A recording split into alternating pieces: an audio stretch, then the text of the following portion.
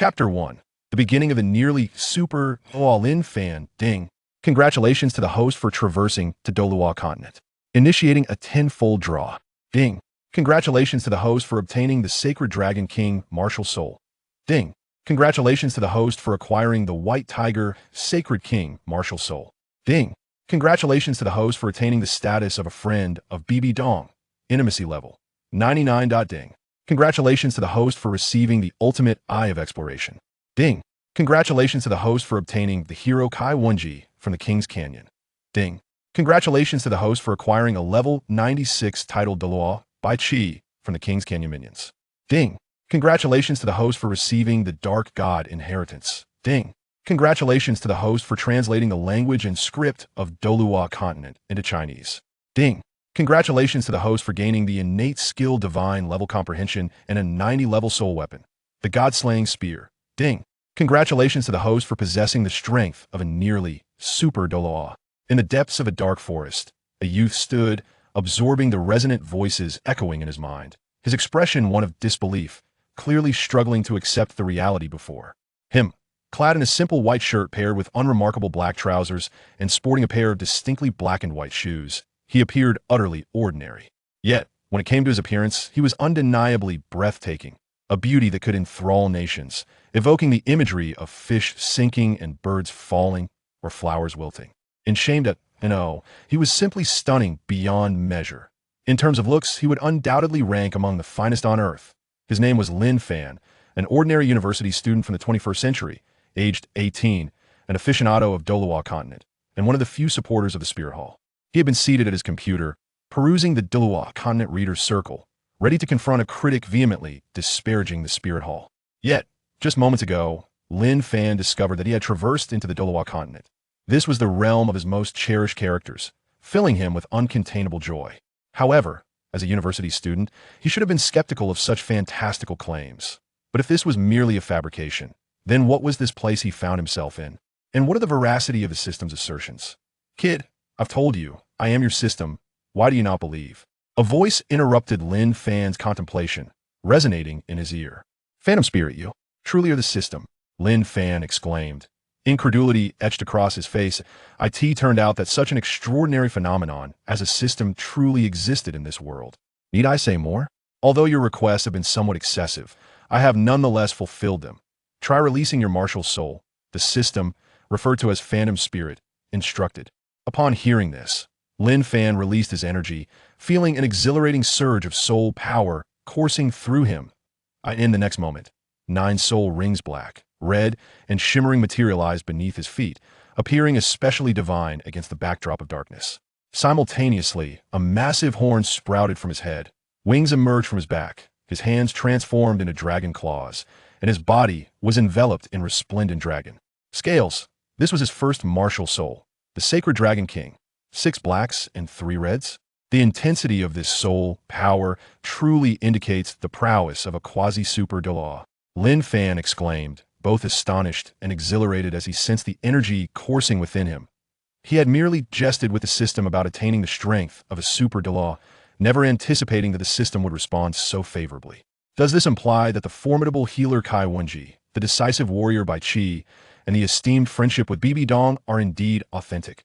Phantom Spirit, activate the data interface, Lin Fan commanded, retracting his martial soul. As a transmigrator, particularly one fond of system narratives, he understood the significance of the data interface in this alternate realm. Host, Lin Fan. System, Phantom Spirit Dominion level. Gender, male. Age, 16. Talent, Divine level comprehension. Ability, Ultimate Eye of Detection. Identity, Honorary. Elder of the Martial Soul Hall, known only to BB Dong. Weapon, God-slaying spear damaged version, possessing only the strength of a 90-level title Douluo. Items, Elders, token of the Martial Soul Hall. Martial Soul, Sacred Dragon King, White Tiger Sacred King. Level, 95 level quasi-super Douluo. Soul ring configuration, black, black, black, black, black, black, red, red, red. Subordinates, by Qi 96 level super Douluo, Kai Wenji 89 level soul Douluo. Upon reviewing the data interface, Lin Fan could no longer conceal the elation swelling within him. With such power, could he not truly traverse Douluo Continent with impunity? You, with such meager strength, are so pleased? Hurry and exert yourself to unify Douluo Star, so I may reconstruct my corporeal form. Phantom Spirit remarked with discontent. All right, I understand, Lin Fan replied. In his nature, Lin Fan felt a deep sense of gratitude towards anyone who had aided him, especially to Phantom Spirit, who had bestowed upon him such remarkable gifts. Phantom Spirit, summoned by Qi and Kai Wenji. Lin Fan pondered before speaking. He was eager to discern the differences between a 96-level super Douluo and himself. Without a verbal response, Phantom Spirit illuminated the dark forest, and before him, brilliance erupted that a young girl, poised atop a colossal zither, stretched out her adorable legs, her large, enchanting eyes captivating Lin Fan.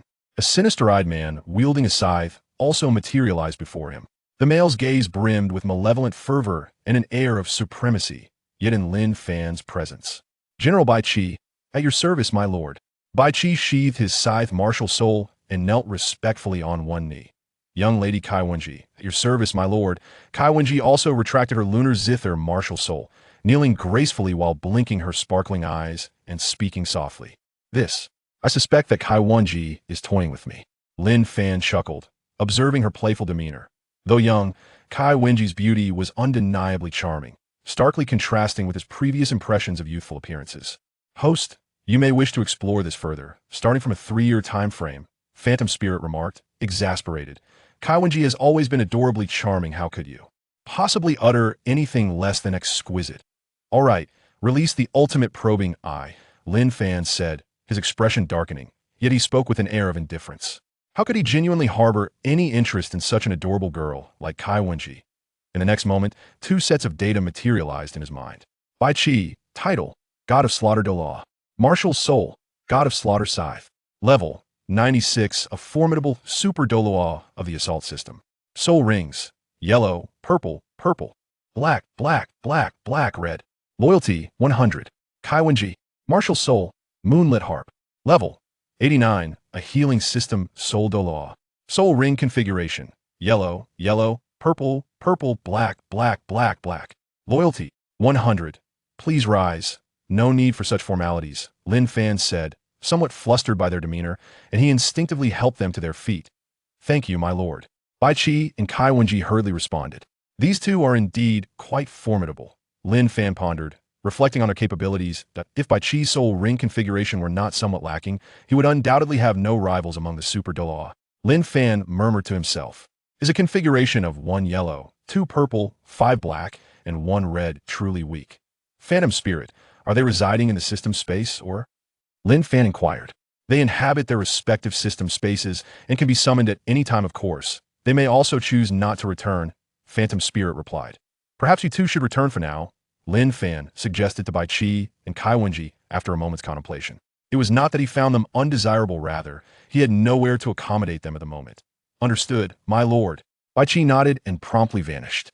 Kai Wenji, however, bestowed Lin Fan with a radiant smile before slowly disappearing as well. Kai Wenji, so young yet so skilled in the art of flirtation, who could possibly withstand it? Lin Fan quivered slightly, speaking aloud. Host, she is 17, and you are currently 16, Phantom Spirit stated solemnly. Lin Fan felt a wave of embarrassment, but he was astounded to learn that Kai Wenji was already a Soul Douluo at 17. Yet, considering the system's unparalleled capabilities, he found solace in this revelation. Host, what are your intentions? Phantom Spirit inquired of Lin Fan. Given that I am 16, how old is Tang San now? Lin Fan asked, somewhat pleased with his own age. 16? Not bad, still quite youthful. But is it fair that I am this handsome at 16? Tang San? As of now, he is just shy of 12 and has yet to join Shrek Academy. There is still half a year until the storyline of his joining unfolds, Phantom Spirit explained.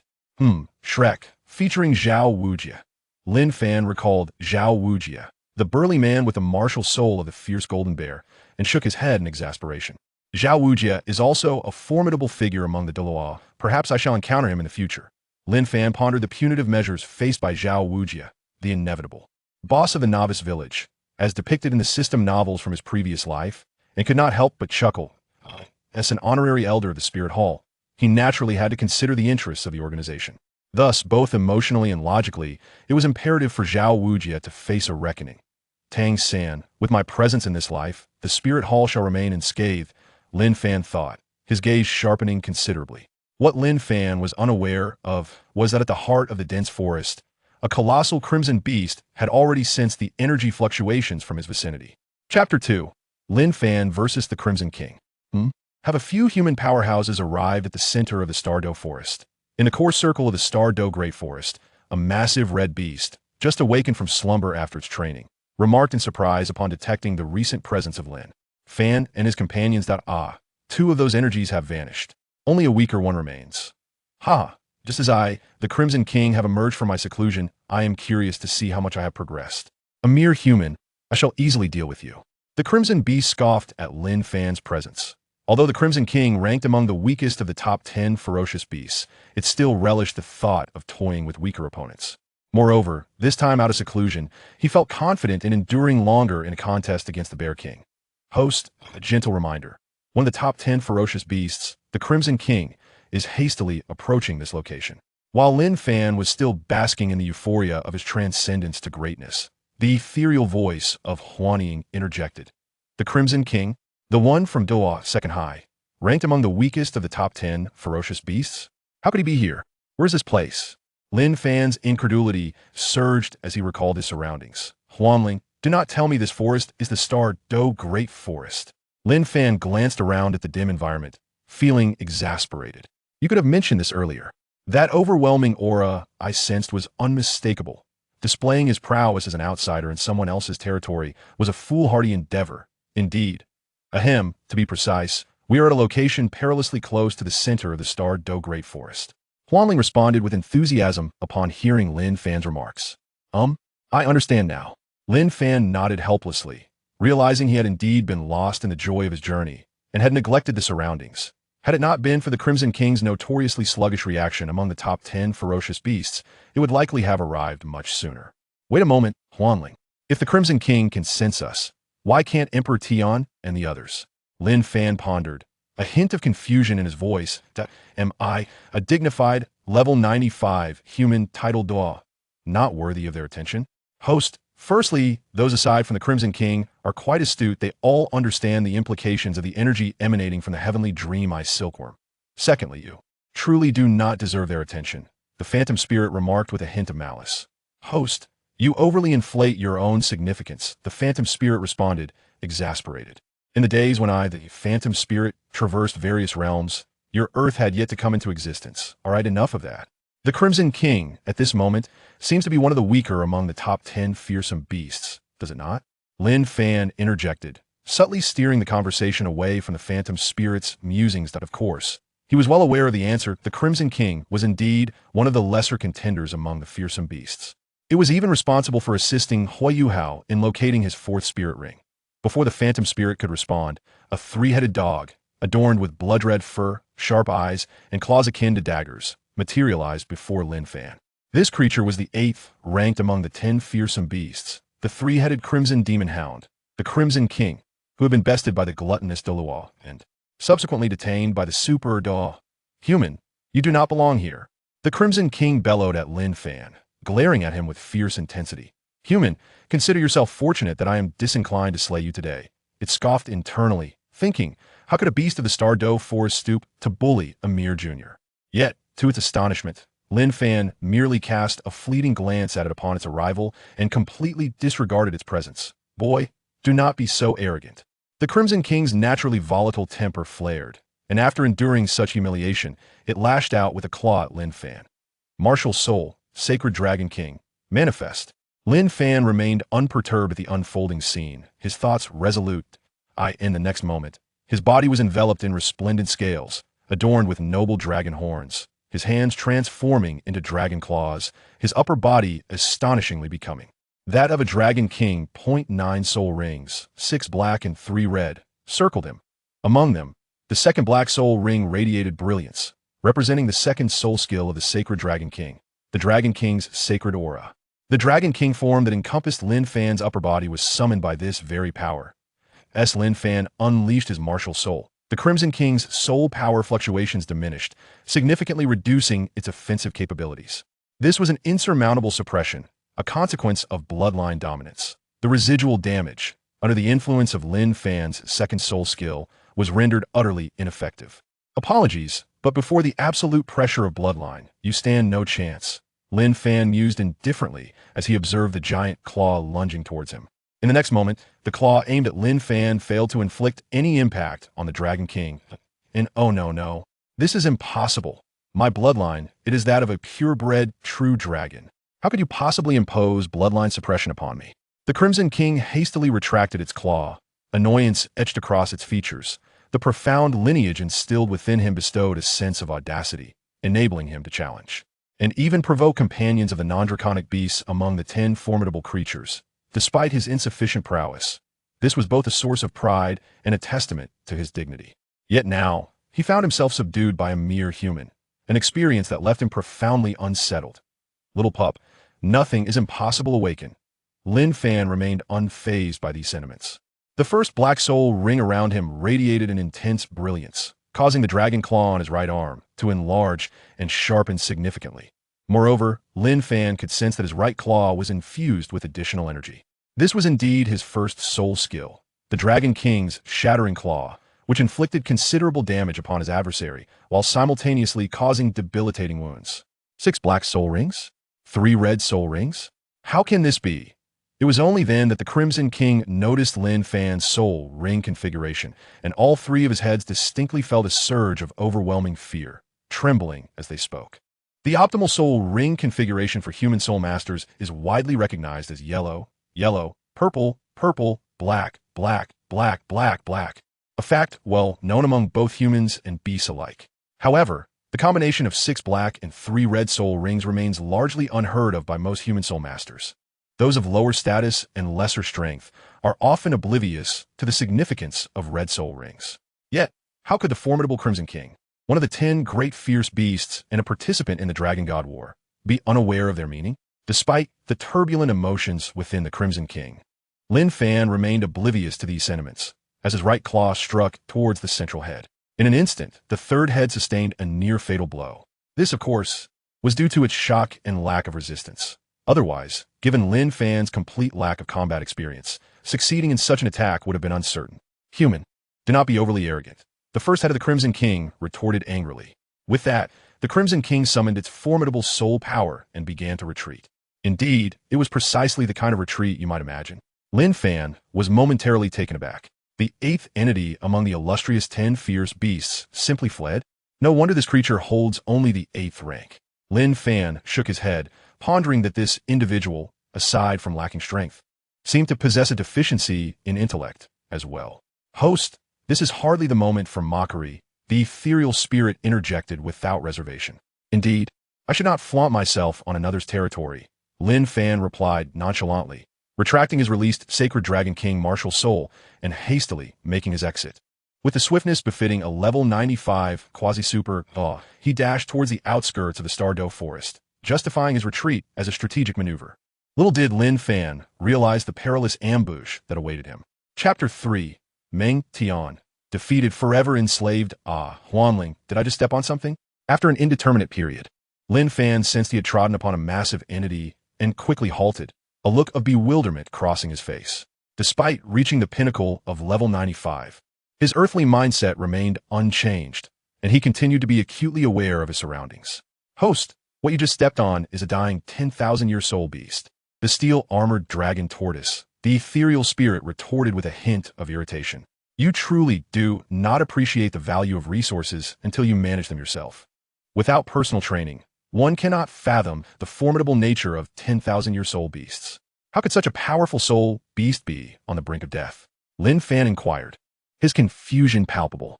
However, before the ethereal spirit could respond, an elderly man, hunched and wielding a staff adorned with a dragon's head, approached him with a menacing glare. Lin Fan instinctively glanced at the elderly man, only to find that a middle-aged man, bearing a striking resemblance to him and wielding a dragon-headed wooden staff, was glaring at him with fierce eyes. Old man, this brat just crushed my soul beast. Before Lin Fan could inquire about the situation, the middle-aged man pointed a finger at him, seething with rage. In truth, beneath his exterior, he was seething with indignation. After all, he had been at the Soul King level for many years, if it were not for his quest to find a suitable soul beast. he would not still be a mere level 50 soul master, having finally discovered a soul beast with approximately 1% dragon lineage, only to have it crushed so easily. Rest assured, I will seek justice for you, the elderly man replied calmly, then turned to Lin Fan. Youngster, do you realize that the creature you just killed was a millennium soul beast? The elderly man, suppressing his inner fury, glared at him with intensity. So what? Lin Fan shrugged dismissively. To him, a millennium soul beast was no challenge at all.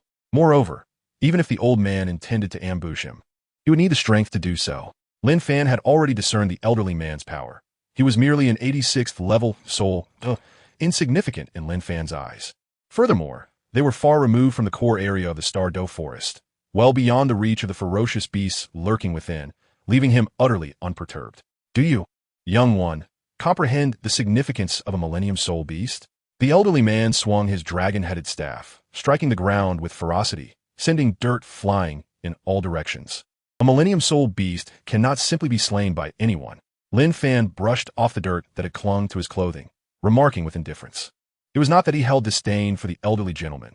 Rather, the old man was undeniably vexatious. Could he not discern the extent of Lin Fan's capabilities? Yet still dared to preach lofty ideals before him? Was he not afraid of downfall? Very well, Meng Shu retorted with a hint of irritation. In my years traversing the realm of soul masters, I have yet to encounter such an arrogant youth as yourself. You, a mere soul master, presume to claim that ancient soul beasts can be easily vanquished, even if your outlandish claims bore any truth. How could one, such as you, regard a creature with even a mere 1% dragon lineage as anything ordinary? That is the bloodline of dragons, though it may be fractional. It is not to be underestimated. Meng Shu, the Meng Shu of the Dragon Prince and Serpent Matron? Lin Fan quietly contemplated upon hearing that name. It was no wonder he exuded such arrogance. He possessed a certain level of capital. However, that seemed insufficient. The martial soul fusion technique of the Dragon Lord and the Snake Lady could merely be compared to a low-ranked title Douluo, at best posing a modest threat to the not-so-combatant Chrysanthemum Douluo. Chrysanthemum Douluo retorted, when have I ever been inept in battle? What do you intend to do? Lin Fan, suppressing his inner thoughts, expressed his displeasure. I am willing to engage in conversation under the premise that I am indeed at fault in this matter. However, I would appreciate it if we could expedite this process. It is late at night. Although I may not necessarily require sleep, I find myself rather lazy. What to do? I desire you to compete against my son. If you win, you may depart. If you lose, you shall serve as a slave for eternity. Meng Shu declared vehemently. Father, isn't that a bit lenient? I believe tearing him to shreds would be more appropriate. The middle-aged man, emboldened by his father's presence, spoke with arrogance. That is a rare soul beast. How can we let him off so easily? The middle-aged man exclaimed, visibly agitated. It was akin to winning a lottery worth 100 million only to have it fall into a dung pit, infuriating beyond measure. Now, Tian'er, once he becomes your slave, everything will be your responsibility. We can discuss the details later, Meng Shu remarked while casting a disapproving glance at him. Look at him. Despite his youth and arrogance, he does not back down. And here you are, so distressed over a 10,000-year soul beast. If Lin Fan were to discern his thoughts, he might very well feel a surge of indignation. You are the truly arrogant one, and your entire family shares in that arrogance. You insolent brat. Let me teach you a lesson. Meng Bang brandished his dragon-headed wooden staff, speaking with palpable ire. As he did so, he unleashed the oppressive aura of his soul power, a formidable force befitting his rank of level 50 Soul King, and summoned forth his illustrious soul rings, yellow and purple. It is well known that such privileges are reserved for direct descendants and esteemed members of their lineage. Remember your future master, the son of the Dragon Lord and the Serpent Matron, level 50 Soul King, Meng Bang, with the martial soul, armored dragon staff. Meng Bang proclaimed with unabashed arrogance. You insolent wretch, I wager you've never encountered a formidable opponent of my caliber, have you? Meng Bang? Lin Fan, upon hearing this name, was momentarily taken aback. You lad, must have spent far too much time in the King's Canyon. You go by Meng Bang? Well, I'm still Imoli, he retorted. Oh, how amusing that you've begun to invoke your master's name already, Meng Bang scoffed. I hope you still possess this bravado after a while. Lin Fan smiled disdainfully and remarked, do you truly believe that I, Lin Fan, need to unleash my martial soul to deal with you? Chapter 4. A single punch stuns Meng Shu. Kid, are you conceding before the match even begins, without releasing your martial soul? That simply won't do. Meng Tian sneered as he observed Lin Fan, standing motionless. I thought you were quite impressive, daring to spar with an old man. Turns out you are merely a coward who doesn't even dare to unleash his martial soul before me. Haha, ignorance is not your fault, but showcasing your ignorance is where you err. Lin Fan glanced at the proudly beaming Meng Tian, speechless as he remarked. If dealing with a novice like you requires a martial soul, then I, Lin Fan, have truly lost my dignity. Lin Fan spoke solemnly. Boy, repeat that. I, Meng Tian's grandfather, shall grant you one final opportunity.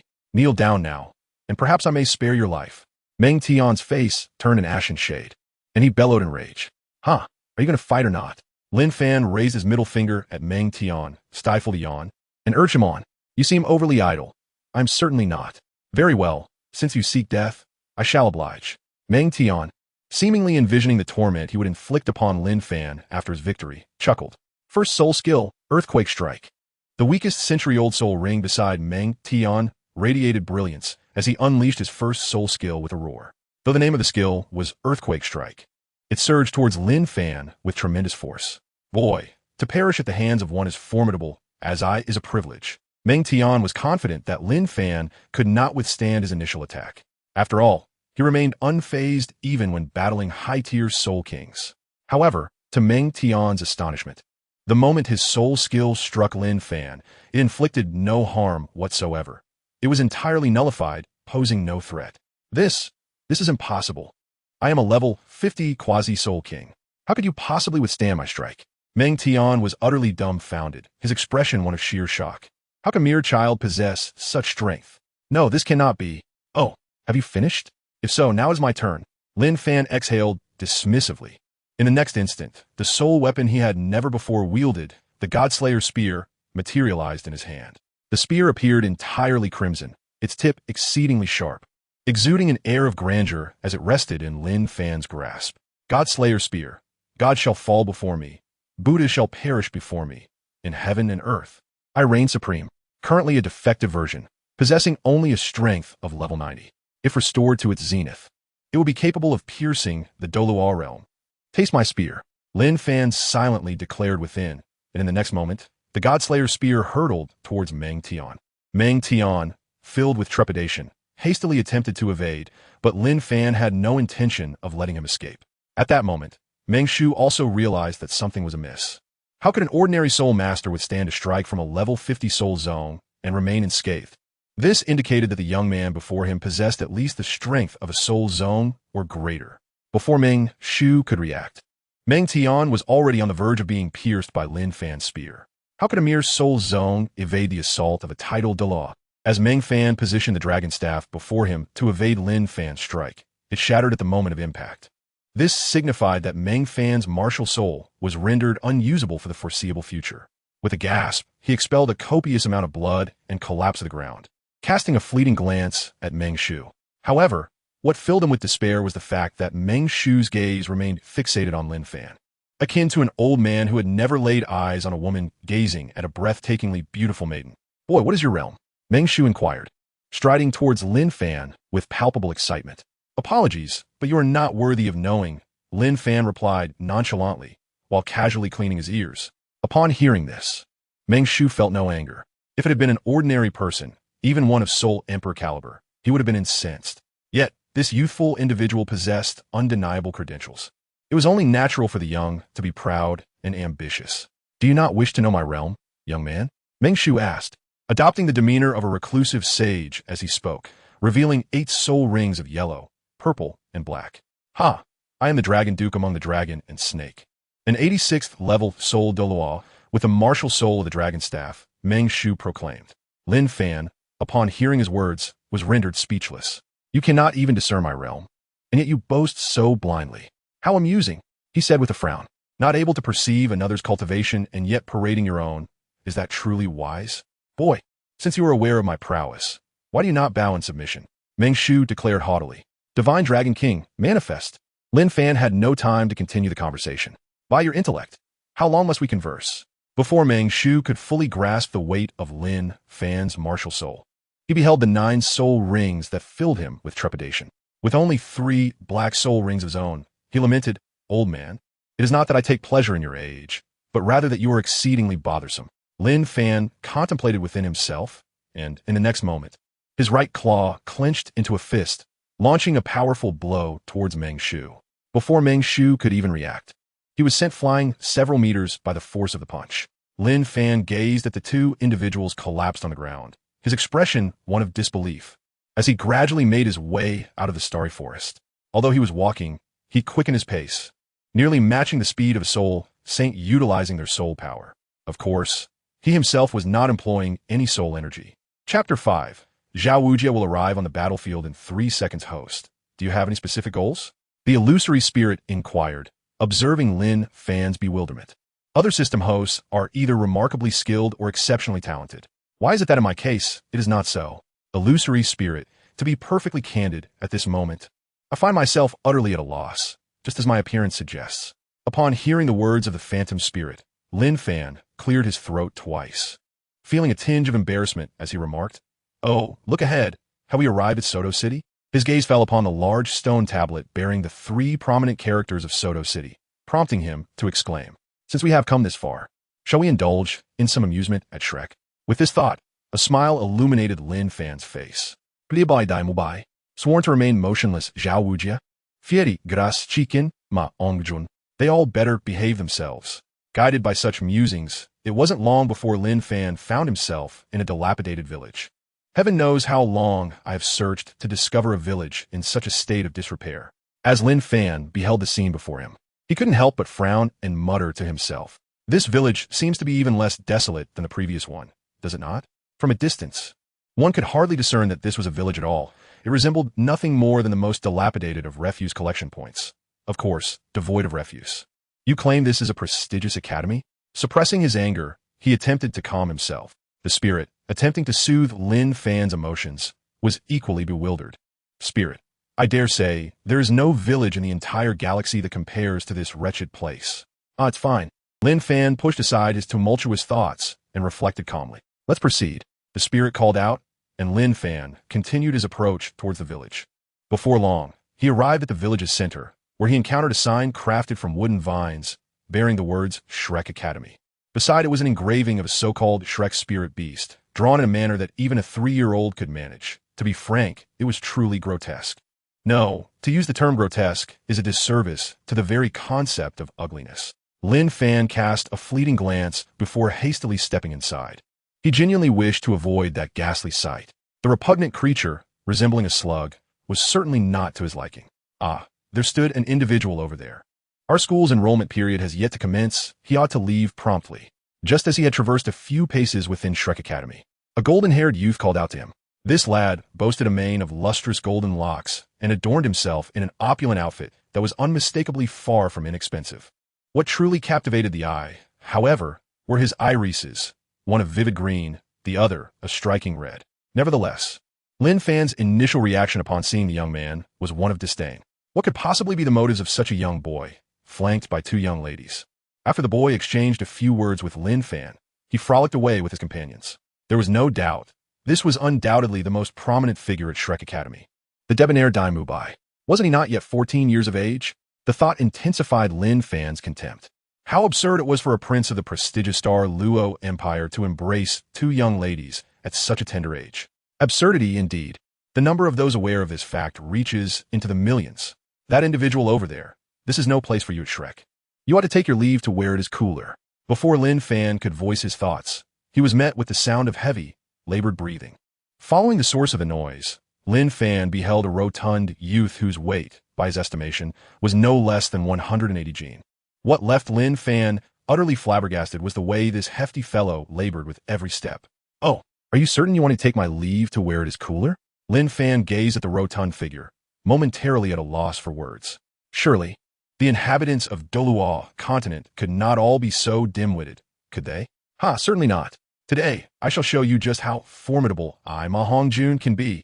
The hefty youth declared with a mischievous grin, and in the next instant, 2 large wings sprouted from his arms, adorned with fiery flames and crowned with red horns. This was Shrek's pure-hearted youth, Ma Hongjun, who was already traversing the brothels at such a tender age. "Oh, you wish to challenge me?" Lin Fan found amusement in this spectacle. For someone like him, who had long been enthralled by fantastical novels, The prospect of tormenting the protagonist within his beloved fantasy realm was simply delightful. Huh, I, Ma Hongjun, the youngest Great Soul Master. Ma Hongjun smirked, proudly unveiling his 2 yellow soul rings. Ma Hongjun, aged 11, a level 24 dual-ringed assault type Great Soul Master. He proclaimed with pride.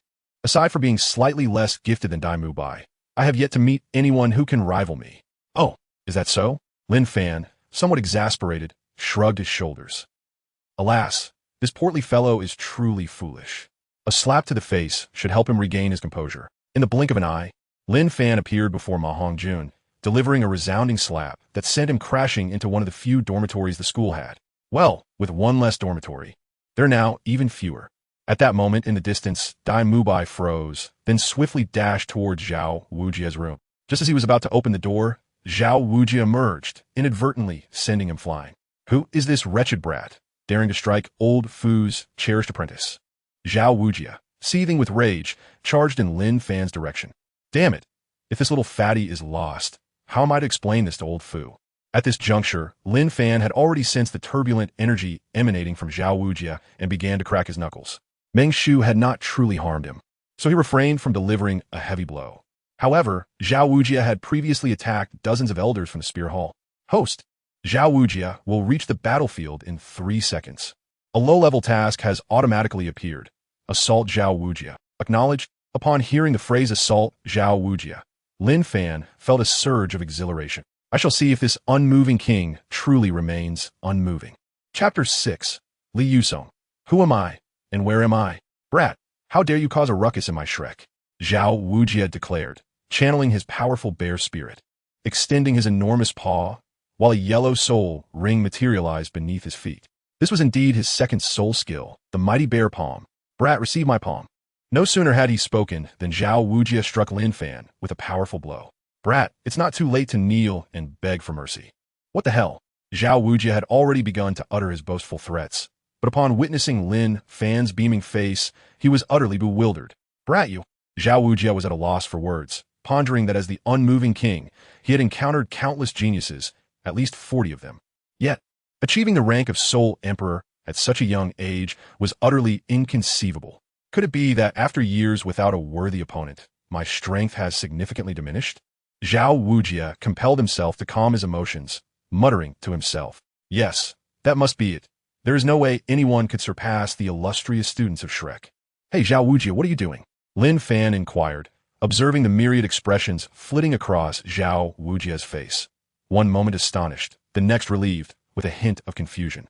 Of course, his perplexity was merely superficial. After all, Lin Fan had undergone 9 years of compulsory education, 3 years of high school, and had now entered university life. How could he possibly be a simpleton? Teacher Zhao, Teacher Zhao.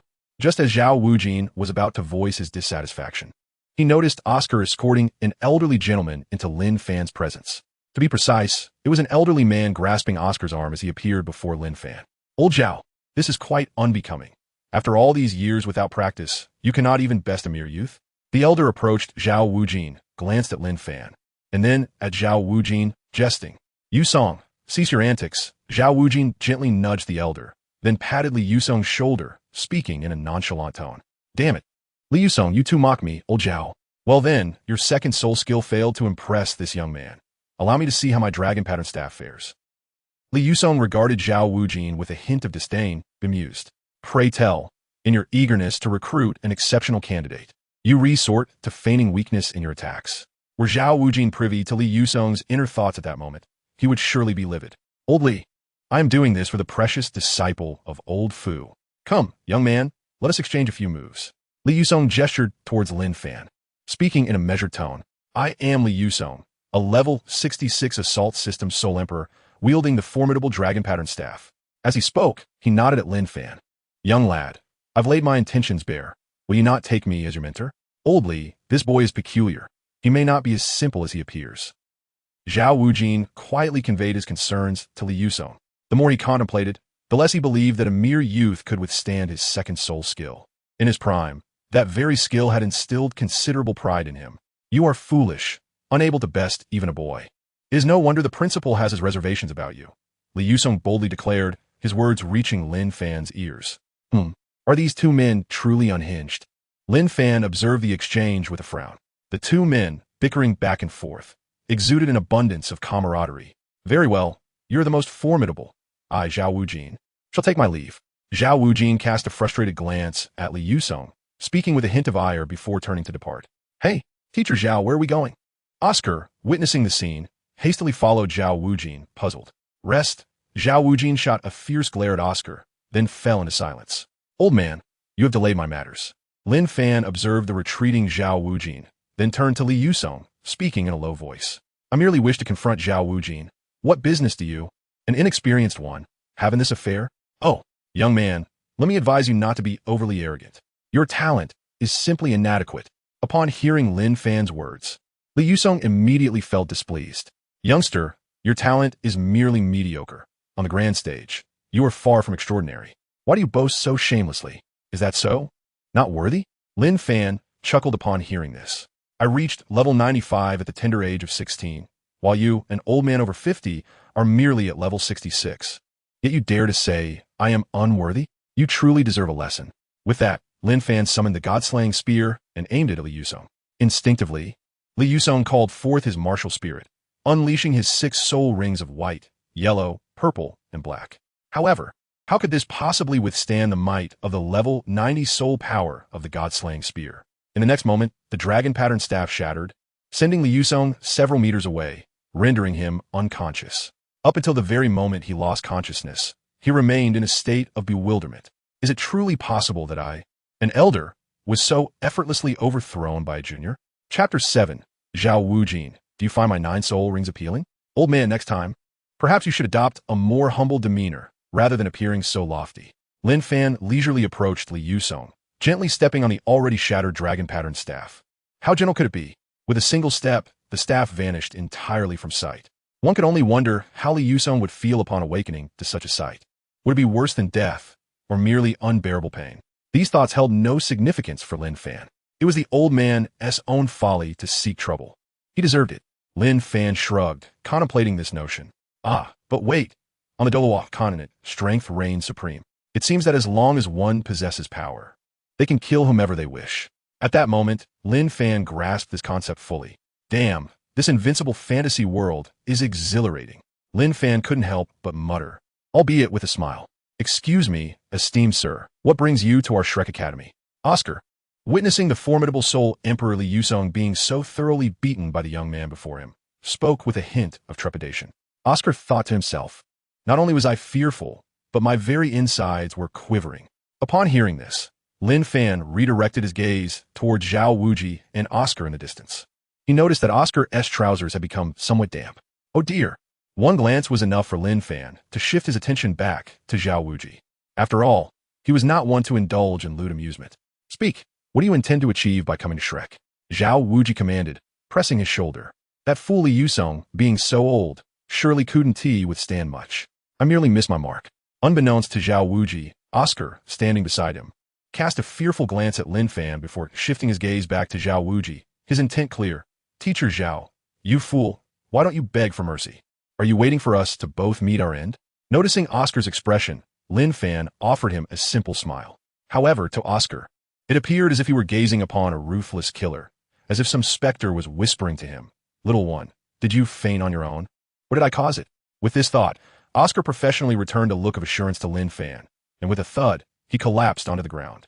Illusion spirit, what on earth has this little brat concocted in his mind? Lin Fan stared at the self-proclaimed unconscious Oscar, bewildered, and inquired of the system. It seems clear, given his current emotional cues, that his fear of you is quite pronounced. The illusion spirit replied with a touch of exasperation. Was it with the people in this fantasy world? Each one seems to possess a more vivid imagination than the last. With such creativity, they would surely excel at writing novels. But did he truly just faint with a mere thud? Lin Fan spoke with a hint of disbelief. It turns out, feigning unconsciousness is so simple. You, Zhao Wujia glanced at Oscar, who lay on the ground, feeling a wave of helplessness wash over him. Even if he were the unmoved king, at such a young age, encountering someone of this caliber would likely lead to nothing but pretending to faint. However, in his current state, he would rather face death than concede defeat. Young man, have you come to our Shrek for a specific purpose? Zhao Wujia, despite his confidence, felt a twinge of caution. No matter how ineptly Yusong might be, he was still a sole emperor.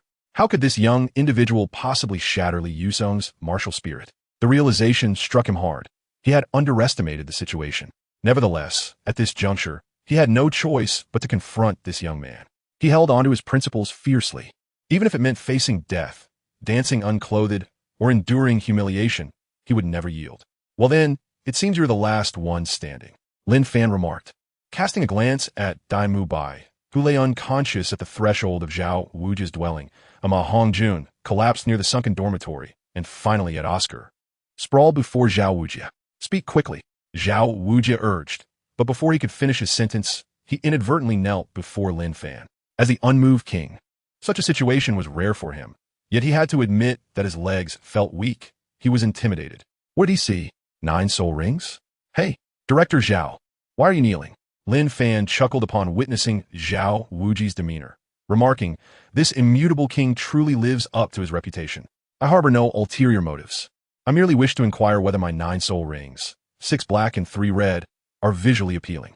He licked his lips and smiled. Yet, in Zhao Wuji's eyes, it was a gaze steeped in death. My lord, I am but a commoner, unaware of how I might have offended you. I humbly request your guidance. Zhao Wuji expressed with palpable frustration. Nevertheless, he felt compelled to assert his words with conviction. Ah, it seems someone once mentioned that even in the face of self-destruction, one should not yield. Zhao Wuji replied, I do not know. In any case, it wasn't I. Chapter 8. Next destination, Star Luo Empire. Oh, you are but a commoner? Upon hearing this, Lin Fan let out a disdainful chuckle. The sole emperor of the Spirit Hall, at the level of an attendant, considers you a commoner? Ah, that remark by Li Yulong must have been directed at you, right? Indeed, you are a remarkable individual. To be candid, I am indeed a soul master who has not allied with any faction and typically focuses solely on my own cultivation. Zhao Wuji, feeling somewhat embarrassed, stood up and spoke in a conciliatory tone. You, a soul sage, dare to claim you are a commoner? Lin Fan shot a glance at Zhao Wuji, responding with a hint of irritation. My lord, at our soul sage level, is it not sufficient to merely possess hands? Zhao Wuji spoke disingenuously. Remarkably, he took over 40 years to reach this level. Oh, merely possessing hands? Your ideological awareness is quite commendable. Lin Fan nodded in acknowledgement, his tone laced with mockery. Were it not for my familiarity with the original text, I might have been led astray by your words. However, I have heard of a certain self-proclaimed immovable king named Zhao Wuji. Lin Fan fixed a penetrating gaze on Zhao Wuji, a smile playing on his lips. My lord, are you perhaps in need of my allegiance? Zhao Wuji's mind raced, and he spoke with a grin. After all these years, my reputation appears to be quite formidable. Even a titled Douluo-level powerhouse has personally come to recruit me. The thought filled Zhao Wuji with immense satisfaction. Join you? With your soul, sage-level mediocrity? Lin Fan's expression darkened upon hearing his words. Who gave you the audacity to believe that a titled Douluo-level soul master would willingly extend an invitation to you? So my lord has come to. Zhao Wuji began to inquire, only to find Lin Fan already smiling at him. Zhao Wuji, in the past, has caused trouble for my Spear Hall. Lin Fan declared, producing his elder token from the Spear Hall. The elder of the Spirit Hall. At that moment, Zhao Wuji's heart sank. If only I had known better than to cause a ruckus at the Spirit Hall. Now I find myself face to face with an elder. So, my lord intends to. Zhao Wuji hesitated, ultimately managing to voice this question. Yet it was evident that the answer was already predetermined. You, Zhao Wuji, are indeed a man. I shall grant you a swift resolution. Lin Fan retrieved the elder token, grinning with bared teeth. My Spirit Hall is not a place you can provoke at will. Lin Fan spoke, thrusting a spear towards Zhao Wuji's heart. In the next moment, Zhao Wuji succumbed to his profound resentment and breathed his last. Oh my, has the host grown so formidable? Bold enough to take a life, the ethereal spirit remarked with a hint of delight. Considering your past mindset, wouldn't the act of killing a person weigh heavily on your conscience? Alas, this man deserved his fate. Could a mere brute like him provoke the Spirit Hall? Lin Fan shook his head and proceeded towards the entrance of Shrek Academy. With such a commotion, only Zhao Wuji and Li Yusong had emerged, leaving no one else present. Given this, there was no reason for him to linger any longer. Contemplating this, Lin Fan swiftly departed from Shrek Village. What Lin Fan remained unaware of was that, long after his departure, Flander had returned. Upon witnessing the shattered martial soul of Li Yusong and the lifeless form of Zhao Wuji, he was momentarily taken aback. Host, Where shall we head next? The ethereal spirit inquired, observing Lin Fan's serene demeanor. Do you recall the character from Douluo that I cherished most in my previous life?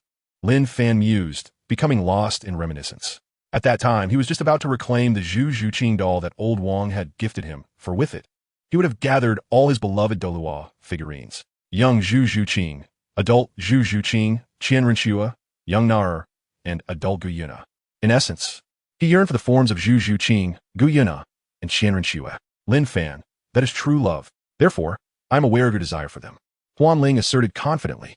Anyone who has watched Douluo cannot deny their allure. That is true love. Lin Fan replied irritably. What vexed him most was the insinuation that he was merely attracted to their physical forms.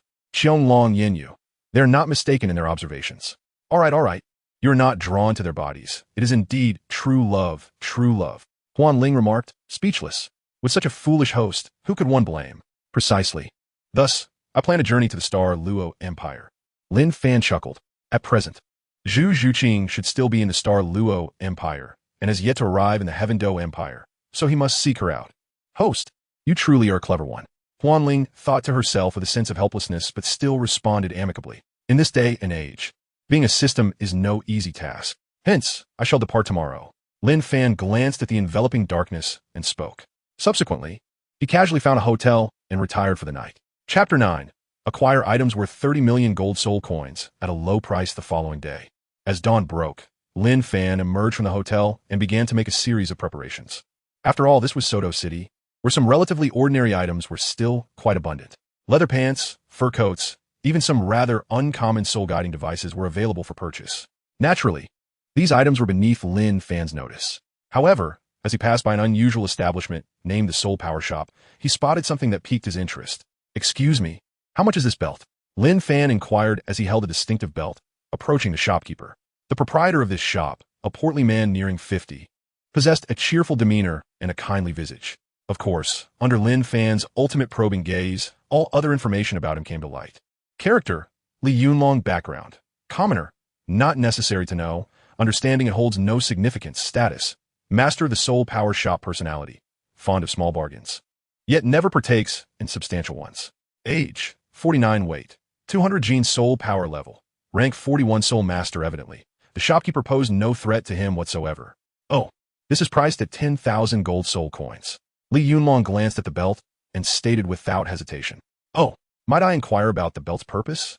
As if already aware of the outcome, Lin Fan smiled at the shopkeeper. This, well, is an ancient ornament of some significance, possessing a measure of collectible value. Li Yunlong replied without a second thought. Lin Fan observed the scene before him, nodding inwardly. The old shopkeeper truly lived up to his reputation, demonstrating remarkable composure. How about 3,000 soul coins? Lin Fan stated, gazing at the shopkeeper's face with an air of nonchalance. This, young man, I would be at a loss with such a price. You may not be aware, but this belt. The shopkeeper clearly found the offered price unsatisfactory and was preparing to haggle. Never mind, I currently possess only 5,000 soul coins. If that is insufficient, then so be it. Lin Fan retrieved a pouch of soul coins from his suit pocket, ready to hand it to Li Yunlong. Very well, let me 5,000 soul coins then. I shall not accept a penny more. After a moment's hesitation, Li Yunlong ultimately acquiesced, taking the pouch and placing the belt on the counter. All right, I shall take my leave now, Lin Fan declared, picking up the belt from the counter and exiting the shop. Once outside, Lin Fan temporarily stored the belt in his system's storage space, a smile gradually spreading across his face as he began to examine the belt's details anew. Soul storage belt grade. Low-tier soul artifacts storage space. 200 cubic meters capable of storing living beings capable of storing soul's value. Ordinary item. Appraised at 30 million soul coins. Note. Usage condition. Must be a level 70 soul saint to utilize. The shopkeeper, being only at level 41, could not discern the mysteries of this soul storage belt. The mere capacity of 200 cubic meters far surpassed the capabilities of Tang San's 24 bridge moonlit night, not to mention its ability to store souls. Undoubtedly, it was impossible for him to have acquired it with his soul coins. Stop showing off. I can only lend you 100,000 soul coins for now. Remember to pay me back. Ling could not help but admonish Lin Fan, observing his smug demeanor. I understand, Lin Fan replied affirmatively, feeling a touch of gratitude within. Without the loan, acquiring such an extraordinary item would have been impossible. Ling, you are truly kind. After a short while, Lin Fan proceeded to purchase some clothing and accessories, for he could not remain in his suit forever. Once adorned in the new attire and donning the belt, Lin Fan felt an immediate transformation in his appearance.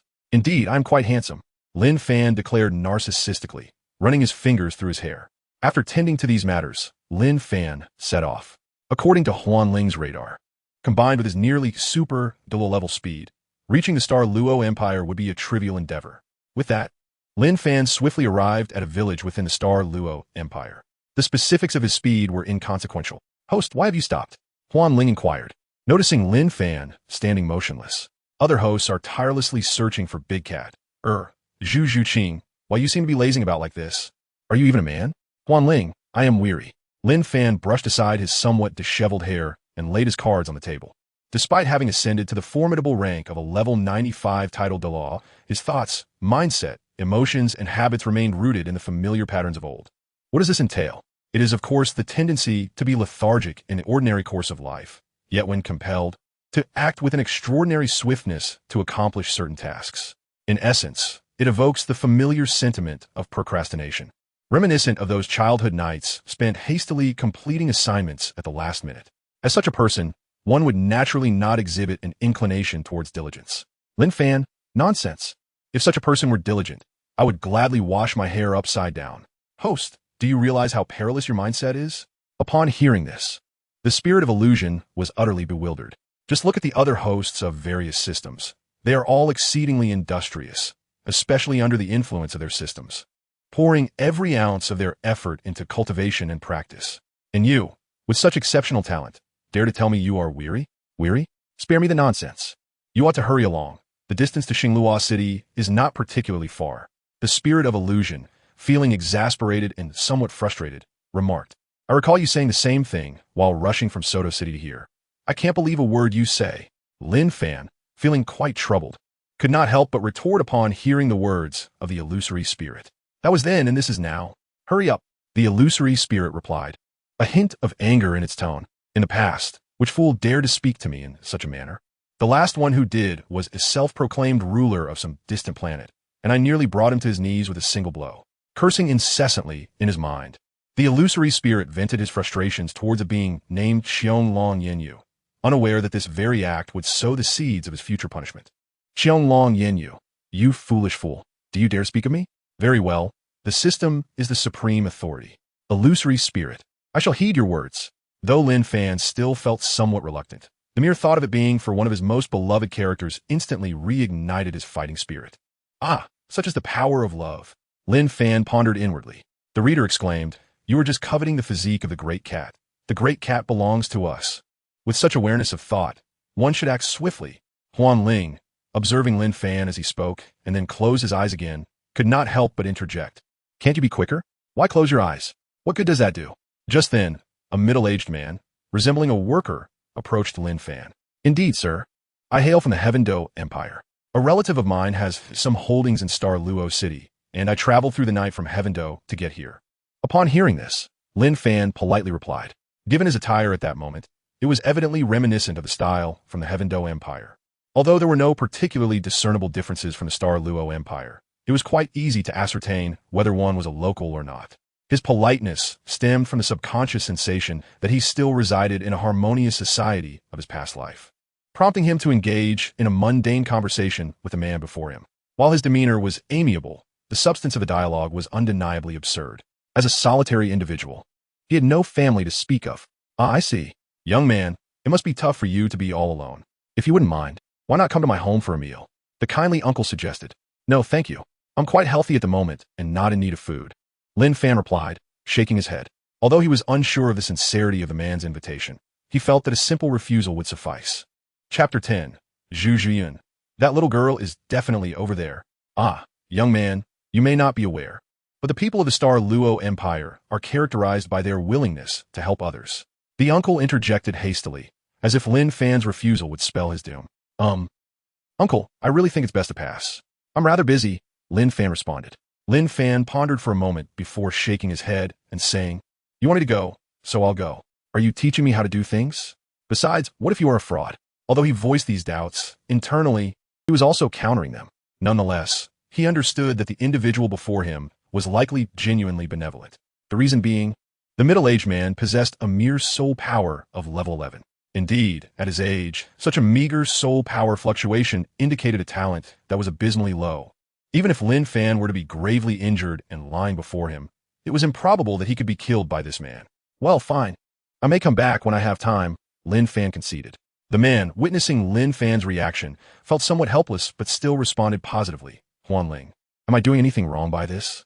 After contemplating for a moment, Lin Fan inquired of Huanling, what do you think?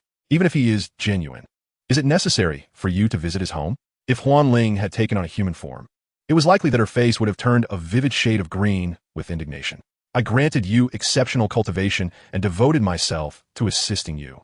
And you dare to question whether you should visit someone else's home? Furthermore, how can you be so certain that he is merely an 11th level soul master? Huanling protested vehemently. What else? The ultimate eye of investigation is a gift from you, Lin Fan retorted dismissively. Huanling was momentarily taken aback. It seemed that indeed it was a gift from her. Host, you must understand that you did not come to the Star Luo Empire merely for a visit. Huanling said earnestly. You came for your most cherished character, not for mere pleasantries. Lin Fan nodded in agreement upon hearing this. Just then, he suddenly sensed several soul emperor-level auras emanating from a small grove outside the village. In such a small place, there are soul emperors? Could be a replica of Shrek? Lin Fan mused with amusement. The Heaven Dou Empire has Shrek Village, and now the Star Luo Empire has one too? Keeping up with the trends, I see. With a curious mindset, Lin Fan approached that direction. Curiosity may have killed the cat, but it certainly would not endanger him. After a few breaths, Lin Fan successfully concealed himself behind these individuals, only to discover 3 soul emperors, 2 men and 1 woman, all in their 40s. However, the leader among them was merely a girl of about 17 or 18.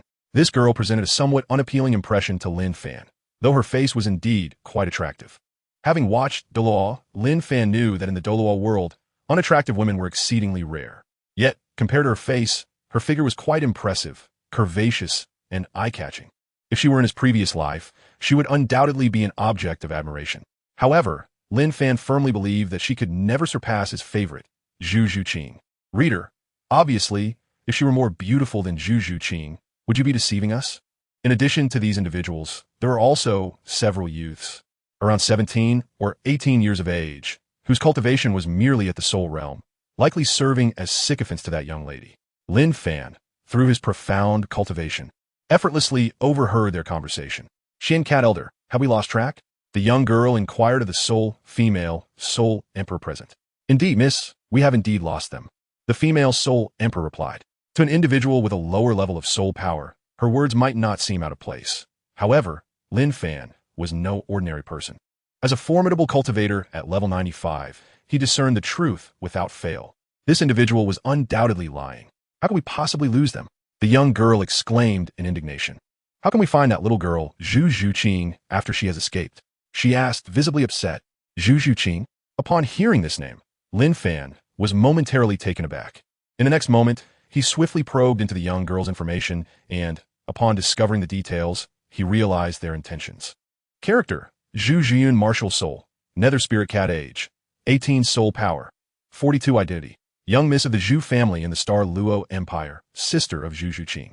Damn! Upon reading this information and observing their movements, Lin Fan understood that Zhu Zhuqing was indeed pursuing Zhu Zhuqing, although the original text did not explicitly state this fact. Lin Fan was certain of it. If it were not the case, how could Zhu Zhuqing have thought to venture alone into the Heaven Dou Empire without any escorts? Clearly, she had her own difficulties. Qian Cat Elder, their movement over there. Just as Lin Fan was deep in thought, Zhu Zhuqing's voice snapped him back to attention. She pointed excitedly toward a dense thicket of bushes a mere few hundred meters away. Qian Cat Elder, I have a feeling that Zhu Zhuqing is right there. A purple soul ring appeared beneath Zhu Zhuqing's feet as she dashed toward the thicket. The elder, referred to as Qian Cat, could only sigh in resignation. Well, as the head of the family said, this plan has gone awry. The second miss cannot be taken away now. Seeing the unfolding scene, Lin Fan felt a surge of excitement. He sensed that the thicket indeed harbored the aura of a level 25 Great Soul Master. Chapter 11. The first encounter with Zhu Zhuqing. Little girl, let us see where you can hide. In mere moments, Zhu Zhuqing arrived near the thicket, and through her proximity, She confirmed her suspicions. That little girl was indeed here. Meanwhile, the graceful figure behind the bushes trembled slightly. Just as Zhu Zhuqing was about to break through the thicket, Lin Fan had already reached the location ahead of her. His formidable strength and swiftness made it a certainty.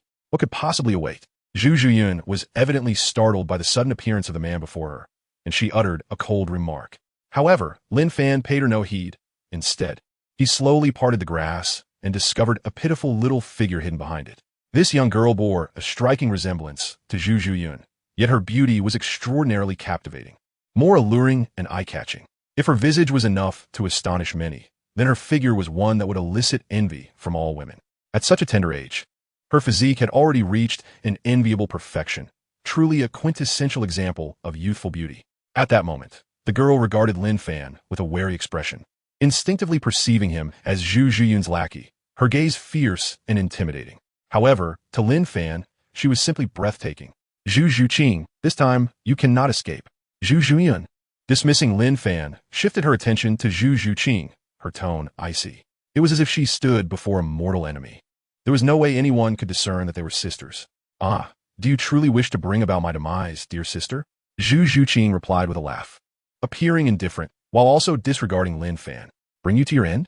No. You should consider what you will do in a few years, especially with your incompetent fiancé. Zhu Zhuqing, unaffected by Zhu Zhuqing's nonchalance, spoke with a tone of utter disdain, as if struck by an unwelcome memory. Zhu Zhuqing frowned slightly upon hearing the words incompetent fiancé, and then let out a sigh. Before she could respond, Zhu Zhuqing continued, by then, will you not find yourself at a dead end? With that, she feigned concern for her sister, choosing not to elaborate further. Just as the two were about to lapse into silence, an unfamiliar voice broke through the air beside them. Hey, are you both just going to ignore me? Lin Fan's face darkened, and with a hint of helplessness, he remarked, I shall remain here, quietly observing the two of you. I shall speak once you have concluded your quarrel. It appears you are indeed quite inconsiderate, completely oblivious to my presence. Upon hearing his voice, the two finally turned their gaze towards Lin Fan. In the next moment, they were both taken aback. Among them, Zhu Zhuqing's face turned crimson, the change most conspicuous. Meanwhile, Zhu Zhuqing, despite her usual aloof demeanor and flawless facade, felt a stir within her heart. This man, he is so handsome. Handsome fellow. Do you require something? Every individual harbors a desire to approach beauty, and Zhu Zhuqing is no exception. Upon witnessing Lin Fan in such a state, she hastily spoke up. However, to her astonishment, Lin Fan did not even glance in her direction. Instead, his unwavering gaze was fixed upon Zhu Zhuqing. At this moment, the feelings coursing through Lin Fan's heart were comprehensible only to him. Zhu Zhuqing, the living Zhu Zhuqing. Before me, the frigid Zhu Zhuqing. Lin Fan was utterly captivated, feeling as though this moment was surreal. The goddess he had once idolized was now before him, and such a reaction was only to be expected. Have you seen enough? Despite Zhu Zhuqing's usual indifference, her face was now flushed with a deep crimson hue. Is it really acceptable to stare at someone like that? No, it is impossible to ever gaze upon her enough. A lifetime would not suffice. Lin Fan was utterly oblivious to the question posed, instinctively responding. Upon hearing his reply, Zhu Zhuqing felt an overwhelming sense of shyness. Meanwhile, Zhu Zhuqing could no longer bear the sight and unleashed her fourth soul skill, directing it towards Lin Fan. What nonsense is this? Why does he not pay attention to me and instead focus on that thing? Zhu Zhuqing. Upon sensing the disturbance, Lin Fan instinctively enveloped Zhu Zhuqing in his embrace and soared into the air. Zhu Zhuqing was taken aback. She had never anticipated being embraced by a stranger in such a manner. Zhu Zhuqing was equally stunned, ascending into the sky. She mused that if it were not for her flying martial soul, it would be nearly impossible to achieve such a feat. The female soul emperor appeared to grasp the gravity of the situation, yet it seemed inevitable. My apologies for taking liberties without your consent. Lin Fan hastily descended and released Zhu Zhuqing from his hold. She looked utterly frightened, resembling a timid child. I am fine, Zhu Zhuqing stammered, her cheeks flushed with embarrassment. How shameful it was to be embraced and yet not feel anger. That woman, do you wish to strike me? Lin Fan glared at Zhu Zhuqing, addressing her directly. If it weren't for your meddling, I would never have had the chance to embrace Zhuqing. No, wait. It seems it is precisely because of you that I was afforded this opportunity. Lin Fan found himself momentarily lost in thought. However, upon recalling their pursuit of Zhu Zhuqing, his resolve solidified. He must protect her. My future wife, is she someone you can bully? With that thought, Lin Fan cast a glance that toppled Zhu Zhuqing, then shifted his focus to the others accompanying her. Lead the way to your master's residence, Lin Fan commanded, glancing at the female Soul Emperor with an indifferent demeanor. As for my reasons for this course of action, youth, we are the esteemed Zhu family from the imperial city of Star Luo, and that young lady is of direct lineage. Is this truly wise? The female Soul Emperor trembled as she attempted to reassure herself while addressing Lin Fan. Oh, an esteemed family? I care not for your status. I am here to stir trouble, Lin Fan replied, his impatience evident. Young man, do not presume that because you have incapacitated the young lady, we are powerless to retaliate, a male Soul Emperor remarked, displeased with Lin Fan's actions. Yet, before he could finish, the 9 soul rings, dark and crimson, summoned by Lin Fan and his annoyance, revealed themselves in their entirety.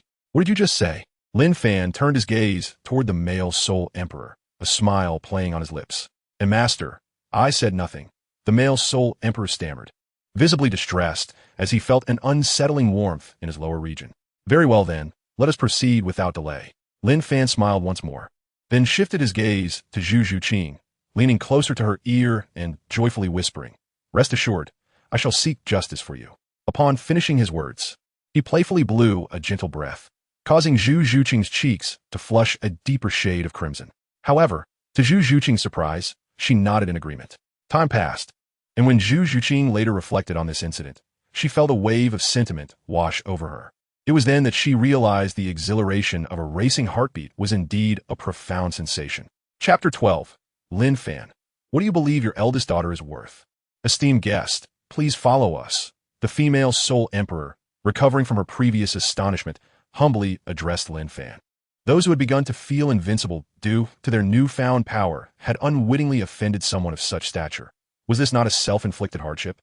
In that moment, the Soul Emperor was utterly captivated by Lin Fan's formidable presence.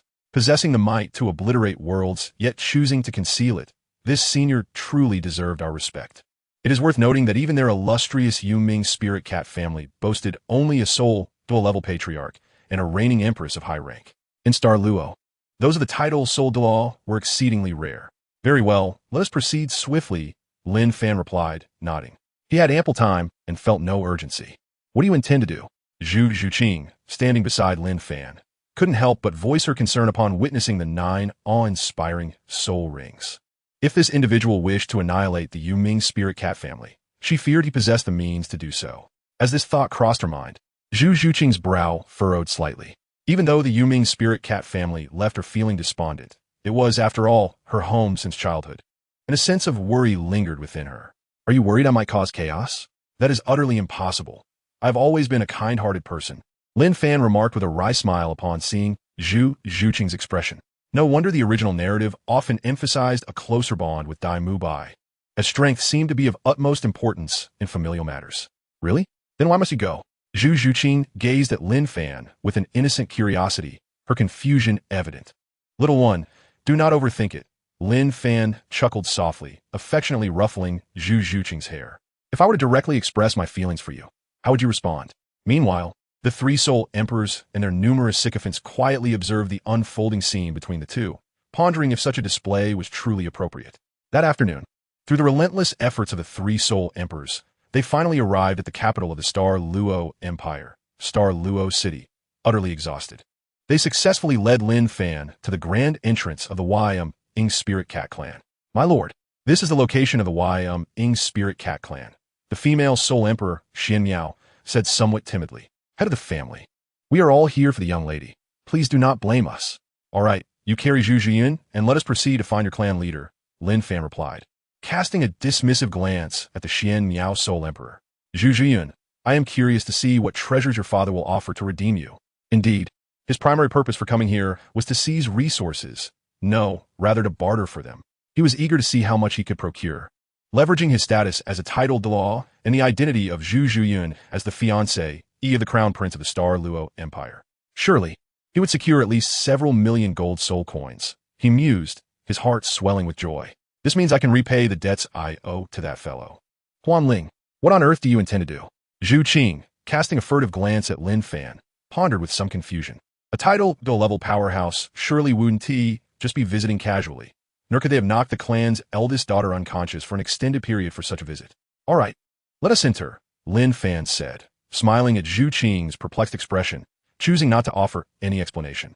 Despite her reluctance, the Qian Miao Soul Emperor found herself compelled to carry Zhu Zhuqing on her back and follow Lin Fan inside. To her mind, even if the clan leader forbade it, she felt she must comply. The clan leader, merely an 86-level soul Dao, with a soul ring configuration of yellow, yellow, purple, purple, black, black, black, black, stood in stark contrast to Lin Fan's astonishing arrangement of soul rings, black, black, black, black, black, red, red, red, which left her in awe.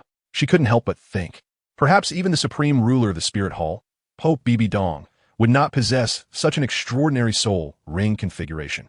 As Qian Miao contemplated this, a sense of trepidation washed over her, yet she overlooked a crucial point: Lin Fan's appearance and age.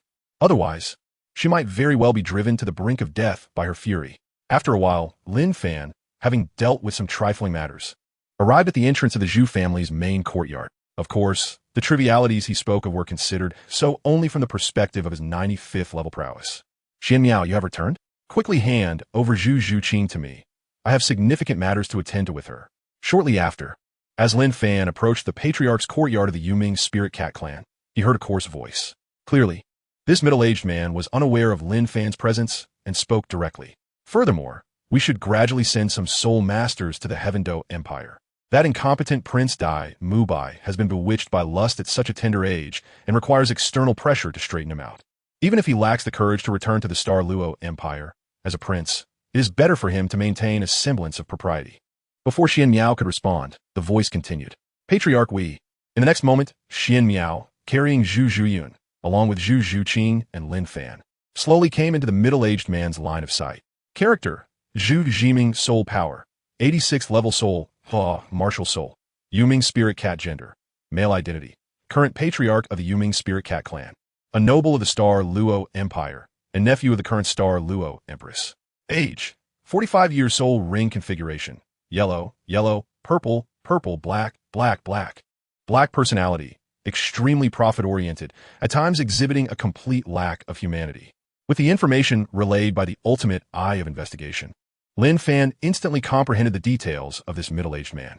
This was none other than Zhu Zhuqing's father, Zhu Zhuqing, the patriarch of the Yuming Spirit Cat clan, mentioned not a single time in the original text.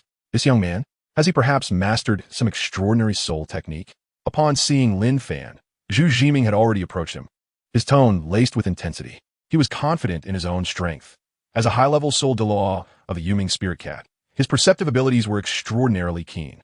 If he were facing an ordinary youth, he would have certainly sensed his presence. What he could not perceive could only be due to the youth's superior soul power or some concealed soul energy fluctuations of a secret art. Thus, the conclusion was evident. The young lad before him undoubtedly possessed some remarkable secret method, and his background was equally profound. Extraordinary soul technique? No. Lin Fan dismissed Zhu Zhuqing's inquiry with a wave of his hand, responding calmly. Extraordinary soul technique? I have scarcely utilized any of my 18 soul techniques. And yet you wish to engage me in such discourse? Is that so? Then, this is quite peculiar. Zhuyan? What has happened to Zhuyan? Zhu Zhuqing, initially prepared to continue interrogating Lin Fan, found himself utterly bewildered upon noticing the girl behind Qian Miao. He was well aware of the soul power of the trio, 2 64th level soul emperors and 1 66th level soul emperor, all direct members of the Yuming Spirit Cat clan, possessing impressive speed. So, who could have incapacitated Zhuyan? Suddenly, Zhu Zhuqing found himself associating with Lin Fan, whom he had previously overlooked, feeling a sense of unease. When he turned to look at Lin Fan, he happened to catch a glimpse of Lin Fan's innocuous smile. Zhu Patriarch, may I inquire, how much would it take to redeem your eldest daughter, in your estimation? Chapter 13, the Patriarch of the Zhu clan. How could you possibly be a title Douluo? Upon hearing the youth's inquiry, Zhu Zhuqing was momentarily taken aback. My daughter, must I redeem her? The audacity of this boy on his territory was infuriating.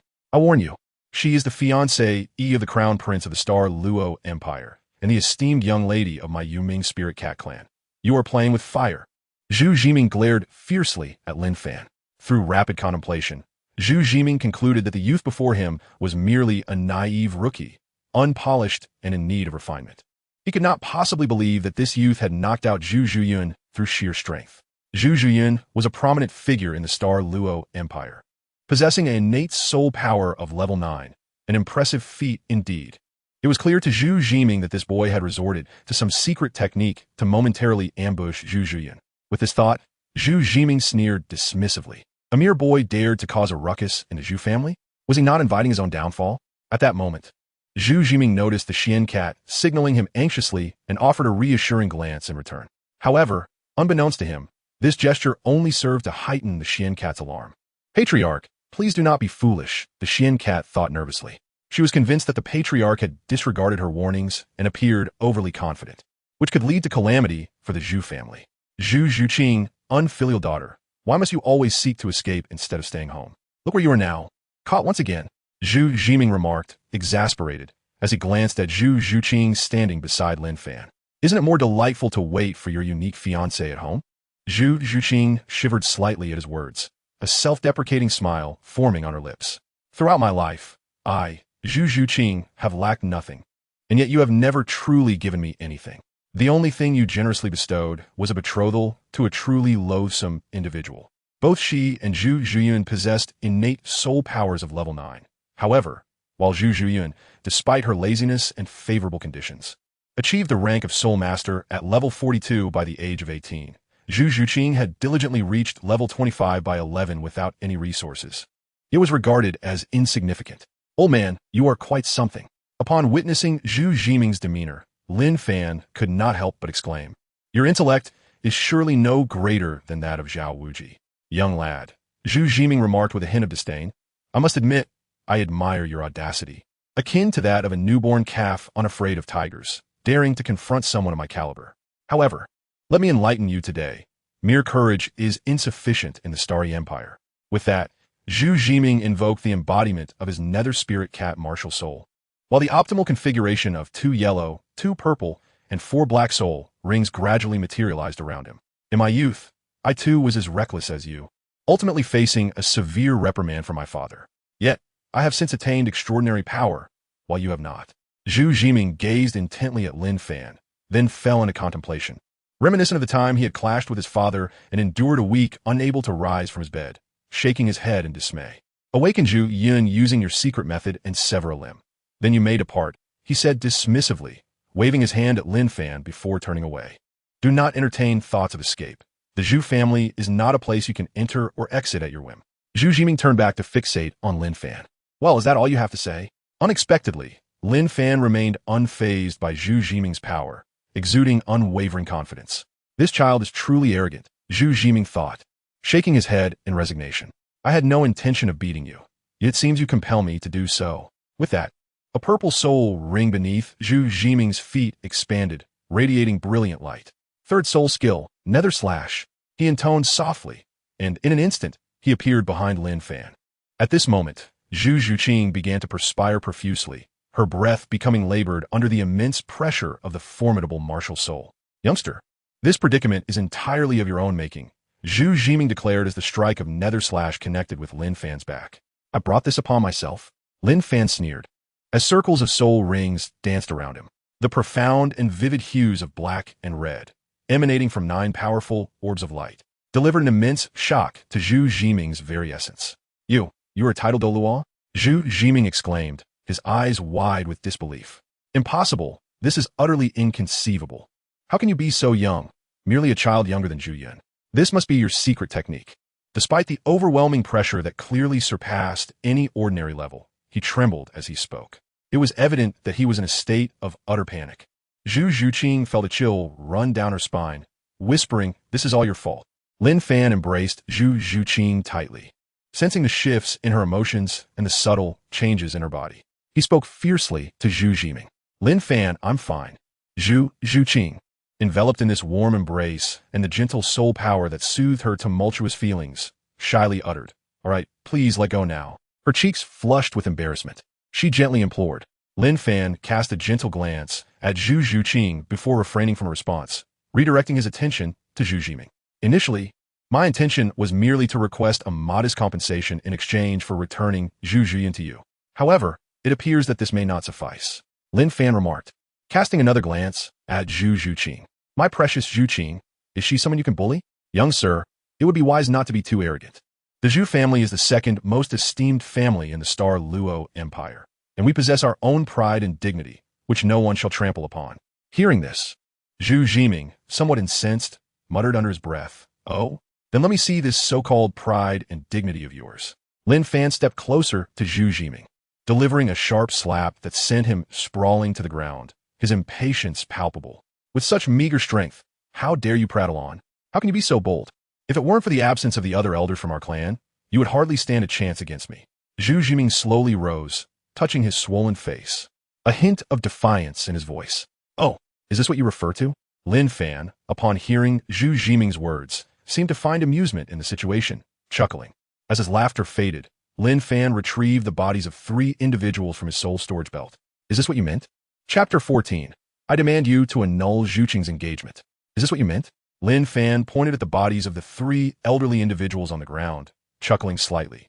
"These fellows were dealt with before I arrived," he remarked, waving his hand as if recounting a trivial matter. Once again, Zhu Zhuqing's so-called dignity was ruthlessly crushed underfoot by Lin Fan, despite the 3 elders possessing formidable abilities equivalent to that of a Contra-level fighter. They now lay before Lin Fan like discarded refuse. Moreover, when could a soul-guiding device ever store living beings? This was undoubtedly no ordinary item. "My lord, Zhu Zhuqing found himself utterly powerless at this moment. With 3 elders of comparable strength having succumbed, what outcome awaited him? "Speak, Zhu Zhuqing. How much do you intend to pay for their release?" Lin Fan asked directly, eschewing any circumlocution, revealing his remarkably straightforward nature. "My lord, may I inquire if 2 million is acceptable?" Zhu Zhuqing asked cautiously, fully aware of his penchant for valuing profit. Parting with such a significant sum caused him considerable distress. "Oh, so Zhu Zhuqing is quite inexpensive in the eyes of the Zhu family patriarch. I never would have guessed." Lin Fan scoffed upon hearing the proposed sum. 2 million? Is that all? Are you trying to insult me? What sum, then, would be appropriate? Zhu Zhuqing gritted his teeth, suppressing his inner turmoil. "Well, approximately 20 million gold soul coins should suffice," Lin Fan replied, a sense of satisfaction washing over him. Zhu Zhuqing, upon hearing this figure, was momentarily stunned before bursting into laughter, covering her mouth. "What?" Zhu Zhuqing, however, was left reeling, spitting blood in shock. 20 million gold soul coins? Such a large sum. The annual income of the royal family of the Xingluo Empire barely reaches 10 million. And this little girl, Zhu Zhuqing, demands 20 million for her release? Is the Zhu family patriarch unable to afford it? Upon witnessing Zhu Zhuqing's demeanor, Lin Fan spoke in a low voice. "If you can afford it, I shall comply. If not, I regret to inform you, where has the Italian cannon gone?" Zhu Zhuqing, gritting his teeth, replied with reluctance, "Well, since it is affordable, please hand over the card swiftly." Lin Fan, upon hearing this, smiled warmly and responded candidly. In that instant, Zhu Zhuqing felt like a mute consuming bitter gall, with grievances he could not articulate. Nevertheless, he retrieved 2 purple gold cards from his storage ring and handed them to Lin Fan. 100,000 gold soul coins, silver card. 1 million gold soul coins, gold card. 10 million gold soul coins, purple gold card. 100 million gold soul coins, black card, the latter being exceedingly rare. Lin Fan observed the card presented by Zhu Zhuqing, reaching out to seize it. However, he found Zhu Zhuqing gripping it tightly, revealing his reluctance. "What is the matter, head of the Zhu family? Are you unwilling to part with it?" Lin Fan spoke with a heavy tone. Simultaneously, the 9 soul rings that Lin Fan had yet to withdraw exerted a formidable pressure on Zhu Zhuqing. Consequently, Zhu Zhuqing promptly conceded. "Very well," Lin Fan said with a hint of satisfaction as he accepted the 2 purple gold cards that Zhu Zhuqing placed in his palm. "Now, I, Lin Fan, have also become a wealthy individual.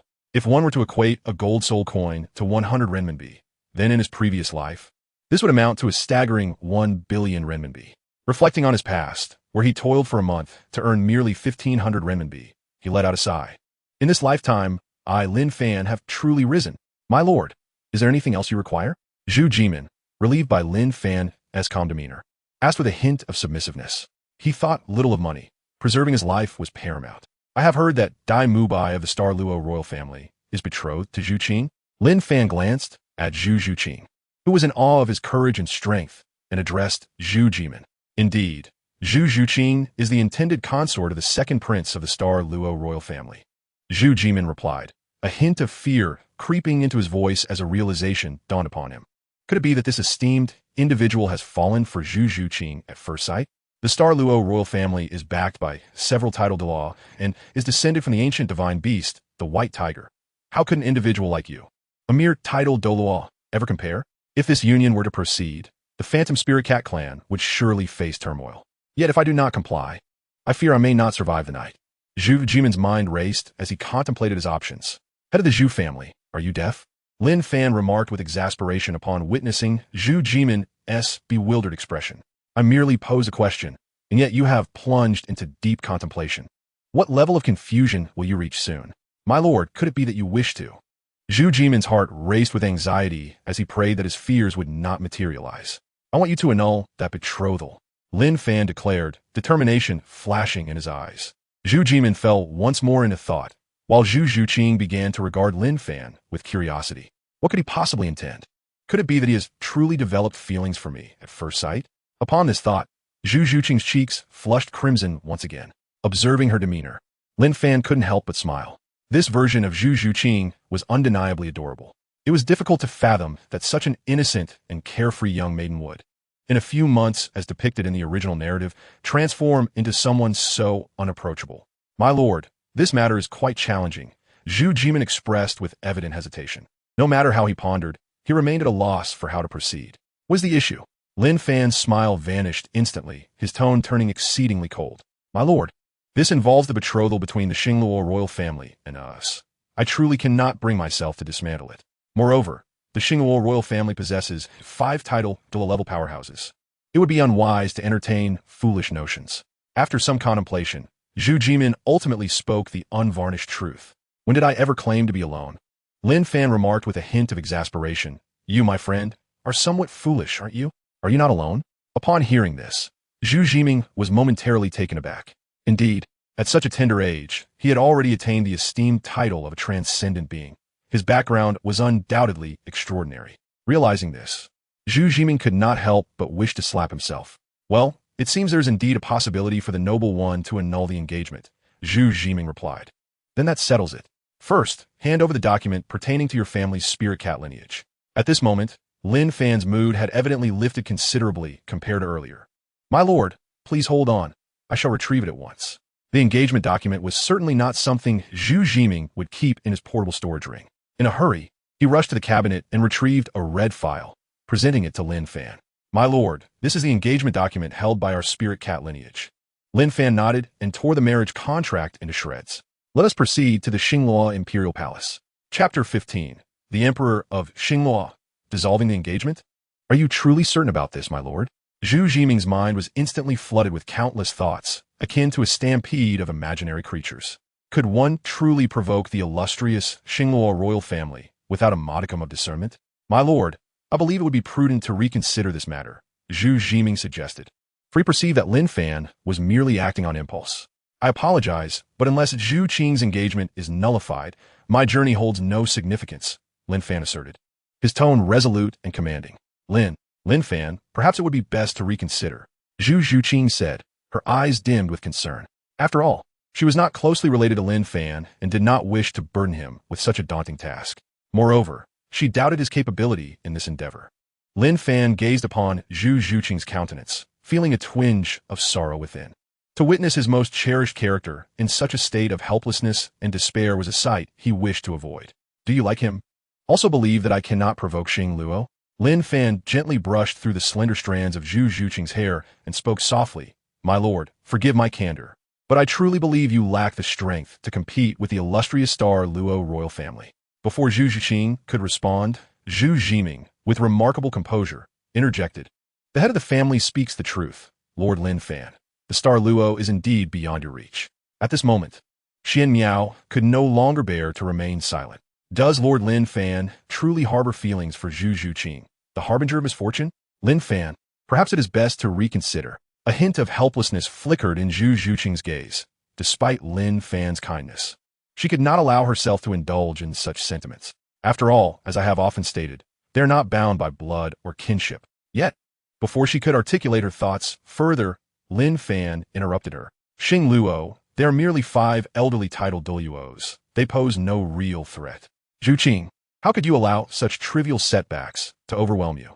Lin Fan gently spoke to Zhu Zhuqing, her eyes filled with tenderness as she gazed at her. I must capture you, my little kitten, and take you home. Upon finishing his words, Lin Fan playfully tapped the tip of Zhu Zhuqing's nose, then turned his gaze back to Zhu Zhiming. At this moment, Zhu Zhuqing was utterly bewildered. Zhu Zhiming was equally perplexed, engulfed in confusion. Master Zhu, if you do not take me along, I shall have no choice but to bind you and take you with me, Lin Fan threatened. You rascal, do you insist on drinking the punishment rather than the toast? Ah, esteemed Lin Fan, I meant no offense. I was merely contemplating some matters just now. Zhu Zhiming abruptly roused from his stupor and hastily spoke up. Is it that you have taken a liking to this young girl, Zhu Zhuqing? This cannot be allowed. No, just hurry and take me there. Lin Fan's gaze turned fierce as he coldly addressed Zhu Zhiming once more. All right, this time, I shall definitively eliminate this unreliable engagement of yours. Lin Fan turned to Zhu Zhuqing, pulling her into his embrace, and softly spoke. Zhu Zhuqing felt the familiar warmth and the unique scent sinking into silence. However, it wasn't long before tears began to well in the corners of her eyes. At that moment, her once cold heart started to thaw, gradually melting away. Well, Zhu Zhuqing endeavored to conceal the turmoil of her emotions. Her voice choked as she spoke. This was the first time someone had treated her with such kindness, regardless of the intent behind it. Lin Fan naturally sensed the change in Zhu Zhuqing, yet he refrained from voicing it. Instead, a warm current surged within him, enveloping his heart. As night gradually cloaked the earth, Lin Fan followed Zhu Zhiming towards the palace of the Xingluo royal family. Before long, they came to a halt before a resplendent hall adorned in gold and jade. State your identity, members of the Xingluo royal family, a guard-like figure commanded coldly, eyeing Lin Fan and the others. Oh, I am Zhu Zhiming, the current head of the Yuming spirit cat clan. Upon encountering the guard, Zhu Zhiming's already displeased demeanor grew more irate. He unleashed his soul power, radiating at level 86, pressing down upon the young soldier. The guard, merely a soul master, found himself gasping for breath, drenched in sweat under the pressure. I was blind to your status. Please, allow me to escort you inside, the guard quickly pleaded for mercy. After all, he had a family to support and could not afford to be dismissed over such a trivial matter. Be quick about it. Witnessing the guard's humble demeanor, Zhu Zhiming felt a surge of satisfaction and retracted his soul power, giving the guard a reassuring pat on the shoulder. Kid, I have high hopes for you. The guard, though internally disgruntled and thinking, do I even need your approval, still found himself reluctantly complying as a mere subordinate.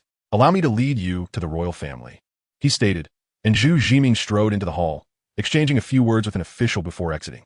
Moments later, he announced, head of the Yuming spirit cat clan, requesting an audience with his majesty, signaling to Lin Fan that he could follow him inside. Upon entering the main hall, they found the reigning emperor of the Xingluo Empire, Dai Tianling, seated alone upon the throne that symbolized power and responsibility. Zhiming, what brings you here? Dai Tianling inquired, shifting his gaze to Lin Fan and Zhu Zhuqing. He recognized Zhu Zhuqing, but was unfamiliar with Lin Fan. To his astonishment, despite his own strength as a level 92 titled Douluo, he could not detect any soul power emanating from the young man before him.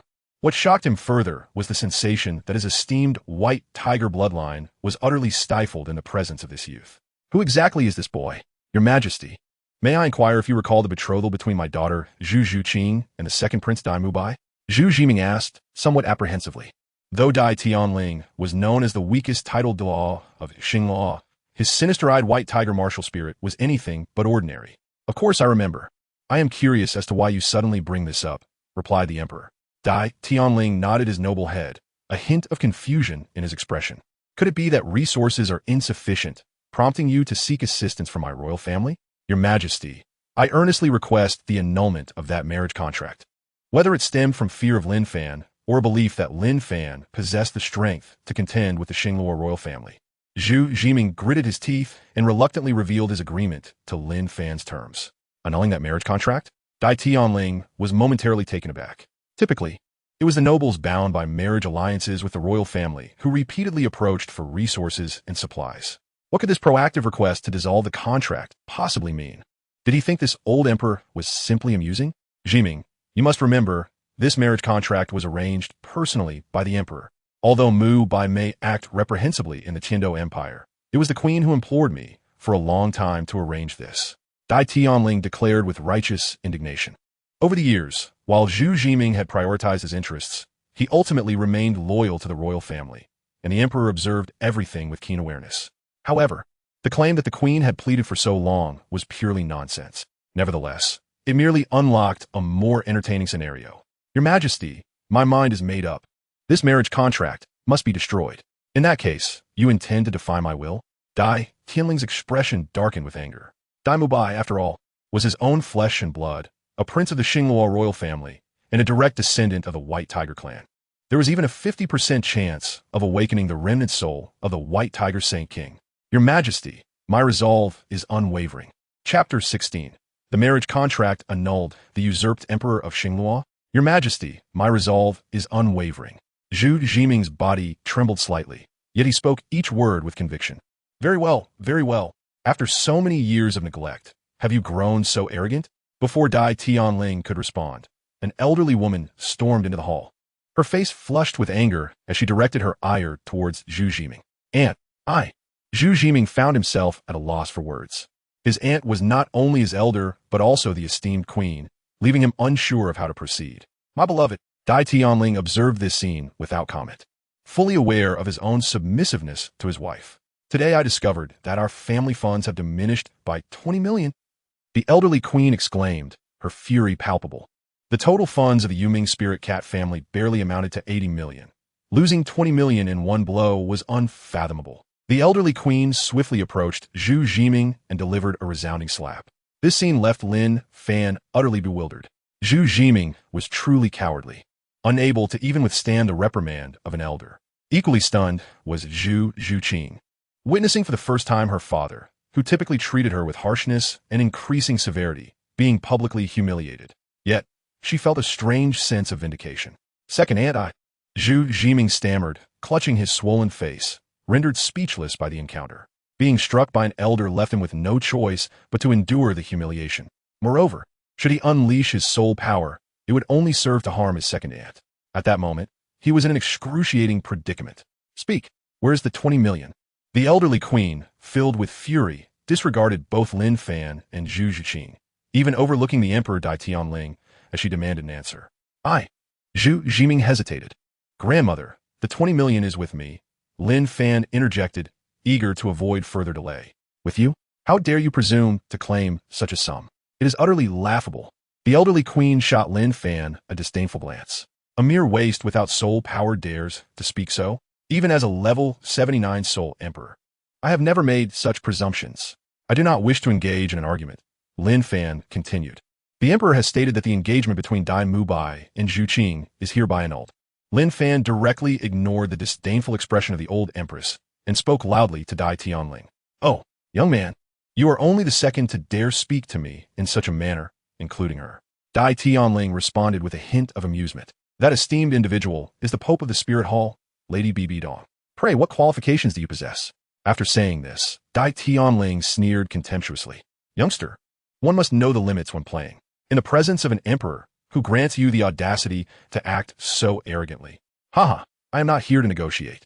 I am issuing a command, Lin Fan declared, releasing his 9 soul rings and simultaneously summoning his martial spirit. However, at this moment, he chose a different martial spirit. His entire body was adorned with white tiger fur. A golden mark adorned his forehead. His eyes gleamed a brilliant gold. His teeth were sharp as fangs. And his claws were extraordinarily formidable, crescent-shaped and powerful. He was the holy king of the white tiger, boasting a bloodline value of 100. Once revered as a divine beast in the realm of gods for 1,000,000 years, the holy king of the white tiger. Not to be confused with the self-proclaimed white tiger of 3,000 years ago from the Star Luo Empire, that three-eyed malevolent beast. Star Luo Emperor. I have no desire to repeat myself. Lin Fan spoke, taking a bite from his right claw. Aside from slight prick, there was nothing else amiss. Dai Tianling sensed an aura that far surpassed his soul power pressure, with a splendid combination of 9 soul rings in hues of yellow, purple, and black gradually emerging. This is the ancestral tiger, rising above the pinnacle of the white tiger lineage, emanating an even more formidable presence than the revered white tiger Saint King. Dai Tianling murmured to himself, his heart overwhelmed with astonishment. The white tiger Saint King is a singular inheritance, reliant on fortune for its attainment. What immense destiny must this youth possess to be endowed with such a formidable martial soul? Roar! Kneel before me. Lin Fan uttered a low command, and in that moment, the first black soul ring emerged. The first soul skill, Roar of the Tiger King. Under the wrathful roar of the white tiger Saint King, all canine beast martial souls experienced a 20% reduction in combat spirit, while those possessing feline martial souls faced an astounding 80% decrease in their fighting resolve. Succumbing passively instead, Dai Tianling, unable to resist, knelt before him. At this moment, both Zhu Zhuqing and Zhu Zhuqing were utterly astonished. Zhu Zhuqing, as a sole Douluo, remained standing. Meanwhile, Zhu Zhuqing was shielded by Lin Fan. The once imposing old empress had long been rendered unconscious by Lin Fan's overwhelming aura. Lord Lin Fan is truly extraordinary. Zhu Zhuqing marveled at the spectacle before him. Lin Fan. Zhu Zhuqing gazed at the confident Lin Fan, whispering softly to herself, "Your Majesty the Star Luo Emperor, will you annul this engagement or not?" Lin Fan gazed down at the kneeling Dai Tianling with a hint of disdain. He was a man who always relied on virtue to command respect. He must ensure that Dai Tianling is utterly convinced. "Who exactly are you?" Dai Tianling asked, somewhat shaken. "My lord, I hail from the lineage of the evil-eyed White Tiger, descendants of the White Tiger Sacred King. I am unaware of your esteemed identity." In this moment, Dai Tianling felt utterly powerless. After all, the actions of the other four titled Douluos were beyond his purview. He lacked the authority to summon them back, and could only temporarily seek favor with the individual before him. "I ask you, will you release it or not? Do not dally with me." Lin Fan spoke with a hint of anger. Had it not been for the overwhelming aura of hostility that he sensed, one that he could not overcome, he would have effortlessly sent Dai Tianling flying with a single slap. He vaguely felt that the Star Luo Empire was not as weak as he had imagined. Perhaps a butterfly effect had been set in motion. "My lord, I hereby annul that engagement." In the end, Dai Tianling yielded. Given his advanced age, he wished to live longer and participate in governance, rather than succumb to dust in a coffin. Good. Upon hearing this response, Lin Fan lifted the pressure he had imposed upon him, allowing him to retrieve the marriage certificate. After a while, Dai Tianling approached with a stack of red paper in hand. "My lord, this is the engagement between my wayward son and Miss Zhu Qing. Please take a look." Dai Tianling almost instinctively let slip the word "I," speaking nervously. Very well." Lin Fan nodded at the scene before him and then tore the marriage certificate to shreds. "My lord, this is all due to my old age and haste. I apologize and hope you will find happiness with the young lady." Seeing Lin Fan's eagerness regarding the matter of the engagement with Zhu Zhuqing, Dai Tianling hurriedly flattered him. Very well. Though Lin Fan appeared calm on the surface, internally he was elated. "Dai Tianling, you old man, have a bright future ahead." Zhu Zhuqing's cheeks flushed as she softly uttered a barely audible acknowledgement. She couldn't help but scold herself lightly. "Zhu Zhuqing, how can you be like this? Lin Fan is helping you, yet you blush in his presence. Your Majesty of the Star Luo Empire, may we meet again." With his purpose achieved, Lin Fan spoke directly. In the next moment, he embraced Zhu Zhuqing and swiftly retreated. Zhu Zhuqing, after a moment of bewilderment, returned to the ghostly spirit cat clan. Just as Dai Tianling found himself alone, preparing to release a howl to ease his emotions, unexpectedly, a powerful aura surged into his body. That fellow, has he escaped?" Sighing, he mused, "This vessel will take some time to adapt." After the aura entered Dai Tianling's body, it expressed its dissatisfaction. "Originally, I could have used this foolish emperor to eliminate that youth. Now, here I am, an octogenarian, only a title though. What a waste." The aura spoke in great anger. "I Hu Biao am the strongest. What is the essence of this illusion?" Not far away, Lin Fan, who was swiftly fleeing while holding Zhu Zhuqing, hurriedly inquired of the illusion, puzzled. "What was that aura just now?" "Lin Fan, it is crucial for me to impart this wisdom to you. Refrain from being overly arrogant until you possess absolute strength." Ling spoke with a hint of helplessness. "If my senses do not deceive me, then they are at least of the triad divine level. And you stand no chance. If I'm not mistaken, Dai Tianling has likely been taken over." Ling said solemnly. "The Starry Emperor has been usurped?" Lin Fan felt somewhat bewildered, murmuring. Chapter 17. The Successful Bargaining of Lin Fan. Has the Star Luo Emperor been possessed? Lin Fan felt a bit perplexed, his mind racing. Just moments ago, he had been debating with the old man, and now, how had he been possessed? Moreover, it appeared that the Emperor of Xingluo lacked the authority to command other Dou-level powerhouses, which was rather peculiar. reflecting on the prolonged turmoil within the Xingluo royal family. Where only the old queen and Dai Tianling remained, Lin Fan pondered for a moment before addressing Huanling. The current state of the Xingluo Empire seems rather chaotic. He remarked. Huanling contemplated briefly before replying, "Alas, given your current strength, it would be wise not to provoke that triad deity too severely." Huanling sighed with considerable resignation, recalling his former status as a dominator among the powerful, now rendered powerless against an inconsequential triad deity. Ultimately, this was all the fault of Qianlong Yenyu. How dare he, with nothing better to do, force me into the role of a system? Is this what a person should do? Qianlong Yenyu, just wait. Huanling seethed internally. Am I truly going to back down? Lin Fan retorted, feeling somewhat indignant. Arriving in the Douluo Continent with a strength approaching that of a quasi-super Douluo placed him on a significantly higher pedestal compared to other transmigrators, naturally leading his aspirations to reach further heights. Now, suddenly confronted by an adversary who clearly harbored hostility towards him and was of a much higher realm. Back down? You dare to try that with me? Upon hearing the words back down, Huanling first paused in disbelief, then erupted in fury. If you concede, we are both doomed. You take your time to unify the entire Douluo Star, and I will gradually regain my strength, enabling me to assist you even better, understood? Huanling, somewhat resigned, spoke earnestly. How did I end up with such a host? He lamented. Moreover, have you ever absorbed soul bones? Have you ever used high-level soul guiding devices? You possess none of the good stuff, and yet you choose to retreat? Huanling expressed his frustrations helplessly. Very well then. Huanling, what realm were you in the past? Lin Fan listened attentively to the words of the phantom spirit, nodding in agreement. For each statement made by the spirit held profound truth. Those soul bones and soul-guiding devices were indeed exceptional items, and he possessed very few of them. He then began to inquire about the realm of the phantom spirit, a matter that had long piqued his curiosity. After all, what level of power could a being that directly granted him 95 levels of soul power possess? Well, my realm varies depending on the level of the dimension. The phantom spirit replied, nonchalantly. However, during my prime, even the likes of the Shura God King were no match for me with a mere punch. The phantom spirit showed little reaction, speaking with an air of indifference. The Shura God? Easily defeated with just a single blow? Lin Fan was profoundly shaken by the words he heard, yet his inner conviction grew stronger. Nevertheless, there are always those who surpass us, and realms beyond our comprehension exist. In the eyes of that esteemed individual, I felt utterly unworthy. The phantom spirit reflected on some troubling past events and spoke with a hint of trepidation. Thus, I hope you can surpass him, although I am fully aware of the impossibility of such a feat, the phantom spirit stated earnestly. He held great expectations for Lin Fan, the only host who did not immediately resort to self-destruction. However, he was well aware of Lin Fan's character.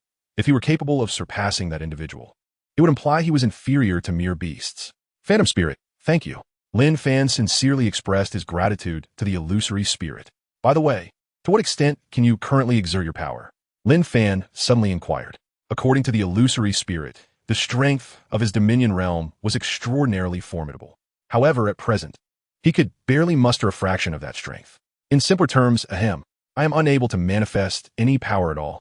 Upon hearing Lin Fan's words, the illusory spirit felt an overwhelming sense of embarrassment. Not a trace of power. Lin Fan was somewhat astonished and inquired, what caliber of powerhouse possesses the ability to diminish the strength of the illusory spirit to such an extent? Indeed, at this moment, I find myself devoid of any power. However, the mastery of my soul, insights, and experiences in the realm of dominion surpass those of any individual within the Douluo plane.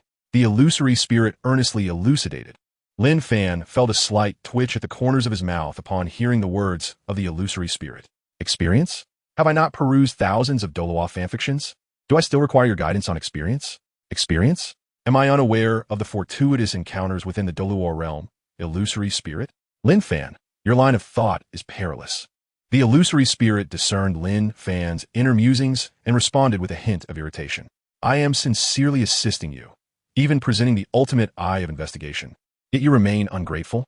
Ahem, I did not mean to offend. Illusory spirit, when will you be able to aid me in battle? Lin Fan cleared his throat a few times and feigned seriousness as he inquired, when shall I assist you in battle? Upon hearing this, the spirit within Huanqing felt 1,000 galloping steeds racing through his mind. If I aid you, what shall you do? He pondered. When you reach your utmost limit as a Douluo, I shall possess strength commensurate with your own, and we shall share our fates. When you ascend to divinity, I too shall become a deity of equal standing, coexisting with you. And when you rise to the pinnacle as the God King, it will be I who returns to the zenith, and we shall continue to coexist. After a moment's contemplation, Huanqing spoke up, So, we shall coexist? Lifelong brothers? Lin Fan felt a mix of amusement and incredulity, yet internally, he was overwhelmed with excitement. When he ascends to the rank of God King, Huanqing, at the level of dominion, will be able to accompany him in battles across the realms, undefeated. That is one way to interpret it, Huanqing replied candidly, addressing Lin Fan's query. Haha, then we shall be unparalleled partners from now on. Let us strive for harmonious companionship henceforth. Lin Fan playfully remarked, Well, that's certainly true. Upon hearing this, Ling was momentarily taken aback and awkwardly responded. For the first time, a creature of such a lowly caliber was required to coexist harmoniously with him. This sensation was akin to a fool engaging in discourse with a sage.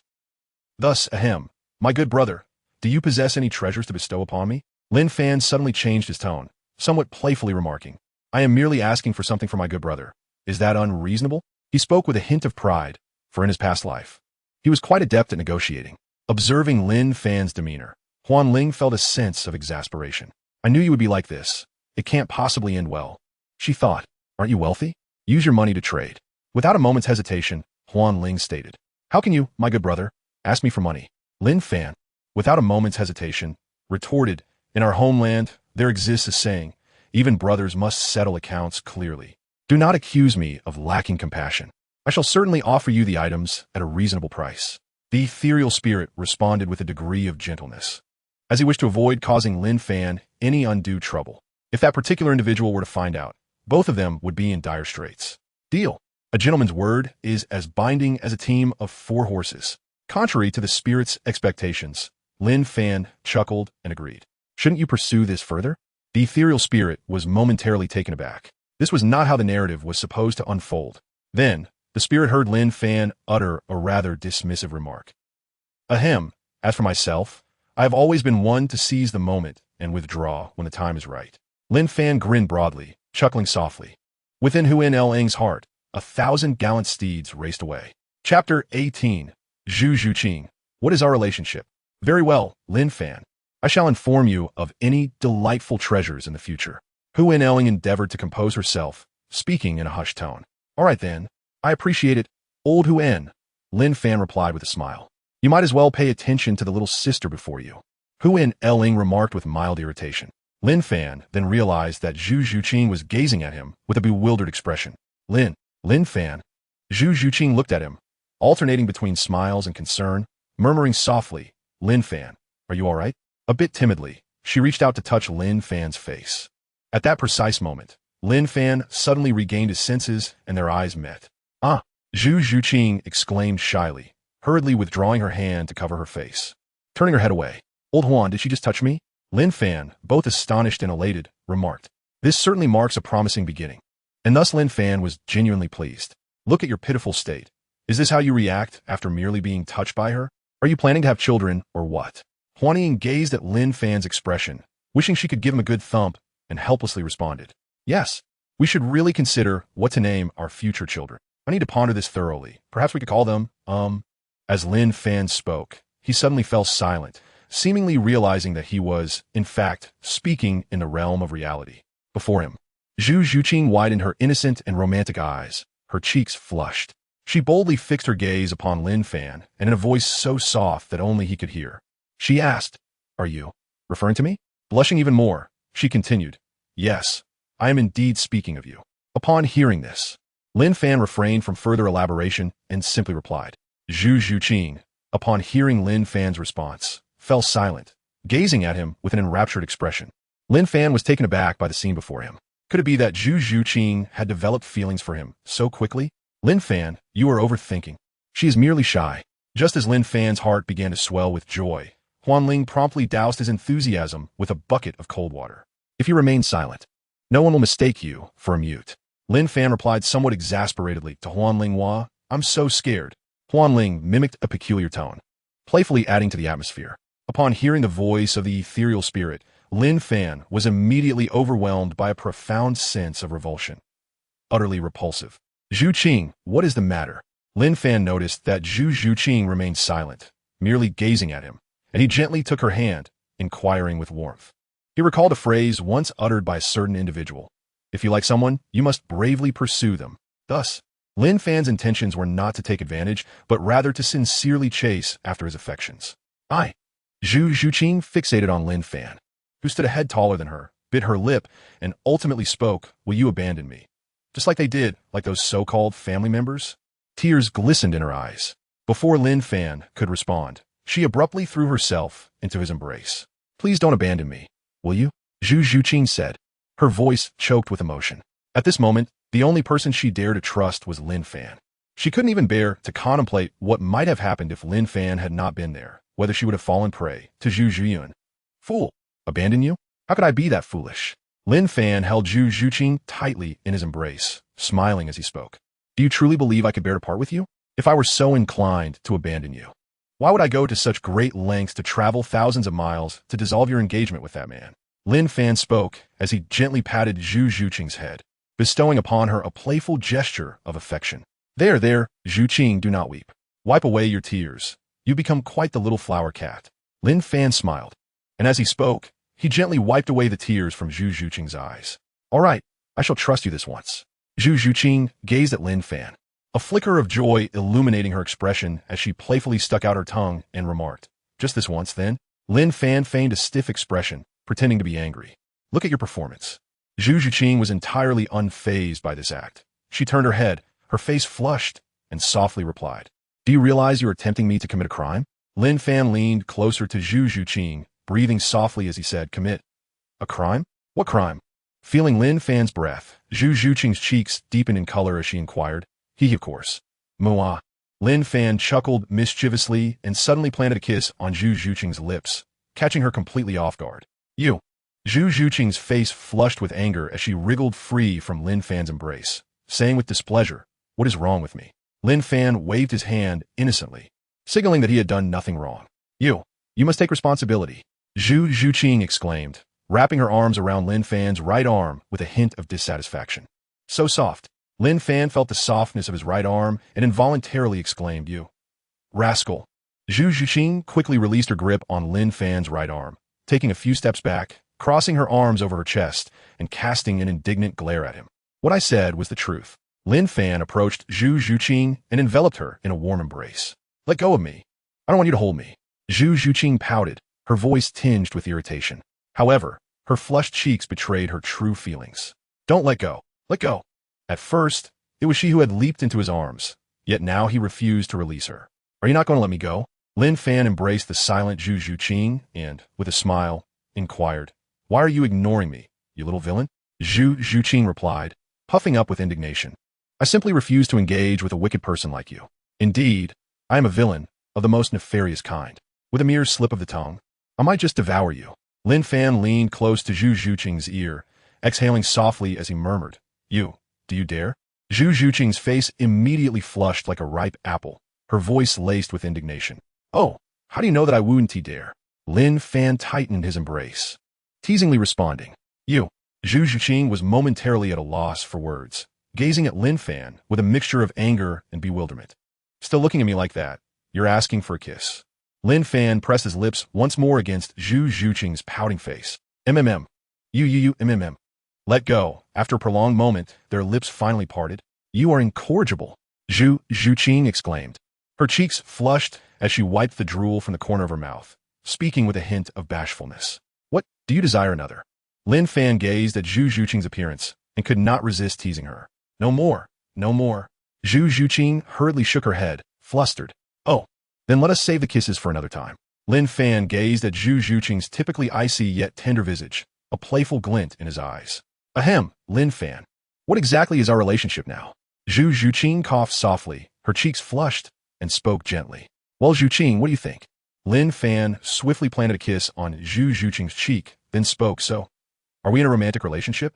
Zhu Zhuqing, her face flushed with embarrassment, gazed at Lin Fan's expression and softly replied, "Since Zhuqing has said so, it must be the case, right?" Lin Fan shrugged his shoulders, indicating his ignorance. Consider yourself fortunate." Chapter 19. Zhu Zhuqing's confusion. Consider yourself fortunate. Lin Fan gazed at Zhu Zhuqing, unable to suppress his admiration. Zhu Zhuqing, you are truly adorable. Now that she is his girlfriend, he resolved to cherish her wholeheartedly. Lin Fan, you must realize how young she is, Huan interjected, stifling her inner exasperation with good intentions. What business is it of yours? Lin Fan said with a hint of annoyance. His wife was his to manage. As long as he did not engage in any excessive behavior, all would be well. In the Douluo Continent, such matters were entirely normal at his age. Oscar's father had already had Oscar at this stage of life. Upon hearing this, Huan Ling couldn't help but sigh. Now that he has a girlfriend, my so-called good brother is no longer appealing. Fan go, where shall we go next? Zhu Zhuqing gently pulled Lin Fan's hand. Her cheeks flushed and spoke softly. Upon hearing this, Lin Fan was momentarily taken aback. Indeed, he currently lacked a place to reside. He would certainly return to the Tiandou Empire. After all, the Star Luo royal family. However, he had yet to make a definitive decision. Zhuqing, where do you wish to go? Lin Fan scratched his head awkwardly and spoke. Given his current wealth and influence, he could reside in any city of the Tiandou Empire at will. Brother Fan, I wish to visit Soto City, Zhu Zhuqing said, her heart fluttering with apprehension and her expression tense. I only intend to clarify matters with that scoundrel Dai Mubai. He won't be angry, will he? Is it because of that rascal Dai Mubai? Lin Fan replied, gently, as Zhu Zhuqing's voice reached his ears. Yes, Zhu Zhuqing's subordinates have mentioned numerous times that shameless fellow has made frequent appearances in the underground venues of Soto City. Noticing Lin Fan's consistently warm demeanor, Zhu Zhuqing was slightly taken aback, but chose not to be overly concerned. She softly assured, Brother Fan, you need not worry. I merely wish to clarify our relationship, all right? With a playful flick of her tongue, she added, Zhuqing, do you think I would not trust you? Lin Fan, somewhat dissatisfied, pinched Zhu Zhuqing's cheek and said, shall we head to the Heaven Dou Empire now? Lin Fan gazed into Zhu Zhuqing's eyes, their gazes intertwining. All right, I shall heed Brother Fan's words. Zhu Zhuqing felt a warm current surge within her. Nestled in Lin Fan's embrace, she joyfully remarked, encountering Lin Fan has been the most blissful event since my birth. Lin Fan gazed at the enchanting figure in his embrace, a subtle smile gracing his lips, yet he remained silent.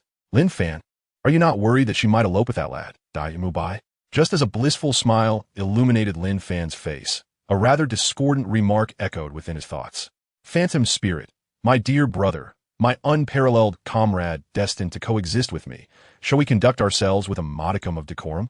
Upon hearing Phantom Spirit's teasing tone, Lin Fan retorted with a hint of annoyance. Zhuqing running away with Dai Mubai? In the original tale, if it weren't for Zhuqing's dire circumstances, would she truly attempt to accept Dai Mubai and be with him? Clearing his throat, Phantom Spirit awkwardly chuckled, attempting to regain his composure. Zhuqing, why don't you rest for a while? I shall carry you as we soar through the skies. Lin Fan gently pinched Zhuqing's cheek, speaking tenderly. Brother Fan, how did you attain such remarkable power? Zhuqing inquired, her eyes wide with curiosity. By the way, Brother Fan, you still haven't told me your age. At this point, Zhuqing felt a twinge of embarrassment. As someone of the caliber of Lin Fan's girlfriend, how could she not know his age? I am but 16 years old, a level 95 title Douluo. Lin Fan spoke earnestly, his face adorned with a smile as he gazed at Zhu Zhuqing. 16? Upon hearing Lin Fan's age, Zhu Zhuqing nodded, clearly expecting this. However, when she learned of Lin Fan's soul power level, which was at the rank of a title Douluo, she was taken aback. Brother Fan, how did you attain such formidable strength? Zhu Zhuqing released Lin Fan's hand, rubbing her forehead in confusion. Even Bibi Dong, the current Pope of the Spirit Hall, was only at the high-level Soul Master or Soul King rank at 16. Does that mean Lin Fan is? Well, you see, my parents are deities, Lin Fan stated, feigning seriousness as he began to spin a tale. My parents were originally gods in the divine realm, but they fell victim to treachery and perished. Our butler exerted every effort to bring me to Douluo Continent. As he spoke, Lin Fan closed his eyes, his tone heavy with rage and sorrow. On Douluo Continent, you are my only family, he declared, opening his eyes to look at Zhu Zhuqing with affection. Listening to Lin Fan recount his past, Zhu Zhuqing initially felt a pang of sympathy. However, as she observed his final expression, a sense of unease crept over her. I feel as though you were jesting with me. Zhu Zhuqing pouted, displaying her discontent. If you don't want to share, then just don't. Why resort to deception? Cough, cough. Zhuqing, the truth is, I merely inherited the legacy of a deity, which enabled me to reach this level in a short time. Lin Fan cleared his throat and spoke earnestly. He could hardly admit that his prowess was merely fortuitous, for even if he did, Zhu Zhuqing would likely not believe him. So, are your parents those beings referred to as gods? Zhu Zhuqing pressed on. While she was unaware of what a god truly entailed, she certainly perceived them as formidable entities. I don't know. I have never seen them since my birth. Lin Fan contemplated briefly before confessing. In his previous life, he was an orphan, and in this existence, he likewise found himself without parents. You, my dear fellow, one moment claim your parents are gods, and the next insist you have none at all. There is not an ounce of truth in your words, Zhu Zhuqing retorted. Her gaze fixed upon Lin Fan, a hint of disdain in her tone. However, what exactly constitutes a god? Zhu Zhuqing was somewhat perplexed, and thus inquired further. Naturally, she had never encountered terms such as divine abode, for in her perspective, a title already represented the pinnacle of strength within the Douluo Continent. The divine abode, where soul masters attain level 99, offers a chance for those with exceptional talent to undergo trials and, if successful, ascend to divinity, thereby entering the realm of gods and achieving immortality. Lin Fan released his embrace of Zhu Zhuqing and spoke with utmost seriousness. Thus, the divine realm signifies an existence that transcends the levels of all beings in the Douluo Continent, allowing for everlasting life. Zhu Zhuqing's heart was filled with astonishment as she pondered this revelation. She had always believed that the title Douluo, with the ability to live for a century, was already remarkable. Little did she know that there existed a level of existence that granted immortality. Indeed, that is why I must devote myself to cultivation and lead Zhuqing to the divine realm. Lin Fan playfully tapped Zhu Zhuqing's nose, a smile gracing his lips. In the next moment, he soared toward a thicket nearby, unleashing a flurry of punches and kicks that sent the hidden assailants sprawling to the ground. Brother Fan, what is this? Zhu Zhuqing inquired as she peered into the thicket, revealing 3 concealed figures clad in black. Zhuqing, these 3 individuals in black are likely just ordinary mountain bandits, all of them at the soul realm level. Lin Fan gazed upon the 3 figures clad in black, one wielding the spirit of a black rat, another embodying the essence of a mountain snake, and the last possessing the spirit of an earth lizard. All were in their 40s, each boasting a soul power of level 43. Hee, Brother Fan. Thank you for your protection, Zhu Zhuqing chuckled, addressing Lin Fan. So what reward do I receive? Lin Fan approached without a moment's hesitation. No, let's leave first. Zhu Zhuqing shot Lin Fan a resentful glare and retorted, All right, come here, Zhuqing.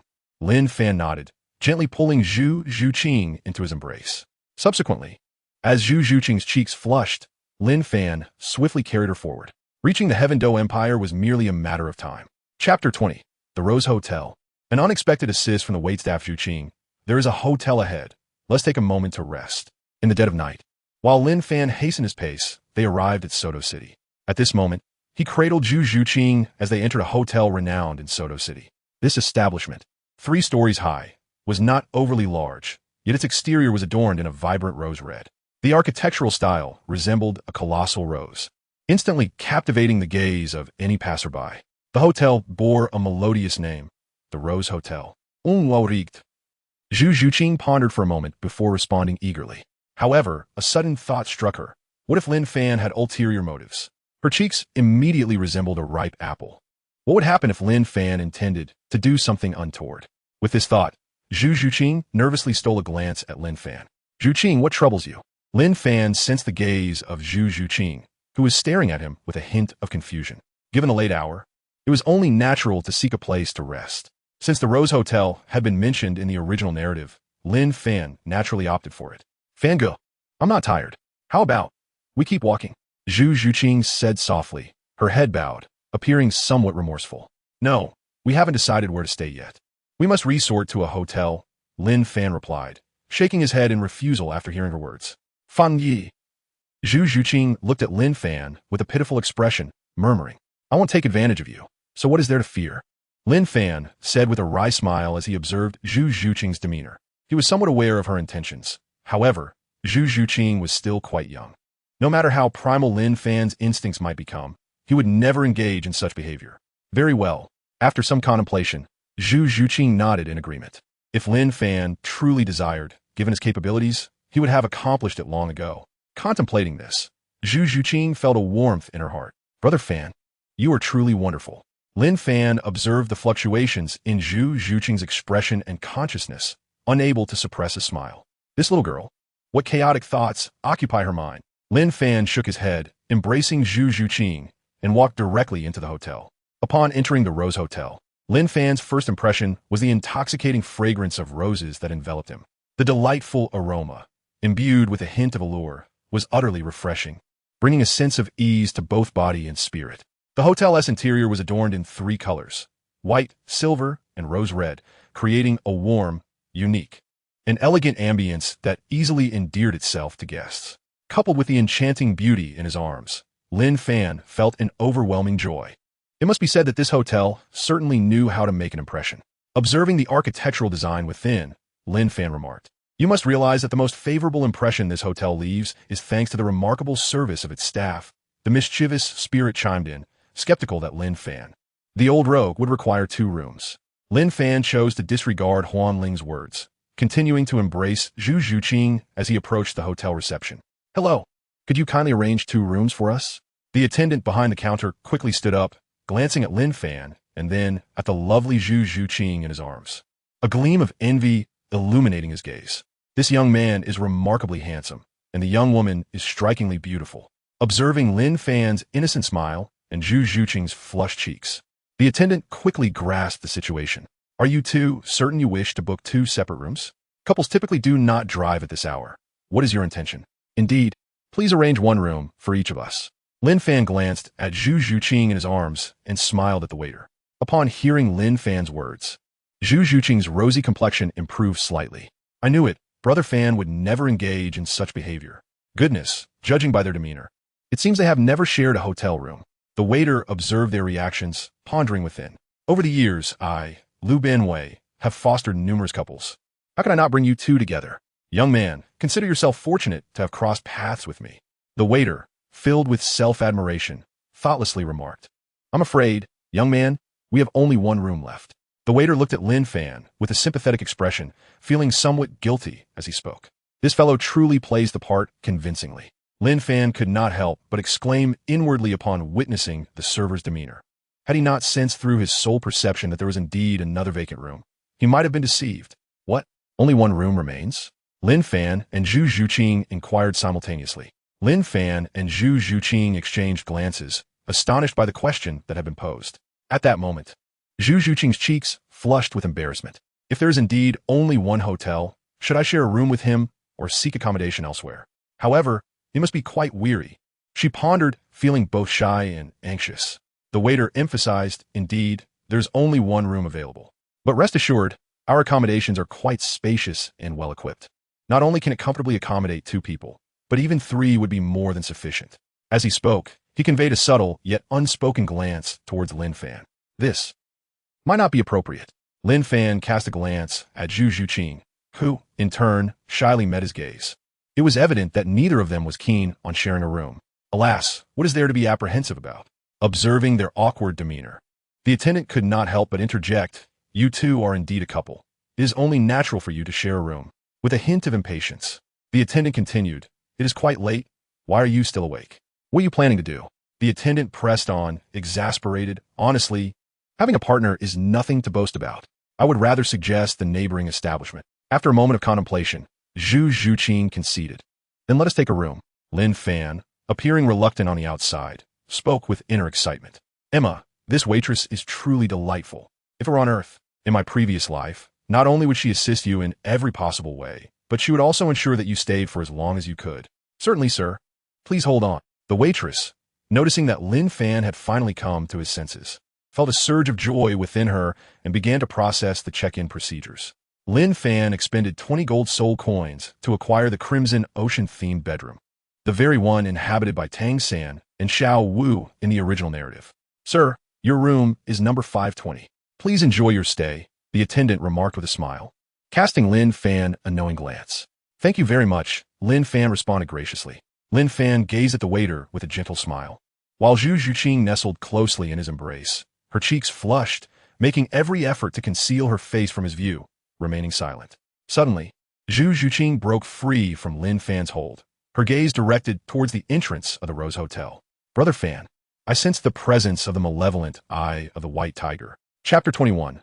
Zhu Zhuqing, I permit you to sleep beside me for a night. "Hey!" Xiao Lu and Xiao Hong, follow me from now on, and I assure you both a life of opulence and grandeur.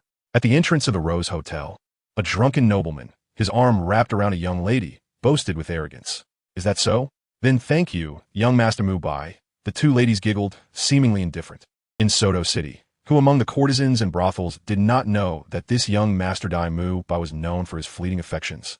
The notion of enjoying a lifetime of wealth alongside him was but a fantasy.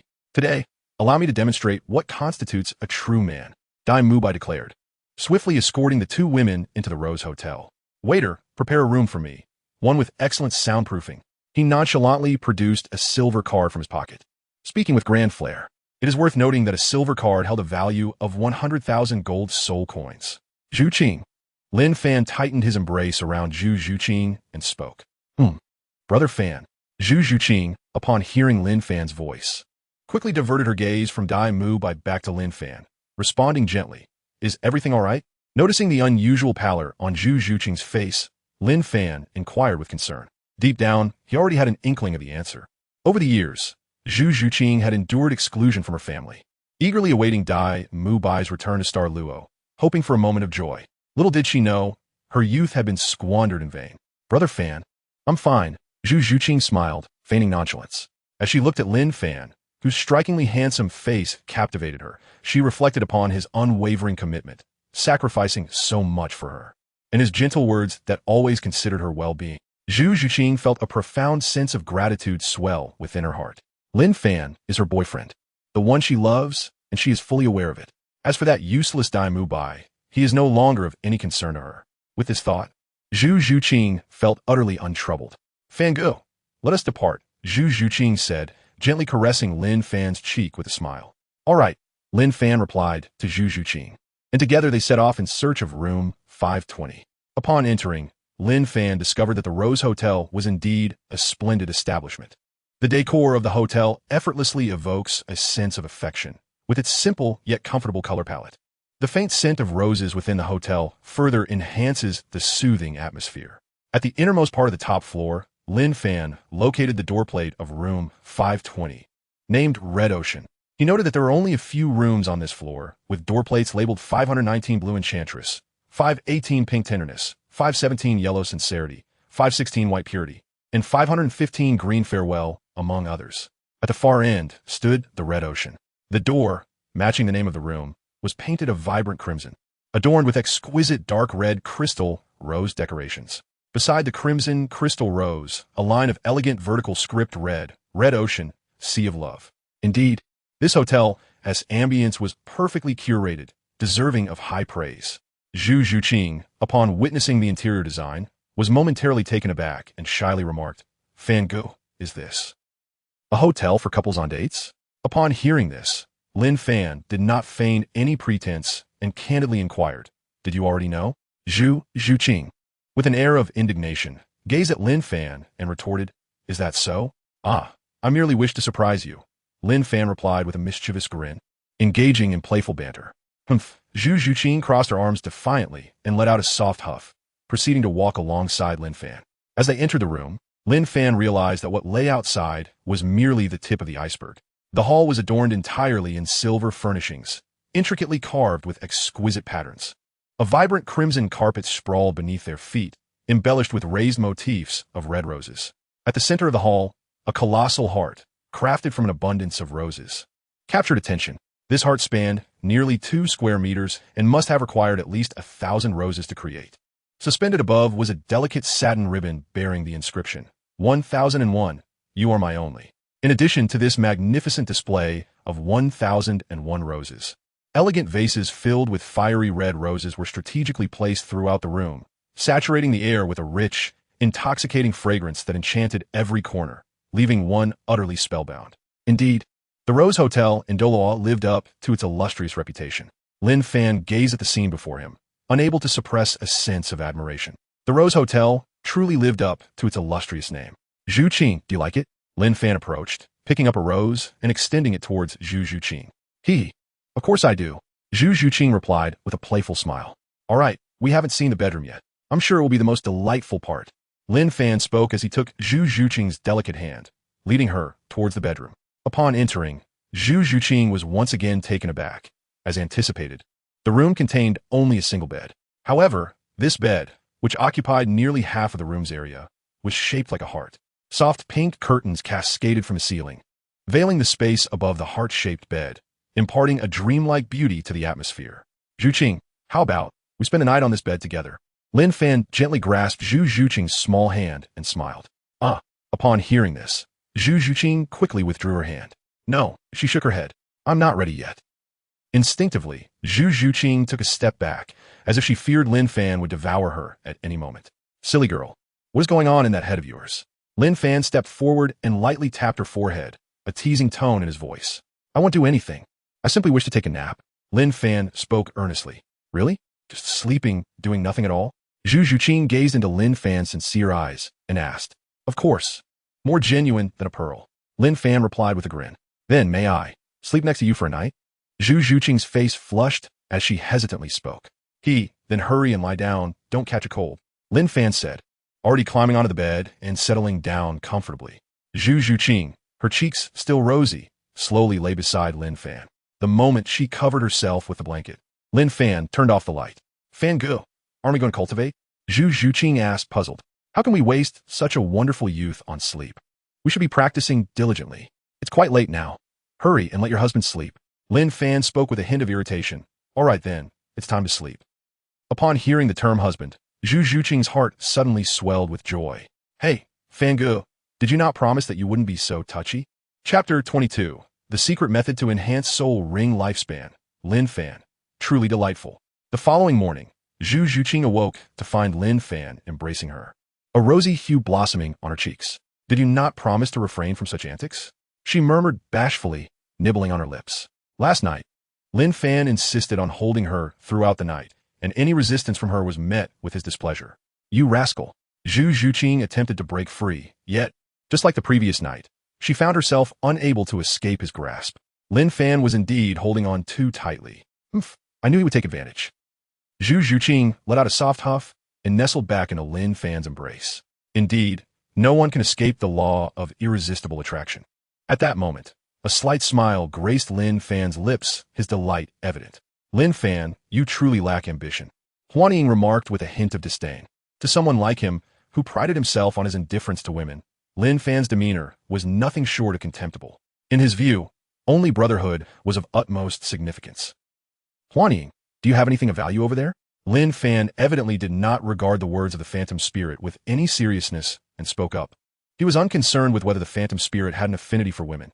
Even if he did, so what? This fellow, upon hearing Lin Fan's words, the phantom spirit felt a tinge of helplessness and replied, It's not that there isn't any, but you currently lack system currency, making it impossible for you to purchase anything. The phantom spirit pondered for a moment and candidly explained, System currency? It is the universal currency of the system marketplace, akin to the conversion with gold soul coins. What is the nature of that exchange? Lin Fan spoke without hesitation. At present, he possessed over 89 million soul coins, after deducting the 100,000 soul coins to be returned to the illusion spirit and the 20 soul coins for residing at the Rose Hotel, which should be sufficient to exchange for a considerable amount of system currency. Well, it won't be much. 10,000 soul coins equal 1 system coin. The illusion spirit stated candidly. 10,000 soul coins is equivalent to 1 system coin? Lin Fan inquired with a hint of astonishment. Lin Fan naturally contemplated the limited exchange value of these gold soul coins for system coins, yet he was taken aback by the meager amount he could obtain. Indeed, it's your choice whether to exchange or not, replied the indifferent phantom spirit. The method of exchanging gold soul coins for system coins is identical to that of converting system coins back into gold soul coins. Thus, it is rather customary. Well then, please allow me to first peruse the offerings of the shop. Lin Fan was momentarily taken aback before speaking. All right, replied the phantom spirit. In the next instant, a colossal data panel materialized in Lin Fan's mind. 10,000-year soul bone, optimal 1,000 system coins, 100,000-year soul bone, optimal 10,000 system coins, 1,000,000-year soul bone, optimal 50,000 system coins, 100,000-year soul ring, optimal 1,000 system coins, 10,000-year soul ring, optimal 50 system coins, 9th grade soul power pill. Consuming 1 raises soul power level from 90 to 95 by 1 level instantly, 100 system coins, 10th grade soul power pill. Consuming one raises soul power level from 96 to 99 by 1 level instantly. 10,000 system coins. Special price method for soul ring duration enhancement. Devour unabsorbed soul rings to increase one's own soul ring duration. 1,000 system coins. Phantom Spirit. Exchange the last special offer for me in system coins. I wish to make a purchase. Lin Fan gazed at the words special price, his eyes glimmering with excitement. No. He observed the dazzling 9 characters that read secret method for enhancing soul ring duration, and he could not help but exclaim with enthusiasm. In the novels he had perused in his previous life, there had been no soul rings with a duration of less than 100,000 years. Yet, he possessed 2 martial souls, but only had 12 black soul rings and 6 red ones. This was utterly disappointing, a disgrace to the legacy of his predecessors who had traversed realms.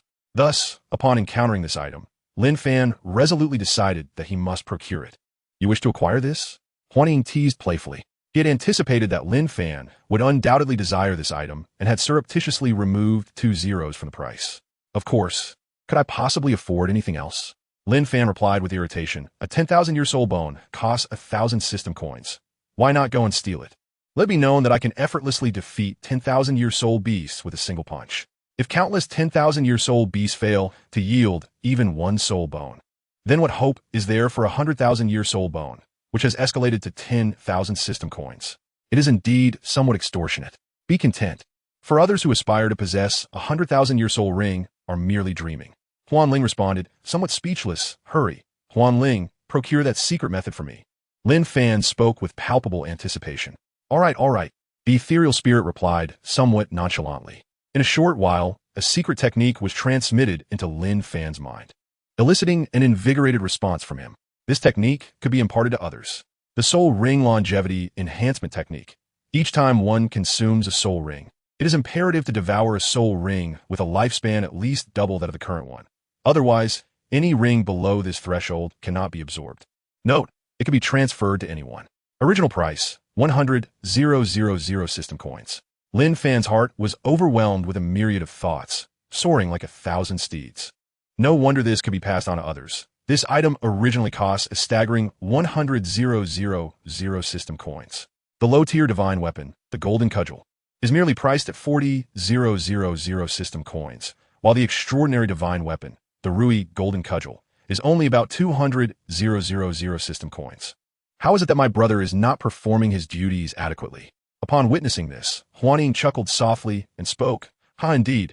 Lin Fan replied with a smile. Indeed. Having a system as a brother guarantees profit in every endeavor. Well then, this secret technique is quite useful, so let us give it our all. The illusory spirit and the virtuous path. As long as Lin Fan swiftly ascends to the ultimate Douluo level, he will be able to battle. Rest assured, you are well aware of my strength, are you not? Lin Fan said with a touch of emotion. All right. You should go and keep your little girlfriend company. After that, Ling fell into silence, as he held no interest in witnessing the flirtation between Lin Fan and his companion. That Ling. Lin Fan felt a wave of helplessness within, and then, gazing at the person in his embrace, he tenderly kissed Zhu Zhuqing's forehead. Little kitten awakened. Lin Fan spoke, releasing his embrace around Zhu Zhuqing, gently tapping her on the tip of her nose.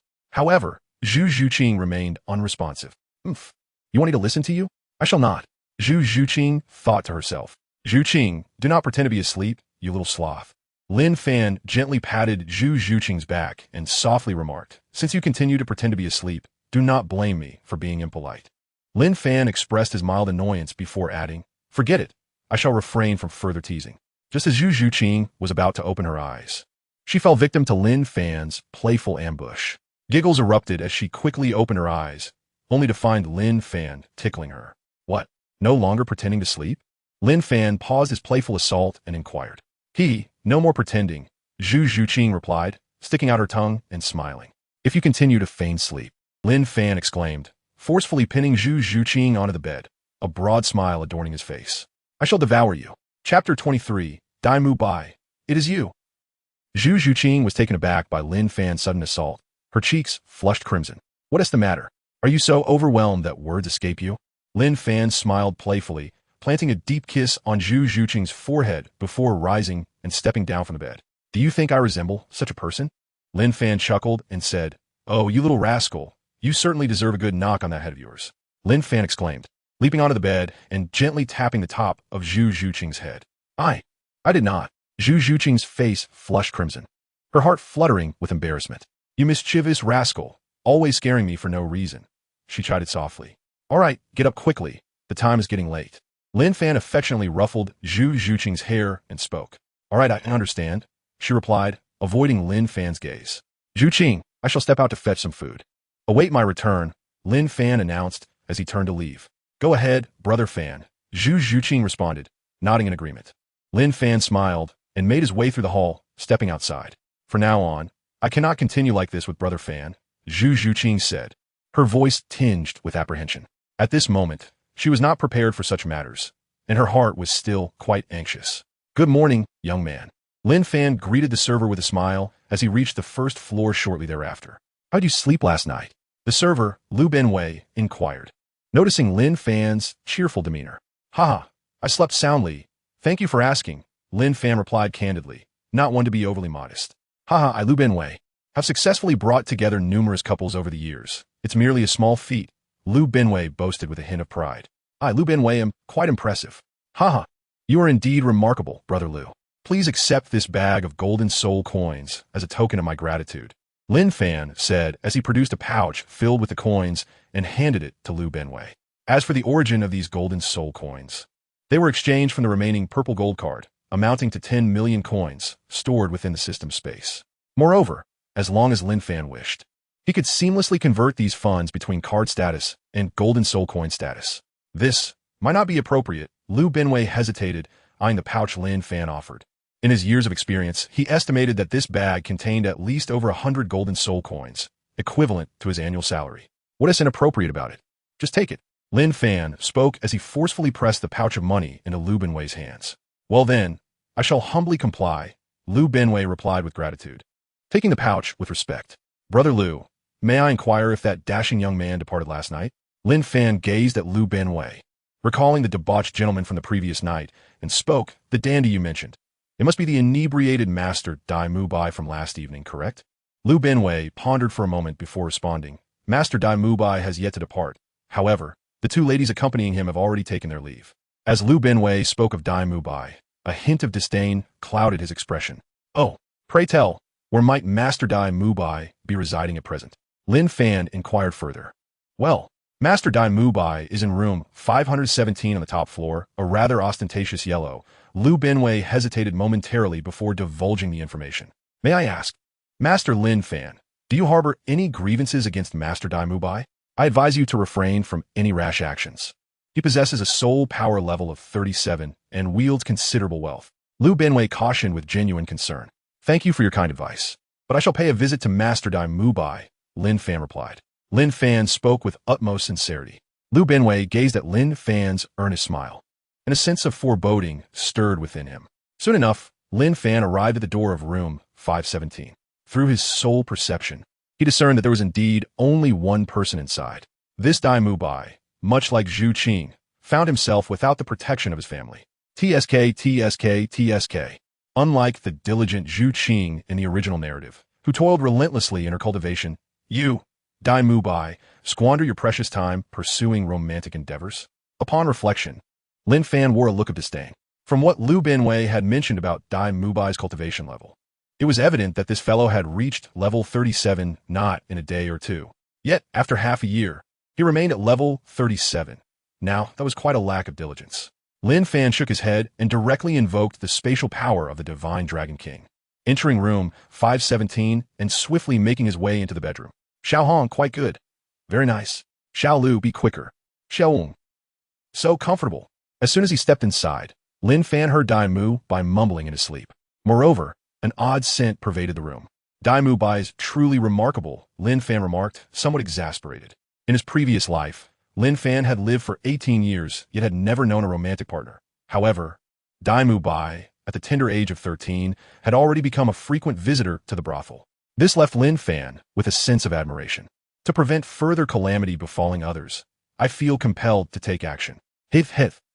At this point, Lin Fan transformed his right hand into a tiger claw and mischievously declared, Who, pray tell, is so blind as to disturb Dai Mubai's good fortune? Just then, Dai Mubai, clad only in a pair of underpants, likely donned for him by the two women before their departure, suddenly awoke, rising from the bed and drunkenly shouting, "Hey, this thing actually looks quite similar." Dai Mubai pointed at Lin Fan with a grin. "Just a few days ago, this very thing took down Teacher Zhao. Now, it's appearing in my dream. I shall have my fun with it," Dai Mubai said with a hint of ferocity, beginning to ramble incoherently. "I'm the level 90 titled White Tiger Douluo Dai Mubai. You boys should surrender." As he spoke, 3 soul rings manifested beneath his feet. "Wait, I'm a titled Douluo with 9 soul rings." Dai Mubai gazed at the soul rings below him, bewildered. In a dream, isn't it supposed to be anything goes? "Kneel before me." Dai Mubai, still skeptical, glared at Lin Fan, his anger palpable. "Am I not dreaming?" Dai Mubai said in confusion, then slapped his own face. "Damn, that really hurts." After the slap, he covered his face, feeling a bit uncomfortable. "Wait a minute, if this is a dream, then what stands before me is..." Dai Mubai suddenly realized, terror creeping into his eyes as he looked at Lin Fan. I'm really not dreaming, am I?" he said cautiously, inwardly praying. "This is just a malfunctioning dream. Just a malfunctioning dream." Though he found some solace in his thoughts, the truth remained undeniable. "Dreaming? What are you thinking?" Lin Fan chuckled faintly, realizing that Dai Mubai had become rather peculiar after his escapades in the brothel. "By the way, whom were you wishing to see kneel just now?" Lin Fan, wielding his hand transformed into a tiger's claw, spoke with a smile. Dai Mubai, in that instant, felt a rush of warmth in his underwear. Simultaneously, his mind was flooded with 1,000 chaotic thoughts. "Master, please, allow me to explain." Dai Mubai, gazing into Lin Fan's eyes that seemed poised to condemn him to death at any moment, spoke in a trembling voice. Chapter 24. Dai Mubai. "Am I being cut down?" "Master, please listen to my explanation." At this moment, Dai Mubai was completely flustered. He had never anticipated encountering this senior who had killed Master Zhao Wuji at the Rose Hotel. Moreover, this senior appeared to harbor a deep animosity toward him. "Senior, I believe I have committed no offense against you," Dai Mubai stated despondently. "It is said that the powerful are often quite proud. If I had not provoked him, why then must he strike at this junior?" "Oh, my initial sentiment was merely one of displeasure toward you." Lin Fan spoke without a moment's hesitation. After all, Zhu Zhuqing had not expressed any discomfort, and indeed, Dai Mubai had nothing but a broken engagement with her. Thus, Lin Fan's actions were merely a manifestation of his disdain for that scoundrel, Dai Mubai. "Sigh, it appears I simply find you displeasing." Upon hearing Lin Fan's words, Dai Mubai breathed a sigh of relief. If he had truly offended this senior, he surmised that he would be bettered in for months.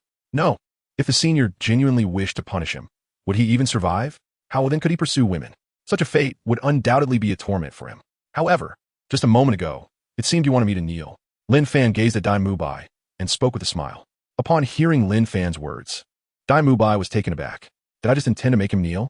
As he reflected on the recent events, it indeed seemed that he had, in fact, wished for this esteemed senior to kneel before him. "You are the first person daring enough to demand that I kneel." Lin Fan gazed at Dai Mubai, a smile gracing his lips as he spoke. "My guiding principle, Lin Fan, is to kneel before heaven, the earth, and my parents. However, he has no parents. Thus, the only entities that could compel him to kneel are heaven and earth. My lord, I was merely speaking in my sleep just now," Dai Mubai said, somewhat apprehensively. "Haha, are you not aware? The actions one takes in dreams reflect their true desires." Lin Fan found himself amused by Dai Mubai's words. "My lord, Dai Mubai gazed sincerely at Lin Fan, poised to embark on another round of nonsensical chatter. Having spun so many tales, surely you must believe me by now, he thought to himself, secretly reveling in his own cleverness. With 13 years of experience navigating the world, he was confident in his ability to weave a tale that seemed credible. Just as Dai Mubai was about to commend his own sagacity, Lin Fan abruptly interrupted him. "I apologize, but I have no desire to listen to your drivel any longer." Lin Fan spoke, delivering a resounding slap that rendered Dai Mubai unconscious. His incessant chatter was anything but obedient. Lin Fan said with a hint of disdain, "Bai Qi, come out and lend a hand." In the realm of the system, Lin Fan called out, and in the next instant, Bai Qi materialized before him. At this moment, although Bai Qi's visage remained as serene as ever, there was a flicker of fervor in his gaze. "My lord, is it finally time for me to conquer the lands?" he inquired, his voice filled with restrained excitement. "As a man of valor, I fear no hardship. Pray tell, which territory does my lord wish for me to claim?" Bai Qi spoke with utmost reverence. "Indeed, Bai Qi, I am aware of your prowess as a formidable general on the battlefield. However, the time for you to engage in warfare has not yet arrived. Rest assured, there will be ample opportunities for such endeavors in the future, but do not falter when that moment comes. Lin Fan spoke with a hint of embarrassment, while simultaneously beginning to extol the virtues of Bai Qi. My lord, what manner of words are these? At your command, Bai Qi shall willingly lay down his life and shed his blood for you at any moment. Might I ask, my lord, if there are no battles to be fought at present, do you perhaps have other needs? Bai Qi first expressed his unwavering loyalty, and then, with a touch of confusion, inquired further. Ahem, Bai Qi, what is your opinion of this young lad? Lin Fan coughed lightly twice, feigning seriousness as he spoke. It appears to me that this young man possesses limited talent. At best, he may never reach the realm of Douluo. However, being so young and already ensnared by the temptations of desire is truly regrettable. In my opinion, he holds little value. Bai Qi, observing the exposed figure of Dai Mubai, deliberated for a moment before responding. Indeed, that is the case. Therefore, I am inclined to dispose of him. What are your thoughts on this matter? Lin Fan nodded in agreement upon hearing Bai Qi's words. Indeed, what Bai Qi articulated resonated with my own thoughts. Quite remarkable. Cut? Bai Qi inquired, visibly astonished. Could it be what the Lord meant by that kind of cutting when entering the palace? Bai Qi seemed somewhat bewildered as he posed the question. Yes, precisely that. It is the most fitting punishment for him. Lin Fan smiled broadly and spoke. Is it possible that the Lord wishes for me to castrate him? Only then did Bai Qi comprehend Lin Fan's intention. The act of castration, astonishingly, had been entrusted to him, a formidable general renowned for his conquests.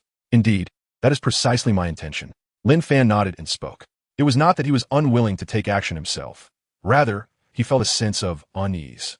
However, considering the greater good, he had no choice but to sacrifice Dai Mubai, and thus he entrusted the task to Bai Qi, whose martial spirit was a scythe. Your orders are received. Bai Qi responded without a hint of hesitation, summoning the Grim Reaper's scythe as he approached Dai Mubai. Lin Fan consciously turned his head away, for he was not a person of depraved tastes. After a brief moment, upon hearing the sound of crack, he turned back. My lord, it is finished, Bai Qi said, his expression laden with complexity. I had hoped for something amusing, yet I ended up dealing with a foolish soul consumed by lust. Alas, Bai Qi, you have my gratitude for your efforts. Lin Fan smiled gently and said to Bai Qi, No, it is an honor for me to serve my lord. Upon hearing Lin Fan's words, Bai Qi's expression remained unchanged, yet it was evident from his tone that his spirits had lifted considerably. Very well, you may return now. Lin Fan patted Bai Qi's shoulder and chuckled. It is truly delightful to have such a formidable yet good-natured subordinate. At your command. Upon hearing this, Bai Qi vanished without a trace. In the realm of illusions, Bai Qi exists within the confines of the system space. How is it? Lin Fan could not help but inquire with curiosity. Bai Qi certainly did not seem like a person of tranquility. He, after all, devoted himself daily to relentless training. Ling, however, felt indifferent and replied nonchalantly. Yet, you truly are a talent for having rendered Dai Mubai incapable. Ling remarked, both amused and exasperated. Among the traversers, while you may not possess the finest innate abilities or profound understanding, you undeniably rank among the most amusing. This predicament is of your own making. It has nothing to do with me. Lin Fan scoffed dismissively.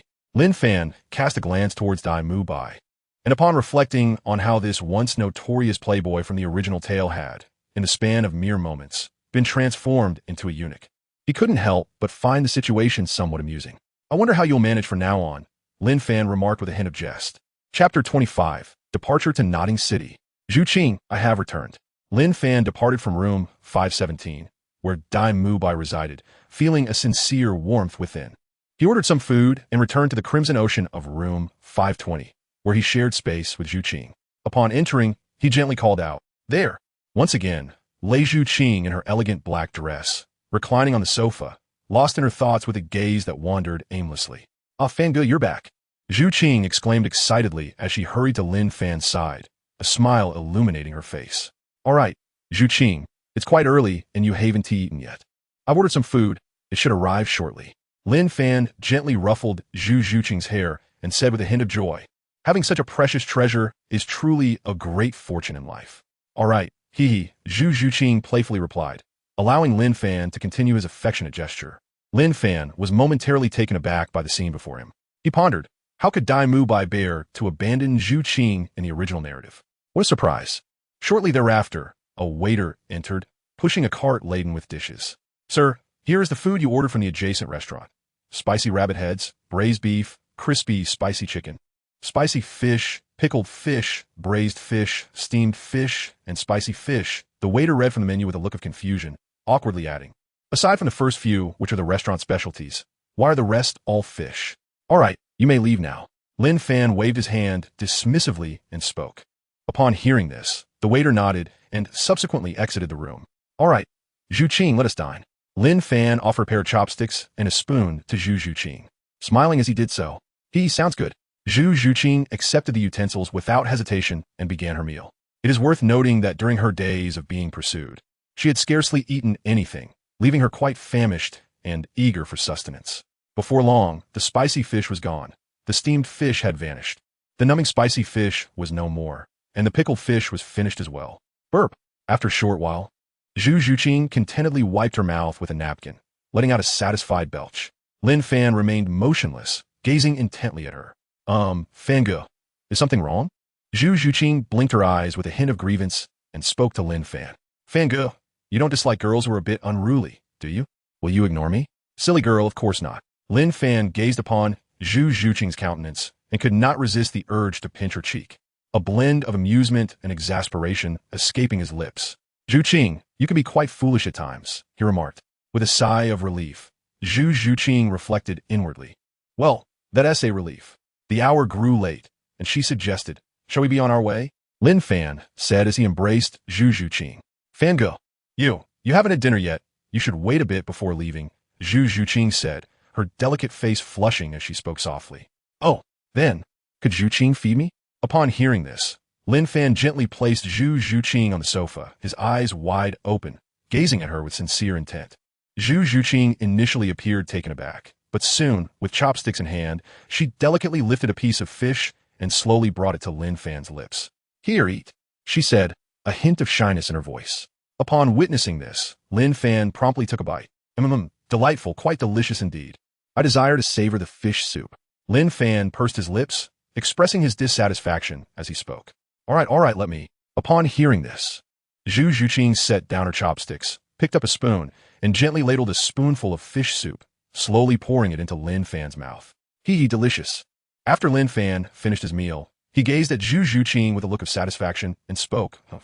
Zhu Zhuqing, her face flushed, let out a soft hum, and picked up a piece of fish, placing it into Lin Fan's mouth. Eat your fish, Zhu Zhuqing said, a hint of annoyance in her voice. Before long, Lin Fan had consumed all the remaining food. Burp. Lin Fan accidentally let out a hiccup. Indeed, he could not escape the law of irresistible allure. Haha, Fangirl, we are all full now, we can leave. Zhu Zhuqing eagerly took Lin Fan's hand and said, well, we are heading to Notting City. I have important matters to attend to, Lin Fan looked at the playful Zhu Zhuqing, feeling a surge of happiness. Rest assured, I will not hold you back. Zhu Zhuqing gazed at Lin Fan's face, tiptoed, and gently placed a kiss on his forehead before hurriedly dashing out. That little girl. Lin Fan touched his forehead, feeling a mix of amusement and exasperation. Zhu Zhuqing, truly delightful. Lin Fan, contemplating this, quickened his pace to catch up with Zhu Zhuqing, taking her hand as they meandered to the first floor of the hotel, where they once again encountered Lu Benwei, who was on duty that morning. Good morning, young Master Lin, Lu Benwei greeted, a hint of satisfaction in his voice as he observed the pair walking hand in hand. This is all my doing. Good morning, Brother Lu, Lin Fan replied, embodying the adage that one should not strike a smiling face. Miss, you appear even more radiant than last night, Lu Benwei remarked, a smile gracing his features as he looked at Lin Fan. Lin Fan understood his meaning all too well and smiled faintly. No, we have done nothing at all. Lin Fan whispered to Lu Benwei. This, young Master Lin, Lu Benwei was startled by the voice that emerged in his consciousness, and only after repeated contemplation did he realize it was Lin Fan before him, causing him to lower his guard. However, even if nothing had occurred, I suspect you must have slept quite soundly, right? Lu Benwei conveyed to Lin Fan in his awareness, drawing from his years of experience. Haha, you're indeed correct. I had a rather pleasant rest, Lin Fan replied with a smile, candid and unpretentious. Brother Lu, we shall take our leave now. Lin Fan waved goodbye to Lu Benwei, taking Zhu Zhuqing's hand and swiftly vanished from his sight. Young Master Lin is truly enigmatic. Lu Binwei shook his head, offering a wry smile. Brother Fan, what is the purpose of our journey to Nodding City? Zhu Zhuqing inquired, grasping Lin Fan's hand, her confusion evident. Nodding City, as I recall, is a rather underdeveloped city in the Heaven Dou Empire, is it not? Could it be that this city holds complexities beyond its facade? Well, there's an adversary awaiting me there, and I intend to resolve that matter promptly. Lin Fan spoke candidly to Zhu Zhuqing without any reservations. However, to label that individual as an enemy might be an exaggeration, considering he hardly knew him. His purpose for venturing to Nodding City was to eliminate Yu Xiaogang. Although he was uncertain about the nature of the relationship between that individual and Bibi Dong's intimacy level, it was undoubtedly higher than his bond with Yu Xiaogang. An enemy? Zhu Zhuqing momentarily paused upon hearing this, then smiled softly. Regardless of what Brother Fan intended to do, Zhuqing would stand by his side. After saying this, she gazed intently at Lin Fan, her eyes brimming with affection. Yes, I understand. Lin Fan's response was rather unremarkable. Yet, only the two of them were aware that the hands they held had tightened just a little. Chapter 26. Master Yu Xiaogang, truly diligent indeed. That noon, Lin Fan and Zhu Zhuqing arrived in Nodding City. Lin Fan, guided by the ethereal navigation, effortlessly located the position of the Nodding City Junior Soul Master Academy. Nestled in the western part of Nodding City, Lin Fan soon beheld a majestic archway, measuring 20 meters in width and soaring over 10 meters in height. Crafted from robust stone, beneath it lay two iron gates, dark and imposing. Through the wrought iron bars, one could glimpse a winding path leading into the depths of the academy, flanked by towering trees. Prominently displayed at the center of the arch were the four characters, Nodding Academy. This is the place where Tang San studied during his youth. Lin Fan murmured as he gazed at the entrance. It seemed less opulent than he had envisioned, perhaps due to his previous stay at the Rose Hotel. Brother Fan, did you come to this junior academy solely to seek that nemesis? Zhu Zhuqing inquired, her gaze fixated on the four characters of Nodding Academy, a hint of confusion in her voice. Surely, your adversary is not merely a child or a low-ranking soul master. One might say that this visit is indeed for the individual associated with Nodding Academy, Lin Fan replied, nodding slowly with a composed demeanor. Frankly speaking, despite having watched Douluo countless times, Lin Fan harbored an aversion towards Yu Xiaogang. Furthermore, to ensure that Tang San would not exceed his control in the future, the formidable soul master, Yu Xiaogang, could not be allowed to persist in this world. Well then, Brother Fan, let us proceed, Zhu Zhuqing responded, her expression brightening with a charming smile. Lin Fan's willingness to take a life was of no concern to her. In fact, she would gladly accompany Lin Fan if a need arose. Upon seeing the words Nottingham Academy, Zhu Zhuqing felt her anxious heart finally at ease. After all, it was merely a junior college. Could it possibly harbor any perilous individuals? Upon hearing this, Lin Fan smiled gently, taking Zhu Zhuqing's delicate hand as they made their way towards the grand entrance of Nodding Academy. Young master, you appear to be no student of Nodding Academy, are you? In that moment, as Lin Fan approached the gates, a nervous young guard stepped forward to obstruct his path, inquiring with a hint of apprehension. Indeed, I am not a student here. I have come for a specific purpose. Upon hearing this, Lin Fan spoke softly. The doorkeeper appeared somewhat flustered, for it was well known that the dean forbade youths from other places from entering Nodding Academy. Yet, the two individuals before him were clearly of noble lineage. Young master, young lady, please come in. Ultimately, his internal thoughts triumphed over the reality of the situation. The doorkeeper led Lin Fan and his companions slowly into Nodding Academy. After all, he was merely a doorkeeper. It was one thing to bully the rustic folk, but truly another to confront the nobility. Upon witnessing this, Lin Fan nodded in acknowledgement. This doorkeeper displays a commendable sense of understanding. After the lesson imparted by the formidable Grand Soul Master Yu Xiaogang, how could he not be perceptive? Huan Ling, with a hint of resignation, murmured to himself. Lin Fan, a young lad hailing from the civilization of the Milky Way, embodies the principles of etiquette and morality inherent in the culture of Huaxia, which is, in fact, excessively gentle. Such a disposition may not bode well. It seems that in the future, he shall require some rigorous training. As these thoughts began to unfurl in the depths of Huan Ling's mind, it was not long before the concierge led Lin Fan and Zhu Zhuqing across the academy square, guiding them to several buildings. Naturally, the striking appearances and physiques of Lin Fan and Zhu Zhuqing elicited waves of admiration. Wow, this young man is incredibly handsome. I'm utterly smitten. Is this really a guy? Goodness, this young lady is simply breathtaking. Lin Fan, upon hearing these words, felt rather indifferent. In his previous life, his unremarkable appearance had already elicited waves of admiration. How much more so with his extraordinary looks now? "Young master, young miss, I shall take my leave now as I have work to attend to," the doorman said, scratching his head awkwardly yet politely. With that, he turned and made his way towards the academy's entrance. "Zhu Zhuqing, please stay here for the time being. I must attend to a matter first." Lin Fan, having spoken, gently placed a kiss upon Zhu Zhuqing's forehead, chuckling as he did so. His actions left the onlookers utterly astounded. "Ah, this young man is so gentle. Why does heaven not grant me a boyfriend like this? I would gladly trade 10 years of my boyfriend-esque singlehood for a friend as handsome as him." Such remarks bore a distinct characteristic, each more amusing than the last. "Very well then, I shall await your return," Zhu Zhuqing said, her cheeks flushed, gazing at Lin Fan with a beaming smile. Lin Fan observed Zhu Zhuqing's demeanor and smiled, nodding slightly before turning towards a building. Having absorbed the information conveyed by the gatekeeper earlier, he was well aware of the location of the faculty offices and proceeded directly to the designated structure. "May I inquire, Yu Xiaogang, in which office can he be found?" Upon entering the building, Lin Fan spotted a man of approximately 30 to 40 years of age and initiated his query. "Young friend, what brings you to seek the master?"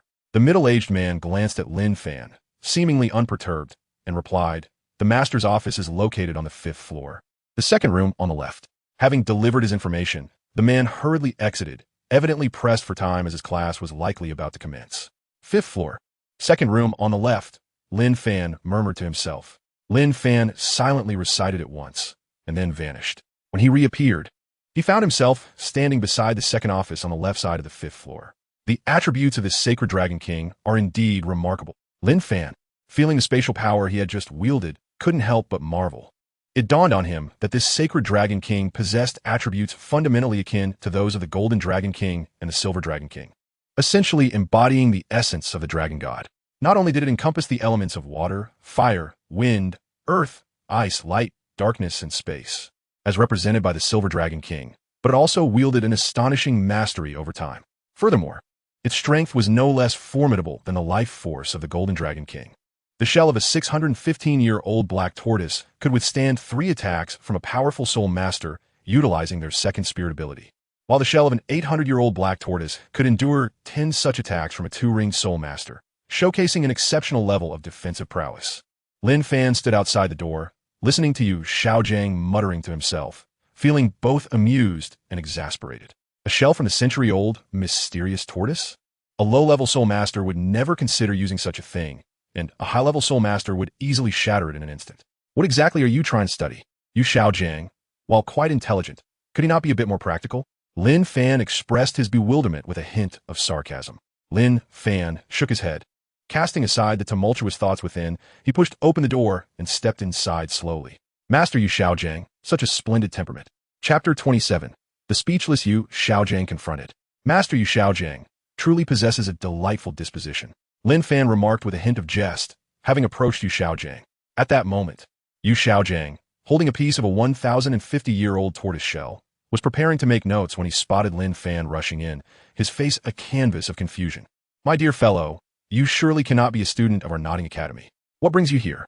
Yu Xiaogang placed the shell onto the table and spoke with gravity. The principal mentioned merely days ago that young men and women who are not students of this institution are prohibited from entering. Has the doorman already disregarded this rule within such a short span? "Oh, master, I find myself puzzled. It has been said that there are no useless martial souls, only incompetent soul masters. What do you make of such a statement?" Lin Fan gazed at Yu Xiaogang with a broad smile, teasingly remarking, "Indeed, there are no worthless martial souls, only inept soul masters." Upon hearing Lin Fan's words, Yu Xiaogang instinctively nodded, recalling how he once consoled his disciple Tang San in a similar fashion. "Pray tell, what qualifies you to make such a statement?" Lin Fan fixed his gaze intently upon Yu Xiaogang, his aura suddenly intensifying as he spoke in a chilling tone. "Is there truly such a thing as a worthless martial soul, or merely worthless soul masters? What kind of reasoning is this?" He continued, "This is merely my perspective, not something I have imparted to others." Yu Xiaogang appeared visibly taken aback by this scene. It is worth noting that he had only ever shared this sentiment with his disciple Tang San, whose martial soul happened to be the so-called worthless blue silvergrass. It had proven to be remarkably effective. "I must inquire," he continued, "if a person's martial soul were akin to that of a dogtail grass." Could they possibly aspire to become a soul master? Lin Fan spoke with a hint of disdain. Indeed, blue silvergrass is the most ubiquitous weed on the Douluo Continent, and it ranks among the weakest of martial souls. However, the dogtail grass is an even more inferior existence than blue silvergrass. While blue silvergrass can be fed to pigs, dogtail grass is something even pigs refuse to consume. This is indeed implausible. Yu Xiaogang was taken aback for a moment before responding. Although he felt a twinge of resentment within, he could not deny that Lin Fan's words held a kernel of truth, and he conceded. If there are no worthless martial souls, then by your logic, dogtail grass, blue silvergrass, weeds, wildflowers, and sticks would all qualify as formidable martial souls? Soul masters are the most esteemed profession on the Douluo Continent. There are no worthless souls among them. Lin Fan noticed that Yu Xiaogang did not respond, and continued. By the way, is the theory of the 10 core competencies something you, as a Grand Soul Master, have proposed? Upon reaching this point, Lin Fan couldn't help but cover his mouth. Even the foremost powerhouse of the continent, the previous generation's Pope of the Spirit Hall, Qian Daolu, did not dare to boldly present such a theory. How could a mere great soul master like you act so recklessly? Lin Fan spoke with a visage filled with disdain. Yu Xiaogang, often referred to as the exemplar of novices, possesses no true prowess yet still manages to carve out a niche for himself.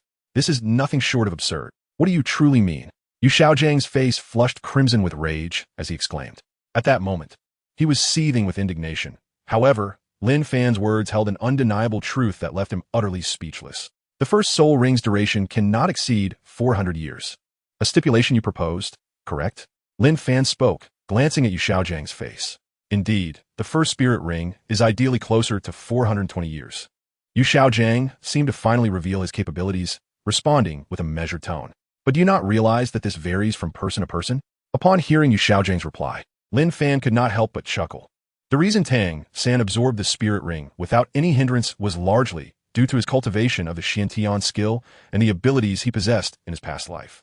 If an ordinary person were to attempt the same, would they even survive the journey back with you? Furthermore, is it truly necessary for an auxiliary spirit master to also aim for a spirit ring as close to 420 years as possible? Contemplating this, Lin Fan felt a wave of helplessness wash over him. Ning Rongrong's first spirit ring, it seems, was only around 200 to 300 years old, at most slightly exceeding 300 years. Are you looking down upon the seven-treasure glazed tile school? How absurd. I did not imply that it applies to everyone. Yu Xiaogang weakly retorted. You ought to consider that those with sufficient talent, the ones you deem applicable, are fundamentally individuals from families with at least soul sage or soul Douluo lineage, or even title Douluo. Do you believe these individuals require such considerations? And those who share your views yet lack strength and exceptional talent, do they possess the capability to absorb such spirit rings? Lin Fan then inquired. No, they do not require it. Before Yu Xiaogang could respond, Lin Fan interjected. It is evident that you are nothing but a worthless charlatan, masquerading as a so-called master who deceives others. Lin Fan, with a hint of disdain, cast a glance at Yu Xiaogang, remaining silent. After loathing this fellow for so long, he finally managed to refute him directly. The sensation was truly delightful. You are right. I, Yu Xiaogang, am indeed a failure. After a brief pause, Yu Xiaogang murmured to himself. To have survived until now and gained some recognition is already commendable. It is time to accept one's fate. Lin Fan gazed at Yu Xiaogang before him, a hint of mockery in his tone. It was not merely his disdain for Yu Xiaogang. Rather, it was a matter of necessity. Yu Xiaogang must perish for the sake of Bibi Dong, whose connection to him remained a mystery, yet whose affinity was an astonishing 99. Yu Xiaogang had to die to seize control over Tang San's prowess. Yu Xiaojing's demise was equally imperative. Are you here to kill me? Upon hearing Lin Fan's words, Yu Xiaogang was left utterly bewildered. You come to my place, berate me without mercy, and then intend to take my life? Is it truly for such foolishness that you seek to silence me? Indeed, you are free to depart now. Lin Fan smiled kindly. In the next moment, his right hand transformed into a dragon claw, and in an instant, Yu Xiaogang was severed from his head and body. It was a pity for the esteemed creator of the top 10 core competencies, the master of Tang San, Yu Xiaogang, who met such an untimely end. Truly, the heavens are envious of talent. Congratulations to the host for annihilating the protagonist's master in a single strike, thus earning an additional 10,000 years of soul ring duration. Quite impressive, Huan Ling. This reward is remarkably effortless. Upon hearing the melodious chime of the system's reward echoing in his mind, Lin Fan felt a surge of delight. The only downside was, it was a bit overwhelming for him to have severed his opponent in a single strike for the first time. Lin Fan, you mustn't be so taken aback. In this realm where the weak are preyed upon by the strong, such actions are fundamental. You will become accustomed to it with practice. Ling remarked with a hint of amusement at Lin Fan's demeanor. In a fantastical world, one is either slain by another or becomes the slayer. It is simply a matter of adaptation. It's all right. I'm fine, Lin Fan reassured. Lin Fan expressed his exasperation, lamenting the absurdity of a model student in the 21st century being subjected to such a predicament. A formidable opponent, akin to a level 95 soul Douluo, was swiftly approaching. Should he dare to confront this challenge? The ethereal spirit chimed in with a hint of mischief. Chapter 28. The Wrath of Tang Hao, cursed be it. A potent aura emanated from that individual. Had Yu Xiaogang provoked a formidable entity? Outside the nodding academy, in a rather unremarkable eatery, a disheveled middle-aged man resembling a bird's nest, with an unkempt beard and tattered attire, expressed his indignation. Through his soul perception, he discerned that this person possessed a soul power level comparable to his own, perhaps even slightly superior. What trouble had Yu Xiaogang stirred? His ire stemmed from the fact that he had entrusted his son to Yu Xiaogang for proper education. What if calamity were to befall them? Alas! The man pondered the wisdom of placing his son in the hands of Yu Xiaogang, who was notoriously unreliable. Indeed, this individual was none other than Tang San's alcoholic father, Tang Qian, the Qian Dou, infamous for not sparing even the grass on Douluo Continent. Tang Hao shook his head in resignation. Were it not for the desire to shield Tang San from the overwhelming power of the Qian hammer and the ensuing pursuit by the spirit hall, he would never have considered allowing Yu Xiaogang, who proposed a spirit without flaws, to teach his son. After all, Yu Xiaogang had cared for Tang San for many years. While he may not have earned accolades, he certainly had his share of hardships. After a moment of introspection, Tang Hao quickened his pace towards the Nodding City Junior Soulmaster Academy. Ah, Huanling, Tang Hao, are we nearing our destination? Lin Fan felt the excitement surge within him as he arrived at the Nodding Junior Soulmaster Academy, swiftly making his way towards the so-called Level 95 Soulmaster. Throughout his journey, he had engaged in skirmishes with several Soulmasters, albeit of a lower caliber, which scarcely provided any real combat experience. At last, he was about to witness the prowess of one of his most esteemed figures in Douluo, the formidable Wolf Slayer, who was known for leaving no blade of grass untouched. Indeed, he was the man who had single-handedly challenged the Spear Hall. How could this not be exhilarating? Before long, Tang Hao hurriedly reached the door of Yu Xiaojing's office and boldly stepped inside. As the youngest titled Douluo on the continent, he was unflinching. Character profile. Name, Tang Hao. Gender, male. Strength, currently a level 95 super Douluo title. Qian background, the second son of the former sect master of Qian clan. One of the two Douluos of Qian clan and the younger brother of the current sect master. Soul ring configuration, yellow, yellow, purple, purple, black, black, black, black. Red talent, mid-tier level in the current realm. Noteworthy traits, leaves no grass unturned, spares no effort for his son, laying the groundwork for future endeavors.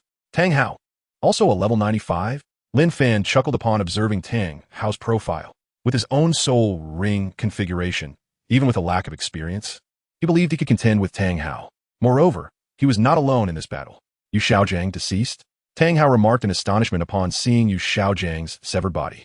Despite Yu Xiaojang's shortcomings, he held the esteemed title of the son of the current patriarch of the Blue Lightning Tyrant Dragon clan. How could someone have so easily dispatched him? Tang Hao's incredulous gaze gradually shifted towards Lin Fan. What the? Tang Hao's eyes widened, filled with shock. How could this youth be so young? Was it possible that he had consumed a potion that granted eternal youth? Initially skeptical, Tang Hao could not deny the reality as he sensed the undeniable truth emanating from Lin Fan's presence. This was no elder. This was undoubtedly a youthful prodigy. Tang Hao suddenly felt as though his 50 years had been in vain. After so many years and sacrifices, he had merely earned the title of Qian Douluo, while this youth, not yet 20, had achieved the same level of power. However, he reasoned that such youthful strength must lack depth and could not compare to his own. With this thought, Tang Hao felt emboldened. Do you understand the background of the person you have slain? He stared intently at Lin Fan, his voice cold. Oh, a high-ranking soul master. What does background matter?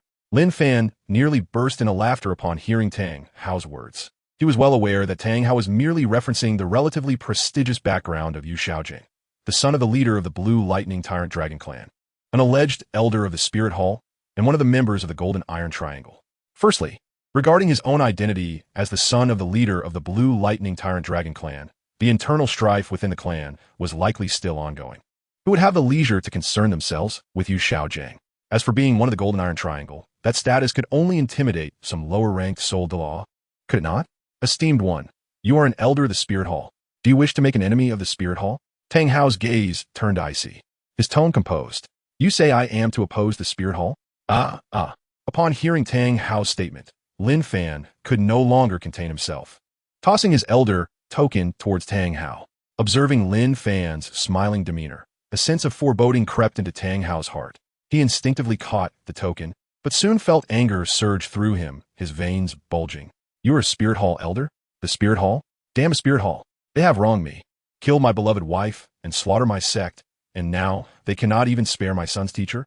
He is merely a waste at the great soul master level, and they cannot let it go. Upon seeing the elder token, Tang Hao flung it away and summoned his martial spirit, the Qian hammer.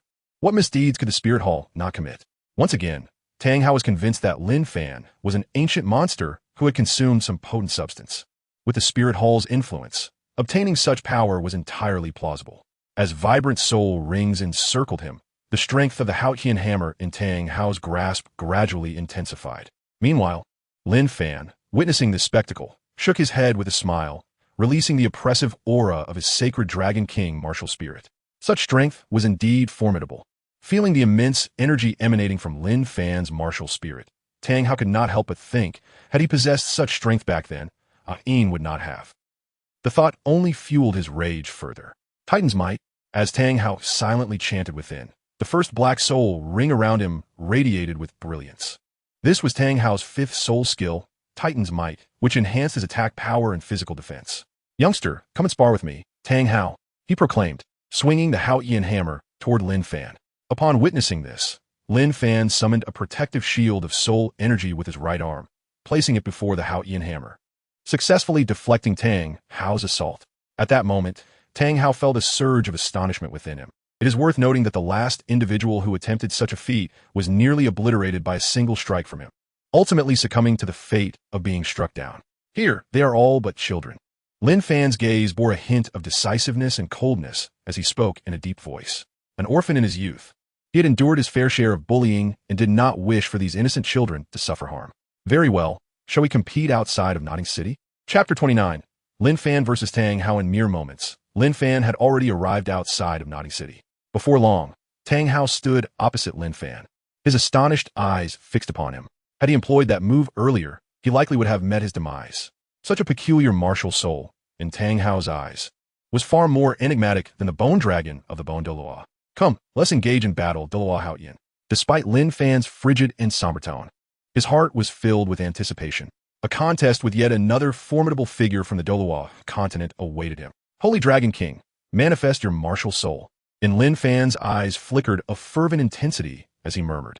In the next moment, alongside the emergence of the sacred Dragon King martial soul, there appeared 9 astonishingly perplexing soul rings. Tang Hao, why have you fallen silent? Upon the complete release of Lin Fan, he noticed Tang Hao's mouth agape, lost in contemplation. The essence of any one of those 300,000-year soul rings far surpassed that of the solitary ring brought to me by Qian. Tang Hao murmured awkwardly, his inner embarrassment far exceeding that of his outward demeanor. He had sacrificed so much to acquire this single 300,000-year soul ring, yet it paled in comparison to the aura of just one of theirs. In his heart, 1,000 wild horses galloped past, overwhelming his thoughts. 9th soul skill, Titan's hammer, Tang Hao proclaimed, as the 9th soul ring radiated brilliance. The Qian hammer expanded at a visible pace, suspended in the air by his soul power. 1st soul skill, heavy strike. No sooner had Tang Hao uttered the words than the Qian hammer descended upon Lin Fan. In an instant, Lin Fan's figure vanished. If your strength is merely this, then do not squander my time. Lin Fan appeared behind Tang Hao, expressing a hint of disdain. With the spatial power of his sacred Dragon King martial soul, did Tang Hao truly believe that such a colossal hammer could strike him? Surely, he was not so naive. God of death domain, Tang Hao bellowed, his killing intent surging to its zenith. Simultaneously, the 7th black soul ring around him radiated a brilliant light. The true body of Qian. The Qian hammer instantly expanded to the size of a building. Suspended in midair under Tang Hao's command, growing ever larger. 5th soul skill, Titan's Might. 9th soul skill, Titan's Hammer. Tang Hao unleashed his 5th and 9th soul skills, enhanced by the true body of Hao Qian and the god of death domain, maximizing his offensive power. 9th soul skill, Earth-Shattering Strike. Tang Hao swiftly executed his most formidable attack soul skill, also the product of his 100,000-year soul ring, the Earth-Shattering Strike. Brash young fool, meet your demise. Tang Hao roared, wielding the Hao Qian hammer towards Lin Fan with fierce determination. Upon witnessing this, Lin Fan shook his head. It seemed that Tang Hao could no longer withstand his might. With a resounding declaration, 7th soul skill, True Form of the Dragon King. The most formidable manifestation of the sacred dragon king unfolded before them. At that moment, Lin Fan did not transform into a colossal dragon, as many beast martial spirits would, stretching approximately 100 meters in length, adorned with 2 magnificent horns that signified its nobility.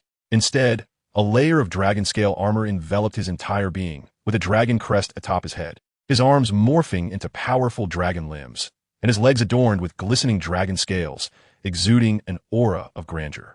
The armor alone, when compared to the 2nd soul skill, Dragon King's sacred armor, was as disparate as heaven and earth. 1st soul skill, Dragon King's Shattering Claw. The first black soul ring beneath Lin Fan's feet radiated a brilliant light. In a low voice, he exclaimed, and in the next moment, Lin Fan's dragon claws grew larger and sharper, using this newfound strength to withstand Tang Hao's true martial soul. I too wish to see if I can endure this. Lin Fan pondered seriously, not out of arrogance, but because despite his injuries, he remained a man with several hundred system coins, wholly unperturbed. As the Dragon King's shattering claws collided with the true form of Lin Fan's martial spirit and Tang Hao's Hao Qian true body, cracks began to appear on the Hao Qian hammer. The Hao Qian hammer. Tang Hao gazed at the fissures on the colossal hammer, utterly astonished. It is important to note that the Hao Qian hammer not only wields immense power, but also serves as a formidable defensive martial spirit.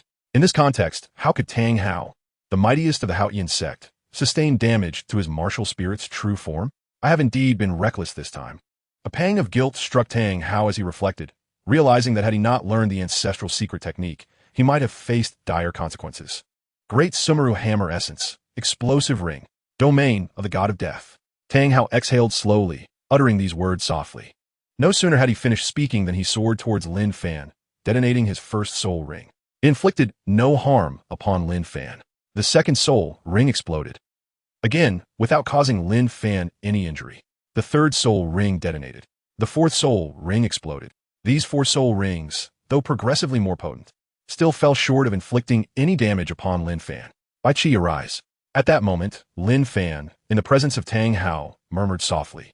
No sooner had Lin Fan's words left his lips than Bai Qi, wielding the god of death scythe, appeared before him. Upon seeing Tang Hao, he had no time to greet Lin Fan before launching an attack. 9th soul skill, God of Death's Possession. Without a moment's hesitation, Bai Qi unleashed his soul 10,000-year soul skill, God of Death's Possession. The visual spectacle of his yellow, purple, and black soul rings startled Tang Hao. Tang Hao thought, I suddenly feel that being the youngest titled Duo on this continent is no longer appealing. In the state of God of Death's Possession, his attack power surged by 350, while his defense diminished by 35.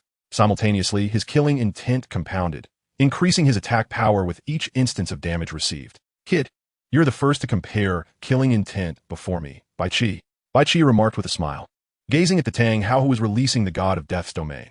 To unleash it before me is merely displaying one's clumsiness. Martial spirit, true form. Despite Bai Qi's derisive words, he showed no signs of complacency and summoned his martial spirit, true form. Bai Qi's martial spirit, true form, not only enlarged the god of death's scythe to the size of the Hao Qian hammer's true form, but also conjured a shadow behind him. Kid, let me show you what a true god of death is. Without waiting for Tang Hao's response, Bai Qi activated his 6th soul ring, radiating brilliant light. With the enhancement from his martial spirit, true form, and god of death possession, his power was undoubtedly stronger than Tang Hao's.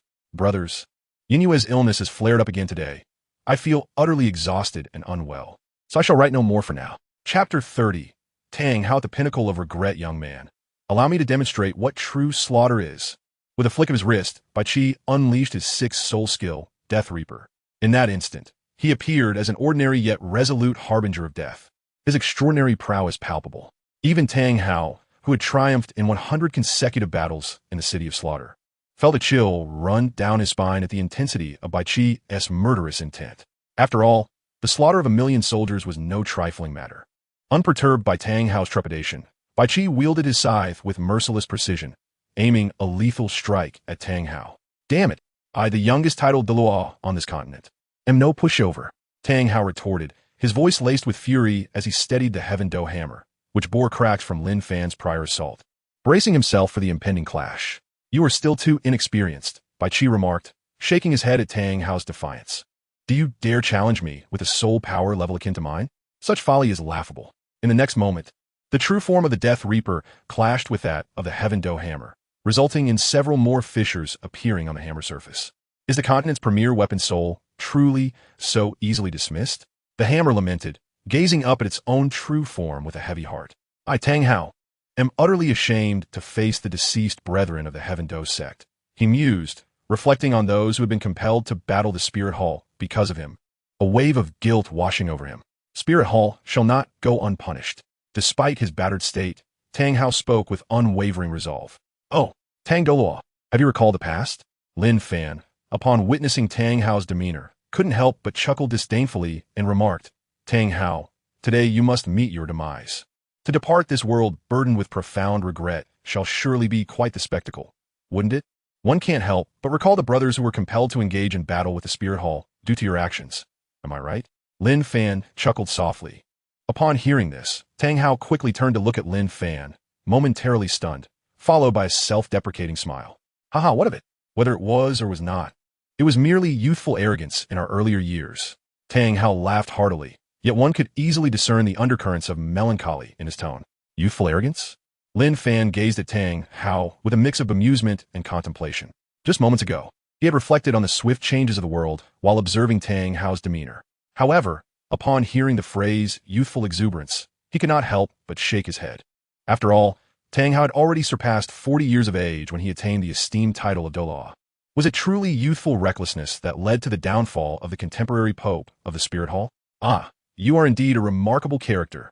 Huh, youthful exuberance? It seems merely a product of your idleness. Lin Fan gazed at the weathered face of Tang Hao, expressing his disdain.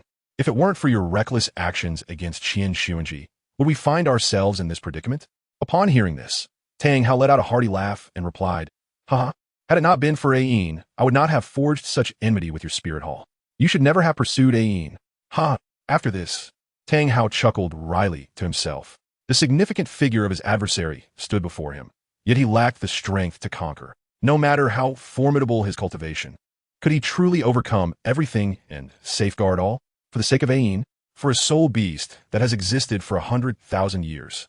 He forsook his sect and kin, casting them into dire straits. And yet, that 100,000-year-old soul beast did not survive.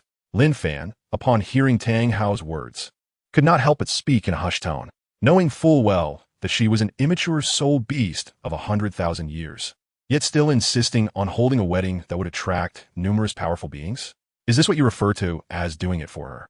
Lin Fan, having spoken, regarded Tang Hao with a mocking expression. No more, please. As the fierce determination in Tang Hao's eyes gradually faded, it was replaced by waves of regret. Had he not held a wedding in the past, they would have long since nurtured their children together. Had he not been discovered by the powerful factions during Ayin's formative years, they might have already been living a blissful and stable life. If only. Alas, there are no if-onlys. In the end, Tang Hao chuckled, a laugh that was profound and genuine. The only regret, he mused, was for the third child. He reminisced about the infant he had cradled in his arms, then the little one he cooked and washed for, and now the passionate youth whose talents were gradually revealing themselves. Without him, perhaps the third child would have thrived better. He pondered, unaware of Qian's sect, unaware of Ayin, unaware of Qian Douluo. Regardless of their profound powers, let it be. No matter how formidable, one cannot conquer destiny. Can they? At that moment, standing opposite Tang Hao, Bai Qi was taken aback as he sensed the dissipating murderous aura and the burgeoning regret in Tang Hao's demeanor. His lord was indeed powerful. With just a few words, he had transformed a once menacing elder into a subdued figure. Bai Qi felt a swell of pride as he thought, Behold, this is my lord. Tang Hao, should there be another life, I hope you will learn to temper your impulsiveness. Lin Fan couldn't help but feel a tinge of regret. Tang Hao was indeed a man of substance. However, His indecisiveness and excessive infatuation with romantic entanglements had led him to a state of despair from which he could not recover. Were it not for his identity as the protagonist's father, even Pope Bibi Dong could have effortlessly dealt with him at the conclusion of the Soul Master competition. Moreover, the fact that Qian Daolu could not eliminate him was not solely attributed to his status as the protagonist's father. Surely there were other factors at play. At this moment, Lin Fan turned to the illusion spirit and inquired, "What is Tang Hao's regret value?" "Not sufficient. Only at 80, the illusion spirit replied, exuding a sense of helplessness. As the father of Tang San, the destined child, he is not easily swayed. As the illusion spirit conveyed the specific data to Lin Fan, it continued, defeat, devoid of murderous intent. Recalling his past with Ain adds 50 to the regret value. Reflecting on the matters of the sect adds another 50. However, when he thinks of Tang San, his inner turmoil reduces the regret value by 20. Is Tang San truly so lacking in prestige? Lin Fan, upon seeing Tang Hao, was reminded of Tang San, which merely reduced his regret value by 20. He could not help but speak up. "Tang Hao, that individual named Tang San is your son, is he not?" At that moment, Tang Hao, whose heart was filled with a tumult of emotions, was rendered speechless by Lin Fan's words. "No, that is not the case. I do not know anyone by the name of Tang San." Tang Hao hastily protested, though his denial was utterly futile. "Oh, is that so? Well, that is fortunate, for I have already put an end to him." Upon hearing this, Lin Fan smiled. That smile radiated warmth and brightness. "The third party is dead?" Upon Lin Fan's words, Tang Hao found his mind engulfed in a void. The sect regarded him as a traitor. Ain is gone. Those who aided him have nearly all perished. Now, even his son has succumbed. Tang Hao accepted Lin Fan's statement without hesitation, for he believed in Lin Fan's strength and saw no reason for deceit. Ain, I failed to protect the third party. Ain, I shall join you now." Tang Hao's eyes became clouded with confusion. His regret reached an overwhelming pinnacle. Indeed, Tang Hao was a man utterly foolish in matters of the heart. Lin Fan shook his head and called upon the illusory spirit once more. "Illusory spirit, heed my command and open the Hall of Heroes." Chapter 31, Hall of Heroes Hero. Tang Hao illusory spirit, open the Hall of Heroes. Long before Lin Fan began to confront Tang Hao, the illusory spirit had informed him of a system feature, the Hall of Heroes. The Hall of Heroes. Any character whose regret value reaches its maximum can be inducted within, becoming one of the valiant heroes of the Hall of War. Upon Lin Fan's command, he stepped into a magnificent hall. This grand chamber was resplendent in golden hues, shimmering with brilliance, exuding an air of majesty. However, the interior was somewhat sparse, devoid of many adornments, save for two striking statues of a man and a woman. The two statues bore inscriptions that read, "Hero of the Hall, by Qi, alias, God of Slaughter. Hero of the Hall, Kai Wenji, alias, Goddess of Healing." "Isn't this by Qi and Kai Wenji?" Lin Fan remarked with a bewildered expression as he gazed upon the statues. It turned out that by Qi and Kai Wenji were indeed two of the heroes within this Hall of Heroes. For each additional hero, a corresponding statue would be erected in their honor. This was the decree of the Hall of Heroes, a testament to their glory. The illusory spirit retorted with irritation. "Illusory spirit, can Tang Hao truly be of service to me here?" Lin Fan expressed his confusion. "If I can push Tang Hao's regret to its peak, does that mean I can bend him to my will, and then have him assist me in confronting Tang San? This is utterly absurd." Lin Fan found himself in a state of bewilderment. "Rest assured, do you still not believe me?" The spirit replied, somewhat at a loss for words. "I, the spirit, am truly devoid of any prestige." "Very well, then commence your operation." Lin Fan nodded. After all, the prowess he possessed was bestowed upon him by the illusory spirit. If it was feasible for him to attain strength equivalent to that of a super Dao, then, comparatively, persuading Tang how to serve his interests would be a trivial matter. "Lin Fan, this is for you." Before Lin Fan, an ancient stone table materialized, upon which lay a tome and a pen imbued with an aura of antiquity. "This is..." Lin Fan was utterly oblivious to the nature of the object before him, prompting him to inquire. "Utilize your ultimate probing eye," he said. The ethereal spirit retorted with a hint of irritation. "What on earth, little Fancy, have you brought me into?" Lin Fan felt an immediate wave of embarrassment as he hurriedly surveyed his surroundings. The Heroic Compendium, a notebook that chronicles each hero within the Hall of Heroes. To document a hero from the Hall of Heroes, one must reach a state of complete remorse. Now, do you comprehend what this is? Very well. Simply add Tang Hao's information. After Lin Fan completed his exploration, Ning continued. Is there no need for any special items to unlock this? Lin Fan said in a somewhat bewildered manner. The phantom spirit, known for being so frugal as to cling to every last gold soul coin, surprisingly does not attempt to manipulate me. There's no need for that. Furthermore, the heroic hall will offer even more favorable benefits for you in the future. The phantom spirit replied with a smile. Lin Fan swiftly inscribed Tang Hao's information into the heroic codex. In the next instant, a statue of a middle-aged man materialized within the Hall of Heroes. Indeed, it bore the visage of a middle-aged individual. Upon the statue was etched a line of text. Hero of the Hall, Tang Hao, alias, the Reaper's Hammer. This appearance did not seem to align with Tang Hao, yet the name unmistakably belonged to him. Lin Fan spoke with a hint of confusion. Tang Hao should be a man of utter disarray. Yet here he appears not only significantly younger, but also remarkably cleaner. A hero of the Hall of Heroes ought to possess a certain grandeur. Does the visage of an old man truly befit that role? The phantom spirit thoughtfully addressed Lin Fan's inquiry. The monstrous hammer. Does that nickname seem somewhat dismissive? Lin Fan gazed at the four ominous characters Death's Hammer and sighed with a hint of resignation. The initial moniker of the hero was a default setting provided by the system, rather than a selection of his own choosing. Subsequently, he picked up the hero's compendium and altered the inscription Death Hammer to the two characters Hao Tian. He then summoned Tang Hao. Lin Fan awkwardly called out once, and in the next moment, Tang Hao appeared before him. I am Tang Hao, pay my respects to my lord. Tang Hao knelt before Lin Fan in the manner of Bai Qi and others, expressing his reverence. Very well, rise. Lin Fan stepped forward and patted Tang Hao on the shoulder, speaking with gratitude. Thank you, my lord. Tang Hao replied respectfully, then gradually rose to his feet. You may withdraw for now. There is nothing further for you to attend to at this moment. Lin Fan gazed into Tang Hao's bewildered eyes and spoke. Upon hearing Lin Fan's words, Tang Hao gradually vanished from sight. Where have the phantom spirit, Kai Wenji, and Tang Hao gone? Lin Fan found himself rather perplexed. With Kai Wenji absent, Tang Hao nowhere to be seen, and Bai Qi outside, it seemed that this heroic hall was merely a space for statues. Each of them possessed their own domain, leaving no room for confusion. Upon hearing this, Huanling, somewhat speechless, remarked, I, Huanling, cannot help but sense that you are rather eager to meet Kai Wenji. Am I mistaken? Well then, understood. Lin Fan nodded upon hearing the response from the phantom spirit. Ah, this truly comes as a surprise. Lin Fan felt a surge of emotion as he spoke. Just moments ago, Tang Hao had been his adversary, and now he had transformed into a formidable ally under Lin Fan's command. It would be a challenge for anyone to come to terms with such a drastic shift. In the next instant, Lin Fan departed from the Hall of Heroes, reappearing in the skies above Nodding City. Within the hall, time stood still, which was rather pleasant. Lin Fan nodded contentedly before gently descending to the ground. My lord, Bai Qi.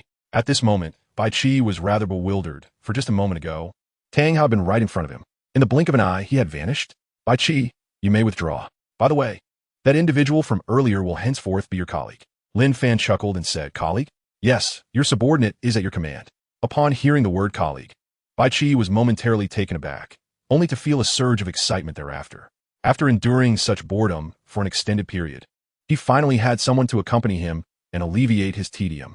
With this thought, Bai Qi swiftly returned to his own realm and ventured into Tang Hao's domain.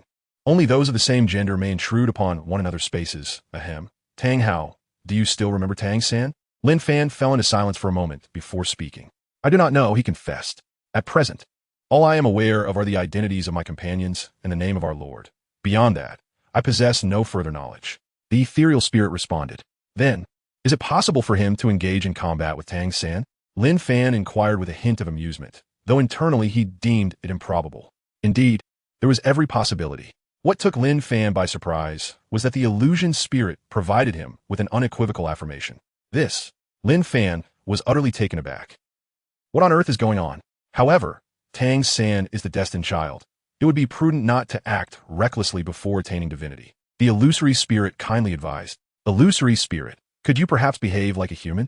Lin Fan remarked with a hint of amusement. With such a system, what more could one desire? Third brother, what troubles you?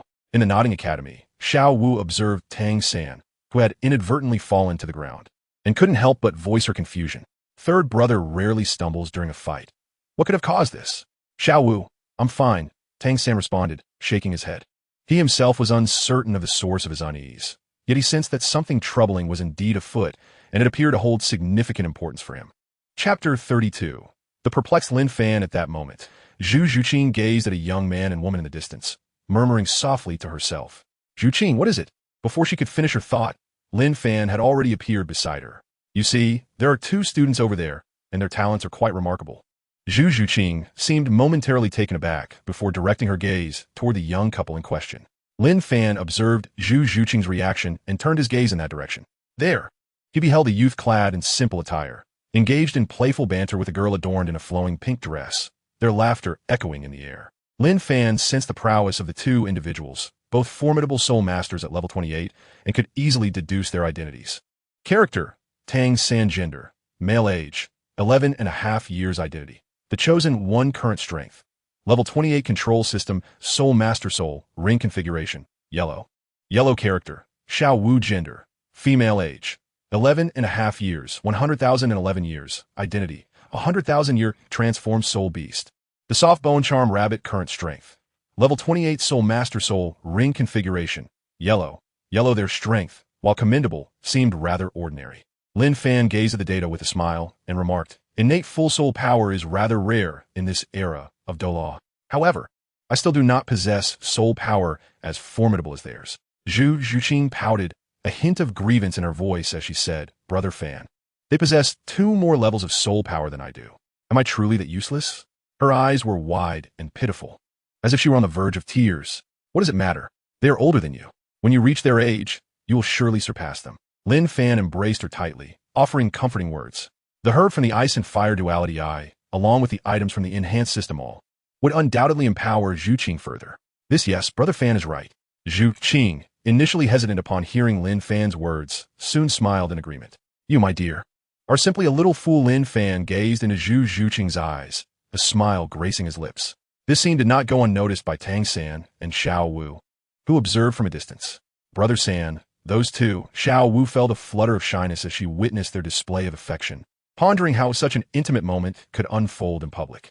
Xiao Wu, they are of a significant age. It is merely a matter of years, so do not overthink it, Tang San remarked, a frown etched upon his face as he took in the situation. At such a young age, they are already flaunting their love. What will become of them when they grow up? As for why they consider Zhuqing to be of a more mature age, those in the know will understand. And it requires no further explanation, cough cough. At this moment, Lin Fan's gaze shifted towards Xiao Wu. Spirit Phantom. What fragments of Xiao Wu's soul bone are likely to drop? Lin Fan gazed at the distant figure of Xiao Wu and couldn't help but inquire. Although Xiao Wu was undeniably charming, he found himself lacking in interest. The leg bone of a 100,000-year-old soft bone charm rabbit, or perhaps the 100,000-year-old spirit bone. Even the possibility of both being discarded. The ethereal spirit responded with a hint of indifference. Does that mean in terms of soul bones? Xiao Wu holds no utility for me? Upon hearing this, Lin Fan pondered for a moment. Indeed, it holds no value for you. Yet for your dear's eyes, Zhuqing, it could prove quite beneficial. However, wouldn't it be more delightful to exchange it directly with me for another soul bone? The phantom spirit retorted with irritation. It is worth noting that that individual has stored a considerable number of rare soul bones for him, far superior to any trivial rabbit. Hiss! That is indeed a valid point. Upon hearing this, Lin Fan chuckled and remarked, is it truly possible to exchange? The phantom spirit is indeed a remarkable system. Should we proceed to eliminate it right away? Lin Fan curiously inquired, what if I were to eliminate Xiao Wu right now? However, it was not yet the opportune moment. Upon hearing Lin Fan's words, Ling shook her head in exasperation. That's true. Lin Fan was momentarily taken aback by Ling's response, only to break into a smile soon after. On one hand, he envied the bond between Xiao Wu and Tang San as depicted in the original narrative. On the other hand, such actions would likely incite an unnecessary butterfly effect. Most importantly, he intended to strike down Xiao Wu at the moment when Tang San was engulfed in sorrow. As a traveler who had traversed into the world of Douluo Continent, it would be absurd to target Tang San without any context. Third brother, that individual, is he unwell? He has been staring at me incessantly. Xiao Wu remarked disdainfully as she noticed Lin Fan's unwavering gaze upon her. Indeed, it seems he must be ill, Tang San quickly concurred. To dare cast glances at another girl while his girlfriend was beside him. What a remarkable talent. Hey, Fangu. Zhu Zhuqing called out as she observed Lin Fan gazing toward Xiao Wu. However, Lin Fan remained completely unresponsive. A surge of indescribable emotions welled up within Zhu Zhuqing as she grasped a portion of Lin Fan's arm. Yet, it was utterly ineffective. Nevertheless, that sensation compelled Lin Fan to hastily turn his attention to Zhu Zhuqing. Zhuqing, what is it? Lin Fan gazed at Zhu Zhuqing and hurriedly inquired. Is it beautiful? Zhu Zhuqing pursed her lips, a tinge of jealousy evident in her voice as she replied, Of course it is beautiful. How could it possibly be otherwise? If my precious Zhuqing is not beautiful, then who else could possibly be considered attractive? Lin Fan spoke, tightening his embrace around Zhu Zhuqing even further. Lin Fan was utterly oblivious to what Zhu Zhuqing had just articulated, responding innocently, Is it beautiful? Zhu Zhuqing was rendered speechless. This was far removed from her expectations. That woman merely had better-looking legs and longer hair than she did. In her eyes, tears cascaded down freely, as if they were of no cost. This cannot be real. This cannot be real. As Zhu Zhuqing wept, she continually sought to console herself. Lin Fan was momentarily taken aback. Phantom spirit, this? He hurriedly sought to understand the situation from the phantom spirit. He certainly did not wish to see Zhu Qing in such distress. Just now, it seemed that someone was staring intently at Xiao Wu. He remarked. Upon hearing Lin Fan's words, the phantom spirit burst into laughter, responding playfully, What nonsense is this? Lin Fan was utterly bewildered, completely at a loss. Holding Zhu Qing in his embrace, he found himself captivated by Xiao Wu, just gazing at her, yet he became entranced. Lin Fan, you're truly a bold one. The inner thoughts of the phantom spirit were tinged with amusement. If it weren't for me, you would likely have perished from your foolishness by now, wouldn't you? Zhu Qing, what I meant to say was not that. What I meant was, you are truly beautiful. Lin Fan hurriedly caressed Zhu Zhuqing in his embrace, gently offering words of comfort. You are deceiving me, you naughty rascal. Zhu Zhuqing disregarded Lin Fan's words, continuing to weep bitterly. Indeed, a man's words can be as deceptive as a ghost. Third brother, are they displaying their affection in various ways? Xiao Wu remarked, pointing towards the two in the distance, her expression darkening. Is this the time to be flaunting their love in the junior academy? This is bound to mislead the little ones. Chapter 33. The turmoil of the Stardow Forest, just when Tang San and Xiao Wu believed that Lin Fan would begin to restrain himself. The scene before them rendered them even more helpless. Lin Fan boldly pressed his lips against Zhu Zhuqing's tender ones. After a considerable time, their lips parted. Are you still crying? Lin Fan gazed at the enchanting beauty in his embrace and spoke with a smile. As he reflected on the earlier scene, Zhu Zhuqing's cheeks flushed crimson, and she anxiously surveyed her surroundings. To her delight, only those two exceptionally gifted individuals were present, and no one else witnessed her flustered demeanor. Why are you still crying? Lin Fan spoke, not waiting for Zhu Zhuqing to respond, and once again pressed his lips against hers. Zhuqing, are you still crying? As their lips parted once more, Lin Fan inquired again. I'm not crying anymore, Zhu Zhuqing shyly replied. Embracing and cuddling is quite normal, and kissing on the cheek is acceptable as well. However, this time, Lin Fan boldly kissed her twice, catching her off guard. I was just thinking you might be asking me if I look good. Lin Fan gently brushed his cheek against Zhu Zhuqing's, expressing a hint of helplessness in his words. Yet within, he was overcome with excitement. After all, this was the first genuine kiss of his life, and a claim he was not thrilled would be a falsehood. And what about that woman? What does she mean? Zhu Zhuqing exclaimed, her cheeks flushed and her demeanor slightly indignant. Well, he replied, I was just pondering what we should name our future child. Lost in thought, I momentarily drifted away. Lin Fan chuckled, remarking that if it weren't for Huan Ling's awareness of the circumstances, she might have been convinced. At least you know your place. Upon hearing Lin Fan's response, Zhu Zhuqing snorted coldly and retorted with irritation, If you dare to gaze at other girls in my presence again, I shall never play with you again. Zhu Zhuqing fixed an indignant glare on Lin Fan as she expressed her vexation. Out there, I may not be able to restrain you, but here, you must heed my words. All right, I shall listen to my dear Zhuqing, Lin Fan said with a smile, unable to contain his amusement at Zhu Zhuqing's demeanor. How can there be such an adorable girl in this world? He added by, It seems you cannot simply be let off so easily. Lin Fan felt a surge of indignation within him. How dare one bully such a remarkable girl as Zhuqing? With a swift motion, I could send you to meet Zhao Wuji with my Dragon King Shatterclaw. At that moment, Xiao Wu found herself utterly at a loss to articulate her inner turmoil. Was it truly appropriate to display affection in front of the public, especially in the presence of two 11-year-old children? Alas, if they felt no embarrassment, it was we who were left feeling awkward. Tang Sen shook his head in resignation and spoke, I cannot fathom why children in this world are so precocious. Even if I were to live a life of solitude, I would never seek a girlfriend before turning 20. Tang San harbored a certain disdain within. Relationships merely hindered his progress and held no value for his cultivation. Xiao Wu, let us return. This is not a sight meant for us. With that, Tang San took Xiao Wu's hand and departed. Zhu Qing, we shall be on our way. After Lin Fan spoke, he embraced Zhu Zhuqing and vanished from the spot. Brother Fan, which academy shall I attend for my studies? Zhu Zhuqing inquired as they journeyed together. I intend to take you to the Tiandou Royal Academy, Lin Fan replied directly, addressing her curiosity. There was a rationale behind choosing the Tiandou Royal Academy. To unify the Douluo Continent, it was imperative to first consolidate the Tiandou Empire and the Xingluo Empire. The Xingluo Empire was currently in a precarious situation, necessitating an initial focus on the Tiandou Empire. Moreover, the Blue Electric Tyrannosaurus family and the Seven Treasure Glazed Tile sect were vital components of the Tiandou Empire's upper echelon and needed to be brought into the fold. Brother Fan, I trust your judgment completely. I have no objections, Zhu Zhuqing said, snuggling into Lin Fan's embrace with a playful smile. As long as Lin Fan was by her side, nothing seemed daunting. Very well, then, we shall proceed to the Tiandou Royal Academy.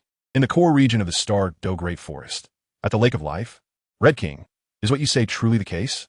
Are you genuinely being so thoroughly suppressed by that aura?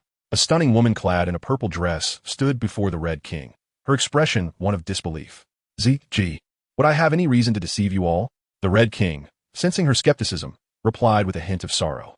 The last time I faced that human, I was unable to leave my cultivation grounds for several days.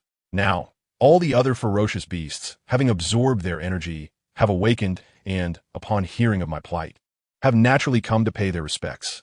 The Red King's injury could indeed only be attributed to bloodline suppression. A soul beast resembling a demonic tree scrutinized the Red King's wound for a while before affirmatively stating, it is indeed a matter of bloodline suppression. This being was the fifth among the top 10 ferocious beasts and the only plant-type soul beast, known as the demonic eye tree, king of all beasts. Since the king of all beasts has said so, I, Bear Lord, have nothing further to add, a massive bear declared without hesitation. Bear Lord, you. The king of all beasts shook his head in resignation at Bear Lord's words. Tian, what is your perspective? A beautiful woman in a green dress stood by the lake, gently addressing the middle-aged man beside her. By G, you may only perceive a threat from this bloodline, but as the leader of the golden-eyed Black Dragon clan, a true dragon of high bloodline, how could I not sense its significance? This oppressive aura, I have only felt in the presence of our sovereign, Tian replied, his gaze burning with intensity as he spoke the final words. So it bears an uncanny resemblance to the bloodline of our sovereign? Bai Ji was momentarily taken aback by Tian's revelation. Tian, the foremost among the top 10 ferocious beasts, had once led the dragon soldiers in the Dragon God War. His words held absolute authority. Tian, if I encounter that individual again, be sure to have him seek me out. At the moment when the fierce beasts found themselves at a loss, a melodious voice echoed from the depths of the Lake of Life, reaching the ears of all creatures. My lord, the beasts were taken aback internally, responding in unison. Indeed, my lord, it seems that a transformation is imminent for this Douluo continent. From the lake's depths, a colossal dragon spoke with a hint of nostalgia, pondering the true identity of this human. As the thought crossed its mind, the great dragon gradually transformed into a human form, adorned in a flowing silver gown, possessing a breathtaking beauty and an alluring figure. Tian, in the coming days, seek out information regarding that individual, Gu Yuena instructed with a stern demeanor, her voice laced with an icy detachment. She added with a warning, should you fail, the consequences shall be yours to bear. Chapter 34. Ning Rongrong. How can one eat such a lovely bunny? Outside the imperial city of Tiandou, Fangu, are we nearing the Tiandou Royal Academy? Zhu Zhuqing inquired, glancing at Lin Fan beside her. Zhuqing, if I'm not mistaken, we should be approaching it shortly, Lin Fan replied with a gentle smile, gesturing toward a towering mountain in the distance. Is that mountain truly the Tiandou Royal Academy? Zhu Zhuqing exclaimed, her eyes wide with astonishment as she beheld the majestic peak. Lin Fan observed Zhu Zhuqing's demeanor and found no cause for concern. It is worth noting that Zhu Zhuqing had scarcely attended the academy, having predominantly cultivated within the confines of her own home. Encountering such an institution for the first time, she was undoubtedly filled with awe. The grandeur of the Tiandou Royal Academy alone was remarkable. One could only imagine the splendor of the Academy of the Spirit Hall. Lin Fan took a deep breath, feeling a sense of astonishment within. Zhu Qing, I shall carry you in my embrace. Lin Fan glanced at Zhu Zhuqing, who was already glistening with beads of sweat, and with a smile, he embraced her. Throughout their journey, Zhu Zhuqing had resolutely followed Lin Fan, determined to protect the masses from suffering at the hands of their oppressors. Now, feeling fatigued, her weariness was entirely understandable. At that moment, Zhu Zhuqing was accustomed to Lin Fan's closeness, yet her cheeks flushed slightly as she shyly spoke. Before long, Lin Fan, still holding Zhu Zhuqing, soared to the summit of the mountain where the Royal Academy of Tiando was situated. Before them lay a staircase carved from white jade, each step adorned with intricate patterns of various old beasts, showcasing exquisite craftsmanship. The setting sun cast a gentle, reddish hue upon the staircase, creating dappled shadows of trees that added an air of tranquility and uniqueness to the scene. Truly, this was a sight befitting a royal institution, and Lin Fan couldn't help but express his admiration. Brother Fan, please set me down, Zhu Zhuqing said to Lin Fan as they reached the mountaintop. Lin Fan said little, elegantly placing Zhu Zhuqing down. Just then, a 10-year-old soul beast rabbit appeared, scurrying to the side of Zhu Zhuqing and Lin Fan. Hey, you there! Bring that rabbit to the young lady. With that exclamation, several youths surrounded a beautifully dressed maiden, approaching their direction. The young lady, adorned in a simple white gown, emanated an air of cleanliness. Her sleek bob cut framed a delicate visage, her skin as tender as lychee. Standing around 165 centimeters tall with a harmonious figure, exuding an ethereal presence, she resembled an educated noblewoman, akin to a gentle spring breeze. Her warm smile captivating everyone around her. Hey, I want that rabbit, didn't you hear? Strikingly, this enchanting maiden's voice instantly evoked a sense of irritation in Lin Fan. Lin Fan shook his head in resignation and began to examine the information regarding this individual. Character: Ning Rongrong. Gender: female. Identity: daughter of the sect master of the Seven Treasure Glazed Tile School. Personality: proud and ambitious. Soul power level: 25 soul rings. Yellow. Upon seeing such an information panel, Lin Fan couldn't help but smile knowingly and shook his head once more. Well, I thought it was someone significant. It turns out to be the little witch from the original story. I have been enlightened. Zhu Qing, are you hungry? Lin Fan, undeterred by the lofty demeanor of Ning Rongrong and the others, picked up the rabbit at his feet and smiled as he spoke. Not hungry yet? Where you up to, Fango? Zhu Zhuqing, momentarily taken aback by Lin Fan's words, nevertheless responded obediently. I see this rabbit is quite plump. How about I prepare it for lunch?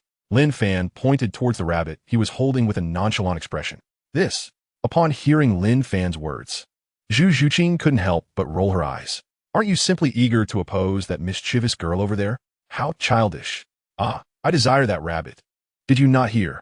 Ning Rongrong was momentarily taken aback by the scene before her and said, somewhat indignantly, throughout her life, there had never been anything that Ning Rongrong wished for that was denied to her. Yet, before she could finish her sentence, she caught sight of Lin Fan's strikingly handsome face, leaving her momentarily speechless. This young man is rather attractive. Ning Rongrong's cheeks flushed as she felt a hint of embarrassment. So, being handsome can also charm in such a way, young man. Could you kindly pass me that rabbit? Ning Rongrong shyly gestured towards the rabbit in Lin Fan's grasp and spoke. If I give it to you, what shall I eat? Lin Fan rolled his eyes in exasperation and retorted. What? How could you possibly eat such an adorable bunny? Upon hearing Lin Fan's words, Ning Rongrong was immediately taken aback. How could such a handsome young man even consider eating a rabbit? He must be jesting. Boss, what is going on with this lady? A youth behind Ning Rongrong inquired, addressing the boy who had just shouted at Lin Fan. Brother, I reckon the lady is probably a bit foolish. With such an unattractive fellow, she must be particularly disdainful. The young man responded hastily. In his eyes, the other youth's appearance was utterly lacking, a stark contrast to his own. The boy who had expressed his confusion was left utterly dumbfounded. You look like a monkey, and that young man is so strikingly handsome. Yet you're here talking nonsense? Zhu Qing, let us depart. Lin Fan gazed at the enchanting Ning Rongrong before him, utterly unresponsive. He turned to Zhu Zhuqing, lifting one hand to grasp the rabbit's ears while the other took hold of her delicate hand, guiding her up the staircase. You, Ning Rongrong stood there, momentarily dazed, her heart heavy with unspoken words. How could it be that such a charming young man already had a girlfriend? What a pity. That woman, though slightly more attractive and a tad older than herself, seemed to overshadow her in more ways than one. Ning Rongrong sighed, her spirit deflating as she observed her surroundings. Lin Fan, unaware of Ning Rongrong's turmoil, remained silent as he led Zhu Zhuqing away without a backward glance. They had undoubtedly come to the Heaven Dou Royal Academy to enroll. Watching Lin Fan's retreating figure, Ning Rongrong murmured to herself, contemplating whether to heed her father's wishes and attend school here. A flicker of joy ignited within her, despite the fact that the handsome young man was already taken. It was still delightful to feast her eyes upon such beauty. With that thought, Ning Rongrong smiled and pursued Lin Fan's vanishing silhouette. "Brother, the young lady seems quite taken with him," remarked a rather slender youth, his brow furrowed in confusion as he glanced at the leader of their group. Could it be that she has developed an affection for him? The leader, filled with frustration, lamented his earlier impulsiveness in calling out so brazenly. What else is there to do? We must hurry after them. With the leader's command echoing, the group dashed toward Ning Rongrong's direction, fully aware of their duty to protect her. After all, if anything untoward were to happen, who would bear the responsibility? Chapter 35. Ning Rongrong. This rabbit meat smells divine. I would like to enroll in the Heaven Dou Royal Academy as well. May I join you? Ning Rongrong exerted all her strength to catch up with Lin Fan and Zhu Zhuqing, a smile gracing her lips. "Zhuqing, would you be willing?"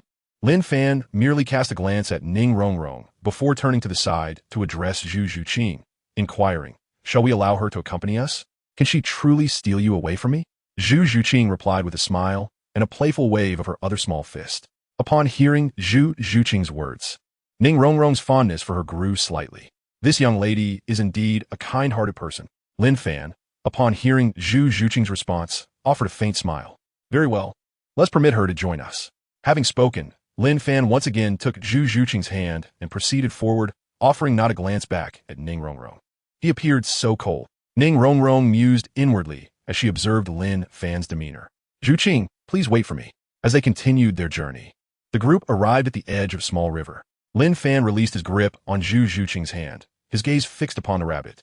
Under the watchful eyes of Zhu Zhuqing and Ning Rongrong, this rabbit met a cruel fate at Lin Fan's hands. The rabbit was so adorable. Why must it be harmed? Ning Rongrong remarked in surprise, initially believing that the handsome figure before her was merely jesting, yet the rabbit lay lifeless before them. With this thought, Ning Rongrong shifted her attention to Zhu Zhuqing. She observed Zhu Zhuqing with her arms crossed, intently focused on Lin Fan's actions. In Zhu Zhuqing's eyes, Ning Rongrong discerned not sympathy or regret, but rather anticipation. Subsequently, Lin Fan commenced a series of actions that were difficult for even Ning Rongrong, let alone Zhu Zhuqing, to witness. After a while, Lin Fan approached Zhu Zhuqing, presenting a plate of spicy rabbit meat along with 2 sets of chopsticks. "Here you go, Zhuqing, your meal." Upon hearing this, Zhu Zhuqing nodded, accepting the chopsticks and eagerly beginning to eat. As someone who had dined on rabbit before, she felt no other emotions. Moreover, it was a dish prepared by her boyfriend, and thus it deserved her utmost appreciation. Lin Fan gazed at Zhu Zhuqing's expression and couldn't help but gently pat her petite head. He then picked up another pair of chopsticks to savor the delectable dish alongside her. Ning Rongrong, captivated by the succulent rabbit meat and its enticing aroma, couldn't resist licking her lips. Could this truly be as delightful as it seemed? A wave of apprehension washed over her. Yet witnessing Lin Fan and Zhu Zhuqing relish their meal with such gusto made her abandon her doubts. "Dear brother, I too wish to partake." "Dear sister, might you spare me a little?"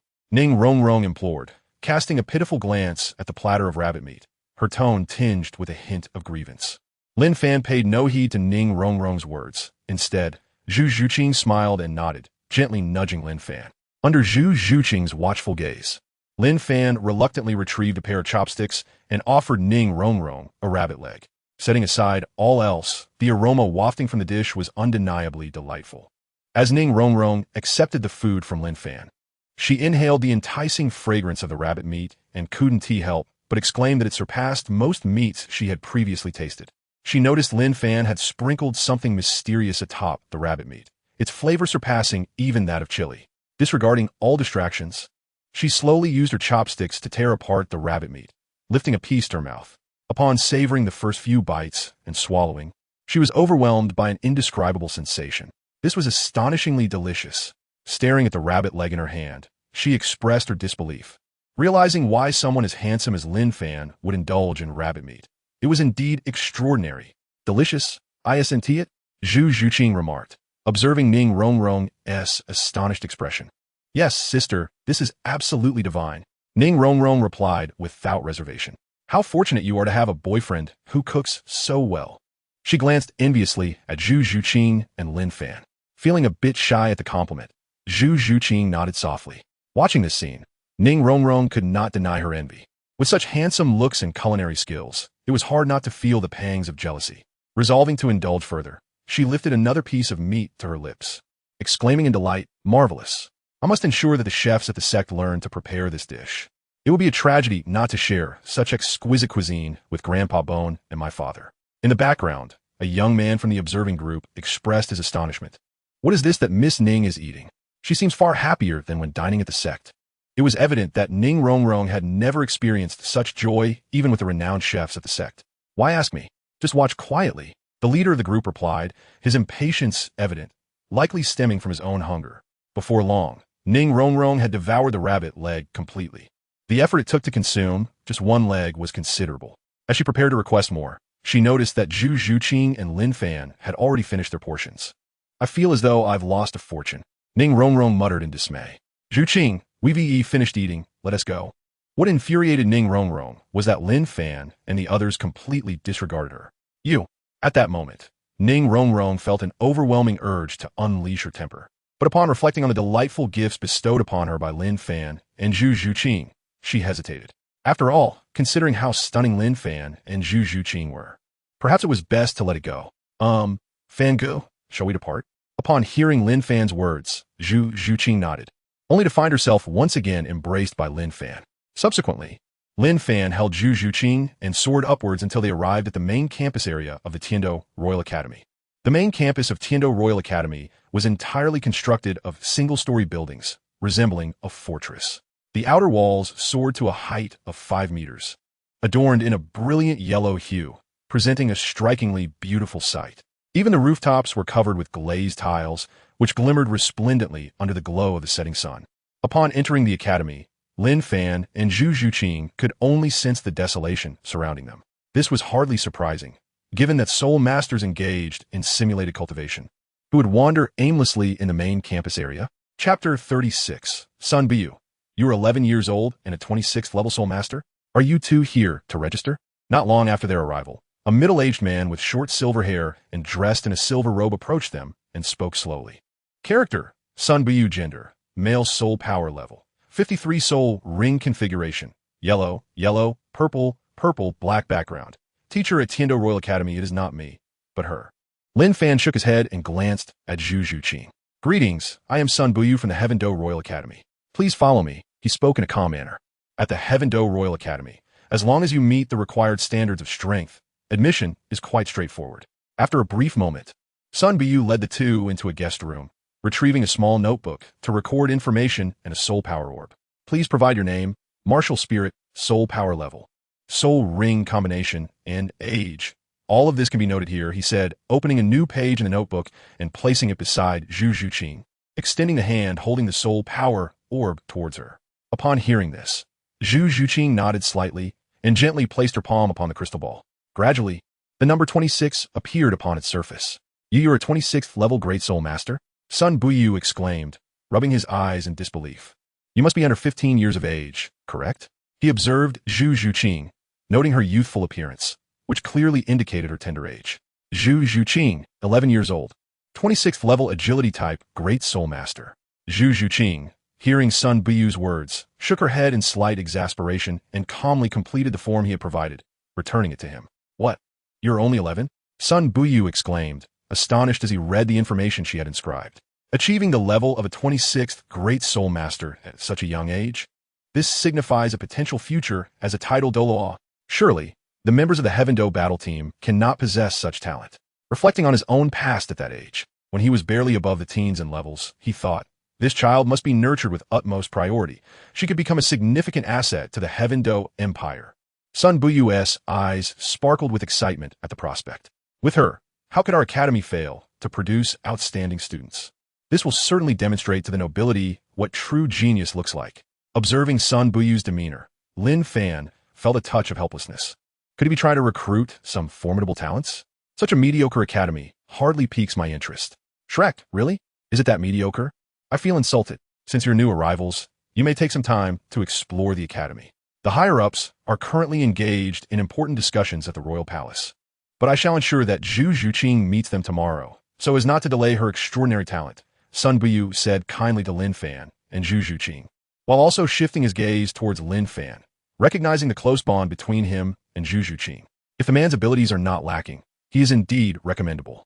Upon hearing Sun Buyu's words, Lin Fan nodded in satisfaction.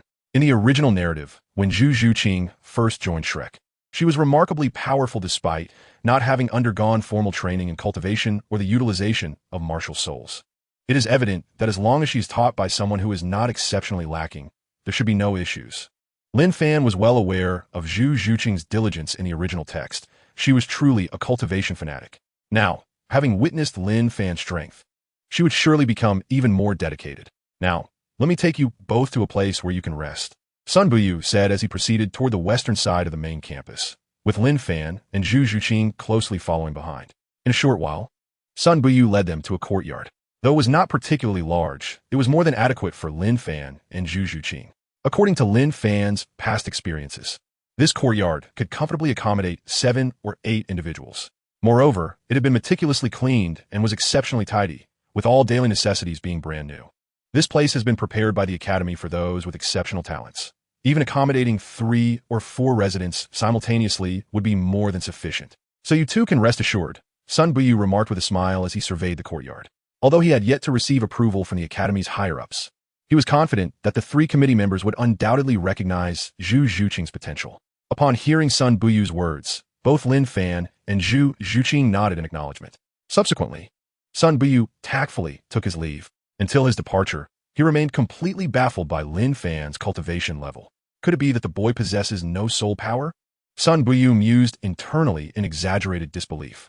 As a level 53 soul king, he could not even discern the soul power of a mere child. Tomorrow, the 3 committee members would certainly find out. Shaking his head, Sun Buyu decided to focus on managing the troublesome Avalanche Prince instead. Zhuqing, how do you feel?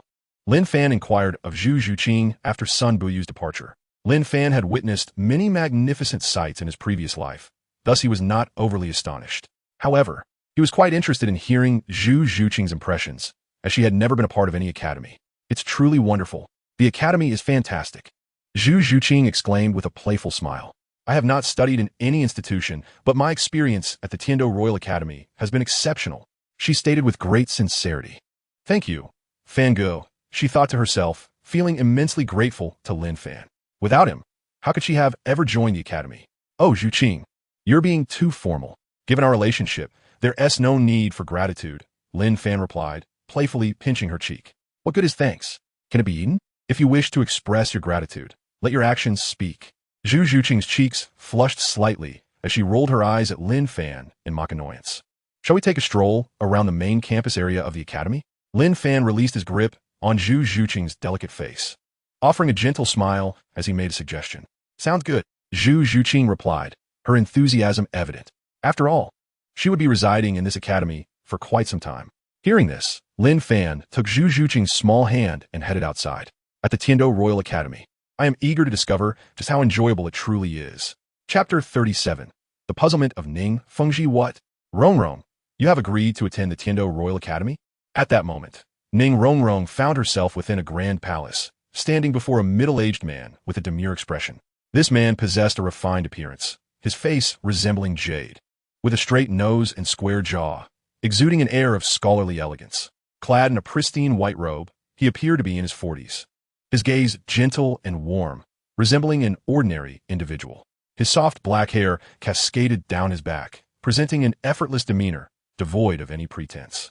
He was none other than Ning Fengji, the current leader of the 7 Treasure Glazed Tile School, esteemed as the foremost auxiliary spirit master on the continent, and the instructor of Xue Qinghe, the crown prince of the Tiandou Empire. Boasting a staggering spirit power of level 79 with the 7 Treasure Glazed Pagoda as his martial spirit. Daddy, could Rongrong possibly deceive you? Ning Rongrong exclaimed, as she playfully ran behind Ning Fengji and gently patted his back. Although she was uncertain if her actions would have any effect, she felt it was worth the attempt. Despite Ning Fengji's outward appearance of reluctance to accept Ning Rongrong's words, internally he was profoundly astonished. Previously, when he had inquired if she wished to attend the Tiandou Royal Academy, she had responded with playful refusals, citing her desire to learn alongside her two grandfathers and the existence of a school within the seven-treasure glazed tile school. However, Ning Fengji was well aware that the affection bestowed upon her by the Bon Douluo and the Sword Douluo would not permit them to be harsh in her training. Even if the two elders were willing to teach her rigorously, she would not willingly engage in her studies. Moreover, regarding the Academy of the Seven-Treasure glazed tile school, while it was indeed affluent, it primarily sought to recruit soul masters with exceptional offensive martial spirits, with auxiliary spirit masters, including the core disciples of the sect, largely graduating from the Tiando Royal Academy. Particularly, as the young master of her sect, Ning Rongrong would undoubtedly attract considerable attention and potential trouble. Initially, Ning Fengji had been preoccupied with concern for Ning Rongrong, yet now she was expressing a desire to go willingly. Rongrong, could you share with your father what it is that you wish to pursue? Ning Fengji gently inquired, stroking Ning Rongrong's head. As the saying goes, unusual circumstances often herald hidden truths. Ning Fengji was certain that Rongrong's uncharacteristic reaction was a result of some underlying event. Daddy, I feel that attending the Tiando Royal Academy would be far superior to studying at any other institution. Ning Rongrong gently grasped her skirt, expressing her anxiety with a hesitant tone. The astute Ning Fengji, with his keen perception, quickly discerned something amiss. Rongrong, to be frank, he remarked, furrowing his brow with a calm demeanor. My dear child, you attempt to deceive even your father. If you cannot perceive the subtleties of this situation, how could I possibly uphold the honor of our ancestors?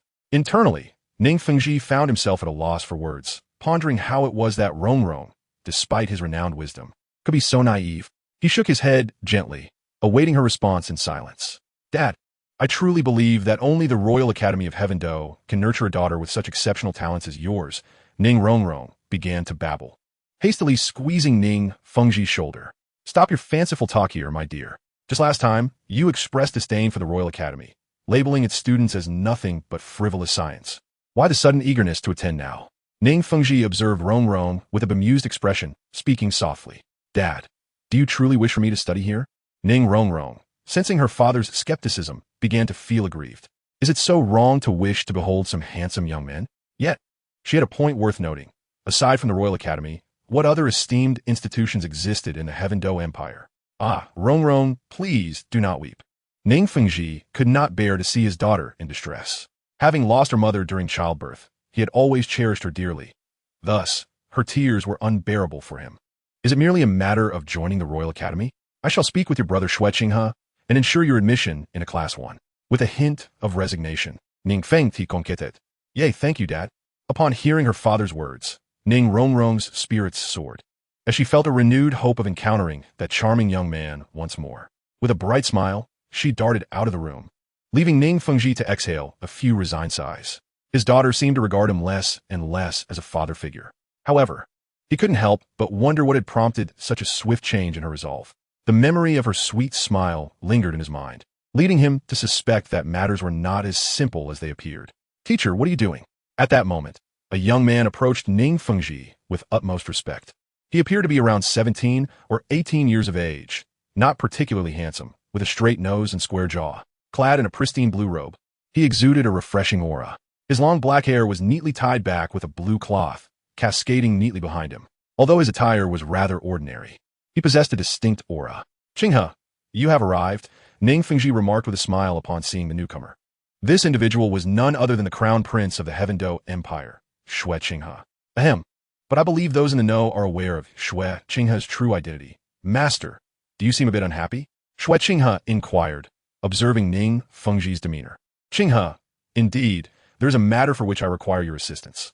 Ning Fengji hesitated momentarily as he regarded Shui Qinghe, but then he considered that it was only natural for a master to request aid from his disciple. Qinghe, it pertains to your sister Rongrong. She wishes to attend the Heaven Dou Royal Academy. Ultimately, Ning Fengji's paternal affection for his daughter triumphed over his sense of pride as he spoke. Rongrong wishes to come to the Heaven Dou Royal Academy? Shui Qinghe responded, momentarily taken aback, his surprise evident. He distinctly recalled having previously suggested that Ning Fengji send Ning Rongrong there, only to be met with her refusal. Yet now, she desired to attend? Despite the bewilderment within, his exterior remained composed. Master, this is no difficult task. I shall simply speak with the 3 esteemed members of the committee, Shui Qinghe said with a smile. Ning Fengji. Upon hearing this, returned the smile and nodded. Though he was Shueqing his mentor, he still upheld the most basic courtesies. A splendid dividing line. Zhuqing, why are there suddenly so many people over there? Lin Fan tightly grasped Zhu Zhuqing's hand with one of his own while pointing toward the distant throng of people with the other. Chapter 38. Avalanche, he began. Zhu Zhuqing followed Lin Fan's gaze, and as expected, observed a large crowd gathered, seemingly engaged in some unknown activity. All right. She nodded, and together they made their way toward the gathering. Before long, the pair witnessed a rather alarming scene. A young boy found himself encircled by a group of youths, led by a nobleman. I hear your sister is quite the beauty, the nobleman remarked with a lecherous grin. It was difficult to fathom how such a seemingly virtuous exterior concealed such a depraved soul. Your Highness Avalanche, if you harbor any grievances, please take them out on me instead. Do not trouble my sister, the boy declared, despite the turmoil churning within him. Avalanche? Lin Fan instinctively sought information on the nobleman. Character, Avalanche gender, male martial soul, Great White Swan title, 4th Prince of the Heaven Dou, Empire soul power level, level 25 age, 18 upon reviewing this information. Lin Fan found himself somewhat enlightened regarding the nobleman's behavior. The original text indicated that Avalanche feigned a prodigal persona solely to gain the trust of Qian Renxue. Yet, prolonged pretense often leads one to embody the very role they portray. Nevertheless, Lin Fan chose to remain a passive observer alongside Zhu Zhuqing, curious to witness the boy's response to the unfolding drama. Huh, what purpose do you serve, boy? Avalanche retorted, seemingly at a loss for words. Either hand over your sister, or get out of the Heaven Dou Royal Academy. Remember, the empire belongs to me, he added with a hint of amusement. The young boy, undaunted by the nobleman's threats, felt his expression darken. Avalanche, do not force my hand, he warned through clenched teeth. He then summoned several of his soul rings, 2 yellow and 1 purple. Character, Ma Hongjun gender, male soul power level, level 34 age, 16 background. None Lin Fan discerned from the data that this was an entity of the soul sovereign level. Achieving level 34 at the tender age of 16, he must surely be among the elite of the students at the Tiandou Royal Academy. Ma Hongjun, you must consider carefully. Do you wish to oppose the empire? Shui Bong observed the scene before him, unfazed and somewhat disdainful. The empire belongs to his Shui Bong family. What does he have to fear? He ought to reflect on the fact that without the empire's resources, how could he possess his current strength? Upon hearing Shui Bong's words, Ma Hongjun was momentarily taken aback, unsure of how to respond. Before he could regain his composure, he saw Shui Bong exchange a knowing glance with his lackeys. In the next moment, Ma Hongjun found himself pinned to the ground by the group. Ha ha ha, Ma Hongjun, oh Ma Hongjun. Shui Bong chuckled lewdly as he gazed at Ma Hongjun, who was restrained on the ground. On one hand, he was on the verge of eliminating the last of the talents from the Tiandou Royal Academy. Such a loss would undoubtedly impact his elder brother greatly. Shueqing, at 16 years old and level 34, a genius like you? It would be better to eliminate you, Shui Bong thought to himself, chuckling. On the other hand, he had long harbored an interest in Ma Hongjun's sister, Ma Dongmei. Hihi. With this thought, Shui Bong couldn't help but break into a silly grin. The first to feel puzzled by Shui Bong's laughter was Ma Hongjun. What the hell are you laughing at? Ma Hongjun inwardly cursed. It wasn't that he was incapable of overcoming those who held him down. It was simply that he could not allow his sister to be placed in danger. Lin Fan gazed at the actions of the avalanche, shaking his head in disbelief. How on earth could one become a sovereign of an era, and even seek mentorship from Tang San? I, Lin Fan, truly admire you. Lin Fan directed his gaze towards Zhu Zhuqing, only to find her with an icy demeanor and a frozen expression. Zhuqing? Lin Fan observed the scene before him, a sense of urgency prompting him to wave his hand, exclaiming, Brother Fan, I'm fine. Zhu Zhuqing, sensing Lin Fan's gaze, responded with a smile, her demeanor calm.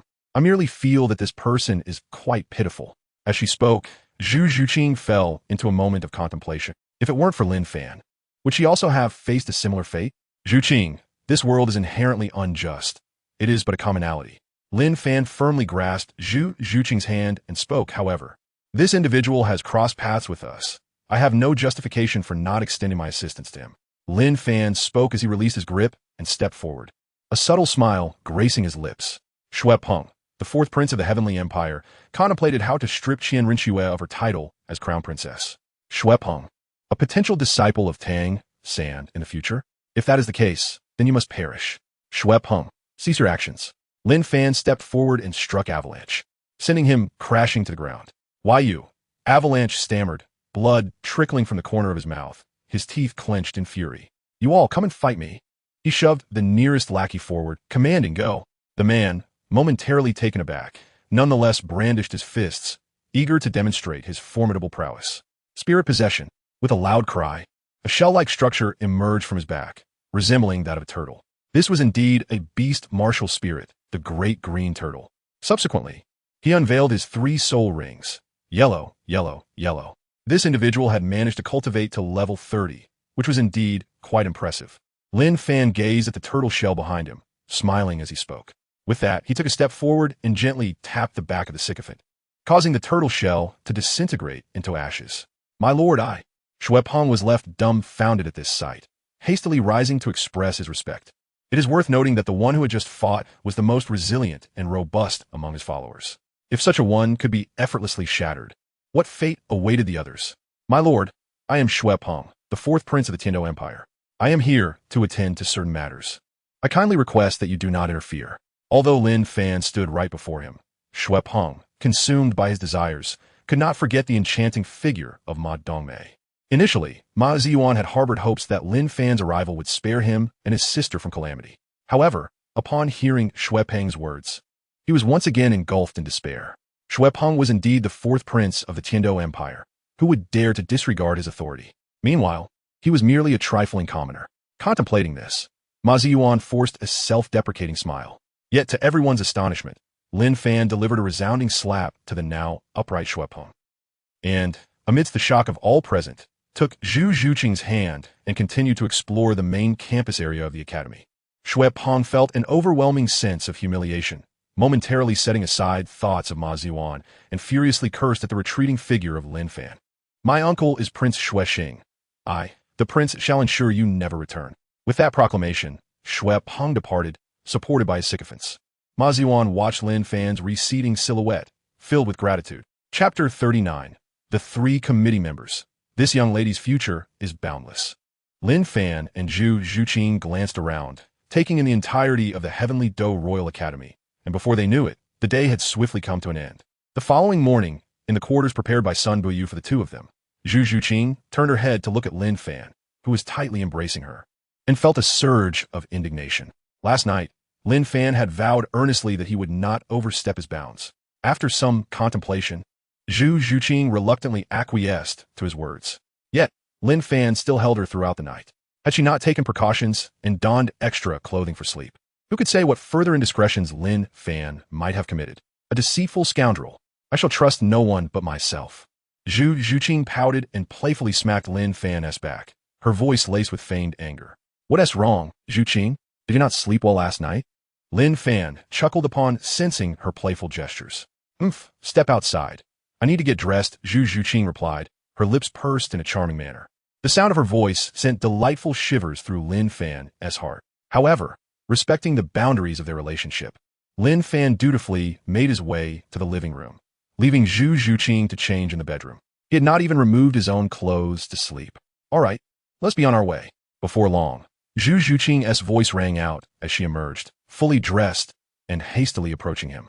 "You little imp." Lin Fan gazed at Zhu Zhuqing's irresistibly adorable visage, feeling an overwhelming urge to shower her with affection once more. Were it not for the thought of Sun Buyu waiting just outside their room, Lin Fan would not have easily restrained himself. As Lin Fan and Zhu Zhuqing stepped outside, they immediately spotted the slender figure of Sun Buyu. You 2 have come out," he remarked. "May I interject a moment? Miss Zhuqing is still quite young.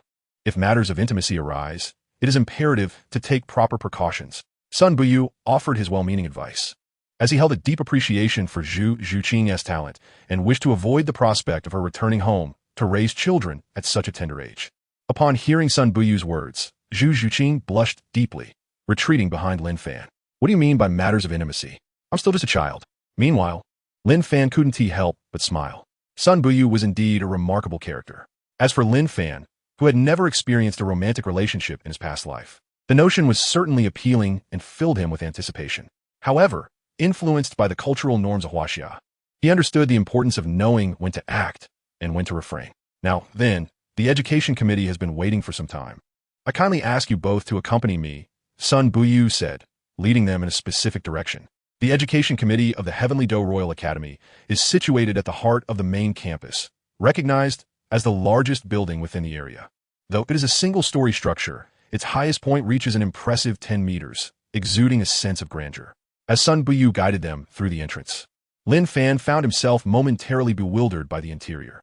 Contrary to the opulence one might expect, the inside of the Education Committee was rather unadorned. In stark contrast to its exterior, the workspace and residence of the three Soul Masters were quite minimalist, featuring only essential furnishings and a few simple green plants for decoration. Lin Fan then noticed that three elderly gentlemen had already taken their seats, awaiting the arrival of the trio. With the ultimate probing eye, Lin Fan had gleaned all pertinent information about these three individuals. The man in the center, of average height and slender build, appeared to possess little flesh upon his frame. His hair and beard were completely white, yet his spirit radiated vitality, his face glowing with a rosy hue. This venerable elder was known as Meng Shu. Character: Meng Shu. Gender: male, martial soul, black demon, soul power level. Level 86 control system, Soul ring configuration: yellow, yellow, purple, purple. Black, black, black, black. Position: Chief of the Tian Dou Royal Academy's teaching committee. Seated beside him was Bai Baoshan, whose physique stood in stark contrast to that of Meng Shu. Although of modest height, he was remarkably portly, measuring 4 feet in height with a waistline to match. Character: Bai Baoshan. Gender: male, soul power level. Level 85 defense system, soul ring configuration: yellow, yellow, purple, purple, black, black, black. Black. Position: Deputy of the Tian Dou Royal Academy's teaching committee. On the far right sat Lin, who appeared to be the most unremarkable among the trio of senior committee members. His countenance was quite ordinary, yet the occasional sparkle in his eyes lent him an air of distinction. Character: Lin. Gender: male, soul power level. Level 84 control system, soul ring configuration: yellow, yellow, purple, purple, black, black, black. Black. Position: Third seat of the Tian Dou Royal Academy's teaching committee. Teacher Sun Buyu, a level 10 teacher, approached the three committee members with a respectful demeanor. He clasped his hands over his shoulders and slightly bowed, expressing his respect. This marked his first formal engagement with the esteemed committee members during his years at the Tian Dou Royal Academy, and it would be disingenuous to claim he was not excited. Upon hearing Sun Buyu's words, the three merely nodded in acknowledgement. Having lived through so many years, they had grown accustomed to such expressions of reverence. Teacher Sun, is this young lady the exceptionally gifted student you mentioned? Before Sun Buyu could respond, Meng Shu directed his gaze toward Zhu Zhuqing and inquired. Indeed, Lord Meng Shu. Miss Zhuqing has reached the remarkable level of 26 at merely 11 years of age.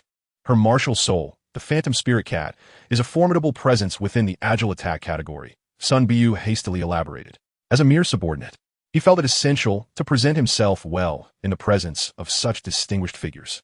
Meng Shu, upon hearing this, nodded in approval. He then approached Zhu Zhuqing, sensing her cultivation and age, and could not help but exclaim, "This girl possesses the aura of a soul, Douluo."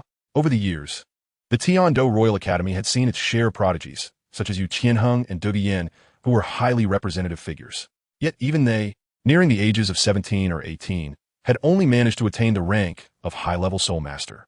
This young lady's future is boundless. Bai Baoshan gazed at Zhu Zhuqing, murmuring, "It is indeed a great fortune for the Tian Dou Royal Academy to have enrolled a student of such extraordinary talent." Lin suppressed his excitement and spoke up as well. In the current context, the gap between the Heaven Dou Empire and the Star Luo Empire is not merely distinguishable by a title Douluo. Even a Soul Douluo would create a notable disparity. The addition of a title Douluo is indeed a momentous occasion for the Empire. Sun Buyu, I shall report this matter to the Emperor, for your contributions are indispensable.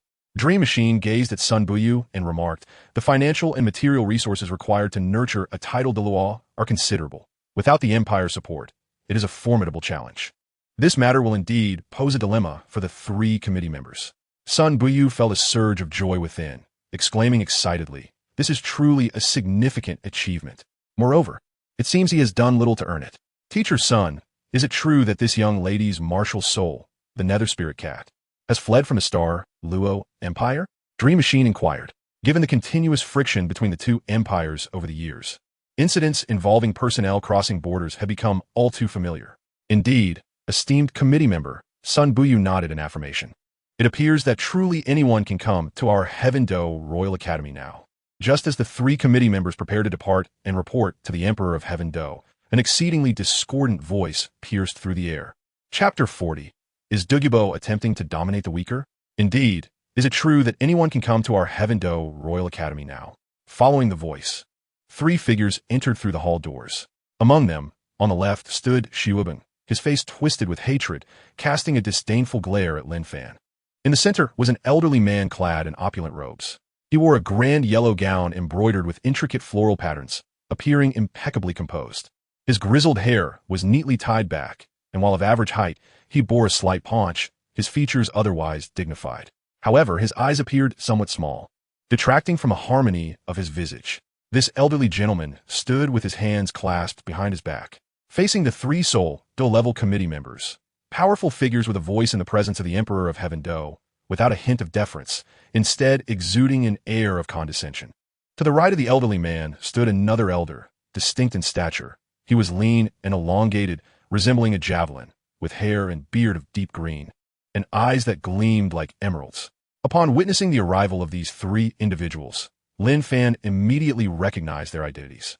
Character: Prince Xuexing Strength, Level 51 Soul King Martial Soul, Great White Swan Soul Ring Configuration, Yellow, Yellow, Purple, Purple, Black Identity, Uncle of Xu Yuebing, Brother of the Emperor of Heaven Dou. Character: Dugu Bo Martial Soul, Emerald Scale Serpent Emperor's Soul Power Level, Level 91 Control System Title Douluo, Title, Poison, Soul Ring Configuration, Yellow, Yellow, Purple, Purple, Black, Black, Black, Black Identity, Guest Elder of Prince Xuexing, Master of the Ice and Fire Duality Eye. Indeed, is it possible that Dugu Bo is merely feeling restless? Upon encountering the emergence of Dugu Bo, Lin Fan was filled with perplexity. In the original narrative, Dugu Bo's presence was merely a means for Prince Xuexing to trouble the elders of Shrek Academy. Now, with only Zhu Zhuqing coming forward to enroll, what could have compelled Prince Xuexing to summon Dugu Bo? Surely, this Prince Xuexing must be unwell. My lord, may I inquire about the purpose of your visit? Dream Machine intoned gravely. It is worth noting that a considerable number of gifted students had previously been taken away by Prince Xuexing. I hear that a particularly talented female student has recently joined the Qian Dou Royal Academy. Prince Xuexing, however, was not one to mince words and spoke directly. Uncle, let us not dwell on that. That person struck me several times. Before Prince Xuexing could respond, Xue Bing, unable to contain his fury, directed his ire towards Lin Fan. Dream Committee, pay him no heed. Do tell, is there any truth to this? Xue Bing found himself utterly bewildered as his uncle seemed to disregard him entirely. Uncle, did you not promise to avenge me? Xue Bing clung to his uncle's leg, pleading. It was difficult to fathom that a prince of such stature could exhibit such behavior. If the Qian Dou Royal Academy were filled with students like Xue Bing, would there be any necessity for its establishment? Dream Machine and his companions shook their heads in disapproval. Lamenting, is this all? He pales in comparison to His Highness Xue Qinghe. How can 2 siblings born of the same father differ so greatly? Prince Xuexing felt a rising discontent at Xue Bing's antics. I have endeavored to cultivate your ambition for the throne, while I allowed you some semblance of indulgence. You must exercise restraint. To behave so brazenly in front of 3 low-level committee members, you wretch. Get out of my sight. Before Xue Bing could react, Prince Xuexing kicked him several meters away. Who am I? Where am I? My lord, you speak true. Teacher Sun has indeed introduced an 11-year-old female student who has already reached the 26th rank. Dream Machine, cognizant of Prince Xuexing's authority, felt compelled to speak. Oh, that female student? Prince Xuexing's gaze shifted towards Zhu Zhuqing. Indeed, the fluctuation of her soul power suggests she is of a high-ranking Great Soul Master level. Contemplating this, Prince Xuexing glanced at the still-dazed Xue Bing, his frustration mounting. Look at that young girl. Despite her tender age, her cultivation surpasses yours. You deserve to be struck. Although such feelings linger in his heart, Xuexing is acutely aware that it is utterly impossible to admit this prodigy into the Qian Dou Royal Academy. Gaining entry to the academy essentially guarantees that Xue Qinghe, the crown prince, will claim her as his own, a prospect that Xuexing is naturally loath to witness. I find it hard to believe that such a young girl could possess such extraordinary talent. If she can withstand even a quarter of an hour under the tutelage of Elder Dugu, then she may indeed be deemed gifted. Prince Xuexing cast a haughty glance at the elder beside him and declared, Your presence in the Qian Dou royal family is truly a calamity. In response to Prince Shuexing's words, Meng Shinji retorted with indignation. Meanwhile, Bai Baoshan and Jilin wore expressions of fury. Shuexing, I urge you to show kindness. Otherwise, we shall surely impeach you from your princely position. Meng Shinji's eyes glinted with determination as he shouted. Ha! Beautiful? Elder Dugu. I hope you do not let these 3 old fools disturb your composure. Shuexing said respectfully to the elder beside him. With the esteemed title of Douluo standing guard. Do I have any fear of you 3 old men? What a joke. Elder Dugu simply shook his head at this spectacle. If it were not for the debt of life he owed, he would never have tolerated such insolence. Little girl, come here. Elder Dugu said awkwardly. It was the first time in his life he had bullied a junior, and he couldn't help but feel embarrassed. Elder Dugu, do you truly wish to stand against us? Meng Shinji advanced towards Elder Dugu and spoke sternly. And so what? Elder Dugu regarded Meng Shinji with disdain, noting that despite being older, he was weaker and yet more arrogant. What gall? Old Bai, old Ji, can we, the 3 committee members, allow Elder Dugu to run amok? Meng Shinji turned to his fellow committee members, his voice resolute, as he summoned his 8 soul rings, shimmering in shades of yellow, purple, and black. Bai Baoshan and Jilin, not to be outdone, also unleashed their own 8 soul rings. Black Demon, Martial Soul Manifestation. Heavenly Star Furnace, Martial Soul Manifestation. Sky Blue Vine, Martial Soul Manifestation. The 3 committee members unveiled their martial soul manifestations, preparing for battle. To them, this matter not only concerned the prodigious Zhu Zhuqing, but also the future of every student who aspired to join the Tiando Royal Academy.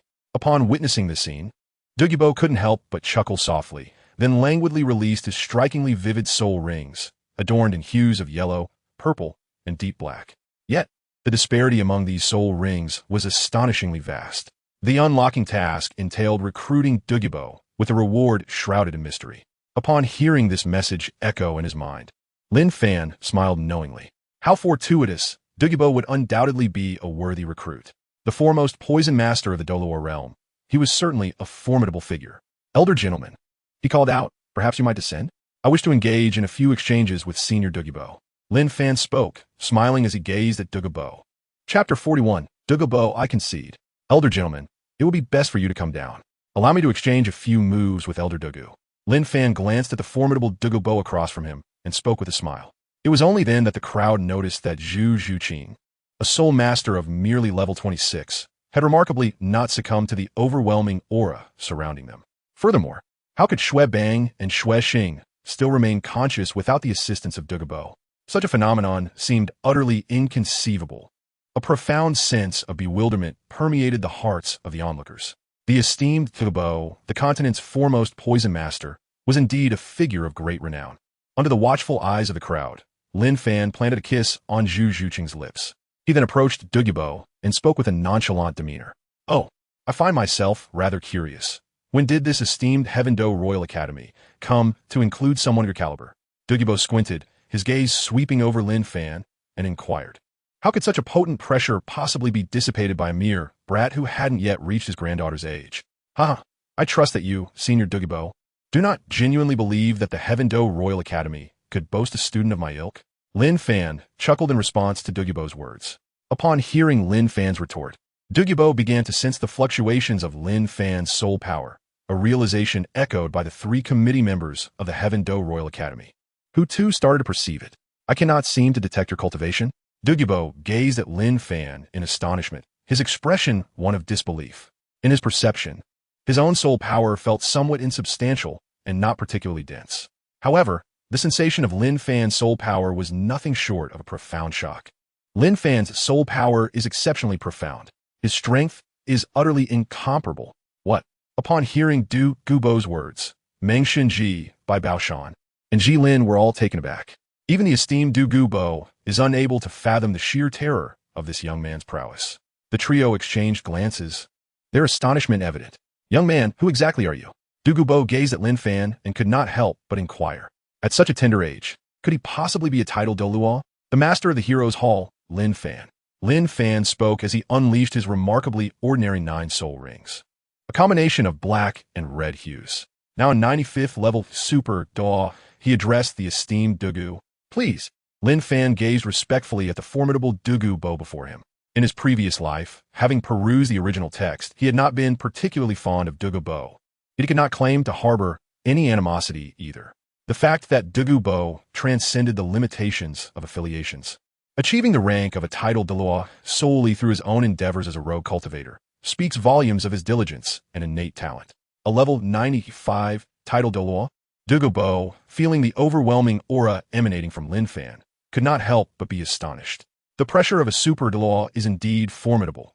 I, Dugu Bo, am left wondering if I shall ever attain such heights in this lifetime. However, this soul ring, Your Highness Lin Fan, this soul ring. Dugu Bo glanced at Lin Fan's extraordinary soul ring configuration, then at his own more conventional setup, and instantly felt a wave of embarrassment wash over him. This soul ring is merely an external manifestation. There is no need for you to concern yourself with it, esteemed Elder Dugu. Lin Fan pondered for a moment, but ultimately decided against revealing the truth to Dugu Bo. Surely, he could not disclose that this was a prize obtained without any effort. That would surely demoralize Dugu Bo, the esteemed titled law of the free-spirited sect. Senior Dugu Bo, let us venture outside to engage in battle. Fighting here may result in considerable damage to the surroundings. Lin Fan surveyed the surrounding environment and proposed a suggestion, regardless of whether Dugu Bo listened or not. Zhu Zhuqing was under his protection and thus remained unharmed. His primary concern was to prevent any damage to this grand hall. After all, he had witnessed the actions of the 3 committee members moments ago. Very well, I, Dugu Bo, am also curious to discern the extent of the disparity between us, as you're a top-tier powerhouse. Upon hearing this, Dugu Bo nodded in agreement. He was not one to cower in fear of death, and furthermore, he had an inkling that Lin Fan would not take his life. The two exchanged a glance and simultaneously departed towards the exit. As they left, Prince Xuexing and Xuebing finally grasped the gravity of the situation. Prince Xuexing exclaimed, "Did I just attempt to strike that extraordinary powerhouse's wife?" Xuebing replied, "Did I just suggest that my uncle deal with him?" Realizing the implications, they exchanged a look and collapsed to the ground. Concerns about decorum were rendered irrelevant as long as they faced no consequences. Zhu Zhuqing observed this and smiled. This was her boyfriend, truly remarkable in every sense. Meanwhile, the 3 committee members standing nearby were further resolved to nurture Zhu Zhuqing's potential. A super Douluo indeed. There are but a few titled Douluos throughout the entirety of the Tiandou Empire. On the other side, Dugu Bo and Lin Fan stood at the pinnacle of the Tiandou Royal Academy's mountain. Senior Dugu, please, after you. Lin Fan gazed intently at the figure of Dugu Bo before him, calling out loudly. Upon hearing this, Dugu Bo instinctively unleashed his soul skill. The 4th soul skill, the Emerald Scale Illusion, manifested as the 4th soul ring beneath his feet, which was also his 2nd purple soul ring, radiating a powerful toxic gas that surged towards Lin Fan. Before the noxious fumes could infiltrate Lin Fan's body, his Dragon King holy might had already emerged, impeccably shielding him from Dugu Bo's venom. Observing this, Dugu Bo could only shake his head in resignation. It is important to note that, although it was merely Lin Fan's 2nd soul skill, it was accompanied by a black soul ring. In contrast, his 4th soul skill was merely derived from the power of a 1,000-year soul beast, and given that Lin Fan's cultivation surpassed his own, such an outcome was hardly surprising. Then came Dugu Bo's 8th soul skill, time-space stasis. The 8th soul ring beneath his feet ascended high, seemingly granting him dominion over the fabric of time and space within a small area. Witnessing this, Lin Fan merely smiled faintly. In the Douluo Continent, aside from the Silver Dragon King, no one possessed elemental control that could rival his own. The 3rd soul skill of the Sacred Dragon King, Martial Soul, Elemental Mastery, water, fire, wind, earth, ice, light, darkness, space, and even time could all be manipulated by him. Such was the might of the Dragon King. Dugu Bo's attack proved utterly ineffective. A sense of trepidation washed over him. Had Lin Fan chosen to strike with lethal intent, he would have met an inescapable demise. Yet, Lin Fan refrained from doing so. Your Majesty Lin Fan, you are indeed formidable. I concede defeat, and I do so with utmost respect. Dugu Bo expressed earnestly. He had come to understand that his poison posed no threat to Lin Fan whatsoever. How could mere snake venom penetrate the scales of a dragon? Senior Dugu, you are being modest. Achieving the rank of titled Douluo solely through your innate talent and resources is a feat that others scarcely dare to imagine. Lin Fan smiled and said, Dugu Bo, you certainly possess some skills. Chapter 42. Lin Fan. Mr. Dugu, are you unwell? Haha, before Lin Fan. Who would dare to mention talent? Upon hearing Lin Fan's words, Dugu Bo chuckled softly and replied respectfully. However, he felt a certain joy within, as receiving the admiration of such a formidable being was indeed no trivial matter. Mr. Dugu, may I suggest we take a step back and converse? Lin Fan gradually soared to the front of Dugu Bo and spoke. Upon hearing this, Dugu Bo nodded slightly. On one hand, he was aware that he could not defeat the young man before him. On the other hand, he felt a sense of curiosity about what someone of such formidable power, at the 95th level of Super Duo, would have to say to him. Mr. Dugu, if I am not mistaken, your poison techniques would also harm you, would they not? Lin Fan gazed earnestly at Dugu Bo and began to speak. Dugu Bo's expression was a tapestry of complexity as he regarded Lin Fan, uncertain of how to respond. It is worth noting that he had always concealed this matter exceptionally well. Even those who were relatively close to him were unaware of his affliction caused by poison. Mr. Dugu, please allow me to finish before you make a decision. Lin Fan implored. Whenever it rains on overcast days, you experience an itching sensation at your sides that gradually intensifies. This occurs once at noon and again at midnight.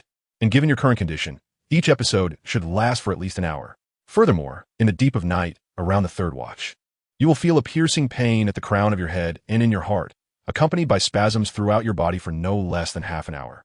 I need not elaborate on the agonizing nature of such an ordeal. If it were not for the poison, such symptoms would not manifest. You are not only poisoned. The venom has permeated your very marrow. Mr. Dugu, the toxin you have encountered is far beyond the realm of soul force to suppress. Lin Fan glanced at the message conveyed to him by the phantom spirit and relayed it verbatim to Dugu Bo surely. This was all that the phantom spirit could offer him at this moment. Dugu Bo pondered for a moment before finally nodding. To be candid, Your Excellency Lin Fan, what you have stated aligns perfectly with my current experiences. May I inquire as to how you came upon this knowledge? Dugu Bo expressed his bewilderment and astonishment upon hearing Lin Fan's words. Upon witnessing Dugu Bo's reaction, Lin Fan felt no confusion. It is worth noting that this could be considered Dugu Bo's greatest secret, one that even his beloved granddaughter, Dugu Yen, was likely unaware of. Therefore, how could he not be astonished to hear it uttered from the lips of Lin Fan, whom he had only just met today? To be honest, Mr. Dugu, my martial soul possesses the ability to probe. Lin Fan smiled and spoke, inquiring whether the esteemed one had any methods to cure this poison. Seeing this, Dugu Bo did not utter much more, but rather responded with a hint of flattery. Lin Fan's prowess has been witnessed by Dugu Bo. Since Lin Fan effortlessly discerned his condition, it is highly likely that he possesses the capability to provide healing. Mr. Dugu, I have a peak-level soul Douluo at level 89 under my command, who specializes in healing. I believe there is a significant possibility that he can aid the esteemed Dugu Elder. Lin Fan recalled the enchanting and charming statue in the Hall of Heroes, and then thought of the premier support in the King's Canyon before speaking up. Lin Fan, Your Excellency, is merely a soul Douluo. Although Dugu Bo was profoundly shocked to hear the words level 89 healing soul Douluo, he hesitated. Even if that healing soul Douluo possessed the cultivation of a top-tier soul Douluo, how could he possibly achieve the level of a titled Douluo without understanding his own circumstances? After all, knowing one's own body would yield far superior results.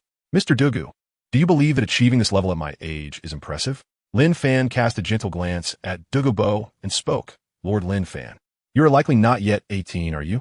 Dugu Bo observed Lin Fan and deduced, to which Lin Fan simply nodded and replied, I am merely 16. Upon hearing this, Dugu Bo was taken aback. 16 years old and a rank 95 Super Douluo? Good heavens, I have toiled alone for decades to reach the title of a titled Douluo, and I am considered the weakest among them. Yet you, a mere boy, have achieved such a status at the tender age of 16? However, considering the young age at which Lin Fan attained such a formidable level, Dugu Bo surmised that he must be a descendant of an extraordinary powerhouse. In Dugu Bo's gaze towards Lin Fan, one could see a mix of envy, jealousy, and, predominantly, reverence. How could an ordinary youth possibly bear the weight of a 95-level soul power at such a young age? Yet, amidst these thoughts, Dugu Bo felt a wave of confusion. Wasn't the discussion initially about that soul Douluo? How did it veer off in this direction? Lord Poison Douluo, may I inquire if your age bears any significant relation to that soul Douluo? Dugu Bo swiftly articulated his curiosity to Lin Fan. Lord Healing Douluo, I must not deceive you. That particular healing soul Douluo is only 1 year my senior. Lin Fan spoke these words with a remarkably calm demeanor. However, within the heart of Dugu Bo, a tempest of emotions surged. He was well aware of the painstakingly slow cultivation speed of auxiliary soul masters. Yet, this healing soul master had reached the impressive level of 89 before the age of 18. It is worth noting that he had just deemed the 11-year-old girl, who was at level 26, to be exceptionally talented. In hindsight, he realized that he was merely a frog in a well. Dugu Bo felt a wave of introspection wash over him. Ever since he became aware of Lin Fan's existence, he had grown increasingly helpless. Whether it was Lin Fan, the healing soul Douluo, or Zhu Zhuqing, all possessed extraordinary talents. Your Excellency Lin Fan, I humbly request your assistance in bringing that soul Douluo to treat me. Dugu Bo contemplated before speaking. Mr. Dugu, why should I save you? To Dugu Bo's astonishment, Lin Fan immediately countered with a question. Stunned by Lin Fan's retort, Dugu Bo was momentarily speechless. You just spoke at length before me, and now you say you want to treat me? Mr. Dugu, healing someone of your caliber requires a substantial amount of soul power. Moreover, if I were to heal you and you later became my adversary, what then? Lin Fan spoke with a beaming smile.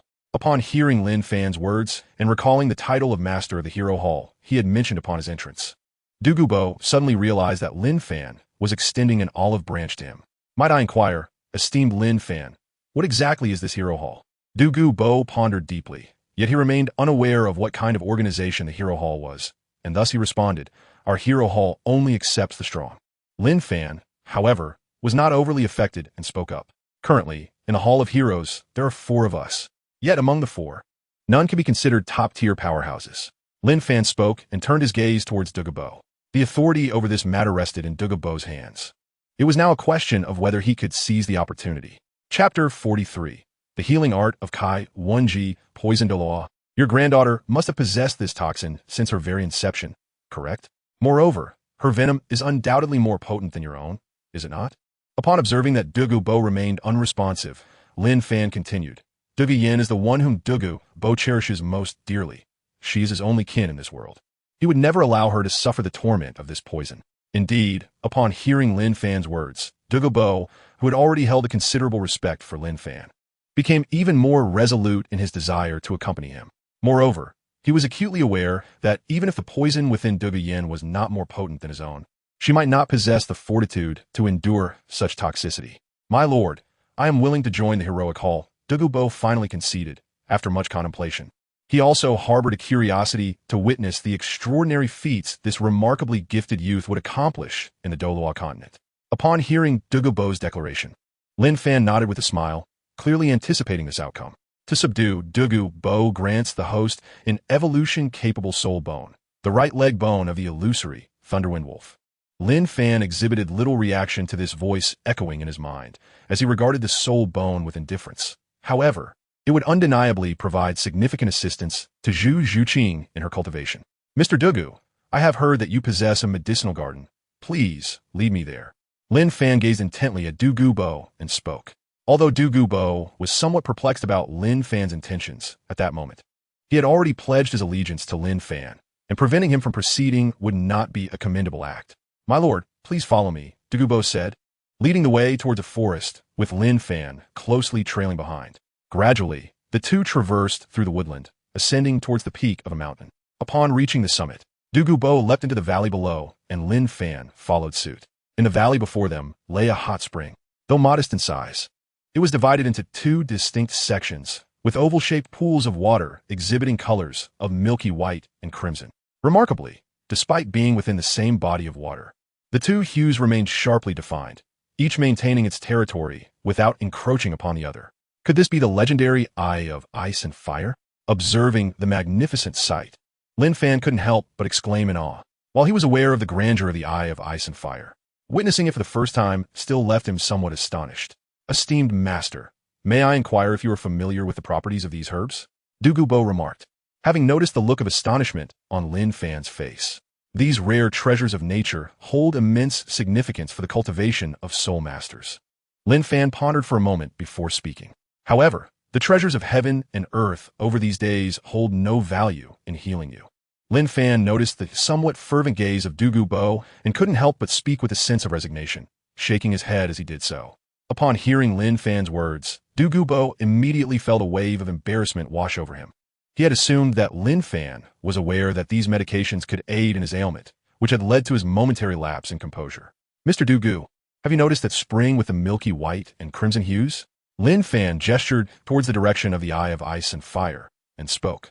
Within lies two celestial herbs, the fiery apricot blossom and the octagonal ice grass. Consuming them will eradicate the toxins within you.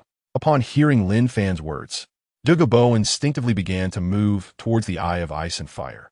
However, he was cautioned, but your level 91 prowess will be entirely forfeited. Observing Dugu Bo's reaction, Lin Fan couldn't help but chuckle. Dugu Bo stood frozen in place, at a loss for words after Lin Fan's statement. Well, the herbs within hold other significance for me. Your toxins can be addressed by Wenji, Lin Fan said, noticing the serious expression on Dugu Bo's face. In the next moment, Kai Wenji appeared before Lin Fan, seated elegantly upon the Moon Soul Qian. I am Kai Wenji, paying my respects to my lord, she said, her face lighting up with a playful smile at the sight of Lin Fan. Upon encountering the sight of Kai Wenji, Lin Fan could not resist the urge to approach her, gently tapping her on the head. Kai Wenji shot him a resentful glance, letting out a soft huff. Wenji, I have summoned you this time to assist Mr. Dugu in alleviating the poison. Lin Fan gazed at Kai Wenji and hastily spoke. Upon hearing Lin Fan's words, Kai Wenji pouted her lips and muttered, What on earth? I thought the Lord was yearning for me, yet he immediately calls upon a mere girl for assistance. Upon hearing Kai Wenji's candid remarks, Lin Fan felt a twinge of embarrassment and scratched his head awkwardly. This Kai Wenji certainly has the audacity to speak her mind. Wenji, cease your mischief and promptly assist Mr. Dugu in dispelling the poison. Lin Fan couldn't help but urge. Once Kai Wenji began to linger, it was uncertain when she would cease. Upon hearing Lin Fan's words, Dugu Bo cast a grateful glance in his direction.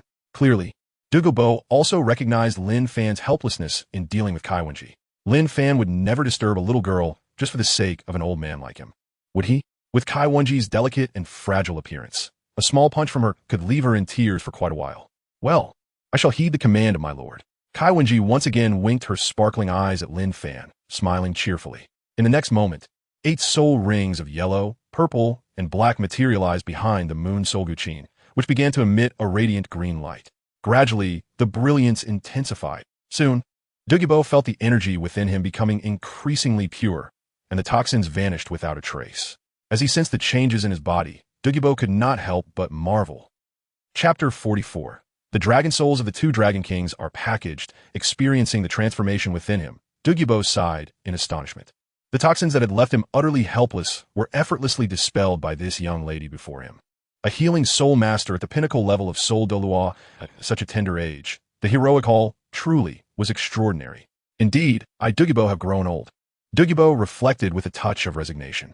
Although he had attained the rank of a title Douluo, he was well aware that it was largely due to the miraculous spring water in his medicinal garden. As for advancing further, Dugu Bo had never entertained such thoughts. Being a 91st level title Douluo was already a source of great satisfaction for him. At that moment, as Dugu Bo pondered these thoughts, he was utterly dumbfounded. He sensed that he had broken through. He had become a 92nd level title Ba. Dugu Bo repeatedly unleashed his soul power, his heart swelling with excitement.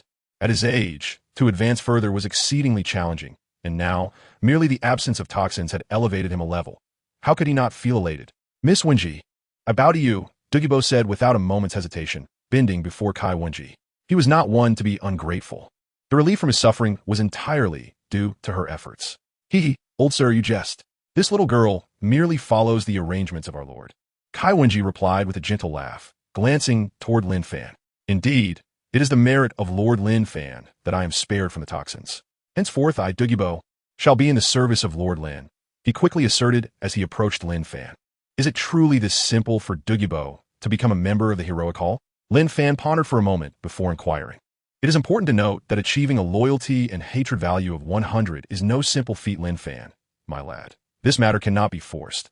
However, at this moment, Dugu Bo undoubtedly recognizes your worth. Yet, the statue in the Hall of Heroes cannot bear his likeness for the time being, the ethereal spirit remarked. Dugu Bo, in this instance, naturally acknowledged Lin Fan.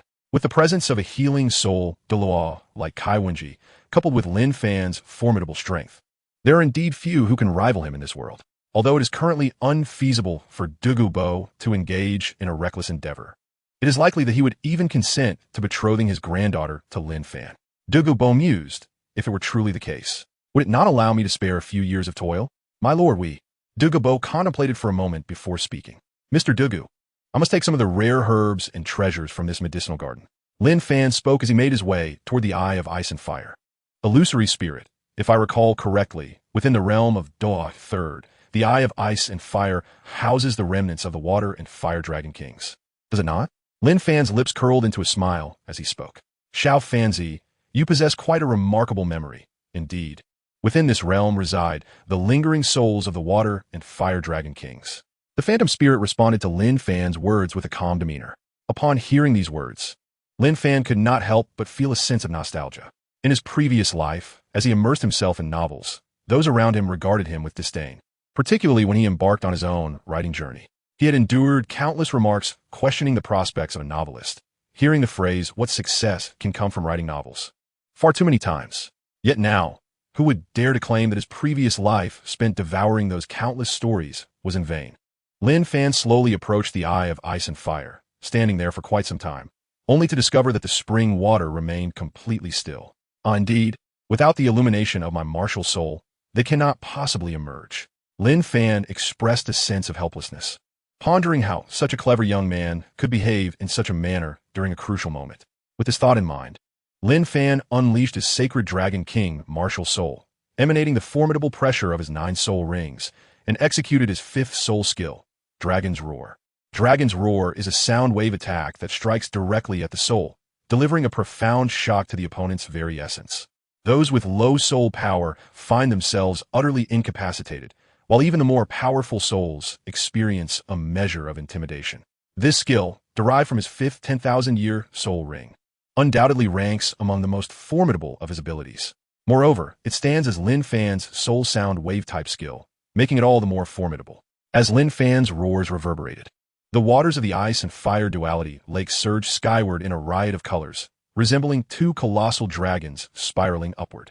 Enormous silhouettes emerged from the lake, manifesting as 2 dragons formed from the very waters, one radiating a brilliant ice blue hue, the other a striking crimson. Both dragons exuded an awe-inspiring brilliance, their overwhelming presence sweeping forth. Even Lin Fan, with his cultivation at level 95, could not help but change his expression, while Kai Wenji and Dugu Bo took several steps back in trepidation. With the appearance of the blue and red dragons, the entire flora within the ice and fire duality lake seemed to come alive as a surge of life energy flooded the area. Numerous plants began to rapidly expand, and all pressure converged upon Lin Fan and his companions. This Water and Fire Dragon King was indeed quite intriguing. Lin Fan, feeling the energy of the remnants of the Ice and Fire Dragon Kings, could not help but speak. He could assure that this energy was far beyond what he, a mere super Douluo, could hope to match. However, his bloodline was significantly stronger than that of the Golden Dragon King and the Silver Dragon King, even comparable to the bloodline of the Dragon God, a presence that was by no means inferior. The Dragon God had birthed 9 offspring, which included the 7 elemental sacred dragons of water, fire, earth, wind, light, darkness, and space, along with the mountain dragon and the mightiest of all, the Golden Dragon. By this calculation, Lin Fan's martial soul could be regarded as being of the caliber of the Water Dragon King and the Fire Dragon King. Moreover, among dragonkind, bloodline held the utmost reverence. It is worth noting that in the original narrative, Tang Hao, who had only unlocked a few seals of the Golden Dragon King, and Gu Yuena, whose power was suppressed to the level of a soul emperor, were able to unleash an aura that rendered these 2 dragon souls utterly powerless. Lin Fan gazed at the colossal dragon soaring before him, shaking his head in disbelief.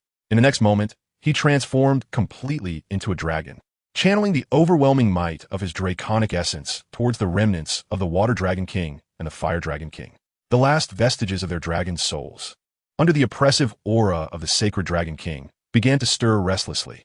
Gradually, as time passed, the 2 dragon souls, under the weight of this intimidation, grew increasingly feeble. Ultimately, they succumbed entirely to the dominion of the sacred Dragon King. Lin Fan, upon witnessing the scene, remained unfazed. After all, his martial soul was akin to that of 2 formidable Dragon Kings. As a father, how could he possibly be unable to subdue even 2 offspring? Such a notion was utterly frustrating. Observing the last remnants of the Water Dragon King and the Fire Dragon King's souls, he hesitated for a moment before storing them within his soul storage belt. It was not that he disregarded these 2 dragon souls. On the contrary, he found himself quite tempted by them. However, these souls would likely prove more beneficial to the Dragon King of the Star Dou Forest, who is currently recuperating. Truly, one must commend Lin Fan for his talents, content with what he had while longing for more. Witnessing Lin Fan's actions, Ling couldn't help but curse under his breath. Yet, he refrained from criticizing Lin Fan's choices. On the contrary, Lin Fan's approach resonated well with Ling's own preferences. It was well known that the minor deity of the Star Luo Empire was far beyond Lin Fan's capacity to contend with.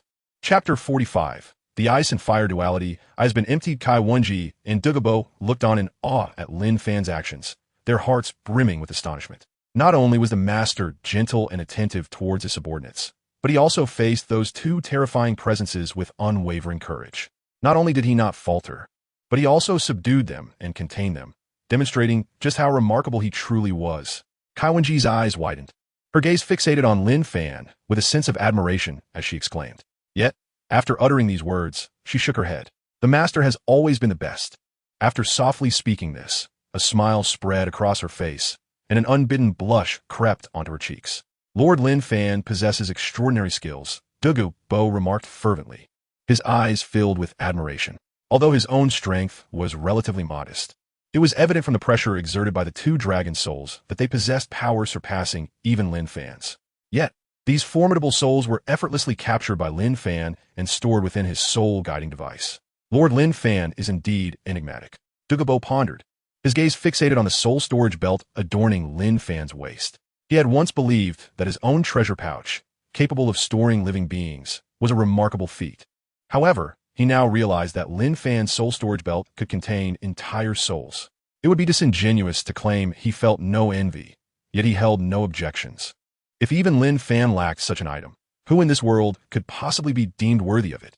Noticing Dugu Bo's gaze directed towards his soul storage belt, Lin Fan smiled. Mr. Dugu, this belt was something I acquired at a market stall for a mere few thousand gold soul coins. Lin Fan, speaking with a twinge of conscience, could hardly admit to Dugu Bo that he had merely spent a few thousand gold soul coins. Considering the mindset of his subordinates, Lin Fan believed such discretion was warranted. Upon hearing Lin Fan's words, Dugu Bo's heart was once again stirred by tumultuous waves. Tens of thousands of gold soul coins? Such treasures could scarcely be acquired without sums in the hundreds of millions. At the same time, Dugu Bo felt a renewed respect for Lin Fan. Not only was he exceptionally skilled, but his fortune was equally remarkable, undoubtedly heralding a bright future ahead. Elder Dugu Bo, you are aware of Zhu Zhuqing's exceptional talent. Would it be too much for me to take a small portion of rare materials here? Lin Fan glanced at the rare treasures beside the spring and spoke up. Although these items held no value for him, they would certainly be a splendid gift for Zhu Zhuqing. He was also curious about the current strength of Qian Renxue, and thought it prudent to prepare some offerings for her as well. With this in mind, Lin Fan turned to Dugu Bo and began to speak, fully confident that Dugu Bo would not refuse him. My lord Lin Fan, although I have yet to provide you with any notable achievements, I am capable of procuring these rare treasures. Dugu Bo exclaimed, his delight evident. Although he had joined Lin Fan's faction, he had not yet rendered any substantial assistance. He was not foolish and could easily discern the complexities of Lin Fan's relationship with Zhu Zhuqing. He pondered, this is not merely a matter of intelligence. It is clear to any onlooker that there is more to their connection. However, Lin Fan's subsequent actions elucidated the concept of taking only a little. Wherever Lin Fan ventured, he left no stone unturned. Rare treasures and even weeds and soil were not spared. The likes of snow silkworm and vermilion lotus were swiftly stored away in the system's spatial realm. Delicate and fragrant treasures, such as the fragrant Qi Luo fairy product, which rendered any poison ineffective within its vicinity, along with the 8-angled ice grass and fiery apricot blossom, were also taken with their soil, placed within the system's space. After all, Lin Fan had not mastered the Xintian art, rendering him unable to pluck the 8-angled ice grass and fiery apricot blossom. Moreover, treasures such as the Heartbreak Red, Autumn Water Dew, Heavenly Mushroom Chrysanthemum, Ice Skin Water Nymph, Phoenix Crown Sunflower, 8-petaled Immortal Orchid, and fragrant Tulip Fairy product were all carefully stored in a separate section of the system. These items would undoubtedly facilitate a qualitative leap in strength for both Zhu Zhuqing and Qian Renxue. Gradually, the medicinal herbs around the Eye of Ice and Fire were almost entirely stripped bare. Just as Dugu Bo felt a pang of anguish in his heart, an even more bewildering event unfolded before him. In the end, Lin Fan directly placed the Eye of Ice and Fire into the system space. After all, the Eye of Ice and Fire is one of the 3 great treasure troves. If it could be taken away, then why not? Observing the utterly bewildered expression on Dugu Bo's face and the wide-eyed surprise of Kai Wenji, Lin Fan could only shake his head in exasperation. How could such a small acquisition elicit such astonishment? My lord, their SA share for Wenji as well. Just as Lin Fan felt a sense of satisfaction, Kai Wenji skipped over to him, playfully declaring. Witnessing Kai Wenji's antics, Lin Fan couldn't help but be both amused and perplexed. How had the historically renowned talent of Kai Wenji transformed into such a silly character upon entering the King's Canyon? Haha, could I possibly have it without you? Lin Fan gazed at her appearance, unable to resist the urge to gently stroke her little head. It must be said, compared to Zhu Zhuqing's head, hers was far more delightful to touch. Lin Fan pondered silently, unaware that at that moment, Kai Wenji's heart was stirred, and she felt quite bashful. Meanwhile, Dugu Bo remained oblivious to the budding connection between Lin Fan and Kai Wenji. He was preoccupied with contemplating the vast storage capacity of Lin Fan's soul storage belt, which had the ability to completely empty his entire vegetable garden and even accommodate a soul. He mused that, should the continent meet its demise, it could serve as a sanctuary within. With this thought, Dugu Bo's admiration for Lin Fan deepened, and he even considered the possibility of orchestrating a meeting between his granddaughter and Lin Fan. Chapter 46, Lin Fan, Rejecting Handouts, starting with myself, Mr. Dugu, let us depart. Lin Fan, having transported the entire ice-fire duel eye into the system space, found his spirits lifted immensely. It must be said, the sensation of reaping benefits without cost is undeniably delightful. To indulge without restraint is exhilarating. To indulge continually is to bask in unending pleasure. Upon this reflection, Lin Fan momentarily paused, an overwhelming surge of fury coursing through him, igniting an impulse to chastise himself. How could he harbor such thoughts? How could he take advantage without merit? Recalling his previous life as an online writer, where despite garnering tens of thousands of collections, only a mere 100 subscribed, he could not help but feel a profound sense of discontent. With this in mind, Lin Fan glanced at the 989 system coins displayed on his interface. With a resolute thought, he watched as his balance diminished by 300 coins. Though a pang of regret struck his heart, he remained steadfast in his decision. In the next moment, 3 vials of elixirs materialized in his palm. Without a second thought, he approached Mr. Dugu Bo and presented them forth. Mr. Dugu, these 3 elixirs will enhance your soul power by 1 level each, without the risk of instability, providing you with significant assistance. Lin Fan gazed at the enigmatic Dugu Bo and spoke in a calm tone. Although he felt a twinge of regret over the expenditure of these system coins, he found it within himself to accept the cost. 300 system coins merely equated to 3 million gold soul coins, a sum he could easily part with. Moreover, Dugu Bo possessed assets that far surpassed this amount, did he not? Although Dugu Bo appeared infrequently in the original narrative and his achievements were not particularly remarkable, this did not diminish his status as one of the most formidable titled Douluos within the realm of Douluo Continent. Even titled Douluos, a tier of formidable strength, could easily succumb to his poison, and some of the weaker super Douluos were similarly vulnerable. However, beyond the realm of super Douluos, Dugu Bo's efficacy waned. Should Dugu Bo manage to transcend to the super Douluo level with the aid of these 3 pills, the benefits would be substantial. While pills were in limitless supply and system coins could be earned, talent required nurturing. Dugu Bo examined the 3 jade vials in his hand, gradually uncapping them, and was immediately enveloped by an intense and rich aroma that evoked profound admiration within him. His instincts told him that these pills were anything but ordinary. Reflecting on Lin Fan's words, that 1 pill could elevate his soul power by a level, he felt an overwhelming sense of gratitude. What merit did he possess to receive such a boon simply for granting Lin Fan access to that medicinal garden? In his view, although his garden was exceptional, it paled in comparison to the value of these 3 pills. Master, while I too yearn to partake of these pills, I believe they should be bestowed upon you and Miss Kai, Dugu Bo remarked, noticing the eager glimmer in Kai Wenji's eyes. Upon hearing Dugu Bo's words, Kai Wenji's heart leapt with joy. It seemed that this old fellow was, indeed, a good person. She suddenly felt that her efforts in treating Dugu Bo had not been in vain. Wenji, do you wish for one as well? Lin Fan asked instinctively, glancing toward Kai Wenji, who was not far away. Master, I, indeed wish for one, Kai Wenji replied, biting her lip, her voice tinged with shyness and trepidation. The reason for her shyness eluded her, yet her unease stemmed from uncertainty about whether Lin Fan would regard women as inferior to men. Furthermore, even if Lin Fan did not hold such views, she wondered if he would grant her one of these pills. Wenji, it is not that I am unwilling to give you one, but these pills are only usable by those at the Douluo level and below the Super Douluo level. You have yet to attain the Douluo realm, while I am a Super Douluo, so they must be given to Mr. Dugu, Lin Fan explained. Lin Fan glanced at Kai Wenji's somewhat anxious eyes and spoke with a hint of resignation. Afterward, he gently patted Dugu Bo on the back and made his way toward Kai Wenji. Upon hearing Lin Fan's words, Dugu Bo did not resist any further. After all, who would not desire to grow stronger? Although Dugu Bo's exterior displayed no visible emotion, deep within, he had already etched Lin Fan's kindness into his heart.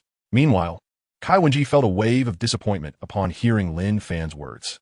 It was not that she harbored any discontent towards him.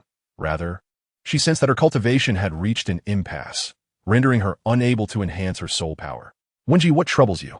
Lin Fan approached Kai Wenji with utmost care and inquired. Her healing abilities would undoubtedly serve as his most effective means of assistance, without exception. It's nothing, my lord.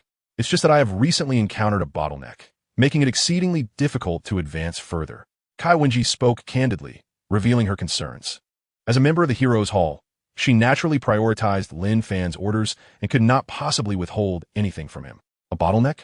Lin Fan was taken aback by her words. It is known that in the Douluo Continent, powerful supportive martial souls either reach a certain level of cultivation or are passed down through a single lineage. With this thought in mind, Lin Fan began to probe further into the secrets of Kai Wenji's martial soul. However, before he could uncover its mysteries, he was overwhelmed by a formidable aura emanating from her martial soul. In that moment, he felt as though he could scarcely breathe. My lord, are you all right? Kai Wenji inquired with genuine concern upon witnessing Lin Fan's reaction. Hearing her words, Lin Fan gently shook his head, signaling that he was no longer in distress. Satisfied by his response, Kai Wenji smiled, yet for the sake of Lin Fan's safety, she resolutely employed her healing technique. However, she soon realized that her efforts seemed to yield little benefit for Lin Fan. With an air of awkwardness, she withdrew her moon soul lyre and skipped over to his side. Illusion spirit, what was that just now? Lin Fan, having finally managed to adjust his mindset, could not help but speak to the phantom spirit. At this moment, Lin Fan felt a twinge of discontent within. It is important to note that, although he had not yet ascended to the ranks of the supreme powerhouses of Douluo Continent, his extraordinary soul ring was sufficient to turn the tide in his favor. How could he be so easily intimidated by an enigmatic force? Xiao Fan, I understand you possess a certain level of intelligence. Consider what could be greater than you.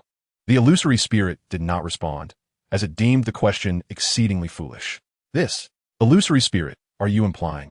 Upon receiving this hint from the illusory spirit, Lin Fan was instantly struck by a desire to chastise himself. If his intellect continued to falter in such a manner, he might as well abandon his aspirations altogether. Chapter 47. The Heroic Hall, Hero, Dugu Bo. This illusory spirit, are you suggesting that when Ji has received an extraordinary opportunity? Lin Fan pondered for a moment and spoke with a surge of excitement. It is important to note that Kai Wenji is not a denizen of the Douluo Continent. She resides within a unique space prepared by the system. Thus, it is inconceivable for any formidable being from Douluo to take refuge within her, pretending to be something they are not. Consequently, the only possible entities that could surpass him and are not of the Douluo realm must be one of the deities from the divine realm, those who idly seek amusement. It is well known that these deities have been bound by their divine positions for an extended period, each yearning for an escape from the divine realm, a feat that necessitates the passing of their divine legacy. In essence, Kai Wenji has inherited the legacy of a certain deity who is also safeguarding her. Indeed, Kai Wenji has acquired the heritage of a divine entity, which, for you, is undoubtedly a fortuitous circumstance. As if she had already discerned Lin Fan's thoughts, the illusion spirit spoke directly. Although Lin Fan's thoughts mirrored her words, hearing them articulated by the illusion spirit filled him with exhilaration. The prospect of having a future primary healer deity is genuinely delightful. With such a divine presence, who would fear the injuries of those around them or worry about their deteriorating health? Upon hearing Lin Fan's words, the illusion spirit's tone softened slightly. It seemed that Lin Fan was not entirely foolish. He possessed a modicum of wisdom. However, the illusion spirit soon found herself in a predicament, as she would soon want to deliver a few resounding slaps to Lin Fan. Kai Wenji has received the legacy of a divine entity. The illusion spirit's words echoed in Lin Fan's mind, prompting him to recall the divine entities he had encountered in his previous life while viewing the Douluo spin-offs. The elemental god, the emotion god, the god of war, the god of original sin. As the names of these deities flitted through his consciousness, Lin Fan suddenly halted at the thought of one particular deity. After a moment, he gazed at Kai Wenji with unrestrained joy, much like a rugged man who had not seen a woman in years, his eyes ablaze with fervor. In the vast expanse of the Douluo divine realm, the only true healer among the deities is none other than the goddess of life, one of the 5 divine kings, who governs life itself. If Kai Wenji has inherited the legacy of the goddess of life, does that not imply that the goddess of life is the identity of the individual beside Lin Fan? The thought of having such a fervent healer in his ranks filled Lin Fan with excitement. Little Fan, you must not entertain such thoughts. The illusion spirit could not help but interject, observing Lin Fan's foolish expression. Who says that Kai Wenji must be favored solely by the healing deities? In the original narrative, Tang Sen was merely a novice, yet caught the attention of both the sea god and the Shura god. Huanling, somewhat disheartened, addressed Lin Fan. Upon hearing her words, Lin Fan nodded in bewilderment. It is essential to recognize that grass symbolizes life. The life goddess did not choose Tang San, whose martial soul is grass. This clearly indicates that the divine status cannot solely determine one's martial spirit. Huanling, you are correct. I have indeed been negligent, Lin Fan expressed with a smile, reflecting on the incomprehensible extent of his inadequacy without such a system. At that moment, Kai Wenji, feeling the intense gaze of Lin Fan upon her, could not deny the blush that crept across her cheeks. It is only natural to feel shy when being scrutinized so boldly by an unfamiliar man, especially when he is the one she admires. My lord, Kai Wenji murmured, biting her soft lip with a hint of shyness. Meanwhile, Lin Fan had managed to extricate himself from his conversation with Huanling. He replied softly to Kai Wenji's call, which only intensified her embarrassment, making her unable to meet his gaze. Just then, both were startled by an uproarious laughter that reverberated through the air. Following the sound, they beheld Dugu Bo, his face alight with joy, laughing heartily towards the heavens. Clearly, he had achieved the super Douluo realm, a feat he had once deemed unimaginable. At this moment, Dugu Bo's hair had turned a lustrous black, and his eyes sparkled with vitality. His once aging skin now appeared smooth and rejuvenated. Feeling the transformation within himself, Dugu Bo was profoundly moved. In the next instant, he rushed before Lin Fan, kneeling without hesitation and decisively pledging, I, Dugu Bo, am willing to serve Lord Lin Fan loyally, with unwavering dedication. Accompanying this declaration was a crisp system notification echoing in Lin Fan's mind. Dugu Bo, loyalty, 100. Would you like to recruit Dugu Bo into the Hall of Heroes? Lin Fan reacted with little surprise, as this was quite normal. Enlist Dugu Bo into the Hall of Heroes. Lin Fan spoke softly. In the next moment, both Dugu Bo and Lin Fan found themselves within the heroic hall. Not only was Dugu Bo bewildered, but Lin Fan, too, wore a look of utter confusion. How did they suddenly arrive here? As it was Dugu Bo's inaugural visit to this place, his bewilderment was vividly apparent. Mr. Dugu, this is the very heart of my heroic hall. Lin Fan gestured towards the stone table at the center of the hall. Dugu Bo nodded in acknowledgement and followed Lin Fan to the central area. Upon reaching the stone table, they beheld the information of 3 members displayed on the illustrated guide, leaving Dugu Bo utterly astonished. Bai Qi, level 96 title Douluo. Tang Hao, level 95 title Douluo. Kai Wenji, level 89 soul Douluo. While the presence of Bai Qi and Kai Wenji did not particularly surprise Dugu Bo, the mere mention of Tang Hao rendered him utterly bewildered, especially the title of Hao Qian, which unequivocally confirmed Tang Hao's identity as the Hao Qian Douluo. Well, Mr. Dugu, are you inclined to join our heroic hall? Lin Fan once again cast his gaze upon Dugu Bo and spoke with a smile.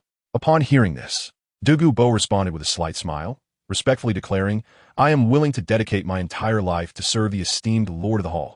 As his words came to a close, an elderly statue materialized within the Hall of Heroes. Simultaneously, the heroic codex welcomed a new figure. Character, Dugu Bo. Gender, male martial soul. Azure Scale Serpent Emperor soul power level. Level 95 Super Douluo soul ring configuration. Yellow, yellow, purple, purple, black, black, black. Black nickname. Serpent Emperor, initially bewildered by the sudden appearance of the statue. Dugu Bo felt a sense of relief when he saw that each of the other 3 members also possessed their own statue. Moreover, he felt a profound honor. In his perspective, with Lin Fan's strength, it was not beyond the realm of possibility that, in a few years, they could rival the Spirit Hall. Chapter 48, Prince Xuexing. Your Highness, we acknowledge our mistakes. Mr. Dugu, let us proceed. Lin Fan glanced at the beaming Dugu Bo, smiled softly, and spoke. In the next moment, with a shift of his consciousness, the two departed from the Hall of Heroes and returned to the Sunset Forest. Dugu Bo, still in a state of shock from the recent events, had yet to regain his composure. Were it not for his cultivation having increased several-fold, he might have believed that everything that transpired was merely a dream. Before Lin Fan could utter a word, he noticed Kai Wenji not far away, her large eyes gazing at him with a pitiful expression. My lord, I too desire the celestial herb. Kai Wenji pouted, her voice tinged with an air of helplessness. Lin Fan witnessed such a scene. Although he felt powerless, he could not refrain from giving. In the original text, Tang Hao bestowed upon Oscar an 8-petal fairy orchid. Lin Fan reminisced about the chapters he had perused in his previous life and contemplated, if that is the case, then this 8-petal fairy orchid should indeed be suitable for the healing-oriented Kai Wenji. Although the orchid may not have been of use to her, he had still offered it, had he not? With this thought in mind, he swiftly produced the exquisite 8-petal fairy orchid and presented it to Kai Wenji's delicate, fair hand. As she held the orchid, Kai Wenji began to appraise it with keen interest. The petals of the orchid trembled gently, their pristine white hue radiating an ethereal elegance that exuded a sense of transcendent purity. Furthermore, the rich fragrance of the orchid filled the air, refreshing her spirit and invigorating her senses, compelling her to draw in deep breaths of its intoxicating aroma. Thank you, my lord, she exclaimed, her affection for the orchid evident in her eyes. It was indeed the first gift he had bestowed upon her. Reflecting on this, Kai Wenji cast a furtive glance at Lin Fan before quickly turning away, her cheeks tinged with a rosy hue. Wenji, simply chew and swallow this, he instructed gently. Lin Fan recalled the words spoken by Tang San to Oscar in the original story and began to speak. However, this item is only effective for those below level 70.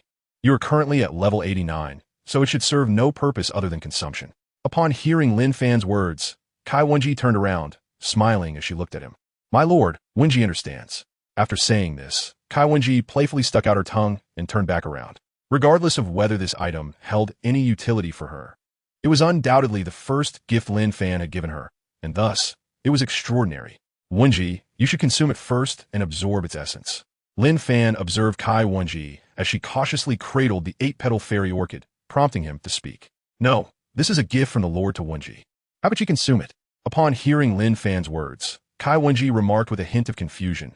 You rarely bestow a gift upon me, and now you wish for me to eat it? Are you still human? Wenji, that 8-petal fairy orchid cannot survive for long without specific conditions. You must absorb it quickly. Noticing the slight resentment in Kai Wenji's eyes, Lin Fan, though unaware of the circumstances, continued to speak. After a moment of hesitation, Kai Wenji nodded and slowly began to chew on the 8-petal fairy orchid. It must be said, this talented woman indeed possessed an elegant demeanor.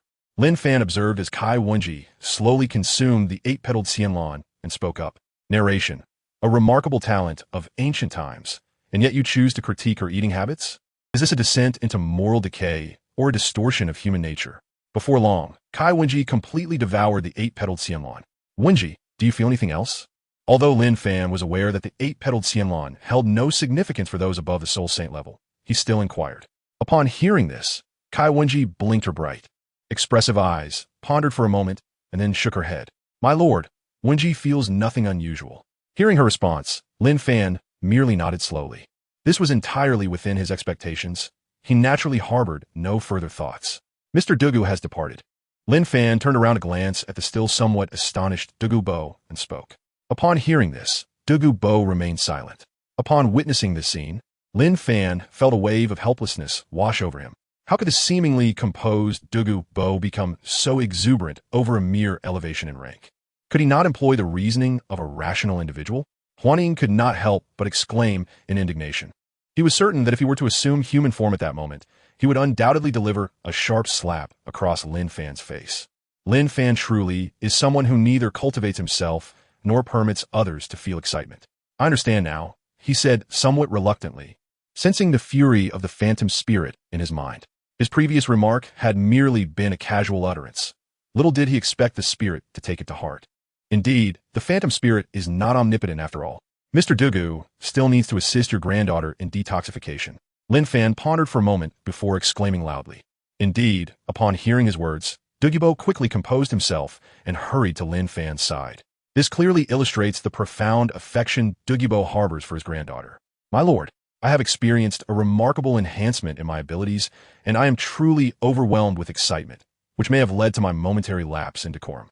I hope you will forgive my indiscretion, Dugu Bo hastily remarked with utmost reverence. Upon witnessing the scene, Lin Fan smiled at Dugu Bo and nodded. He understood that strength is not simply bestowed by the winds of fortune. Of course, he himself was an exception. In the next moment, Lin Fan and Dugu Bo soared into the air, returning towards the Heavenly Dou Royal Academy. Meanwhile, Kai Wenji retreated to the system space, for she had yet to acquire the ability to fly. After all, only those at the title Douluo level and above could soar through the skies. Before long, Lin Fan and Dugu Bo successfully arrived at the committee of the Heavenly Dou Royal Academy. The moment they entered smiling, the expressions on the faces of Prince Xuexing and Xu Ebing were more grotesque than if they had just consumed something vile. Before Lin Fan and Dugu Bo could utter a word, Prince Xuexing, as though lifting a chick, presented Xu Ebing before them with great deference, saying, "Your Highnesses, my young nephew is impetuous and lacks understanding. I implore you not to hold it against him." As Prince Xuexing spoke, his body was drenched in cold sweat. It was essential to remember that Xu Ebing had attempted to bring harm to Lin Fan. Prince Xuexing lamented, "What misfortune has befallen my family to give rise to such a troublesome nephew? Your Highness Lin Fan, this time is indeed my fault," Xu Ebing said humbly. Not out of profound respect for Lin Fan, but rather because Prince Xuexing had indeed punished him rather severely. "Oh, so it appears you are aware of your transgressions?" Lin Fan feigned a smile as he spoke. "Indeed, we are fully aware of our mistakes." Prince Xuexing's eyes brightened at Lin Fan's words. He had initially believed that a powerhouse of Lin Fan's caliber would offer no mercy, striking them down instantly. In truth, it would be quite challenging for the Heavenly Dou royal family to impose difficulties upon someone of Lin Fan's strength. It was even conceivable that the Emperor Shui Yi might extend an olive branch to the two before him. Considering Lin Fan had mentioned he was the leader of a certain faction, did you not just seek to bring about my demise? Lin Fan replied, with a dismissive smile upon hearing Prince Xuexing's words. It would be incredibly difficult for him to forgive someone who had sought to end his life. No amount of persuasion from others would prove effective. That was merely a misunderstanding. Prince Xuexing furrowed his brow, responding with a hint of resignation. "Is that so? Then after I dispose of you, I shall inform that old fellow Shui Yi that it was all a misunderstanding, shall I?" Lin Fan, with a smile adorning his face, turned his gaze towards the two individuals. However, Dugu Bo was utterly unfazed. Although Prince Xuexing had once saved him, he had repaid that kindness on multiple occasions. Initially, Dugu Bo harbored a certain trepidation towards the Tiandou royal family, as he and Lin Fan were merely a super Douluo and a title Douluo, respectively. Yet, upon witnessing Lin Fan's current entourage of 4 super Douluos and a peak soul master of the healing category, he felt no apprehension whatsoever. Particularly, now that he had ascended to the rank of super Douluo himself, he seemed to have rediscovered that youthful fervor. Dugu Bo yearned for a battle. Chapter 49, Shui Qinghe. So you're Lin Fan? I see. In that case, after I dispose of you, I shall inform that old man Xu Ye that it was all a misunderstanding, shall I? Lin Fan wore a smile as he addressed Prince Xuexing. Both Prince Xuexing and Xu Ebing were taken aback by Lin Fan's words. The prince hastily cast a pleading glance towards Dugu Bo. Yet to his chagrin, Dugu Bo paid him no heed. Observing Xu Ebing, who was being held aloft like a chick, Xuexing felt a surge of embarrassment and anger. Damn it, I am doomed because of this brat. Meanwhile, Xu Ebing, struck by a sudden inspiration, wriggled free and, with an air of arrogance, turned to Lin Fan, uttering nonsensical words. Perhaps caught in a fit of madness. "You foolish creature, I am a prince of the Tiandou Empire, a vast realm far beyond your meager rank as a titled Douluo." In a moment of selective amnesia, Xu Ebing forgot Lin Fan's formidable level of 95 and his soul ring configuration, babbling incoherently. "Senior Dugu."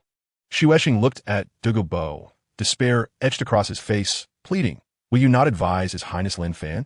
Xuexing could not believe that the Dugu Bo he had once rescued would refuse to assist him. Upon hearing this, a flicker of hesitation crossed Dugu Bo's eyes, but it was swiftly suppressed. He shook his head resolutely, declaring, "I must adhere to the orders of the Lord of the Palace." Just as Dugu Bo finished speaking, a melodious system notification resonated in Lin Fan's mind. Task completed. Recruit Dugu Bo, who has affirmatively recounted your merits before others. Reward: 1,000 system coins. Upon hearing this, Lin Fan felt an immense surge of joy. After all, he had only spent 300 system coins to assist Dugu Bo in leveling up. Had he just broken even? With this thought, Lin Fan smiled. Meanwhile, Xu Yuexing, upon hearing Dugu Bo's words, laughed, a sorrowful laugh. He had never anticipated that the ally he brought to bolster his position, Dugu Bo, would be so easily recruited by the other party. Alas, my fate is sealed. Xu Yuexing shook his head and even closed his eyes, awaiting the inevitable. Hold on, Your Highness. At that moment, a commanding voice pierced the air, jolting Xu Yuexing back to consciousness as he opened his eyes. Upon seeing the newcomer, Xu Yuexing was filled with excitement. An elderly man stood before Xu Yuexing and Xu Ebong, clad in immaculate white robes. His hair and beard were as white as snow, and his long silver hair was neatly arranged behind him. His ancient visage bore the delicate features of an infant, and his expression was distant, as if he perceived nothing of the world around him. He stood there quietly, yet his mere presence exuded an aura of supremacy over all creation. Could this be Chen Xin? Character: Chen Xian Martial Soul, 7 Killing Swords Soul Power Level, 95 Soul Ring Configuration, yellow, yellow, purple, purple, black, black, black, black. Black personality, arrogantly unique background. Guardian of the 7 Treasure, glazed tile school. Lin Fan gazed at the information that surged within his mind, murmuring softly to himself. Before he could utter another word, 3 men and 1 woman appeared before him. The trio of men included an elderly gentleman, a middle-aged man, and a young man, while the woman was none other than Ning Rongrong, whom Lin Fan had encountered previously. Upon realizing that Lin Fan stood opposite Chen Xian, Ning Rongrong's mouth fell agape, her expression one of sheer incredulity. May I beseech you, young sir, to spare these 2 individuals further distress? The middle-aged man stepped forward with measured confidence as he spoke. Ning Fengji, the leader of the 7 Treasure Glazed Tile School. Character profile. Name: Ning Fengji. Gender: male, martial soul. 7 Treasure Glazed Tile School. Soul Power Level. Rank 79. Support Type Soul Master. Soul Ring Configuration: yellow, yellow, purple, purple, black, black, black. Background: the contemporary head of the 7 Treasure Glazed Tile School, the foremost auxiliary sect in the Douluo Continent. Upon seeing the middle-aged man's details, Lin Fan feigned ignorance and replied, Indeed, Your Excellency, I am Ning Fengji, the current leader of the 7 Treasure Glazed Tile School. Ning Fengji felt a twinge of dissatisfaction upon hearing Lin Fan's words. The 7 Treasure Glazed Tile School was the wealthiest sect in the Douluo Continent, sustaining the entire Heaven Dou Empire. As a renowned merchant and the continent's foremost auxiliary, he was taken aback by such disregard. Yet, despite his internal discontent, he regarded Lin Fan with utmost respect, recognizing him as a title Douluo. Though he appears so youthful, it is hard to believe he is a title Douluo. Ning Fengji thought, scrutinizing Lin Fan with a hint of perplexity. The 2 formidable auras of title Douluo emanated distinctly from him. Your Excellency, I am Xue Qinghe, the Prince of the Heaven Dou Empire. On behalf of my royal brother and uncle, I extend my sincerest apologies to you. The young man standing beside Ning Fengji approached Lin Fan with a bow, his demeanor respectful. You are Xue Qinghe? Lin Fan finally realized upon hearing the young man's voice. Character profile. Name: Xue Qinghe, Qian Renxue. Gender: female, martial soul. 6-winged angel, soul power level. Rank 61 Soul Emperor. Soul ring configuration: yellow, yellow, purple, purple, black, black. Identity: daughter of Bibi Dong, the Pope of the Spirit Hall, daughter of Qian Xuanji, the former Pope, granddaughter of Qian Dalu, the High Priest of the Spirit Hall, Vice Master of the Douluo Hall. Indeed, I am Xue Qinghe. May I inquire, Your Excellency, which esteemed individual you may be? Have we crossed paths before? Xue Qinghe observed Lin Fan, a sense of familiarity washing over her as she spoke. I am Lin Fan, the master of the heroic hall. Lin Fan spoke without any pretense. What? You're Lin Fan? Xue Qinghe exclaimed in astonishment upon hearing this. Indeed, I am Lin Fan. May I ask, what guidance does His Highness the Crown Prince seek?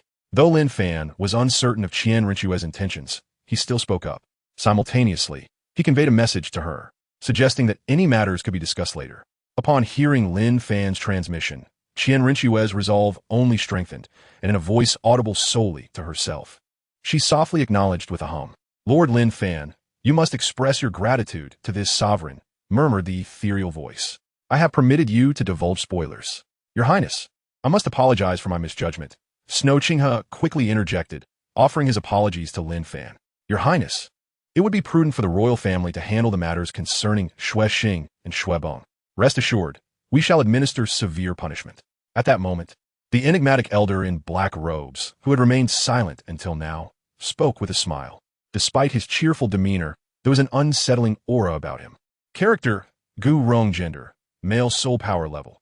Level 95 defensive super, dual martial soul. Bone dragon soul ring configuration. Yellow, yellow, purple, purple, black, black, black, black. Black background. A prominent member of the Seven Treasure Glazed Tile sect. One of the two Guardian Douluo and partner to Chen Xian. Oh, Senior Gu Rong, as you wish. Upon hearing Gu Rong's words, Lin Fan returned the smile, responding nonchalantly. How much chaos could a mere avalanche and snowstar incite? Chapter 50. Ning Fengji. Do you have a betrothal? Oh, Senior Gu Rong, as you wish. Lin Fan echoed Gu Rong's sentiments with a light-hearted chuckle, unfazed by the implications. Lord Lin Fan, you truly are a paragon of excellence. Noticing the gestures exchanged between Sword Douluo Chen Xian and Bone Douluo Gu Rong, Ning Fengji felt compelled to speak.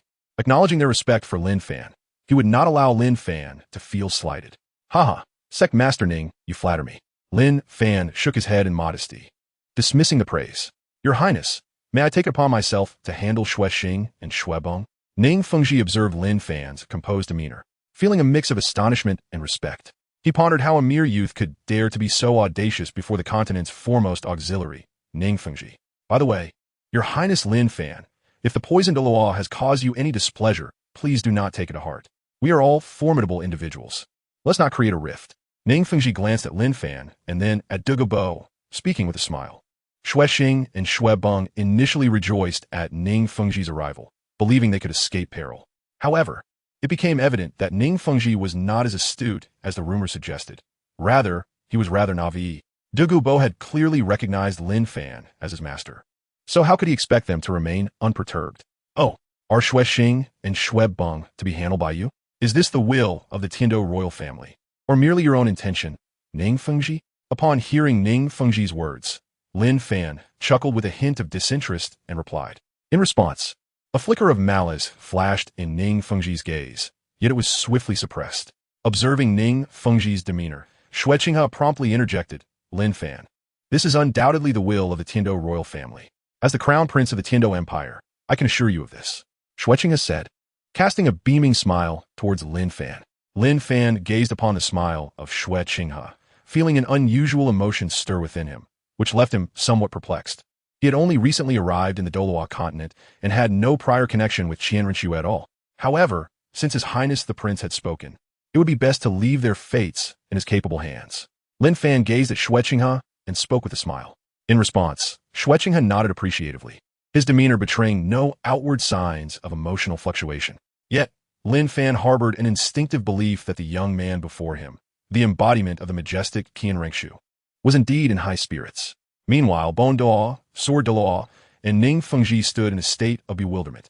Initially, they had anticipated needing to challenge the youthful titled Douluo before them. To their surprise, this young man had granted Shui Qinghe such favor. Although Shui Qinghe held the esteemed title of prince in the Tiandou royal family, Shui Xing was also a noble, making Lin Fan's apparent slight quite perplexing. Nonetheless, as Shui Qinghe's mentor, Ning Fengji found joy in this unexpected scene. He was not a petty man, incapable of appreciating his disciple's growth. Well done, Qinghe, he thought to himself as he cast a proud glance at Shui Qinghe. At the very least, he had extended a gesture of goodwill towards that fellow, Shui Yi. Your Highness Lin Fan, might I inquire if you would have the leisure to visit my Seven Treasure Glazed Tile school? Ning Fengji's gaze was filled with anticipation. While Lin Fan's arrogance did not particularly endear him to Ning Fengji, the young man's accomplishments warranted respect. Attaining the rank of titled Douluo at such a tender age signaled a future of boundless potential. Ning Fengji had also heard that Lin Fan was the leader of the heroic hall. If the leader of such a prestigious institution was a titled Douluo, it must be an extraordinary sect. Cultivating a favorable relationship could elevate the Seven Treasure Glazed Tile School to new heights. With this thought, Ning Fengji's eyes sparkled with fervor. However, to Ning Fengji's astonishment, Lin Fan declined the invitation outright, shaking his head. I appreciate your kind invitation, but there are certain matters at my sect that render me unable to visit at this time. I hope you can understand, Master Ning. Though Ning Fengji felt a twinge of disappointment at Lin Fan's response, he maintained a cordial smile. After all, his esteemed seven-treasure glazed tile school was one of the top 3 sects, and he had no reason to believe that Lin Fan would not value a visit. Your Highness Lin Fan, may I boldly inquire if you are betrothed? Ning Fengji ventured, glancing at his demure daughter hidden behind him. Lin Fan appeared to be merely a few years older than Rong, and if there were no betrothal binding him. Contemplating this, Ning Fengji felt increasingly assured of his decision. Should he succeed, it would yield immense benefits for the entire seven-treasure glazed tile school. Simultaneously, Lin Fan would not be at a loss. It is essential to recognize that the seven-treasure glazed tile school possesses not only strength but also resources and connections. In contrast, if this venture proves feasible, Lin Fan stands to gain even more. As for the esteemed sect leader Ning, I indeed have no such betrothal, nor do I hold any desire for such an arrangement. Lin Fan pondered for a moment before speaking. In his view, a marriage contract was far from a desirable arrangement. If it weren't for that particular engagement in the original narrative, the foolish Dai Mubai would have been free to pursue his own desires. And how could it ultimately lead to the unwilling Zhu Zhuqing marrying him? Upon hearing Lin Fan's words, Ning Fengji was genuinely taken aback, as Lin Fan was not adhering to his expected script. According to Ning Fengji's assumptions, Lin Fan should have been the one to propose a marriage alliance with the seven-treasure glazed tile school first. It was only then that Ning Fengji noticed the girl beside the 3 esteemed leaders. Was Lin Fan truly accompanied by that little girl? Ning Fengji glanced at Zhu Zhuqing and couldn't help but furrow his brow. I did not have a marriage contract. However, I possess someone worthy of my protection, someone I'm compelled to safeguard. Lin Fan turned his gaze towards Zhu Zhuqing, smiling as he spoke. At that moment, Zhu Zhuqing's heart was filled with conflicting emotions. It is important to note that Ning Fengji's voice was not particularly soft, and Zhu Zhuqing had just heard him mention the engagement proposal to Lin Fan. Reflecting on the prosperity of the seven-treasure glazed tile school, she could not help but feel a sense of helplessness. In Zhu Zhuqing's eyes, Lin Fan should indeed be engaged to the seven-treasure glazed tile school, and she harbored a desire for that engagement as it would undoubtedly provide immense support for Lin Fan. However, upon hearing Lin Fan's words, she felt a wave of emotion stir within her. She possessed nothing of significance, nor did she have anything that warranted Lin Fan's sacrifices. Yet, Lin Fan was willing to invest in her, at least not forgetting her in the face of formidable powers. With such sentiments, that was more than enough. With this realization, Zhu Zhuqing finally relaxed her furrowed brow and returned Lin Fan's smile. She felt grateful to have met Lin Fan. Chapter 51. The Bewildered Lin Fan. This. Your Highness Lin Fan, I understand now. Observing the interaction between Lin Fan and Zhu Zhuqing, Ning Fengji couldn't help but shake his head. He recognized that given his daughter's temperament, even if an engagement could be arranged with Lin Fan, would Lin Fan be able to endure it? Your Highness Lin Fan, if that is the case, I shall take my leave for now. Ning Fengji looked at Lin Fan and spoke. Master Ning, please return. Lin Fan respectfully remarked. After all, one should not strike those who wear a smiling face. Your Excellency, the poisoned Douluo, if I may be so bold, I implore you to refrain from further disputes with Lord Lin Fan. Ning Fengji cast a glance towards the direction of Dugu Bo, feeling somewhat helpless as he spoke. How could this old fellow still bicker like a young man? Rest assured, Sect Master Ning, I shall no longer engage in such behavior. Dugu Bo replied, a hint of amusement in his voice upon hearing Ning Fengji's words. First and foremost, as a member of Lin Fan's faction, how could he possibly quarrel with Lin Fan? That would be a trifling endeavor, indeed. Secondly, he had to possess the strength to contend. Though internally he scoffed at the thought, Dugu Bo still nodded with a smile. He was no fool. He pondered how Ning Fengji would react upon discovering that Dugu Bo had allied himself with Lin Fan's strength. Bewilderment, helplessness, resignation, regardless of the emotion, it would only serve to heighten Ning Fengji's vigilance. With all these factors in mind, how could Dugu Bo dare to reveal himself so easily? Lin Fan couldn't help but admire the appearance of Dugu Bo, acknowledging his demeanor with a silent commendation. Very well, since that is the case, I shall take my leave. Ning Fengji once again clasped his fists in respect to Lin Fan, and in the next moment, he vanished alongside the sword Douluo. Your Highness Lin Fan, this matter pertains to my uncle and fourth brother. I kindly request that you accompany me to the Tiando imperial family to discuss this with His Majesty, said Shrek Academy, nodding towards Gu Yuena. In an instant, a dark portal materialized beneath Gu Yuena's feet. Before long, Lin Fan, Gu Yuena, Shrek Academy, and Dugu Bo found themselves in a grand palace. Your Highness, I have pressing matters to attend to, so I must depart, Gu Rong remarked, glancing at Xue Qinghe upon their arrival. After all, as one of the 2 title Duo of the 7-treasure glazed tile school, he had numerous responsibilities to fulfill. Xue Qinghe nodded in agreement. Soon, only Dugu Bo, Lin Fan, and Xue Qinghe remained in the vicinity. Mr. Dugu, you should take your leave now to protect Zhu Zhuqing, the young lady by the side of the 3 committee members. Lin Fan gazed at the solitary figure of Dugu Bo beside him and spoke, simultaneously transmitting a thought. If anything were to happen to her, you shall be held accountable. Dugu Bo nodded in agreement. He was resolute, even if he were gravely injured. Zhu Zhuqing must not come to harm. In his eyes, Zhu Zhuqing was destined to become the wife of the sect master. He had witnessed Kai Wenji's healing prowess, which led him to believe that as long as there was life, recovery was assured.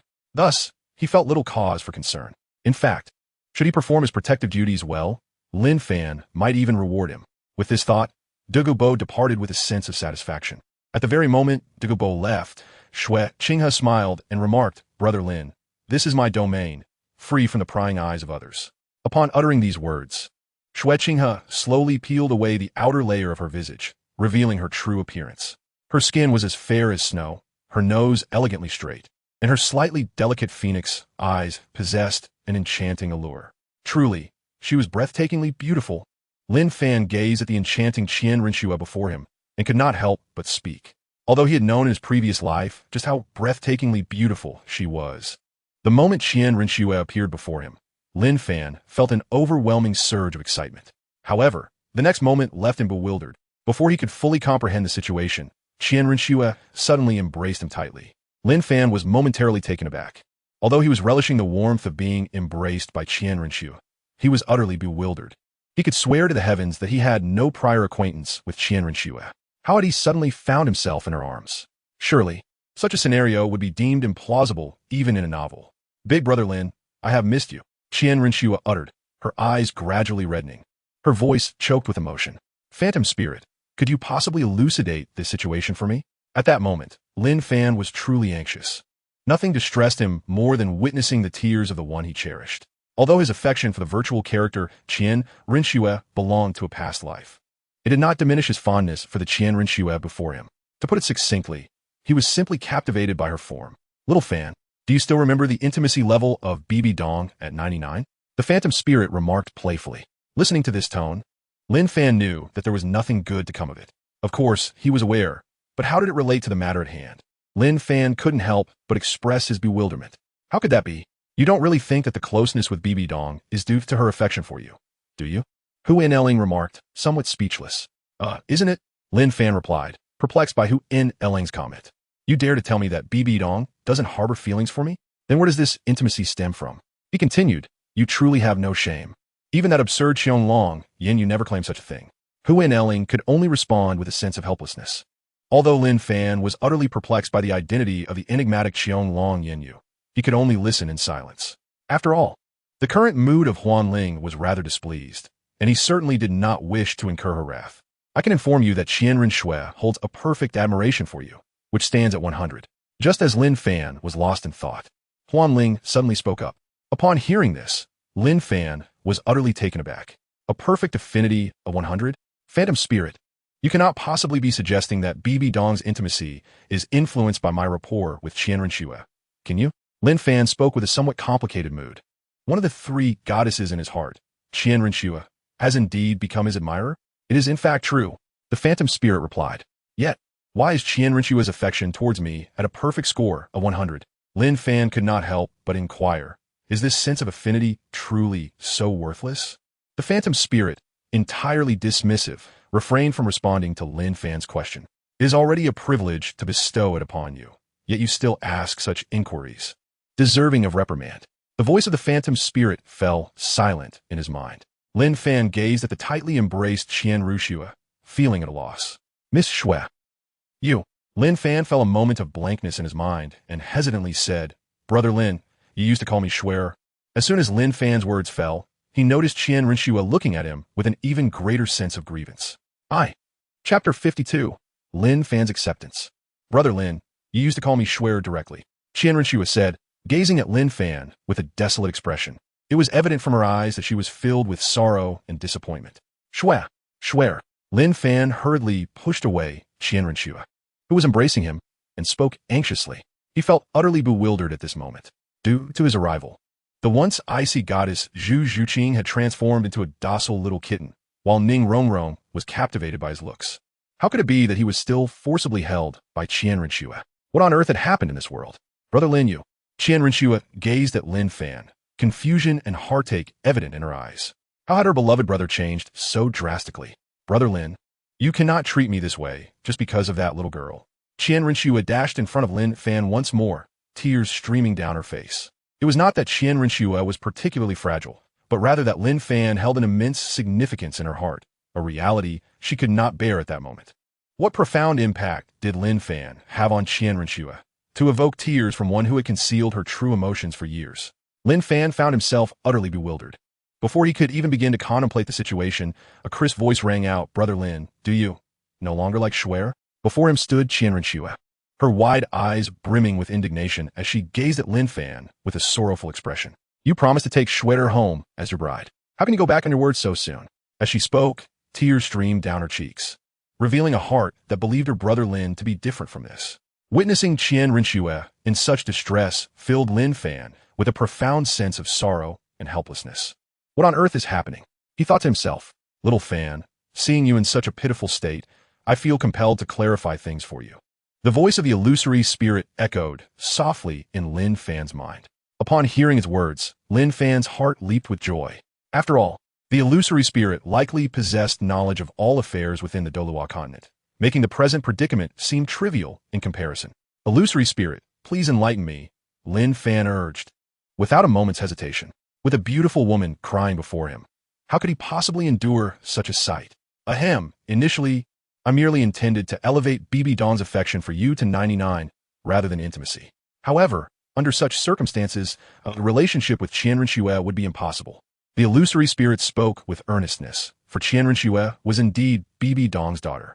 If Lin Fan were to pursue Bibi Dong, what place would Qian Renxue have in his life? Clearly none at all.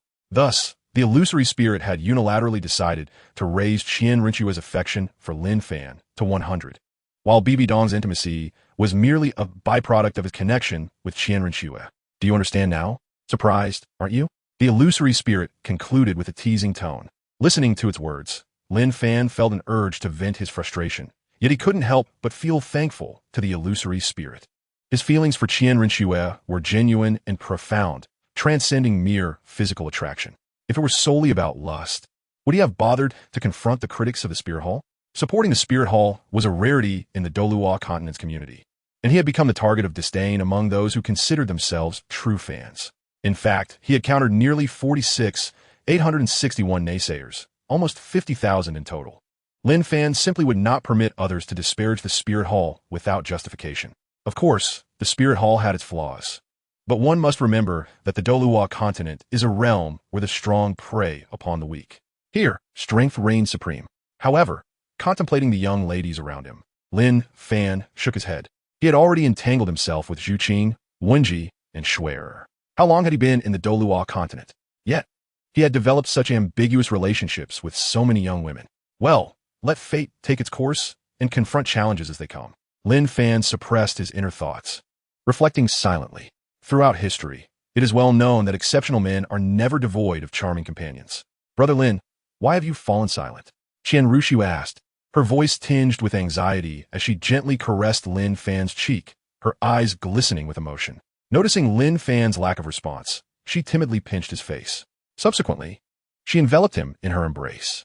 As she savored the long-lost warmth of his body, despite feeling a sense of grievance, Qian Renxue could not suppress a smile.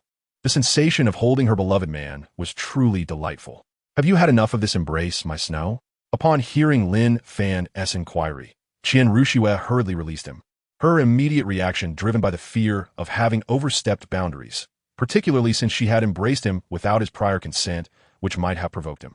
However, to her surprise, the moment she let go, Lin Fan pulled her back into his arms. Although she was uncertain of Lin Fan's motives, Qian Renxue relished the moment. "Silly Snow, haven't you grown bored after staying in this royal palace for so long?" Lin Fan spoke, tightening his embrace around Qian Renxue even further. Lin Fan himself was unaware of the reason behind his audacious actions. However, He was acutely aware of his affection for the enchanting Qian Renxue. Though he recognized that his approach might not be the most prudent, he was resolutely Lin Fan of Qian Renxue, and she was undeniably his Qian Renxue. With his presence, she would never be subjected to any form of bullying. With him around, what formidable challenge could possibly arise? As he exhibited such behavior, a deep crimson hue enveloped Qian Renxue's cheeks. Did Brother Lin just tease me? After the teasing, he became so intimate. What a rogue. Lin Fan observed as Qian Renxue gradually ceased her weeping, instead pouting her lips, which elicited a gentle smile from him. Qian Renxue truly captivated him. Even if he bore the infamy of being a scoundrel, Lin Fan accepted it wholeheartedly. Reputation held no significance for him. Moreover, in the Douluo Continent, few dared to speak against him. He, Lin Fan, was determined to be with every girl he cherished, and that was his aspiration. To those who opposed him, he thought, come and challenge me. With this thought, Lin Fan couldn't help but grin.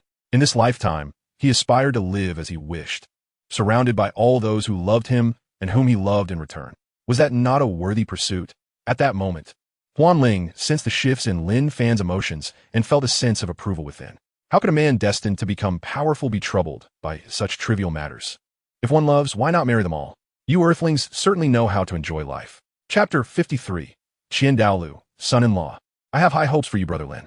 Qian Renxue expressed her joy as she felt the warmth of Lin Fan's embrace. Although she discerned the deep connection between Zhu Zhuqing and Lin Fan, what of it? Even if Lin Fan would not have her as his sole partner, she bore no resentment. She had not only reconciled her strained relationship with her mother, but also persuaded her mother, Bibi Dong, to harbor a favorable impression of Lin Fan, which was the utmost she could achieve. Brother Lin, my mother, she has agreed for us to be together. Qian Renxue nestled in Lin Fan's arms. Her cheeks flushed with happiness. I initially would not have agreed. Qian Renxue pouted, casting a discontented glance at Lin Fan as she spoke. Shuer is truly remarkable. I am well aware of that. Lin Fan replied with a smile upon hearing her words. Ling was indeed extraordinary, seamlessly integrating into Qian Renxue's memories. Why not ascend to the heavens? Lin Fan slowly released his embrace around Qian Renxue, gently stroking her head. I must admit, it feels delightful to touch. He mused. You've let go. Qian Renxue shyly remarked. Brother Lin, I must tell you, from now on, you should heed my words. Otherwise, I won't allow you to sleep in my bed. After saying this, she hastily turned her head away, feeling a rush of embarrassment. It was her first time expressing such a sentiment, and it felt so shameful. With her face flushed, she thought to herself as she glanced back. All right, I will listen to you. Lin Fan chuckled at her words and replied, Shuer, you truly are adorable. Brother Lin, how could you be so bold with such a young girl? Qian Renxue turned back, looking at Lin Fan with a hint of reproach, her voice tinged with dissatisfaction. Is it that my legs are not long enough, my figure not appealing, or my looks not striking? Am I really that small? Upon hearing her words, Lin Fan's mind inadvertently conjured an image of Zhu Zhuqing's figure. What am I thinking? Cough, Shuer, she's indeed a bit petite. So what of it? Lin Fan hurriedly suppressed his previous thoughts and feigned seriousness as he spoke. To think you would be so ruthless towards such a young sister. It's truly outrageous. Upon hearing Lin Fan's words, Qian Renxue could not help but express her indignation. Yet, it was merely a fleeting remark, for she knew she could not overpower him. Brother Lin, you have yet to introduce me to grandfather. He must meet you too. With that, Qian Renxue grasped Lin Fan's hand, preparing to step outside. Oh, Shuer, have you forgotten that you are currently a young lady? Lin Fan gazed at Qian Renxue's innocent demeanor, unable to suppress a smile. To have such a delightful little one in life is indeed a great joy. How could I have forgotten? Upon hearing Lin Fan's words, Qian Renxue also smiled gently in response. She, possessing remarkable intelligence, could easily discern the disparity between Lin Fan's current gaze and the one she remembered. However, it was a positive transformation. What was certain was that the person she adored was undoubtedly the one with that expressive gaze. So what was there to fear? Shuer, why are you in such a fluster? What sight you are? Just as Qian Renxue was about to don her human mask, a commanding voice resonated in their ears. Shortly thereafter, an elderly man clad in white appeared before them. Character, Qian Daolu. Gender, male. Strength, level 99. Peerless Douluo spirit ring configuration. Purple, black. Nickname, the strongest in the sky. Angel, Douluo background. Master of the Douluo Palace in the Spirit Hall. High priest of the angel god. The elderly figure, dressed in flowing white robes, had long hair billowing in the breeze, and his fierce gaze revealed his extraordinary nature. This was none other than Qian Daolu, the angel Douluo, the strongest in the sky during an era of the Douluo Continent. Qian Renxue was filled with joy upon seeing her grandfather suddenly materialize. "Grandfather, you have come," she exclaimed, rushing towards him. After all, throughout her life, it was her grandfather, Qian Daolu, who had been the most caring towards her. "You are nothing but a perpetually childish girl." Qian Daolu regarded Qian Renxue with an expression brimming with affection. He had long grown accustomed to her current demeanor. Initially, he had been quite perplexed, for Qian Renxue had always been concealed within the Tiandou royal family. How could she still be so mischievous in his presence? Later, upon hearing that it was due to a friend, he had dismissed it at first. Just a friend, what could it possibly entail? However, when Qian Renxue revealed that it was a male friend, Qian Daolu became restless. He had continuously directed a spirit gaze towards the Tiandou royal family, hoping that one day he could unveil the true identity of that male friend before Qian Renxue. Little did he know, that person might turn out to be another like Qian Xuanji. "Senior Qian Daolu, it is an honor to finally meet you." Lin Fan was taken aback upon seeing the newcomer. Just moments ago, he had been playfully bantering with Shuer, and now, Qian Daolu had arrived. Such efficiency was truly remarkable. "You're Lin Fan?" Qian Daolu inquired, his gaze fixed on Lin Fan, particularly admiring his impressive level 95 prowess.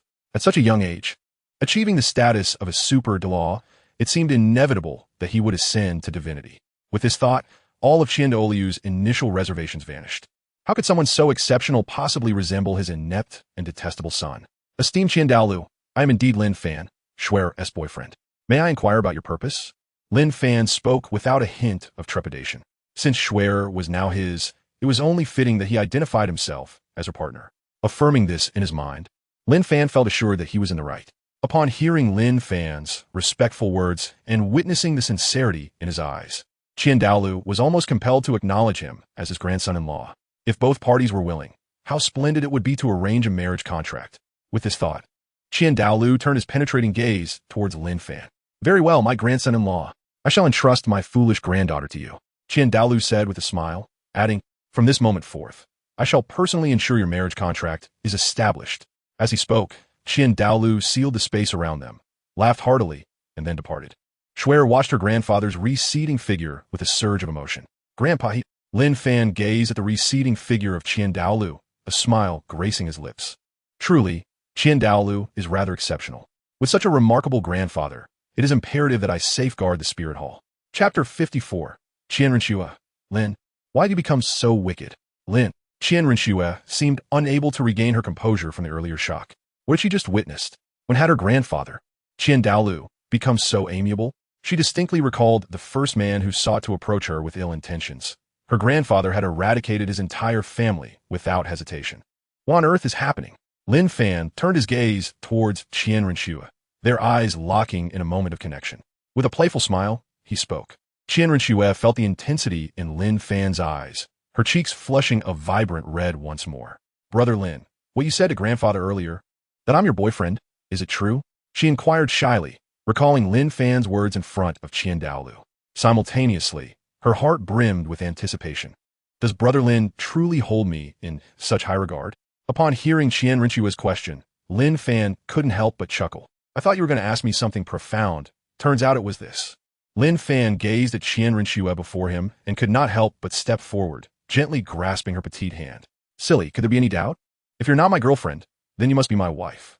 Lin Fan spoke with a hint of resentment. "Taking advantage of me, Lin Fan, is not something that can simply be overlooked." Upon receiving Lin Fan's affirmative response, Qian Renxue gently nodded. Yet, deep within her heart, she murmured to herself in truth, "Being your wife would be even better." Lin Fan gazed at Qian Renxue's seemingly innocent demeanor, entirely oblivious to the impending events. "May I perhaps steal a kiss from Brother Lin?" Before Lin Fan could utter a word, Qian Renxue swiftly planted a kiss on his cheek. Subsequently, she playfully released the hand that Lin Fan was holding, feigning nonchalance as she stood before him. Yet, the air of triumph in her expression was unmistakable. Lin Fan sensed Qian Renxue's actions, and his face involuntarily flushed slightly. After all, he too was a young man. "You." Lin Fan approached Qian Renxue with determination. More audacious than Qian Renxue herself, Lin Fan lunged toward her lips. Still lost in her revelry. Qian Renxue had no time to react, Her cheeks flushed as she gazed at Lin Fan before her. She could even hear the fervent rhythm of her own heartbeat, pulsing with intensity. Lin Fan observed the bashful expression on Renxue's face, yet he felt little in response. She had just kissed him, and he reciprocated. Surely, that was not inappropriate. The crowd would undoubtedly voice such comments. Yes, only after her body. After a considerable pause, Lin Fan reluctantly released his lips from hers. It wasn't that he felt overwhelmed. Rather, it was simply an undeniably pleasant sensation. Noticing the resentful glint in Renxue's eyes, he playfully tapped her forehead. A kiss cannot lead to pregnancy. What is there to fear? Even if it could, I would happily take responsibility. Brother Lin, how had you become so mischievous? Renxue pouted, her cheeks puffed in indignation. Brother Lin, you truly have gone too far. Yet, why do I find myself so captivated? Wang Jingze, we are all kindred spirits. Swear, this is not the time for reminiscing. Let us first deal with Xu Eshing and Xu Eben. Lin Fan chuckled softly. Although he too yearned for a moment of intimacy with Renxue, he could not afford to overlook those two rascals. One must eradicate the roots along with the weeds. Brother Lin, is your mind entirely consumed by that little girl? Renxue exclaimed in indignation, casting a resentful glare at Lin Fan. How could Renxue possibly discern Xu Ebing's remarkable acting? Naturally, she attributed the cause to Zhu Zhuqing. If glares could slay, Lin Fan would surely have met his demise. Of course, striking is one matter, but sustaining injury is another entirely. Lin Fan, upon hearing Renxue's words, chose to remain silent. Renxue, unaware of the circumstances, could only focus on what mattered most to her. However, when Lin Fan truly beheld Renxue in this state, he felt a surge of emotion within him. Deep down, it was evident that she cared for him profoundly.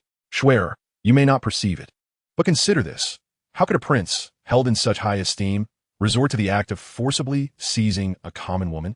Lin Fan gently squeezed Renxue's fingers and sincerely said, do not divert the topic. However, Renxue abruptly interrupted Lin Fan, expressing her resentment as she replied, swear, that avalanche. Upon witnessing the scene, Lin Fan did not feel disheartened. Rather, he continued, a girl requires coaxing and pampering. I refuse to listen. As Lin Fan anticipated, Renxue remained unresponsive. Swear, hear me out. I will not listen. Swear, please pay attention. I refuse to listen. Swear, may I now speak to you properly? Heaven knows how long it took before Lin Fan finally released his hold. Just as one might expect, Lin Fan once again seized her lips in a fervent kiss. As the ancients would say, there is nothing that cannot be resolved with a kiss. If there is, then it requires 2 kisses and even more. Renxue, her eyes slightly flushed, softly remarked, Swearer, both Xue Bing and Xue Xing have clearly noticed your peculiar behavior and are preparing to take advantage once you are fully ready. After Lin Fan's vivid description, Renxue's expression shifted dramatically. I had thought that by showing him leniency, he would refrain from causing trouble. She exclaimed in indignation. However, a thought crossed her mind, and she glanced at Lin Fan with a smile. Brother Lin, as long as we attribute to them a superlative crime worthy of exile, they can be banished. As she spoke, her face radiated with delight as she looked at Lin Fan, almost as if to say, why do you not praise me yet? Very well, Schwerer is indeed clever. Lin Fan replied with a smile, then gently pressed a kiss upon Renxue's cheek. This is your reward. Chapter 55, Snowy Night, Unfilial Child, Avalanche. Feeling Lin Fan's affectionate gesture, Renxue was momentarily stunned. Before swiftly donning a human skin mask and transforming back into the prince of the Tiandou Empire, Shueqinghe. Brother Lin, how do I look? Do I not resemble a man remarkably well? Renxue teased, not missing the opportunity to jest with Lin Fan. To be honest, you truly do look impressive. Lin Fan gazed at the transformation of Renxue before him, and he did not hesitate to express his admiration. Although he had long been aware of the remarkable prowess of this visage through the original text, witnessing it firsthand still left him in awe. A woman of such breathtaking beauty, likened to the enchanting allure of a fallen fish or a shy flower, in the blink of an eye, transformed into a man. Though this may not compare to the realities of life, one must concede an essential truth. Dear male compatriots, tread cautiously in the realm of online romance. For the husband you speak of might just be a charming young lady, perhaps. Smirking, Lin Fan, this way, please. Renxue said with utmost respect. Upon witnessing the scene, Lin Fan could not help but feel a wave of exasperation, yet he nodded in acquiescence. After all, he could not possibly refuse to cooperate with his own girlfriend, could he? Before long, under the guidance of Qian Renxue. The two arrived at a magnificent hall that exuded an aura of unparalleled nobility. However, to speak candidly, the grandeur of this hall paled in comparison to that of the Hall of Heroes. Qinghe, you have arrived. At the forefront of the hall sat an elderly man with white hair, adorned with a golden crown and clad in crimson robes. Upon noticing the arrival of Shui Qinghe, he greeted with a warm smile, his demeanor reflecting a disposition of politeness and gentleness. Character, Shui Yi. Gender, male. Soul power level, peak period, level 90. Title, martial soul, radiant flying swan soul, ring configuration, yellow yellow purple purple black black black black background. Current emperor of the Tiando Empire. Father. This is Lord Lin Fan, a super Douluo, Qian Renxue said respectfully to Emperor Shui Yi. Though her tone was one of deference, Lin Fan could easily detect the disdain and contempt simmering beneath her surface. A super Douluo? So young, and already at such a level? Observing Lin Fan's somewhat youthful appearance, Emperor Shui Yi expressed his disbelief. Yet, the next moment his eyes widened in astonishment, for he beheld Lin Fan's soul ring configuration, one that was unattainable by mere mortals. Your Highness is still quite young, yet has already reached the realm of super Douluo. Your future is surely boundless, Emperor Shui Yi remarked, sensing Lin Fan's formidable aura. Father, I have come to seek justice for Lord Lin Fan, Qian Renxue declared without hesitation. Initially, upon witnessing the presence of such a powerful figure brought forth by his son, Emperor Shui Yi felt a swell of emotion. He knew that only his eldest son truly understood his struggles. However, when he heard his son express the desire to seek justice for this notable individual, he was momentarily taken aback. How could a dignified super Douluo require assistance from someone like me, who has merely reached the level of title Douluo in my peak? Father, this matter is rather intricate, Qian Renxue continued, seizing the opportunity. The Snow Avalanche Prince assumed that my lord was merely an ordinary individual, wishing to toy with his wife. Qian Renxue began to weave her tale, recounting how, when Lord Lin Fan chose not to engage in conflict and merely released his soul power pressure, the Snow Avalanche Prince audaciously proclaimed, "Our Tiando Empire is grand. Why should we fear a mere super Douluo?" As she spoke, she glanced at Lin Fan. Your Majesty Shui Yi, indeed it is as I say. Lin Fan discerned the intentions of Qian Renxue and spoke up. Shui Yi listened to Qian Renxue's words, his expression grave. A super Douluo is indeed a pillar of the Tiando Empire. From his words, it appeared that he was incensed by his son, the debauched Shui Bang. Rest assured, Your Majesty, the Tiando royal family will certainly deliver justice to the esteemed one, Shui Yi said after a moment's pause. Father, I am unsure what has come over my brother Shui Bang, as he has been frequenting establishments of ill repute, and his behavior has become increasingly conspicuous of late. A genius from the Tiando Royal Academy had departed with his sister due to her being wronged, Qian Renxue lamented, a hint of sorrow in her voice. Yet, it was all a fade. Listening to Qian Renxue, Shui Yi observed her external demeanor with some admiration. His eldest son, Shui Qinghe, was indeed a person of great promise. Entrusting the future of the Tiando Empire to him filled Shui Yi with confidence. Qinghe, convey my orders to demote Shui Bang to Nodding City. After some contemplation, Shui Yi added, however, Shui Bang is still my flesh and blood. Very well. Then I shall comply with your command, he agreed. Initially, Lin Fan was contemplating how to eliminate Shui Bang, but now he had suddenly conceived a new source of amusement. Your Majesty is too courteous. In the future, I shall rely on your esteemed guidance for Qinghe. Shui Yi responded with utmost respect upon hearing Lin Fan's words. At this moment, Shui Yi felt a surge of excitement within. In his view, his bond with Shui Qinghe was destined to deepen, and with this turmoil, harmony would surely follow. Shui Bang, a wayward son. Shui Yi recalled Shui Qinghe's words. The young man had left the academy due to his desire for another sister. Such a promising talent had been disrupted by his son, whose intellect seemed lacking. Shui Bang, you ungrateful child, I shall personally administer your punishment, Shui Yi thought, his heart brimming with indignation. However, after this incident, it was likely that support for Shui Bang would dwindle. Thus, it was nearly certain that Shui Qinghe would govern the nation's affairs. With this thought, Shui Yi smiled faintly. With a super Douluo presiding over the royal family, not even the seven-treasure glazed tile school would dare to act recklessly. This Shui Yi, indeed, possessed a certain intrigue. Lin Fan gazed at the snow-laden night, which bore a slight curve at its corners, and could not help but chuckle. Chapter 56. The Complicated Emotions of Zhu Zhuqing. Brother Lin, one simply grows accustomed to it. Upon hearing Lin Fan's words, Qian Renxue felt a similar resonance. Having lingered within the Heavenly Dou imperial family for such an extended period, It was undeniable that this snow-laden knight was quite the eccentric character. On ordinary days, there was scarcely a trace of regal demeanor. "Brother Fan, where do you intend to go next?" Qian Renxue inquired, her eyes widening as she fixed her gaze upon Lin Fan, her voice barely above a whisper. Simultaneously, she found herself silently praying. "Please do not tell me you plan to frolic with that little sister." "Next, I wish to seek an audience with His Holiness the Pope." Lin Fan pondered for a moment before speaking. Having been in Douluo for quite some time, he had yet to encounter the illustrious Pope Bibi Dong. So how could he possibly believe in the inheritance of the Dark God being meant for him?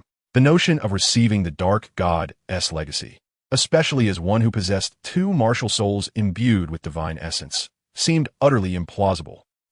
To meet Mother, Brother Lin, why do you still address her as Your Holiness? That is your mother-in-law, Qian Renxue remarked, her cheeks flushing with embarrassment. Yet, her heart was filled with a greater sense of joy. Lin Fan's initiative to seek out her mother was indeed unexpected. However, it was imperative to first ensure that Zhu Zhuqing was settled. Lin Fan added, "Speaking up, Shuer, do not allow Zhu Zhuqing to suffer any grievances while with you. You are her elder sister." Lin Fan glanced at Qian Renxue with a hint of mischief, a smile playing on his lips. Upon hearing his words, Qian Renxue's face flushed slightly, and she shot him an irritated glare. I understand. Even if I were to encounter misfortune, I would ensure that your precious Zhu Zhuqing remains unharmed," she said with a deep sense of grievance. Had she not been strong-willed, she might have already been in tears. "Fool! Dare to face a calamity and see what happens," Lin Fan retorted sharply, giving her a firm tap on the head, his voice laced with indignation. "If you were to fall into trouble, the entire Tiandou Empire would surely follow suit." Lin Fan, having spoken, embraced Qian Renxue in his arms. "Shuer, you are my treasure, and Zhu Zhuqing is also my treasure. Both of you precious ones, you must take good care of yourselves. Do you hear me?" Lin Fan spoke, and before Qian Renxue could respond, he leaned in and kissed her passionately. Surprisingly, Qian Renxue was not angered by Lin Fan's bold move. Instead, she gently patted his back. After a prolonged moment, their lips parted. "Brother Lin, you should go now. Rest assured, Sister Zhu Zhuqing will be under my protection," Qian Renxue said with a radiant smile, softly caressing Lin Fan's back. "Although Mother holds you in high regard, do not incite her wrath," she added, her eyes fixed on Lin Fan, brimming with mirth. Feeling the warmth of Qian Renxue's emotions, Lin Fan was momentarily taken aback. The once oblivious man, who had only dated one girl in his past life, only to have her leave him, now found himself cherished by two women who loved him in return.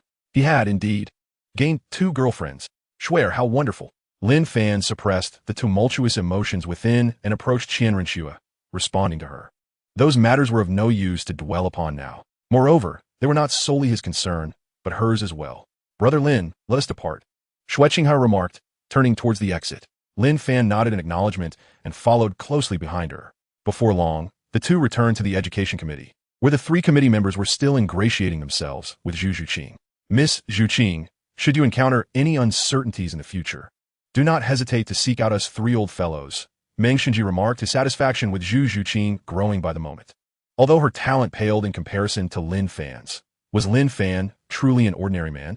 "Indeed, Miss Zhu Zhuqing, if anyone dares to bully you, feel free to come to us old geezers," Bai Baoshan added earnestly. His words evoked a sense of irony. Bai Baoshan, destined to wield the martial soul of the celestial cauldron, was indeed a resilient soul. Miss Zhu Zhuqing, in any case.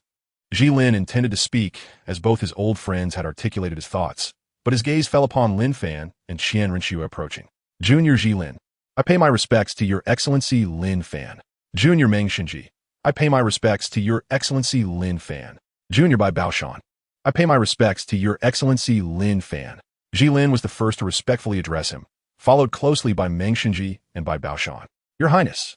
The trio spoke reverently upon seeing Shu Qinghe beside Lin Fan. "Could it be that Your Highness has recruited Lord Lin Fan?" Meng Shinji whispered to his two companions. "Old Meng, that seems likely. Did you not notice they arrived together?" Bai Baoshan concurred with a nod. "I suspect it is indeed the case," Lin added, glancing between Lin Fan and Shu Qinghe in agreement. "Esteemed committee members, I trust you will take good care of Ms. Zhu Zhuqing from now on," Qian Renxue said respectfully as she approached the three. Internally, however, she felt a profound disdain. "Rest assured, Your Highness, we will undoubtedly protect Miss Zhu Zhuqing well." Meng Shinji smiled at Shu Qinghe. As they acknowledged Lin Fan as Shu Qinghe's ally, their admiration for her grew. It was worth noting that even on a night of snow, such an impressive presence was rare. Reflecting on this, they felt fortunate to be aligned with Shue Qinghe. If they were in another faction, a powerhouse of Lin Fan's caliber could easily obliterate them without effort. Indeed, Your Highness, we shall take excellent care of Lady Lin. Jilin glanced at the two individuals, a smile gracing his lips as he addressed them. Simultaneously, he elevated Miss Zhu Qing's title to Lady Lin, a clear indication of his esteem for Zhu Qing. However, this remark inadvertently incited the ire of Qian Ruxue. It is worth noting that Lin Fan had just earlier requested her to assume the role of an elder sister. Contemplating this, a rather mischievous idea surged within Qian Ruxue's mind, and she flashed a smug smile at Lin Fan. What, Lady Lin? Miss Zhu Qing is the princess consort of this prince. Do you comprehend? Qian Ruxue declared, her expression innocently fixed upon Zhu Qing, who stood beside the three esteemed committee members. Upon hearing this, Zhu Qing was momentarily taken aback. Surely, Shue Qinghe must be aware that I am Fan Ji's girlfriend. How could it be otherwise? Zhu Qing pondered, her gaze shifting to Lin Fan, conveying her confusion. Zhu Qing, you'll come to understand in due time. Contrary to Zhu Qing's expectations, Lin Fan did not address her query, but instead alluded to a future clarification. Zhu Qing's countenance darkened immediately. Esteemed committee members, please make preparations for Zhu Qing. I shall escort her back now, Qian Ruxue proclaimed, her gaze flitting among the three members of the Dream Divine Machine before she seized Zhu Qing's hand and led her toward her palace. Lin Fan listened to the final voice message from Qian Renxue in his mind, unable to suppress a chuckle. Lin, dear brother, why not obediently transform your precious Zhu Qing into my princess? With a mischievous laugh, as he contemplated this whimsical declaration echoing in his thoughts, Lin Fan shook his head in resignation, yet he believed Qian Renxue would provide an explanation. Thus, he refrained from acting rashly. Meanwhile, Zhu Qing, who had followed Qian Renxue to the palace, found her eyes glistening with unshed tears. She cherished Lin Fan as her most beloved, yet she felt the sting of abandonment. Reflecting on this, Zhu Qing's heart ached painfully. But wait, the royal family of the Xinghua Empire had already been subdued by Lin, and the Tiandou royal family was likely not a formidable opponent either. Surely, Lin must have his own struggles, right? With this thought, Zhu Qing's emotions became entangled. However, could she really be sold off so easily? Chapter 57, The Inheritance of the Dark God? What, are you dissatisfied? Qian Renxue remarked with amusement at the resentful expression on Zhu Qing's face. Upon hearing Qian Renxue's words, Zhu Qing remained silent, unable to articulate her feelings. Little Zhu Qing, you are still too young, Qian Renxue continued, and as Zhu Qing stood in shock, Qian Renxue slowly removed her human mask. Zhu Qing was astounded as the figure of Shue Qinghe transformed into a radiant young lady, filled with joy. Is it that I, your elder sister, am too unattractive? Qian Renxue teased, observing Zhu Qing's astonished demeanor. No, elder sister, you are quite beautiful. Zhu Qing quickly denied, having witnessed Qian Renxue's stunning visage. Little treasure, you are so obedient. From now on, I will ensure you grow even more splendid, Qian Renxue proclaimed, affectionately ruffling Zhu Qing's hair. It was then that Qian Renxue realized. Sister, I am Lin's precious one, just like you. Qian Renxue gazed at Zhu Qing and smiled. After so many years, this was the first time she had revealed her true self to others. Elder sister than I? Zhu Qing stammered nervously, now acutely aware of Qian Renxue's unveiled identity. Sister, he said I must take good care of you, Qian Renxue reassured, noticing Zhu Qing's anxious demeanor, and chuckled softly. In the next moment, she donned the human mask once more, reverting to the guise of Shue Qinghe. Sister, from now on, I shall frequently be with you in this form. Qian Renxue smiled and spoke. Unbeknownst to her, Lin Fan was currently observing every move of the two. Initially, Lin Fan anticipated a fierce exchange between them, yet, to his surprise, they resolved their differences amicably. Naturally, such a phenomenon is most commendable. Esteemed Lord, shall we proceed to administer the antidote to Yin Yin? At this moment, Dugu Bo stood before Lin Fan, addressing him. Lin Fan nodded in acknowledgement. The next moment, Kai Wenji, stepping gracefully on her moon soul, Qian, materialized before them. All right, I understand what I must do, she remarked with a hint of annoyance, casting several exasperated glances at Lin Fan and rolling her eyes. Subsequently, she followed Dugu Bo in search of Dugu Yin. Lin Fan naturally need not attend, as the only one requiring treatment is Kai Wenji, who can return directly to the system space.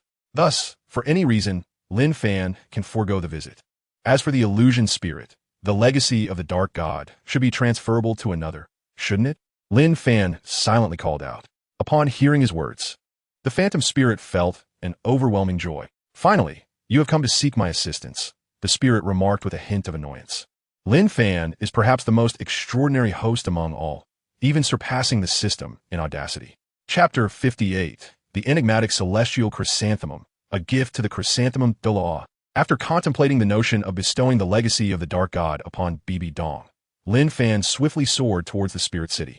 As for Zhu Zhuqing's affairs, he firmly believed that Qian Renxue would undoubtedly handle them with greater finesse. The future monarch of the Heaven Dou Empire seems to be a foregone conclusion. With this, the unification of the Douluo Continent draws ever closer. Reflecting on this, Lin Fan smirked, musing to himself, it appears I am a peerless powerhouse. Perhaps my disregard for appearances is not quite appropriate. Lin Fan murmured, gradually allowing his smile to fade. Indeed, a true warrior must embody the essence of strength. After a while, Lin Fan arrived at the Martial Soul City, at the Grand Hall of the Martial Soul Palace. This is the Grand Hall of the Martial Soul Palace. No unauthorized personnel are permitted entry. Upon reaching the hall, Lin Fan heard a cold voice, and before him stood a middle-aged man with a frosty demeanor, watching him with vigilance. Character: Wang Qingga. Gender: male, martial soul, Shadow Wind Phantom Wolf soul power level. Level 72, agility type 7 ring battle soul, Saint Soul ring configuration. Yellow, yellow, purple, purple, black. Black, black identity. Guardian of the Grand Hall of the Martial Soul Palace. Typically, he would have unleashed a torrent of abuse at Lin Fan. Fortunately, today his steward from the Martial Soul Palace had exchanged a few words with him, lifting his spirits and rendering him more amiable. Otherwise, had he directed his ire at Lin Fan, the consequences would have been utterly unimaginable. Lin Fan gazed at Wang Qingga before him, choosing silence. After all, his duty was to guard the entrance of the spirit hall, ensuring that no one could enter recklessly. Thus, he decided to present his elder's token from the spirit hall. Upon hearing Lin Fan's words, Wang Qingga quickly gathered his composure. The shape of the token resembled that of an elder's token from the spirit hall. However, when he beheld the token, he realized it was not an elder's token, but rather the Pope's token, leaving him momentarily stunned. Indeed, what Lin Fan held was not an elder's token at all, but the Pope's token. If it had been another guard, they might have overlooked this distinction. Yet, someone like him, who frequently interacted with various officiants, could not possibly mistake it. Especially upon observing Lin Fan's youthful visage, Wang Qingga felt an undeniable pang of discomfort. Clearly, the Lin Fan before him was but a young lad. During his tenure, those who wielded elders' tokens had all been elderly men. Yet here stood a mere child, brandishing the Pope's token before him. Truthfully, Wang Qingga found it exceedingly difficult to accept. Nevertheless, he understood the gravity of the Pope's token, equating it to the presence of the Pope himself. Your subordinate, Wang Qingga, has met the esteemed one, he said respectfully, as he reverently returned the Pope's token to Lin Fan, expressing his earnest wishes for him to perform admirably. Lin Fan observed Wang Qingga's demeanor and nodded slightly. Speaking in a calm tone, he then picked up the papal order and, without a second thought, stepped forward. Wang Qingga watched Lin Fan's retreating figure, shaking his head as he continued to guard the gates of his palace. There was no need for him to ponder over unattainable matters. It was far better to diligently oversee his post. Perhaps, through his industriousness, he might even earn a promotion. Before long, Lin Fan encountered a peculiar figure clad in black, adorned with a mysterious mask, who appeared before him. You are Xiao Fan? The enigmatic masked man seemed taken aback by Lin Fan's presence and spoke. Haha, Xiao Fan, you are now a super Douluo. How about a friendly duel in a few days? Whether it was due to his own disposition or some other reason, the man's laughter echoed a chilling and eerie quality, much like his appearance.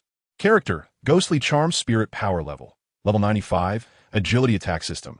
9 rings super, Douluo martial spirit. Ghostly charm title. Ghost spirit ring configuration. Yellow, yellow, purple, purple, black, black. Black, black, black background. Elder of the Spirit Hall, loyal to Pope Bibi Dong, entirely devoted. Alongside his friend Yuguan, they possess a unique martial spirit fusion technique, known as the dual polar stillness domain, rarely revealing his visage to outsiders. Old Ghost, Xiao Fan has arrived. How about you cook for us tonight? A crimson figure materialized beside the ghost, speaking with grace. This individual appeared to possess skin as delicate as an infantess, and their enchanting visage imparted a distinct impression. Their voice was ageless. If not for the prominent Adam's apple, one would hardly believe they were male. clad in a resplendent red robe, a privilege reserved for titled Douluos. The attire was embellished with intricate golden and silver patterns, particularly highlighted by a gem at the chest, gleaming like a golden orb and nearly the size of an infant's fist, exuding an air of opulence. Character, Yuguan. Gender, male, noteworthy, martial spirit, extraordinary transcendent chrysanthemum spirit power level. Level 95, control system, 9 rings super Douluo spirit ring configuration. Yellow, yellow, purple, purple, black. Black, black, black identity background. Elder of the Spirit Hall, loyal to Pope Bibi Dong, entirely devoted. Alongside his friend, Ghost Douluo, they share the martial spirit fusion technique known as the dual polar stillness domain. He has a fondness for Flora. Ghost uncla, mon uncla. I hope you're well. Lin Fan responded with a smile, appreciating the gentle exchange between the two. He had grown accustomed to the formidable nature of the system. Crafting a memory for the Ghost Douluo and the Chrysanthemum Douluo would likely pose no challenge. Chrysanthemum Uncle, I prepared a gift for you. As Lin Fan contemplated the heartfelt comparison between Zhu Zhuqing and Ghost Douluo, he retrieved an herb from the system space. It was a magnificent chrysanthemum, resplendent in a glorious shade of purple. Strangely, every petal of the flower appeared to be adorably fuzzy, creating an impression of harmonious unity, yet it emitted no fragrance. The central stamen rose a full half-foot above the petals, its tip shimmering with a faint golden radiance. Upon witnessing the herb Lin Fan had produced, Yuguan was initially taken aback, but then his heart swelled with joy. Could it be the extraordinary Qirong Tong Tian chrysanthemum? As he tenderly held the celestial herb, his eyes glinted with fervor. This herb not only matched the compatibility with his martial soul at a remarkable 100, but its energy surpassed that of his martial soul in both richness and abundance. Xiaofan, this gift, your uncle you shall accept. Should you ever find yourself in need, remember to seek me out. Yuguan smiled gently at Lin Fan, cradling the Qirong Tongtian chrysanthemum and observing it with meticulous attention. Ghost Douluo, noticing the shift in Yuguan's demeanor, felt a jolt of surprise. Surely he was aware of Yuguan's particular fondness for high-grade herbs. After battling alongside Zhu Zhuqing for decades, witnessing such a reaction from him was unprecedented. Could it be that the herb Xiaofan gifted him was truly exceptional? Ghost Douluo's gaze sharpened, his thoughts racing. With this in mind, he cast a sidelong glance at Lin Fan, a knowing smile gracing his lips, the meaning clear. Xiaofan, you see, your uncle Ghost has had his share of hardships as well. Perhaps you might spare me an herb? He quipped, his eyes eagerly fixed on Lin Fan. Chapter 59, Bibi Dong. What S in a name? Call me mother-in-law, haha. Xiaofan, do you have anything else? Once this thought crossed his mind, Ghost Douluo immediately chimed in with a grin. He was a clever man. It was better to ask for what he desired sooner rather than later. Nevertheless, his laughter genuinely touched Lin Fan, resonating with a melodious charm that was truly captivating. How could such enchanting laughter exist in this world? Xiaofan, is there truly nothing more? Ghost Douluo urged, noticing Lin Fan's lack of response. As a close companion of Yuguan, he was well aware of the effects of potent herbs. The excitement displayed by Yuguan indicated that this was no ordinary herb. It was likely capable of helping him break through his limitations.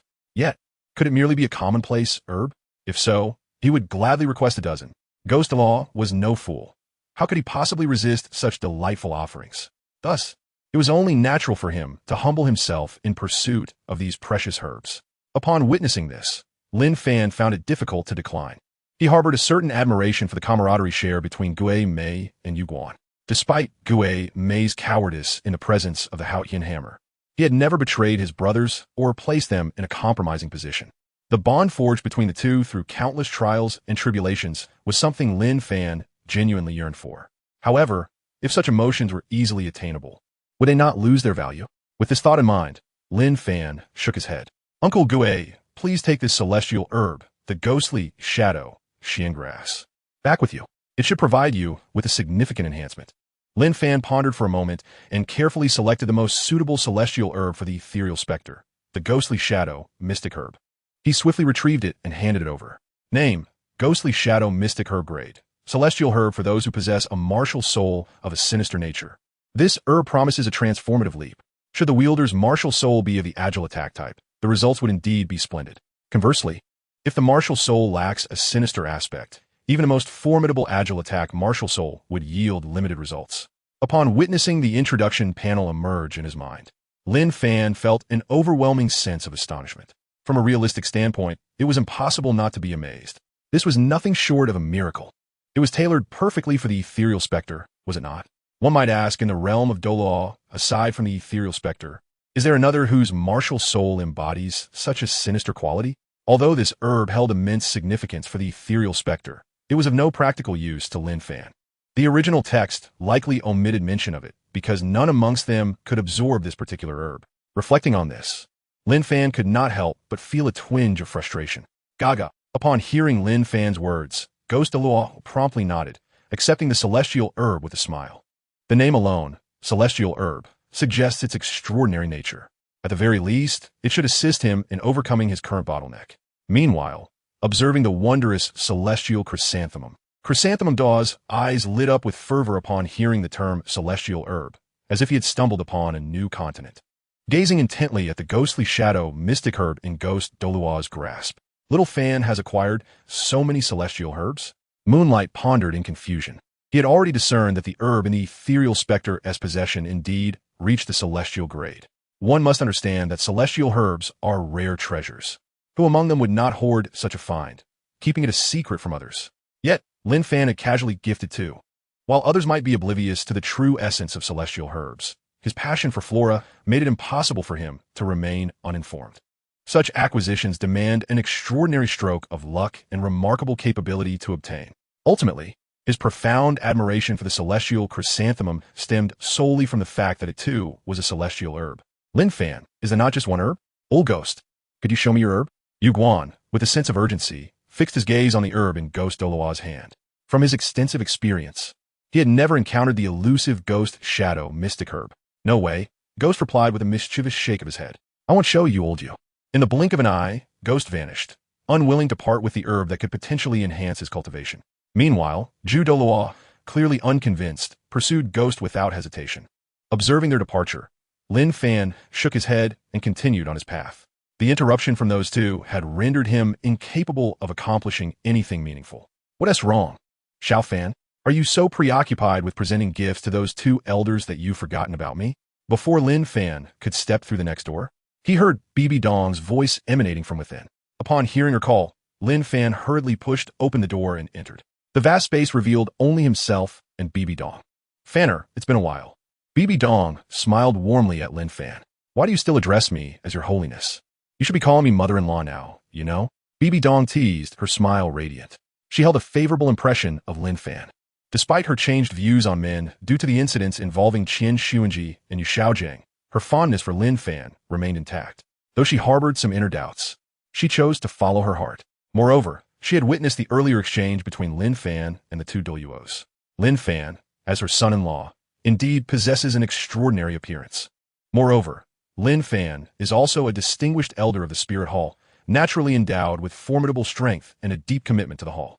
Upon reflecting on this, Bibi Dong smiled and gazed at Lin Fan. Lin Fan was momentarily taken aback by Bibi Dong's words, only to find them somewhat amusing thereafter.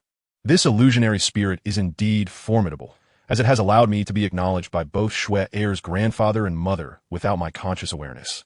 Lin Fan felt a pang of helplessness within, yet he could not deny the overwhelming joy that bubbled beneath the surface. Indeed, it was his mother-in-law.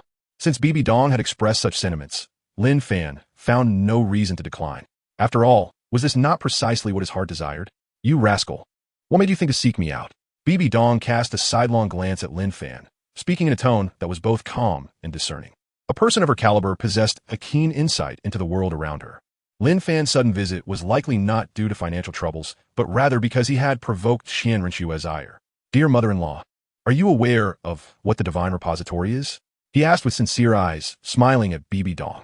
In Lin Fan's perspective, Bibi Dong had probably begun to engage with a Rakshasa god by now. Consequently, it was natural for her to recognize the immense power of the divine repository.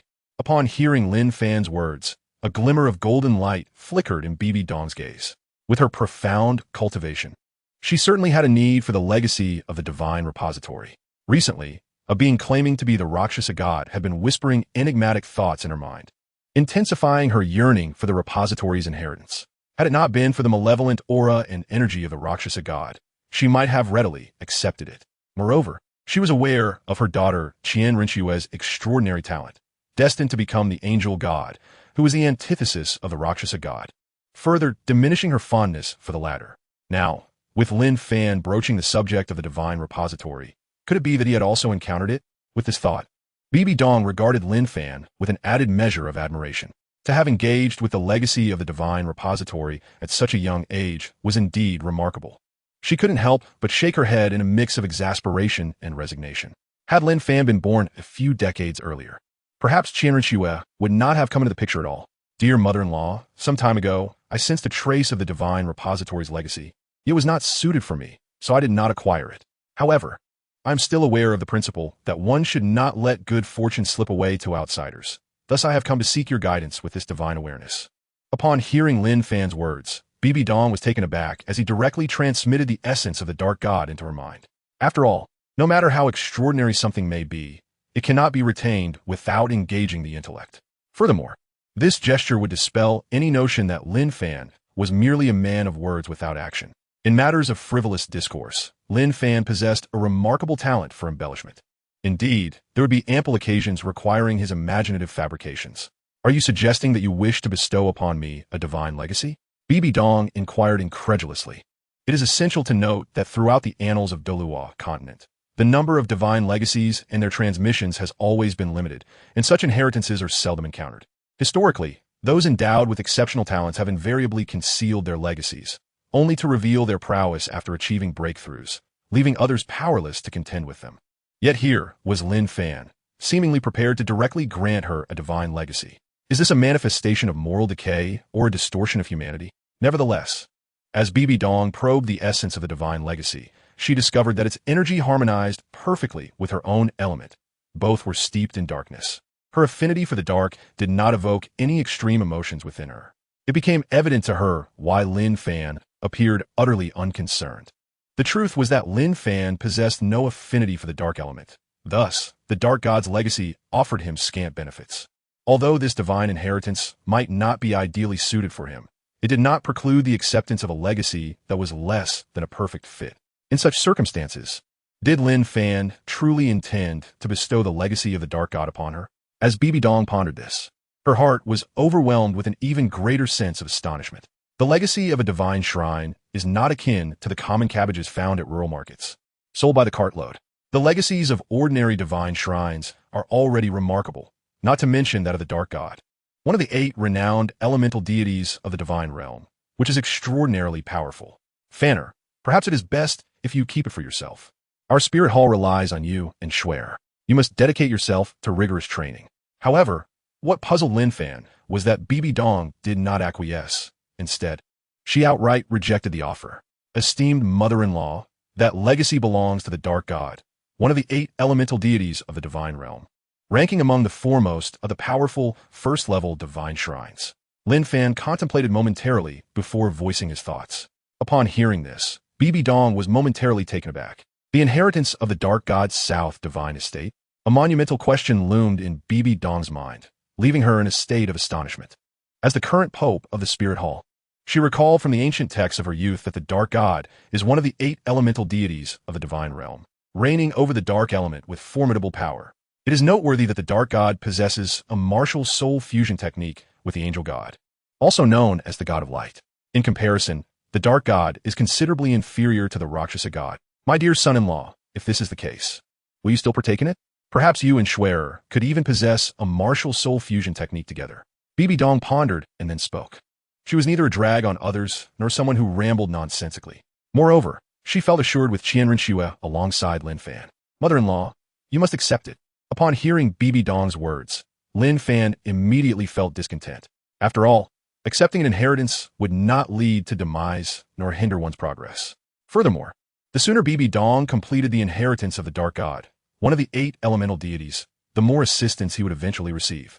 The value of a being with divine estate-level strength is undeniably profound. Chapter 61, Bibi Dong accepts the inheritance Fanu. Bibi Dong gazed at Lin Fan, her heart still in turmoil. Despite recognizing that the dark god was significantly stronger than the Rakshasa god and would provide greater aid, if it were anyone else, Bibi Dong would have readily agreed.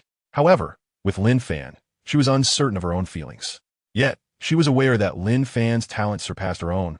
Thus, the value of this divine estate inheritance could be even more fully realized. Mother-in-law, if you acknowledge my identity, please accept this inheritance. Lin Fan naturally perceived Bibi Dong's hesitation and could not help but speak up. What a jest. His soul power had been forcibly granted by the system, and he was entirely unaware of how to cultivate it. How could he even contemplate possessing the legacy of a divine throne at this moment? Upon hearing Lin Fan's words, Bibi Dong pursed her lips, her mind in deep contemplation. Feina, I promise you. After a moment of internal deliberation, she ultimately nodded. Lin Fan's talent far surpassed hers, and he would undoubtedly attain a more formidable divine legacy. This was how Bibi Dong sought to soothe her own emotions, wishing to feel a semblance of comfort. Yet, she remained oblivious to the source of her feelings. Nevertheless, Lin Fan's filial piety in offering her the legacy of a divine throne could indeed be considered commendable. As this thought crossed her mind, she gazed at Lin Fan with a newfound softness in her eyes. Suddenly, a crisp sound resonated, causing Lin Fan to momentarily freeze. Phantom Spirit, Bibi Dong's intimacy level towards the host has reached 99. 99? Lin Fan was momentarily taken aback, and could not help but inquire of the Phantom Spirit. What on earth is happening here? Lin Fan couldn't help but curse upon recalling the voice in his mind. His mother-in-law's intimacy level with him stood at an extraordinary 99. 99, merely a fraction lower than the affection Snow had for him, by a mere 0.01. Is this some kind of joke, Illusion Spirit? What on earth are you doing? Don't tell me I'm destined to have both mother and daughter. Oh, it's just standard procedure. Upon hearing Lin Fan's confusion, Illusion Spirit responded nonchalantly. Yet inside, he began to curse. Lin Fan, you rascal, always taking advantage and then playing innocent, truly deserving of a reprimand. When the sovereign returns to his pinnacle, I shall certainly teach you a lesson. Lost in thought, Illusion Spirit envisioned many years into the future. The moment he would press Lin Fan down against the ground. The image of Lin Fan begging for mercy brought a sense of comfort to Illusion Spirit's heart. At this moment, Bibi Dong was fully engrossed, preparing to explore the inheritance of the Dark God. As for the inheritance of the Rakshasa God, it was naturally cast aside in the recesses of her mind, gradually blocking out all thoughts related to the Rakshasa God. Ding! The host has granted the Dark God inheritance to Bibi Dong, severing all connections with the host. At this juncture, a crisp sound followed. It was then that Lin Fan realized this sound was distinctly not that of Illusion Spirit. Illusion Spirit. Could you explain to me what this clear sound is? Recalling the earlier sound, Lin Fan hurriedly inquired within his mind. Oh, that? Quite simple. The sovereign was too lazy to speak for himself, so he created an emotionless entity to assist him in conversation. Illusion Spirit, unfazed by Lin Fan's words, replied. However, internally, he began to lament. Seriously, only now do you notice the difference in voices? Illusion Spirit felt a sense of helplessness. Was his future truly to be entrusted to such an unreliable individual? Lin Fan, come on, tell me. If someone told you your mother-in-law's intimacy level with you had skyrocketed from an abnormal 99 to an unfathomable 99. 99, could you still sit here and complain? Illusion Spirit, apologies, I'm involved with my partner A-Bing. Illusion Spirit, hold on, stop giving me spoilers. As Lin Fan listened to the perfunctory response from Phantom Spirit, he was not taken aback in the least. After all, for someone of Phantom Spirit's caliber, such matters were rather trivial. At this moment, Bibi Dong was gradually attuning herself to the energy of the Dark God. Although she had mentally prepared herself for the immense power of the Dark God, the moment the legacy truly manifested within her and she felt that surging energy, she was utterly astonished. What astonished her even more was the voice that resonated within her consciousness. The 9 trials of the Dark God. The first trial is to truly master the energy of level 99. Indeed, it was the 9 trials of the Dark God. She had directly received the legacy without undergoing any tests or evaluations of her innate abilities. It is worth noting that the Rakshasa God merely indicated that her talent was exceptional, potentially allowing her to inherit the divine position of the Rakshasa God, which paled in comparison to the grandeur of the Dark God's legacy. Furthermore, the first trial of the 9 trials of the Dark God required her to control soul power at level 99.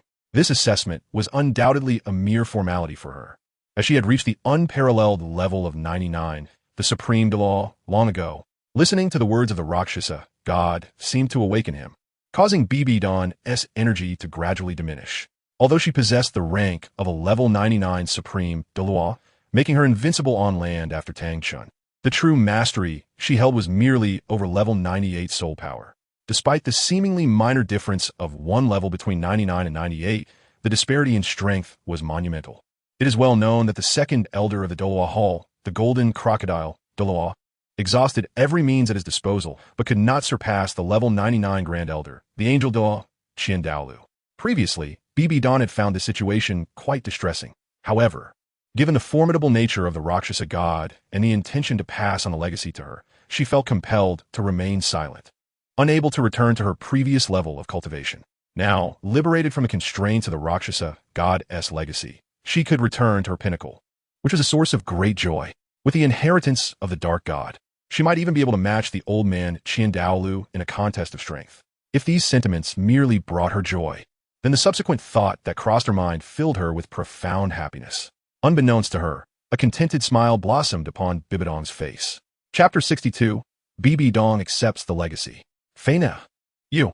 Bibi Dong gazed at Lin Fan before her heart still wavering in indecision. Although she was aware that the dark god was significantly more powerful than the Rakshasa god, and that his assistance would be immensely greater, had it been anyone else, she would have readily acquiesced. However, regarding Lin Fan, Bibi Dong found herself uncertain of her emotions. Yet she recognized that Lin Fan's innate talent surpassed her own. Thus, the value of this divine legacy could be realized to a greater extent. My esteemed mother-in-law, if you acknowledge my identity, please accept this legacy. Lin Fan naturally perceived the hesitation in Bibi Dong, prompting him to speak. It was absurd. His soul power had been forcibly bestowed by the system, leaving him utterly ignorant of any means of cultivation, let alone the notion of possessing the legacy of a divine throne at this moment. Upon hearing Lin Fan's words, Bibi Dong pressed her lips together, her mind swirling with contemplation. Fanner, I shall grant your request. After a moment's reflection, she ultimately nodded in agreement. Lin Fan's talent surpassed hers by a considerable margin. He would undoubtedly acquire a far more potent divine legacy. Bibi Dong sought to soothe her own emotions, striving to feel more at ease with the situation.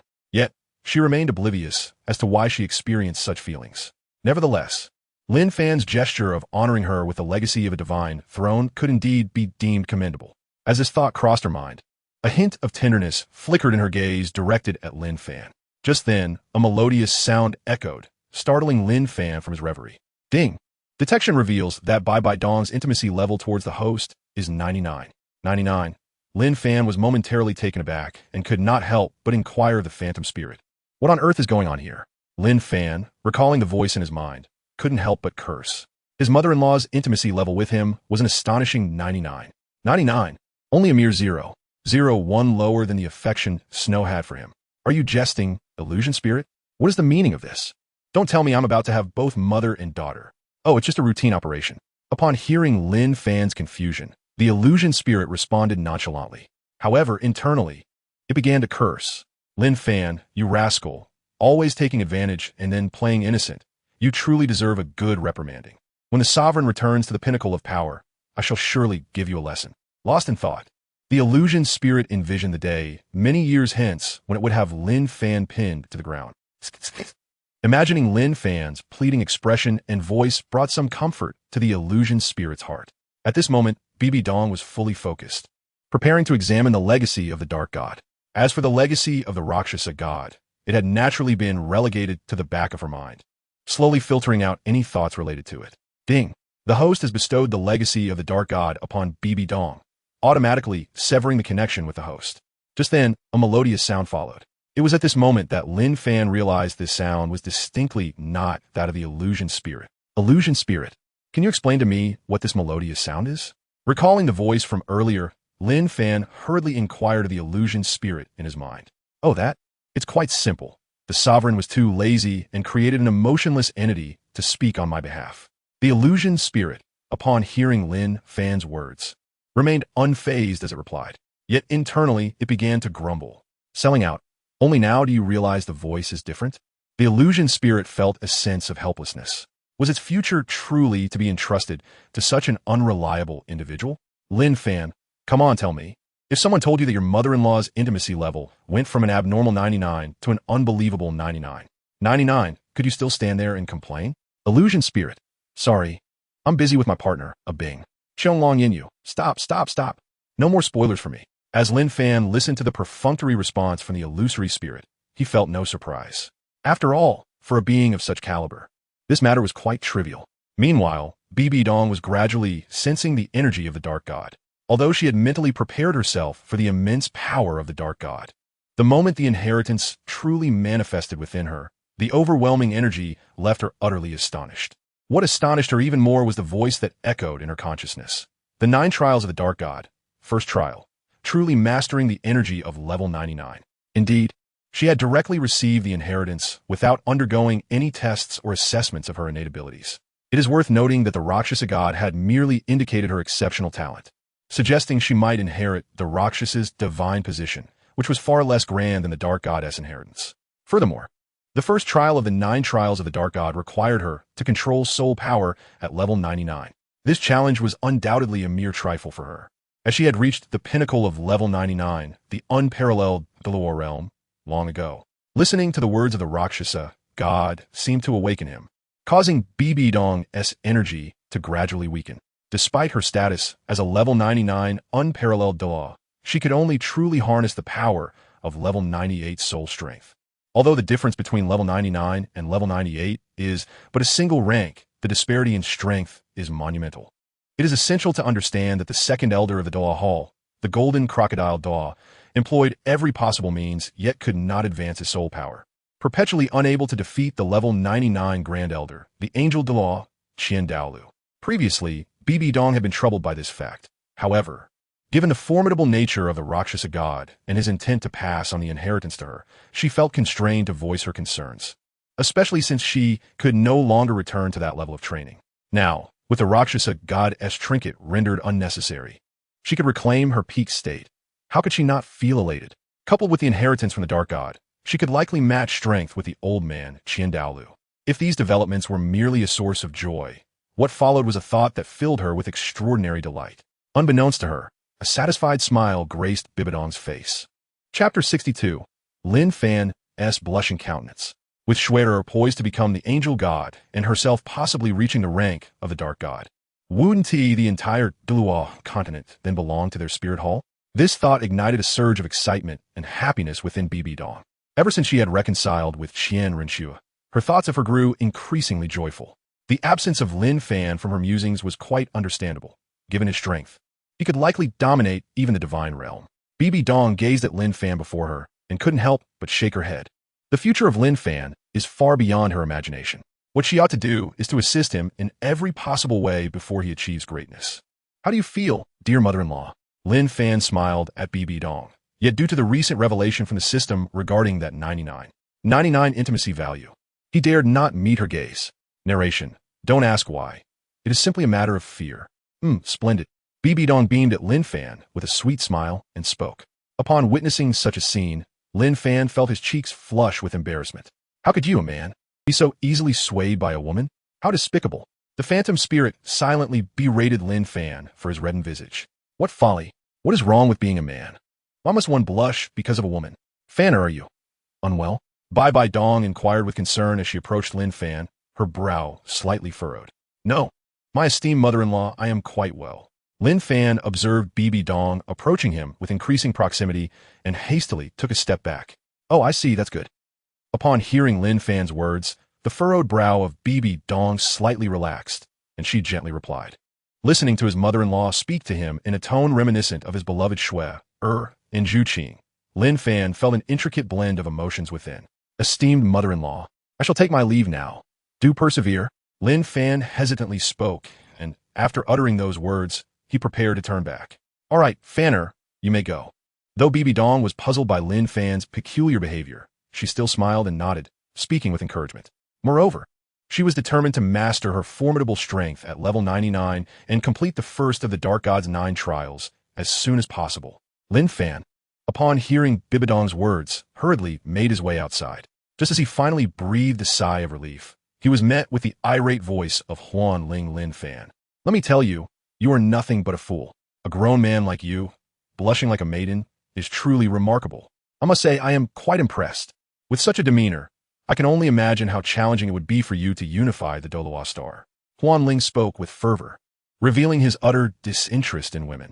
All right, I understand. Listening to the scathing remarks of the phantom spirit, Lin Fan replied dismissively. Yet internally, he found the spirit's demeanor rather peculiar. This phantom spirit seemed strangely disinterested in women. "Hey, Xiao Fan, have you finished your conversation with His Holiness?" As Lin Fan stepped outside, he noticed the empty-handed, ghostly charm beckoning him with a wave, speaking as he did so. Beside the ghostly Duo, the chrysanthemum Douluo was intently admiring the rare celestial fungus and the ghostly shadow mystic herb, his gaze filled with sheer fascination. The camaraderie between the ghostly Douluo and the chrysanthemum Douluo is indeed enviable. As Lin Fan gazed upon the scene, his inner tension dissipated significantly. It was evident that the ghost Douluo had willingly handed the ghost shadow mystic grass to Yueguan. After all, with the speed of the ghost Douluo, how could Yueguan possibly hope to catch up? However, what Lin Fan remained unaware of was that the ghost Douluo could no longer bear to witness the pitiful demeanor of the chrysanthemum Douluo, and thus complied by presenting the ghost shadow mystic grass. Otherwise, the astonishment would have been even greater. "Ah, Uncle Ghost, what is this between you and Uncle Yu?" Lin Fan steadied his emotions, observing the fluctuating expressions of Zhu Zhuqing, who was alternating between frowning, laughing heartily, and momentarily zoning out. Unable to contain himself, he inquired, "Are you certain that this Zhu Douluo hasn't lost his wits? It seems this fellow Yueguan has become overly enamored with the medicinal herbs, unable to extricate himself from his obsession."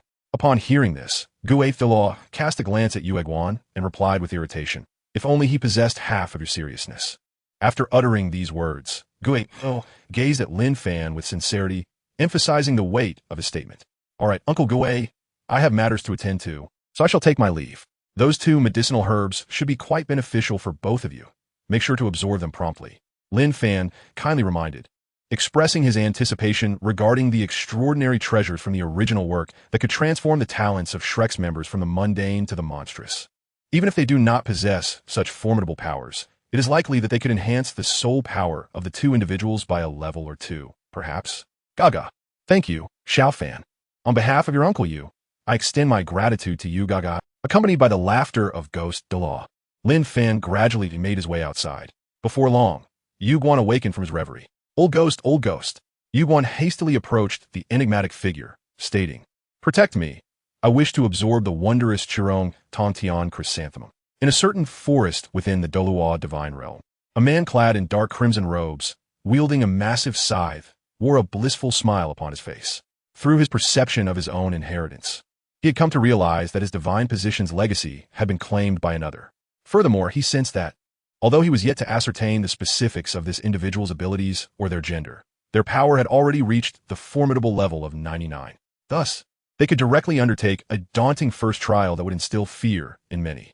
The Dark God King, Zhan Xian, felt a surge of excitement as he recognized that his legacy had been seized by another. This divine realm felt so tedious. He had no desire to linger within it. He had initially believed that achieving divinity would grant him eternal life and freedom, only to discover that while immortality might be attainable, true freedom remained a mere fantasy. Now, if his divine position were to be inherited, it would allow him to traverse various worlds. What a delightful prospect. "My lady, my legacy has been claimed by another." At that moment, a woman dressed in a flowing white and yellow gown, with a sweet and charming visage, approached from behind. Upon hearing Wang Zhanxian's words, she too felt a surge of joy. As the wife of the esteemed dark god, she was naturally the light goddess with a playful smirk. "My husband, the younger girl from the Qian family, possesses extraordinary talent and is quite suited to my divine position," mused the light goddess, Qian Shi, as she contemplated the breathtaking young maiden from Douluo Star. "My lady, to be fair, the girl you mentioned is indeed quite close to this inheritor." Wang Zhanxin, feeling the weight of his role as a successor and the presence of the seraphim, couldn't help but remark, "Hee, it would be even better if those two shared a more intimate relationship." The light god Qianxi exclaimed as she dashed into Wang Zhanxin's embrace, holding on tightly. Sensing the subtle gestures of his wife, Wang Zhanxin embraced her and slowly made his way to their quaint cabin in the forest. And then, those who understand, understand. Chapter 63. The bewildered Qin Ming. Before long, under Lin Fan's leisurely flight, he returned to the Royal Academy of Tiandou. Shortly thereafter, he arrived at the committee meeting of the academy. Inside, only the weakest member, Jilin, was present. The young Jilin bowed respectfully upon recognizing Lin Fan, his eyes brimming with surprise. "Ah, well, Jilin, the other two have gone." Lin Fan gazed at Jilin before inquiring, "Your Highness, just moments ago, His Royal Highness the Crown Prince, along with Elder Meng and Old Bai, took Lady Zhu Zhuqing, the crown princess, to organize the classes. Jilin responded with remarkable patience, his tone imbued with gentleness and utmost respect. Crown princess? Lin Fan was utterly bewildered upon hearing Jilin's reference to Zhu Zhuqing. How could his precious Zhuqing become the beloved concubine of his dear Snow? What kind of chaotic scenario was unfolding? Indeed, it was the crown prince himself who had spoken those words to us. We initially presumed that she was your esteemed wife. What a tremendous farce this has turned out to be, Jilin remarked with a feigned chuckle. However, Lin Fan could only feel a sense of helplessness. What on earth was Snow up to? No, that couldn't be right. Weren't they supposed to be embroiled in a scandal at the rear courtyard? As Lin Fan contemplated this, a wave of bewilderment washed over him. When did the royal harem transform from mere domestic disputes to the audacious theft of one's cherished treasures? Crown 1. Jilin observed Lin Fan's rather discontented demeanor and felt an immediate surge of trepidation. Did I inadvertently utter something that displeased the esteemed one? Jilin pondered anxiously. If that were the case, his life would surely be in jeopardy. With Lin Fan's cataclysmic prowess, even 100 of him would scarcely withstand a single slap. Jilin, take me to find them. Lin Fan gazed at Jilin before speaking with a calm demeanor. His beloved Shuer wished to compete with him for Zhuqing? Such a notion was utterly unacceptable. Zhuqing rightfully belonged to him. Very well, your grace, please follow me. Observing Lin Fan's expression reverting to a neutral state, Jilin felt a wave of relief wash over him. Thankfully, his grace presumably bore no ill will towards me. Subsequently, Jilin led Lin Fan into a classroom within the main campus area. Your Highness, I fear that Miss Zhuqing's abilities may not be adequate for this environment. Teacher Qin Ming, it is imperative that we place Miss Zhuqing in Class Tiando 1. Teacher Qin Ming, with her remarkable talent, it will not be long before she experiences a significant breakthrough in strength. Teacher Qin Ming, old Meng is right. Miss Zhuqing's entry into Class Tiando 1 is a decision made by our education committee, and His Majesty is aware of it as well. Lin Fan was able to perceive the individuals within and overheard their conversation. Upon entering, he observed Dream Machine and Bai Baoshan standing before Zhu Zhuqing and Qian Renxue, calmly addressing a middle-aged instructor. This individual possessed strikingly handsome and resolute features, a tall stature, and a commendable physique. His complexion was fair, displaying a subtle hint of a wheatish tone under the indoor lighting with brown eyes.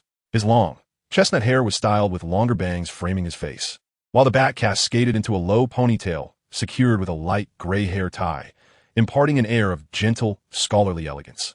His attire resembled a hybrid of a morning suit and European military uniform in a refreshing white and green palette, complemented by a black shirt that added a touch of allure. The clothing was adorned with numerous exquisite golden metallic embellishments. A golden sash adorned his chest, featuring a wolf emblem at its center with a buckle shaped like a flame. These symbols, the wolf and fire, presumably represented his martial spirit, the fiery Tsang wolf. Character, Qin Ming gender, male martial spirit. Fiery Tsang wolf soul power level, 62, a formidable assault system, 6-ring, soul emperor soul, ring configuration. Yellow, yellow, purple, purple, purple. Black background. A graduate of the inaugural class of Shrek Academy, he is celebrated as the most outstanding graduate in the 20 years since the Academy's establishment. Years after graduation, he entered the Tiando Royal Academy as a teacher and concurrently served as the captain of the Tiando School's Royal Battle Team. Blessed with extraordinary talent and remarkable strength, he is recorded in the Martial Spirit Hall as the second youngest Soul Emperor in the continent's history. Upon seeing Qin Ming before him, Lin Fan could not help but feel a twinge of incredulity. How can a man in his 30s, lacking a black fifth soul ring, genuinely believe that the records of the Martial Spirit Hall rendered him the second youngest Soul Emperor on the continent? Your Excellency, just as Qin Ming contemplated rebuking Lin Fan in displeasure, Dream Machine and Bai Baoshan respectfully approached Lin Fan, speaking with utmost deference. This action rendered Qin Ming's intended words swallowed back into silence.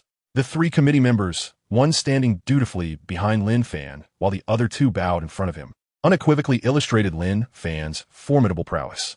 Brother Fan. At that moment, Zhu Zhuqing hurriedly approached Lin Fan, calling out softly. Observing the scene, Chen Renxue also stepped forward to Lin Fan, smiling as she inquired, Brother Lin, is there something you need? I merely came to visit my dear Zhuqing. Lin Fan recalled the matter concerning the crown princess, as well as the somewhat urgent gaze of Qian Renxue, and, with a pang of conscience, spoke. At that moment, Qin Ming surveyed the scene before him, his heart filled with astonishment.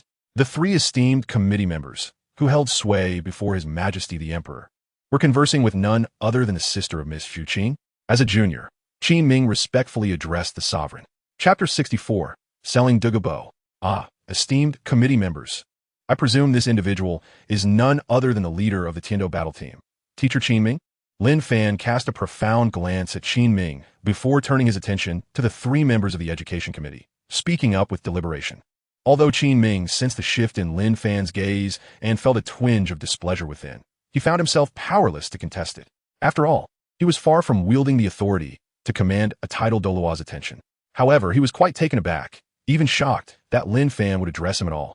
Yet, the subsequent remark made by Lin Fan filled Qin Ming with a sense of resignation. Esteemed members of the education committee, Lin Fan began. I believe it is time for a change in the leadership of Tiando. Lin Fan cast a disdainful glance at Qin Ming and spoke. How can someone in their 30s, barely at level 62, possibly qualify for the role of team leader? What? Qin Ming was taken aback by Lin Fan's words, his heart heavy with discomfort. He had painstakingly cultivated to the realm of sole emperor with limited resources and had finally earned the position of team leader to represent the academy. Yet, could he defy a titled Douluo? Your Highness, I truly believe I am capable of fulfilling this role, Qin Ming protested, feeling utterly wronged in that moment.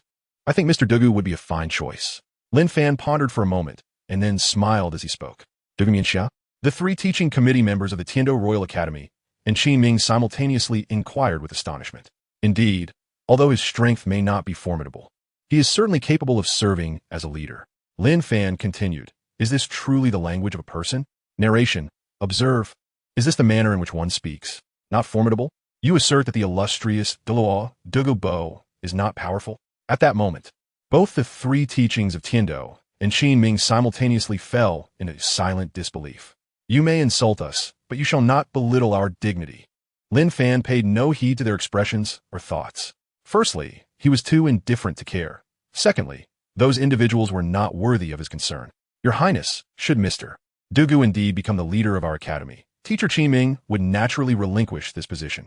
At this moment, Dream Machine was unconcerned with the affairs of Qin Ming, for it was essential to recognize that Dugu Bo was one of the few title accessible to the Heaven Dou Empire.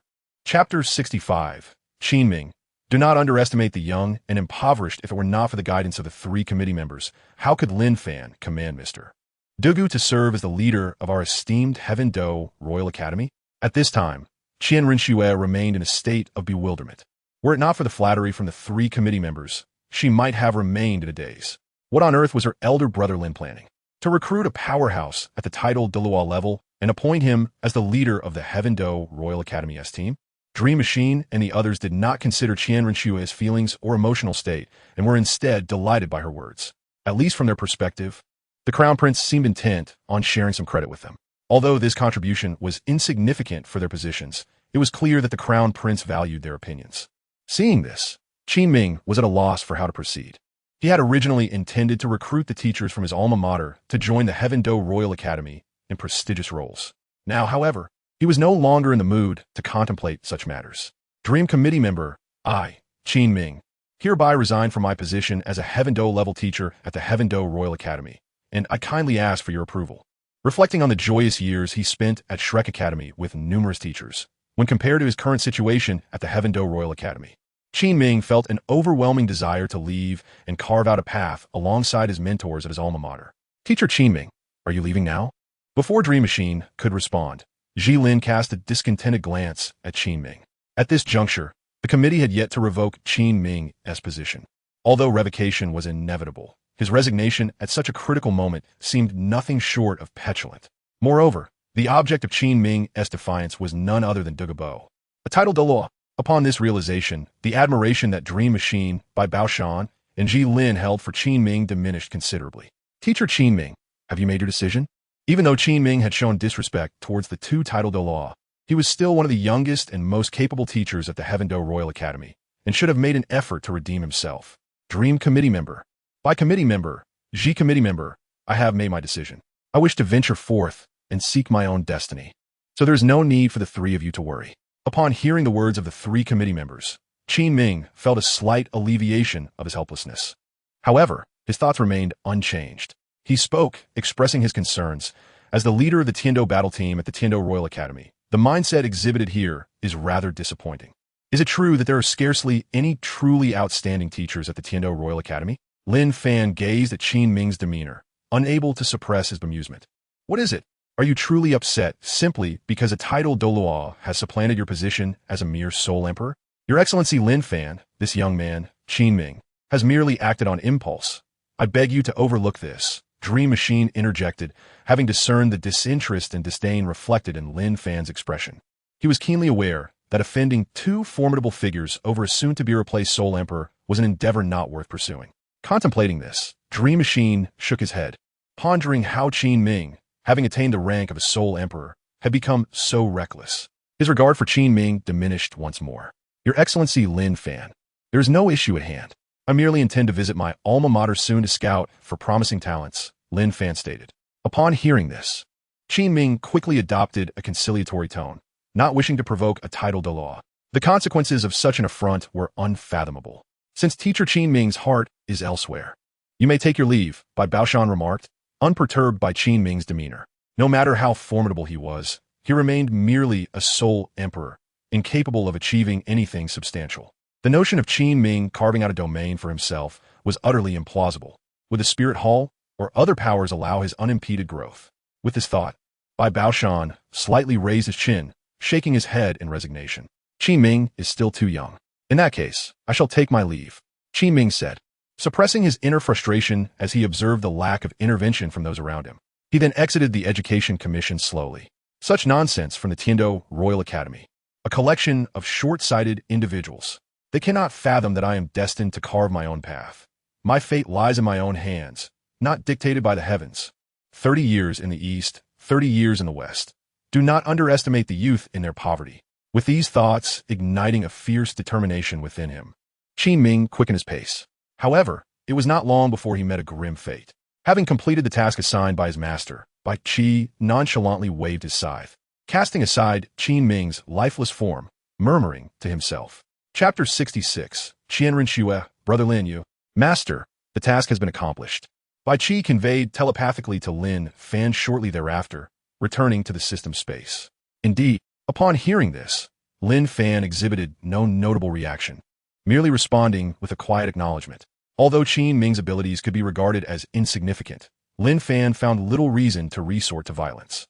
However, rather than allowing Qin Ming to return to Shrek, he deemed it more prudent to retain him, as the presence of this individual held little consequence for him. Your Excellency Lin Fan, given the circumstances. Dreaming Divine Machine gazed at Lin Fan with fervent intensity, his eagerness palpable. Simultaneously, his hands trembled in anticipation. This matter undoubtedly promised to yield significant achievements. Well, you may first escort Mr. Dugu. Lin Fan was well aware of the implications behind Dream Machine's words and responded with a hint of indifference. After speaking, he cast a glance at Dugu Bo, signaling him to comply with his instructions. Very well, Your Excellency Dugu, I shall escort you to witness the whereabouts of the heavenly battle team. Dream Machine exclaimed with palpable excitement. Let us proceed. Dugu Bo nodded slightly, and then gestured for Dream Machine to take the lead. Sensing Dugu Bo's reaction, Dream Machine swiftly made his way to the door and stepped forward. His actions were undoubtedly motivated by a specific intention. How could a seasoned title Douluo possibly lag behind a mere sole Douluo? Before long, Dugu Bo and Dream Machine had distanced themselves from the area. Your Excellency Lin Fan, we. At that moment, Bai Baoshan and Jilin exchanged glances, unsure of how to proceed, and spoke in unison. You may attend to your own affairs. You have no business here. Upon witnessing the scene, Lin Fan gently waved his hand and spoke with a hint of indifference. He, along with his two beloved companions, found no need for the presence of two aging individuals. Bai Baoshan and Jilin, young man, you lack martial virtue. Indeed, the younger generation shall take their leave. Upon hearing Lin Fan's words, Bai Baoshan and Jilin did not dare to act pretentiously and quickly expressed their agreement. They soon exited the committee's hall, and it was only after passing through the grand doors that their hearts began to calm. The frustration of addressing a youthful figure who bore the title of Douluo and referring to themselves as juniors was a sentiment that others could hardly comprehend. Now tell me, how did Zhu Zhuqing ascend to the status of a princess? Lin Fan observed that the two glaring light bulbs had distanced themselves from the area and fixed his gaze upon Qian Renxue. He spoke. What is the matter? Is something amiss? Upon hearing Lin Fan's words, Qian Renxue pouted, expressing her dissatisfaction. This is not a suitable place for conversation. Let us retreat to our own haven. Lin Fan gazed upon the delicate visage of Qian Renxue, reminiscent of a snow-laden river, and spoke with a hint of reluctance. He found it rather peculiar to hear someone with such a masculine countenance utter the term of endearment darling. As for the location Lin Fan referred to, it was none other than the abode that Sun Bu had prepared for Zhu Zhuqing, his very own sanctuary. Lin Fan spoke, taking hold of one person with each hand, and swiftly made his way towards the dwelling. Before long, they arrived inside. Come now, Shuer, I shall quietly observe your attempts at evasion. Lin Fan released his grip on Qian Renxue and took hold of Zhu Zhuqing's delicate hand, expressing his dissatisfaction. Zhuqing belonged to him, and so did Shuer. Now, Shuer claimed that Zhuqing was her crown princess. How could Lin Fan endure such a thing? Upon hearing Lin Fan's words, Qian Renxue first removed her human mask, revealing her unparalleled beauty, and spoke. If I say Zhuqing is my crown princess, then she's indeed my crown princess. Do you have any objections?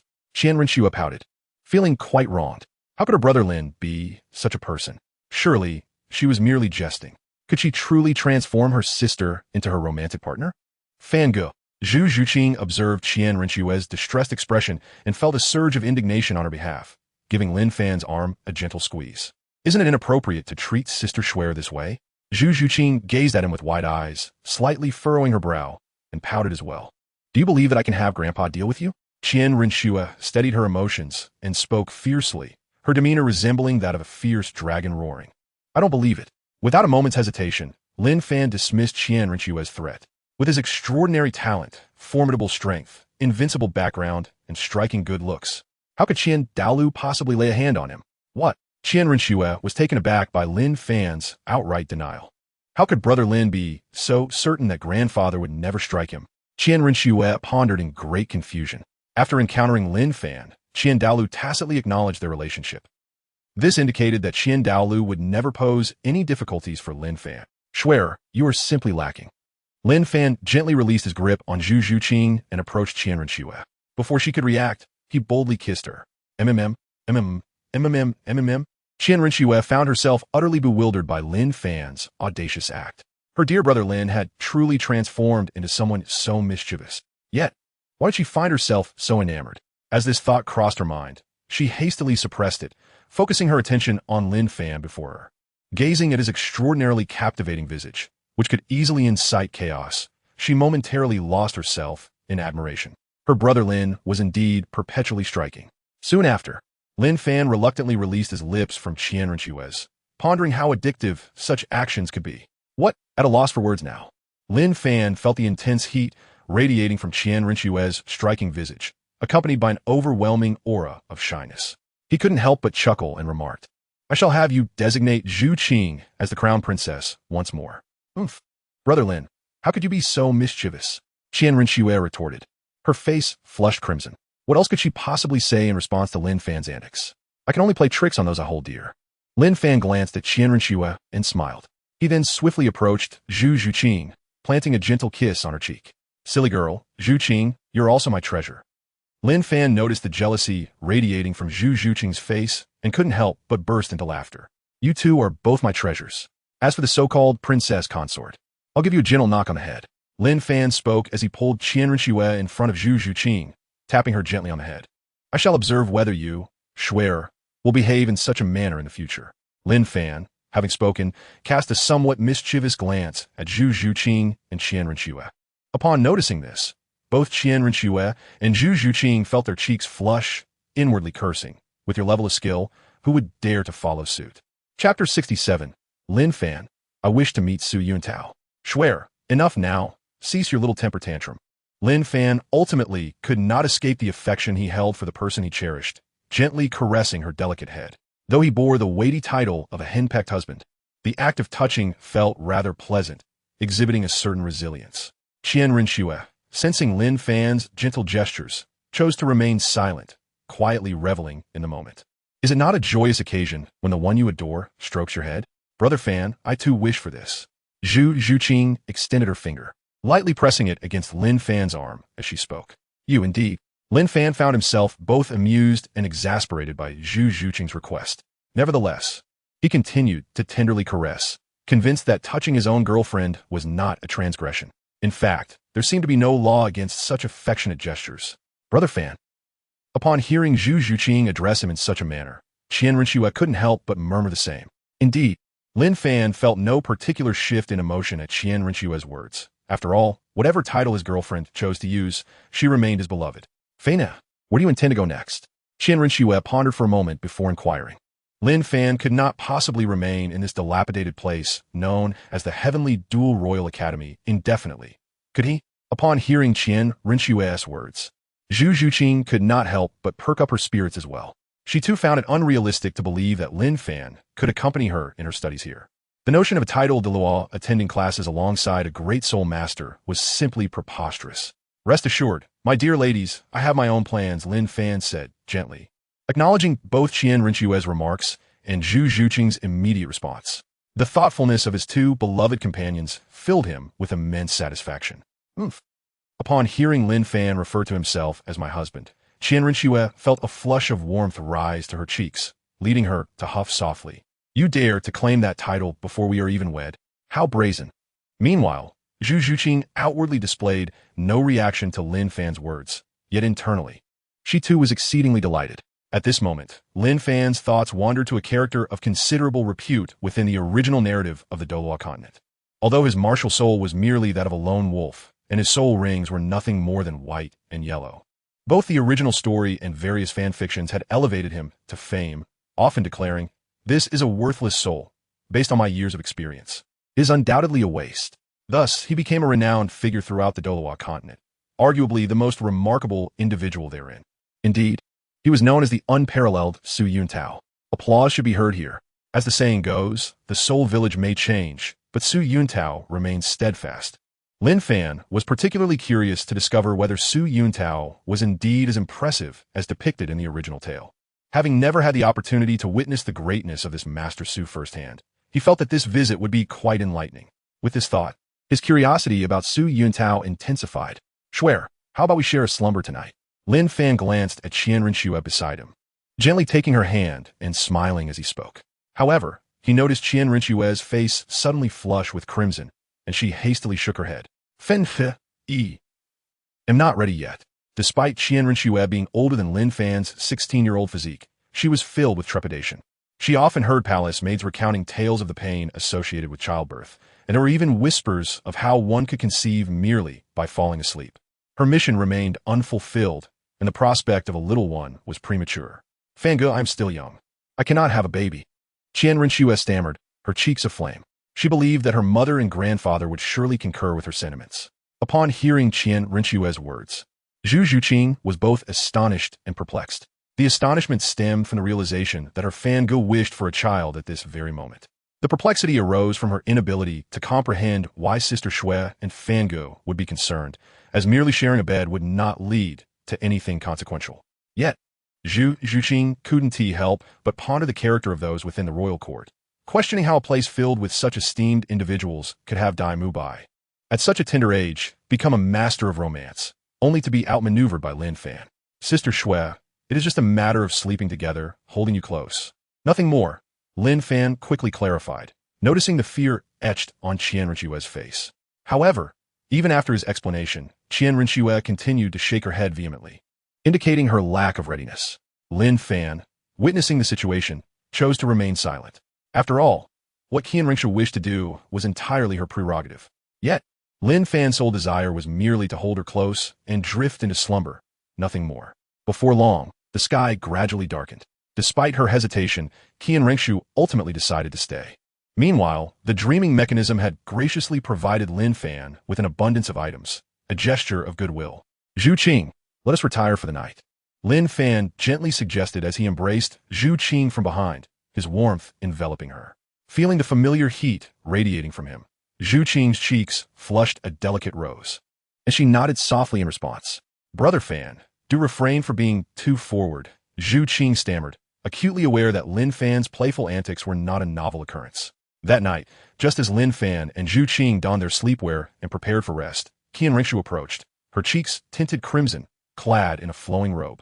I have given it some thought. Let us share a bed, to prevent you from taking liberties with Zhu Qing, she declared, her face growing even warmer. It is not that I came to accompany you for slumber. I merely wish to ensure that you do not take advantage of Zhu Zhuqing. Do not misinterpret my intentions. Hearing Qian Renxue's words, Lin Fan could not help but be amused, and even Zhu Zhuqing stifled a giggle behind her hand. Sister Shui, there's no need for you to join us. I wouldn't mind if Brother Fan took advantage of me, Zhu Zhuqing said with a playful smile, her cheeks aflame. After all, she had always belonged to Lin Fan, so why should she be concerned? Qian Renxue was momentarily taken aback by Zhu Qing's response. Is this how you treat your sister? She lamented inwardly. Yet, considering Zhu Qing's tender age, she endeavored to suppress any lingering dissatisfaction. Very well, Zhu Qing, let us all retire together this evening. Lin Fan gazed sincerely at Qian Renxue, a smile gracing his lips. Upon hearing his words, Qian Renxue promptly burrowed into the blankets. Following suit, Lin Fan and Zhu Zhuqing also nestled in. Before the two women could settle comfortably, Lin Fan enveloped them in his embrace. As Zhu Zhuqing and Qian Renxue felt the warmth of Lin Fan's firm hold, their cheeks flushed with warmth. However, Lin Fan paid no heed to such matters, and, holding the two women close, soon drifted into slumber. Chapter 68. Is Su Yuntao in Saint Soul Village? That night passed with a serene tranquility. The following morning, Lin Fan glanced at the still, slumbering Zhu Zhuqing and Qian Renxue in his arms. He gradually rose, donned his clothes, gently caressed the faces of the two women, and bestowed a soft kiss upon them before departing. Before long, propelled by his swift pace, Lin Fan arrived at Notting City. In comparison to Heaven Dou City, Notting City immediately lost its allure. Lin Fan, without the slightest hesitation, made a decisive move towards the Spirit Hall branch in Notting City. His aim was none other than Su Yuntao. Ding! The system detected the host's expectations regarding Su Yuntao and initiated the task. Subdue Su Yuntao. Reward. Inconceivable. Here, I present you with a task. As the voice of the illusory spirit echoed in his mind, Lin Fan felt a swirl of emotions. After all, Su Yuntao was merely a powerful soul master, not someone truly worthy of his recruitment. However, upon hearing the task within his mind, Lin Fan felt a surge of curiosity to give it a try. Was the inconceivable mentioned by the illusory spirit truly simple? Contemplating this, Lin Fan quickened his pace and soon arrived at the Spirit Hall branch in Notting City. The branch was a grand edifice with a magnificent dome, entirely brown in hue. The emblem on the main entrance bore only a single long sword, indicating that the Spirit Hall in Notting City was of the lowest tier. As he approached, Lin Fan noticed that the two guards at the entrance appeared to be around 20 years old, their soul power fluctuations barely discernible, suggesting that they had not even reached the rank of Soul Master. Indeed, Notting City was remote, and the tier of the Spirit Hall reflected the city's insignificance within the Tiandou Empire. Observing this scene, Lin Fan couldn't help but shake his head. It was no wonder that a formidable Soul Master like Su Yuntao received such special treatment here. The Spirit Hall branch was indeed extraordinary. Halt, young lad. This is the Spirit Hall, not a place for idle wandering. You cannot simply barge in. The two guards, who were below the rank of Soul Master, promptly cautioned upon noticing Lin Fan's arrival. Characters: Li Daniu, Soul Power Level 7. Characters: Wang Ergo, Soul Power Level 7. Gentlemen, I am here to see Su Yuntao. I kindly request your assistance. Upon witnessing this, Lin Fan chose to remain silent. After all, these two individuals communicated well, although their abilities were rather lacking. At least they displayed a commendable dedication, devoid of the chaotic meddling he had anticipated from the inept. Upon hearing Lin Fan's words, Li Daniu tentatively began to gauge Lin Fan's soul power level. However, with his own impressive rank of 7, he could only utter one phrase. What on earth? He sensed that his probing had been abruptly interrupted. Such an extraordinary individual must possess at least a second ring capability, he mused. Recalling Lin Fan's earlier reference to Su Yuntao, the steward of the Wuhuan Temple in Notting City, Li Daniu cleverly tugged at Wang Ergu's hand and retreated a step. My lord, please proceed, he respectfully addressed. Li Daniu was no fool. He hastily offered his courtesy. Observing his demeanor, Lin Fan merely nodded and entered the interior. Upon stepping inside, Lin Fan beheld the hall's vaulted ceiling adorned with murals. Each small square depicted a variety of martial soul patterns. Yet this was merely the most rudimentary of Wuhuan temples, and the diversity and quantity of the murals were self-evident. The base color of the murals shimmered in resplendent gold, imparting a sense of nobility intertwined with an ancient charm. Surrounding the Wuhuan temple were grand crystal windows, through which sunlight refracted, casting a dazzling golden glow upon the murals, enchanting the beholder. The temple was sparsely populated. with only a few servants engaged in cleaning. At that moment, Lin Fan's gaze fell upon an elderly gentleman not too far away, and he approached him. This was a sprightly old man, adorned in a neatly tailored spirit master-esque attire, exuding an air of distinction. However, the standard three-sword insignia on his attire betrayed his true prowess, revealing him to be merely a great soul master. Young man, do you require assistance? Are you here to register as a great soul master, or perhaps as a soul master? The old man inquired, appraising Lin Fan intently. In turn, Lin Fan scrutinized the elder-esque information. Name, Matthew Nua. Age, 82 years. Gender, male. Soul power level, 29th rank. Great soul master. Soul ring configuration, white-yellow. Identity, master of the Wuhuan Temple branch in Notting City, with extensive experience.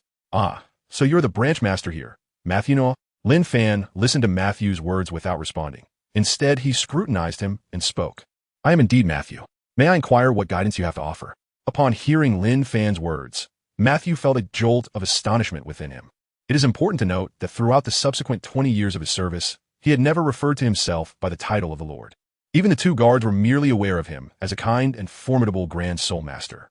How, then, did this young man before him possess such knowledge? Contemplating this, Matthew's gaze towards Lin Fan grew increasingly vigilant. You should understand what this is, correct? Lin Fan slowly tossed a token forward, speaking in an indifferent tone. Observing Matthew's astonished expression, Lin Fan shrugged nonchalantly. If the eye of ultimate inquiry had deemed Matthew to possess considerable experience, how could he be unaware of the nature of this object? Matthew's face was a portrait of disbelief as he beheld the item Lin Fan had sent his way. Despite his relatively extensive experience, he had never encountered a spirit hall token of this kind. However, he recognized that the aura emanating from this token was far more potent than that of the Elder's decree from the spirit hall. Regardless, the individual before him was undoubtedly a titled Douluo. Matthew of the Notting City Spirit Hall had met the esteemed Elder. He cradled the token in his palm and extended it respectfully towards Lin Fan, saying, Indeed, Master Matthew. I am currently in search of a soul master of the level known as Su Yuntao. It appears he is located here, correct? Lin Fan pondered for a moment before speaking. Su Yuntao? Upon hearing Lin Fan's words, Matthew recalled the young man who had been a source of constant activity over the years, leaving him somewhat bewildered. Although he believed that Su Yuntao's abilities were commendable, he doubted that such a youth would attract the attention of the esteemed titled Douluo. My lord, Su Yuntao is currently in the Sacred Soul Village undergoing his martial soul awakening and has not yet returned. Despite his confusion, Matthew dutifully responded to Lin Fan. Nahasyon, it seems somewhat inappropriate for an 82-year-old to use the term dutifully. Sacred Soul Village? Chapter 69. The Notebook of Hao Yin Douluo. Su Yuntao is presently in Sacred Soul Village? Lin Fan exclaimed in astonishment. Could it be that I am destined to visit that ever-flowing Sacred Soul Village? My lord, I would never deceive you at this moment. That young man is indeed in Sacred Soul Village awakening martial souls for the children. Matthew added that this village had previously produced a soul sage who had served our spirit hall with unwavering loyalty. Hence it was customary for a great soul master to visit rather than several soul masters for testing purposes. He feared that Lin Fan might be unaware of these details, and thus elaborated. As it turned out, Lin Fan was indeed oblivious to such matters. After hearing Mathuno's explanation, he was left momentarily speechless. A soul master can awaken martial souls for others? How extraordinary, my friend. My lord, do you require me to escort you to Sacred Soul Village in search of Su Yuntao? Mathuno, now disregarding the reason for Lin Fan's visit, knew that regardless of his understanding, it would hold no significance. The thoughts of a titled Douluo would surely not be swayed by an elderly man who had yet to transcend the soul master realm. No need, I can manage on my own. Upon hearing Mathuno's words, Lin Fan quickly shook his head. He was neither incapacitated nor ignorant of how to reach Sacred Soul Village. Even if he were unaware, was there not a navigation system available? This, I understand. My lord, Mathuno felt a pang of discomfort at Lin Fan's somewhat reproachful tone. After years of diligent service, he had been scolded. Sob, sob. Lin Fan was entirely oblivious to Matthew Nua's demeanor and turned to leave. Shortly thereafter, he beheld the scenic vistas along the journey to Holy Spirit Village. Surrounding the village were vast expanses of farmland, effortlessly yielding copious amounts of grain, vegetables, and fruits. The produce cultivated here was destined for the city of Notting. Although Notting could not be deemed a large city within the province of Fasno, Its proximity to the border of another empire made it a significant trading hub for merchants from both great empires, thereby ensuring its prosperity. Consequently, the quality of life for the common folk in the surrounding villages was considerably better than in other regions. Nevertheless, even so, a family's annual expenses amounted to merely 1 gold soul coin. Today, as most villagers accompanied their children or relatives to awaken their martial souls, Lin Fan attracted little attention and leisurely strolled about. While he was exploring the eastern part of Holy Spirit Village, he noticed a particular dwelling that caught his eye. It was not the opulence, height, or beauty of the house that drew his attention. Rather, it was its dilapidated state. Situated at the western edge of the village, 3 mud brick houses stood as the most rudimentary structures in the area. Prominently atop the central house was a wooden sign, approximately 1 meter in diameter, adorned with a rudimentary depiction of a hammer. In this world, the hammer commonly symbolizes a blacksmith. Recalling that Tang Hao was the only blacksmith in Holy Spirit Village, Lin Fan felt a flicker of surprise. How Qian, with an inner call, Tang Hao appeared before him with great reverence. Might I inquire, esteemed sir, if you have urgent matters to attend to? Tang Hao stood respectfully before Lin Fan, speaking earnestly. Though Tang Hao's loyalty was akin to that of Bai Qi and Kai Wenji, standing at 100, it was not bestowed by the system. Hence he refrained from using the term master. Furthermore, given their limited familiarity, Tang Hao's coarse voice imparted a sense of tension to Lin Fan. Tang Hao, do you know what this place is? Lin Fan gestured towards the surrounding environment, particularly pointing at the dilapidated house, and spoke softly. Sir Lin Fan, I am unaware, replied Tang Hao without a moment's hesitation. May I inquire, good sir, where exactly is this place? After a moment of contemplation, Tang Hao voiced his question. It's nothing of concern. You may return now. Tang Hao, Lin Fan promptly issued the dismissal. Tang Hao, upon hearing Lin Fan's words, did not dare to disobey and swiftly vanished from sight. This phantom spirit truly is terrifying, reflecting on Tang Hao's bewildered expression before his former home. Lin Fan couldn't help but shake his head. Poor Tang Hao, how unfortunate to encounter both me and the phantom spirit. It is worth noting that the phantom spirit is destined to coexist with him. Could it potentially bring about his demise? I am curious to see if the Qian Douluo has left anything else behind in this place. With this thought, Lin Fan swiftly entered the house and began to search methodically. Before long, he unearthed a dusty notebook. Flipping through several pages, he discovered segments of text inscribed within. Sister San, are you well over there? If not for our child, I would wish to join you now, Sister San. What should I do? Should I continue to persevere? Today, our son prepared a meal for me. He truly is remarkable. The entries continued until they culminated in the poignant line, Sister San, I shall meet you tomorrow without a doubt. This was the idle musings of the Qian during a period of leisure. However, based on the accounts within, Lin Fan could ascertain the location of Tang San's mother, Ning, in the Star Dou forest. This discovery could potentially yield significant benefits. Ning's soul bone might prove quite useful. Redeeming it in the system's marketplace could be a prudent strategy. With this in mind, Lin Fan gently placed the notebook into the system's space, as he had no immediate plans to venture to the Star Dou forest. Considering his previous encounter with the Crimson King, he felt it prudent to prepare for contingencies. Should he face a creature like the Crimson King or the likes of Bai Ji, or the Myriad Beast King, he would likely manage. However, should he find himself in conflict with Emperor Qian, the outcome would be uncertain. His fate could resemble that of Shrek's Ma Hongjun, which would certainly be a regrettable outcome. Nearby, that must be the hall where the souls awaken in Holy Soul Village, he mused. Lin Fan slowly emerged from the dilapidated dwelling, casting his gaze upon the most towering and magnificent structure in the entire Sacred Soul Village.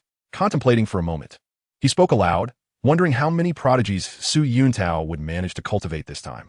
With this thought in mind, Lin Fan hurriedly soared in that direction, eager to witness firsthand whether Su Yuntao was indeed as formidable as depicted in the original narrative. Chapter 70. Su Yuntao, my lord, I am willing. Come, children, let your brother awaken your martial spirits. Before Lin Fan even stepped into the hall, he was greeted by a resounding voice that echoed through the air. Lin Fan hurriedly made his way to the awakening hall, where he finally discerned the features of the speaker.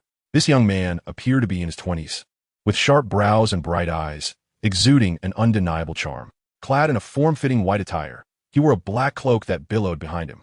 Prominently displayed on his chest was a soul character, roughly the size of a fist, signifying his affiliation with the Spirit Hall.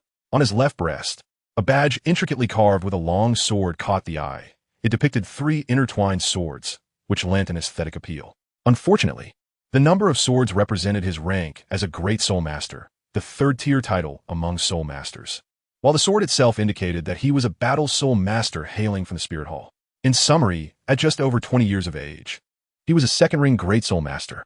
One could not help but marvel at his extraordinary talent, which was indeed somewhat frightening. Character: Su Yuntao's Soul Power Level. Peak Level 29 Great Soul Master Martial Spirit. Lone Wolf Age. 29 Soul Ring Configuration.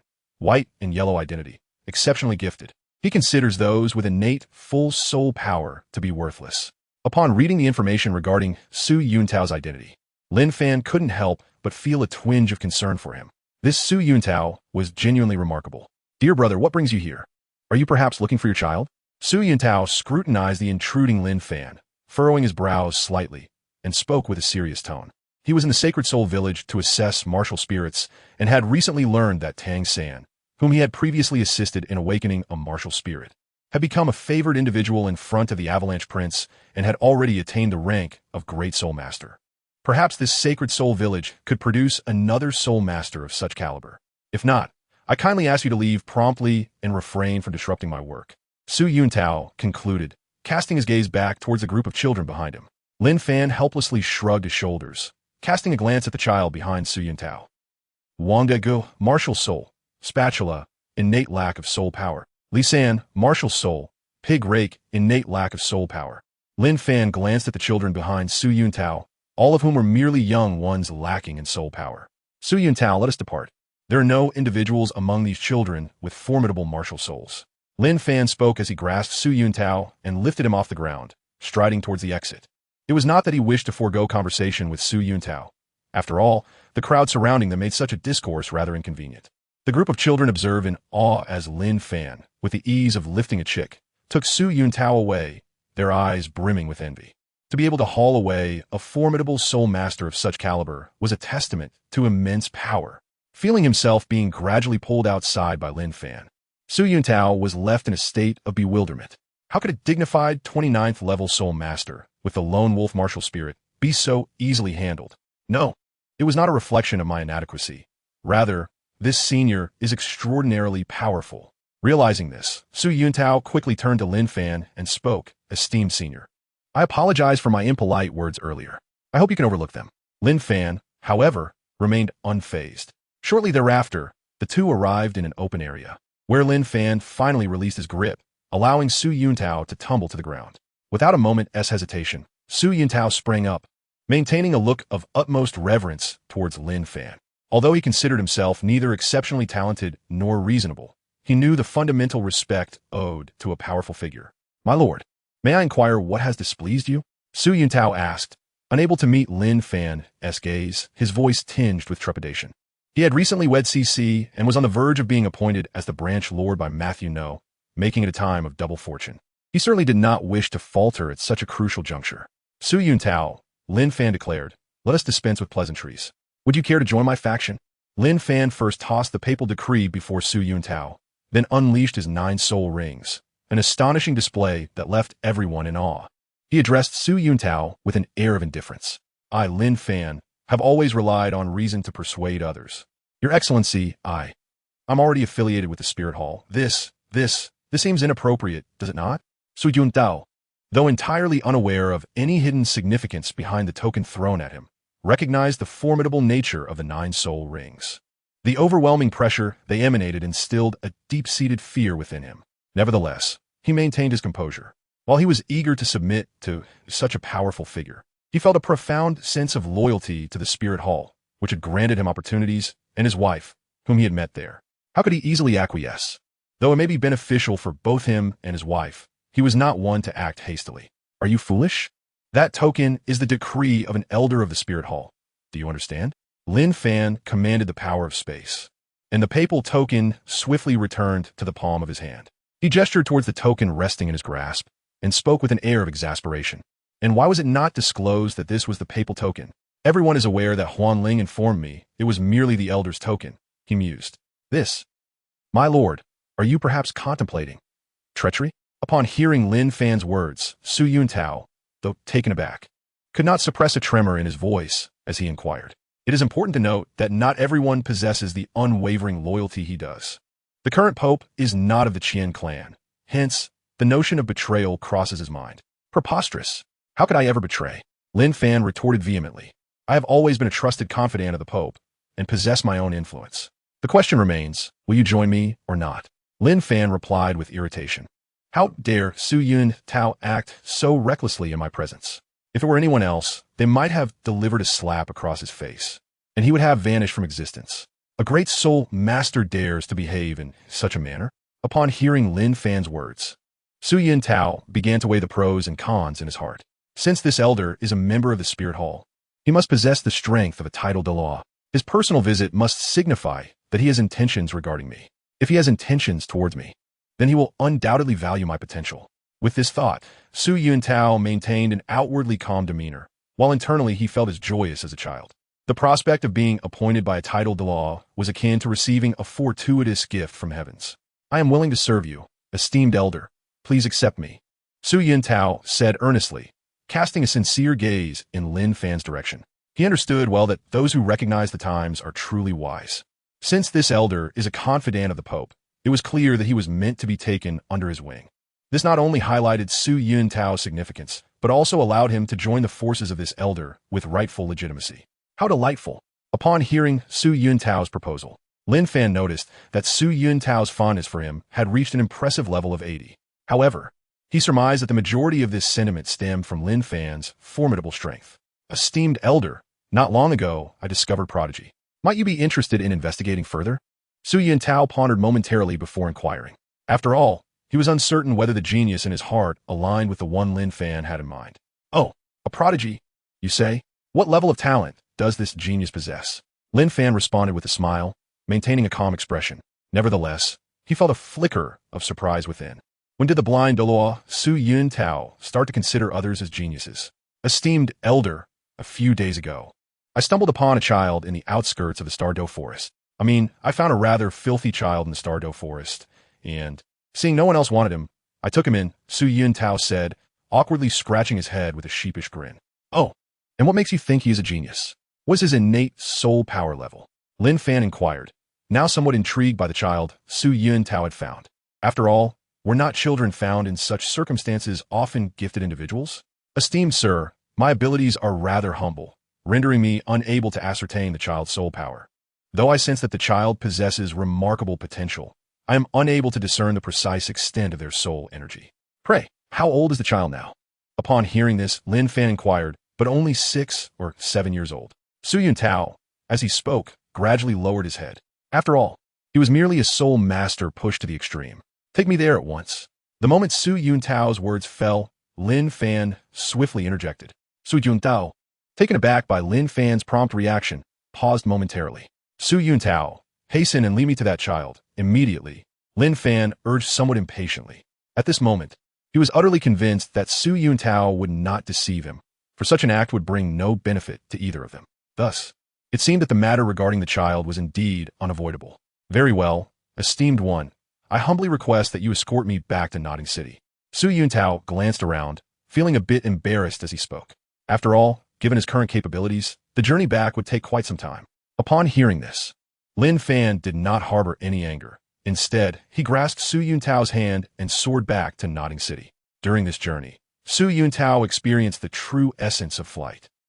Even at the moment Lin Fan set him down, he remained in a state of bewilderment. You, my friend.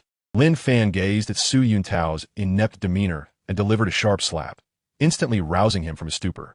Although a sense of grievance welled up within him, he was wise enough not to voice it. Had Lin Fan not struck him awake, he would likely have remained in a daze. Now, how could he assist Lin Fan? Sir, please follow me. Su Yuntao uttered these words as he made his way towards a dwelling within the city. Upon entering the room, Lin Fan was immediately enveloped by an overwhelming aura of power. Even with his formidable strength as a level 95 Super Douluo, he found himself unable to suppress this presence. What astonished him further was that he had been entirely unaware of this potent energy prior to his entrance. Had he sensed it outside, he would surely have attracted the attention of a Douluo-level powerhouse.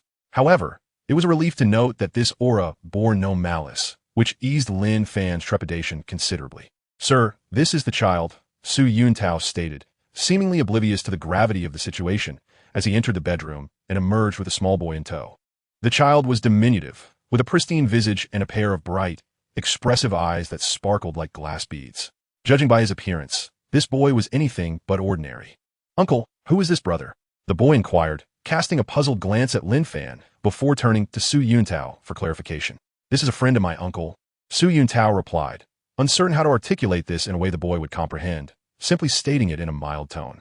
Upon hearing this, Lin Fan refrained from voicing any dissenting opinions and simply shrugged his shoulders.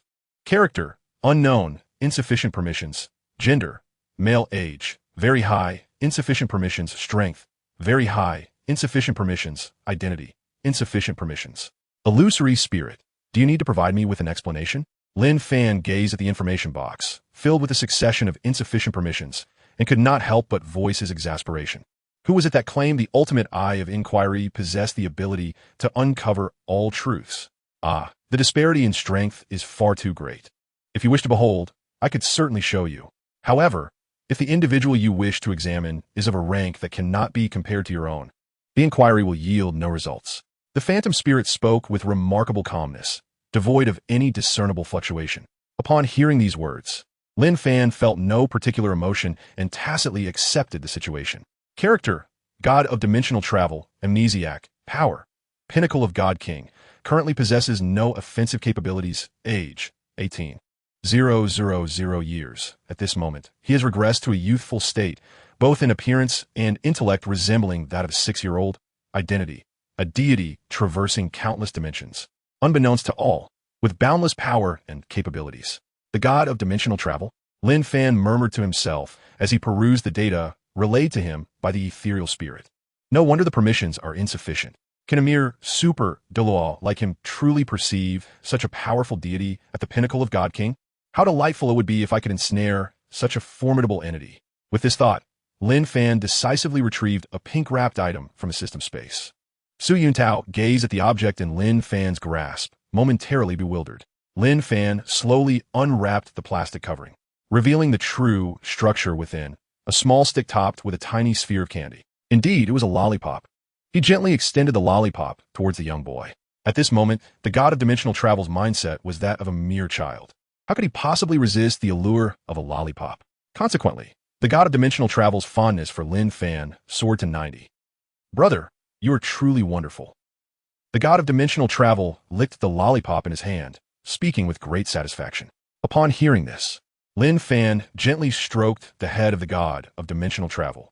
At that moment, he felt an immense sense of satisfaction. A supreme being at the pinnacle of divinity had been effortlessly swayed by a mere lollipop. Although he was uncertain when the god of dimensional travel would regain his memories, Lin Fan's approach was undoubtedly advantageous, was it not? Congratulations to the host for completing the task of subduing Su Yuntao, and with Su Yuntao's assistance, locating the god of dimensional travel. You have received the reward. Su Yuntao's abilities have been significantly enhanced, and his loyalty has risen to 100. Please confirm receipt.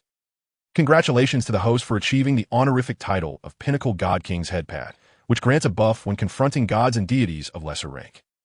Has Phantom Spirit grown increasingly reluctant to converse with me? Lin Fan, upon hearing the melodious sound, could not help but speak. However, his initial confusion was swiftly replaced by a wave of joy. Chapter 72. Hall of Heroes Hero. Wolf King Su Yuntao. Congratulations to the host for completing the task of subduing Su Yuntao and with his assistance, locating the god of dimensional traversal. Reward. Su Yuntao's abilities are comprehensively enhanced, and his loyalty has risen to 100. Please acknowledge receipt. Congratulations to the host for attaining the honorific title of God King Pinnacle through my gentle pat on the head, which grants a buff when facing God Kings and those of lesser divine status. As this voice resonated in his mind, Lin Fan distinctly noticed a marked transformation in Su Yuntao's demeanor and appearance compared to moments ago. He now exuded a more youthful aura, appearing vastly more appealing than his former self. While the physical changes were considerable, they paled in comparison to the extraordinary evolution of his power, an almost qualitative leap. A formidable pressure emanated from him, as beneath his feet, 9 resplendent soul rings began to materialize. Yellow, yellow, purple, black, black, black, black, black. 9 rings. At the level of title Douluo, his attributes were astonishingly formidable. Character: Su Yuntao. Gender: male. Affiliation: Hall of Heroes. Alias, Wolf King, Lord, Lin Fan, Power Level, Level 94, Assault Type Title Douluo, Title, Wolf King. Martial Soul, Wolf King. Soul Ring Configuration, Yellow, Yellow, Purple, Black, Black, Black, Black, Black, Black. Loyalty, 100. Traits. The Chosen One appears trivial in his eyes. At this moment, Su Yuntao had undeniably evolved into a Level 94 Title Douluo, a superlative powerhouse. Mere moments ago, he had merely been a soul master of over 20 levels. In an instant, he transformed from a mere soul master to a title Douluo. Surely, apart from Lin Fan and Su Yuntao, no one would believe such an occurrence, for it was utterly astonishing. Reflecting on this, Lin Fan recalled the initial reward for the task. The 4 striking characters. Incomprehensible. If this is not incomprehensible, then what could possibly be more shocking? With that thought, Lin Fan shook his head. Subordinate Su Yuntao pays respects to the esteemed Lord of the Hall. Before Lin Fan could utter a word to Su Yuntao, the latter, unable to contain his excitement, gazed fervently at Lin Fan and exclaimed. His expression resembled that of an elderly man, deprived of female companionship for decades, who has just encountered a delicate young girl. It was indeed a rather unsettling sight. At that moment, Su Yuntao's heart was brimming with exhilaration. What merit did he possess to attain such heights? Not only was he currently at the level of a title Douluo, but even the realm of Soul Master seemed like a distant dream to him. Yet now, with the assistance of Lin Fan, he had ascended to the status of a title Douluo. What immense grace! Upon hearing Su Yuntao refer to him as Hall Master, there was no room for doubt in his mind. Su Yuntao's loyalty had reached a perfect score of 100. How could he possibly remain oblivious to his own power? He had witnessed on more than one occasion the reliability of the illusory spirit. Deep down, he understood well that if he could not maintain that perfect loyalty, the illusory spirit would likely chastise itself. Illusory spirit. I swear once more, I shall never strike myself. Lin Fan's words are not to be trusted. Despite Lin Fan's inner musings, he was nonetheless taken aback upon observing Su Yuntao's martial soul. He was well aware that for systems like this, enhancing one's strength was as effortless as drinking plain water. However, the transformation of a mere lone wolf martial soul into that of a wolf king was indeed surprising. It is noteworthy that while the lone wolf is a wolf, within the realm of Douluo, it bears little distinction when compared to wild dogs. Yet, this humble martial soul had evolved into that of a wolf king. Hall Master, I shall surely follow you from this day forth, Su Yuntao declared, kneeling before Lin Fan on one knee. Witnessing Su Yuntau's unwavering determination, Lin Fan gently assisted him to his feet. All right, rise, he said. Lin Fan gazed at the serene figure of Su Yuntao before him, and a wave of emotion washed over him. With this, he had gained yet another formidable ally of the title Douluo level. Reflecting on those he had left behind, Tang Hao, Bai Qi, Kai Wenji, and Dugu Bo, alongside the 94th ranked Su Yuntao, his heroic haul, though existing within the confines of the system space, boasted truly impressive strength. With such allies, what concern could he have about unifying Douluo Star or aiding that spirit, Ling, in regaining corporeal form? The thought of the amnesiac god of dimension traversal made Lin Fan's lips curl into a subtle smile. With the countless lollipops he had acquired, could he not remedy that child as plight? And that child would undoubtedly become his most formidable shield. Do you have any instructions, my lord? Su Yuntao inquired, mistaking Lin Fan's silence for discontent, and hastily continued, Yuntao, let us tidy up our affairs and relocate to another place. Lin Fan pondered for a moment before speaking. As a member of the heroic hall, how could he possibly reside in this dilapidated city of Nottingham? My lord, I have been an orphan since childhood and have neither taken a wife nor fathered children, so I have no family affairs to speak of. Upon hearing Lin Fan's words, Su Yuntao displayed no intention of reproach and replied with utmost sincerity, Oh, I see.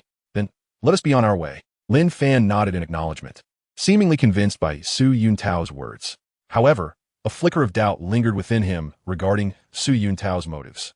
In the modest confines of Notting City, Su Yuntao was indeed a formidable presence. Surely he could handle someone as inconsequential as the character named CC from the original tale. Everything was to comply with the edicts of the esteemed Lord of the Hall. Su Yuntao was not foolish. He discerned Lin Fan's skepticism, yet remained emotionally unperturbed. After all, he was merely an inconsequential figure to him. Why should he flatter excessively? With this thought, Su Yuntao felt a slight alleviation in his heart. Lord of the Hall, the avalanche in Notting City, you see. Su Yuntao spoke softly, recalling the Prince of Avalanche, who wielded considerable influence in Notting City. Initially, He had no intention of involving himself with that individual, but he could not allow himself to be bullied by Avalanche any longer. Avalanche? He could be eliminated without leaving any survivors, Lin Fan responded without a moment's hesitation.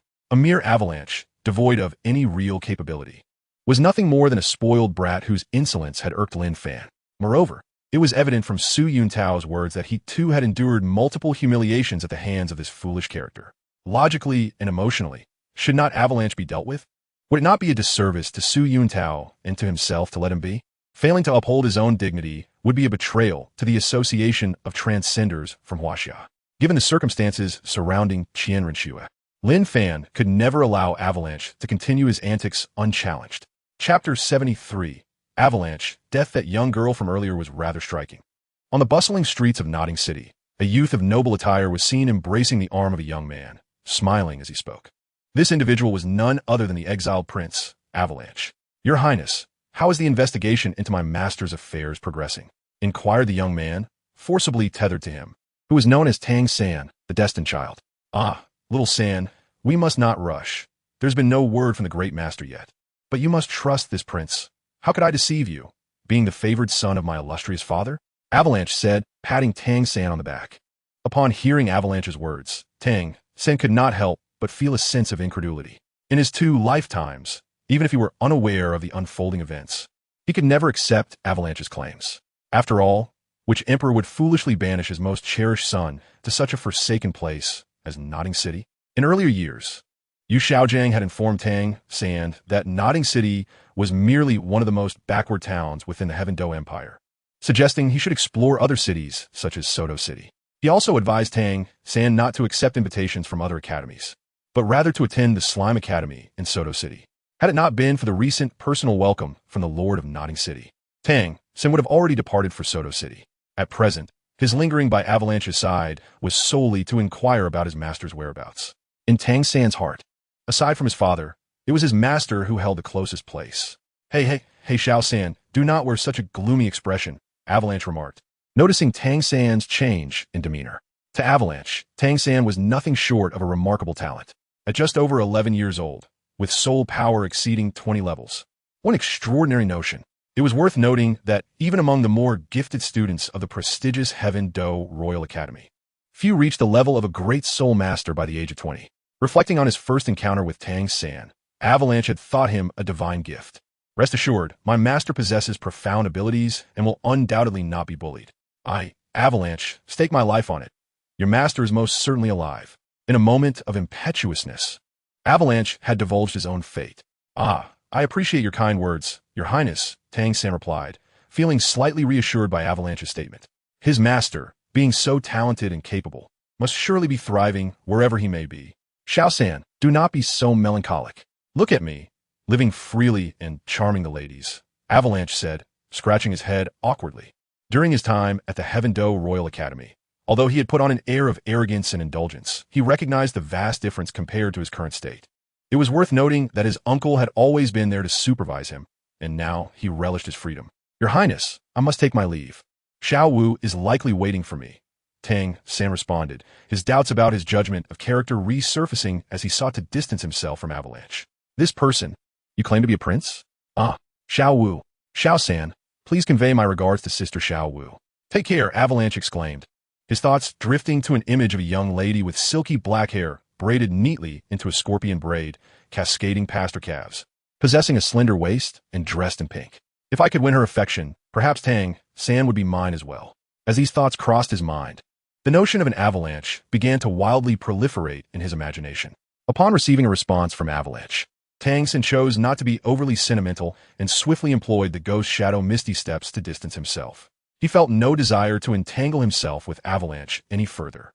However, for the sake of his master, he found himself compelled to resort to this desperate measure, which left him somewhat helpless. Perhaps it would be better to visit the Slime Academy in Soto City, he mused softly. He recalled that Xiao Wu seemed to have a fondness for carrots, which took him by surprise. Meanwhile, Avalanche ambled into the depths of the Thousand Forest, lost in thought, and couldn't help but chuckle in a rather sinister manner. In the next instant, before he could close his mouth, an aura of death enveloped him, leaving him utterly defenseless. He hadn't even registered the weight of the presence upon him before his life was abruptly extinguished. In that moment, Su Yuntao appeared before Avalanche, stunned. He had initially intended to incapacitate Avalanche before inflicting further harm.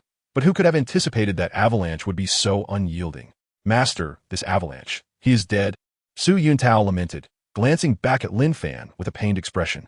Lin Fan, upon witnessing the scene, exhibited little reaction. A mere avalanche, whether one is castrated or not, holds no significant consequence. After all, death is inevitable. No matter if the avalanche claims lives, we may proceed, Yuntao. As Lin Fan spoke, he vanished from the spot. Su Yuntao nodded in response, and similarly disappeared from the location. In an instant, both appeared within the Hall of Heroes. Inside the hall, a new statue emerged. Following the statues of Bai Qi, Kai Wenji, Tang Hao, and Dugu Bo, yet another statue was unveiled. Su Yuntao. Beneath his statue, a line of small text read, Hero of the Hall of Heroes, Su Yuntao, alias, Wolf King. Simultaneously, Su Yuntao's information appeared in the heroic compendium. Su Yuntao, currently a level 94 title Douluo, Martial Soul, Wolf King, a 9-ringed assault type title Douluo. Hall Master this. Su Yuntao, feeling a connection with the statue within the hall, momentarily lost his focus and spoke, From now on, you will have your own place. You may sense it. Lin Fan feigned seriousness as he spoke. After all, he was uncertain about how to access that system space. Master, I have already sensed it, Su Yuntao said, feeling a surge of delight within himself as he regarded his dwelling. He never anticipated that there would come a day when he, Su Yuntao, would reside in such a splendid place. You may rest. I shall seek you out if there is anything I require. Lin Fan smiled as he glanced at Su Yuntao. After saying that, he returned to reality. He looked at the corpse of the avalanche not far from the glue and felt no particular emotion. With a kick, he sent it flying elsewhere, preparing to leave Nodding City. After all, he still needed to utilize Xiao Wu, and the time had not yet come. Tang San, the destined child, if killed before becoming a god, would lead to his own demise at the hands of the god of dimensions. Thus, at this moment, in Nodding City, he was utterly useless. With this thought, Lin Fan slowly soared into the sky, heading towards a particular direction. He was now ready to undertake a significant endeavor. Chapter 74. The super artifact of the time-space necklace having resolved what he intended to do next, Lin Fan began to take action. He ascended into the sky with an almost instantaneous speed, flying towards his intended destination. Suddenly, he recalled the god of dimension traversing in Su Yuntao's dilapidated house and hurriedly made his way back. It was only natural. That being was an unparalleled powerhouse at the pinnacle of divine kingship, whose presence even the god of Azura would respectfully acknowledge. How could Lin Fan afford to overlook such a figure? Gott auf Dimension Tavasing, ami tuli so in Kongspikus. Not long after, upon entering the room, Lin Fan found the god of dimension traversing, gazing at him with sincere eyes. The clarity of the deity's gaze was striking, and the warmth of his smile was undeniably genuine, reminiscent of a love-struck maiden. The god of dimension traversing spoke clearly, Brother, I want to eat candy. Hearing those words, Lin Fan felt his heart nearly melt. Shockingly, a certain man actually, the voice was irresistibly sweet. Huan Ling. It vividly resembles the demeanor of Lord Yenyu before the matriarch. Qianlong Yenyu. Get lost. If the god of dimension traversing were female, it would be hard to imagine any man who could resist her charm. Here you go. Lin Fan, feeling quite satisfied with the god of dimension traversing's request, handed over a lollipop with a smile. To win over a powerhouse at the pinnacle of divine kingship with a mere lollipop, only he could achieve such a feat. The god of Azura, your brilliance is beyond our reach. Without hesitation, the god of dimension traversing accepted the candy Lin Fan offered. Looking back at him once more, is one not enough? Lin Fan gazed at Su Hao, who stood before him, and could not help but speak. Just as Lin Fan pondered why the god of dimensional travel had suddenly turned his attention back to him, he witnessed the deity bowing deeply. Thank you for your generous gift, brother, Su Hao exclaimed, his face beaming with joy as he slowly bent down. Risa dea bruta. Lin Fan replied with a hint of delight upon seeing the god of dimensional travel's demeanor. As he spoke, he pulled the deity back up to his feet. It would be a tremendous boon for Lin Fan if Su Hao could remember the kindness of the lollipop he had bestowed upon him. Brother, this is a gift from me to you, Su Hao said, removing the necklace that hung around his neck and offering it to Lin Fan. Very well then, I shall express my gratitude. Dear brother Su Hao, Lin Fan replied without a moment's hesitation, eagerly accepting the necklace with a smile. At first glance, the necklace appeared to be quite ordinary, indistinguishable from countless others in the world. Though there were myriad necklaces, this one was strikingly simple. composed solely of dark beads and a single azure gemstone at its center. However, under Lin Fan's keen scrutiny, it became evident that nothing could escape his discerning gaze. Time-Space Necklace, the ultimate artifact of the god of dimensional travel, Su Hao. Description: the god of dimensional travel utilizes this item to traverse various dimensions. Function: it enables the bearer, provided they possess formidable strength, to journey across different realms. Additionally, the god of dimensional travel can pinpoint the location of the time-space necklace. Lin Fan exerted every ounce of his being to suppress the urge to utter expletives. Though he is not a lecherous man who shuns the mundane world, the occasional slip of the tongue is, after all, quite commonplace for him. One might even deem it a trivial matter. As Lin Fan pondered over Su Hao's situation, the latter once again initiated a conversation. If Su Hao's previous response had been relatively standard, what followed would undoubtedly leave Lin Fan in a state of bewilderment. "Brother, my mom is calling me home for dinner. I'll come and play with you again when I have the time," Su Hao remarked, a hint of dissatisfaction evident as he reluctantly departed from Lin Fan's side. Although he left with a sense of reluctance, Su Hao quickly vanished without a trace. His mother is calling him home for dinner? Lin Fan paid no heed to these matters. He simply listened to Su Hao's words, left in a state of bewilderment. This was a deceitful tactic that had been employed for centuries, and yet there were still individuals who resorted to such trickery. Illusions, calling upon illusions. Had Su Hao truly departed? Lin Fan was completely oblivious to the direction in which Su Hao had departed, and thus turned to the illusory spirit for guidance. After all, his own strength paled in comparison to Su Hao's, while the illusory spirit possessed boundless power. It was entirely normal for that fellow to act irrationally during his amnesia. The illusory spirit, upon hearing Lin Fan's words, responded with its characteristic calmness. Lin Fan found solace in the illusory spirit's reassurances. With Su Hao's formidable abilities, could he truly bring about his own demise? Chapter 76. Arrival at the Blue Electric Tyrannosaurus Rex family. Dear Lin Fan, my most cherished brother. Do not dwell on other matters for now. Focus on the task at hand, the illusory spirit remarked, observing Lin Fan's demeanor. Upon hearing this, Lin Fan shyly brushed his hair. Phantom Spirit, where is the Blue Electric Tyrant Dragon family? This fellow, hearing such childish words from Lin Fan, Phantom Spirit merely shook his head. In the northern region of the Tiandou Empire, Dragon King Mountain is the very place where the Blue Electric Tyrant Dragon family resides. With that, Phantom Spirit fell silent. Lin Fan, feeling the helplessness conveyed in the words of the Phantom Spirit, could not help but shrug his shoulders. He was unaware of the specific location in the original work that pertained to the Blue Electric Tyrannosaurus family. Lin Fan harnessed his vibrant soul force, soaring rapidly towards the northern region of the Heaven Dou Empire, as indicated by the ethereal spirit. At this moment, he found himself in the southwestern segment of the empire. Not long after, deep into the night, Lin Fan gazed at the towering mountains that pierced the heavens, and a wave of emotion surged within him. This mountain was truly magnificent, particularly illuminated by the moonlight, which bestowed upon it an additional layer of beauty. As Lin Fan gazed ahead, he found himself soaring towards the mountains, gradually descending. What came into view were simple yet numerous pavilions, exuding an aura of modesty. At the pinnacle stood a majestic stone statue of a dragon, undoubtedly captivating. It was likely the likeness of the ancient Dragon King. Who approaches? And what business do they bring? As Lin Fan had just landed, he was greeted by a grave voice. Following the sound, he discerned an elderly man and a young man approaching him with measured steps. It was a youthful figure who spoke first. The elder cast a brief glance at Lin Fan, his eyes betraying a flicker of surprise, and quickly addressed him, expressing, "The younger generation often speaks with disrespect, and many offenses may arise. I hope you will not take it to heart, esteemed elder. May I inquire about your purpose for visiting our Blue Electric Tyrannosaurus family?" Upon hearing the words, Lin Fan turned his gaze towards the elderly man. Character: Yu Yuan Soul Power Level, 71st Rank Soul Saint Martial Spirit. Blue Electric Tyrannosaurus Rex Soul Ring Configuration: Yellow, yellow, purple, purple, black, black. Black identity: an esteemed elder of the Blue Electric Tyrannosaurus Rex clan indeed. My purpose for visiting is to engage in a dialogue with your esteemed sect master.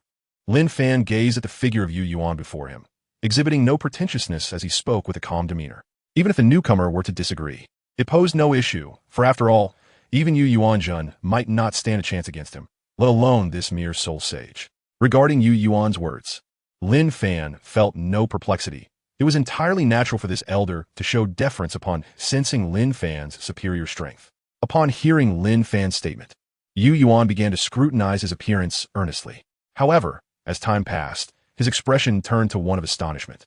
Initially, he had merely sensed that the newcomer possessed a significantly higher cultivation level, but upon deeper contemplation, he realized that Lin Fan's soul power exuded a pressure comparable to that of Yu Yuanjun himself. It is worth noting that Yu Yuanjun was a formidable being of the 96th super Douluo level. Thus, the individual before him could only be. What left him even more astounded was the undeniable youthfulness of this person. The youngest title Douluo he had encountered was none other than the current pope, Bibi Dong.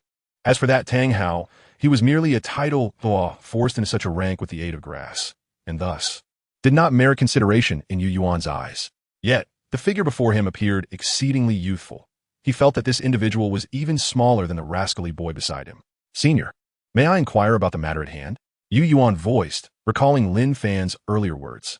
His curiosity piqued by the youthful appearance, yet formidable cultivation of the figure before him. "You lack the qualifications to know," came the terse reply. Lin Fan spoke coldly, intending to push through. He had already stated his purpose of wanting to converse with Yu Yuanjun.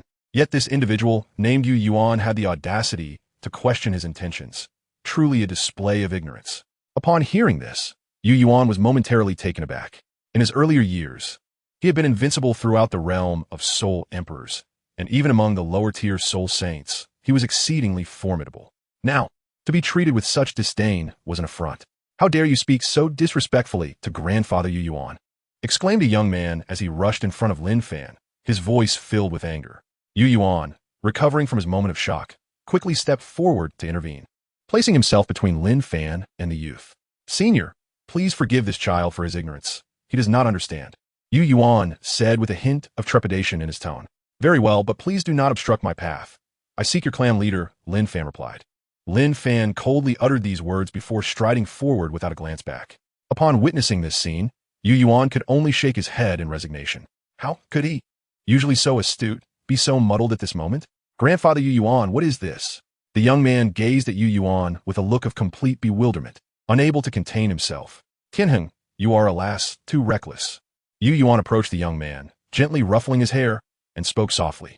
Despite the hardships the young man had endured throughout his life, he remained inexperienced in navigating interpersonal relationships. "The person you just encountered is of the same caliber as your grandfather."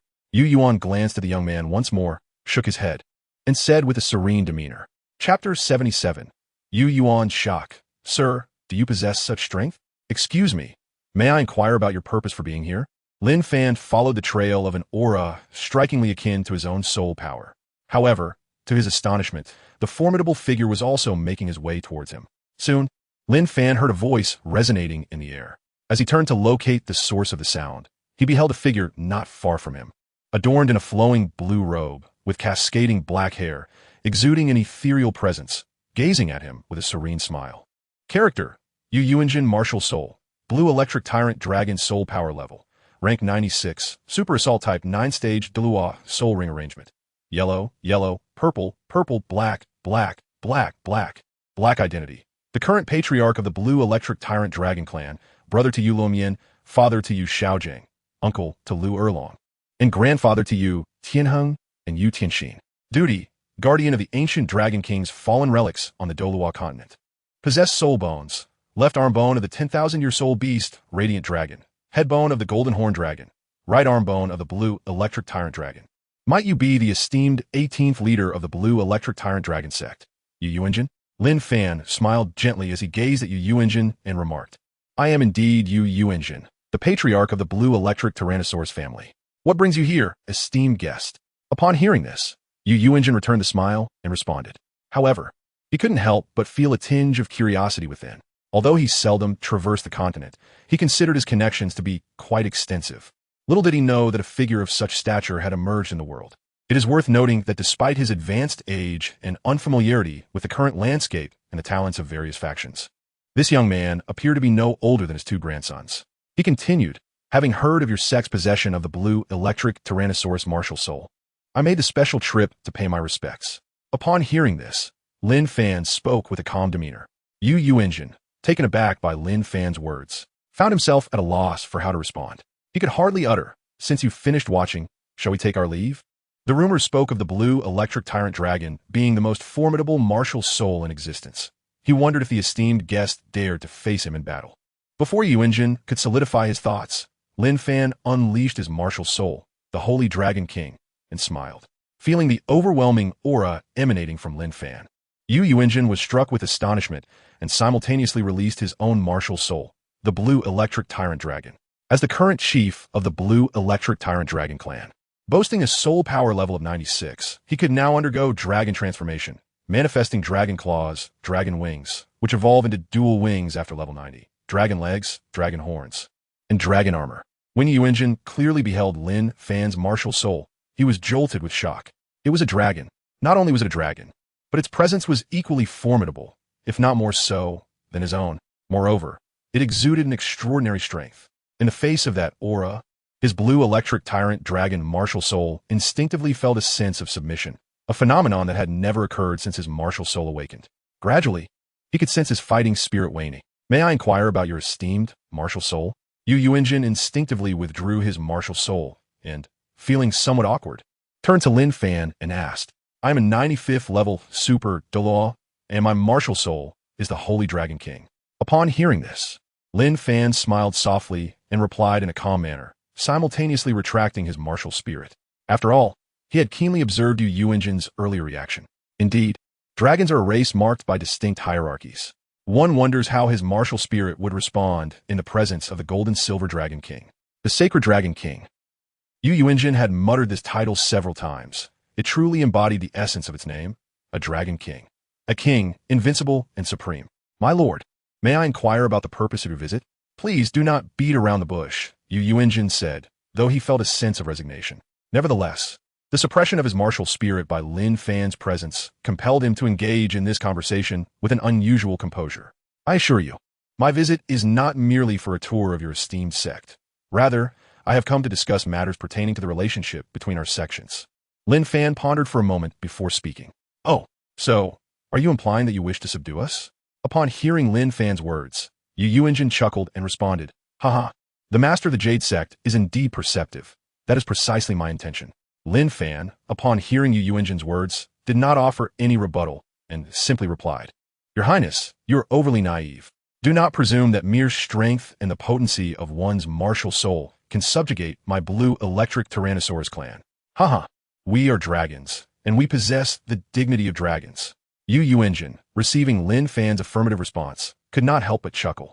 Are you implying that I am not a dragon? Lin Fan, somewhat speechless at Yu Yuanjin's remark, responded. And if that is the case? Yu Yuanjin gazed at Lin Fan with an expression of indifference and replied coolly. Although within his blue electric Tyrannosaurus clan, the strength of the martial soul determined everything. Lin Fan was not a member of the blue electric Tyrannosaurus family. Yu Yuanjin, do you believe that the might of the blue electric Tyrannosaurus clan can withstand the onslaught of the Seven Treasure Glazed Tile School of the Spear Hall? Upon witnessing the situation, Lin Fan gazed placidly at Yu Yuanjin and spoke deliberately, word by word. Yu Yuanjin, taken aback by his words, momentarily paused. Not long ago, his relationship with Ning Fengji had soured. One could only wonder if there would come a day when Ning Fengji would bring people to confront him. Moreover, the Spirit Hall wielded immense power and held no particular ties with him. In fact, he had previously denounced the Spirit Hall. Do you truly believe that your mere presence can alter the circumstances of the Blue Lightning Tyrant Dragon clan? Yu Yuanjin remarked, shaking his head. I concede that your strength is formidable, even comparable to that of Jian Dao Xin. However, you must ponder carefully. If you possess the capability to lead me and the Blue Lightning Tyrant Dragon clan towards a brighter future, why then should we not join forces? Chapter 78.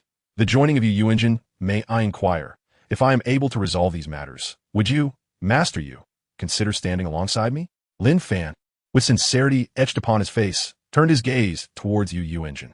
Oh, haha, if you truly possess the capabilities you claim, why should I, Yu Yuanjin, concern myself with this position of power? After all, we are all dragons. Yu Yuanjin chuckled heartily, his words resonating with authenticity, leaving Lin Fan with a distinctly favorable impression. The affinity Yu Yuanjin held for the host registered at 60, signifying a stage of admiration. In the next moment, as the voice echoed in Lin Fan's mind, his esteem for Yu Yuanjin markedly increased. Indeed, Yu Yuanjin proved to be a person of integrity and unrestrained spirit, a fact that Lin Fan wholeheartedly acknowledged. Under the imperial canopy, you may not be aware, but my connection with the Pope of the Spirit Hall is quite profound. With that, Lin Fan retrieved the token from the system space and presented it to Yu Yuanjin. As Yu Yuanjin beheld the token Lin Fan offered, his expression gradually stiffened. Although it was his first encounter with such a token, he had heard of the Pope's order, adorned with 6 distinct patterns, on numerous occasions. To see the Pope's order is akin to encountering the Pope himself. How did you come by this token, my lord? Yu Yuanjin pondered for a moment before inquiring. However, whether Lin Fan would respond remained uncertain. Is this indeed the Pope's order? Lin Fan mused, a flicker of doubt igniting within him upon hearing Yu Yuanjin's reference. Huanling, I recall you mentioning that this item was the Elder's order, did you not? Lin Fan could not help but speak to the illusory spirit. Having read Douluo, he was aware of the considerable disparity between the Elder's order and the Pope's decree. The chasm was indeed vast. Oh, it conveys a similar sentiment, so there's no need to dwell on it. Upon hearing Lin Fan's words, the illusory spirit did not express any regret, but rather responded with an air of indifference. However, Lin Fan, clearly still feeling a sense of indignation, wished to continue speaking. After all, it was I who bestowed this upon you. Do you have any grounds for complaint? Yet, the ethereal spirit did not grant Lin Fan such an opportunity and spoke directly. Indeed, I have graciously bestowed this upon you. This papal decree was conferred upon me by my esteemed mother. Master Yu, is there an issue? Lin Fan smiled gently, casting a benevolent gaze upon Yu Yuanjin, and remarked with a smile, Mother dear? Upon hearing Lin Fan's words, Yu Yuanjin could not help but feel a sense of perplexity arise within him. Lin Fan's mother bestowed upon him, his mother. Lin Fan's mother, could it be? My adoptive mother is none other than the current Pope of the Spirit Hall, Bibi Dong. Lin Fan seemed to perceive the inner confusion of Yu Yuanjin and said with a smile. As for why he referred to himself as Bibi Dong's adopted son, it was, of course, because the world was unaware that Bibi Dong had a daughter named Qian Renxue. Upon hearing Lin Fan's words, Yu Yuanjin was left utterly stunned. Lin Fan's words unveil 2 significant pieces of information. Firstly, it reveals that Lin Fan is the adopted son of Bibi Dong, thus holding a position of considerable stature. Secondly, it indicates that his age is relatively young, being the son of Bibi Dong. Thirdly, given Lin Fan's identity and his formidable strength, he commands a high status within the Spirit Hall, making his influence as effortless as dining. Based solely on these 3 points, should he truly ally with Lin Fan, not only would the Spirit Hall refrain from attacking him, but they might even join forces to assault the 7-treasure glazed tile school and the Haotian school. This alone diminishes the earlier demands made by Yu Yuanjin to mere dust beneath their feet. Master Yu, you may not be aware, but my faction boasts several individuals of remarkable prowess. Lin Fan spoke, summoning Kai Wenji, Bai Qi, Dugu Bo, and Su Yuntao forth. Upon seeing this, Kai Wenji hurriedly rushed to Lin Fan's side, displaying a charming obedience. Bai Qi similarly stationed himself beside him, poised for action. Observing the actions of Bai Qi and Kai Wenji, Su Yuntao promptly joined them, exuding an air of cultured grace. After all, he recognized that he had also become a formidable force in his own right. Ah, Lord Yumi, what brings this about? Dugu Bo, however, directed his gaze solely at Yu Yuanjin before completely disregarding Lin Fan. You are the level 90 Dugu Bo? Yu Yuanjin remarked, recalling the green-haired man he had once encountered in Heaven Dou City, his surprise evident. Just a few years prior, Dugu Bo had only recently ascended to the rank of title de law, the title of poison. Now, had Dugu Bo's soul power level truly approached his own? Ha! Lord Yumi, you two are not as formidable as you once were. Old Dugu is already at level 95. Dugu Bo appeared to revel in this newfound pride, sharing a laugh. In the past, when he encountered someone of Yu Yuanjin's caliber, he would have had to address him with deference, akin to a child. Yet now, he possessed the strength to challenge Yu Yuanjin directly. Although engaging in a contest with him would undoubtedly lead to a crushing defeat, it did not deter his spirit. My lord, is there a specific purpose for summoning us? Dugu Bo then turned his attention to Lin Fan, inquiring. This is merely to prepare for Lord Yumi's inclusion. Lin Fan cast a sidelong glance at Yu Yuanjin, smiling as he spoke. Oh, Lord Yu. Upon hearing Lin Fan's words, Dugu Bo felt a slight jolt within, stirring a sense of excitement. Is the esteemed master of the heroic hall now contemplating an affront against the patriarch of the blue electric Tyrannosaurus Rex family? One of the 3 sects? Truly, he is deserving of his title. Old Yu, we should be allies henceforth, so do look out for me. Dugu Bo approached Yu Yuanjin, grasping his arm with a grin. Yu Yuanjin, witnessing this scene, found himself momentarily taken aback. What had emboldened Dugu Bo to jest with him so? Lin Fan, It appears you now possess considerable influence. Although the power that Lin Fan wielded was indeed alluring, as the patriarch of the blue electric Tyrannosaurus Rex family, Yu Yuanjin could not be the first to betray his own sect. Such an act will be morally reprehensible. Narration. In a realm where strength reigns supreme. Do you despise me for adhering to virtue? Lord Lin, this is not contradictory. One can certainly join. Lin Fan addressed Yu Yuan with a hint of hesitation, stating, observe. The two individuals beside me. One is a formidable super Daw of the assault system at level 96, while the other is a level 89 soul Daw, specializing in healing. They are both exceptionally powerful. Lin Fan gestured towards Bai Qi and Kai Wenji beside him, uttering in a calm tone, and this one possesses a formidable martial soul, that of the Wolf King. Lin Fan similarly cast his gaze towards Su Yuntao, introducing him to Yu Yuanjin. Su Yuntao felt an immense joy in his heart at Lin Fan's manner of introduction. Meanwhile, Yu Yuanjin found himself in a state of true indecision. Lin Fan's influence is indeed remarkable. Your Excellency, it would be wise for you to consider joining us, as it would not conflict with your affiliation to the Blue Lightning Tyrant Dragon sect.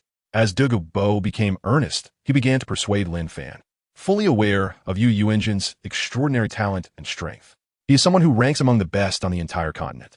Yu Yuanjin's affinity towards his host is at a perfect score of 100, leading him to willingly join the Hall of Heroes. Just as Lin Fan was preparing to continue his persuasion, a voice resonated in his mind, and he noticed the look of loyalty and trust in Yu Yuanjin's eyes. He had made up his mind that only Lin Fan could empower the Blue Lightning Tyrant Dragon family to greater heights. Greetings, Lord Hall Master. Yu Yuanjin mimicked Dugu Bo's demeanor and respectfully bowed before Lin Fan. Chapter 79. Hao Tian Sect. I truly appreciate your assistance. Haha, Your Excellency, please rise. Lin Fan chuckled upon witnessing this scene. Yu Yuanjin is indeed a prominent figure across the Douluo Continent. Now, with him as one of Lin Fan's subordinates. How could he not be pleased? Without the master, do you think Yu Yuanjin is foolish enough? Huanling thought to herself as she observed Lin Fan's expression.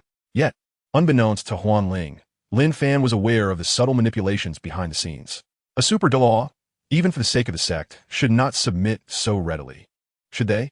Upon hearing this, Yu Yuanjin did not hesitate and quickly stood up. After all, even if his fondness was subtly influenced by Huanling, it was genuine enough for him to heed Lin Fan's words.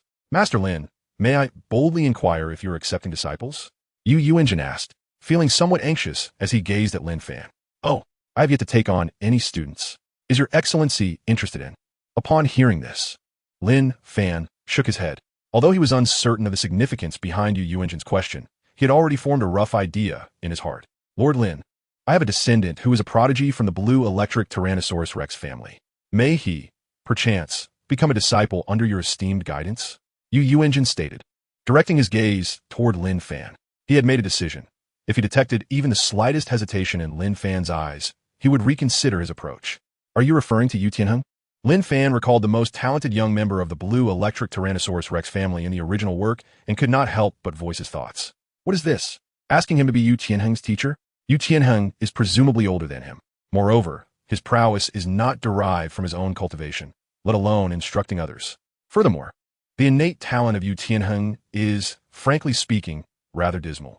During the era of the golden generation of the Spirit Hall, they had already attained the rank of Spirit King, while Yu Tianheng, being of similar age, possesses only the level of Spirit Ancestor. To be candid, under the influence of the Yu family, my own spirit power level has been acquired through fortunate circumstances, and my comprehension of martial spirits is even inferior to that of my son, Yu Xiaogang. Lin Fan gazed intently at Yu Yuanjin and spoke. Xiaogang?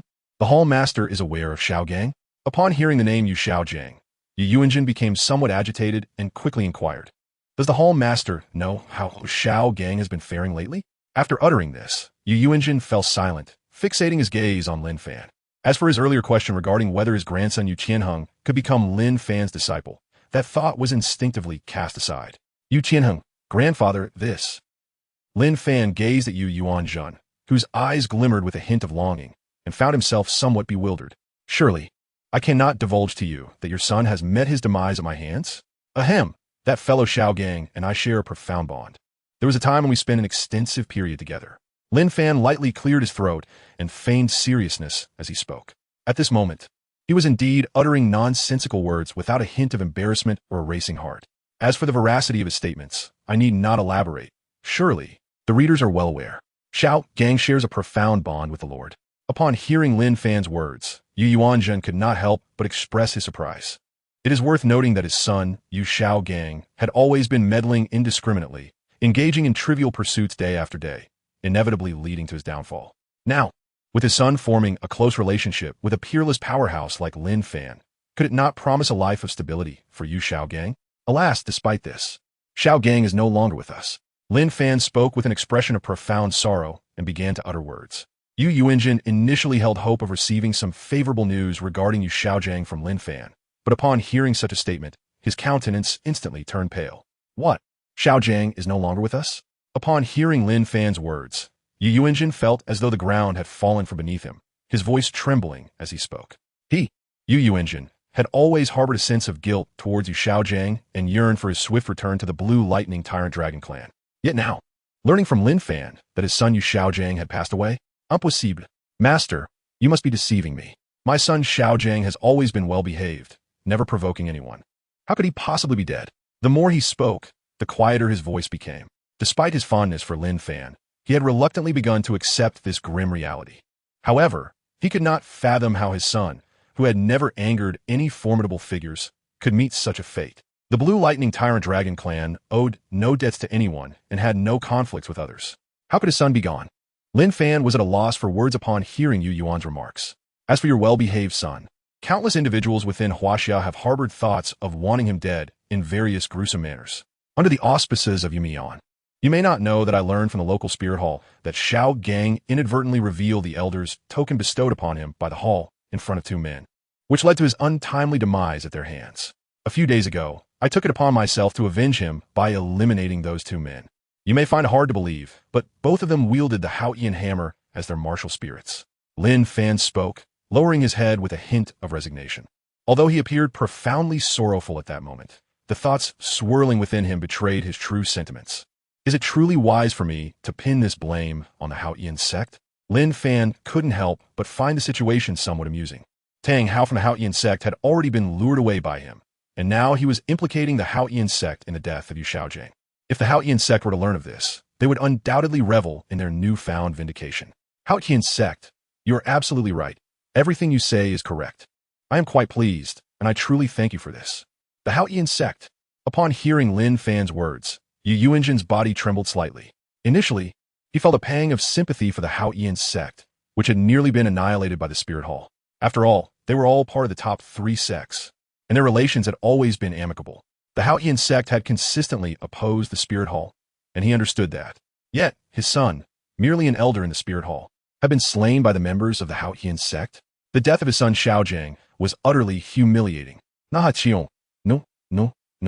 You should consider it this way. Your son, a mere 29th level soul master, managing to take on 2 opponents is quite an impressive feat. Lin Fan gazed at the increasingly furious expression of Yu Yuanzhen and couldn't help but shake his head. If it weren't for Yu Yuanzhen's excessive fondness for him, he would likely have disregarded his words entirely. However, such high regard truly allows one to act with impunity. Master Lin, I have not inquired about the matters of the Haotian sect for many years. May I beseech you to share the intelligence regarding the Haotian sect that is under the control of the Spirit Hall? Rest assured, I shall remain loyal to the authority of the Master. At this moment, Yu Yuanzhen harbored an intense loathing for the Haotian sect. In his eyes, the Spirit Hall appeared to be a commendable force. Upon hearing this, Lin Fan nodded, while a smile involuntarily crept into his heart. Chapter 80, Tang Hao. The current Haotian sect boasts several elders of the titled Douluo level, a far cry from what it once was in the past. Lin Fan recalled the several titled elders he had seen in his previous life within the Haotian sect, speaking candidly. However, he remained somewhat curious about how the Haotian sect had grown even more powerful after retreating from the world. Could it be that what the Hall Master said was true? Yu Yuanzhen had initially planned to march into the Haotian sect to avenge his son, Yu Xiaogang, but upon hearing Lin Fan's words, he was taken aback. The Haotian sect possesses several titled Douluo. How could such formidable strength still be trampled by the Spirit Hall like a mere dog? It must have been intentional. Yu Yuanzhen's heart surged with indignation. As for the Haotian sect's newfound strength after their seclusion, he truly found it hard to believe. They had been beaten like fools by the Spirit Hall before their retreat, so what could be expected afterward? The Haotian sect had once boasted a figure of Tang Chen's caliber, For old Yu, such developments were not entirely unexpected. Lin Fan, having spoken, gradually shifted his gaze towards Su Yuntao and the other members of the heroic hall. Feeling the weight of Lin Fan's stare, Su Yuntao and his companions returned an affirming look towards Yu Yuanjin. Notably, the glimmer of intensity in the eyes of the mischievous old man, Dugu Bo, was particularly striking. However, our strength is entirely sufficient to dominate them effortlessly. Lin Fan spoke, casting a subtle smile towards Yu Yuanjin. Upon hearing his words, Yu Yuanjin fell into silence. He had only just joined the opposing faction, yet they were willing to seek vengeance for his son. It was not merely one individual, but several members of the faction who treated him with sincerity. How much regard must they hold for him to act in such a manner? Lord Lin, Yu Yuanjin is sincerely grateful to you, he said, regaining his composure and bowing respectfully. Regardless of the truth behind Lin Fan's words, the mere fact that he possessed such intent profoundly moved him. Simultaneously, his admiration for the faction established by Lin Fan grew even stronger. Lin Fan gazed at the scene before him, feeling a peculiar sensation. Yu Xiaogang was undeniably the one he had slain. Yet he managed to frame another so convincingly. It was indeed quite impressive. However, leveraging Yu Xiaogang's significant position in Yu Yuanjin's heart, he had managed to elevate Yu Yuanjin's goodwill towards him even further, which was genuinely a bit unsettling. Old Yu, when the time comes, annihilating the entire Haotian sect will pose no challenge at all, Lin Fan said, pulling Yu Yuanjin up. Upon hearing this, Yu Yuanjin felt no discomfort with Lin Fan's address. Rather, it evoked a sense of warmth. Old Yu, take me to meet the esteemed members of your blue electric Tyrannosaurus family. Lin Fan pondered for a moment before speaking softly. After all, he was the head of the blue electric Tyrannosaurus family, and his actions were not without justification. Master Lin, there is certainly no issue with this matter, Yu Yuanjin responded with a smile, waving his hand to indicate that there were no concerns. Please wait a moment. Master, I shall summon them for a meeting at once. You may proceed to the conference hall ahead, Yu Yuanjin said, gesturing towards a building in the distance before hastily departing. Lin Fan nodded and then, accompanied by several members of the heroic hall, gradually approached. Master, will we oppose the Haotian sect in the future? After some contemplation, Dugu Bo finally spoke. He recalled that there was indeed a member in their heroic hall whose martial soul was the Haotian hammer. However, that individual had never uttered a word. This is only natural, back then, that young Tang Hao injured our ghost elder from the spirit hall, so we must certainly take action against him. Lin Fan awkwardly scratched his head, attempting to mask his embarrassment as he spoke. It is worth noting that Tang Hao is a member of his faction.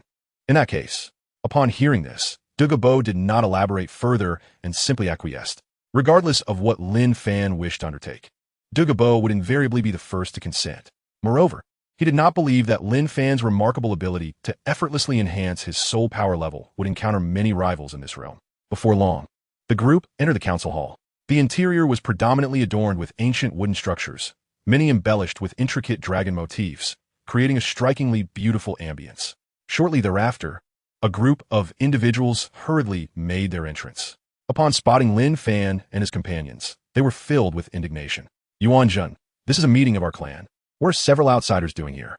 Exclaimed a fierce-looking elderly man with evident ire. Upon hearing these words, Lin Fan couldn't help but furrow his brow slightly. Character, Yulomian gender, male martial soul, blue electric Tyrannosaurus Rex identity, second heir of the blue electric Tyrannosaurus family, younger brother of Yu Yuanjin soul power level, rank 79. A formidable assault type, soul master soul, ring configuration, yellow, yellow, purple, purple, black, black, black allegiance. Spirit Hall Lin Fan perceived such information in his mind without any particular emotion. It is no wonder that this individual was so reckless, failing to seize any opportunity to trouble Yu Yuanjin.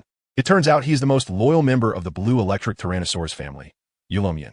Yulomian, hold your tongue. An elder, evidently older than Yulomian, gently placed a hand on his shoulder and remarked with a calm demeanor. Clearly, this elder was no fool. He had sensed the soul power pressure emanating from Lin Fan and the others. Esteemed members, is it truly appropriate for you to gather in the council hall of the blue electric Tyrannosaurus family? He directed his gaze towards Lin Fan and the others. His tone sharp. Brother Long, perhaps you should speak less. At that moment, two elderly individuals of similar age approached him and interjected. Esteemed guests, my brother's temperament is rather straightforward. I hope you will not take offense. One of the elder men cast an apologetic glance towards Lin Fan and the others as he spoke. Characters, Yulong's soul power level, 88th rank soul, Duo, martial soul. Blue electric Tyrannosaurus identity. Grand Elder of the Blue Electric Tyrannosaurus family, Yumi soul power level. 85th rank soul, Duo martial soul. Blue Electric Tyrannosaurus identity. Second Elder of the Blue Electric Tyrannosaurus family, Yugang soul power level. 84th rank soul, Douluo martial soul. Blue Electric Tyrannosaurus identity. Third Elder of the Blue Electric Tyrannosaurus family, these three individuals were the sole level elders of the Blue Electric Tyrannosaurus family. And among the gathered members, they were the only ones of Yu Yuanjin's generation, thus holding significant influence. The one with the most volatile temper was indeed Yulong, while the one who offered counsel was the third elder, Yugang. From this point forward, the Blue Electric Tyrannosaurus family shall submit to Lord Lin, Yu Yuanjin stated, gesturing towards Lin Fan. As he spoke, he produced the soul seal that symbolized the patriarchal position of the Blue Electric Tyrannosaurus family and tossed it in Lin Fan's direction. Lord Lin, the Blue Electric Tyrannosaurus family shall rely upon you, Yu Yuanjin added, bowing deeply once more towards Lin Fan. Lord Secmaster, this is absolutely unthinkable. Chapter 81. Yu Luomian expresses, I am at a loss, Lord Secmaster. This is absolutely unthinkable. Aside from the three soul Douluos, all the other invited participants felt a jolt in their hearts. Was it not agreed upon that they were merely convening for a meeting? What in the world was happening? Meanwhile, Yulong, Yumi, and Yugang slowly fell into contemplation. As members of the same generation as Yu Yuanjin, they were acutely aware that their sect master never acted without intent and would never jest lightly. This matter has indeed taken me by surprise. Master, what is the reason behind this? Yu Yuan naturally discerned that the one destined to lead the Blue Electric Tyrannosaurus clan was the extraordinary powerhouse he had previously encountered. He acknowledged Lin Fan as formidable strength. However, regardless of how exceptional that individual's prowess may be, he could not allow an outsider to assume the role of clan leader. Master Lin Fan possesses a martial soul that far surpasses the bloodline of the Blue Electric Tyrannosaurus. He is the king among dragons and is more deserving of the title than I. Yu Yuan spoke earnestly. It is rare for him to yield to others, but Lin Fan commands his respect.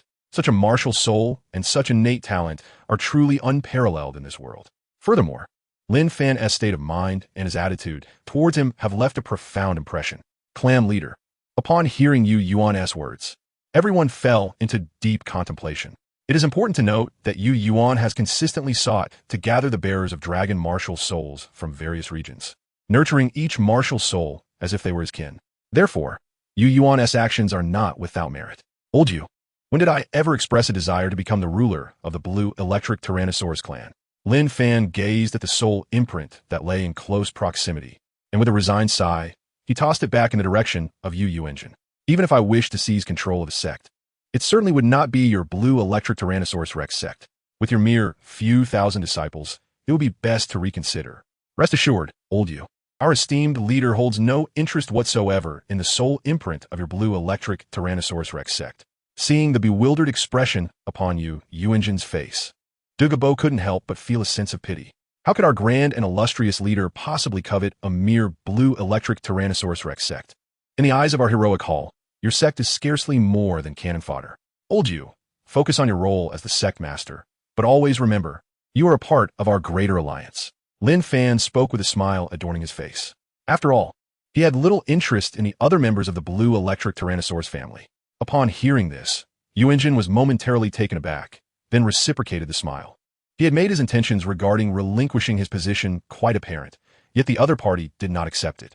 This Lin Lord was indeed extraordinary. Thus, in accordance with Lin Lord's words, Yuanjin decided not to decline. I shall not refuse, Yuanjin said quietly. If Lin Fan were to examine Yuanjin's data at that moment, he would undoubtedly be astonished.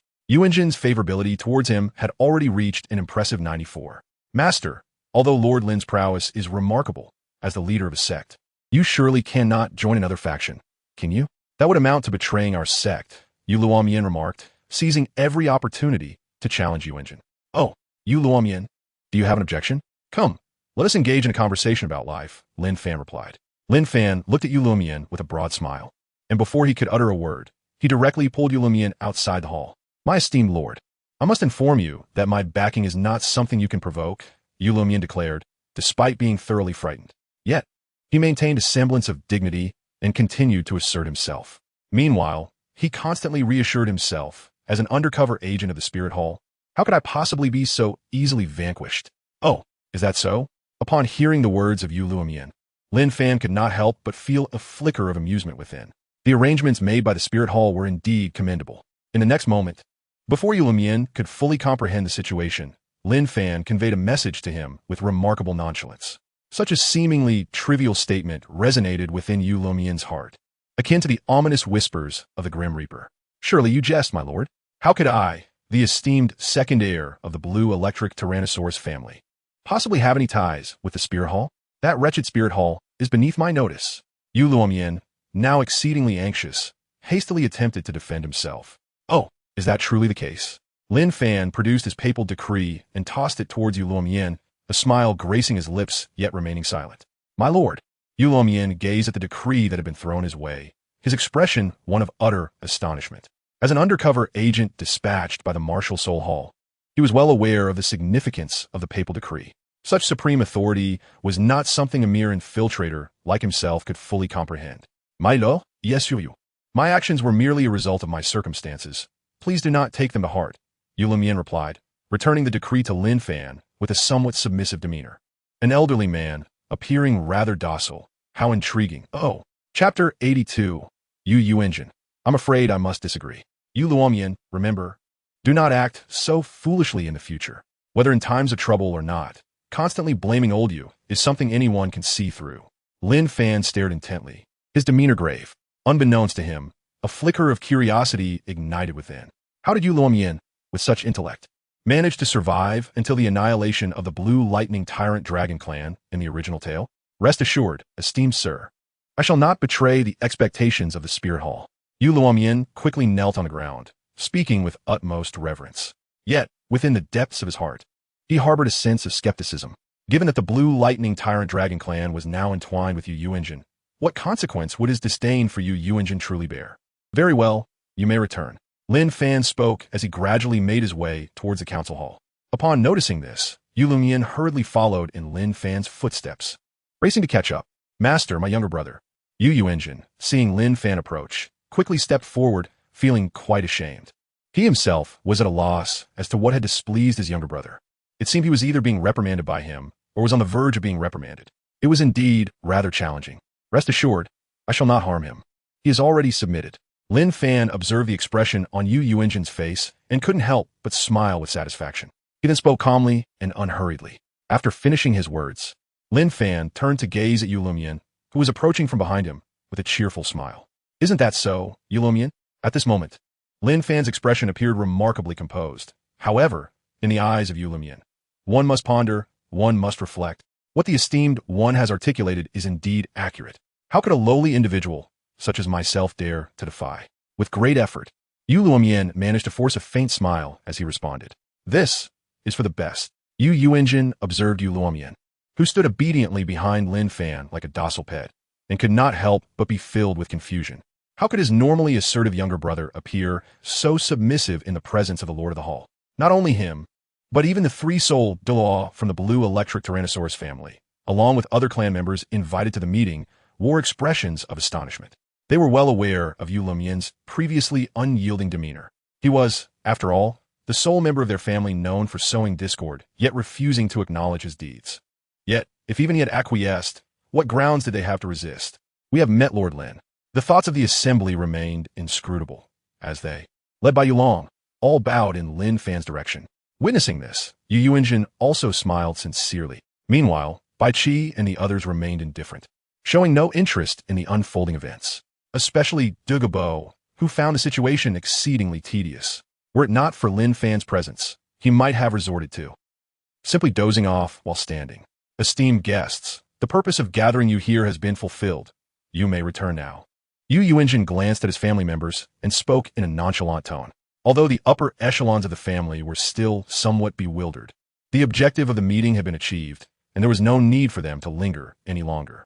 After all, he had matters to discuss with Lin Fan. Upon finishing, he cast a glance towards Yu Luomian. Brother, you too should return with him. Yu Engine regarded his brother, who had also reached an advanced age, and felt a sense of helplessness. How could an elder still display such stubbornness? Yu Luomian, albeit reluctantly, nodded and sauntered towards the hall's exit. Despite his discontent, he knew better than to create a disturbance under Lin Fan's watchful gaze.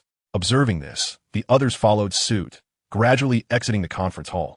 If even Yu Lumian had acquiesced, they certainly had no reason to oppose Yu Yuanjin.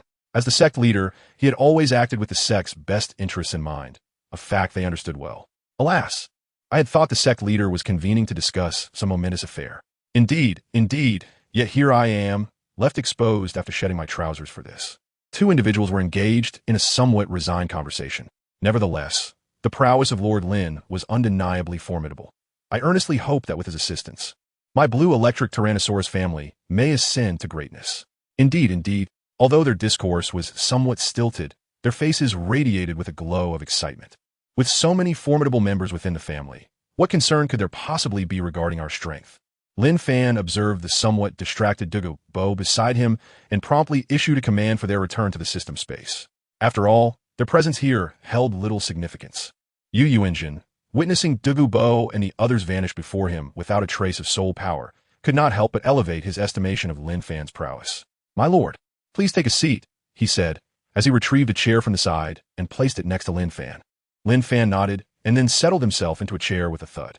Yu Yuanjin similarly pulled a chair for himself and directed his gaze towards Lin Fan. "Master, do you have any further instructions?" he inquired, his expression radiating respect as he awaited Lin Fan's response.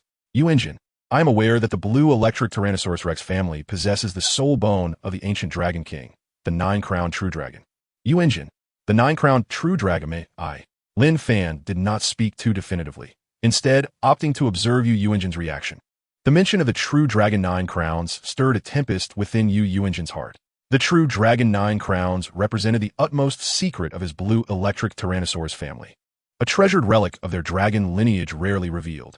Even within their clan, only 5 individuals, including himself, Yu Luomian, Yu Long, Yu Mi, and Yu Gang, were privy to its existence.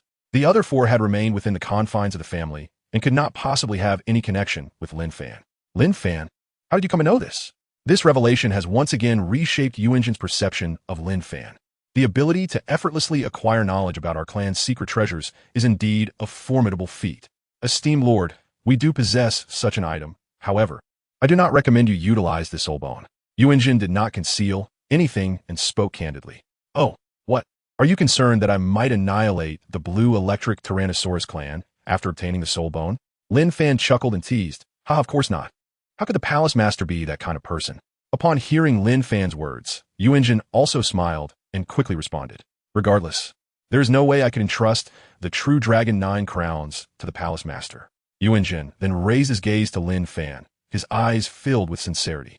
It was precisely because of Lin Fan's regard for him that Yu Yuanjin could never hand over that Dragon Clan treasure. Although the Dragon Clan treasure is immensely powerful, capable of significantly enhancing the user's strength, it is only in my possession that the true Dragon 9 crowns can truly realize their utmost value. Lin Fan, upon hearing Yu Yuanjin's words, found himself somewhat perplexed and could not help but speak up. The true Dragon 9 crowns is not some malevolent artifact. It does not require the sacrifice of anything for its utilization. "Lord Lin," Yu Yuanjin interjected, "while it is true that you are aware of the immense power of the true Dragon 9 crowns, one must not forget that even the mightiest of artifacts demand significant costs for their activation. The true Dragon 9 crowns consists of a piece known as the Snow Jade Crown and 8 fragments of soul bones. A soul master of the blue electric Tyrannosaurus who perfectly absorbs the Snow Jade Crown can awaken the ancient dragon soul within it, allowing their blue electric Tyrannosaurus martial spirit to evolve into the golden holy dragon martial spirit.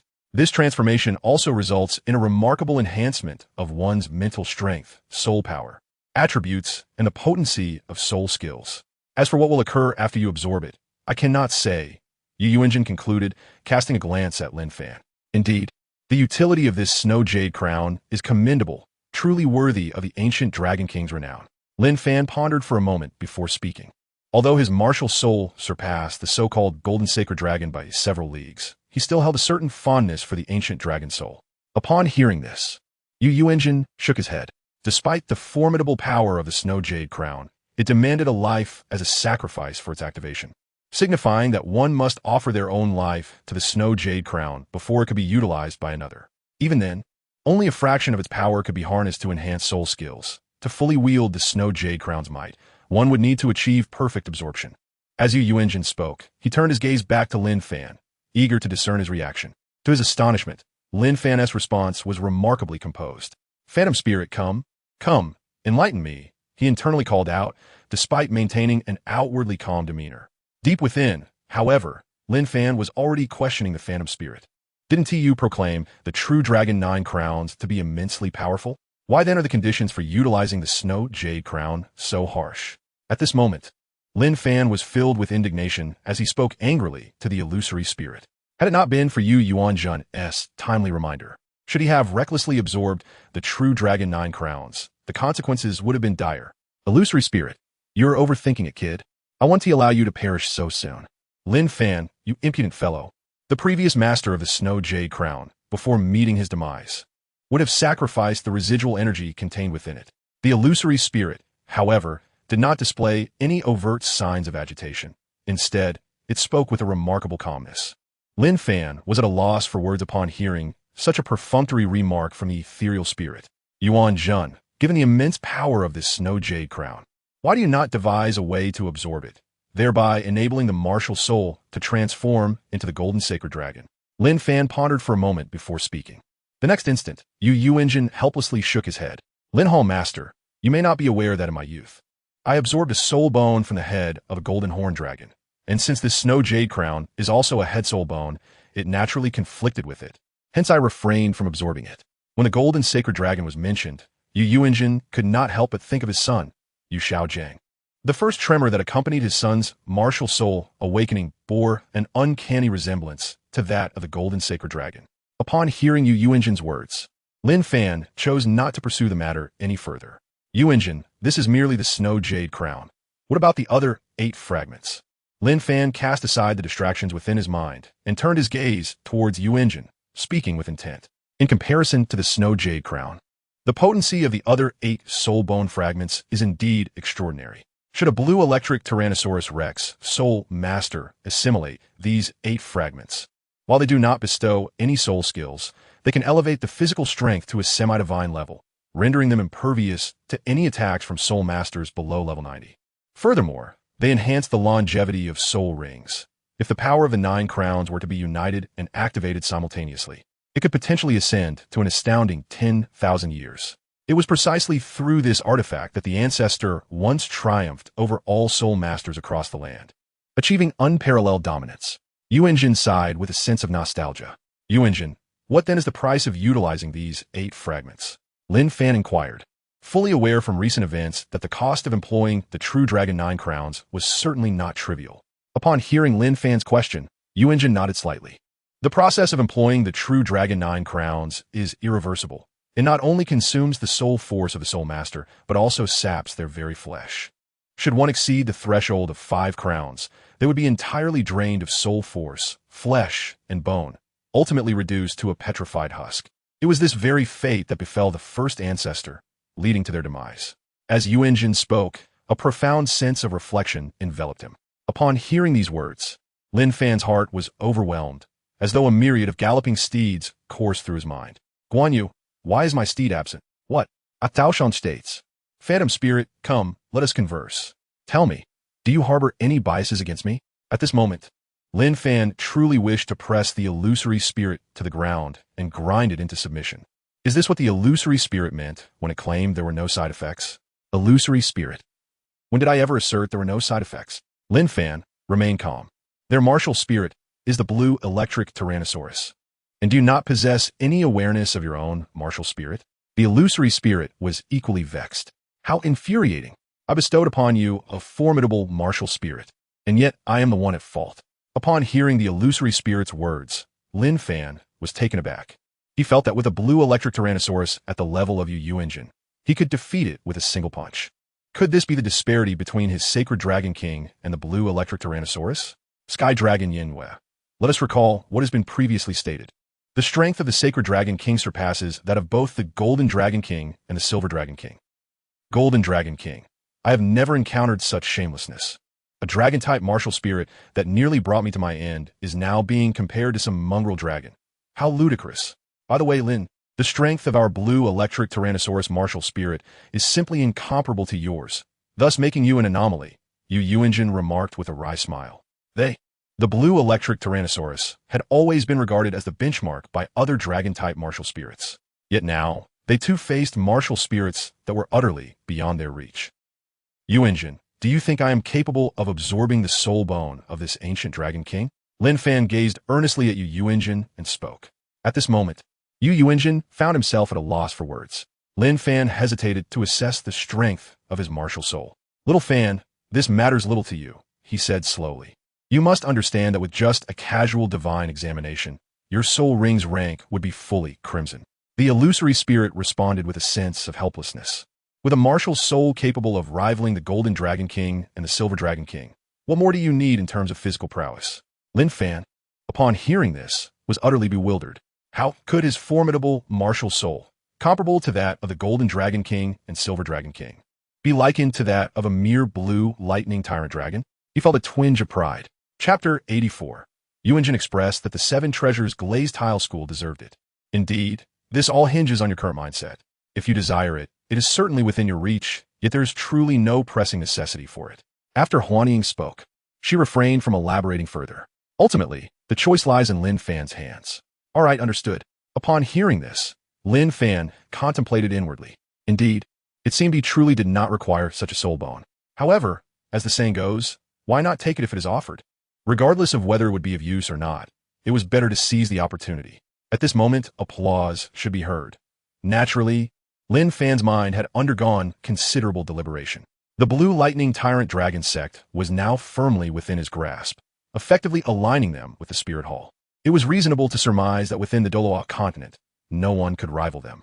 Given this, the true Dragon 9 crown was undoubtedly unnecessary for the Blue Lightning Tyrant Dragon. Both in sentiment and reason, it was only fitting that he should claim it. Yuanjun, I shall take my time to study this. For now, please hand over the true Dragon 9 crown.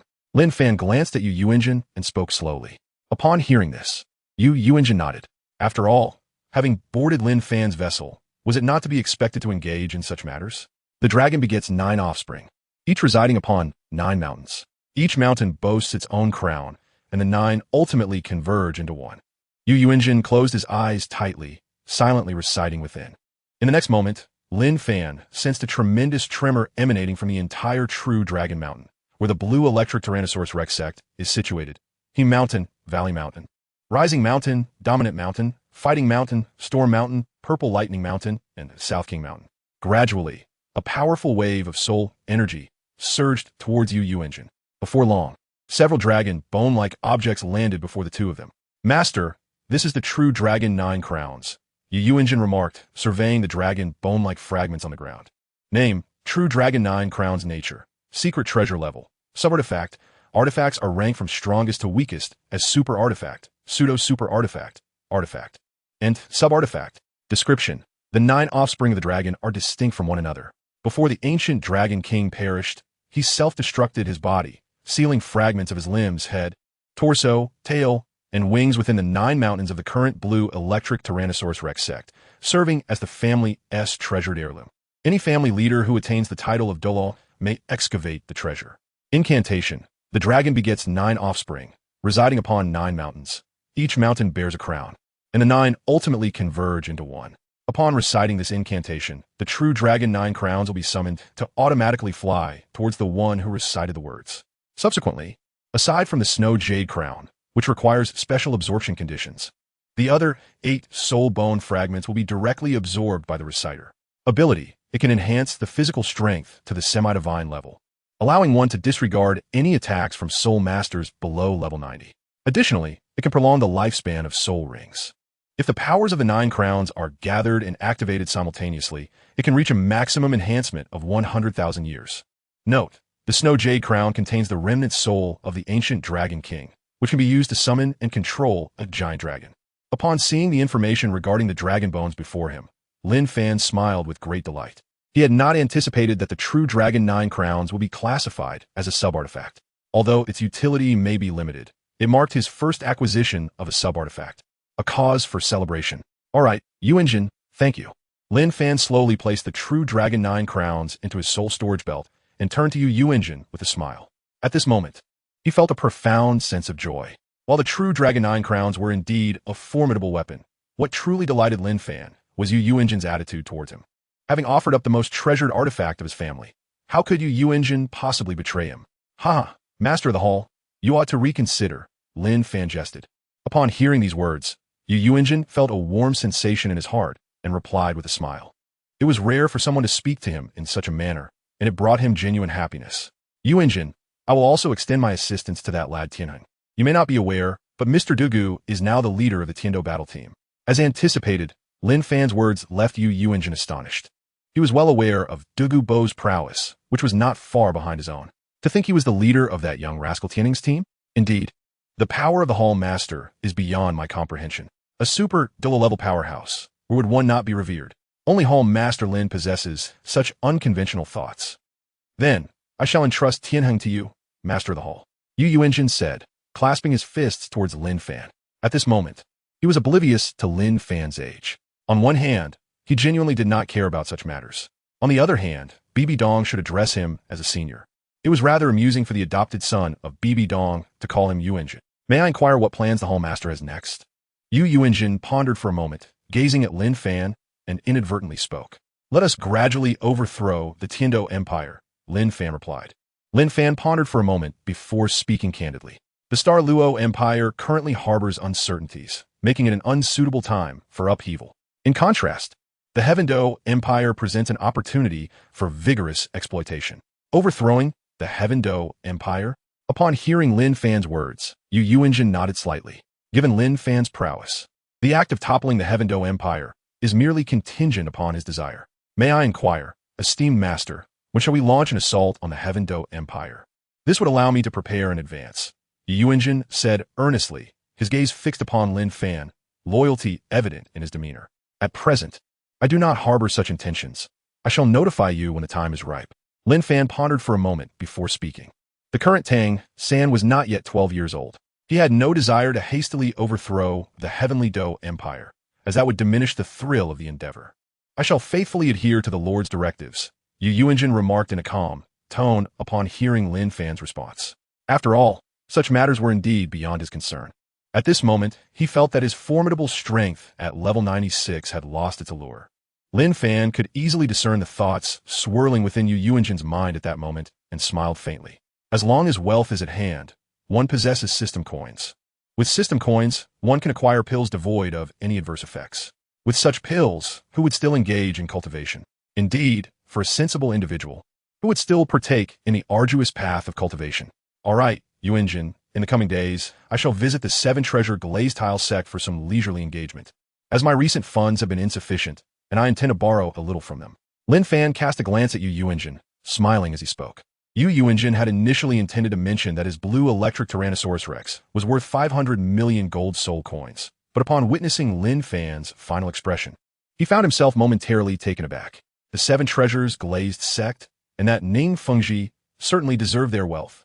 How could Yu Yuanjin fail to realize that Lin Fan was intending to seek a loan from the 7 treasures glazed sect, a loan that would inevitably lead to an ever-increasing debt? Chapter 85, Lin Fan, I am here to borrow several billion. Lin Fan departed hastily, unaware of Yu Yuanjin's expression. It is essential to understand that borrowing money is of utmost importance. Given the wealth of the 7-treasure glazed tile school, not obtaining a modest sum would be a disservice to Lin Fan's worth. Gradually, guided by the system radar, Lin Fan arrived at the 7-treasure glazed tile school. Truly, it is the wealthiest faction in the Douluo Continent. The architecture of the 7-treasure glazed tile school consists of numerous ancient, towering edifices, occasionally emanating potent auras. Without comparison, these structures surpass the Blue Lightning Tyrant Dragon School by countless levels. The fluctuations of soul power here are leagues ahead of the Blue Lightning Tyrant Dragon. However, those so-called formidable auras to Lin Fan seem to possess no genuine soul power. Illusion Spirit provide me with the information on the 7-treasure glazed tile school. As Lin Fan called out to Illusion Spirit, a data panel appeared in his mind. Faction, 7-treasure glazed tile school direct lineage martial soul, 7-treasure glazed tower sect master. Ning Fengji, martial soul, 7-treasure glazed tower. Level 79, 7-ring auxiliary system, soul sage. Elder, Jian Dao Chen, martial soul, 7 killing sword. Level 96, 9-ring assault system, super Douluo, title, sword. Elder, Gu Rong, Martial Soul Bone Dragon, level 96 9-ring defense system super Douluo title, bone. Additionally, there are 15 Soul Douluo and 86 Soul Sages. Economy, 5 billion gold soul coins. Ranking first in the continent. Indeed, the 7-treasure glazed tile school is terrifyingly formidable. Lin Fan gazed at the initial segment of the information with a sense of tranquility, for it bore little divergence from his prior knowledge. However, upon discovering that the Qibao glazed sect possessed an astonishing wealth of 5 billion gold soul coins, he was utterly taken aback. The moment the figure registered in his mind, he sprang to his feet, his face alight with excitement, exclaiming, "Young man, this is a matter of martial virtue." Though he was aware that the wealthiest entity on the Douluo Continent was none other than the Qibao glazed sect, the sheer magnitude of their financial resources was truly staggering. For 0.5 billion gold soul coins, what an incomprehensible sum. To put in perspective, this amount translates to approximately 400,000 system coins. The ultra-divine Rui Golden Cudgel merely costs around 200,000 system coins. With 400,000 system coins, he could procure 40 10-rank soul power elixirs. Each 10-rank soul power elixir would enable a super Douluo at levels 96 to 99 to elevate their cultivation by 1 stage.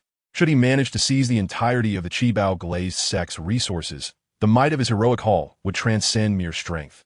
It would become utterly formidable. At that moment, a voice interrupted his thoughts, declaring, "Your Excellency, pondering before the gates of my Qibao glazed sect does not align with our hospitality. I implore you to join us." Turning to the source of the voice, Lin Fan employed his mental energy to survey the area behind him. He beheld Chen Xian, clad in white, alongside Gu Rong and Ning Fengji, who had approached him. It was Ning Fengji, the sect master of the Qibao glazed sect, who had spoken. Upon hearing the words, Lin Fan smiled gently, slowly turning his head to gaze at the still somewhat perplexed Ning Fengji. The air suddenly fell into a moment of silence. "You are the esteemed Lin Fan?" Ning Fengji remarked in astonishment, taking a closer look at Lin Fan before him. Initially, he had merely followed Chen Xian and Gu Rong to this place after sensing the presence of a formidable figure, never anticipating that this powerful individual would be Lin Fan. However, upon witnessing Lin Fan's appearance, Ning Fengji felt a surge of excitement and joy. Lin Fan is the youngest title Douluo he has ever encountered, thus leaving a profound impression on him. Why is it that upon seeing me, you do not extend a warm welcome? Lin Fan regarded Ning Fengji's expression of astonishment and could not help but speak. "Master Lin Fan, of course not. Please come this way." Upon hearing this, Ning Fengji was taken aback, quickly shaking his head to indicate that it was not as Lin Fan had suggested. The existence of Lin Fan is such that Ning Fengji does not even dare to entertain the thought of provoking him. After a while, Lin Fan, along with Chen Xian and others, settled comfortably within a loft. "Lin Fan's sudden arrival left me unprepared, and I humbly ask for your understanding. Your Excellency Lin Fan." Ning Fengji hastily rose from his seat and approached Lin Fan, speaking earnestly. Although he is indeed a generation's sect master, it is somewhat awkward for him to be the leader of a supportive sect. Nevertheless, my visit to the 7-treasure glazed tile school carries a request. Lin Fan waved his hand dismissively, responding nonchalantly. "Oh, may I inquire, Master Lin Fan, what matter requires the assistance of our 7-treasure glazed tile school?" Chapter 86. The 6 great super Douluos gather at the Hall of Heroes. Sect Master Ning, I do not require much. Merely around 3 to 4 billion would suffice. Upon finishing his words, Lin Fan turned to Ning Fengji with a cheerful smile. "Aha, Master Lin certainly enjoys jesting," Ning Fengji remarked with a calm demeanor, undeterred by Lin Fan's banter. It is worth noting that the 7-treasure glazed tile sect possesses merely over 4 billion gold soul coins. Thus, requesting 30 to 40 billion was simply implausible. Moreover, the sect maintains a prudent approach to financial management, ensuring that Lin Fan remains oblivious to the total wealth of their organization. From any perspective, it appeared as if Lin Fan were merely teasing Ning Fengji. Teasing? I'm not jesting. Sect Master Ning, I genuinely seek to borrow money. Upon hearing this, Lin Fan gently shook his head. Is he truly the kind of man who delights in jest? Master Lin, I must candidly state that the entire 7-treasure glazed sect lacks such funds. Moreover, our acquaintance is rather superficial, wouldn't you agree? Ning Fengji glanced at Lin Fan, whose expression remained unchanged, and could not help but feel speechless. He, Ning Fengji, is not foolish enough to part with such a sum. As for the matter of possessing those funds, that is undoubtedly nonsense. Oh, the 5 billion gold soul coins of the seven treasure glazed sect. Do not pretend with me that it is mere fiction. Upon hearing Ning Fengji's response, Lin Fan gazed at him with a hint of mockery. Oh, might I ask which nefarious individual has swayed you, Master Lin? Although our seven treasure glazed tile school is indeed the wealthiest sect on the continent, our resources are not as absurdly abundant as one might think. Ning Fengji, while outwardly smiling and shaking his head, felt an internal tempest brewing within him. How could Lin Fan be aware that their sect had only recently surpassed 5 billion gold soul coins and assets? The senior members of the seven treasure glazed tile school were all his loyal confidants, making the presence of a traitor implausible. Master Lin, do not overstep your bounds, remarked Chen and Gu Rong, who had remained silent until now, their gazes icy as they turned towards Lin Fan. In their eyes, while Lin Fan possessed remarkable talent, his character still left much to be desired. How dare a mere individual threaten the seven treasure glazed tile school? Oh, is Master Ning suggesting that it is time for me to take my leave? Lin Fan observed the reactions of the sword Douluo and the bone Douluo, and with a hint of mockery, he spoke.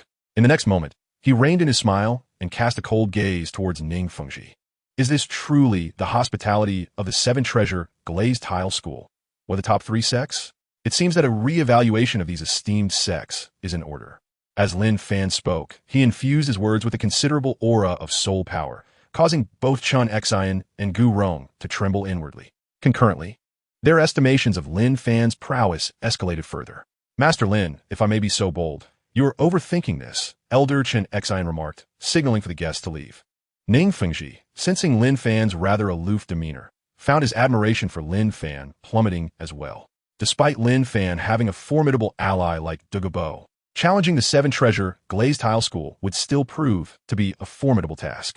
Very well, Lin Fan chuckled lightly upon hearing Ning Fengji's words. He was acutely aware that, in the entire Douluo Continent, Ning Fengji was unrivaled in intellect. None dared to claim the second position. The seven treasure glazed tile school, renowned for its dedicated nurturing of exceptionally gifted individuals, had become a sanctuary for many wandering cultivators across the continent. Yet, when compared to Lin Fan's Hero Hall, the seven treasure glazed tile school was but a shadow. What use was Ning Fengji's brilliance in the face of that? The heroes of the Hero Hall began to assemble. As the corners of Lin Fan's mouth curled into a smile, one by one, formidable figures materialized beside him. Dugu Bo, clad in the attire of the Tiando Royal Academy, cast a dismissive glance at the trio from the seven treasure glazed tile school before closing his eyes in indifference. Two super Douluos? Do you dare to challenge me in a long-distance duel?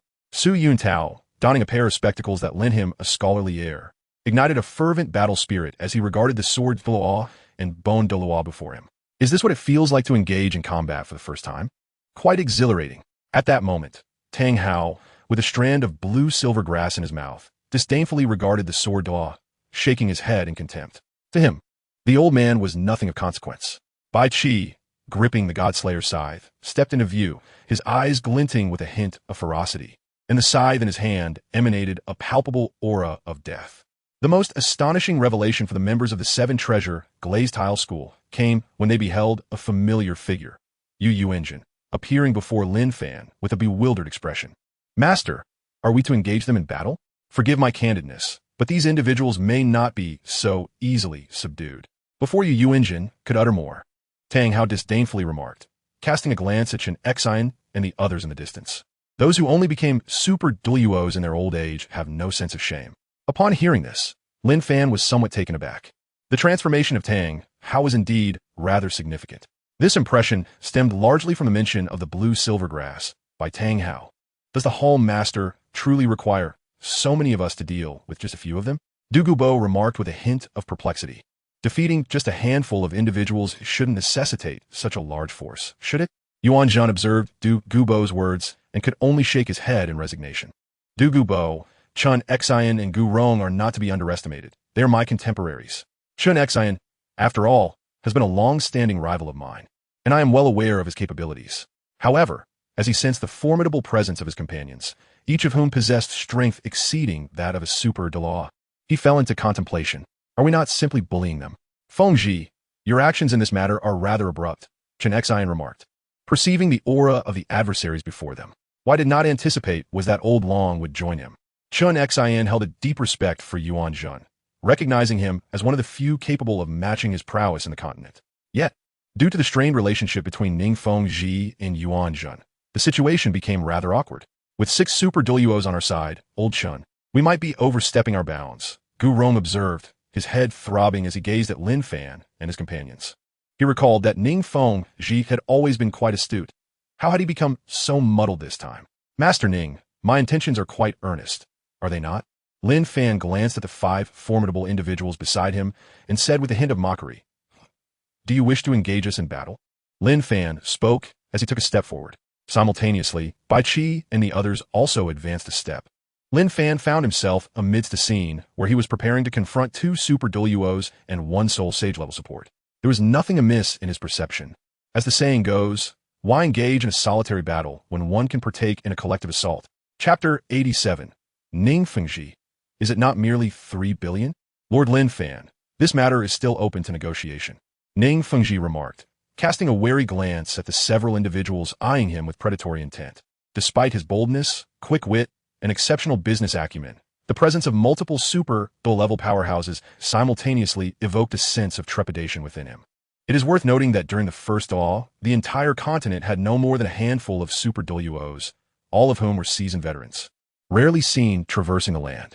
As a support-type soul sage, being surrounded by 8 super Douluos was undeniably a torment for him, inflicting not only physical strain, but also tormenting his very soul. Oh! Upon hearing Ning Fengji's words, Lin Fan found himself intrigued. Though perhaps it was more accurate to describe his reaction as a mild astonishment. It is worth noting that this astonishment was not profound, but rather of a superficial nature. Could it be that Ning Fengji, indeed, felt a semblance of fear? Lin Fan initially believed that Ning Fengji, with his extensive connections, would not easily submit. After all, not everyone is like Yu Yuanjin, who at one moment holds ties with the Dragon Clan Soul Master and at another prioritizes the interests of the sect, ultimately even relinquishing the position of the Blue Electric Tyrannosaurus Rex sect leader to Lin Fan. Individuals like sect leader Ning, who prioritize personal gain, tend to be less concerned with such matters, making the situation rather complex. May I inquire, sect leader Ning, is it true that the owner of the 7 treasure glazed tiles martial soul is forever barred from surpassing the 80th level of soul, Douluo? Lin Fan glanced at Ning Fengji and smiled as he spoke. Indeed, Lin Fan was already aware of the answer to the first question posed by Ning Fengji. He hoped the Hall Master would not find it amusing. It was truly the case. Ning Fengji nodded slightly and replied in a calm manner. On one hand, he was uncertain about what course of action to take at that moment. On the other hand, he felt a twinge of displeasure. After all, it was a well-known fact that the 7 treasures glazed tile pagoda could never transcend to the rank of an 80-level soul Doa. To speak candidly, I possess a celestial artifact capable of transforming the 7 treasures into the 9 treasures glazed tile pagoda. Lin Fan spoke with a tone of indifference as he cast a fleeting glance at Ning Fengji.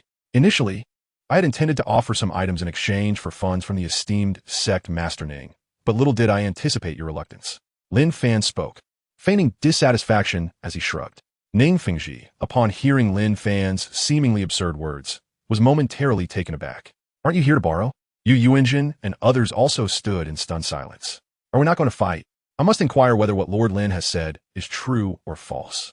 At this moment, Ning Fengji spoke with palpable excitement. It is well known that the 7 treasures glazed tower has always been revered throughout the ages, regardless of the generation of disciples. Now, hearing a remarkably young super Doa speak of such a divine artifact, Ning Fengji felt a mixture of astonishment and rationality. After all, it is only natural for someone so youthful to possess a sacred object, is it not? Do I have any reason to deceive you? Lin Fan spoke with considerable annoyance. It is indeed true that the energy of that celestial herb is sufficient to elevate the 7 treasures glazed pagoda to the status of the 9 treasures glazed pagoda. Lin Fan pondered for a moment before speaking. However, regarding the price. Come, Master Ning, what do you think of 20 billion? Lin Fan grinned widely, expressing his immense joy. However, Ning Fengji, who initially held a flicker of hope, was suddenly disheartened. 2 billion? What use would it be? Even if he were able to exchange the 7 treasure glazed tile for the Huawei 9 treasure glazed tile, he, Ning Fengji, would rather leap from his place and face death by starvation, fall, or violence than make such a purchase. If what the Lord Lin has stated is indeed true, I shall comply with your request. As the most esteemed and intellectually gifted leader among the generations of the Seven Treasure Glazed Tile sect, Ning Fengji naturally yearned for the sect to flourish under his governance. The celestial herb is now in my possession, Ning's sect master. You must ensure your words translate into action. Lin Fan smiled and, as he spoke, retrieved the exquisite Douluo tulip from the ice and fire eyes of the system space. This is the celestial treasure capable of enhancing the level of martial souls, the Douluo tulip of the immortal grade. Now, shall the 2 billion gold soul coins mentioned by Master Ning be presented? Lin Fan spoke, gently waving the exquisite tulip in his hand, his expression remarkably neutral. As for Ning Fengji, he found himself in a state of indecision. Although he was indeed tempted, he harbored doubts about Lin Fan's commitment to his promise, while simultaneously feeling reluctant to part with the substantial sum of gold soul coins. After all, it was a staggering 2 billion gold soul coins, not a mere few million or tens of millions. Ning Zhongzhu, it is merely a matter of 3 billion gold soul coins. The bloodline of the martial spirit may also be passed down to your descendants. You would not be at a loss. Lin Fan gazed at Ning Fengji's current demeanor, feeling somewhat helpless as he spoke. Is 3 billion gold soul coins excessive? The figure of 3 billion, though bewildering to Ning Fengji, also served to awaken him to a realization. The essence of a martial soul could indeed be passed down to one's offspring. Thus, he reasoned, as long as he sired numerous children, it was improbable that they could not produce several 9-treasure glazed pagodas. Lord Lin, I agree. After a moment of contemplation, Ning Fengji ultimately nodded. Lord Lin, I shall prepare the funds. With that, he swiftly headed towards his sect's storage facility, accompanied by Jiandao Chengxin and Gu Rong. Fengji, have you lost your senses? 3 billion gold soul coins for a Douluo Yu Xiaogang? Gu Rong exclaimed, somewhat indignant. He could not fathom spending such a substantial sum, equivalent to more than half the resources of the 7 treasure glazed sect, on an herb he had never even heard of. Old Gu, Fengji has his own plans. Let us refrain from interfering, Chen advised, observing Gu Rong's reaction. Given his understanding of Ning Fengji, he recognized that Fengji was wholly absorbed in thoughts of the herb, although he trusted that Lin Fan would not deceive them. There remained uncertainty regarding the herb's efficacy. This, perhaps, was the most perplexing moment for Fengji thus far. Elder Chen, Elder Gu, we shall return now. Ning Fengji withdrew a substantial portion of the sect's funds from the treasury and placed them into his storage belt. Despite not yet possessing the Douluo Yu Xiaogang, he wore an expression brimming with excitement. The very notion that his martial soul was to transform into an unparalleled 9-treasure glazed pagoda stirred a profound joy within him. Soon, Ning Fengji re-entered the gaze of the onlookers. Come, Lord Lin. It was not long before Lin Fan heard this call, prompting him to smile gently. Little one, do you think I cannot handle you? Master Lin Fan, here are 3 billion gold soul coins in exchange for the exquisite Douluo tulip. Ning Fengji said to Lin Fan with a calm demeanor, despite the turbulence within his heart. Chapter 88. Hidden Mission of the 3 Great Sects of Douluo. Master Lin Fan, here are 3 billion gold soul coins in exchange for the exquisite Douluo tulip. Ning Fengji gazed at Lin Fan, maintaining an air of tranquility, even though his inner turmoil was anything but serene. With that, he presented a stack of cards. Though the cards were an unsightly black, they were, nonetheless, the rarest of treasures on the continent, the black cards. Each black card represented a value of 100 million gold soul coins. The stack that Ning Fengji offered contained a total of 30 cards, amounting to a staggering 3 billion gold soul coins. Very well, Master Ning, you are indeed astute. Lin Fan received the 30 black cards from Ning Fengji, a radiant smile gracing his face as he offered a compliment to Ning. After all, Ning had provided him with considerable financial support, so expressing gratitude was entirely reasonable. Having said that, Lin Fan handed the Douluo tulip to Ning Fengji. Listening to Lin Fan's words, Ning felt indifferent.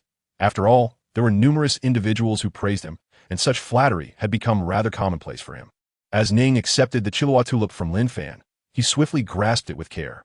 After all, this herb, valued at 30 billion gold soul coins, certainly deserved protection. Ning began to examine the Douluo tulip closely. It was a peculiar celestial herb, with its roots and leaves resembling delicate wisteria drapes. Finely crafted, yet at the top blossomed a resplendent golden tulip, exuding a rich fragrance that conveyed an air of opulence.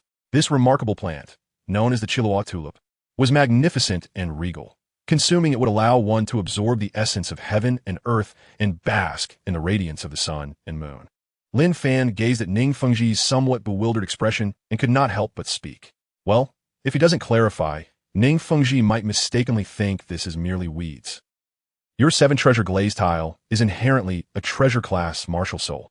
With the assistance of this exquisite Kira tulip, a synergistic effect can certainly be achieved.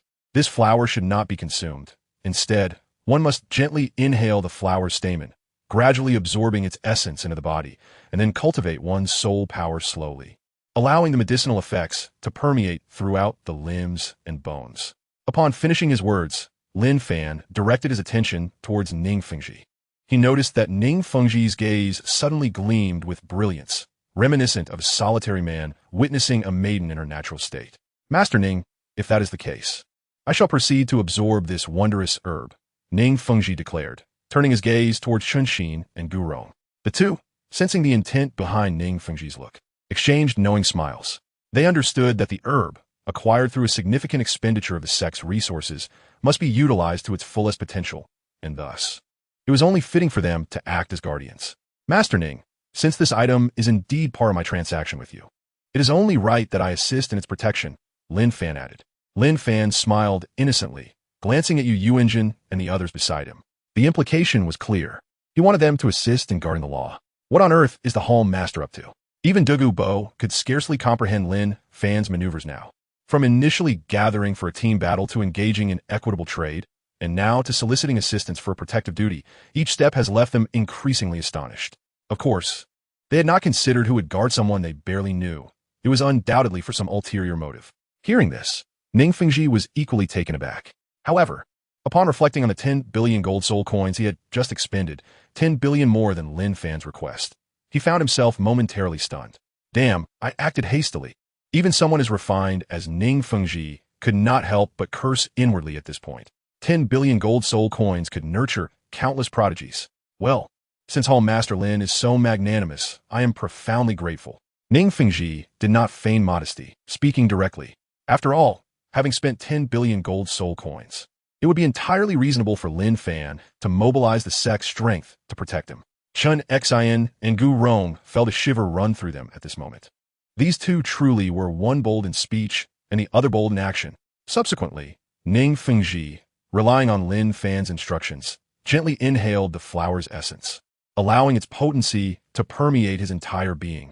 He then meditated, absorbing the essence slowly, ensuring the medicinal effects spread throughout his limbs and bones, before settling into a cross-legged position to begin his absorption anew. Meanwhile, after a brief hesitation, Chen Xian and Gu Rong stepped forward, adopting a cross-legged posture and utilizing their soul power to safeguard Ning Fengji. Lin Fan observed the actions of the two individuals and stepped forward to stand beside Ning Fengji, beginning his protective duties. The joy swelling within him was vividly reflected on his face. Su Yuntao and Yu Yuanjin, along with other heroes of the Hero Hall, witnessed this scene but refrained from comment, subsequently settling down in a cross-legged position around Lin Fan to safeguard Ning Fengji. Initially, they had not intended to exert their utmost soul power for this protection. However, upon noticing Lin Fan's somewhat anxious gaze, they felt compelled to channel their full strength. Their actions did not go unnoticed by Chen Xian and Gu Rong, who found their admiration for Lin Fan and the others gradually increasing. Under these circumstances, Ning Fengji's cultivation began to progress incrementally. At Ning Fengji's level, it was not uncommon for one to retreat into meditation for days, months, or even years. Thus, Lin Fan had long prepared himself mentally for this endeavor. Before long, 3 months had elapsed, during which the group had steadfastly maintained their protective vigil before Ning Fengji. Naturally, due to their numbers, they took turns, allowing moments to nourish themselves. Even the Bone Douluo and Sword Douluo did not endure a single day of hunger. Lin Fan distinctly recalled that these two esteemed elders had once proclaimed they would rather perish from hunger or exhaustion than consume anything. However, thanks to their elders' token, they procured food from the 7-treasure glazed tile school without incurring any cost. Originally, Lin Fan believed that providing protection to Ning Fengji, even over several months, was merely a matter of duty. Yet, after 3 months of earnest dedication, he found himself somewhat discontented. Nevertheless, he felt a sense of relief. Without the system's assistance, he mused, he likely would not even match the level of Ning Fengji in his cultivation. Old Lin, when do you think the sect master will finish absorbing? Through these days of camaraderie, coupled with their shared status, Gu Rong and Chen Xian's attitudes towards Lin Fan and his companions had notably improved. Though their bond was not yet profoundly deep, friendship was certainly attainable. Sect Master Ning must be nearing the completion of his absorption, I presume. Upon hearing this, Lin Fan spoke up. Both Chen Xian and Gu Rong, who were nearby, nodded gently, for they were well aware of Ning Fengji's current level. Simultaneously, they harbored significant speculations regarding the exquisite Kiro tulip that Ning Fengji had acquired for 30 billion gold soul coins. The assistance of 8 super Douluos in safeguarding it for such an extended period truly indicated the herb's formidable strength. Gradually, on the 10th day of the 3rd month, Ning Fengji finally opened his eyes, fulfilling the expectations of Gu Rong and Chen Xian. At the very moment Ning Fengji's eyes fluttered open, a melodious sound resonated within Lin Fan's mind, accompanied by the appearance of a panel in his consciousness. Congratulations, host, for completing the hidden task on the Douluo Continent. 3rd Sect, Blue Lightning Tyrant Dragon Sect. Subjugate Yu Yuan and gain control of the Blue Lightning Tyrant Dragon Sect. 1st Sect, Heaven Sect. Subjugate Hotian Douluo Tang Hao. 2nd Sect, 7 Treasures Glazed Sect. Assist a direct member in the evolution of their martial soul and earn the favor of 2 elders from the 7 Treasures Glazed Sect. The subjugation level of the Blue Lightning Tyrant Dragon Sect surpassed expectations, resulting in the acquisition of the Dragon God's torso bone. For the 7 Treasures Glazed Sect, the level was normal, granting a buff that increased all attributes by 100 within range. As for the Haotian Sect, it exceeded expectations, yielding the Haotian Order and the Haotian Essence. In that moment, Lin Fan couldn't help but smile. Indeed, it was as I anticipated. Chapter 89. 7 Treasures Glazed Sect. With the arrival of this voice in Lin Fan's mind, he felt that his consciousness had gained an additional piece of 7-colored dragon bone, a token and what was referred to as the Haotian Essence. To speak of the dragon god's torso bone, the fluctuations of its soul power were incomparably superior to Lin Fan's own. The dragon god's torso bone must be at least several 100,000 years old, if not more. At this moment, the most amiable of book friends might exclaim, "What, 1,000,000 years? You're joking. The illustrious dragon god's torso bone must be at least many, many years old. Such is the nature of the system. The rewards it bestows are indeed of a high-end, grand, and sophisticated caliber." Lin Fan gazed upon the dragon bone, unable to refrain from expressing his thoughts. This system was truly remarkable. Even managing to procure the ancient skeletal remains of a dragon god, its power was astounding. Without a moment's hesitation, guided by his consciousness, Lin Fan commenced the absorption of this soul bone. In the next instant, the soul bone was seamlessly integrated into him, not merely absorbed, but flawlessly so. Lin Fan harbored no doubts regarding this outcome. It was entirely within his expectations. As for the reason behind Lin Fan's audacity, it stemmed from the gifts bestowed upon him by the system, leaving him with no cause for concern. He could effortlessly absorb soul bones, regardless of whether they were several 100,000 or millions of years old. At this moment, it would be disingenuous to claim that Lin Fan was not exhilarated. After all, this was the very first soul bone he had absorbed, and it was of a caliber exceeding millions of years. Lin Fan cleared his mind of these distracting thoughts and began to contemplate the other 2 objects. The Haotian Order, the essence of Haotian. It should prove to be quite intriguing. Lin Fan, immersed in the profound essence of the Haotian principles and the Haotian decree resonating within his mind, could not help but exclaim. The Haotian principles encompass the explosive ring, the great Sumeru hammer, and the chaotic wind hammer technique. The explosive ring allows for every soul ring to unleash a singular explosive force, whereby the essence of the soul ring is entirely released, instantly transforming into one's own strength and merging into the assault, yielding a power that far surpasses one's inherent capabilities. During the execution of the explosive ring, the higher the quality of the soul ring, the greater the effect it will produce. The Great Sumeru Hammer is the culmination of condensing all one's soul rings into a singular form, infusing them entirely into the Haotian hammer, thereby transforming into the most unadulterated force and offensive capability. This technique geometrically amplifies one's strength, forcibly shattering all constraints and manifesting a power that transcends one's own soul energy, following the principle that sheer force can overcome multiple obstacles. No matter how intricate the opponent's soul techniques or skills may be, they cannot withstand the purest force and attack power of the Haotian hammer. Theoretically, the power of the Great Sumeru Hammer is boundless. The chaotic wind hammer technique is a continuous striking forging method employed by the Haotian sect, skillfully utilizing force to maximize output. is the most formidable forging technique for expelling metallic impurities. When mastered to perfection, it allows for an uninterrupted sequence of 81 strikes, each strike incrementally amplifying the power of the preceding one. Each swing affects the domain, compounding the offensive strength. Upon completing the 81 strikes, the domain shall undoubtedly be shattered. Lin Fan gazed at the information flooding his mind, shaking his head in resignation. Although the Qian essence appeared commendable, it held little significance for him. After all, his martial soul was far removed from the Qian hammer. It was not even akin to a hammer at all. While the explosive ring seemed impressive and indeed functioned well, its side effects were rather prolonged. This Qian order. Could it be that I am destined to lead Tang Chen into a predicament?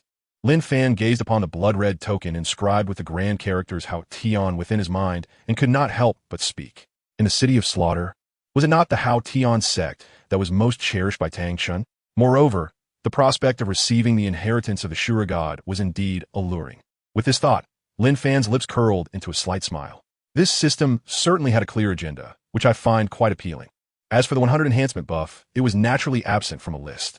At that moment, without engaging his soul power in battle, he felt no significant effects. Nevertheless, a 100 enhancement was already commendable. At this juncture, Lin Fan turned his gaze towards Ning Fengji, who appeared considerably younger than he had 3 months prior. His eyes also sparkled with newfound brilliance. "Fengji, how are you?" Chen Xian inquired, observing the remarkable transformation in Ning Fengji. Ning. I'm immensely grateful for the assistance of Master Lin." Ning Fengji did not respond directly to Chen Xian's question, but instead turned to Lin Fan, his expression radiating respect. Any prior dissatisfaction towards Lin Fan had completely dissipated. Not only to Master Lin, but I am equally thankful to the esteemed members of the Heroic Hall. Ning Fengji continued, casting his gaze towards Dugu Bo, Tang Hao, Yu Yuenzhen, Su Yuntao, and Bai Qi, speaking with deep reverence. To be candid, while absorbing the Cho'Tulup, due to my prolonged attainment of the Soul Sage realm, the accumulated soul power was significantly enhanced, which accounted for the duration taken. As Ning Fengji spoke, he cast a grateful glance at the surrounding super Douluos, feeling deeply moved. He had not anticipated that these individuals had protected him for 3 months. Had it not been for the 8 super Douluos safeguarding him, he doubted he would have completed the absorption so swiftly. He could comprehend Chen Xian and Gu Rong's actions, as they were akin to family. However, he had harbored some dissatisfaction towards Lin Fan and the others. "Fengji, do not dawdle, speak quickly. What is your current soul power level?" Gu Rong urged, his tone tinged with impatience. Was it time that concerned Gu Rong? No. What truly mattered to him was the extent of Ning Fengji's enhancement. To be frank, I shall not disappoint your diligent protection. I have now reached level 86 Auxiliary System Soul Sage. Note, as the leader of the 7 Treasures Glazed Tile School, Ning Fengji's innate talent is undoubtedly exceptional. Had it not been for the limitations imposed by the 7 Treasures Glazed Tile School's martial soul, he might have had the opportunity to advance to a title Douluo. Gu Rong, who is not endowed with innate full soul power, serves as a vivid example of how one can still ascend to the Douluo realm. The 7 Treasures Glazed Tile School is rich in resources, and as its leader, Ning Fengji certainly has access to ample resources. As Ning Fengji concluded his words, a weight seemed to lift from his shoulders, and a radiant smile adorned his face. Yet, within his heart, he was unaware of how many times he had felt joy. Throughout his life, he had never aspired to the realm of a title Douluo. However, at his current age, he possessed the capability to step into the esteemed ranks of a title Douluo. In that moment, he could potentially become the youngest auxiliary title Douluo on the continent. The atmosphere turned silent as Ning Fengji spoke. "Fengji, you now possess an astounding soul power level of 86.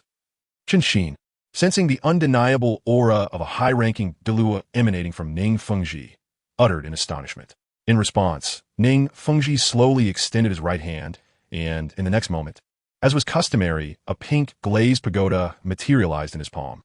However, this time, it boasted not merely 7 layers, but 9. From this day forth, the 7 Treasures Glazed Sect shall be renamed the 9 Treasures Glazed Sect. I, Ning Fengji, vow to reach the realm of Douluo within my lifetime. His eyes gleamed with fervor as he passionately declared. At that moment, his heart swelled with excitement, even surpassing the enthusiasm he had felt in his youth. Chapter 90. The main story begins. Observing Ning Fengji's current demeanor, both Chen and Gu Rong were filled with immense delight. Who would not wish for their sect to flourish? Narration. It must be said, there truly exists such a person as Yulumian. Lord Lin, I sincerely apologize for any offense caused earlier. I hope you can overlook it. Ning Fengji spoke with a face full of regret as he looked towards Lin Fan. He was keen to avoid inciting any anger from Lin Fan over past matters, for that would truly be a loss. What matters could possibly warrant anger? Lin Fan responded lightly, a gentle smile gracing his face, exuding an air of tranquility. Why? I sold you this for 3 billion gold soul coins. Could I really be upset? Sect Master Ning, do your utmost within your lifetime. You shall indeed reach the realm of Douluo. Lin Fan turned his gaze towards Ning Fengji and spoke in a calm tone. Although he had considered the possibility of Ning Fengji's cultivation advancing somewhat, he had not anticipated such a significant improvement. This Ning Fengji truly possesses the bearing of a Douluo. Lord Lin, should there be any matters in the future, I, Ning, will certainly be the first to lead my sect in support, Ning Fengji declared with a smile, displaying a candid demeanor. While their transaction was mutually agreed upon, he held a deep admiration for Lin Fan and recognized the formidable strength of Lin Fan's sect. The heroic hall. 6 super Douluos, who carry themselves with such humility, are indeed a rarity. Such a person is someone Ning Fengji is more than willing to befriend. Rest assured, Lord Lin, Ning Fengji continued with a chuckle, if the 7-treasure glazed tile school encounters difficulties in the future, I shall not remain idle. He quickly corrected himself. Oh no, it should be referred to as the 9-treasure glazed tile school now. Upon hearing Ning Fengji's words, Lin Fan also smiled in response. As the saying goes, to take a person's wealth is to alleviate their troubles. When Ning Fengji finds himself in danger, Lin Fan will undoubtedly lend his assistance. Throughout the annals of Douluo, Ning Fengji has consistently been a good man. Haha, Lord Lin, Ning Fengji added with a touch of boldness. Should there be any more Qiluo tulips in the future, please ensure they are sold to me. He smiled, fully aware that such extraordinary herbs capable of greatly enhancing martial spirits would likely be non-existent on this continent. At this moment, he knew he could scarcely afford the price of a second Qiluo tulip. Xiao Fan, that troublesome flower, is available again in the system marketplace. Wholesale price of 100 system coins each. Interested? At that instant, the voice of the ethereal spirit reemerged, laced with a hint of resignation. 100 system coins for a Qiluo tulip? Lin Fan felt as though he had misheard. Ning Fengji had purchased a Qiluo tulip for 30 billion gold soul coins, while it was merely 100 system coins, equating to 100,000 gold soul coins. Reflecting on the notorious merchant Flinder, Lin Fan couldn't help but chuckle. Flinder, with such dealings, will be nothing more than a novice in comparison. Ning Zhongzhu, here is another Qiluo tulip for you. Without hesitation, Lin Fan procured a Qiluo tulip from the system marketplace and tossed it in Ning Fengji's direction. Ning Fengji, who had merely mentioned it in passing, was taken aback when Lin Fan actually threw one to him. He was momentarily stunned. How could Lin Fan possess not just one, but multiple Qiluo tulips? This defied logic. He took the herb into his hands, scrutinizing it closely. The roots and leaves of this ethereal plant were entwined like delicate tendrils, meticulously arranged. Yet at the pinnacle blossomed a resplendent golden tulip, unmistakably the coveted Qiluo tulip. At this moment, Ning Fengji found himself utterly at a loss for words. A single stem valued at 3 billion, 2 would amount to 6 billion. An overwhelming sense of helplessness washed over him. After confirming that he indeed held the Qiluo tulip, he momentarily entertained the thought of acquiring one for his daughter, Ning Rongrong. However, the staggering price of 30 billion weighed heavily on his mind, especially considering that the current funds within the sect barely totaled 15 billion. Such aspirations were swiftly quelled. The sect's gold soul coins were woefully inadequate. He could hardly contemplate selling his daughter. Moreover, he was acutely aware of his daughter's temperament. With such a difficult disposition, how could Master Lin possibly hold her in high regard? Master Lin, to be candid, the 7 Treasures Glazed Tile School finds itself in dire financial straits. Ning Fengji admitted, lowering his gaze. Upon hearing this, Chen, Xian, and Gu Rong exchanged glances, momentarily taken aback before succumbing to their own sense of resignation. Although the Qiluo tulip held profound significance and would indeed be an excellent choice for Rongrong, the price was simply exorbitant. Even an additional 10 billion would be beyond their means, let alone 30 billion. Ning sect leader, you are overestimating the situation. If you desire gold soul coins, take them. They responded. Lin Fan glanced at the somewhat anxious Ning Fengji with a hint of helplessness and spoke up. He certainly did not wish to lead Ning Fengji into a dire predicament, so he intended to offer him a couple of options. This way, Ning Fengji would undoubtedly regard him as a benevolent figure.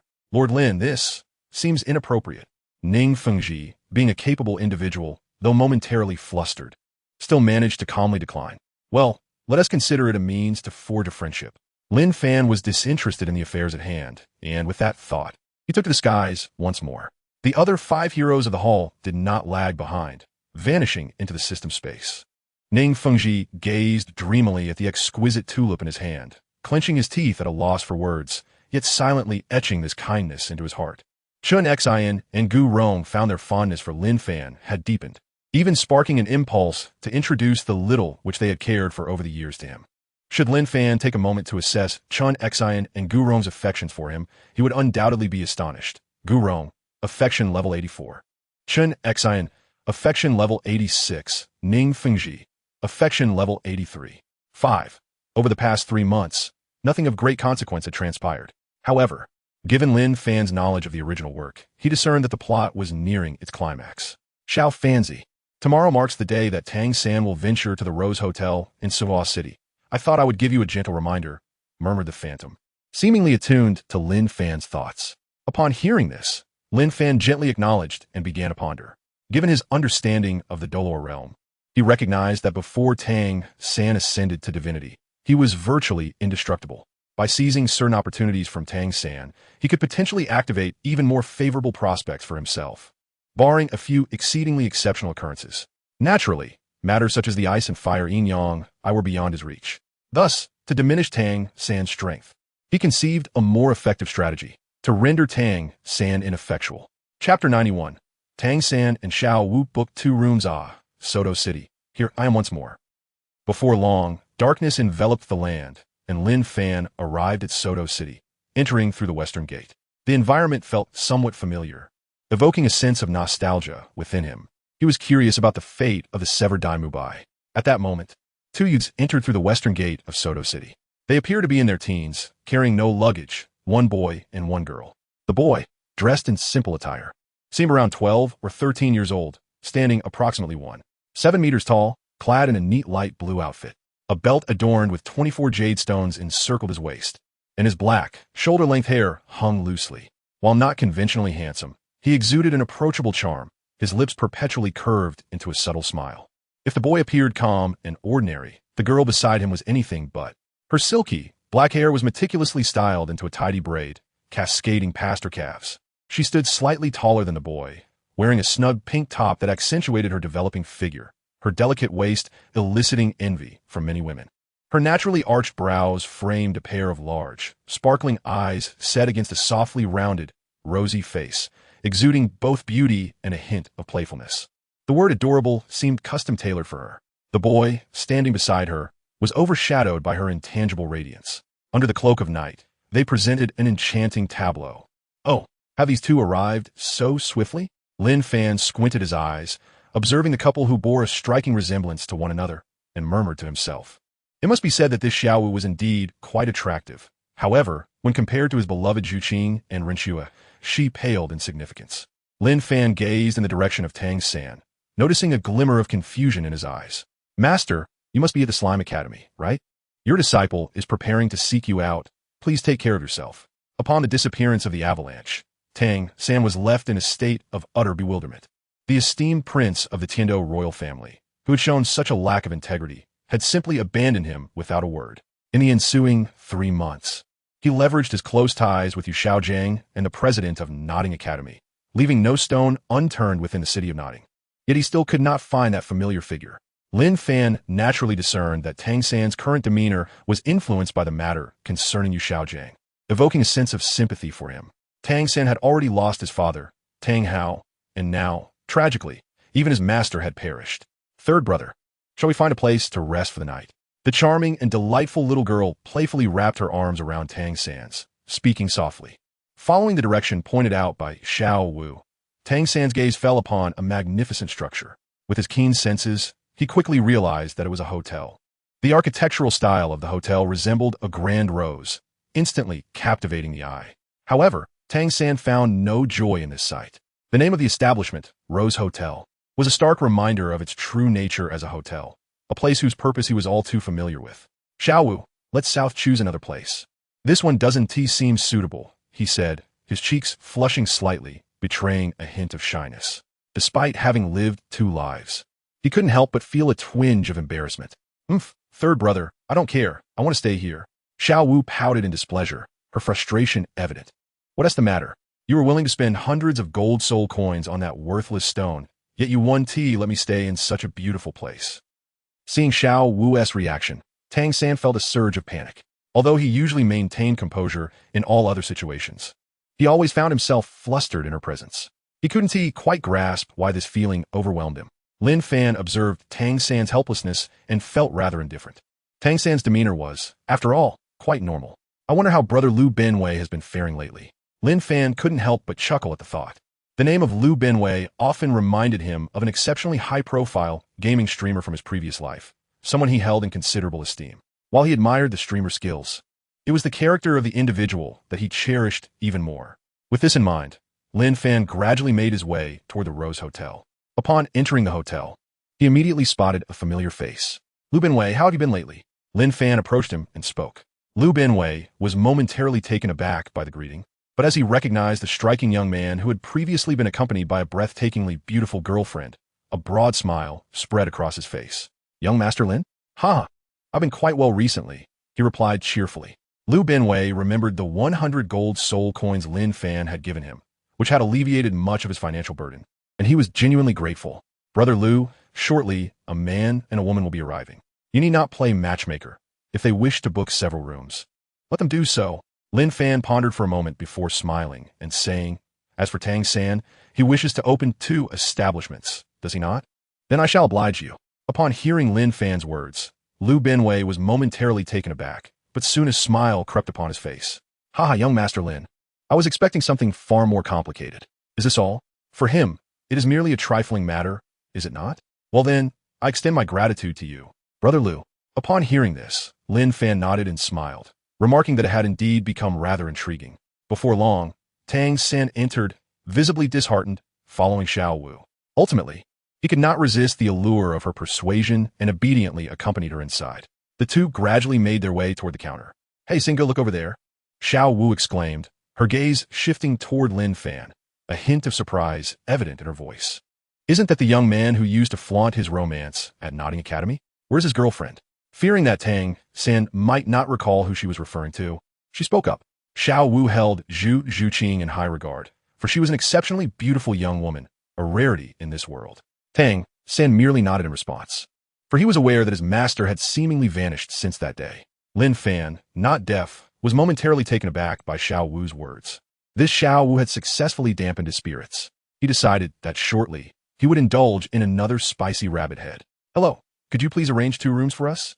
Tang San casually remarked to Liu Binwei, not pondering too much about Lin Fan. After all, he was not one to panic. Certainly, please wait a moment, Liu Binwei replied, gently nodding as he began to process the paperwork. At that moment, Xiao Wu and Tang San both felt an inexplicable unease in their minds. Shouldn't you be offering some advice? The thought simultaneously sprang forth in their minds, leaving them both astonished. In the next instant, they exchanged glances before hastily lowering their heads. Seeing this, Lin Fan shook his head. This is not particularly entertaining. Chapter 92. Dai Mubai wants to be with Tang San. Liu Binwei, I should still have a room, right? At that moment, a somewhat alluring voice echoed. Following the direction of the voice, Lin Fan was left bewildered. He was not the only one. Tang San and Xiao Wu also wore expressions of confusion. Liu Binwei, upon hearing the voice, felt a wave of embarrassment wash over him.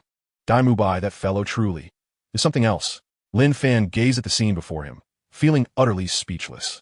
At that moment, Dai Mubai had one arm wrapped around a burly man.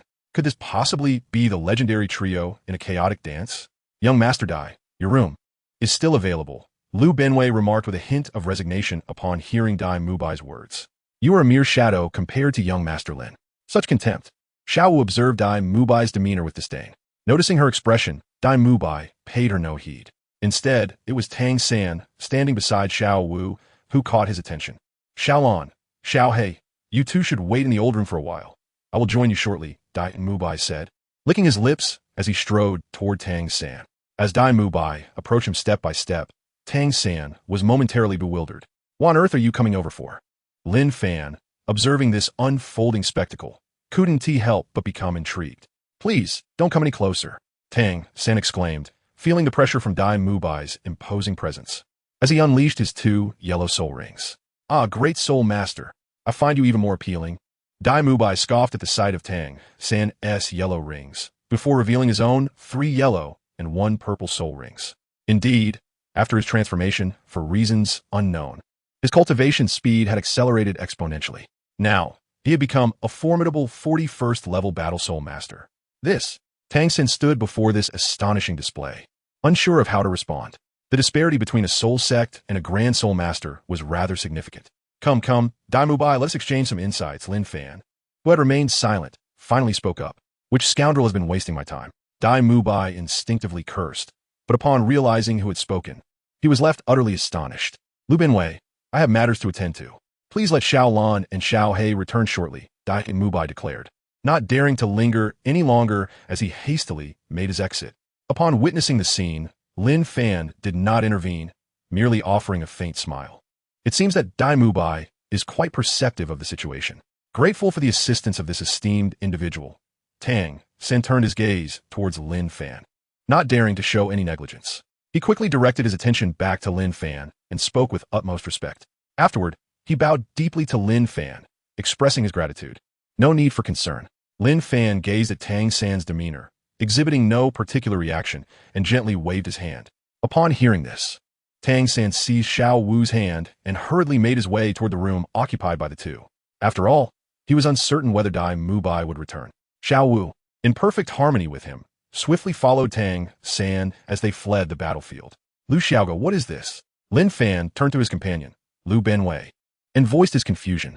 Lu Binwei seemed still astonished by the scene where Lin Fan had frightened Dai Mubai away, taking a moment to regain his composure. Indeed, young Master Lin is extraordinary, even that Dai Mubai was so terrified that he fled in panic. Lu Binwei spoke earnestly. This was not mere pretense. After all, Dai Mubai was not regarded as a virtuous character in Soto City, and few did not speak ill of him. Moreover, Dai Mubai's prowess was anticipated to reach the Soul Saint realm. How many could truly rival him? "Brother Lu, let us set aside the flattery for now and instead elucidate the matter concerning Dai Mubai," Lin Fan insisted. Lin Fan shook his head and spoke. He could reluctantly accept that Dai Mubai had been indulging in beauty prior to this, as the original text had indicated that Dai Mubai would not live long and would naturally revel in a life of debauchery. However, now Dai Mubai was actually embracing 2 men? Was it because there were no women left in the brothels of Soto City in the Douluo Continent? Or was there another reason? Lin Fan truly found it perplexing. "Alas, young Master Lin, you may be unaware that Dai Mubai, just a few months ago, precisely on the day you departed, began exhibiting rather peculiar behavior. The 2 sisters he previously accompanied exited with expressions of utter disdain. Although similar sentiments were present before, they had never been so overt." Lu Binwei paused briefly before continuing. "I overheard our boss mention that Dai Mubai seems to be struggling with his masculinity." As Lu Binwei spoke, he was already finding it quite challenging to suppress his laughter. Subsequently, for reasons unknown, this fellow started seeking out robust men, reveling in nightly escapades. As Lu Binwei glanced at Lin Fan, he noticed Lin Fan's brow furrowed in confusion. It was not merely confusion, it was profound bewilderment. Poor Dai Mubai indeed. Upon hearing Lu Binwei's words, Lin Fan could not help but exclaim to resort to such actions with men. Dai Mubai must be truly desperate. "Brother Lu, please deliver a spicy rabbit head to that man from earlier and charge it to their account," settling the bill at the end. Lin Fan was uncertain of his own thoughts, yet he smiled and spoke. Lu Binwei, without any objections, nodded in agreement. "Young Master Lin, is it the esteemed Tang San?" Lu Binwei pondered for a moment before expressing his inquiry. "Indeed, that is him. However, do not forget to request the payment from him. Merely mention that it was my suggestion." Lin Fan pondered for a moment, then spoke with a smile. Lu Binwei nodded again, though he found it somewhat perplexing that Lin Fan offered Tang San some items, yet still required him to pay. It was merely for him, and it was mentioned that this flavor might not be suitable for women. Lin Fan added, "Understood." Lu Binwei listened to Lin Fan's repeated admonitions and solemnly nodded in acknowledgement. Upon witnessing the scene, Lin Fan nodded slightly.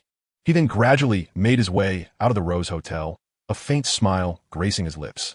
He could hardly believe that Tang San could resist the allure of rabbit meat. He had savored the exquisite taste of spicy rabbit heads before, which was truly remarkable. With this thought in mind, Lin Fan had already locked on a Tang San's presence, ensuring that he would witness the spectacle of Tang San indulging in rabbit meat. Subsequently, he strolled toward the shop adorned with a round emblem, featuring several unique symbols that resembled the tokens of the Spear Hall. This establishment evidently belonged to the cunning merchant Flender, the headmaster of Shrek Academy. After all, it was here that Tang San acquired materials for crafting the dragonbeard needles, which he intended to obliterate. Chapter 93. Ma Hongjun's demise before long. The once magnificent shop had been reduced to ruins. Given his mastery over spatial manipulation, such destruction posed no challenge for him. At that moment, through the soul mark he had left on Lin Fan earlier, he beheld Tang San receiving the spicy rabbit head. A sense of confusion washed over Tang San as he pondered the implications of this gift from the esteemed figure. The aromatic rabbit head in his hands evoked deep contemplation. After all, the beloved rabbit was a favorite of Xiao Wu. Eating it might not sit well with him. As he hesitated, he recalled Lu Benwei's words. This rabbit head, it seemed, was indeed entrusted to him by that distinguished individual. Reluctantly, he thought, whether Xiao Wu was present or not, he might as well indulge. Tang San shook his head and stated nonchalantly. This was the only way he could allow himself to consume rabbit meat. As the morsel drew closer to his lips, the tantalizing scent of the rabbit meat intensified, far surpassing any dish he had tasted over the years. Slowly, Tang San took a delicate bite. Little did he realize that this moment would plunge him into an insatiable craving for rabbit meat. A look of bliss gradually illuminated his face as he savored the delectable taste. To his surprise, the sizable, spicy rabbit head, akin to the size of a human cranium, soon vanished. Observing Tang San's demeanor, Lin Fan couldn't help but chuckle and shake his head. Just as he contemplated returning to rest, he noticed a rather plump individual seemingly flirting. That fellow was none other than Ma Hongjun. Lin Fan's sole perception settled upon a shop named Qingyang Tower, where he beheld a rather stout man, unable to suppress his bemusement. This rascal, Ma Hongjun, truly cannot resist the allure of such establishments. Shaoli, I shall be gracing you with my presence once more tomorrow, so do prepare yourself splendidly. At that moment, Ma Hongjun was gazing intently at a rather comely woman before him, giving her a playful pat on the dairy ri, accompanied by a lecherous grin. Very well then. Esteemed sir, I shall await your arrival with great anticipation. The woman unabashedly flattered him, a smile gracing her lips. Ha.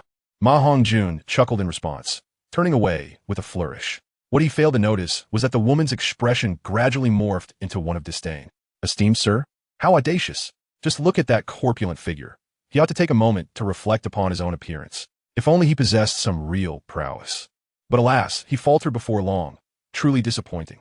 With a shake of her head, the woman retreated into the Qingyang Tower. As Ma Hongjun strolled away, the lascivious grin that had adorned his face began to fade. I wonder if Brother Dai appreciates the two hulking men I introduced him to. Perhaps there might be a reward in it for me. This thought left him somewhat perturbed. Yet, the expression he wore betrayed his inner turmoil. If only I could earn a few more gold soul coins, perhaps I could indulge in a monthly package. With this in mind, the smile that had just diminished bloomed anew. Xiao Ma, how have you been? Just as Ma Hongjun was contemplating how to spend those gold soul coins, a resonant voice pierced the air. Oh, that bastard, daring to disturb your esteemed Grandmaster Hongjun? Upon hearing the voice, Ma Hongjun instinctively turned his gaze toward the source, his anger bubbling forth. In the dim twilight, he remained oblivious to the nature of what awaited him. Ah, Ma Hongjun, you seem quite cheerful of late. Lin Fan chuckled at Ma Hongjun's impudent remarks. Subsequently, he harnessed his mastery over light elements, illuminating his surroundings slightly. Ma Hongjun squinted against the sudden brightness, and as his eyes adjusted, he beheld a man so handsome that words could scarcely capture his beauty. His initial reaction was one of intense fury. Damn it, I'm a man of both literary and martial prowess. Why have I been bestowed with such a rotund physique? I assure you, had I been granted a more slender frame, I would not appear so grotesque. Ma Hongjun's face flushed with indignation as he pondered this. Truly, this Ma Hongjun is extraordinary. Lin Fan gazed at Ma Hongjun, who still wore an expression of utter ignorance, and could not help but feel a wave of helplessness. How could there exist such a Na'vi man in this world? Xiao Fanzi, you are overthinking it. This fellow has directed all his mental faculties toward that matter, you know? At that moment, even a usually busy Huanling could not resist making a sarcastic remark. He truly could not comprehend why men being together was not acceptable. He found it perplexing what women had to offer. Narration, you big gay. Stop your incessant rambling. Okay? Huanling understood. Upon hearing Huanling's thoughts, Lin Fan shook his head in resignation. After all, wasn't Ma Hongjun just that innocent of a person? He had scolded Ma Hongjun countless times in his previous life. Ma Hongjun was the epitome of wanting to pursue every man he encountered. Narration. Qionglong Yinhua. You disgrace, how dare you make a move? Zila, the tickets are gone. Ma Hongjun, I've come to send you on your way. With a smile, Lin Fan waved his hand, and the god-slaying spear materialized in his grasp. The spear still radiated an overwhelming brilliance, as it had months prior.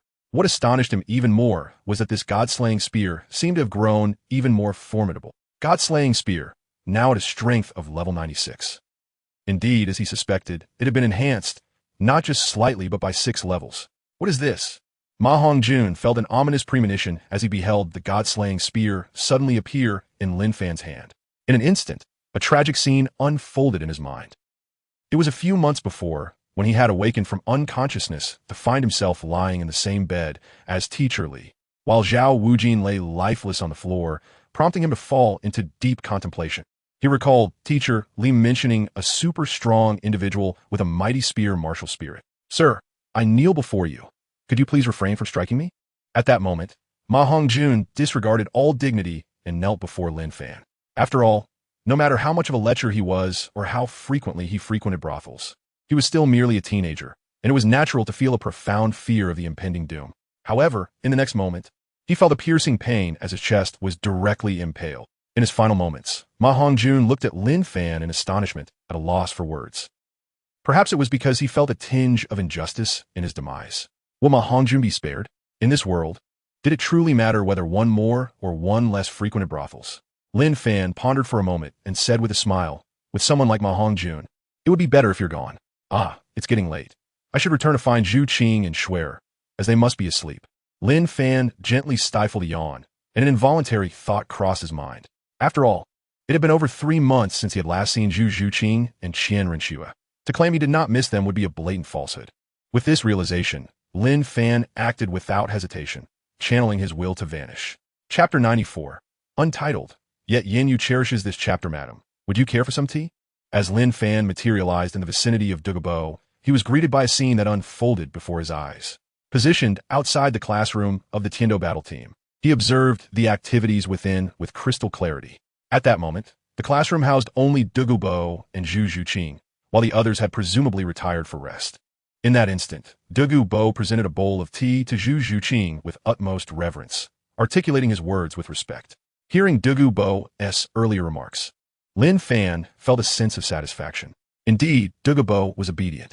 Teacher Dugu, how many times must I remind you that such formality is unnecessary? Zhu Zhuqing replied politely as she accepted the tea. Internally, she could not suppress her joy. Ever since their mentor had transformed into the formidable Dugu Bo, the once proud and rebellious members of the Tiando battle team had become as docile as kittens. However, Dugu Bo persistently referred to her as madam, a title that acknowledged her status and brought her a sense of contentment, albeit tinged with an undercurrent of melancholy. Lin Fan possesses everything, while she possesses nothing. Is this truly acceptable? My lady, this is my duty. As Dugu Bo sensed the somewhat solemn expression on Zhu Zhuqing's face, he found himself at a loss for words and finally spoke. Is there anything amiss in serving tea to the wife of the lord of the heroic hall? As one who stands as the master of the heroic hall, Dugu Bo, Zhuqing, I have arrived. As Lin Fan perceived the opportune moment, he materialized before Dugu Bo and Zhu Zhuqing. Dugu Bo, taken aback by this sudden appearance, was astonished. He had previously believed that the disparity in soul power between himself and Lin Fan was negligible, perhaps even minimal.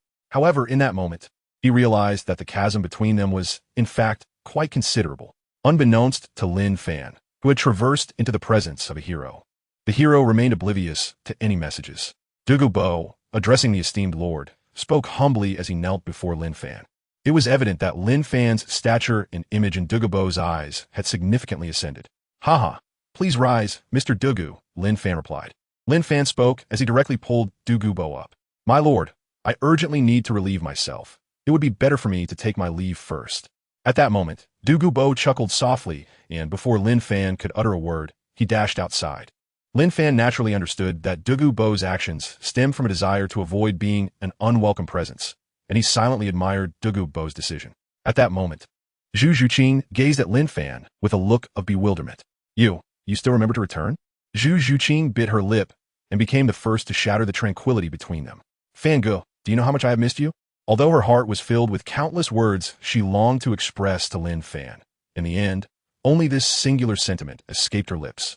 It seemed this was indeed the truest reflection of her innermost feelings. Lin Fan gazed at Zhu Zhuqing, who was so close, and pondered her earlier words, momentarily lost in thought. In the next instant, as if by some unspoken understanding, Zhu Zhuqing leaped into Lin Fan's embrace. Without hesitation, he welcomed her into his arms. Fan Ge, please, do not leave Zhuqing again, she implored, nestled against him, her voice tinged with a sense of injustice.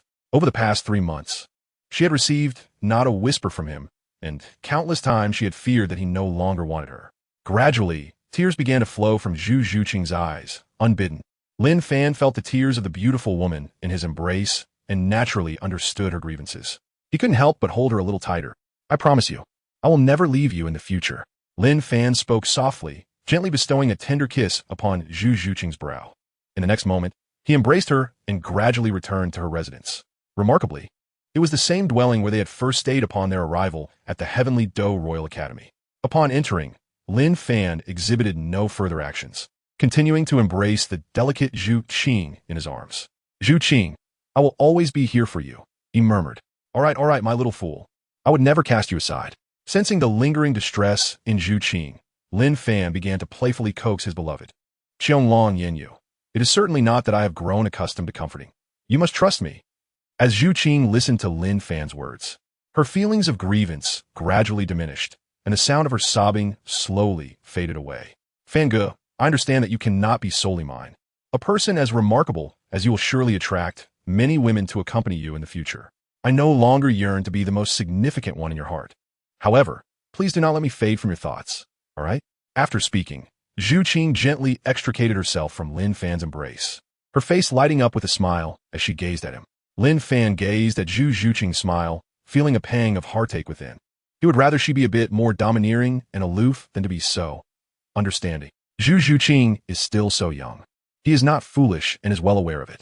Zhu Qing, I am sorry, but I cannot fulfill this. In the next moment, Lin Fan widened his eyes and looked at Zhu Zhuqing, chuckling as he said, My Zhu Qing, you are my precious treasure. Lin Fan spoke, and once again pressed his lips against Zhu Zhuqing's tender mouth. Initially startled by Lin Fan's words, Zhu Zhuqing found herself momentarily frozen. As she experienced the same domineering kiss from Lin Fan as before, an overwhelming sense of satisfaction enveloped her. It was not merely the kiss itself that brought her joy, nor was it a longing for Lin Fan's affection. Rather, it was the heartfelt sentiment behind his words that deeply moved her. Even though she was uncertain of the truth in Lin Fan's declarations, the sincerity of his feelings brought her immense happiness. Gradually, Lin Fan reluctantly released his kiss from Zhu Zhuqing's lips. How could you be so foolish?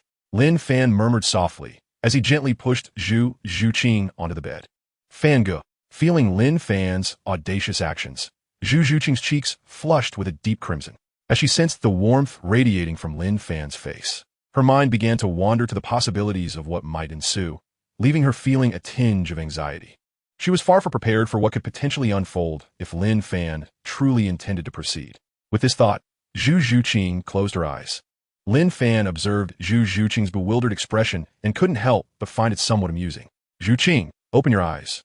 Lin Fan leaned closer to Zhu Zhuqing's ear, whispering softly. At his words, Zhu Zhuqing could only shyly gaze into Lin Fan's eyes. Brother Fan, I'm not quite ready yet. May we, perhaps wait until I am prepared.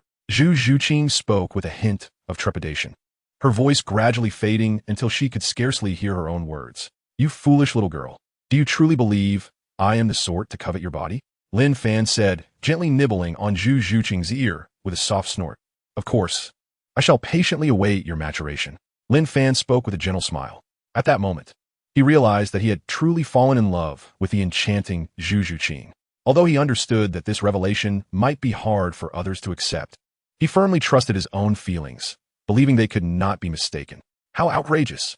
The ethereal being observed the private data screen, displaying a perfect mutual affection score of 100 between Lin Fan and Zhu Zhuqing, unable to contain its exasperation.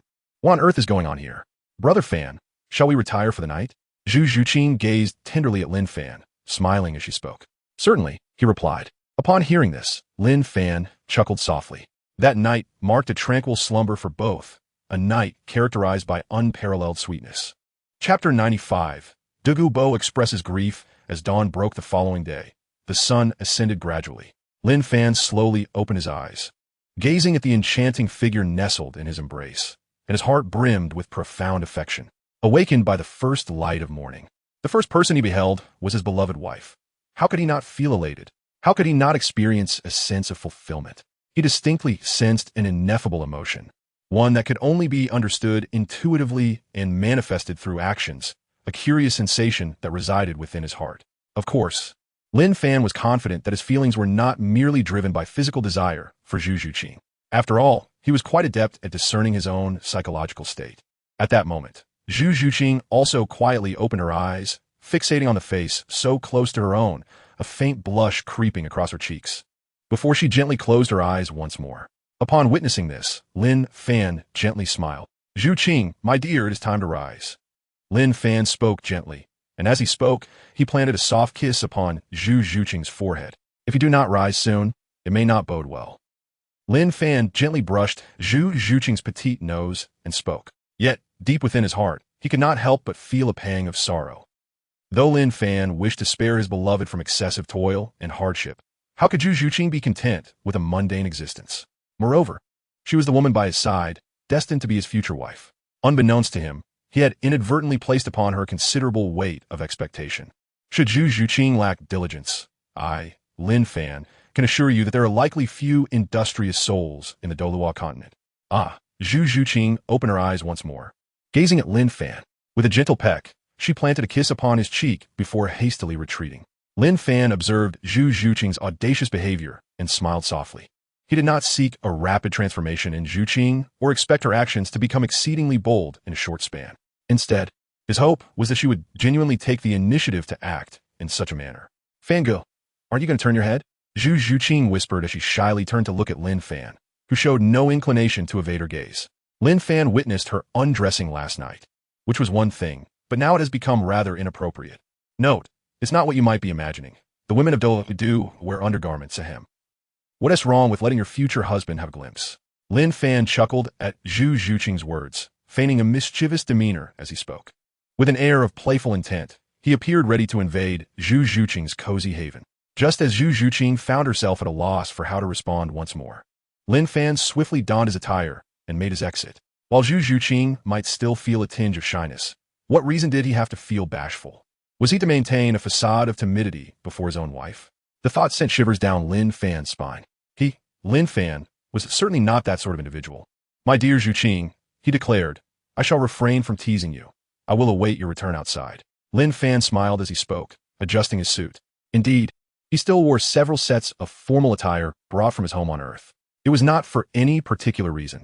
Although he acknowledged that the garments he purchased were quite appealing, the attire from the Douluo Continent was undeniably difficult to wear.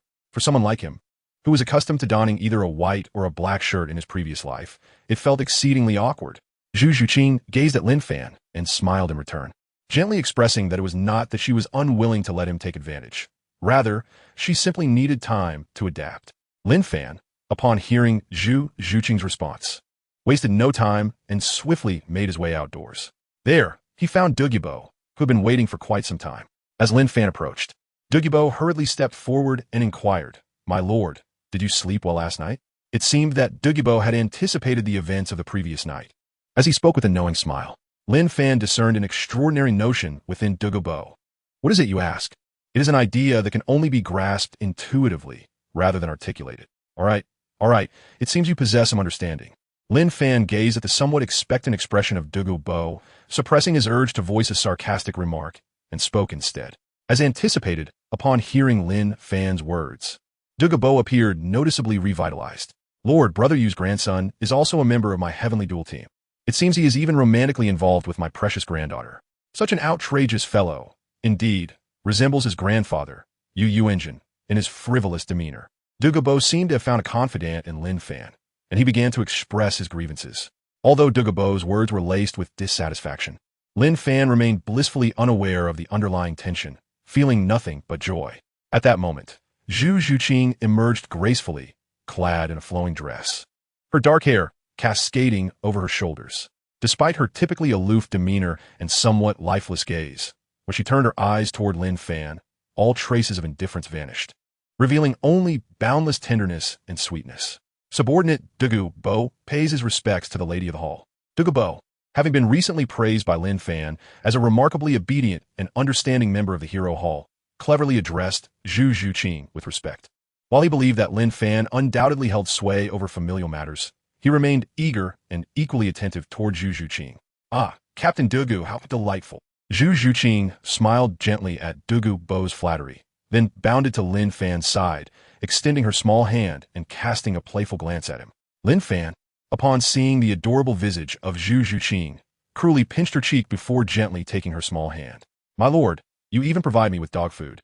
Dugu Bo observed the affectionate display between the two, feeling an involuntary pang of nostalgia. Why did you leave so early, my dear wife?" The memory of his long-departed spouse filled him with profound sadness. Did he not yearn to express his own affection? Yet, alas, his capabilities did not permit it. "My lord, let us proceed. I shall show you around." At that moment, Dugu Bo took the initiative to speak, realizing that if he had been served a helping of dog food, he could not be the sole recipient. With this thought in mind, he stepped forward. Lin Fan, upon hearing this, chose to remain silent. After all, he was not in a hurry. Gradually, the group arrived at the classroom where the Tiando battle team convened. It was evident that all the members had gathered, with only Dugu Bo and Zhu Zhuqing absent. Chapter 96. The invitation from Yi Lingling boss. "Do you think our new classmate will show up?" A petite young man spoke up, directing his gaze towards the central figure in the room. He was 17 years old, a soul master of level 37, with the martial spirit of a wind-bell bird, named Yu Feng. The individual he addressed was none other than the esteemed senior of the Tiando Royal Academy, the captain of the Tiando battle team, and the young heir of the blue electric tyrant dragon family, Yu Qianheng. How would I know? However, it seems that Yin Yan's grandfather has been quite close to the new classmate, even showing him a degree of respect. Before Yu Qianheng could finish his thought, a strikingly attractive woman with flowing green hair, standing beside him, playfully smacked his arm, her expression tinged with annoyance. "Qianheng, what did you just say? I didn't catch that." She was none other than the vice-captain of the Tiando battle team, possessing the same level of soul power as Yu Qianheng. With a martial spirit of the emerald scale serpent and the granddaughter of Dugu Bo. "I didn't say anything at all," Yu Qianheng quickly retorted, sensing Dugu Yan's dissatisfaction. He hastily retracted his previous statement. Dugu Yan observed the significant shift in Yu Qianheng's demeanor and nodded in satisfaction. She could not abide anyone speaking ill of her grandfather, except, of course, herself. At this moment, Dugu Bo entered the classroom, hand in hand with Lin Fan and Zhu Zhuqing. The members of the Tiando battle team looked upon Dugu Bo with profound respect, particularly Yu Qianheng. Having learned from his grandfather that Dugu Bo was a friend of theirs, held him in even higher regard than he did Yu Yuanjun. "Senior Dugu." Yu Qianheng addressed him respectfully. "I am Yu Qianheng, grandson of Yu Yuanjun from the blue electric tyrant dragon family. I apologize for any previous disrespect shown during our last encounter. Please forgive me." Just as Yu Qianheng was about to flatter his future grandfather once more, he noticed Lin Fan standing behind Dugu Bo, holding Zhu Zhuqing's hand. Instantly, all thoughts of his future grandfather faded as he regarded Lin Fan with utmost reverence. Dugu Bo was momentarily taken aback, secretly commending Yu Qianheng for his discernment. "This lad, indeed worthy of being my granddaughter's husband, possesses my commendable qualities," Dugu Bo thought with a smile. It appeared that his grandson-in-law would not engage in any actions that would bring disgrace upon the family. Not only was Dugu Bo momentarily taken aback, but the other members of the Tiando battle team also wore expressions of bewilderment, particularly Dugu Yan. Has grandfather truly been disregarded so callously? Dugu Yan gazed at Yu Qianheng's demeanor, feeling a profound sense of helplessness. For the first time, she found Yu Qianheng to be remarkably unreliable. The brothers Shimo and Shimo, despite their formidable physiques, possessed an intelligence that was rather pitiable. They remained oblivious to Yu Qianheng's intentions. Yu Feng, though not foolish, also appeared perplexed. This was his first encounter with Yu Qianheng introducing himself, and he did so in a tone laden with regret. At that moment, a woman stood in the darkest corner of the room, clad entirely in black, even her face veiled by a layer of black silk. She possessed a slender figure, and her cascading blue hair flowed down her back, her eyes, the same hue as her hair, betraying no emotion. From her presence, one could only sense an overwhelming solitude and desolation. Yet, upon witnessing Yu Xiaohang's actions, she seemed to grasp something, casting a fleeting glance towards Lin Fan. A glimmer of light emerging. However, it was merely a flicker of illumination. All right, Tianheng, devote yourself to your training, and do not bring shame upon your grandfather, the venerable old Yu. Lin Fan gazed at Yu Tianheng's demeanor, feeling a tinge of helplessness within. Yet he responded with a calm demeanor. After all, Yu Tianheng was expressing his respect so earnestly, it would be impolite to merely stand there in silence. As a distinguished individual from Huaxia in his previous life, he could never be one to disregard the tenets of courtesy. Initially uncertain, Yu Tianheng found some solace in Lin Fan's words. Being the most favored grandson of Yu Yuanjun, he had certainly received numerous accounts regarding Lin Fan, particularly when he realized that the man he had once dismissed was none other than Lin Fan. He was taken aback. From that moment on, he vowed to treat Lin Fan with utmost respect. Gradually, he even began to resemble a devoted admirer of Lin Fan. You may not be aware, but this young man beside me is my dear friend, Dugu Bo, who has transcended the bounds of age.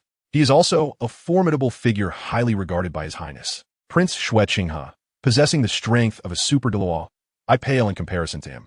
Dugu Bo clearly noticed the astonishment among the crowd and felt compelled to speak up, fearing that others might not realize his connection to Lin Fan. Without needing to guess, it was evident that the other members of the Tiando team were utterly astonished. Gu Yuena, observing Lin Fan, who appeared younger than herself, was struck with disbelief. How could this be? To achieve the rank of title Douluo at such a young age, did that mean her grandfather had wasted his years? It was known that when her grandfather, Dugu Bo, attained the Douluo realm, he was already quite advanced in age. Who would have imagined that Lin Fan, who looked similar in age to them, was actually a super Douluo? Meanwhile, none among them had even reached the soul sect level. It was truly disheartening, a stark reminder of the disparities among individuals.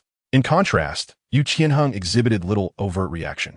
He was aware that Lin Fan's first martial soul was a dragon-type soul with a bloodline far superior to that of the blue lightning tyrant dragon. He also knew that even his grandfather, one of the top 5 powerhouses on the continent, could not match Lin Fan's prowess, let alone his future grandfather, Dugu Bo, the emerald-scaled serpent emperor. Could a serpent ever triumph over a dragon? It is rather amusing, isn't it? Of course, under conditions of equal martial spirit strength. The difference is negligible. Yet we are speaking of the emerald-scaled serpent emperor and the sacred dragon king. In a secluded corner, the young maiden cast a furtive glance at Lin Fan, her heart aflutter, albeit tinged with a hint of trepidation. Nevertheless, regardless of the turmoil within, her exterior remained one of icy indifference. Ah, by the way, your new classmate is none other than Lord Lin's wife. Dugu Bo, with a mischievous glint in his eye, addressed the youth of the heavenly battle team with a tone that suggested mischief. As anticipated, the revelation left the crowd aghast, with even Yu Tianheng's mouth agape in astonishment. No wonder Dugu Bo held Zhu Zhuqing in such high esteem.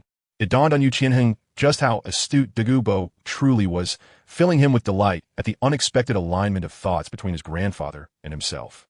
Zhu Zhuqing, feeling the weight of their gazes upon her, couldn't help but feel a tinge of shyness. Presenting herself for the first time as Lin Fan's wife, despite her usual aloofness, she was overwhelmed with bashfulness. Lord Lin, I wonder when you might have the opportunity to visit my Jiuxin Haidang sect for a tour? At that moment, Yi Lingling, usually reticent, broke her silence. Ignoring the astonishment of those around her, she swiftly approached Lin Fan and handed a token inscribed with the words Undying to Zhu Zhuqing. This is for you, Lady Lin, Yi Lingling stated expressionlessly before returning to her previous position, refraining from further action. Upon hearing this, Lin Fan gently nodded, refraining from any further actions. Although the Nine-Heart Begonia is a formidable sect in the Douluo Continent, renowned for its powerful auxiliary spirit, it pales in comparison to the healing arts of his beloved Kai Wenji, akin to a minor sorcerer standing before a grand wizard. Chapter 97, Lin Fan, a transaction of equality and the extraordinary soul bone character.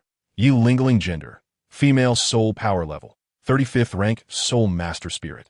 Nine-Heart Begonia soul ring configuration, yellow.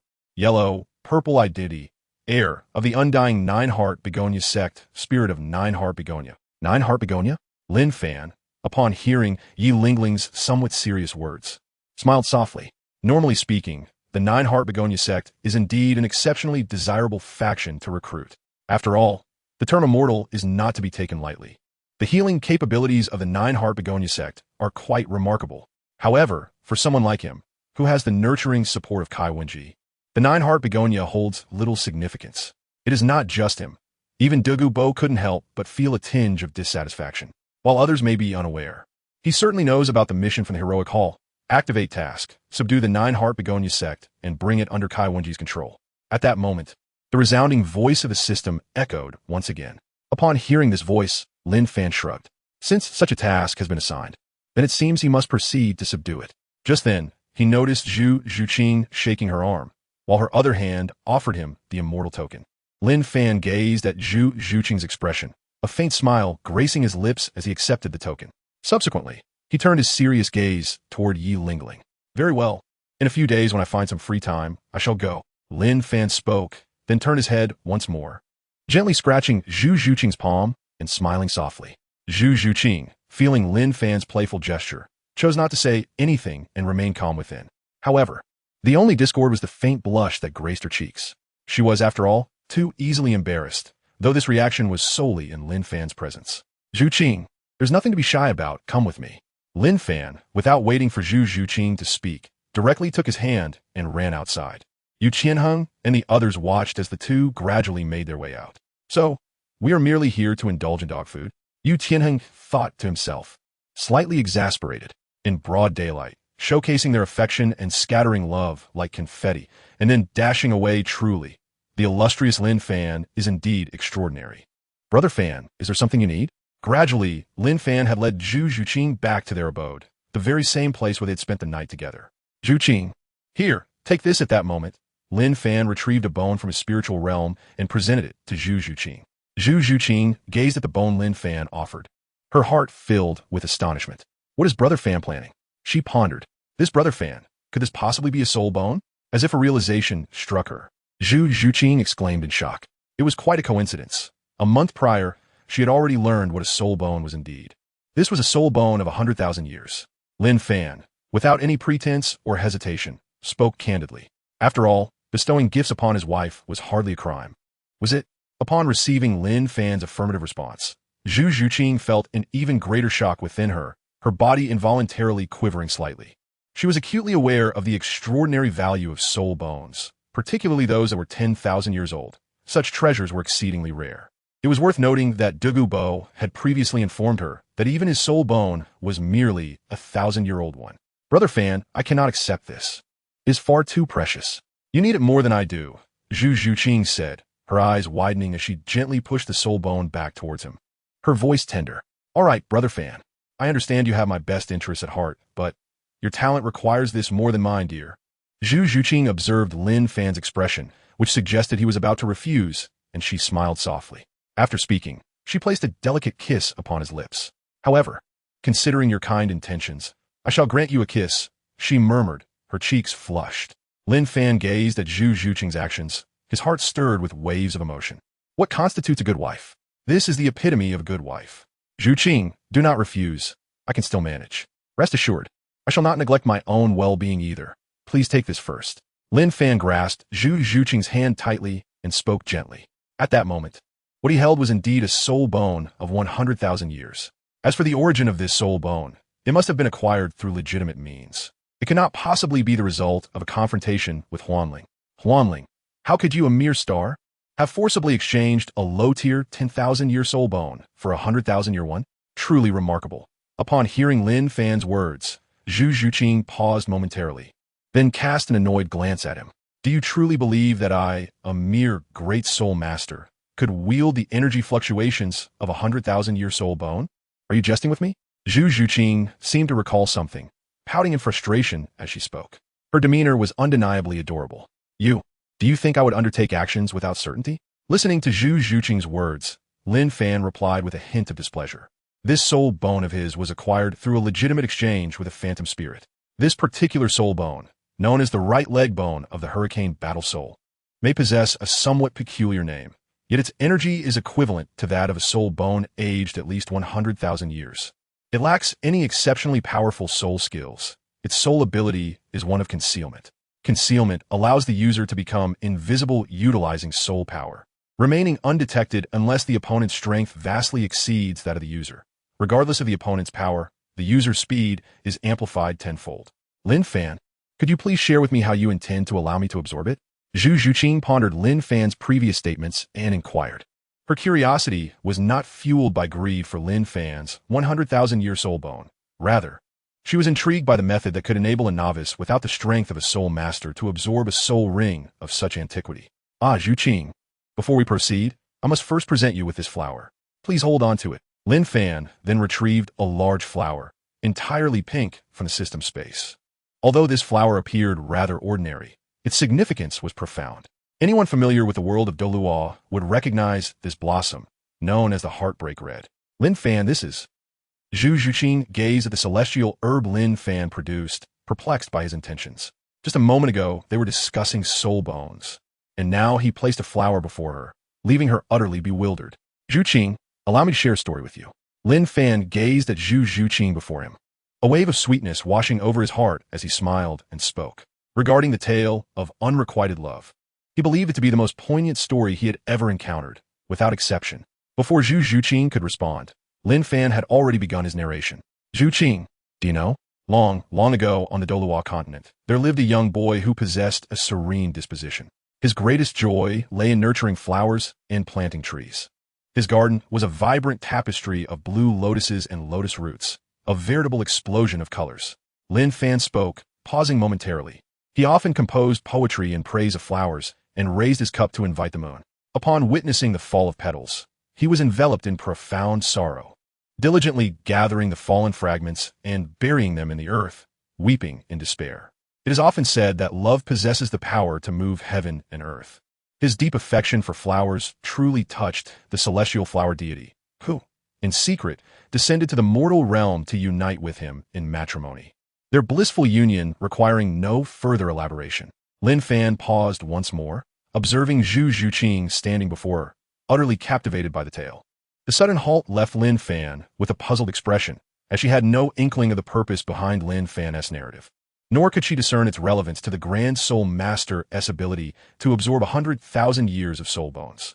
Nevertheless, she found the story quite delightful. Noticing the look on Zhu Zhuqing's face, Lin Fan offered a gentle smile and continued.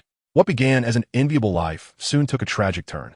The father of the flower fairy, one of the ruling deities of the divine realm, learned of this affair and was filled with rage. He admonished his daughter, saying, "How could a noble celestial being such as I ever be matched with a mere mortal?" Subsequently, he commanded the divine officials to summon the flower fairy back to the celestial domain. At this juncture, Zhu Zhuqing began to realize that this was likely not a heartwarming tale. Gradually, she listened with increasing seriousness, her heartstrings taut with anticipation. Indeed, the story unfolded as she surmised. Since losing his beloved, the young man lamented daily, consumed by sorrow, neglecting the flowers, resulting in a desolate garden overrun with decay. One day, an elderly man with white hair visited him and revealed, "The white peony you cherish most in your garden is the embodiment of your departed wife. If you destroy this flower, the flower fairy will lose her ethereal form and descend to the mortal realm to reunite with you as husband and wife. However, you must never forsake the flowers." With that, he transformed into a gentle breeze and vanished. The young man suddenly awakened to the gravity of his negligence towards the flowers and began to tenderly care for them. Despite his deep love for his wife, he could not bring himself to destroy the peony. Instead, he cherished it even more, weeping for the flower day and night, until his tears dried and his heart shattered from longing. In his final moments, he bled onto the petals. Lin Fan spoke, directing his gaze towards Zhu Zhuqing, who appeared to be lost in thought, her eyes vacant and unaware of her surroundings. This is the tale of the Heartbroken Red, bamboo Qian. This celestial herb embodies the essence of the Heartbroken Red. Lin Fan pointed to the herb, speaking gently. He was certain that his flower fairy was undoubtedly Zhu Zhuqing. Upon hearing this, Zhu Zhuqing awoke from her stupor and nodded softly. "Brother Fan, what is the purpose of this Heartbreak Red?" Although the story just recounted was quite captivating, Zhu Zhuqing still found herself somewhat perplexed about the function of the Heartbreak Red. It was not that her mind was dull. After all, Lin Fan had not elaborated. "Zhuqing, this flower serves as the most authentic test between lovers. Shall we give it a try?" Lin Fan smiled gently and spoke with warmth. Of course, he understood that it was unnecessary. He trusted Zhuqing, just as Sun Quan trusted Zhou Yu. Oh, Brother Fan, do you not believe in me?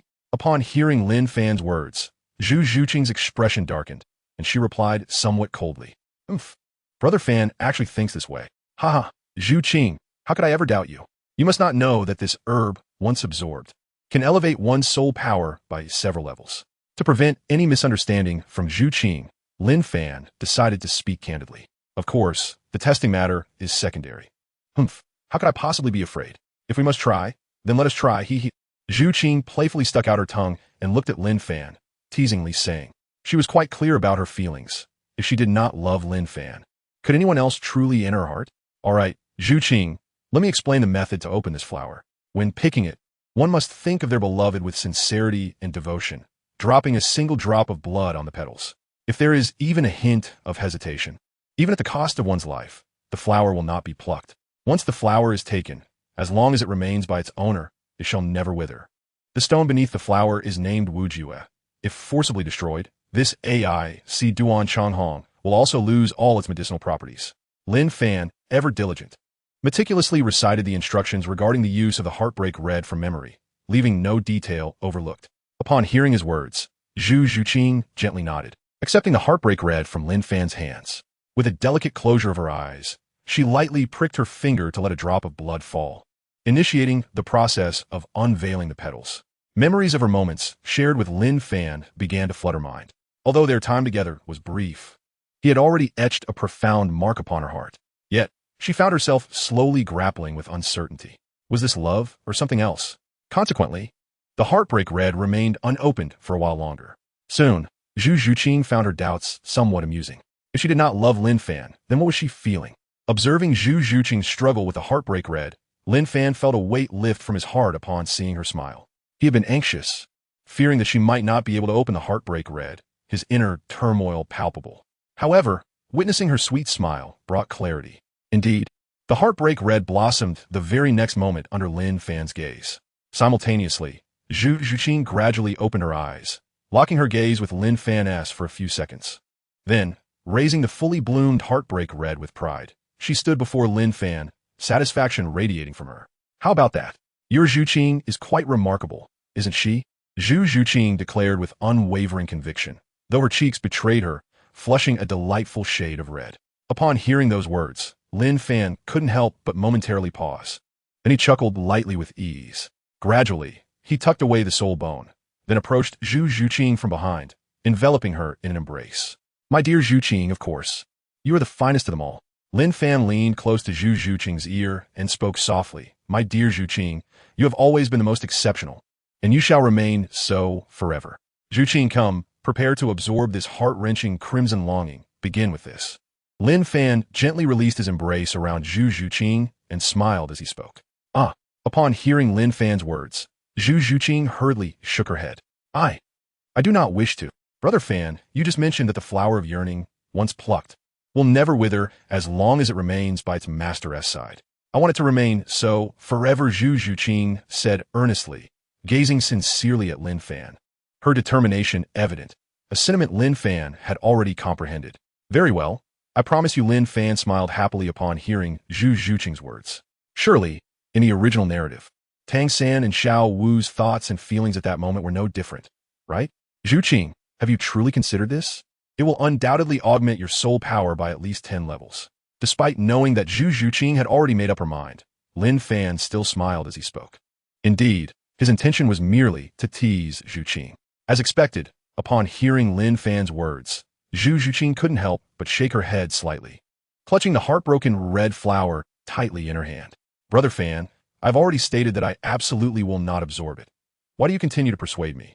She said, her gaze towards Lin Fan carrying a hint of reproach, her voice filled with playful anger. She could clearly see that Lin Fan was attempting to jest with her. Yet, she resolved to treat each moment as genuine. All right, Zhuqing, if that is the case, then you may absorb this celestial herb. Lin Fan smiled gently and retrieved a celestial herb from the system space, presenting it gracefully before Zhu Zhuqing. Lin Fan glanced at the wistful flower, the Heartbreak Red, cradled in Zhu Zhuqing's right hand. After a moment's contemplation, he took it into his possession and placed the ethereal herb upon it. What sort of wondrous herb was this? The flower appeared pristine, gleaming with a white radiance. reminiscent of a pure lotus untouched by the world. Indeed, this was the herb revered in the eyes of the ice and fire duality, bearing a resounding name, water immortal jade skin bone. Just as Lin Fan had surmised, this was the very herb that Zhu Zhuqing had absorbed in the original narrative. Although the text merely described it as a remedy for sinews and bones, facilitating the flow of energy through the 7 channels and 8 meridians. How could it be deemed ordinary when it stood alongside the exquisite Douluo tulip as a divine herb? Brother Fan, why don't you share with me the tale of this enchanting herb? Zhu Zhuqing playfully blinked her eyes, exuding a delightful charm. Naturally, a person as upright as Lin Fan could not remain unmoved. This herb, known as water immortal jade skin bone, unfortunately lacks any particularly entertaining stories. Upon hearing Zhu Zhuqing's words, Lin Fan chuckled softly. Although the celestial herbs of the ice and fire duality are indeed formidable, legends surrounding them are rather scarce. Moreover, it is essential that Lin Fan himself is well informed. Zhuqing, he explained, this particular herb should only be consumed by its petals, followed by the gentle absorption of its stamen, using soul power to facilitate the process. While it may not possess the extraordinary abilities of the Heartbreak Red, it can nonetheless elevate your soul power by 7 to 8 levels, and it will also nourish your tendons and bones, harmonizing the flow of energy throughout your meridians. Lin Fan gazed at Zhu Zhuqing, reflecting on his understanding of her delicate beauty, and with a smile, he remarked, "Surely, your capabilities must extend far beyond what is evident. Then, will you assist me in safeguarding my path?" Zhu Zhuqing pondered for a moment, then playfully stuck out her tongue and replied with a smile. Yet, deep down, she harbored a thought. If you refuse to protect me, I shan't play with you anymore. If Lin Fan were aware of her sentiments, he would likely feel considerably lighter. How could I possibly deny you my protection? He chuckled. Rest assured and focus on your growth. Lin Fan couldn't help but chuckle upon hearing Zhu Zhuqing's words. At that moment, he noticed something rather unusual in the system's marketplace. A selection of discounted items had appeared, and they were directly presented to him. Item name, soul guiding ring ability, storage of living beings, and item space. 99 cubic meters features. Style can be customized at any time selling price. 100 system coins. Lin Fan gazed at the information swirling in his mind, and without hesitation, spent 1,000 system coins to purchase 10 of them. This item was undeniably a bargain. Narrator, a bargain? My friend, you must be aware that the Douluo tulip is priced similarly, right? The primary allure lay in the fact that one could customize the style at any moment, which was quite astonishing. Lin Fan swiftly designated the first style of the soul guide ring, inscribed with the words Zhu Zhuqing, while also placing the red flower of longing within it before handing it to Zhu Zhuqing. Zhuqing, I have placed the flower of longing within this soul guide device. In the future, it may also serve as a vessel for other treasures. Lin Fan gazed at the somewhat astonished Zhu Zhuqing and spoke with a smile. Zhu Zhuqing, fixated on the ring, found herself increasingly enamored. Perhaps this ring was not the most exquisite, nor the most aesthetically pleasing. Yet, it was undoubtedly the ring she cherished most in her lifetime. The engraved characters Zhuqing stirred her heart, causing it to race uncontrollably. Fange has truly prepared everything for me. Zhu Zhuqing gently placed her delicate hand on the table beside her, adorning her finger with the ring. Her thoughts meandering, from initially suppressing Zhu Zhuqing, tearing apart the unsatisfactory engagement, and guiding her to witness the absurdity of that scoundrel Dai Mubai, to later assisting her admission to school and securing the poisoned Douluo as her mentor. Dugu Bo, this old man, feels unworthy. The lady of the hall need not be so humble. Furthermore, the soul bones, the Heartbreak Red, the water fairy jade bone, and now the ring upon her finger were all gifts meticulously arranged by Lin Fan. Contemplating this, waves of warmth surged within Zhu Zhuqing's heart. Her gaze towards Lin Fan grew increasingly direct and bold. Lin Fan gazed at Zhu Zhuqing's demeanor without any pretense, locking eyes with her directly. This unyielding gaze caused Zhu Zhuqing's cheeks to flush with embarrassment once again. Brother Fan, I am ready to absorb it, she said, hastily picking up the water immortal jade bone, her face aglow and her head bowed. She truly found Lin Fan somewhat vexing, yet it was the kind of vexation that she secretly cherished. All right, let us proceed to the meditation chamber. Upon hearing Zhu Zhuqing's response, Lin Fan decisively lifted her into his arms, swiftly transporting her to the meditation room within the dwelling. Enveloped in his warm embrace, Zhu Zhuqing felt a sweet sensation blossoming within her heart. Chapter 100, Lin Fan, Little Kitty, you are playing with fire. Upon their arrival at the meditation room, Zhu Zhuqing positioned herself on the floor, legs crossed, holding the water immortal jade bone delicately. Gradually, she followed Lin Fan's instructions, consuming only the petals before gently sucking the stamen, channeling her soul power to aid in the absorption, and slowly closing her eyes. Meanwhile, Lin Fan began to transfer his own soul power into Zhu Zhuqing's body, assisting her in the absorption of the water immortal jade bone. Lin Fan gazed intently at Zhu Zhuqing, who was immersed in the absorption of the delicate essence of the narcissus jade skin. He observed a look of sheer enjoyment upon her countenance. However, the palpable sense of imbalance emanating from Zhu Zhuqing was unmistakable. This was particularly evident in her slightly trembling form at that moment. Additionally, a few beads of perspiration trickled down her cheeks. Lin Fan, upon witnessing Zhu Zhuqing's unwavering strength at this moment, could not help but feel a profound ache in his heart. One must ask, which man can bear to see his beloved girlfriend in pain? Illusory spirit, is there anything that can enhance Zhuqing's soul power? The quantity of system currency is of no concern. Lin Fan could no longer contain himself and spoke to Huanling. At present, he possessed a staggering 300 system coins, a fortune beyond measure. As he intended to purchase gifts for his beloved wife, he felt no hesitation in his generosity. Upon hearing Lin Fan's words, Huanling appeared taken aback, her tone infused with astonishment. Lin Fan, are you certain? She inquired, not offering any further commentary, but instead posing a reflective question. What is it? Listening to the words of the ethereal spirit, Lin Fan felt a twinge of confusion. He had purchased items for his wife, and yet the spirit dared to question his certainty. Was this spirit truly not in its right mind? One must consider that the current Zhu Zhuqing was vastly different from the Zhu Zhuqing of the original tale. In the original narrative, she was renowned for her diligence. Are you truly prepared to allow her to become formidable with such ease? As the spirit continued, its tone grew increasingly frigid. Lin Fan, it is your status as a transmigrator that grants you this level of power through me. Otherwise, given your character, survival would be a formidable challenge. Unbeknownst to him, the spirit had activated its mode of confrontation. Hearing such words from the spirit placed Lin Fan in a state of genuine difficulty. He was not oblivious to the truth in the spirit's words. However, witnessing Zhu Zhuqing's weary visage stirred within him an uncontrollable urge to act. By the way, your recent endeavors have been rather sluggish, Lin Fan. You must hasten your pace.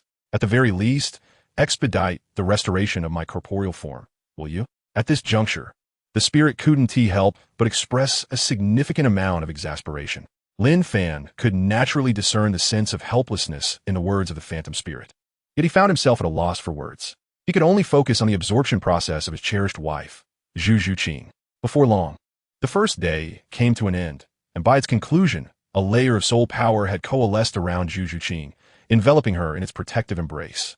Lin Fan harbored no doubts, for this was to ensure that Zhu Zhuqing would not leak even the slightest essence of her ethereal beauty. In the blink of an eye, 2 days had passed. During this time, Lin Fan had scarcely strayed from Zhu Zhuqing's side, steadfastly guarding her, embodying the essence of a devoted partner. At that moment, Lin Fan sensed that the spiritual energy fluctuations of the protective layer surrounding Zhu Zhuqing had begun to stabilize, a wave of joy blossoming in his heart. It was evident that she would soon complete her absorption. Indeed, as anticipated, the protective layer gently shattered, revealing Zhu Zhuqing before Lin Fan's eyes. However, as she slowly opened her eyes, a gaze filled with possessiveness met Lin Fan's, compelling her to look directly at him. How shameless! It was then that Zhu Zhuqing realized her state of undress. After gasping in shock, she hurriedly summoned her spiritual energy to conjure a semblance of clothing, desperately covering herself. Yet, the events that had just transpired made her wish she could vanish into a hole. She could hardly fathom that her exquisite form had been laid bare before Lin Fan, completely exposed for his eyes to behold. Moreover, considering his prowess, it was all too effortless for him to perceive her in such clarity. Lin Fan's initial reaction was one of astonishment. Lin Fan, oh please, how could I possibly be that kind of person? You must believe me, and even if it were true, she is still my wife, which is perfectly fine. Upon hearing Zhu Zhuqing's gasp, Lin Fan feigned seriousness and turned his head away, yet he soon found himself glancing back at Zhu Zhuqing. What are you looking at? Zhu Zhuqing huffed, her arms crossed defiantly. Initially, she intended to take things slow with Lin Fan, at least not too hastily. But now he had seen everything. What am I looking at? Naturally, I am admiring my beloved wife. Lin Fan chuckled in response to Zhu Zhuqing's words, pulling her into his embrace. Consequently, the garment she had conjured with her soul power tore apart. It was entirely normal for such clothing to be damaged when enveloped in soul energy. Instantly, Zhu Zhuqing's face flushed from her cheeks to her ears. However, Lin Fan swiftly removed his shirt and draped it over her shoulders. It was not out of an overwhelming sense of virtue, but rather because he felt he was on the verge of losing control. Considering Zhu Zhuqing's feelings, Lin Fan would not act foolishly, but he also needed to suppress his physiological reactions, resorting to this makeshift solution. As Zhu Zhuqing felt Lin Fan's shirt enveloping her, her inner embarrassment eased just a fraction. Yet, it was merely a slight alleviation. One must ponder being seen in such a manner twice in a single day, even if the individual is someone you intend to spend your life with, would likely be rather mortifying, wouldn't it? Especially for a youthful maiden like Zhu Zhuqing, who was in the throes of adolescence. Fango, perhaps you could lay me on the bed. Zhu Zhuqing murmured shyly, biting her lip. Simultaneously, she wondered if Lin Fan might take advantage of this opportunity. All right. Upon hearing Zhu Zhuqing's words, Lin Fan promptly gathered her in his arms and carried her to the bedroom, gently placing her beneath the covers. As Zhu Zhuqing settled into the warmth of the bed, she gazed at Lin Fan, whose demeanor was surprisingly calm, leaving her somewhat perplexed, even confused. She recalled that things should not have unfolded this way. Lin Fan observed Zhu Zhuqing's gaze and found himself at a loss for words, casting a somewhat reproachful glance in her direction. Little kitty, do you realize how close I was to losing my composure? Nevertheless, Lin Fan could not deny that Zhu Zhuqing appeared undeniably captivating, even in her state of undress. Alas, I must restrain myself from indulging in perilous thoughts. Lin Fan's face flushed slightly, and he quickly scolded himself in his heart. If he were unable to contain himself, his super Douluo-level physique would be beyond the capacity of someone like Zhu Zhuqing to endure. It seems that the saying there are no fields that cannot be cultivated. Only cows that are worn out is nothing but nonsense. Little Zhuqing, I will eventually make you aware of your husband's prowess. Lin Fan found the situation quite amusing as he directly addressed Zhu Zhuqing. Upon hearing his words, Zhu Zhuqing's face instantly flushed a deep crimson. However, to both Lin Fan's and her surprise, she actually nodded in agreement. Chapter 101. Level 40 Soul Master, Zhu Zhuqing, you silly girl. Lin Fan remarked, somewhat exasperated by Zhu Zhuqing's demeanor. He stepped forward and playfully tapped her on the head. If you keep doing that, you'll render me foolish, Zhu Zhuqing retorted, casting a disapproving glance at him. Brother Fan, it seems that my soul power level has significantly increased. I must now be at least level 35, Zhu Zhuqing expressed joyfully, her excitement evident. For her, the leap from level 27 to level 35 represented a remarkable breakthrough. Yet, Lin Fan's subsequent remark left her pale with shock. What do you mean level 35? Zhuqing, you are being overly naive. Upon hearing Zhu Zhuqing's words, Lin Fan could not help but respond, is it not that high? Zhu Zhuqing, feeling somewhat disheartened, replied. She had initially believed that the level would be considerably greater, but it seemed that was merely her assumption. What I meant was, it is not that low. At present, you are a level 40 Agile Attack System Soul Master. After absorbing 2 more soul rings, you will truly become a soul scholar. Character, Zhu Zhuqing. Gender, female. Soul power level, level 40 Agile Attack System 2-ring Soul Master, possessing only 2 soul rings. Despite being at level 40, she remains a soul master. Martial soul, Nethercat soul ring configuration, yellow traits. A mature demeanor with a youthful heart, notably displaying a mature yet adorable essence around the host. Appearance, stunningly beautiful. Her figure evokes admiration from the majority of women. Identity, the host's girlfriend. Upon hearing Zhu Zhuqing's despondent remarks, Lin Fan finally comprehended her intended meaning, which struck him as amusing. It turned out that Zhu Zhuqing had interpreted his words as suggesting a level lower than 35. Initially feeling a bit disheartened, Zhu Zhuqing was momentarily taken aback by Lin Fan's statement, gazing at him with a bewildered expression. Lin Fan gazed intently at Zhu Zhuqing's extraordinarily beautiful visage, unable to resist the urge to kiss her, feeling quite satisfied. Zhuqing, you must understand that although you have not absorbed the Heartbreak Red, it will still confer significant benefits upon you, and elevating your soul power level is a part of that. Moreover, the energy of a Narcissus jade skin can bring about a transformative change in your physique. Lin Fan paused at this point. Finally, I have infused some of my soul energy into you, which I believe is the primary reason for your current state of utter nakedness. As Lin Fan spoke, a faint blush crept onto his cheeks. It remained uncertain whether Zhu Zhuqing wished to avoid discussing her state of undress or if she simply disregarded such matters. as she met Lin Fan's gaze directly. So, I am now also a prospective soul sect member? Zhu Zhuqing exclaimed with great excitement. The disparity between a great soul master and a soul sect member is indeed significant. A typical soul sect member can contend with dozens, if not up to 100, great soul masters in competition. For instance, this explains why some branch leaders of the Spirit Hall possess soul power at the level of soul sect, while some of their internal personnel remain merely great soul masters. Is that not good? Lin Fan looked at Zhu Zhuqing's expression, finding it somewhat amusing. As he spoke, he attempted to tap Zhu Zhuqing on the head, only to be effortlessly thwarted by her. You naughty person, do you still wish to hit me? Zhu Zhuqing playfully stuck out her tongue. With that, she grasped Lin Fan's arm, indicating for him to draw nearer to her. Lin Fan naturally inched closer to her. Just as he leaned in, Zhu Zhuqing's delicate lips brushed against his cheek. Fangu, this is my token of appreciation for you, she said, hastily retreating as if the moment that just transpired was entirely unrelated to her. Zhuqing, tomorrow I shall take you to the Star Dou forest to hunt for soul beasts. Lin Fan spoke as he gently tousled Zhu Zhuqing's hair. Unlike the playful knocks on her head, Zhu Zhuqing appeared to revel in Lin Fan's affectionate gesture, her face alight with joy. Consequently, he gradually increased the pressure. Hey, Fangu, stop. Zhu Zhuqing, feeling the intensity of his touch growing, replied with a hint of helplessness. Her cheeks flushed slightly, for while she relished the moment, she remained composed, aware of the need for decorum and not allowing herself to become overly entranced. Fangu, perhaps you should step outside. After a brief moment of contemplation, Zhu Zhuqing spoke softly. Upon hearing this, Lin Fan felt somewhat perplexed. Zhuqing, where do you want me to go? Alongside his confusion, he was also somewhat bewildered. Could it be that he had truly angered Zhu Zhuqing? Meanwhile, the illusionary spirit residing in Lin Fan's consciousness grew increasingly dark in demeanor. Damn it. Two individuals with maximum affinity are now steadily increasing their feelings for each other. How infuriating. You, my dear fellow, are beyond redemption. I can only interpret your actions in this manner, thought the illusionary spirit, unable to suppress a gentle smile. Lin Fan remained oblivious until the very end, unaware that one of his wives had been procured for him by the phantom spirit. Brother Fan. Upon hearing Lin Fan's words, Zhu Zhuqing was momentarily taken aback. Her expression shifted, and with a hint of exasperation, she exclaimed, "What I mean is, could you possibly wait for me to get dressed?" At this point, any lingering sense of dissatisfaction she had vanished, replaced not by embarrassment, but rather an endearing shyness. Narration. This tale imparts the lesson that love can render both boys and girls foolish, so it is advisable to refrain from romance. Lin Fan nodded with a hint of helplessness and slowly exited the bedroom.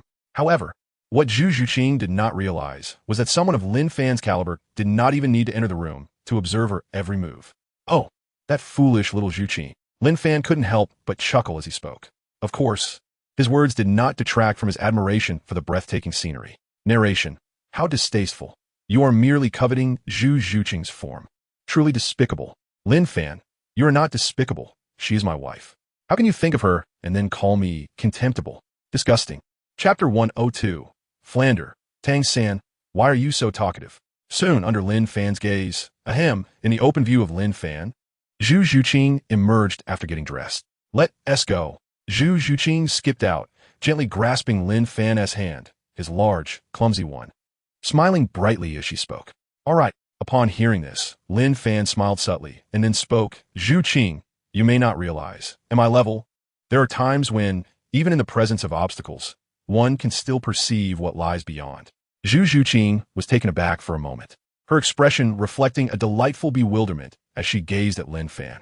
Lin Fan, witnessing Zhu Zhuqing's reaction, could not help but feel a sense of shame. Unbeknownst to his wife, Zhu Zhuqing, he had thoroughly scrutinized her. Lin Fan, contemplating the situation, cleared his throat and began to speak. Zhuqing, what I meant was, I did indeed notice how you were dressing just now. To Lin Fan's surprise, Zhuqing reacted with an unexpected calmness upon hearing his words. Yet, he could distinctly perceive the rapid beating of her heart, a rhythm that left him somewhat astounded. At that moment, Zhuqing's mind was utterly blank, and after a brief pause, she gradually composed herself. Let us go, Fangu. She pouted, her cheeks tinged with a faint blush, casting an annoyed glance at Lin Fan as she spoke with a playful indignation. Lin Fan, upon witnessing Zhu Zhuqing's demeanor, felt a sense of relief wash over him. That evening, just beyond the starry forest, Zhuqing, let's first seek out a place to procure some sustenance and rest before we continue our journey, he suggested, elegantly cradling her as they strolled along the quaint streets of a small town. Certainly, Zhu Zhuqing replied softly, harboring no further thoughts. At that moment, a conversation drifted into their ears. Goodness, how is this man so extraordinarily handsome? Exclaimed a rather rotund woman, weighing approximately 200 to 300 pounds and standing around 5'6". If only I could have a man like that. I would gladly shed 200 pounds and gain several inches, she lamented, tears streaming down her face as she beheld Lin Fan's unparalleled splendor. Enough already. Who, besides someone as blind as I, would ever find you appealing, you wretched woman? Retorted a robust man beside her, clearly exasperated. If you could land such a man, I would become 700 or 800 times more handsome just to attract a beauty akin to that gentleman. What did you say, you big baboon? Repeat that. The hefty woman, incensed by her husband's words, roared in fury. Her cries rivaled those of a wild beast, echoing through the air. The man merely shook his head in resignation, sighing softly. Were it not for her family's wealth, ranking in the top 50 of this town, who would choose to marry her? Their voices, far from hushed, reached Zhu Zhuqing and Lin Fan distinctly, with Lin Fan absorbing every nuance of their tone. Cradled in Lin Fan's embrace, Zhu Zhuqing felt a slight flush on her cheeks upon hearing their remarks. Though the couple's banter was somewhat intense, it paled in comparison to the astonished reactions they had encountered on their journey, those who seemed as if they had never seen anyone before. As Lin Fan heard Zhu Zhuqing's exclamation, he could only chuckle softly. After all, his handsomeness was a truth universally acknowledged. At that moment, a procession of individuals passed before him. Dean, what is this?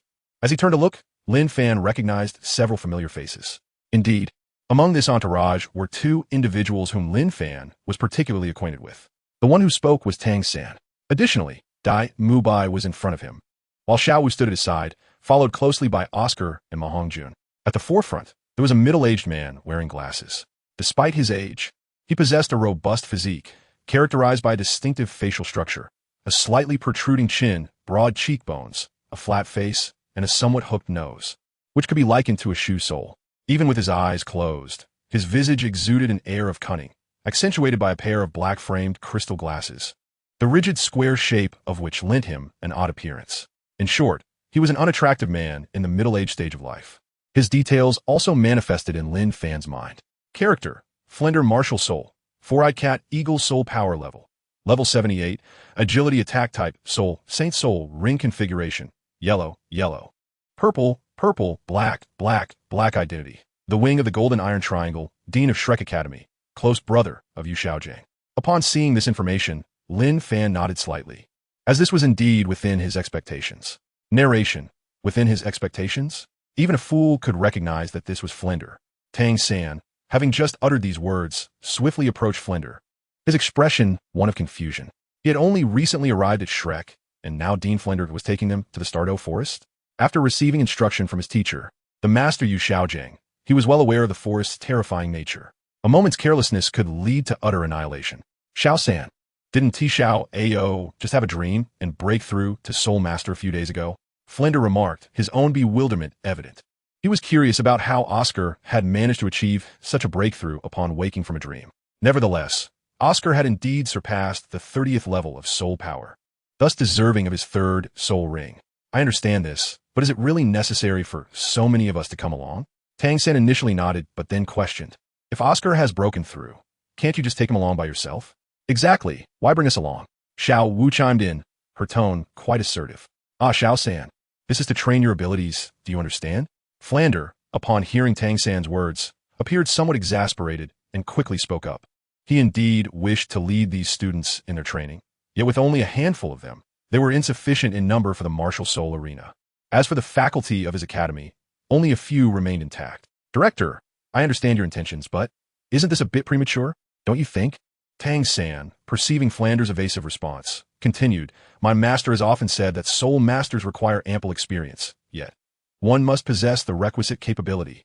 With their current strength, the damage they inflict on soul beasts is akin to mere tickling. Conversely, a swipe from a soul beast's claw or a lash of its tail would inflict considerable pain upon them. Presently, we are merely average great soul masters.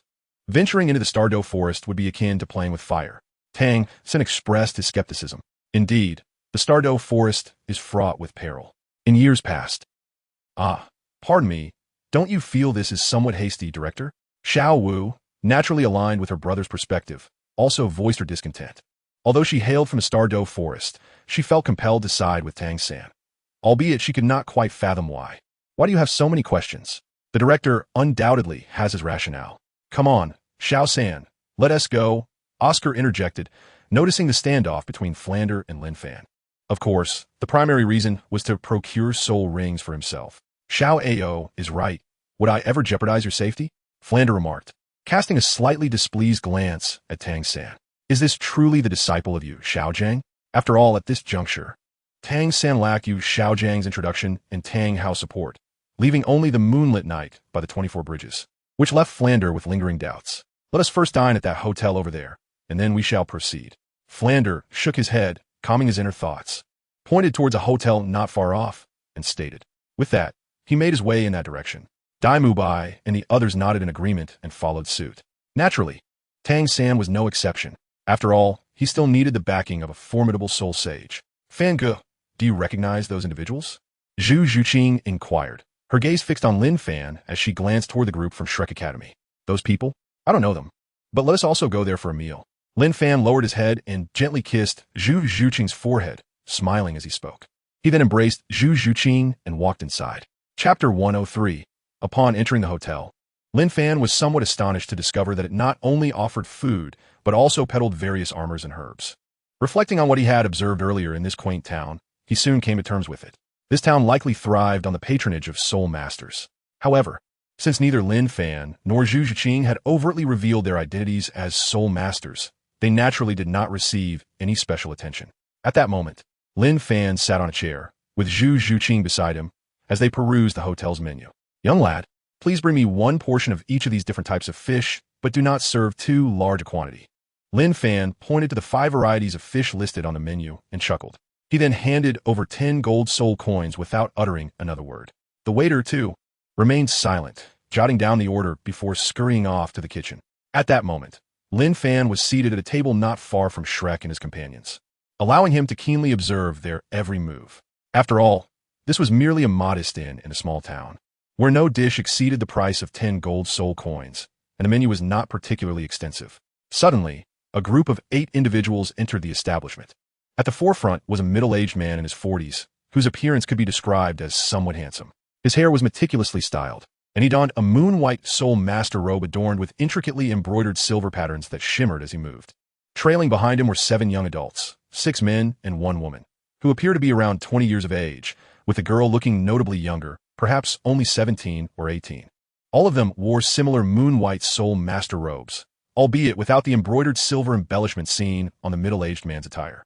A distinctive blue circular emblem adorned the left shoulder of both the man and the 7 youths, within which were stitched the characters Tsanghui in matching hues. Their attire clearly indicated that they were soul masters, contrasting sharply with Lin Fan and Shrek, who bore no such ostentation. Upon their entrance, the restaurant owner hurried over to greet them, bowing and displaying an excess of politeness.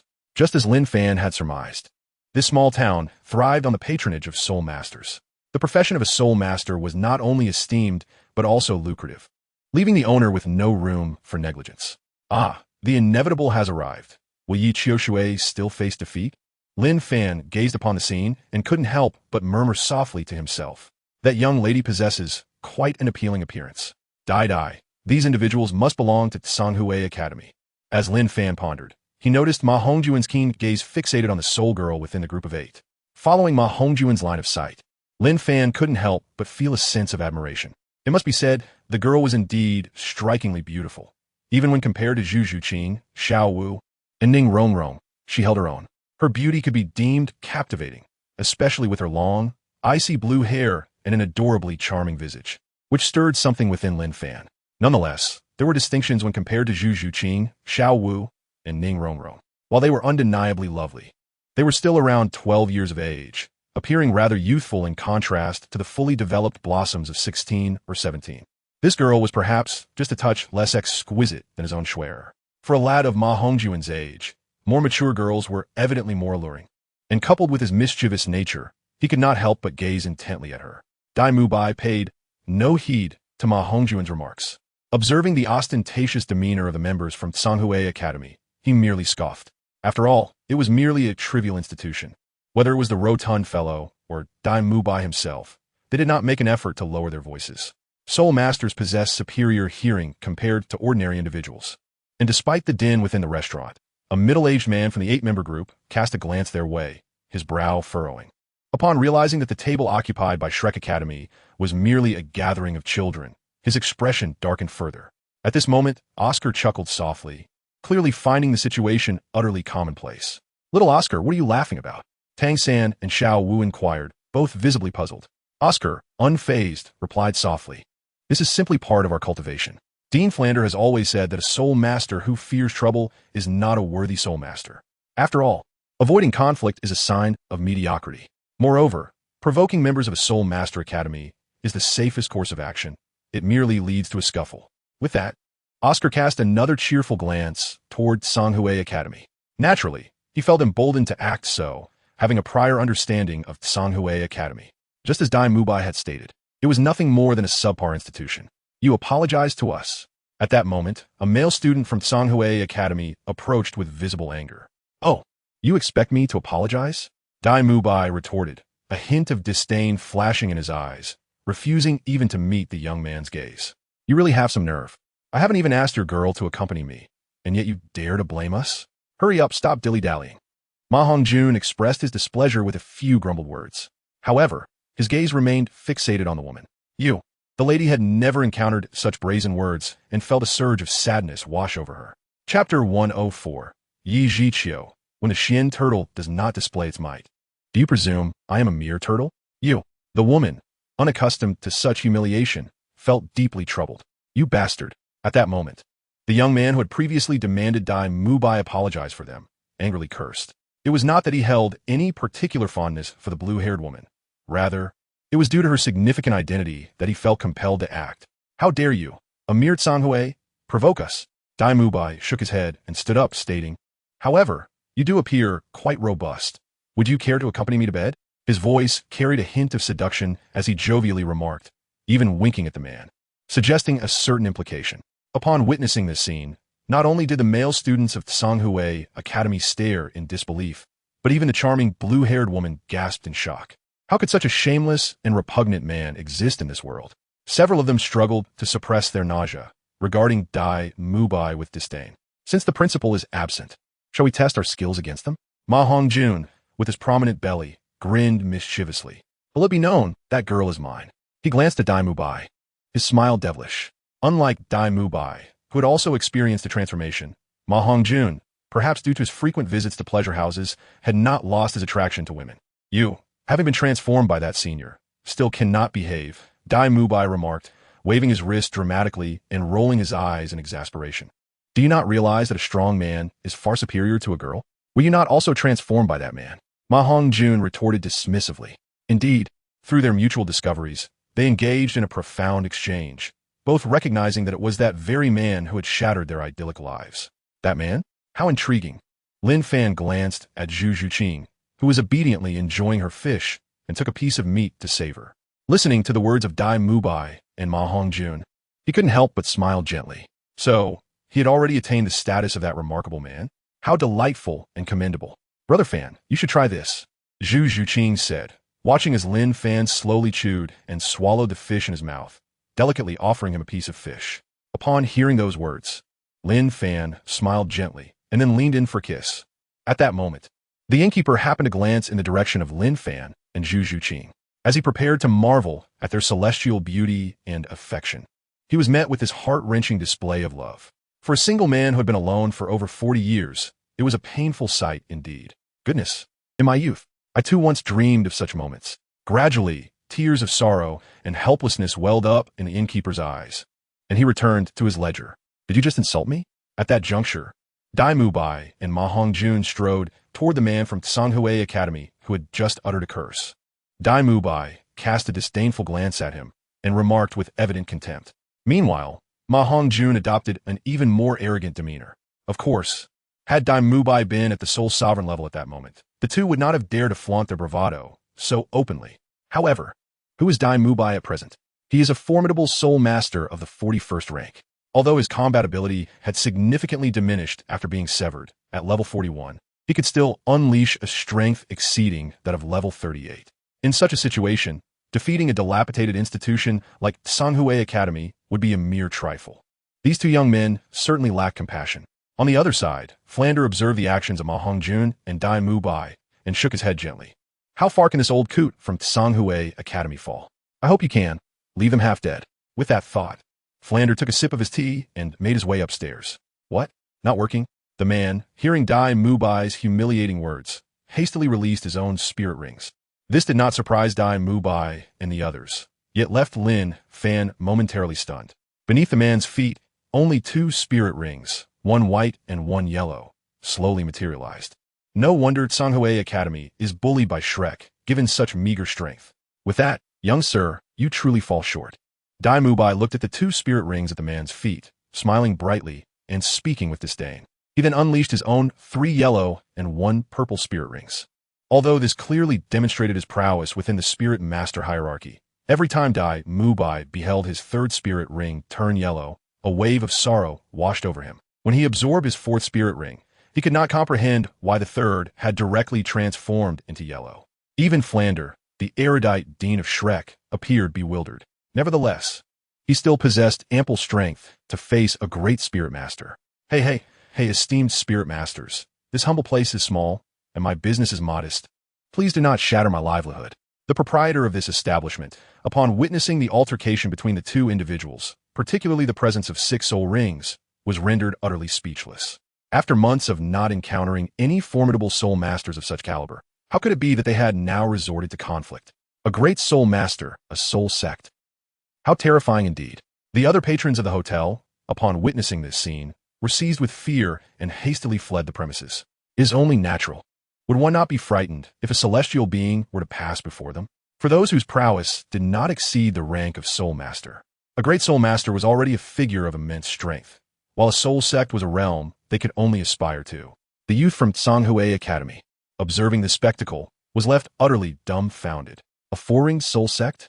Good heavens, in Sanhui Academy, as well as in other prestigious institutions of the Tiandou Empire, such as the Tiandou Royal Academy and the Tianshui Academy, a 4-ringed soul sect was merely the status of a beginner classroom. How could one possibly manifest such power at such a tender age? Not only he, but even the blue-haired woman beside him was equally astonished. How could a soul sect level be present in a mere 13 or 14-year-old child? She herself was only at the soul sect level. With such limited strength, it would be prudent for her to ensure that the enchanting lady behind her was kept safe, lest she inadvertently come to harm. Ma Hongjun licked his lips and summoned his rather ordinary 2 yellow soul rings, addressing Inxia. Perhaps it was foolish for him to act so boldly with his abilities. But alas, he was alongside Dai Mubai. Before long, the young disciple from Sanhui Academy found himself bested by Ma Hongjun and Dai Mubai. The others could only watch. Most of them possessed a cultivation level of 31, yet they were not naive. They required a mentor. However, this scene ignited a profound indignation within each of them. Had it not been for the vigilant protection of those surrounding her, she would have rushed in to engage immediately. At that moment, the middle-aged man, seemingly the leader of the Sanhui Academy delegation, emerged from the restroom. Upon witnessing the unfolding scene, he felt an overwhelming surge of anger. Yet, he quickly quelled his internal fury. Being a man of maturity, as he observed Dai Mubai unleashing his true potential, countless possibilities began to unfold in his mind. Not only were his students unlikely to be the adversaries of the opposing side, but even should they manage to triumph, he would not permit them to engage further. Some troubles were best left unprovoked. I am Yi Zhiqiu, the director of the Foreign Affairs Department at Sanhui Academy. May I inquire which sect you belong to? If the opponent were a disciple of a formidable sect, their recklessness would only lead to their own demise and that of their companions. As Yi Zhiqiu approached the trio, he stood firm against the soul power I had unleashed without resorting to his martial soul, which made Dai Mubai inwardly apprehensive. He was certain that the soul power of this middle-aged man far surpassed his own. We are from Shrek Academy. Before Dai Mubai could speak, Ma Hongjun boasted with great pride, casting a brazen glance at the only female student from Sanhui Academy. Yi Zhiqiu paused momentarily, a contemplative light flickering in his eyes. Clearly unfamiliar with the name Shrek Academy. Shrek Academy? I don't believe I've heard of it. Dai Mubai scoffed. You haven't even heard of Shrek Academy? That merely reflects your ignorance. Although he was aware that Shrek Academy was not particularly renowned, he chose to maintain an air of superiority. Upon realizing that the other party was not a disciple of any sect, Yi Zhiqiu felt a sense of relief, but was also overcome by a sense of futility. Having spent some time at the Royal Academy of Tiandou, he believed the students there to be quite exceptional. However, the exchange student from another school, particularly that blue-haired girl, as well as the students from this so-called Shrek Academy, had dealt him a significant blow. In comparison, his Tsanhui Academy seemed utterly insignificant. It was no wonder the other party could utter such audacious words. After all, they indeed possessed the strength to back it up. Yet, despite being awestruck by their power, retreating would mean disgrace for Tsanhui Academy. Resolving to press on, Yi Zhiqiu hesitated no longer. A gleam ignited in his eyes as he summoned his martial soul, the Qian Gui, and activated it. In the next moment, a wave of black ripples emanated from his being, forcefully pushing back the imposing presence of Dai Mubai and Ma Hongjun. His limbs contracted by a third, and from his back, a massive shell emerged, resembling that of a giant tortoise. Radiating with black light, 5 soul rings rose from his feet, swirling around him. The 5 rings consisted of 1 white, 2 yellow, and 2 purple, clearly indicating his status as a soul king. Wow, a soul king. Ma Hongjun gazed at Yi Zhiqiu's 5 soul rings, feeling a mix of disdain yet astonishment at their sheer number. A soul king could already be granted nobility in certain kingdoms. After all, Tang San, witnessing this, set down his chopsticks and slowly placed his hand beside the 24 Bridges moonlit night, preparing to retrieve his hidden weapon. It was evident that he did not believe that a person with such a poorly matched array of soul rings could be defeated by their group of mere soul respect level children. Lin Fan observed the scene before him and couldn't help but chuckle softly. It must be said, it was rather amusing. Such a commotion naturally caught the attention of both Lin Fan and Zhu Zhuqing. As they watched the actions of those individuals, Lin Fan merely smiled gently. Zhuqing, do you feel that there is quite a lively atmosphere over there? Lin Fan cast his gaze towards the standoff between Shrek and Tsanhui. Unable to refrain from speaking, one cannot help but remark that Tsanhui Academy does not seem as unreasonable as one might have thought. However, Dai Mubai, despite being injured, remains so fierce, especially Ma Hongjun, who has recovered in such a short span after being wounded.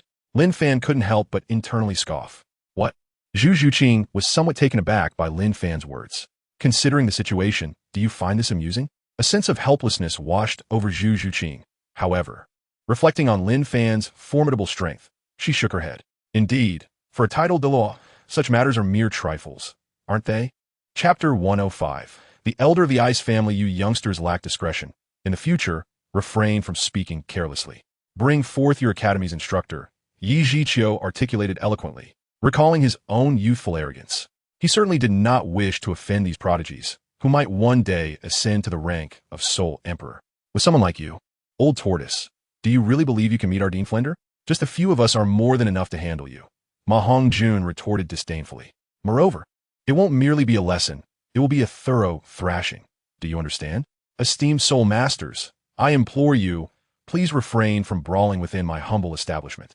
This is a small business. It cannot withstand such turmoil, the hotel proprietor lamented, compelled to intervene once more. The departure of customers was already a setback, but if he failed to mediate, the impending chaos might devastate his establishment, an outcome he wished to avoid at all costs. Yi Zhiqiu possessed the Qian turtle martial spirit, and throughout his life, he had always abhorred the term tortoise. Initially, he merely intended to frighten the youths before him, not desiring to bear the label of a bully. Moreover, he was uncertain of the strength that lay behind these children's academy. Acting rashly could provoke unforeseen consequences. Yet, Ma Hongjun had breached his taboo, igniting a fierce anger within Yi Zhiqiu, who ironically smiled in rage.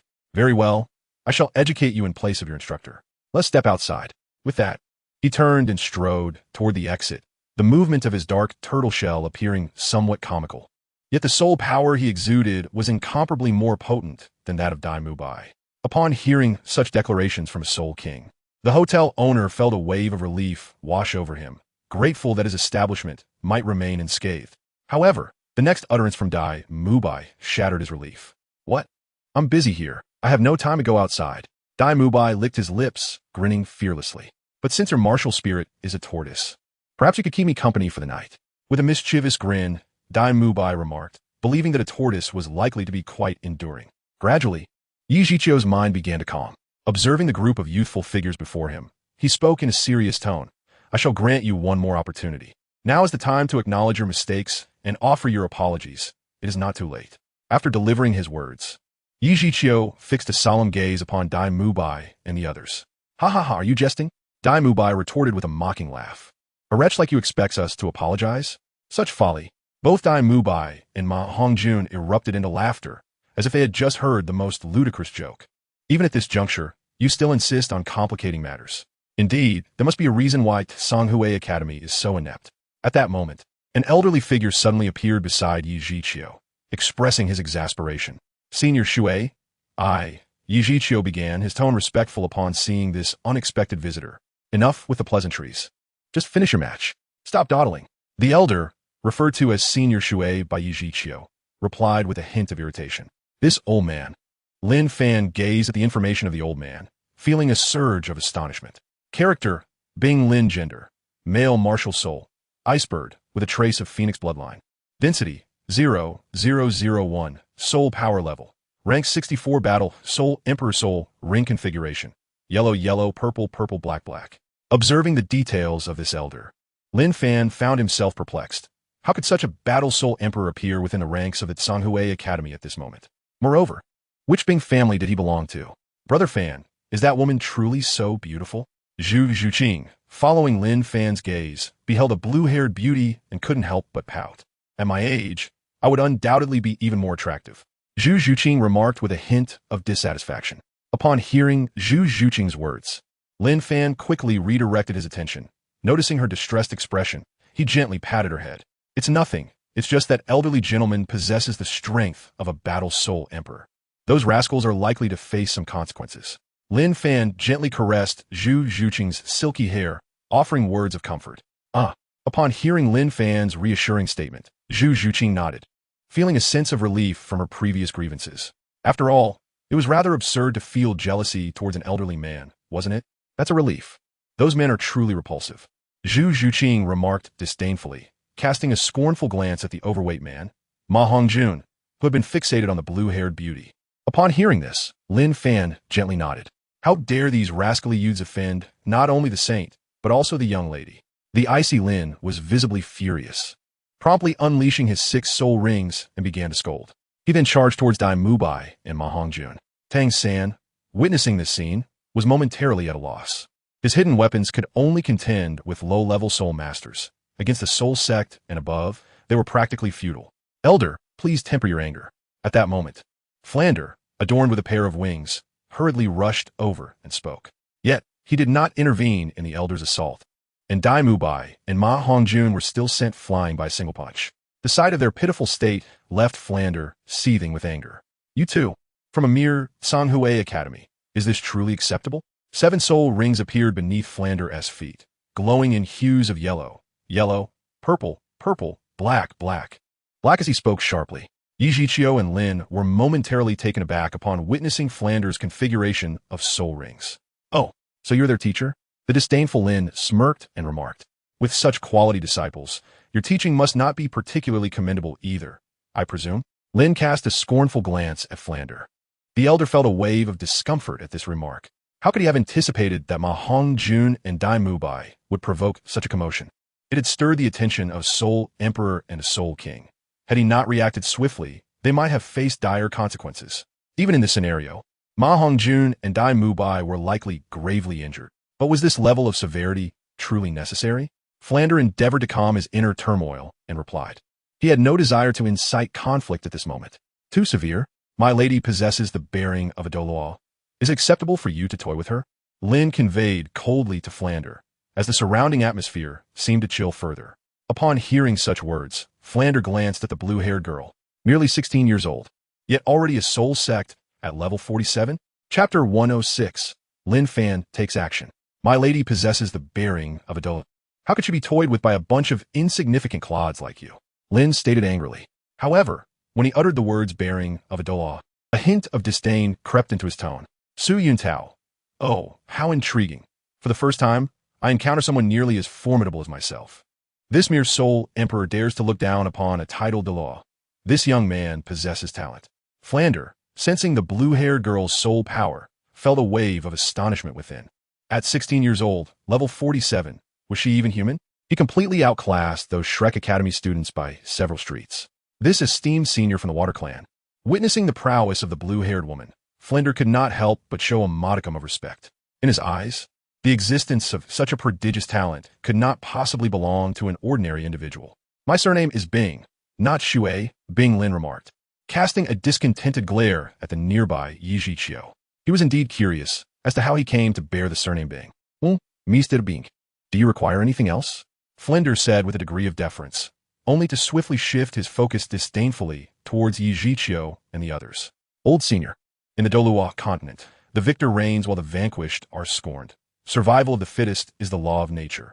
The two individuals from earlier are also prodigies from my academy, and I must seek their guidance, Flinder declared, charging straight towards Yi Zhiqiu without hesitation.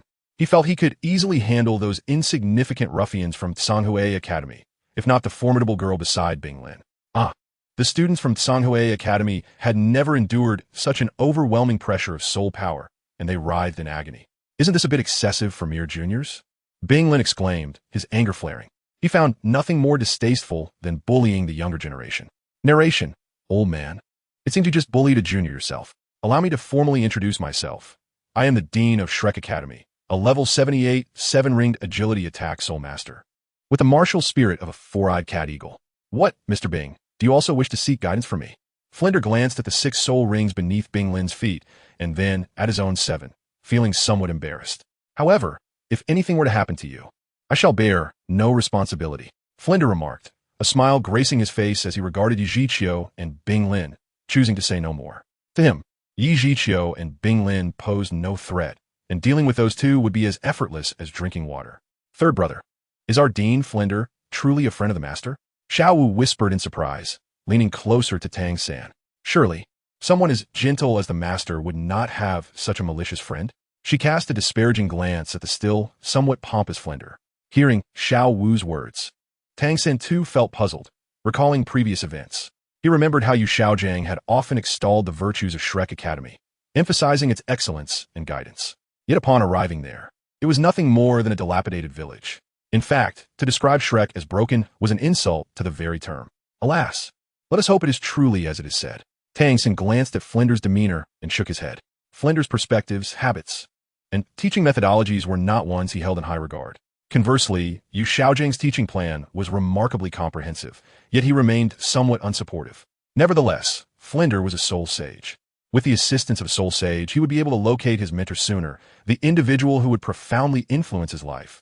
Yu Xiaogang. At level 78, a soul sage dares to be so arrogant?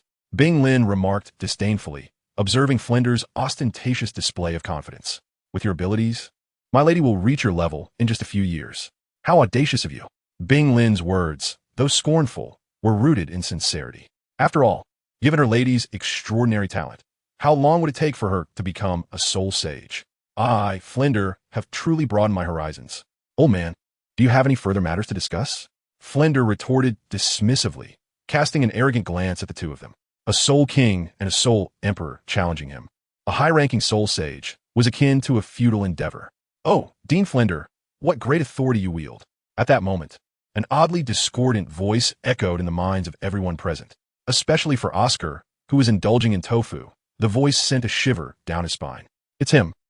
Oscar murmured to himself, trembling as he turned his gaze toward the source of the voice. It was someone he never wished to encounter again, a person who had made his heart quiver on numerous occasions. This individual was also the first to frighten him to the point of wetting his pants. Meanwhile, Zhu Zhuqing, who had just savored a delectable piece of fish, hastily wiped her mouth, adopting a serious demeanor. Third brother, not again. This couple? Xiao Wu remarked, bewildered, as she observed Lin Fan and Zhu Zhuqing. Why do we keep running into this couple, heedless of the world around them? How could I possibly know? Tang San responded with a veneer of nonchalance. Yet internally, he was engulfed by trepidation and unease. He believed that having reached the pinnacle of level 29, his sensing abilities had significantly improved. However, the presence of this couple was entirely unbeknownst to him, as if they had materialized without a whisper. This bewilderment was shared not only by Tang San and Xiao Wu, but also by Bing Lin and Flinder, who were equally flummoxed. The blue-haired lady, upon hearing the sudden utterance from the striking young man, merely offered a silent commendation within herself. After all, She was not one to be swayed by mere appearances. Gradually, a tinge of envy crept in. That young gentleman truly was remarkable. The blue-haired beauty remarked with a hint of admiration, casting a glance at Zhu Zhuqing beside Lin Fan. That young lady must surely be blissfully content. The blue-haired beauty pouted, exhibiting a unique charm that, for someone like her who was enamored by beauty, was indeed a source of envy. Esteemed sir, may I inquire as to your purpose here? Flinder addressed Lin Fan with utmost respect, fully aware that he could not afford to be disrespectful. After all, how could a being of such caliber, materializing in an instant, be within the reach of his soul sage status? Regardless, Flinder was acutely aware that he must not provoke this esteemed individual.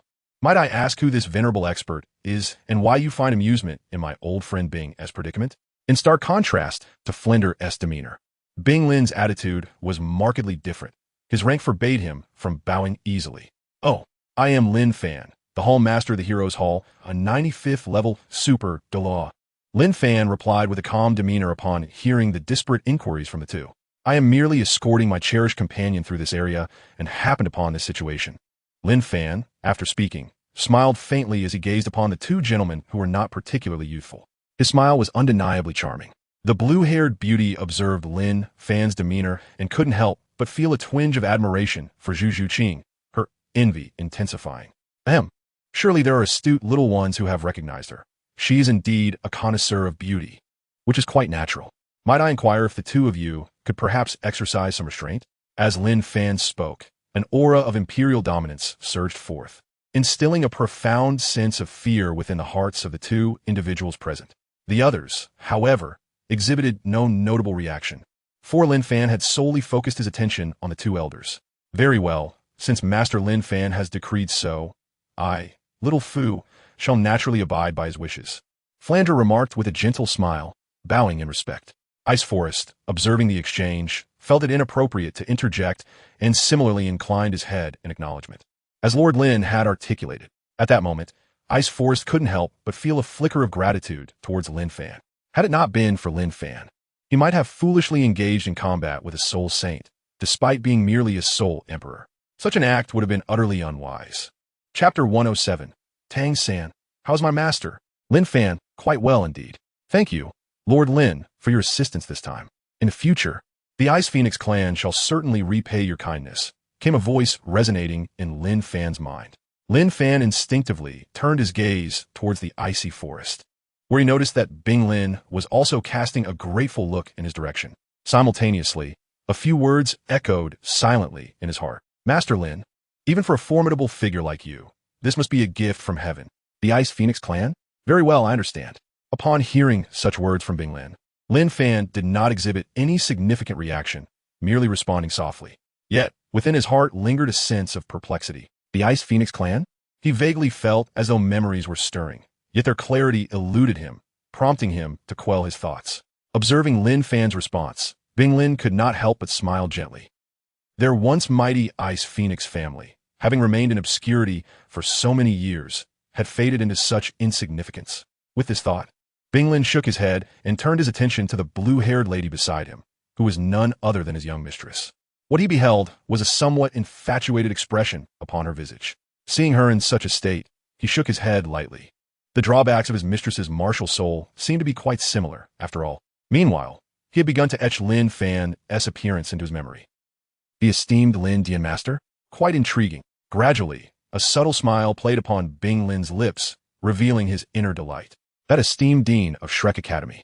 I shall certainly challenge you again in the future. Bing Lin cast a sidelong glance in the direction of Flanders, exclaiming loudly. Indeed, before departing, he felt compelled to vex that fellow Flanders a bit. You should leave promptly. Flanders turned pale, offering a wry smile. Before even entering the Stardo Forest, Dai Mubai and Ma Hongjun had already fainted. Was this not a loss? Ah, that individual over there is Tang San, the disciple of Xiaogang, I presume? At that moment, Lin Fan glanced at Tang San, who was not far off, feigning surprise and communicating telepathically. You know my master? Upon hearing Lin Fan's mental transmission, Tang San perked up, hastily sending a response in kind. After all, he did not wish to miss any opportunity to locate his master. Yu Xiaogang. Without his master, how could he, the formidable Tang San, exist? As for his ability to communicate telepathically, It was thanks to the brief application of soul power by Lin Fan upon him. Your master and I are, in a sense, friends. He once mentioned to me that he has a pupil with thick brows and large eyes, possessing the blue-silver grass martial soul and the hammer martial soul.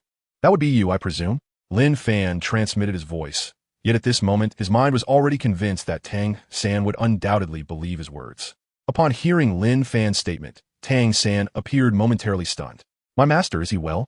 Tang San spoke with a hint of choking emotion. Lin Fan, upon hearing such words from Tang San, found himself momentarily taken aback. He had not anticipated that Tang San would believe him so swiftly, which completely exceeded his expectations. At this moment, Tang San genuinely believed him. In the original narrative, Tang San might not have reacted this way.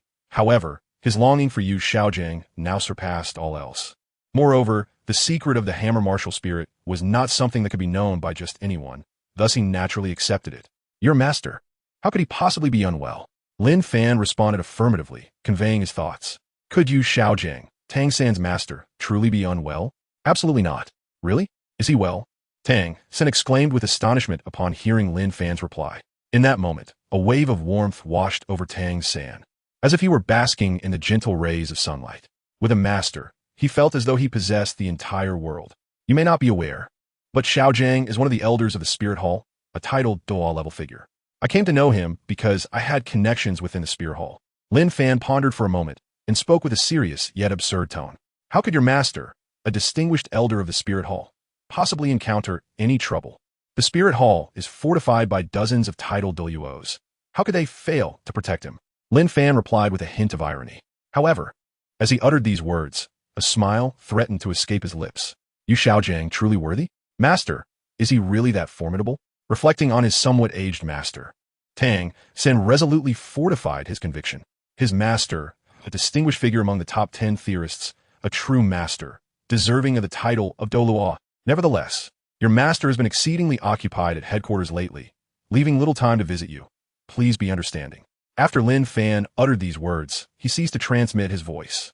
Tang San, too, realized that he could no longer convey his thoughts, prompting him to cast a glance towards Lin Fan, his eyes brimming with admiration. Observing Tang San's demeanor, Lin Fan couldn't help but feel a twinge of guilt within his heart. Once I ascend to divinity, I shall grant you an audience with him. Lin Fan pondered this and gently shook his head. In a single realm, there can only exist one true child of destiny, and that position, without a doubt, was destined for him. Congratulations to the host for earning the trust of the protagonist through words. The host is rewarded with the skill, the silver tongue. Item: silver tongue category, skill ability. When speaking, the speaker's inner conviction causes the listener to increasingly perceive the logic in their words. This is truly a remarkable piece of advanced technology. Lin Fan gazed upon the prowess of his silver tongue, unable to suppress a sigh of admiration. With his formidable abilities, coupled with such eloquence, who could deny that he could transform falsehoods into truths and truths into falsehoods? After all, Dean Flanders had his shortcomings, even in the presence of the icy elder. Allow me to escort you to the Stardow Forest. Lin Fan glanced at Flander, who was not far from him, and smiled as he spoke. He could hardly believe that Flander would dare to refuse. Your Highness, if you truly wish for it, it would be an honor for me. Flander, displaying no pretense, candidly expressed his intentions. If you're willing to go, we would certainly be delighted. However, Dai Mubai and Ma Hongjun are still unconscious. Perhaps your Highness could stay here with them while you take Xiao Wu and Tang San to assist Oscar in hunting for soul rings. Flander, rather unabashedly, made this suggestion. Upon hearing Flander's words, Lin Fan merely nodded in quiet agreement, feeling a surge of appreciation for Flander's thoughtfulness. Indeed, Flander was considering his interests this way. Wouldn't it be a legitimate opportunity to undermine Tang San? Very well, enough with the delays. Tang San, Xiao Wu, Oscar, come here. Lin Fan feigned a semblance of displeasure as he beckoned. Oscar approached unsteadily, revealing the profound impression Lin Fan had etched in his heart. Tang San, devoid of any other thoughts, strode directly forward. However, in Xiao Wu's gaze towards Lin Fan, there lingered an unsettling mix of anxiety and trepidation. What is it, little rabbit? Do not dawdle. Lin Fan cast a glance in the direction of Xiao Wu and spoke. Tang San observed Xiao Wu's demeanor, feeling a twinge of confusion. He perceived Lin Fan as quite admirable, possessing considerable strength, at least on par with Flander. Noticing Xiao Wu's actions, Tang San hurriedly approached her. Xiao Wu, leave. Chapter 108. Oscar truly lives up to his name. Xiao Wu leave. Tang San, witnessing Xiao Wu's bewildered expression, promptly uttered words of comfort. Upon hearing Tang San's reassurances, Xiao Wu's inner trepidation intensified. Singu, can I not go? As a soul beast, particularly one of the agile attack type. The soft-bone rabbit, her sensitivity to sound and conversation was remarkably acute. Coincidentally, when Lin Fan had just revealed his identity to Flender and Bing Lin, the rabbit had attentively listened to every word. Faced with a high-ranking title Douluo, how could a mere rabbit not feel fear? Haha, little rabbit. If I truly wished for your demise, your bones would have been extracted by now, you know? At that moment, a voice laced with bemusement resonated in Xiao Wu's mind. She paused momentarily, perplexed. Haha, indeed, if he truly desired my soul ring and bone, how could I have survived this long? Reflecting on the myriad visions of Lin Fan that lingered in her mind, Xiao Wu couldn't help but chuckle at herself. Perhaps she had overestimated her own significance. As a mere 100,000-year soul beast, she likely held no value to a super Douluo. Moreover, the Stardo Forest was her homeland. De Ming and Air Ming cherished her dearly, and they would surely come to her aid. With this thought, her anxieties dissipated. Even though Lin Fan was a super Douluo, she believed he lacked the strength to contend with De Ming and Air Ming. Should he act recklessly, he would undoubtedly meet his demise.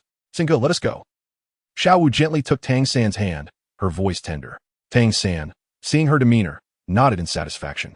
Senior, I am grateful for your assistance. He turned towards Lin Fan, bowing deeply, filled with respect. There was a glimmer of gratitude in his eyes. Heaven knows how long he had labored and searched for his master's sake, how wearied he had become. Now, a formidable figure had come forth to assure him, your master is safe. What a monumental favor that was. Reflecting on this, Tang San's reverence for Lin Fan deepened further. The tenet of the Tang sect, a drop of kindness must be repaid with a fountain of gratitude. Failing to do so would tarnish the reputation of the Tang sect. In that case, esteemed senior, I would greatly appreciate it if you could escort these 3 students. Flender gazed at Lin Fan, expressing his gratitude in kind. It is indeed a remarkable favor for a formidable super Douluo of such caliber to willingly accompany his 3 students, who are merely soul masters, into the Stardo Forest. Dean Flender, after contemplation, I believe it would be prudent for you to join us as well. Otherwise, I fear these children may not heed my instructions. Lin Fan chuckled, yet the tone of his voice was devoid of any warmth, exuding an icy demeanor. Upon hearing Lin Fan's words, Flandra found himself at a loss for a response and nodded vigorously. It is indeed a significant event in one's life to be accompanied by a super Douluo. At that moment, the hotel owner, who had been hiding behind the counter, hurriedly approached, scratching his head in embarrassment. He glanced around the surroundings, subtly imploring the 2 gentlemen. Esteemed sirs, I earnestly beseech you to refrain from causing any disturbances in my humble establishment. It is but a small venture. In the next instant, the hotel owner raised his voice, pleading fervently. Unmoved by the words, Lin Fan instead directed his gaze towards Flander. Flander, feeling a twinge of panic under Lin Fan's scrutiny, hurriedly turned to the hotel owner and spoke with a softer tone. Rest assured, we will not engage in any altercations, and I, Flander, will fully compensate for any damages incurred within your establishment. As he uttered the last words, a hint of gritted teeth could be discerned. Damn it, my gold soul coins have been squandered by these rascals once again. He sighed, my esteemed soul master, I am most grateful. The hotel owner, taken aback by Flander's courteous remarks, quickly bowed and replied. This was the first time he had ever received a response in such a gentle tone from someone of at least the Soul King level. To claim he was not excited would be a lie. For in the past, he had never even conversed with anyone of the soul respect level. As for these gold soul coins, let them be. Flander gritted his teeth and produced a substantial handful of gold soul coins, placing them upon the counter. Additionally, I kindly request you take care of these 2 rascals for a while. My apologies for the trouble. He gestured towards the severely injured Dai Mubai and Ma Hongjun. Of course, we will ensure they are well taken care of, but the price. The owner nodded respectfully before hesitantly adding, naturally, it will not be less than your due. It shall be double the hotel rate. Flanders steeled himself, clenching his teeth, and declared, I shall spare no effort to ensure that His Excellency Lin Fan is not delayed for long. Upon hearing this, the hotel owner beamed with delight, an expression of joy gracing his face. Esteemed senior, shall we depart now? Flander approached Lin Fan, only to be taken aback once more. He then noticed that the young girl beside Lin Fan was significantly younger than the blue-haired woman from earlier, yet her soul power had already reached level 40? Goodness, have I fallen behind the pace of the continent? Flander thought to himself, a bitter smile forming on his lips. In the presence of such a prodigious young lady, he realized that the so-called monstrous talents of Oscar and Ma Hongjun paled in comparison. Especially Ma Hongjun, who was now unable to summon even a flicker of flame, leaving Flander quite perplexed. Very well, let us depart at once. It seems we are to hunt soul rings for this young brother. Lin Fan first nodded, then approached Oscar with a smile and spoke. Upon hearing Lin Fan's words, both Zhu Zhuqing and Oscar beside him were momentarily taken aback. Zhu Zhuqing was puzzled, as she could not fathom how they could possibly know this young man before them. Meanwhile, Oscar was astonished. Did the individual before him truly recognize him? Surely, he wouldn't resort to silencing him. Esteemed senior, may I inquire how you came to know of me? Oscar feigned surprise and respectfully asked. Flinder observed Oscar's demeanor with a degree of satisfaction, nodding in approval. Well done, young Oscar. At least you know to address him as senior, which brings honor to my name. Lin Fan gazed at Oscar, who appeared utterly bewildered, momentarily lost in thought before breaking into a smile. With my prowess, how could I possibly overlook the fluctuations of your soul power? However, do you not feel that we may have crossed paths before? As he concluded, Lin Fan wore a sweet smile, locking his gaze on Oscar. Huh? Oscar's heart raced with trepidation upon hearing such words. He, Oscar, was destined to become a food-type soul sage of the highest caliber, the most formidable and captivating food-type soul sage on the continent. Yet here he was, preparing to absorb his third soul ring, his very first purple soul ring, only to find himself stumbling at this critical juncture. What is he to do now? Senior, you must be mistaken. The younger generation has not had the honor of meeting you. Uncertain of his own thoughts, Oscar shook his head and spoke with a hint of reverence. Since he had initially chosen to feign ignorance, he decided to maintain the charade. Perhaps I was mistaken after all. Upon hearing Oscar's response, Lin Fan chuckled softly and chose not to press further. This Oscar truly lived up to his name.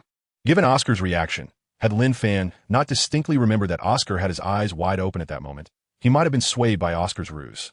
This clearly demonstrated that Oscar's acting prowess was indeed quite extraordinary. Alas, your talent seems to be woefully lacking. At your age, only reaching level 30? Lin Fan feigned a look of surprise and spoke. Upon hearing this, Oscar awkwardly smiled. Haha, I possess insufficient innate soul power. My current strength is already beyond expectations, and I am quite satisfied. Though he verbally expressed this sentiment, internally he was cursing under his breath. Damn it, here I am, a person with innate full soul power. Reflecting on his earlier naivety, he had once believed himself to be the most talented, handsome, and charming man in the entire continent. Yet, standing before this crowned figure, he realized he was inferior in both appearance and strength, and worse yet, he was a lecher. This compelled him to confront his ancestors. Flander, upon hearing Lin Fan's words, felt a wave of helplessness. Indeed, his students paled in comparison to the peers of the other party. Tang San, upon hearing such remarks, was also somewhat taken aback and turned to Xiao Wu, saying, Xiao Wu, what level of strength do you think this senior possesses? His curiosity about his master's friend's prowess grew. He then realized that even a soul power level of 29 could attain the status of a titled law. Truly, his master, Yu Xiaogang, was extraordinary. In the dead of night, the younger brother, with wide eyes, looked at his elder brother, sitting beside him, and curiously asked, Brother, is there really a Qianlong Yanhue in this world? Qianlong Yanhue is the mightiest in the entire universe. Hearing such adorable words from his younger brother, the elder brother smiled gently and replied, Silly brother, there is no such thing as Qianlong Yanhue in this world. As he spoke, he helplessly tapped his brother's head. The younger sibling, somewhat displeased, nodded in response. Late into the night, while his brother slumbered, the elder brother sat before the computer, dusting off the long-neglected device. He opened a website he hadn't visited in years, and tears could no longer be restrained, quickly moistening his eyes. Phantom Spirit and Xiao Fanzi, why have you not returned? Chapter 109. Oscar, I would trade my 3 years of singlehood for a superior soul ring. Before long, the group exited the hotel, with the exception of the unconscious Dai Mubai and Ma Hongjun. Gradually, they made their way out of the small town, which, shrouded in nighttime, exuded a serene beauty. Upon leaving the town, they quickened their pace, as they were now quite close to the Stardow forest, pushing forward with all their might. Logically, the one who should be most exhilarated was Oscar, who was about to acquire his third soul ring. After all, he was eager to discover the enhancements his new soul ring would bestow. However, due to Lin Fan's intervention, Oscar could only sigh inwardly, hoping that this senior would not bestow upon him a particularly inferior soul ring. Ironically, The most excited among them was Zhu Zhuqing. Although her previous 2 soul rings were commendable, they had been obtained through arduous battles, resulting in mutual exhaustion. Moreover, those had been acquired by hunting soul beasts in a controlled environment, ensuring a high level of safety. Now, cradled in Lin Fan's arms, she gazed toward the distant Star Dou forest. Zhu Zhuqing understood that the Star Dou forest lay directly south of the Heaven Dou Empire, spanning across 2 great empires. Due to the abundance of soul beasts within, this area marked one of the most indistinct borders between the 2 nations. While the majority of the forest appeared to lie within the Star Luo Empire on the map, the Heaven Dou Empire had never acknowledged this fact. Consequently, Zhu Zhuqing had scarcely heard of the existence of the Star Dou forest within the Star Luo Empire, only learning of it at the Royal Academy of Heaven Dou. She vividly recalled the scene when her classmates stifled laughter at her confused expression. Moreover, the Star Dou forest was one of the 3 major habitats for wild soul beasts on the Douluo Continent, where one could often acquire higher grade soul rings to enhance their strength. This was Zhu Zhuqing's first journey to the Star Dou forest, and her first opportunity to obtain a soul ring over 1,000 years old. Could she possibly feel anything less than exhilaration? Moreover, the prospect of embarking on this journey alongside the youth she admired filled her with unparalleled joy. Third brother, look at them, and then look at you. Xiao Wu gazed enviously at Zhu Zhuqing nestled in Lin Fan's embrace. Tugging at Tang San's sleeve, her cheeks flushed. It was evident that she yearned for such an experience. Xiao Wu, you mustn't be so naive. Tang San responded with a hint of helplessness, shaking his head. The senior had the vigor for such affections. But did he, Tang San, possess that same vitality? No. Furthermore, the young lady was already someone else's beloved. Were he and Xiao Wu in a similar position? Certainly not. Third brother, observing Tang San's reluctance, Xiao Wu felt a pang of disappointment, her gaze pleading as she looked up at him. Brother, my dearest brother, please carry me. With a pout, she implored. However, perhaps due to the fact that they had not shared a room at the Rose Hotel, Tang San still declined. Xiao Wu, the teacher has mentioned that while we soul masters can maintain our physiques, we must still engage in exercise. What if we were to gain weight? Tang San reassured her, his stride unwavering. Lin Fan noticed these things, merely offering a gentle smile without further reaction. From a distance, he faintly sensed a refreshing breeze wafting towards him, infused with the fragrant essence of vegetation, bringing an indescribable sense of comfort. As he inhaled deeply the crisp air, it felt as if all 36,000 pores of his body had unfurled in unison, a sensation of indescribable exhilaration. Here, I am once again in the vast starry forest, Lin Fan declared to himself. Lin Fan had already sensed the unique aura of the Star Dou forest, a smile gracing his lips as he reflected inwardly. This place is where he had traversed into another world, where he had engaged in his first battle. Truly a momentous occasion worth commemorating. Soon, they arrived before the Star Dou forest, where towering trees soared over 20 meters high, and this was merely the outermost perimeter. The dense woodland lacked any discernible paths, with shadows cast by the trees obscuring the true scenery within. As they approached the forest, the air became even more refreshing, as if the temperature had dropped several degrees. The invigorating scent of moist earth continuously tantalized their senses. Upon entering the Star Dou forest, the most exuberant among them was undoubtedly Xiao Wu. Despite her awareness of Lin Fan's presence, she felt no trepidation about the perceived dangers of this place, bouncing about with uncontainable joy. After all, this was her home. Flinder, on the other hand, absorbed the atmosphere of the forest without any particular reaction. Having visited the Star Dou forest numerous times throughout his life, whether in pursuit of his own spirit rings, those of friends, or even his students, he was well acquainted with its essence. Tang San trailed closely behind Flinder, heightening both his vision and hearing to their utmost limits, cautiously surveying the surroundings. His master had imparted extensive knowledge on wild spirit beasts, emphasizing their formidable aggression and their profound hatred for humans who sought to slay them for the sake of power. The most daunting aspect was the possibility of encountering groups of these powerful wild spirit beasts. In such scenarios, unless the spirit master possessed extraordinary strength, it would be exceedingly difficult to withstand their onslaught. Thus, his master had repeatedly cautioned him to exercise the utmost vigilance upon entering the territory of wild spirit beasts, for any misstep could lead to catastrophic consequences. These admonitions were firmly etched in his memory. Tang San mused over the reasons his master, Yu Xiaogang, had urged him to attend Shrek Academy. It was evident that his master did not intend for him to learn anything beyond what he could impart himself. Given that Yu Xiaogang, a master in his own right, was more than capable of teaching him. However, Tang San understood that after reaching level 30, his master would no longer be able to assist him in acquiring spirit rings, despite his master's prowess in defeating spirit beasts with relative ease.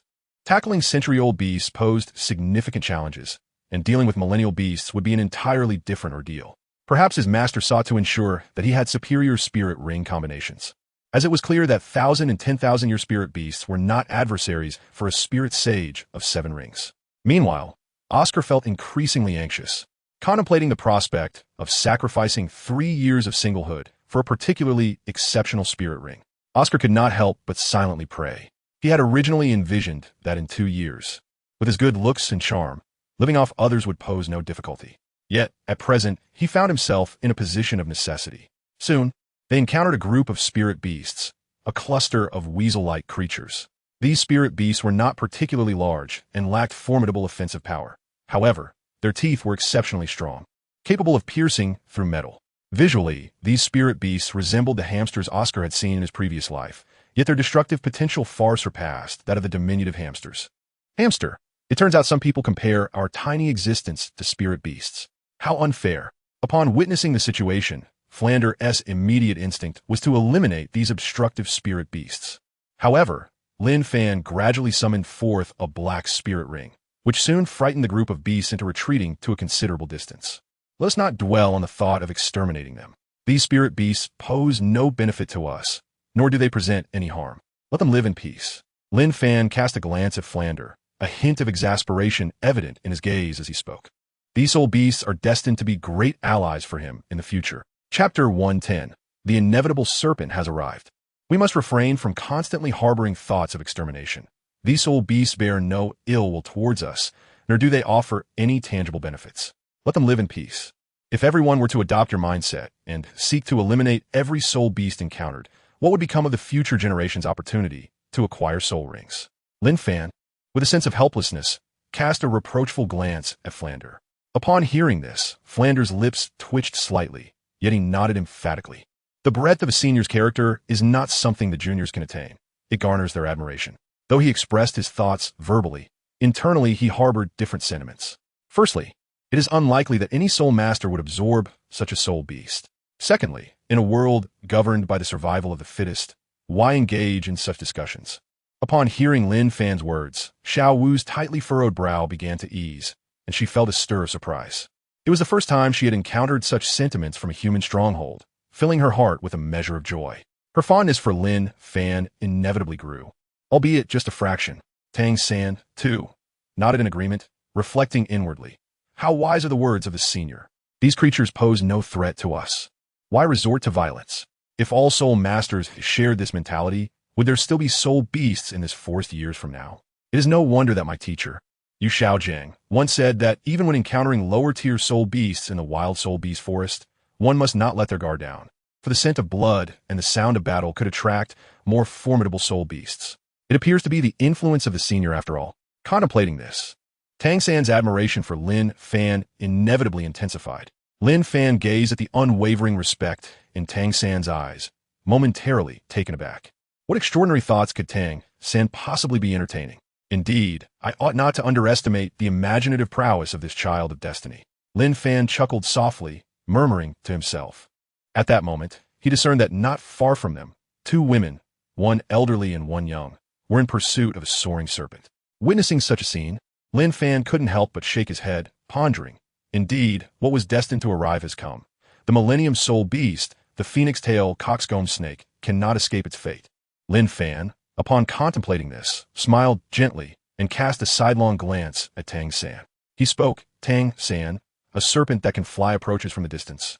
Though it does not soar high, only gliding about 3 meters above the ground. It boasts a fleshy crest upon its head, which appears larger than its own head, vivid and crimson like fresh blood. Its tail is rather peculiar, taking on a fan-like shape. What do you think that could be? Lin Fan, with a beaming smile, turned his gaze toward Tang San and fell silent. Tang San, observing the glimmer of anticipation in Lin Fan's eyes, promptly activated his purple extreme demon eye and gazed into the distance. Before long, he was met with a dazzling sight and quickly shifted his attention towards Oscar. Oscar, he exclaimed, the creature approaching is a phoenix-tailed coxcomb snake, a remarkably rare soul beast. Its fleshy crest possesses numerous extraordinary functions. You are indeed fortunate, Oscar. Alas, it remains uncertain how many years this phoenix-tailed coxcomb snake has lived. Tang Hao expressed his excitement to Oscar, revealing the high regard he held for this soul beast. Zhu Zhuqing, could you take a look and describe what that snake is like? Lin Fan gazed tenderly at Zhu Zhuqing in his arms and gently spoke. Upon hearing his words, Zhu Zhuqing turned her gaze towards Tang Hao as well. After a brief moment, she smiled and remarked, "The wings of this serpent are a delicate shade of pink, measuring approximately 6 to 8 meters in length." As she spoke, a glimmer of joy danced in her eyes as she glanced at Lin Fan. Upon hearing this, Lin Fan smiled gently and planted a soft kiss on Zhu Zhuqing's cheek before turning his gaze towards Tang Hao. Zhu Qing was indeed correct. Tang Hao, why don't you enlighten us on the age of that phoenix-tailed coxcomb snake? Lin Fan spoke in a rather unremarkable manner. Tang Hao, after a brief contemplation, responded with a hint of certainty. This is a 1,000-year-old phoenix-tail chicken crown snake. The pale red wings are emblematic of its millennium-long evolution. Based on its length, which ranges from 6 to 8 meters, it is likely to possess a cultivation age between 1,300 and 1,800 years. Oscar, this is perfectly suited for you. The reason Tang Hao's certainty was somewhat tempered was due to the fact that his master, Yu Xiaogang, had mysteriously vanished shortly after he began to delve into soul beasts. The phoenix-tailed chicken crown snake is inherently non-venomous, a rare and formidable constrictor that employs the method of entwining its prey to induce suffocation. Although its attack methodology is rather singular, its speed is astonishingly swift. And within its crown lies a reservoir of nutrients that can momentarily enhance its velocity in times of crisis. Should you acquire this soul ring, your next soul skill will undoubtedly pertain to speed, whether it be enhancing your own swiftness or augmenting that of others. Both options are commendable. Due to its relatively modest offensive power and singular attack style, specimens over 1,000 years old are exceedingly rare. Thus your fortune is indeed commendable. Tang Hao first addressed Lin Fan's inquiry before turning his attention to Oscar, elucidating the abilities of the phoenix-tail chicken crown snake. Indeed, that is accurate. Flander remarked with a smile upon hearing Tang Hao's response. It appears that this little San is undoubtedly a disciple of Xiaogang. This thought brought a sense of comfort to Flander. After all, the student of his old friend is, in essence, his own student. Upon hearing Tang Hao's precise articulation, Oscar's eyes sparkled with excitement. "Little San, you are truly the encyclopedia of the martial soul realm. How impressive!" he exclaimed. "It seems that fortune has favored me, haha. Little San, you are akin to an encyclopedia of soul beasts." Initially apprehensive about not securing a suitable soul ring, Oscar found all his concerns dissipated with Tang Hao's insights. This was undoubtedly a divine boon for him. Not only Oscar, but even Flander's gaze toward him shifted, along with Lin Fan, Zhu Zhuqing, and Xiao Wu. Although Tang Hao was Yu Xiaojiang's disciple, it was essential to recognize that soul beasts, much like martial souls, are extraordinarily diverse, and discerning their age and level is no simple feat. Tang Hao's ability to accurately identify the type and strength of the soul beast they were to confront, based solely on Zhu Zhuqing's remarks, speaks volumes of his profound understanding of martial souls, a level of insight Flander himself could not claim. In response to Oscar's praise, Tang Hao gently shook his head. Rather than being an encyclopedia, it would be more fitting to attribute that title to his master. The master has long since perfected his research on the soul spirits. As his disciple, Tang Hao's prowess is not only formidable, but his theoretical knowledge is sufficient to qualify him as an instructor in any academy. Little San, if that is the case, how shall we capture this soul beast? Oscar inquired, his excitement palpable. How could he not be thrilled by such an exquisite soul ring? Without hesitation, Tang Hao responded, "All serpents harbor a fear of aggressive avian creatures, particularly those with long beaks, such as herons. Although we lack a heron soul spirit among us, Dean Flinder's four-eyed cat eagle can certainly be considered the sovereign of avian beings. The aura of his soul spirit should exert a certain degree of suppression over this phoenix-tail coxcomb snake. Its offensive capabilities are rather weak. We must simply be cautious to prevent its escape." After articulating his thoughts, Tang Hao turned his gaze towards Flinder, who shrugged and nodded in resignation. "While your assertions are indeed accurate, Tang Hao, you seem to have overlooked one crucial detail." Lin Fan chuckled softly and spoke in a somewhat chilly tone. "Did you not notice the 2 scars beneath its abdomen?" Lin Fan spoke, his gaze fixed intently on Tang Hao. Chapter 111. Meng Yiran, Chao Tianxiang Death. The serpent bore 2 distinct wounds on its abdomen. Upon hearing Lin Fan's words, Tang San was momentarily taken aback. At that moment, the phoenix-tailed coxcomb snake had already soared towards their direction. It was a colossal serpent, precisely as Zhu Zhuqing had described, measuring around 6 to 7 meters in length, adorned with a vibrant crimson crest upon its head, exuding a menacing aura as its swift form advanced towards Lin Fan. Witnessing the scene, Lin Fan could not help but shake his head. Grasping the god-slaying spear, he plunged it directly through the creature. The phoenix-tailed coxcomb snake lay lifeless, beyond the point of no return. At that moment, Tang San noticed the snake's abdomen, which fortuitously bore 2 distinct wounds. His senior had indeed pointed out his own ignorance. With no other thoughts in mind, Tang San turned respectfully towards Lin Fan and spoke with deference, his admiration for Lin Fan deepening. Flender also found his respect for Lin Fan intensifying, feeling somewhat embarrassed that he, a martial soul user with a 4-eyed cat eagle, had overlooked these details. However, it seemed that the phoenix-tailed coxcomb snake had truly met its demise. Tang San, observing the gruesome state of the creature, spoke with a slight tremor in his voice. At that moment, Oscar, equally bewildered, echoed, "Indeed, Senior, this phoenix-tailed coxcomb snake is completely dead. How can it possibly serve as my spirit ring?" His lament was tinged with despair. Just when I thought I had secured my spirit ring, it vanished. Yet Lin Fan shrugged, indicating that it was of little concern.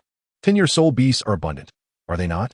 Suddenly, a hoarse voice thundered, "Who dares to take my granddaughter's spirit ring?" 2 figures emerged from the direction the phoenix-tailed coxcomb snake had come, presenting themselves before the group. One was an elderly woman, appearing to be in her 60s or 70s, with neatly arranged white hair. Despite her age, she exuded vitality. Her wrinkled face was as rosy as that of an infant, and her eyes sparkled with intensity. She wielded a 3-meter-long serpent-headed staff, her 6 spirit rings pulsating rhythmically. Clearly, this elder was a formidable soul emperor, though her body remained unchanged. The presence of her spirit rings indicated she had activated her martial soul, and the staff she held was undoubtedly it. Beside the elder stood a striking young woman, seemingly around 16 or 17, with short hair and clad in fitted attire that accentuated her well-developed figure. Her deep brown eyes were fixed intently on the lifeless phoenix-tailed coxcomb snake. She too held a serpent-headed staff, albeit shorter at 2 meters, and her spirit rings numbered merely 2, each a century old. "My phoenix-tailed coxcomb snake. Who is responsible for this? Who has done this to my beloved creature?" The fury in her eyes revealed the depth of her attachment to the snake. "Sir, you cannot be the one responsible for this, can you?" The elderly woman directed her gaze solely towards Flander, completely disregarding Tang San, Xiao Wu, Zhu Zhuqing, and even Lin Fan. Lin Fan looked at the elderly woman and the young girl without any hint of confusion. He naturally understood that they were likely the legendary dragon, Lord Meng Shu's wife, the serpent matriarch Chao Tianxiang, and her granddaughter, Meng Aran. Flander observed the 6 soul rings beneath Chao Tianxiang's feet, a disdainful smile gracing his lips, before he unleashed his own 7 soul rings. However, upon witnessing the opponent's martial soul, he was momentarily taken aback. "Ah, it appears that I stand before a venerable soul sage. I am Chao Tianxiang. May I inquire as to your esteemed identity?" Chao Tianxiang said, tightly gripping her serpent-headed staff with a composed demeanor. "Ah, so it is the illustrious serpent matriarch of the Dragon Lord. I am Flander. It is a pleasure to make your acquaintance," he responded, a subtle tremor of reverence coursing through him at her words. It was not that he feared this mere soul emperor, but rather that her husband, the Dragon Lord Meng Shu, was a figure far beyond his reach. "Oh, it seems that the Dragon Lord and Serpent Matriarch hold some renown within the Soul Master community," Chao Tianxiang remarked with a hint of sarcasm. Flander chuckled awkwardly in response. With a soul Douluo of such stature possessing a martial soul fusion skill, how could your husband, the Dragon Lord Meng Shu, not be famous? "Yeah, I must ask, why seek to hunt my humble 1,000-year-old phoenix tail coxcomb snake? Did you not notice the 2 wounds upon its abdomen, inflicted by my hand?" Chao Tianxiang said, glaring fiercely at Flander to convey her indignation. "You are mistaken. That serpent was slain by me," Lin Fan interjected, growing impatient as he waved the god-slaying spear in his hand. Only then did Chao Tianxiang notice the presence of this young man beside Flander, prompting her to look up. The same reaction was mirrored by Meng Aran, who found the youth to be exceptionally handsome. "Young man, given the circumstances, I shall not linger on this matter. You may either join our Dragon Lord and Serpent Matriarch family or sever an arm. The choice is yours," Chao Tianxiang declared. Upon hearing her grandmother's words, Meng Aran could not help but commend her internally. After all, she was yet to be betrothed, was she not? Meanwhile, Flander, who had been observing the unfolding drama, struggled to suppress his amusement at Chao Tianxiang's words. "Ah, sever an arm? I presume the Dragon Lord is lurking nearby," Lin Fan retorted coldly. "Soon, you shall be reunited." With a smile gracing his face, Lin Fan spoke as the god-slaying spear pierced through the heart of Qiao Xiang, with Meng Iran meeting the same fate. Witnessing such a scene, Xiao Wu, Tang San, and Oscar were all overwhelmed by a wave of nausea. Even Zhu Zhuqing was not immune to the unsettling sight. Flander, too, was taken aback by Lin Fan's decisive action. No wonder, he thought, the elder had swiftly dispatched the phoenix-tailed chicken-crowned snake. Such resolve was indeed to be expected. At that moment, both Tang San and Xiao Wu trembled in fear. Standing closely beside Lin Fan, Zhu Zhuqing also found herself shuddering. Although she had faced numerous battles with soul beasts for the sake of soul rings, the act of taking a life was an experience she had never encountered before.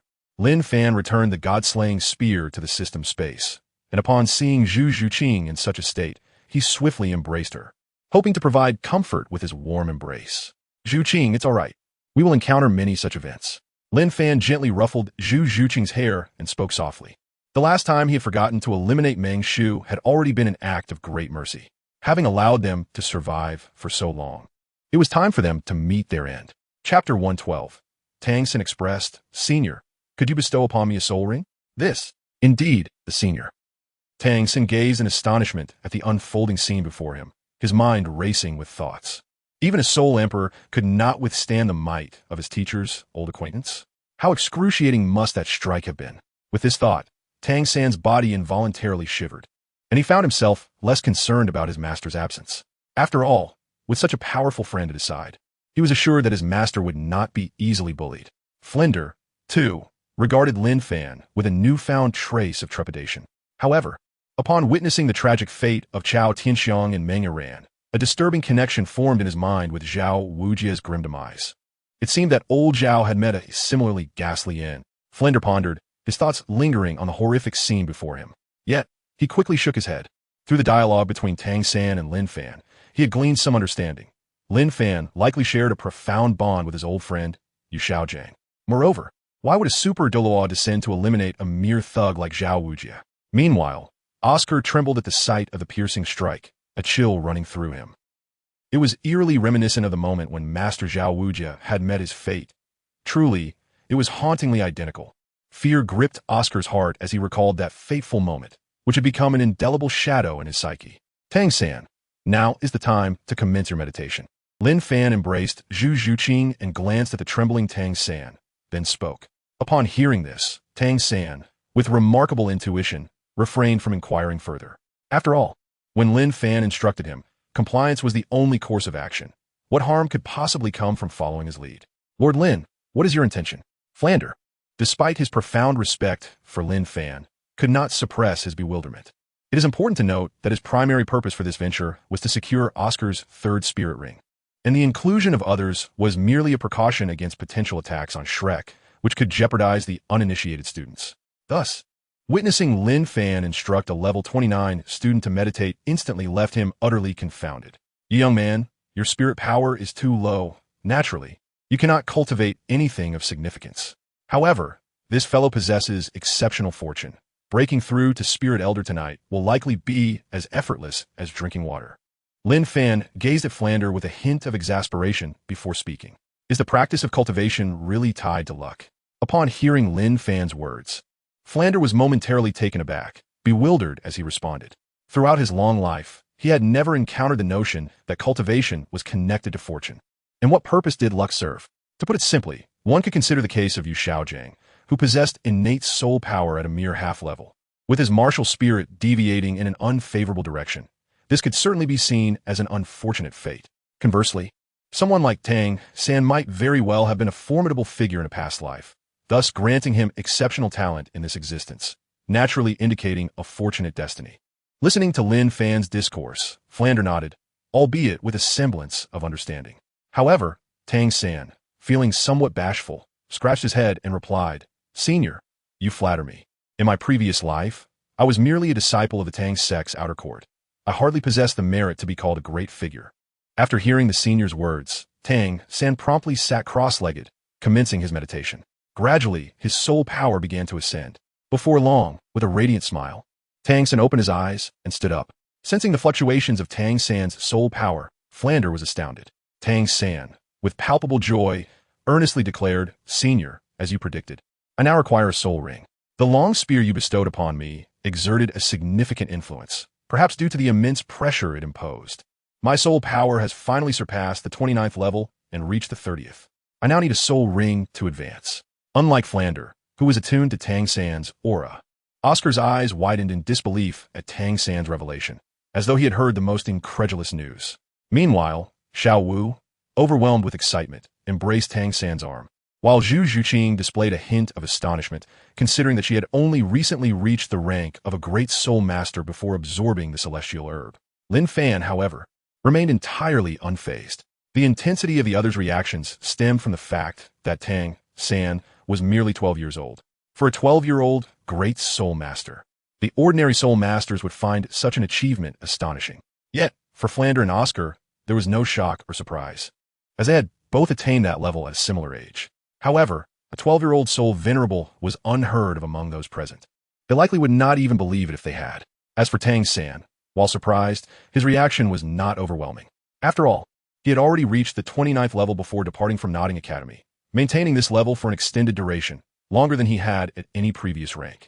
Tang San was aware that he would soon transcend the constraints of the 29th level and ascend to the 30th. However, he had never anticipated reaching that level so swiftly. Perhaps this was the source of his astonishment. Flinder seemed to have come to a realization and looked at Tang San with a serious expression. "Little San, tell me, how old are you this year? I need the precise month." Despite being uncertain of Flinder's intentions, Tang San replied without hesitation, "Dean, I am currently 12 years and 7 months old." Upon hearing this, Flinder smiled knowingly. "Ah, no wonder you are that person's disciple. You are certainly far superior to my rather rotund apprentice. Little San, remember, you are the most gifted student in our Shrek Academy, bar none. If anyone dares to bully you, come straight to me," Flinder declared, patting Tang San on the shoulder. "Thank you, Dean," Tang San responded softly, a faint smile gracing his lips. "Little San, do you intend to let me live? I am already 14 and still at your level." "How enviable," Oscar remarked, filled with envy. If only Tang San could share a fraction of his talent. Hearing Oscar's words, Tang San merely chuckled softly, choosing not to comment. After all, he was not one to indulge in self-adulation, for such an act bore no fruit. "Brother, congratulations," Xiao Wu whispered in Tang San's ear, her excitement evident as she clung to his right arm. "But I'll catch up to you soon, hee," she added playfully, sticking out her tongue. Tang San smiled at her words and gently patted her head with his other hand. He had no doubt about Xiao Wu's determination over the years. Though he often broke through first, she would invariably catch up to his level in a short span of time. Tang San firmly believed that if Xiao Wu were to train more diligently, her strength would undoubtedly surpass his own. "Senior, it seems I will need your assistance in finding some soul rings," Tang San said, glancing at Lin Fan with a hint of shyness. "Ha, is that so? Not a problem at all." Lin Fan laughed heartily, shaking his head in agreement. After all, his purpose this time was to help Tang San with his soul ring arrangements. Chapter 113, Lin Fan. Next time I shall call you my husband. Soon, the group embarked on their quest to locate soul beasts. This endeavor was not solely for Oscar. Tang San had also joined the fray. On several occasions, they discovered suitable soul beasts for Oscar, only for Lin Fan to inadvertently slay them, leading Oscar to believe that Lin Fan was intentionally targeting him. Were it not for the awareness that such actions would yield him no benefit, Oscar might have genuinely harbored that belief. As for Tang San, the master had already meticulously planned his choice of the third soul ring. Thus, Tang San presumed that the task of finding a soul beast would be easier for him than for Oscar. After all, several of the soul beasts outlined in the Master-S plan were relatively common, and as long as the cultivation years were appropriate, they could readily become his third soul ring. However, the reality was stark. Oscar's soul beasts had all met their demise at Lin Fan's hands, while Tang San had yet to find a single one. They had encountered several millennium-level soul beasts along the way, but none were suitable for Tang San. The remainder consisted solely of century-level beasts. Little San, feeling disheartened, Flinder observed Tang San with a smile. Yet, he already knew the answer within his heart. Tang San shook his head and replied with a smile. "The search for soul beasts is inherently a matter of luck. There's no use in rushing. Rest assured, Dean Flinder, I possess patience." Despite his words, the flicker of helplessness in Tang San's eyes was unmistakable.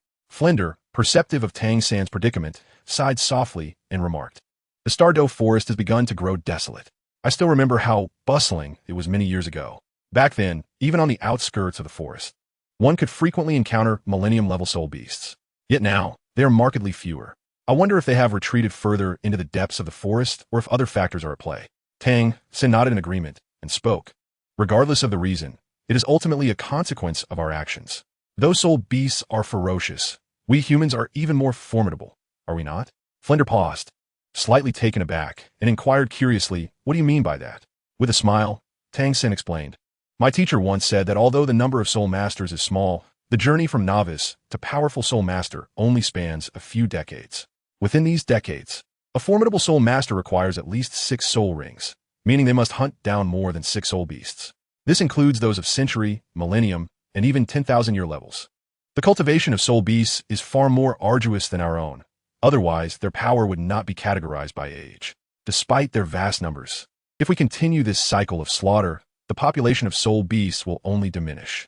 In years to come, it may become increasingly rare to encounter beings that have lived for over 1,000 years." Tang Hao sighed as he spoke. "If this continues, the Stardow forest will inevitably witness the complete disappearance of soul beasts." Upon hearing this, Flinder pondered and remarked, "Indeed, your teacher, the master, is correct. However, who among soul masters contemplates this issue? Who does not desire to become more powerful? Even if the spirit hall imposes restrictions, it is unlikely to yield any significant results." Tang Hao continued, "What is even more detrimental is the aimless slaughter. A soul master requires no more than 9 soul beasts in their lifetime. Yet how many soul beasts must they hunt throughout their existence? Let's not speak of others. Even on our journey, if we encounter proactive attacks from 10-year or 100-year soul beasts, were it not for the organization established by our predecessors, we too might succumb to the urge to strike. Those who make a living by hunting soul beasts, seeking profit, only exacerbate the scale of slaughter. If this persists, the profession of soul master may one day find itself devoid of resources."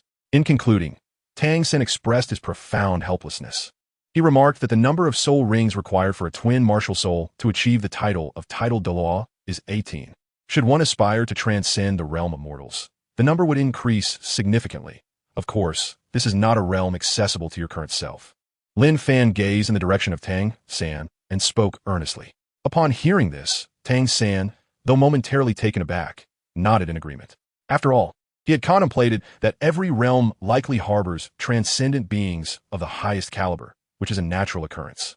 Much like the legends he had heard in his previous life about the likes of the Buddha of the Jade Emperor, who transcended the confines of worldly rules. Flinder interjected, "Enough of this discourse. This matter is beyond our control. At most, we can only strive to refrain from unnecessary violence ourselves. Little San, I have made a decision. If we do not find a suitable spirit beast for you shortly, we shall venture deeper into the Stardow forest to seek one. There must be a spirit ring that is fitting for you. Rest assured." As Flinder spoke, he offered Tang Hao an encouraging expression. At that moment, however, the smile on Xiao Wu's face abruptly vanished, replaced by a solemn demeanor. Lin Fan naturally noticed these developments when a resounding voice echoed in his mind. The ancient soul beast, the Titan Great Ape, was on its way. Upon hearing such a proclamation within his consciousness, Lin Fan could not help but smile faintly as expected. The inevitable had arrived. Third brother, senior, Dean Flander, let's make haste this place at that moment. Xiao Wu glanced anxiously at everyone, stammering her words. Aside from Lin Fan, the others looked at her with puzzled expressions. Xiao Wu, this is not good. Neither I nor Xiao San have yet to find our soul rings. Your urgency is unwarranted, Tang San interjected, shaking his head. Xiao Wu, what troubles you? Are you fatigued? We shall soon find our soul rings. So fret not as he spoke. He playfully pinched Xiao Wu's cheek. Indeed, dear sister Xiao Wu, once they locate their soul rings, we will depart. There's no need to rush. Zhu Zhuqing chimed in, though she seemed to overlook that she too was lacking a soul ring.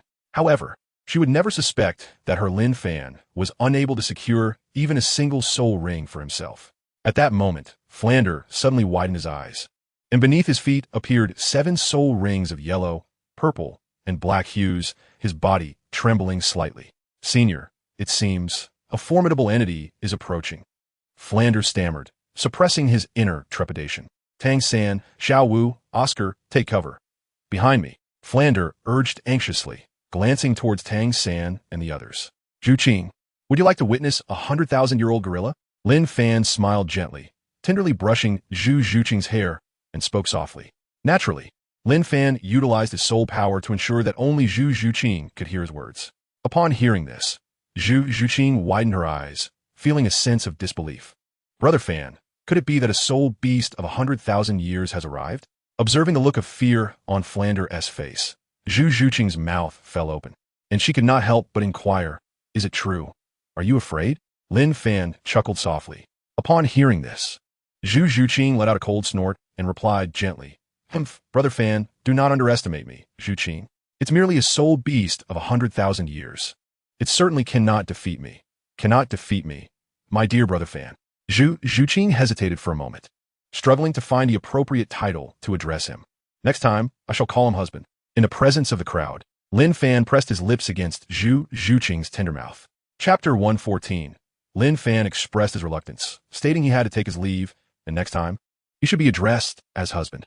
At that moment, only this phrase echoed in Zhu Zhuqing's mind. Overwhelmed by the immense pressure Lin Fan exerted upon her, her face flushed crimson as she softly murmured in acknowledgement. "Senior, must we continue to display our affection at such a time?" Flanders nearly burst into tears, his face etched with fear. The implication of Lin Fan's words suggested the arrival of a 100,000-year soul beast. A 100,000-year soul beast. Was that something a mere soul sage like him could possibly confront? Lin Fan did not heed Flanders' words, slowly withdrawing his lips from Zhu Zhuqing's. Yet his gaze remained fixed upon her. "You still want me to behold the gorilla for 100,000 years, don't you?" Zhu Zhuqing stammered, feeling the intensity of Lin Fan's gaze as if he were about to devour her. At this moment, she truly felt a sense of trepidation towards him. "Zhuqing, what was it that I asked you to call me just now?" Lin Fan's expression darkened as he spoke coldly. Zhu Zhuqing gazed at Lin Fan's demeanor, feeling utterly at a loss. Lin Fan observed the scene, shaking his head as he turned to Flander and pointed toward a nearby location. Flander followed Lin Fan's gesture, and suddenly, two towering trees gradually parted, revealing a colossal figure that silently emerged from the shadows. This being was akin to a mountain, with its jet-black fur shimmering faintly under the dim light of the stars and moon. Even in a quadrupedal stance, its shoulders exceeded 7 meters in height. If it were to stand upright, it would likely surpass 15 meters. At first glance, it resembled a creature that was both ape-like and akin to a gorilla. Its entire form a deep ebony hue, save for its enormous eyes, which glimmered with a yellowish radiance. In the depths of night, one could scarcely discern its figure unless it was in motion. The sheer magnitude of this beast was astonishing, its physique not only immense but also adorned with muscles more formidable than granite, bulging like small hills. Remarkably, it traversed the forest without making a sound. Even its breathing was inaudible. It was none other than the king of the forest, the Titan Great Ape. Even Tang San, usually composed, found his voice trembling slightly. "Little San, the Titan Great Ape, what exactly is the Titan Great Ape?" Oscar inquired, his brow furrowed in confusion as he gazed at the soul beast. The Titan Great Ape, when it appears in any soul beast forest, is undoubtedly a dominant presence. No soul beast dares to offend it, for the consequence is invariably death. Even a centenarian Titan Great Ape could contend with other millennial soul beasts.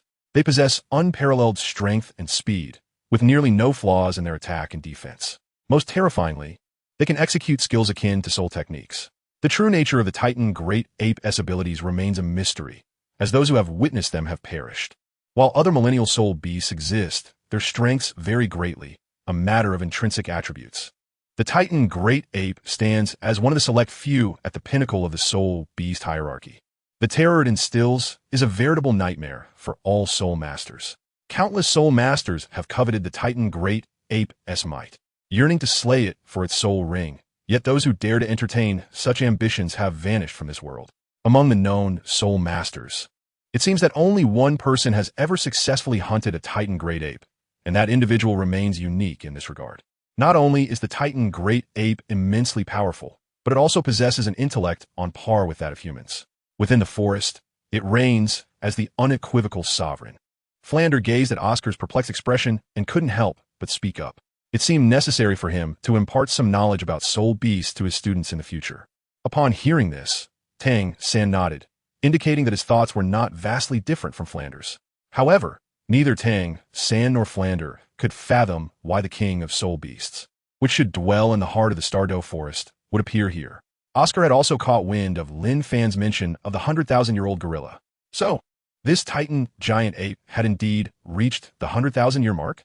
The thought made Oscar's pupils constrict, and an overwhelming sense of dread washed over him. He wished fervently that he had been the one sleeping in that hotel back then. Esteemed king of the forest, we mean no offense. If this is your territory, we are willing to withdraw immediately, Flanders said, his gaze fixed intently on the titan giant ape.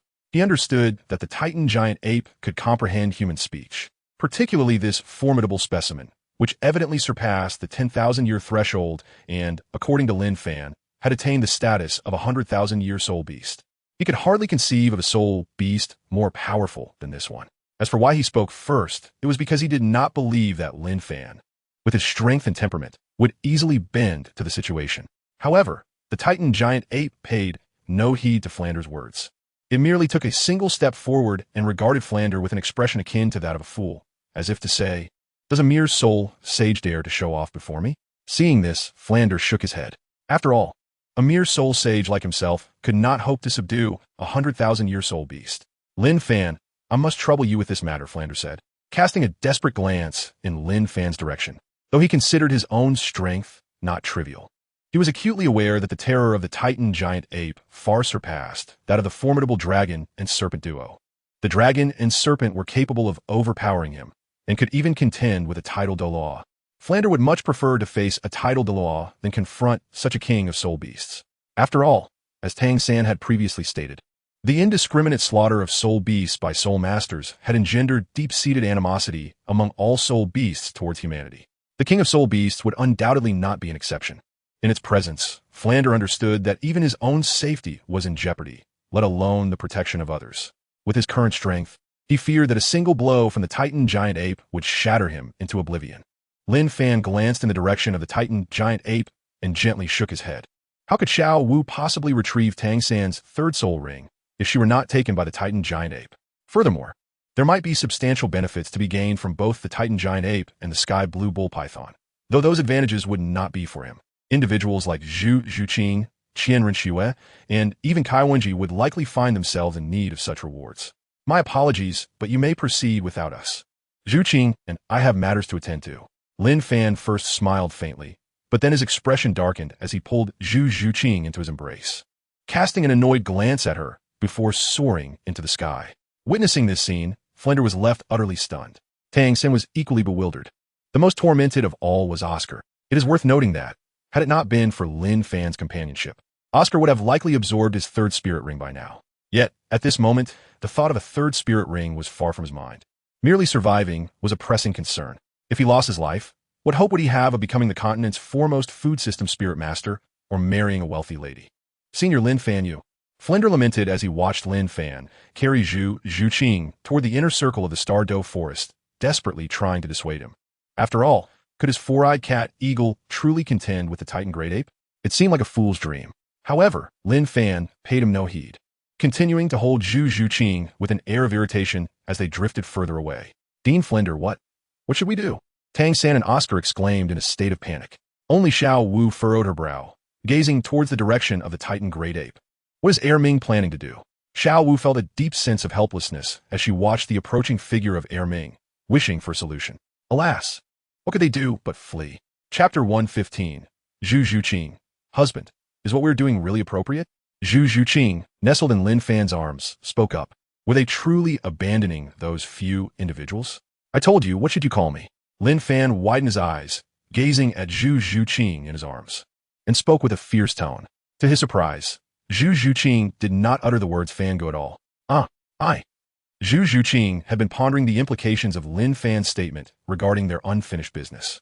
At that moment, she truly recognized the gravity of the situation.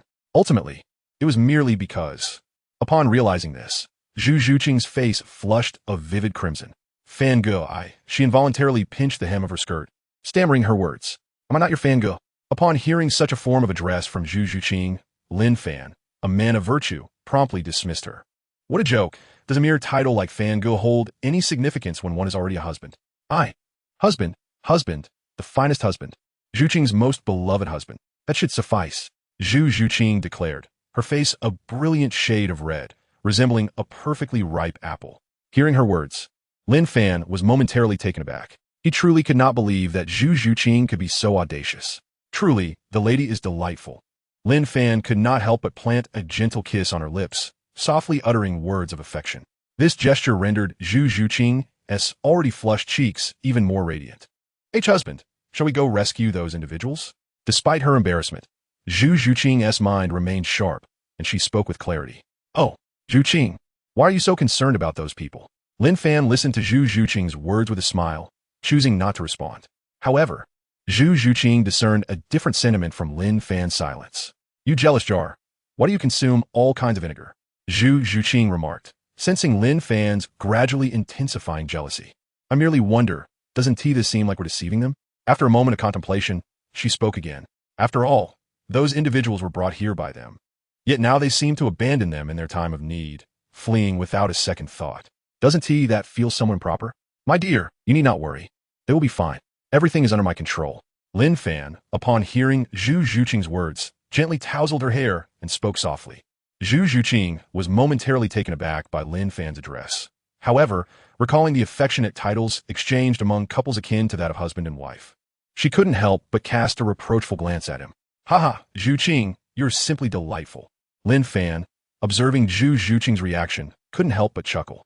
Zhuqing, allow me to accompany you as we embark on the quest for your soul ring. Lin Fan, while speaking, had already taken Zhu Zhuqing's hand and proceeded deeper into the Stardo forest. Before long, under the scrutiny of Lin Fan's spiritual awareness. No, let go of Xiao Wu. As Xiao Wu was about to fall into the clutches of the Titan Great Ape, Tang San's eyes instantly turned red. He broke free from Flinder's grasp and, without stabilizing his body on the ground, kicked off powerfully, propelling himself upward. Utilizing a nearby large tree, he leaped into action, his hands moving like lightning from his waist. A dozen gleaming projectiles soared simultaneously, aimed directly at the Titan Great Ape's eyes. Seeing Tang San charge forward, Flinder had no choice but to abandon his escape plan. With the spirit power of the seventh spirit ring enveloping him, he began to confront the Titan Great Ape. In a series of sharp, crisp sounds, all the projectiles aimed at the Titan Great Ape's eyes were thwarted by its eyelids. At the same time, the Titan Great Ape suddenly stood upright, evading Flinder's attack with a firm grip on Xiao Wu, while its other powerful arm collided forcefully with Flinder's body. Soon, the group was overwhelmed, with Tang San being directly sent flying by the Titan Great Ape. No! Xiao Wu exclaimed in shock as she watched Tang San being blown away. The Titan Great Ape glanced down at Xiao Wu in its grasp and let out another low growl. This time, it ignored Flinder's renewed assault and suddenly leaped into the air, disappearing into the forest within a mere drop of 100 meters. Indeed, this child of destiny was truly a child of fortune, even in the realm of a mere great spirit master. He could break free from the constraints of a spirit sage. Witnessing Tang San's escape from confinement, Lin Fan couldn't help but reflect. If he hadn't possessed the system and traversed here, how could he possibly outperform Tang San? Shortly thereafter, after consuming a few recovery sausages, Tang San pursued the direction of the Titan Great Ape. However, lacking the mushroom sausages, his speed was considerably reduced, and Flinder still did not follow. This Flinder is quite peculiar. Lin Fan gazed at the indifferent Flinder, feeling a tinge of helplessness, yet refraining from uttering a word. At that moment, he accessed the system's marketplace and procured a millennium-grade grass snake soul ring. Shortly thereafter, he observed Tang San engaged in a fierce battle with a man-faced demon spider. Though such events held little significance for Lin Fan, just as Tang San was on the verge of vanquishing the creature, with its last breath flickering, Lin Fan nonchalantly intervened, thereby nullifying Tang San's grand opportunity. Subsequently, Lin Fan placed the grass snake soul ring beside the fallen man-faced demon spider. It was only when he witnessed Tang San, filled with doubt, attempting to absorb the evidently insufficient soul ring that a subtle smile graced his lips. Brother Fan, what are you smiling about? Zhu Zhuqing inquired, noticing Lin Fan's peculiar expression. Yet, all Lin Fan offered in response was a disgruntled countenance. Observing this, Zhu Zhuqing shot him a discontented glare, and then, with a faint blush adorning her cheeks, she leaned closer to Lin Fan's ear and whispered, Husband, is it done? After speaking, she playfully stuck out her tongue. Lin Fan finally broke into a smile again, embracing her gently and murmuring, Zhuqing, would you like to witness how soul beasts create soul rings? Lin Fan smiled gently and spoke to the invisible presence in his arms. Naturally, he anticipated Zhu Zhuqing's reaction. Soul beasts can condense soul rings? Husband, how can soul beasts condense soul rings? Please do not deceive me. Zhu Zhuqing seemed to have heard something extraordinary, shaking her head in outright denial of Lin Fan's words. Zhuqing, it appears that old rascal, Dugu Bo, has not imparted his knowledge. Soul beasts can indeed condense soul rings, Yuan. Lin Fan gently tapped Zhu Zhuqing's forehead and softly spoke. Zhu Zhuqing let out a cold hum and playfully chided, Husband, can we not speak plainly? Although she felt a tinge of dissatisfaction at that moment, her cheeks flushed a deep crimson after uttering those words. She couldn't shake off the peculiar feeling that came with such a form of address. Chapter 116. Titan Great Ape. Xiao Wu, I really like you. Husband, can we not speak plainly? Although she felt a tinge of dissatisfaction at that moment, her cheeks flushed a deep crimson after uttering those words. She couldn't shake off the peculiar feeling that came with such a form of address. Zhuqing, you may not know this, but when soul beasts reach the age of 100,000 to 200,000 years, they are capable of transforming into human form. Once they take on this shape, they must then condense their own soul rings. Of course, even that old fellow, Dugu Bo, may not be aware of this. Lin Fan gazed at Zhu Zhuqing's demeanor, gently tapping her on the head as he spoke. Ah, so that implies there exists a soul beast in this vicinity, having transformed into a humanoid form after 10,000 years, and is currently in the process of forming a soul ring? Upon hearing Lin Fan's words, Zhu Zhuqing suddenly comprehended and replied, Indeed, that is the case.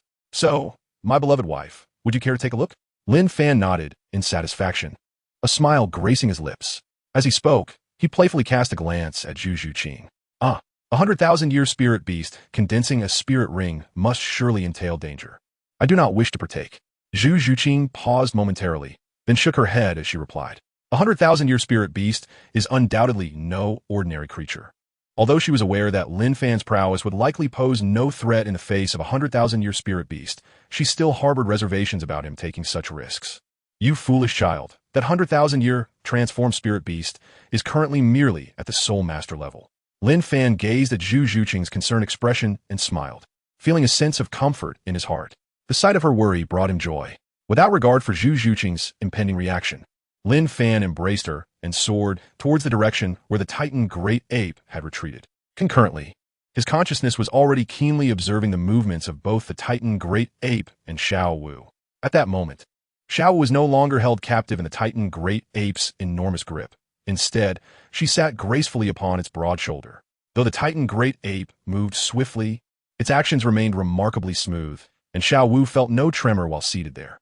However, her face was etched with concern as she frequently glanced in the opposite direction of the Titan Great Ape's path. Ming, please stay here. Don't wander off any further. I must return quickly, or they will start to worry about me. You should have come looking for me, she murmured. Upon hearing Xiao Wu's plea, the Titan Great Ape halted and lowered its massive body, allowing her to descend to the ground.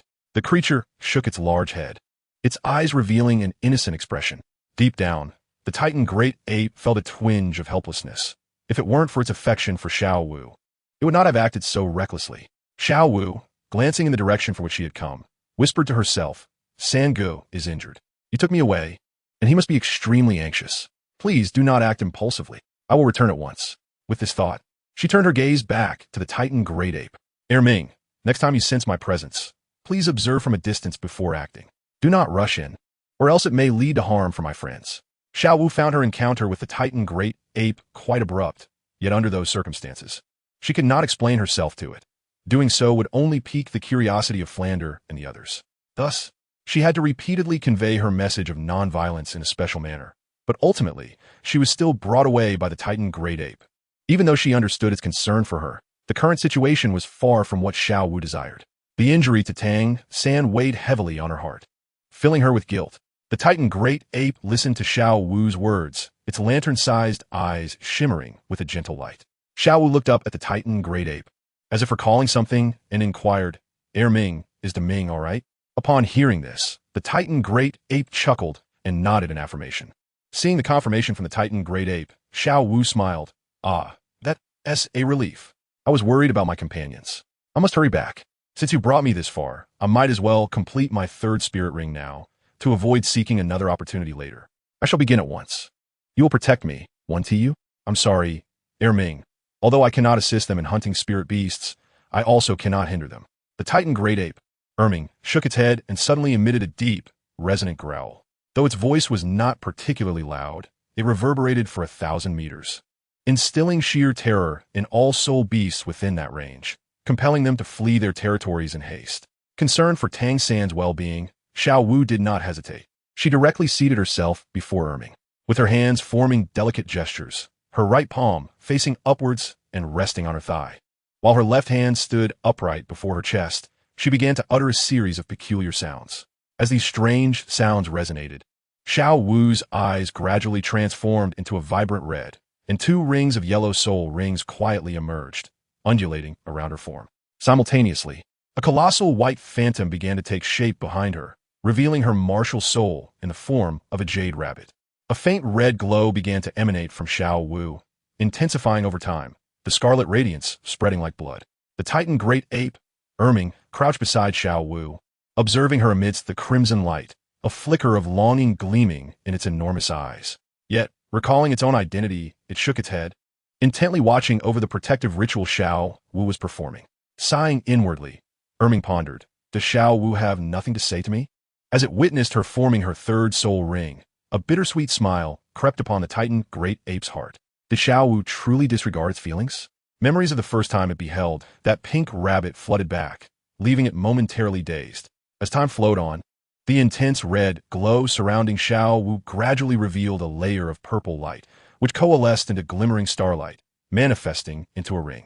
The purple ring descended upon Xiao Wu. Initially, it struggled to harmonize with the other 2 rings, yet as the red light intensified, the purple ring stabilized, revealing itself as a 1,000-year soul ring. With the emergence of the 3rd soul ring, Xiao Wu's body seemed to gain greater harmony. She appeared more voluptuous, her feminine attributes becoming increasingly pronounced, even as the innocence in her face quietly diminished. Simultaneously, the jade rabbit phantom behind her became markedly clearer following the appearance of the 3rd soul ring. Erming, thank you. As she gazed at the 3rd spirit ring she had successfully condensed, Xiao Wu turned her attention toward the Titan great ape, smiling as she spoke. She was acutely aware that without Erming's assistance, not only would the swift condensation of her 3rd spirit ring have been an arduous task, but even the prospect of forming a spirit ring within the month would have been daunting. The Titan great ape not only provided her with protection, but also frightened away all spirit beasts within 1,000 meters prior to her process, significantly enhancing her chances of success. Observing Xiao Wu's radiant smile, the Titan great ape felt a fluttering in its heart. Sister Xiao Wu. The voice of Erming echoed in her mind, leaving her somewhat puzzled. Erming, what is it? She inquired, responding to his somewhat bewildered tone. Sister Xiao Wu. I. The Titan great ape was overwhelmed with shyness, struggling to convey its thoughts. Upon hearing his hesitant voice, Xiao Wu furrowed her brow and urged, Erming, just speak up. Sangu will worry about me. Her heart raced with impatience. The Titan great ape was taken aback by her anxious demeanor. In her mind, the so-called Sangu held such a lofty status? Meanwhile, here was Erming, her steadfast friend, feeling somewhat diminished in comparison. A smile crept across the Titan great ape's face as it reflected on this. Who would have thought that she was such a spirited Xiao Wu? Yet despite everything, it found itself quite fond of her. Lin Fan, concealed nearby, couldn't help but chuckle at the scene unfolding before him. The Titan great ape turned out to be quite the sentimental being, though perhaps the term simp would be more fitting. Reflecting on the original tale, the Titan great ape had always prioritized Xiao Wu's well-being, even to the extent of giving his spirit ring to Tang San in his final moments. Indeed, it was quite tragic. Zhu Zhuqing also witnessed this moment, her expression one of astonishment. Darling, is that Xiao Wu truly the 100,000-year transformed spirit beast you mentioned? She remarked, lightly poking Lin Fan in disbelief. She genuinely hadn't anticipated that the adorable and obedient little sister was, in fact, a 100,000-year spirit beast. Indeed, my lady, that little one is, without a doubt, a 100,000-year spirit beast. Upon hearing this, Lin Fan nodded and replied, let us go. We shall ask them to lend us a hand. Lin Fan's lips curled into a faint smile as he embraced Zhu Zhuqing and soared towards the Titan giant ape and Xiao Wu. Zhu Zhuqing nodded, obediently nestled in his arms. Feeling Lin Fan's presence, her cheeks flushed with a delicate hue. Zhuqing, you must adapt. You simply must. Your husband is quite insufferable, but you'll grow accustomed to it, she thought, striving to suppress her shyness, which only intensified her embarrassment. How could her Lin Fan be like this? Xiao Wu, go find them. I shan't intrude any longer. Take care of yourself. Do not let the Ming and me worry. The Titan giant ape? Air Ming said after a moment's contemplation, forcing a smile. Very well, Air Ming. You and Ming must also take care of yourselves. I shall take my leave for now, until we meet again. Upon hearing Air Ming's words, Xiao Wu felt an urgent need to depart and swiftly turned away. Wait a moment. Are there any suitable Millennium Soul rings for feline-type martial souls? Please do recommend. Lin Fan appeared before the two beasts, cradling Zhu Zhuqing, and cheerfully inquired. The Titan giant ape and Xiao Wu were taken aback at the sight of the newcomers. Chapter 117, Titan giant ape, an unexpected shower of dog food. Senior Yu. Upon seeing the suddenly materialized Lin Fan and Zhu Zhuqing, Xiao Wu expressed her bewilderment. You, a dignified title Douluo, resorting to ambush?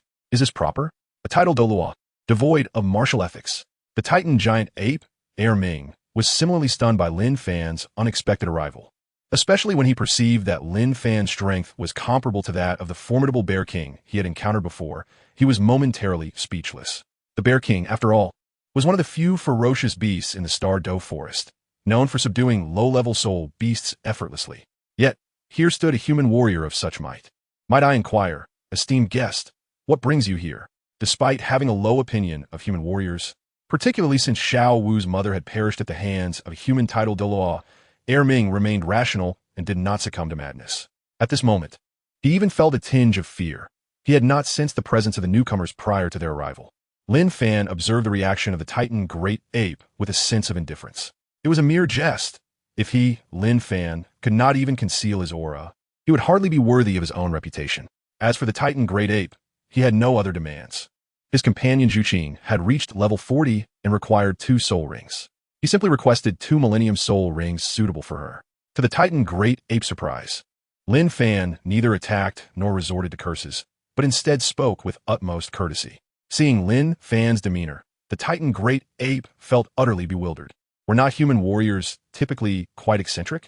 After a moment of contemplation, the Titan great ape finally nodded in acquiescence. After all, it was merely a matter of acquiring 2 Millennium Soul beasts. How could it possibly fail? Casting a glance at Zhu Zhuqing, the Titan great ape mused about the appropriate soul beast for the phantom spirit cat martial soul. Gradually, it set down Xiao Wu and ventured forth alone in search of suitable soul beasts.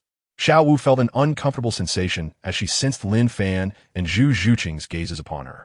Lin Fan, a title Douluo, was somewhat resigned to the fact that even a young lady who had yet to attain the true essence of a soul master was aware of her identity. At that moment, Zhu Zhuqing remained in a state of bewilderment. Had she not witnessed it with her own eyes? How could she possibly believe that Xiao Wu was a soul beast? Before long, the Titan great ape returned, carrying 2 nearly lifeless soul beasts. My lord, this is a 5,000-year-old soul beast, the shadow ghost leopard. The Titan great ape stated as it fixed its gaze on the leopard held in its left hand. It then shifted its attention to the right hand and proclaimed, My lord, this is a 9,000-year-old soul beast, the ghost tiger. Recognizing that Zhu Zhuqing's soul power had reached the 40th level, the Titan great ape had the foresight to procure soul beasts of considerable age for the 3rd and 4th soul rings. It felt a twinge of guilt towards these 2 soul beasts. After all, the shadow ghost leopard had been caught mid-slumber with a single punch, while the ghost tiger, having struggled for millennia to attain the position of a racial leader, had been unceremoniously brought along. The Titan great ape demonstrated its awareness of the situation. Observing the soul beasts it had presented, Lin Fan couldn't help but commend its efforts in silence. After making its presentation, the Titan great ape respectfully placed the 2 soul beasts before Lin Fan and Zhu Zhuqing. Zhuqing, you should absorb these 2 soul rings first. Once completed, proceed to absorb that soul bone. Lin Fan gently tousled Zhu Zhuqing's hair and spoke softly. Upon hearing his words, Zhu Zhuqing nodded vigorously and approached the shadow ghost leopard, striking it with a claw before gradually absorbing the first purple soul ring. Soon, the shadow ghost leopard soul ring was completely absorbed by Zhu Zhuqing. Following that, the 9,000-year-old ghost tiger soul ring was also swiftly absorbed by her. Zhu Zhuqing then skipped joyfully to Lin Fan and enveloped him in a warm embrace. My lady, you're making it difficult for me to breathe. Lin Fan initially felt quite pleased observing Zhu Zhuqing's actions. However, the weapon in her possession was undeniably formidable. Upon hearing Lin Fan's remarks, Zhu Zhuqing shot him an irritable glare and prepared to withdraw. Yet, Lin Fan seized the moment and drew her into his embrace, taking advantage of the situation. Indeed, Zhu Zhuqing had now ascended to the rank of a level 43 soul master. Sensing the soul power emanating from her, Lin Fan nodded approvingly and stated with certainty. As he spoke, he inadvertently squeezed the formidable weapon she wielded, his hand resting upon it. Zhu Zhuqing was momentarily taken aback, utterly speechless. Husband, Zhu Zhuqing bit her lip, her teeth clenched as she spoke. Her husband was far too audacious. How could he be so shameless? Especially in such a public setting? Lin Fan listened to Zhu Zhuqing's somewhat peculiar words and then noticed that his hand had inadvertently rested on her. It dawned on him why he had felt a certain softness earlier. Zhuqing, it was an accident. Do you believe me? Lin Fan withdrew his hand, feeling a touch of embarrassment as he spoke. I don't believe it. Clearly, Zhu Zhuqing was not inclined to grant Lin Fan any leniency and replied in a rather cold tone. Naturally, Lin Fan could discern that her demeanor was feigned. Oh, that makes sense. After all, you do call me husband, so my actions are not entirely unwarranted. Lin Fan felt as though his status had been challenged, and he spoke with a hint of displeasure. As he spoke, he pinched the weapon of Zhu Zhuqing. Zhu Zhuqing looked at Lin Fan, who not only refused to admit his fault but also acted in such a manner, and her face flushed with embarrassment. Bamboo Qing, I despise Brother Fan most. Zhu Zhuqing seemed to be overwhelmed with grievance, her voice trembling slightly as she spoke. Lin Fan gazed at Zhu Zhuqing's appearance, feeling unable to harden his heart. He gently patted her back and said, Zhuqing, enough now. Let's not be troubled. After all, you shall belong to me from this moment on. Lin Fan appeared to have recalled something and spoke. No, you are, after all, my person now, aren't you? Lin Fan spoke as he gently pinched Zhu Zhuqing's cheek, a smile gracing his lips. Upon hearing Lin Fan's words, Zhu Zhuqing, despite her outward appearance of blushing profusely, inwardly nodded in agreement. Lin Fan, how many opportunities are there to directly embrace her? Damn it, am I really being force-fed such dog food? The Titan Great Ape looked at the interaction between Lin Fan and Zhu Zhuqing, filled with envy, and couldn't help but curse inwardly. Meanwhile, Xiao Wu, witnessing the scene, felt a similar pang of jealousy. When would she find a man who treated her so well? Darling. It seemed Zhu Zhuqing sensed the gazes of the Titan Great Ape and Xiao Wu upon them. She smiled and spoke, gently patting Lin Fan's back. It wasn't that Zhu Zhuqing forbade her husband from expressing affection. Rather, she simply wished for a bit more time. Zhu Zhuqing bit her lip and murmured softly. After all, she was still a girl. Although the age difference from the average age of 14 in Douluo wasn't vast, she was still a child. And how could a child be so bold? All right, I will wait. Upon hearing Zhu Zhuqing's words, Lin Fan smiled gently, holding his beloved even tighter. Naturally, he understood his wife's feelings. Chapter 118. Xiao Wu. Ming, I only see you as a friend. All right, I will wait. Listening to Zhu Zhuqing, Lin Fan smiled softly, holding his beloved even closer. What a joke it would be if he did not cherish his own wife. He naturally understood her feelings. Upon hearing Lin Fan's considerate words, Zhu Zhuqing felt a wave of emotion swell within her. This was her husband, someone who did not desire her body, was not captivated by her beauty, nor motivated by her troubled family, but truly cared for her, thought of her well-being, and loved her genuinely. Zhu Zhuqing knew she had not misjudged him. Xiao Wu, observing the affectionate scene between Lin Fan and Zhu Zhuqing, was taken aback when the Titan Great Ape, Ming, unexpectedly sent her a mental message. Ming, what's wrong with you? Xiao Wu asked, feeling a bit anxious as the voice of Titan Great Ape, Ming echoed in her mind. With a top human expert present, she was already overwhelmed. Why was Ming adding to her troubles? Xiao Wu, you may not know this, but I have always liked you. The Titan Great Ape, blushing, gazed at Xiao Wu shyly and conveyed his feelings telepathically. His instincts told him that if he missed this chance, he would truly have no other opportunities left. Xiao Wu was momentarily stunned by Ming's words, then quickly responded, Ming, what are you thinking? I've always seen you as a younger brother, a friend. She spoke incredulously, as if Ming had just made a joke that was utterly impossible to come true. Oh, have I provoked the Titan Great Ape? Xiao Wu spoke directly, and naturally, Lin Fan heard every word distinctly. Lin Fan gently caressed Zhu Zhuqing's small head, paying no heed to the surrounding circumstances. At that moment, Zhu Zhuqing was immersed in the experience, completely oblivious to everything else. From the very first moment I laid eyes on you, I was enchanted, the Titan Great Ape reminisced. Lost in thought, I recall a time when I possessed merely 900 years of cultivation, facing the onslaught of an 8,000-year soul beast. And it was your aunt who came to my rescue. Back then, she was quite the playful spirit, frolicking in lands that did not belong to our Titan Great Ape clan, and was ruthlessly tormented by that firewolf. In that crucial moment, it was your mother who saved me. She brought me back to her home, and it was from that instant that my affection for you blossomed. As the Titan Great Ape spoke, a pang of sorrow welled within him.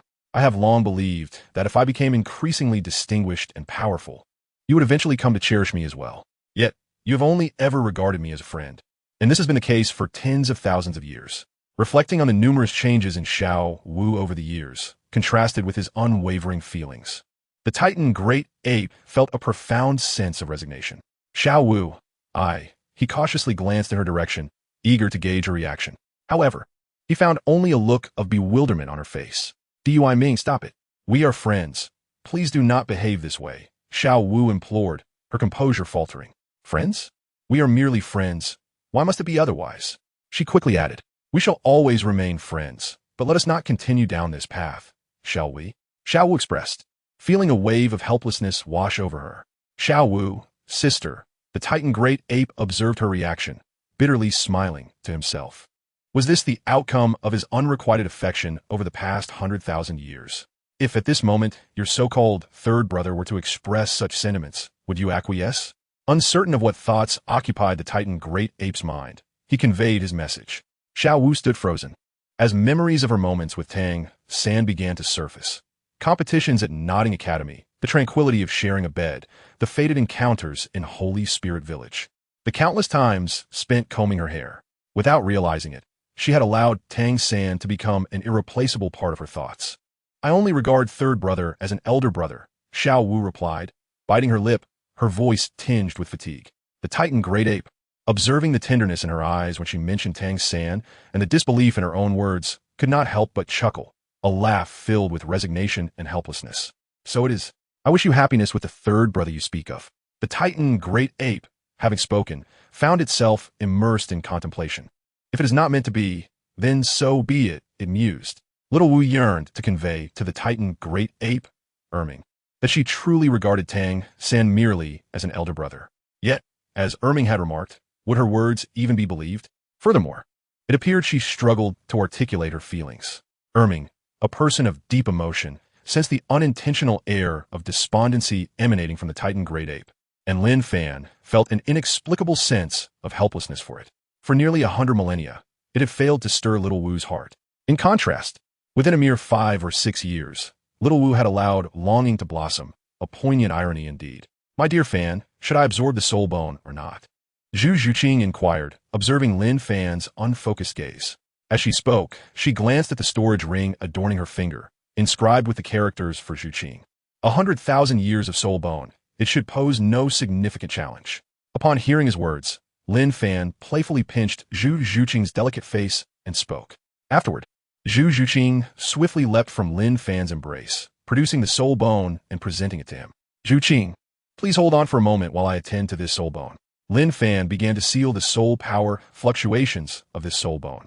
Indeed, he commenced the sealing process. With his formidable status as a super Douluo, sealing a 100,000-year-old soul bone posed no challenge for him. Much like in Douluo Continent 2, where the heavenly dream ice silkworm initially sealed its soul ring to 100,000 times. The oppressive aura of this soul bone gradually diminished from that of a 100,000-year soul bone to merely 5,000 years. Such a significant transformation left Zhu Zhuqing both astonished and intrigued. The reason for her surprise was simple. This soul bone had initially exuded an aura of terror, and now she felt as though she could easily dominate it. Zhuqing, I have sealed this soul bone to the level of 5,000 years. You should have no trouble absorbing it. In due time, you may even unravel these seals, Lin Fan said as he handed over the Hurricane Battle Soul's right leg bone. Zhu Zhuqing accepted the soul bone and leaned closer to Lin Fan's face, planting a gentle kiss upon his cheek. Thank you, my lord, for this precious gift, she said with a sweet smile, a hint of shyness adorning her features. She understood that she could not alter the reality of Lin Fan's desire for her to absorb this soul bone. However, she could certainly bestow upon him some form of reward in return. Very well, my beloved wife. Go forth and absorb the soul bone. I shall protect you. He encouraged warmly. Lin Fan spoke, planting a kiss on Zhu Zhuqing's lips, and smiled. His wife was simply adorable. He felt a twinge of fear. What if he lost control one day? Zhu Zhuqing, cradling the soul bone, sat cross-legged and began to absorb its essence. Upon witnessing the situation, Lin Fan encircled her, providing his protection. Indeed, as Lin Fan had surmised, the soul bone sealed for 5 millennia presented no challenge to Zhu Zhuqing. Absorbing, it was as effortless as a fish quenching its thirst. Nevertheless, to ensure that Zhu Zhuqing's absorption proceeded without a hitch, Lin Fan believed his actions were justified. After all, safeguarding his beloved wife was merely a matter of duty. Was it not a natural obligation? Lin Fan smiled at this thought. Gradually, he channeled his soul power into Zhu Zhuqing, facilitating her absorption of the soul ring. Alas, if I am not mistaken, that is a 100,000-year soul bone. The Titan Great Ape remarked, observing the soul bone Zhu Zhuqing was absorbing. It had witnessed Lin Fan's actions with clarity. A magnificent 100,000-year soul bone. And this esteemed Super Dao elder chose not to absorb it himself, but instead bestowed it upon his wife, who was merely at the soul zone level. In the eyes of the Titan Great Ape, this seemed both foolish and affectionate. Contemplating this, the Titan Great Ape glanced at the somewhat bewildered Xiao Wu beside it and shook its head. It chose to regard itself as having devoted nearly 10,000 years of youth to an ungrateful rabbit. How could a dignified 100,000-year soul beast from the Star Dou forest lack other admirers? The Titan Great Ape scoffed inwardly. Although it was merely a younger brother within the core region of the Star Dou forest, outside of it, it was a lord in its own right and was certainly not devoid of the attention of other soul beasts. Of course, only it knew that it was merely putting on a brave front. 10,000 years of affection. Can it truly be so easily cast aside? Chapter 119. Xiao Wu, come. I'll watch you pretend. Before long, Zhu Zhuqing flawlessly absorbed the Hurricane Battle Soul's right leg bone. Lin Fan was initially taken aback. Although he was aware that Zhu Zhuqing could undoubtedly absorb this soul bone, he had not anticipated such swiftness. Observing Lin Fan's incredulous gaze, Zhu Zhuqing could not help but lift her head with a touch of pride, her arms crossed elegantly over her chest. Lin Fan gazed upon his wife's proud demeanor, instantly struck by the desire to sweep her off her feet. Naturally, it was merely a fleeting thought. With the assistance of the heart-wrenching beauty of the red amaranth and the ethereal elegance of the daffodil, such feelings are entirely understandable. Wouldn't you agree? Lin Fan gazed at Zhu Zhuqing's prideful demeanor and couldn't help but chuckle. Humph, all you ever talk about are your precious heavenly materials. But let me remind you, my dear wife, my talent is also quite remarkable, you know. Zhu Zhuqing, upon hearing Lin Fan's words which only mentioned heavenly materials and neglected to acknowledge her, could not help but express her displeasure. With a hint of indignation, she cast Lin Fan an annoyed glance. All right, my beloved's talent is indeed of greater significance. Lin Fan gazed at Zhu Zhuqing in such a state, rendered speechless. He could only give her a gentle pat on the rear and concur. Undignified, Zhu Zhuqing, feeling Lin Fan's gesture, initially thought of those 2 words. However, after a moment of careful consideration, she felt it inappropriate to describe her husband in such a manner and instead uttered just a few words. Husband. How mischievous. As she spoke, her delicate face flushed once more. Observing Zhu Zhuqing's demeanor, Lin Fan couldn't help but laugh in exasperation. All right, you little fool. Let me have a look at your soul bone now. Lin Fan lightly tapped Zhu Zhuqing's head and spoke gently. Upon hearing his words, Zhu Zhuqing remained unmoved. Husband, this soul bone is not an external soul bone. It won't undergo any significant changes. What is there to admire? Zhu Zhuqing glanced at her right leg and couldn't help but stick out her tongue in response. Upon hearing this, Lin Fan nodded in agreement. Indeed, it had slipped my mind that soul bones do not reveal themselves easily. It is truly a testament to the lady's intelligence. Lin Fan spoke as he embraced Zhu Zhuqing once more. Zhu Zhuqing had grown accustomed to this and showed little reaction, her cheeks remaining unflushed. Mighty heavens, when will you 2 rascals depart? The Titan Great Ape, Ming, felt utterly helpless at this moment. His beloved, the goddess of his dreams for countless years, had bluntly declared that she regarded him merely as a friend, which was already difficult to accept. To add insult to injury, a pair of lovey-dovey couples flaunted their affection before him, one of whom he could not hope to defeat. This realization left him in a state of profound frustration. At that moment, Ming cast a furtive glance at Xiao Wu. To his dismay, the most vexing situation unfolded. Good grief, this fellow was still lost in thought. Ming truly found himself at a loss for words, struggling to comprehend his feelings. Senior, now that I have successfully gathered the soul rings for your esteemed wife, may I take my leave? The Titan Great Ape conveyed respectfully, directing his gaze towards Lin Fan. Lin Fan discerned anger and helplessness in the eyes of the Titan gorilla, but more prominently, he observed a bitter smile and a sense of frustration.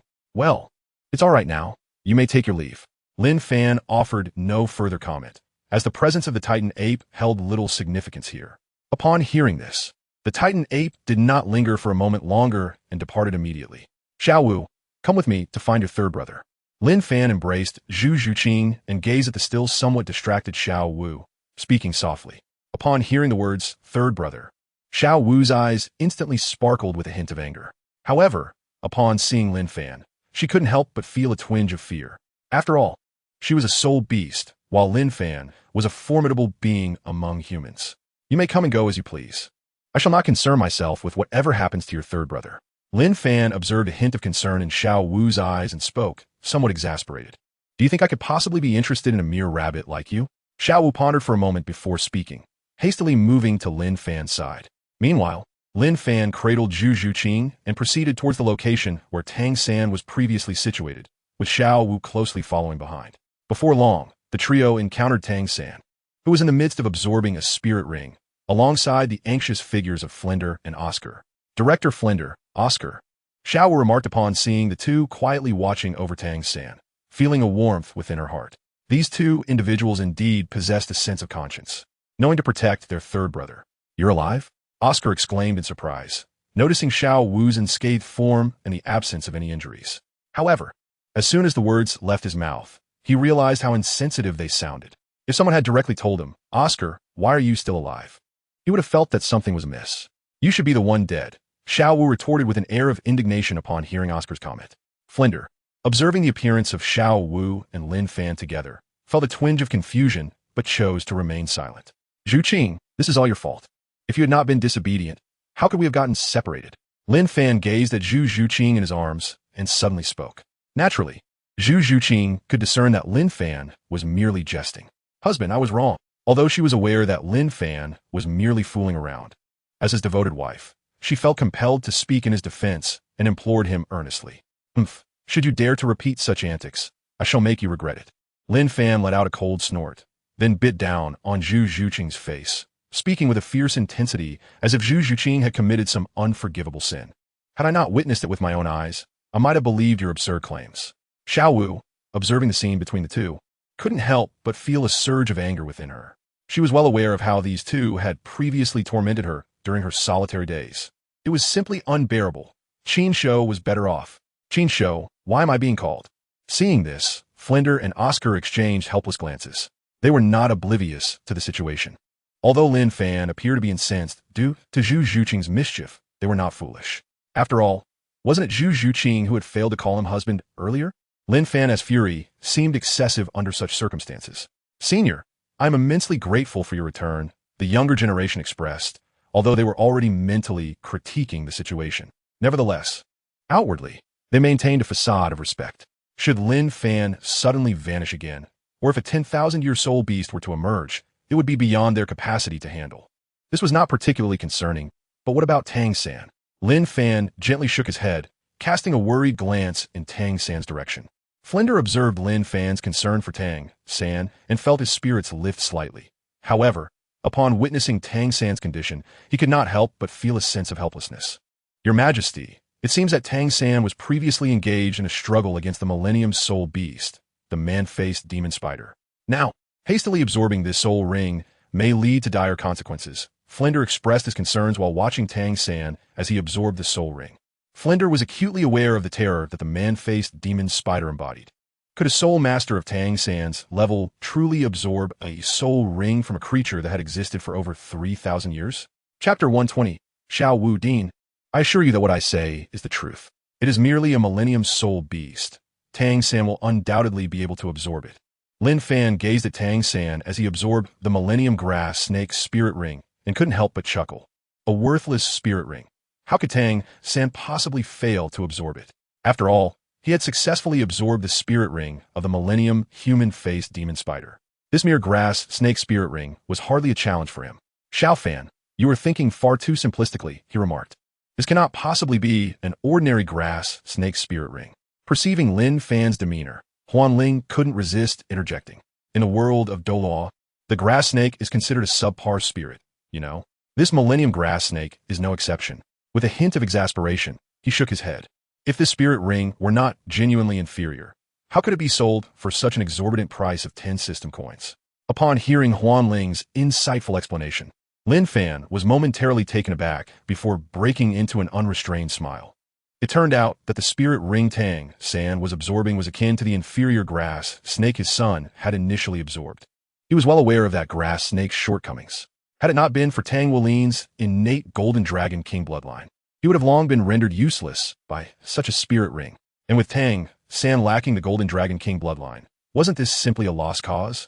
Lin Fan gazed at Tang San, who was currently absorbing his spirit ring, and could not help but feel a sense of sorrow for him. After all, Tang San was the child of destiny, and such a title bore a considerable threat. Maybe so. Flander, listening to Lin Fan's words, perceived an unusual emotion in his eyes, which left him feeling somewhat perplexed. Could it be that this esteemed elder Lin Fan was troubled by something? Turning his gaze toward Xiao Wu, Flander exclaimed, "By heavens! Cough, cough, Xiao Wu, have you attained the rank of Soul Master?" Feeling the powerful fluctuations of spirit energy emanating from Xiao Wu, he was utterly astonished. In such a brief span of time, she had reached that level. Moreover, how did she manage to escape the clutches of the Titan giant ape? Please, enlighten us about what transpired. Flander fixed his penetrating gaze on Xiao Wu, his tone becoming somewhat frosty. In his view, no ordinary person could easily escape the grasp of a 100,000-year spirit beast like the Titan giant ape. As Lin Fan had mentioned, Xiao Wu felt the weight of Flander's scrutinizing gaze and momentarily froze. Yet, she could not reveal to everyone that the Titan giant ape had specifically come for her due to its keen sense of her presence. Her mind raced, and she suddenly recalled something, her expression growing serious as she glanced anxiously at Tang San, who was still absorbing his spirit ring. I am not entirely sure what happened. The Titan giant ape grabbed me and sprinted into the forest. Not far into our flight, a roar akin to a bull's resonated from a distance. The Titan giant ape appeared quite agitated, glanced at me, and then cast me aside before fleeing. Fear flickered in her eyes as she continued, before abandoning me. The Titan giant ape let out a tremendous roar, and I felt the world spinning before losing consciousness. When I awoke, it had vanished. The scene was terrifying. At least dozens of spirit beasts around us were stunned, and the weaker ones were left bleeding from their mouths and noses, succumbing to their injuries. I am uncertain whether to deem it fortunate or unfortunate, but I suddenly discovered that my spirit power had also broken through to level 30. Xiao Wu, what nonsense are you spouting? Flander scoffed at her words, a hint of derision evident in his smile. Do you take me for a fool? He glared at her with barely concealed anger, though deep down he recognized that he was merely trying to intimidate her. Observing Flander's reaction, Xiao Wu felt a sense of helplessness but maintained her composure as she replied, "Director Flander, please allow me to finish. I was terrified at the time, and perhaps my spirit power increased due to the overwhelming external stimuli. I fortuitously found a millennium spirit beast that suited me while I was unconscious. So I hunted it down to acquire my third spirit ring." A look of lingering trepidation crossed her face as she added, "I suppose I am fortunate to be alive. I truly believe my end had come. In order to avoid being ambushed by the surrounding spirit beasts upon their awakening, I was compelled to eliminate all those that had been stunned. After absorbing the third spirit ring, my strength was restored, and I retraced my steps according to my memory. Gradually, I encountered Senior Lin Fan and Madame Lin and joined them on their path." Xiao Wu lowered her head with a hint of resignation, seemingly fearful of being directly exposed by Lin Fan. After all, to him, she was merely a rabbit. "Ah, so it is. Xiao Wu, it is enough that you've returned." Listening to her words laden with uncertainties, I could only wonder what Flanders thought as he chuckled. Despite the many ambiguities in Xiao Wu's statements, she was alive, and who could fathom the connection between her and the Titan great ape? Moreover, with Lin Fan vouching for her, Flanders naturally believed her. "However, Xiao Wu, you are quite extraordinary, aren't you? I feel that compared to your brother Tang San, you two are not entirely human." Oscar gazed at Xiao Wu with a sense of grievance. How unfortunate it was. He had been the only one to break through to the spirit's sovereign rank, relishing in his triumph for a time. Yet now, Tang San was in the midst of absorbing his third spirit ring, while Xiao Wu had already completed hers. Meanwhile, he and T even located the spirit beast for his third ring. How lamentable. Xiao Wu, you have no idea. Tang San went completely mad upon seeing you being captured by that great ape. Oscar recounted in detail Tang San's actions prior. Hearing this, Xiao Wu was overwhelmed with emotion, tears streaming down her face. Her eyes turned red as she wept, gazing at Tang San, shrouded in a mist of blood. Whispering to herself, "Brother, please be safe. It's all my fault for letting you worry. You must endure. If only you can awaken, I would do anything." Xiao Wu felt a deep regret for her momentary carelessness in concealing her aura, which led to her being discovered by Heir Ming and brought to him. If she hadn't been captured, none of the subsequent events would have transpired, and Tang San wouldn't be in such a state while absorbing his spirit ring. Yet it was too late for regrets. She could only hope that Tang San's will was strong enough to overcome this ordeal. Gradually, she recalled Heir Ming's words. "If Tang San were to say that to you, would you agree?" Xiao Wu found herself at a loss for thoughts, initially believing it an unanswerable question. Yet two words suddenly emerged in her mind. "Of course. If my foolish brother truly said such a thing, why would I refuse him?" Xiao Wu smiled as she spoke. What Titan Great Ape? What Heir Ming? It all seemed insignificant when compared to Tang San. Hundreds of Titan Great Apes could not hold a candle to him. Chapter 121. Flender. Tang San, this is a Millennium Soul Ring. Just as Xiao Wu was pondering when Tang San would finish absorbing the soul ring, she observed him being enveloped in layers of blue silvergrass. Slowly, Tang San vanished from her sight. "Dean Flender, Senior Lin Fan, is there nothing to worry about with third brother?" Xiao Wu uttered with a hint of trepidation, her heart unwilling to entertain the thought of her beloved third brother coming to harm. Upon hearing Xiao Wu's words, Zhu Zhuqing realized that her feelings towards what she referred to as her brother were tinged with something beyond mere kinship. They truly know how to play. I had thought they were genuinely siblings. A sense of deception stirred within Zhu Zhuqing, leaving her somewhat dissatisfied. There is little cause for concern. This is merely a standard procedure for absorbing a soul ring. Lin Fan was indifferent to many matters concerning Tang San, the destined child. He merely hoped he would not meet his demise. After all, for the god of the dimensions, any threat to the protagonist, as long as it did not result in death, served only to enhance his strength. Lin Fan firmly believed that the god of the dimensions was not oblivious to this principle. Of course, all of this was contingent upon the god of the dimensions being unaware of the existence of traversers.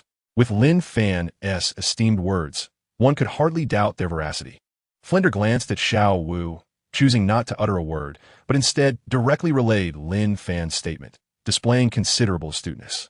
This old fellow was indeed quite shrewd. Lin Fan cast a glance at Flander, a hint of helplessness in his voice. Flander certainly appeared to be a small-minded individual reveling in his moment of triumph. "Oh, is that so? I understand now." Upon hearing Flander's words, Xiao Wu found herself at a loss for a response. After all, was it not Lin Fan himself who had voiced similar sentiments? "Third brother, you mustn't come to harm," Xiao Wu silently prayed. Gradually, a series of groans emanated from Tang San's direction, as the slender blue-silver grass began to unfurl, stretching outward and gradually revealing its master. "Zhu Qing, do not look," Lin Fan hastily urged, covering Zhu Zhuqing's eyes, as if sensing Tang San's current predicament. Zhu Zhuqing, feeling Lin Fan's gesture, chose not to protest. After all, she had come to understand her husband as character. He must have perceived something that she ought not to behold, prompting his actions. "My dear husband, how considerate you are." A warm sensation filled Zhu Zhuqing's heart in response to Lin Fan's protective gesture. Flander, Xiao Wu, Oscar, and the others all turned their attention toward Tang San. Upon seeing Tang San's bare form, Xiao Wu's cheeks flushed crimson. At that moment, Tang San was entirely unclothed, his physique completely exposed, with his muscles remarkably defined, not in an exaggerated manner, but exuding an undeniable aura of strength. Beneath his bronze skin, a faint purplish glow shimmered. As he hovered in midair, his previously crossed legs now unfolded, and his limbs naturally dangling, giving him an otherworldly presence. Amidst his disheveled black hair, a striking strand of purple stood out, seemingly capable of radiating brilliance, capturing Xiao Wu's attention vividly. The earlier groans had indeed escaped from Tang San's lips, and now his eyes slowly fluttered open, revealing a gaze filled with confusion. Tang San himself was unaware of what had transpired. He simply felt as though he had been enduring extreme agony, all while clinging to the belief of rescuing Xiao Wu. When the excruciating pain abruptly vanished, an indescribable sensation of relief surged throughout his body. Pain was bearable, but when the soothing aftermath of such intense suffering arrived, Tang San succumbed to a profound slumber. When he regained consciousness, he found himself amidst the very scene Xiao Wu had just witnessed. His vision was hazy, enveloped in a veil of white. As sensations gradually returned to him, with his mind slowly clearing, the surroundings began to crystallize into clarity. An indescribable comfort enveloped him, as if every cell within his body was rejoicing, save for a tingling itch on his back, as if something were extending from behind him. He could feel the dampness of the earth and the gentle caress of the surrounding air. Yet Tang sensed a subtle shift in the atmosphere, as if something that ought to belong to him was conspicuously absent. An indescribable feeling gnawed at him, leaving him unsettled. 2 yellow and 1 purple soul rings pulsated rhythmically around Tang San's form, the purple ring standing out with a striking clarity. Yet it appeared paler than any purple ring Fran had ever encountered. These 3 soul rings accentuated Tang San's bare body, rendering his vulnerability starkly apparent. Meanwhile, all the blue-silver grass that had once flourished around him had quietly vanished, leaving the scene somewhat less appealing. "Brother," Xiao Wu called softly, unable to contain herself. The sudden sound startled Tang San. It was a voice he knew all too well, one he longed for deeply. Instinctively, he turned towards the source, only to find Xiao Wu gazing up at him. His body trembled slightly at the sight, and without hesitation, he leaped toward her. The familiar scent enveloped him, and he instinctively wrapped his arms around her. "Am I dreaming? Xiao Wu, is it really you?" Xiao Wu clung tightly to Tang San, tears streaming down her face. At that moment, Tang San gradually emerged from the haze of his recent awakening. The scent of Xiao Wu was unmistakable, and the warmth of her soft body confirmed the reality of the moment. She had returned. "It's all right, don't cry. You're back, and that's what matters," he whispered, gently patting her back, his own eyes misting with tears. All his worries melted away in that instant, and the sensation of reuniting with Xiao Wu sent shivers through his entire being. To Tang San, the newly acquired 3rd soul ring paled in comparison. Nothing was more precious than Xiao Wu's life. "Brother, it's all my fault for worrying you," Xiao Wu choked out. Tang San shook his head. "No, it's my fault for not being able to protect you." Observing their tender exchange, both Fran and Oscar, as well as Lin Fan, felt a mix of helplessness and amusement. All right, here we go again with the public display of affection," Fran remarked with a hint of exasperation. "Tang San, though I hate to interrupt, might we first consider putting on some clothes?" he suggested gently. It was indeed inappropriate for Tang San to be completely unclothed in such a public setting. Tang San paused, glancing down at himself and realizing he was entirely bare. Xiao Wu, suddenly aware of the situation, felt her cheeks flush crimson and quickly closed her eyes. Though she hesitated to leave the warmth of Tang San's embrace, she merely buried her head against his chest, unwilling to lift it, resembling a bride who had not seen her groom for an eternity. "How'd I end up like this? Who stripped me of my garments?" Tang San gazed at his own appearance, unable to suppress his bewilderment. He distinctly recalled wearing clothes while absorbing the spirit ring. How could it be that, in such a brief moment, they vanished? Who could have taken my clothes? Such questions stirred within him. Oscar, seizing the opportunity to tease Tang San, emerged from the side and remarked, "Tang San, of course, no one stripped you. After all, you are hardly a captivating beauty. Who would bother with that?" At this, Tang San nodded in agreement. Indeed, who would have the leisure to undress a man?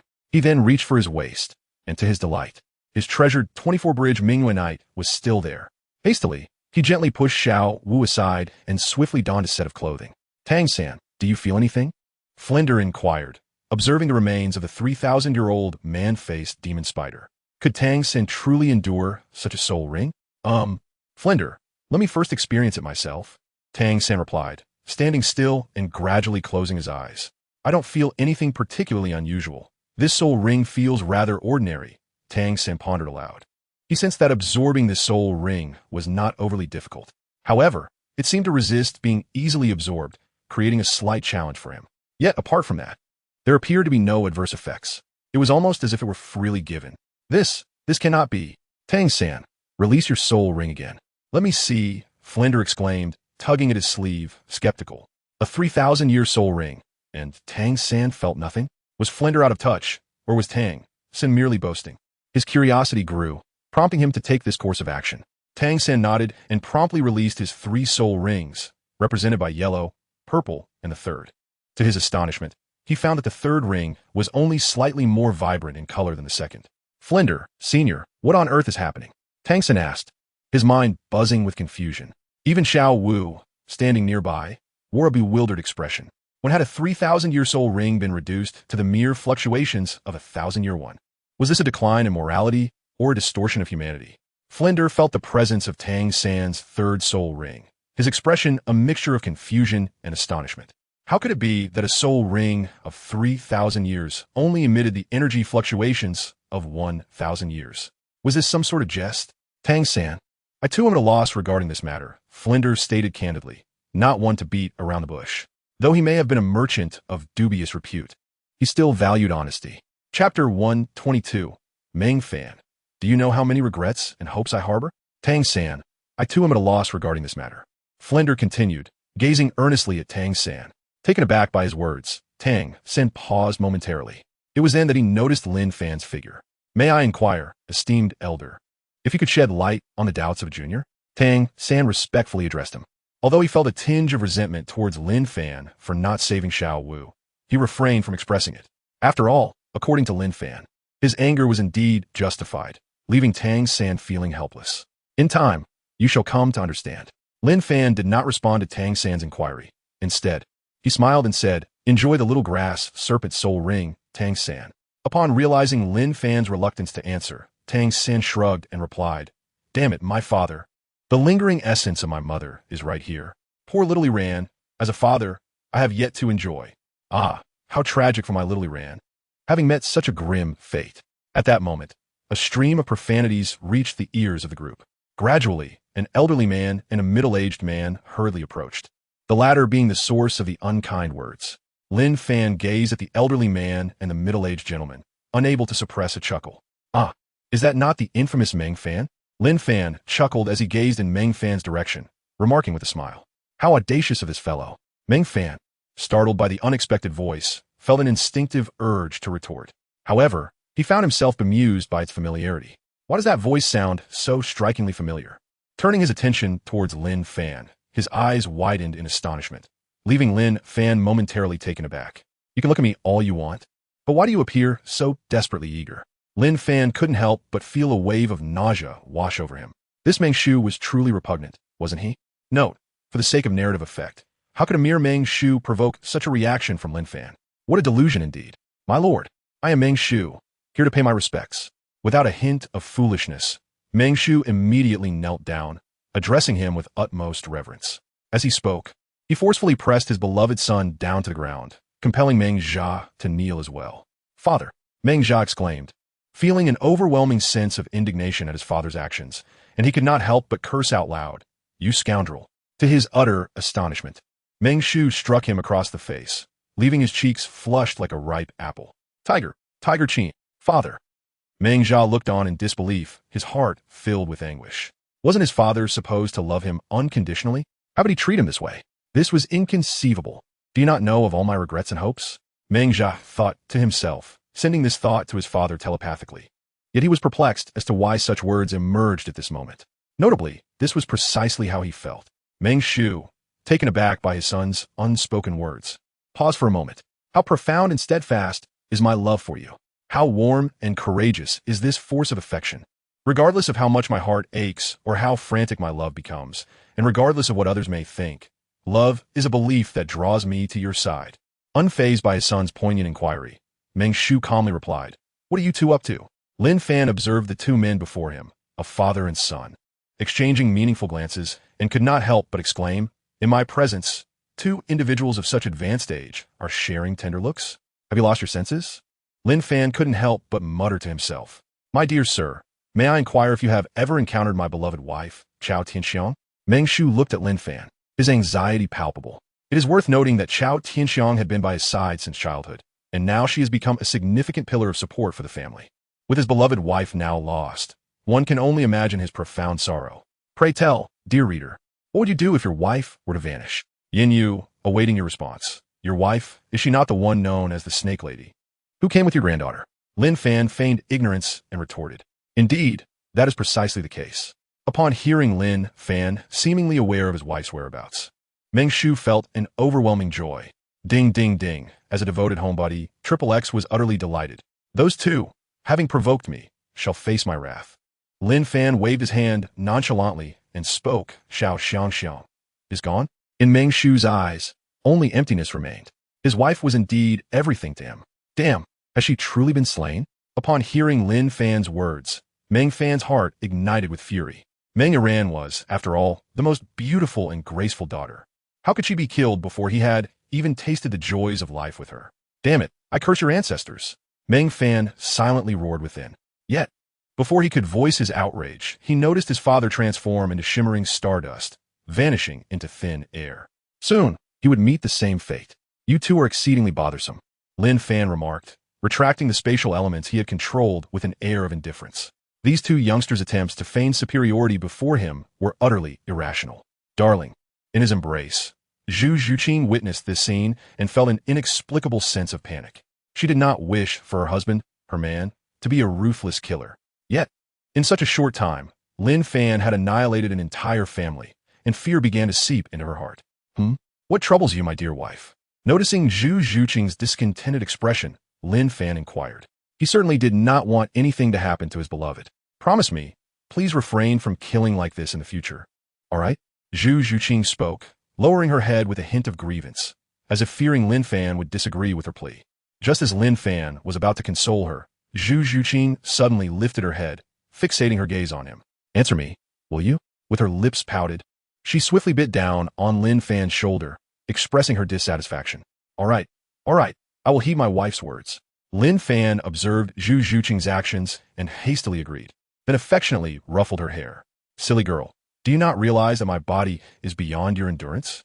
Lin Fan gazed upon Zhu Zhuqing, unable to restrain himself from speaking. If Zhu Zhuqing were to bite him, it would be utterly ineffective, and instead, she would likely injure her own teeth. I surmise you would be quite reluctant to see me harmed. Zhu Zhuqing let out a soft hum, speaking with a hint of pride. Ha! Witnessing Zhu Zhuqing's adorable demeanor, Lin Fan couldn't help but burst into laughter. Indeed, she was correct. He truly could not bear the thought of her being hurt. Suppressing his instinct to protect himself, Dean Flander, we should make haste. I sense this senior is perhaps not the most astute individual. Oscar remarked softly, observing Lin Fan's demeanor. To him, Lin Fan appeared to be a whimsical fool, though undeniably, his strength was sufficient to instill fear. Were it not for Lin Fan's formidable power, how could he possibly be so timid? Dean Flander, I feel we should limit our interactions with senior Lin Fan in the future. Xiao Wu added. With Lin Fan around, she could never truly relax. What if he suddenly declared to her brother Tang San, your sister is a soul beast? That would be a disaster for her. You all, Flander sighed, feeling a mix of exasperation and understanding. However, he too found Lin Fan unreliable, especially since Lin Fan had abandoned them merely because his wife disregarded him. Naturally, he recognized that a figure of Lin Fan's stature, a super daw, was not someone he, a mere soul sage, could dictate to. Why would such a person, with time to spare, come aid them? With these thoughts, Flander regarded the group with a somewhat unfriendly gaze. You truly overthink matters, Senior Lin Fan. Is he so idle as to seek us out daily? Flander could no longer contain himself and scolded them, his eyes brimming with disdain for their words. They were utterly ignorant of true strength. Indeed, we seem to lack any such qualifications. Hearing Flander's words, Tang San responded with a hint of resignation. It was not merely a semblance. It was a complete truth. Is it appropriate for you to discuss me in my presence? At that moment, Lin Fan, who had remained silent until now, turned his gaze towards them, a smile gracing his face. His expression evoked a sense of unease among the group. Meanwhile, Zhu Zhuqing nestled contentedly in Lin Fan's embrace, her face radiating satisfaction. Since you all wish to leave so much, then by all means depart. Lin Fan couldn't help but exclaim in anger. If it weren't for the amusement derived from squeezing Tang San, why would he have come here in his free time? At this moment, Flinder, Xiao Wu, Tang San, and Oscar were all taken aback by Lin Fan's words. Very well, if that is the case, then I shall take my leave. May you take care, esteemed elder. Upon hearing Lin Fan's words, Flinder quickly clasped his fists in a gesture of respect and said. With that, he prepared to return with the others. Upon witnessing the scene, Lin Fan could not help but shrug his shoulders, for he truly remained indifferent to the matter at hand. Soon, Tang San and his companions gradually faded from sight. However, with Lin Fan's keen perception, he could effortlessly observe their every move.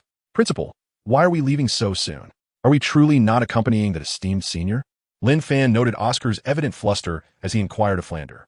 It was only natural, for Oscar was among the few who were privy to Lin Fan's true identity. Oscar, why do you concern yourself with such matters?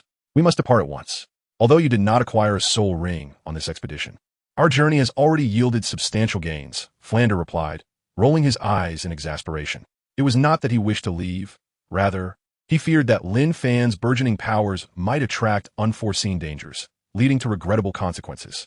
Upon hearing Flander's remarks, the disappointment on Oscar's face was nearly palpable.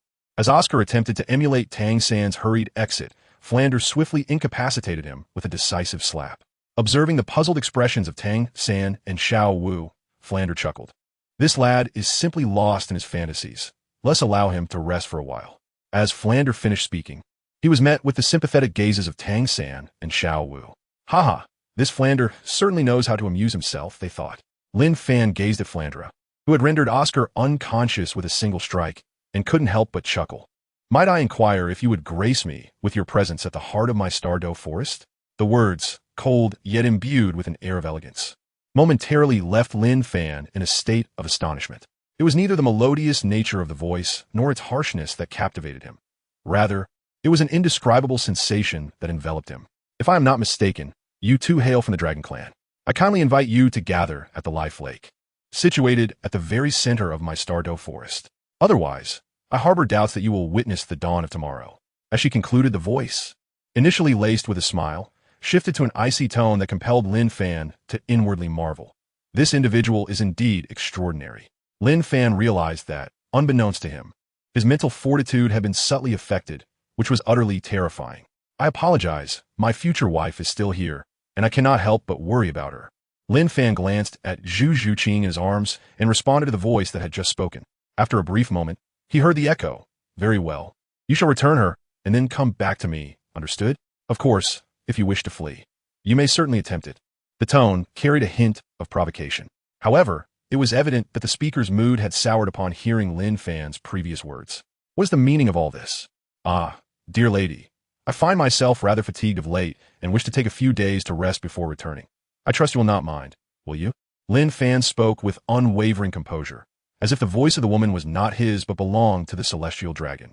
I can grant you a maximum of 1 day. If you do not arrive by the day after tomorrow, I shall present you with your own head, and even your girl shall not be spared.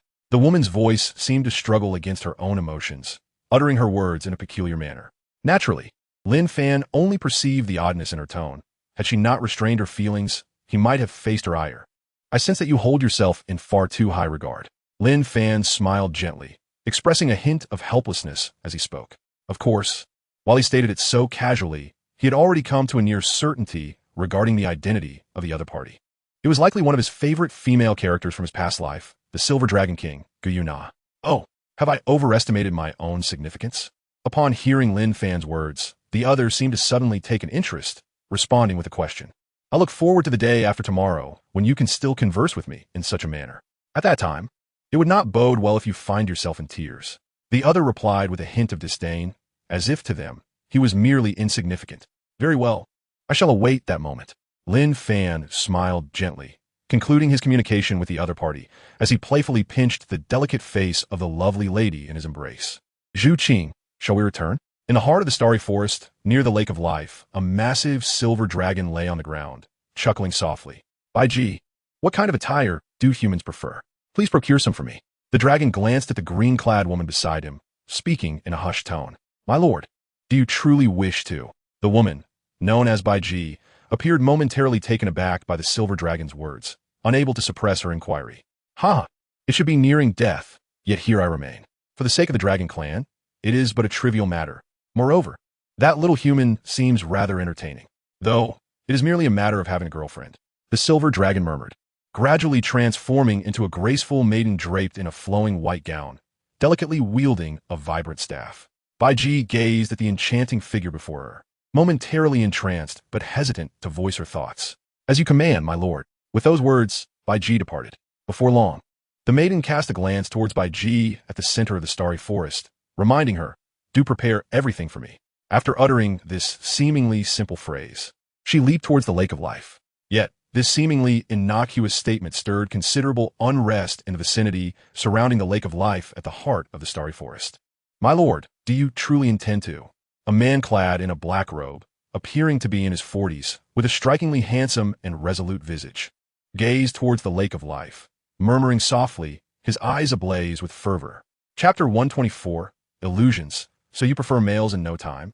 Lin Fan soared with astonishing speed directly to the Heavenly Dou Royal Academy. My dear, must we proceed so swiftly?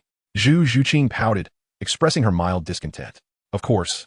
Perhaps a more fitting term would be to say, I am indulging in your whims. Lin Fan tenderly ruffled Zhu Zhuqing's hair and spoke gently. Upon hearing his words, Zhu Zhuqing let out a soft hum. At this moment, she felt no resistance towards Lin Fan. However, if it were a matter of intimacy, she would still need to consider it. Nevertheless, it wasn't long before a scene manifested within Lin Fan's consciousness. Before him stood an elderly man and a young one, engaged in a somewhat heated discussion.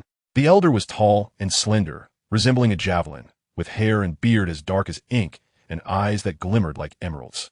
His entire presence exuded an ethereal quality, reminiscent of a mere apparition. His expression was notably indifferent, devoid of any discernible joy, with sunken cheeks and disheveled black hair. Clad in a plain gray robe, this man was none other than the poisoned Dugu Bo, known for his serpentine prowess. And what of Zhu Zhuqing under Dugu's influence? The younger man appeared to be in his late 20s, though his looks, while not as striking as Lin Fan's, featured a straight nose and a square jaw. Dressed in a tidy, azure robe, he emanated a refreshing aura. His long black hair was neatly tied back with a blue ribbon, cascading down his back. Though his attire was quite ordinary, he possessed an extraordinary charm. This young man was none other than Lin Fan's beloved, Xiaoxue. Oh, does my lord's wife have ties to the crown prince? Dugu Bo remarked with a chilling sneer at the words of Xue Qinghe. His cold laughter was potent enough to rattle one's very soul. Enduring the immense pressure of Dugu Bo's soul power, Qian Renxue felt utterly uncomfortable. After all, she was Lin Fan's woman. Why was her sister frolicking around with him? Contemplating this, Qian Renxue's heart ached profoundly. Elder Dugu, please cease, Lin Fan interjected as he approached the two, cradling Zhu Zhuqing. Zhuqing, why don't you rest for a moment? I have matters to discuss with Elder Dugu. Lin Fan gazed at Zhu Zhuqing with an expression brimming with affection, softly speaking to her. As he spoke, he gently bestowed a kiss upon her lips. Zhu Zhuqing nodded vigorously and swiftly dashed out. My lord, may I inquire if you have any instructions at this moment?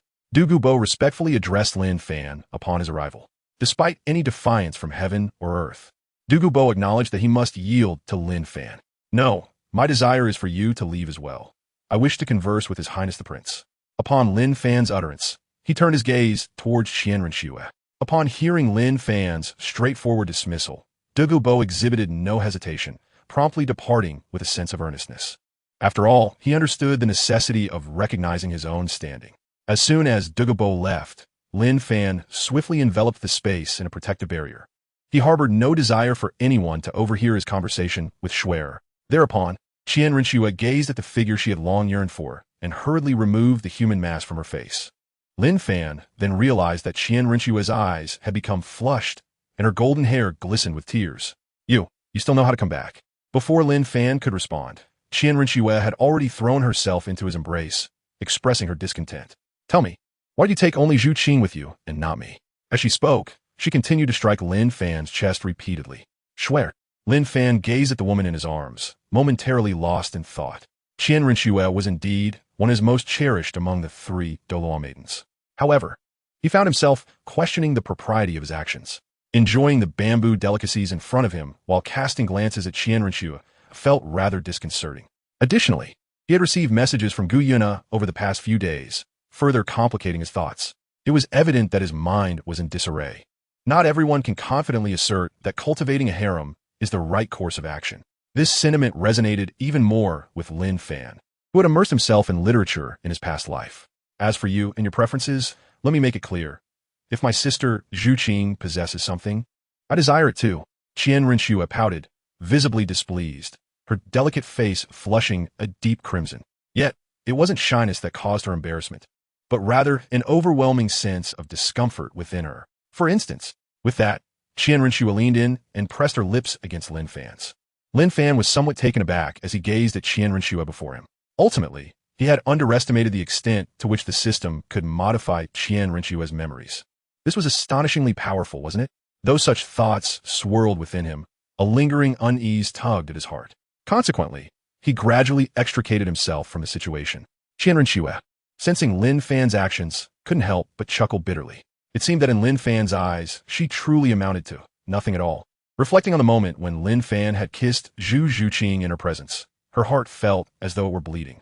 This sensation nearly drove her to the brink of despair.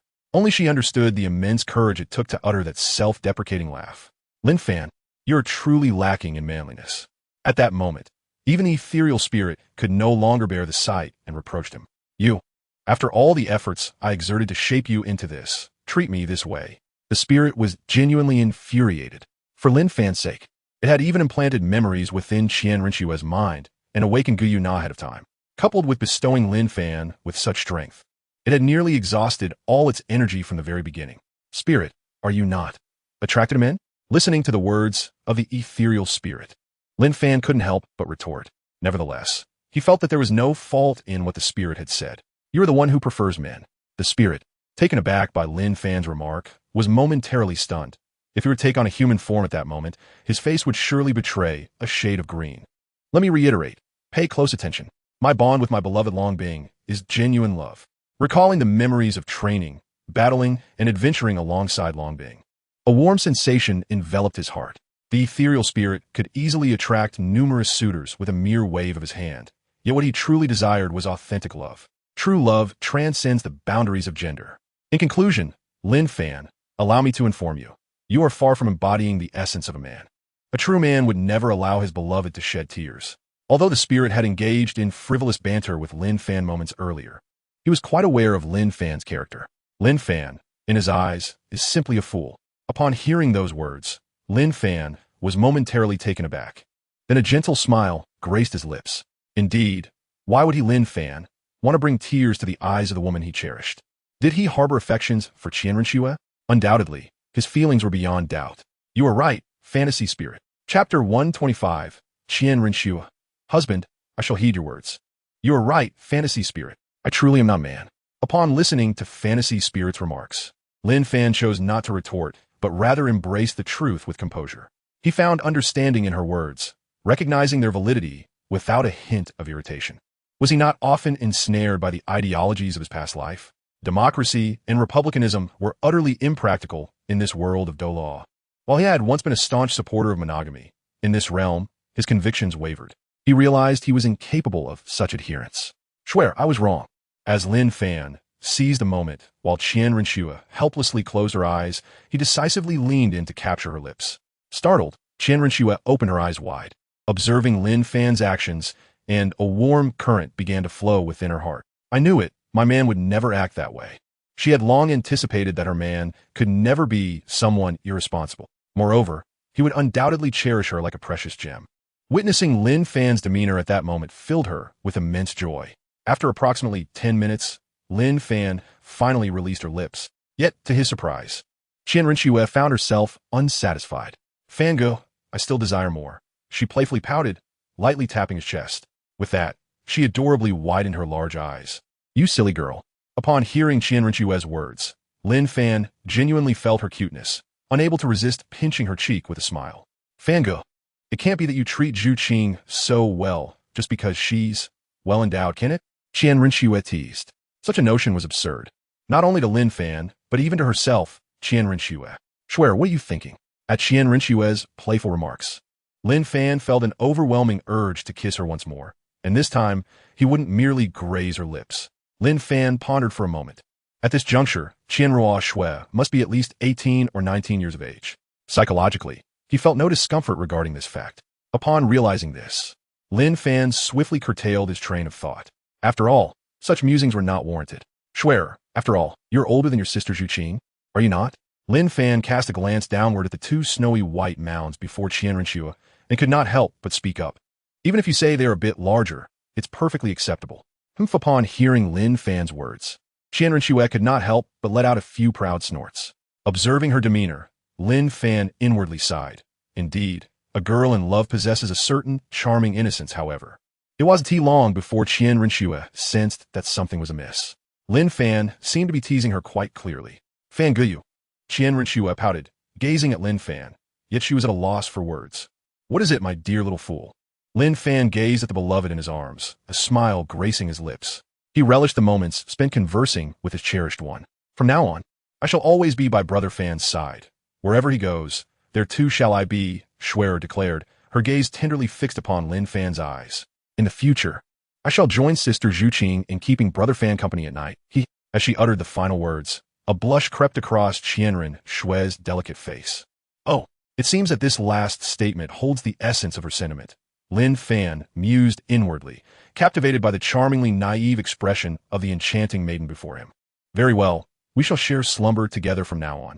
Lin Fan embraced with great intensity, and at that moment, gentle sensation enveloped him. Lin Fan shifted his gaze and beheld the towering peak before Renxue, now pressing firmly against his chest. Fangirl, Renxue felt this sensation. Her face flushing crimson, and she shyly inquired, "What is the matter?" Lin Fan feigned ignorance, softly uttering, "Please, don't hold me so tightly." Renxue bit her lip, struggling to articulate those few words. After speaking, she fell silent once more. Upon hearing this, Lin Fan gently set Renxue down. She gazed at him in astonishment, seemingly perplexed by his decisive action. It felt to her that he should not have done this. "Shuer, this is for you." At that moment, Lin Fan produced a storage ring and presented it before Renxue. The ring bore two elegantly inscribed characters. Shuer, Brother Fan, is this for me? Renxue remarked with a sense of awe as she beheld the ring being offered. Her admiration was not rooted in the ring's utility or appearance, but rather in the profound sentiment it represented. What did Lin Fan bestow upon her? A ring. What does a ring signify? It is an emblem of commitment typically shared between spouses. Regardless of Lin Fan's inner thoughts, the mere act of gifting her such a token conveyed his feelings toward her. "Silly girl, of course it is for you." Lin Fan gazed at Renxue's adorably foolish demeanor, unable to resist playfully tapping her on the head. With a gentle voice, he spoke to her. Yet, internally, he berated himself. How could he possibly hurt the feelings of such a wonderful girl? "Oomph. Did you not say you wished to be like your sister, Zhu Qing?" Lin Fan lightly hummed twice, feigning seriousness as he remarked, "Remember this, from now on. You must call me your husband. Have you heard that, little Shuer?" Lin Fan spoke, and once again, a kiss swept over. Renxue had yet to respond when she was playfully overwhelmed by Lin Fan's kiss. However, his words had already etched themselves deeply in her mind. After a brief moment, Lin Fan released her lips. After all, continuous kissing was not the most prudent approach, and he had yet to hear Renxue's reply. Renxue gazed at Lin Fan with eyes filled with blossoming affection, her voice tender. "Husband, I will heed your words." With that, she leaped into Lin Fan's embrace, firmly believing he would be a devoted husband. Yet, she thought, Zhu Qing must call me sister, otherwise of. Renxue playfully waved her small fist, giggling. Observing her demeanor, Lin Fan felt as if he were gazing at an eternally naive little fool. "Very well, Shuer. As you wish. Zhu Qing has always been a younger sister, hasn't she?" Lin Fan, upon contemplating this, teasingly remarked, "Well, my dear husband, that particular matter we agreed upon remains unaddressed. Naturally, I must bring it up with you now." After finishing her words, Renxue playfully stuck out her tongue at Lin Fan. Her expression was utterly adorable. "Shuer, wait a moment, it's time for bed." Lin Fan gently pinched Renxue's nose and affectionately said, "It's getting late. We should retire for the night. After all, there are matters to attend to tomorrow, aren't there?" Chapter 126, Renxue. The world of two with my husband has been ruined. "Shuer, wait a moment, let's sleep." Lin Fan gently pinched Renxue's nose, his voice infused with affection as he spoke. "All right, hif. Upon hearing Lin Fan's proactive words, Renxue couldn't help but blush, responding with a soft giggle. How many times had she dreamt of this moment? Her dreamlike idol had finally become her beloved. "Husband, could you allow me to simply accompany you in slumber tonight?" she said with a hint of reluctance. It wasn't that she harbored any dislike for Zhu Zhuqing. On the contrary, she held a fondness for her younger sister. However, at that moment, all she desired was to share a night of sleep solely with Lin Fan. "Xuya, you." Lin Fan found himself momentarily taken aback by Renxue's words. Zhu Zhuqing was merely 11 years old. Even if she wished to sleep beside him, it would only be innocent slumber. Yet Renxue was now undeniably an adult, especially in a world like Douluo, where one could typically begin romantic relationships at 12 and become engaged by 14 or 15. She had indeed matured. Did this imply that Shuer wished for? "Shuer, have you truly considered this?" Lin Fan gazed earnestly into Renxue's eyes and spoke with utmost seriousness. In that moment, Lin Fan truly achieved a level of sincerity that had never been witnessed before. As he spoke, He instinctively tightened his embrace around Qian Renxue, relishing the soft warmth that enveloped him. "My dear, what troubles you?" Qian Renxue inquired, feeling the intensity of Lin Fan's embrace. Observing his serious demeanor, she could not help but voice her concern. "Is it that you do not wish for this?" With a blush adorning her cheeks, she cast a shy glance at Lin Fan, unaware of the impulsive feelings surging within her. Qian Renxue felt an undeniable urgency, fearing that if she did not seize this moment, future opportunities might elude her. "Hee, my husband will surely acquiesce, won't he?" Summoning her courage, she fixed her gaze on Lin Fan and smiled playfully. Lin Fan gazed at Qian Renxue's countenance, a wave of warmth surging within him. Especially upon witnessing her utterly innocent smile, he felt an overwhelming sense of emotion. This enchanting figure, this snow, was undoubtedly his beloved. "Very well, it is time to rest." Lin Fan ultimately found his voice, gently pressing his lips together before speaking with an air of ease. He acknowledged that he could no longer suppress the thoughts swirling within him, and in doing so, he surrendered to his innermost feelings. As he spoke, he released Qian Renxue from his embrace. She descended to the ground, enveloped in an indescribable mix of emotions: joy, surprise, happiness, and perhaps even a hint of anticipation. Realizing this, Qian Renxue hurriedly dispelled these tumultuous thoughts from her mind, recognizing the precariousness of her musings. Regaining her composure, Qian Renxue gazed at him with a radiant smile. "Well then, my husband, let us hasten our departure," she said, swiftly donning a human mask and skillfully concealing her figure before standing before Lin Fan. "Indeed, my prince." Lin Fan smiled gently, taking Qian Renxue's hand as they stepped outside. "Oomph." Qian Renxue, holding Lin Fan's hand, allowed a bashful hum. Her exquisite beauty concealed beneath the mask beginning to flush a delicate shade of crimson. Lin Fan felt a profound sense of relief as he observed Qian Renxue's condition, a gentle smile gracing his lips. Naturally, he had already lifted the earlier confinement of that space. "My husband, I have arrived." Just as Lin Fan pondered how to navigate the events of the evening, a voice, exceedingly tender, reached his ears. The newcomer was none other than Zhu Zhuqing. "Zhuqing, you have come." Lin Fan glanced at the newcomer, Zhu Zhuqing, and could not help but smile gently. However, an indescribable feeling stirred within him, as if he had just promised Qian Renxue that he would only accompany her tonight. Contemplating this, Lin Fan turned his gaze to Qian Renxue, who hurriedly released her grip on his hand, her expression one of indifference. Yet, this was merely a fade. Deep down, Qian Renxue felt an overwhelming sense of discontent. Alas, the intimate world she envisioned with her husband was now thwarted.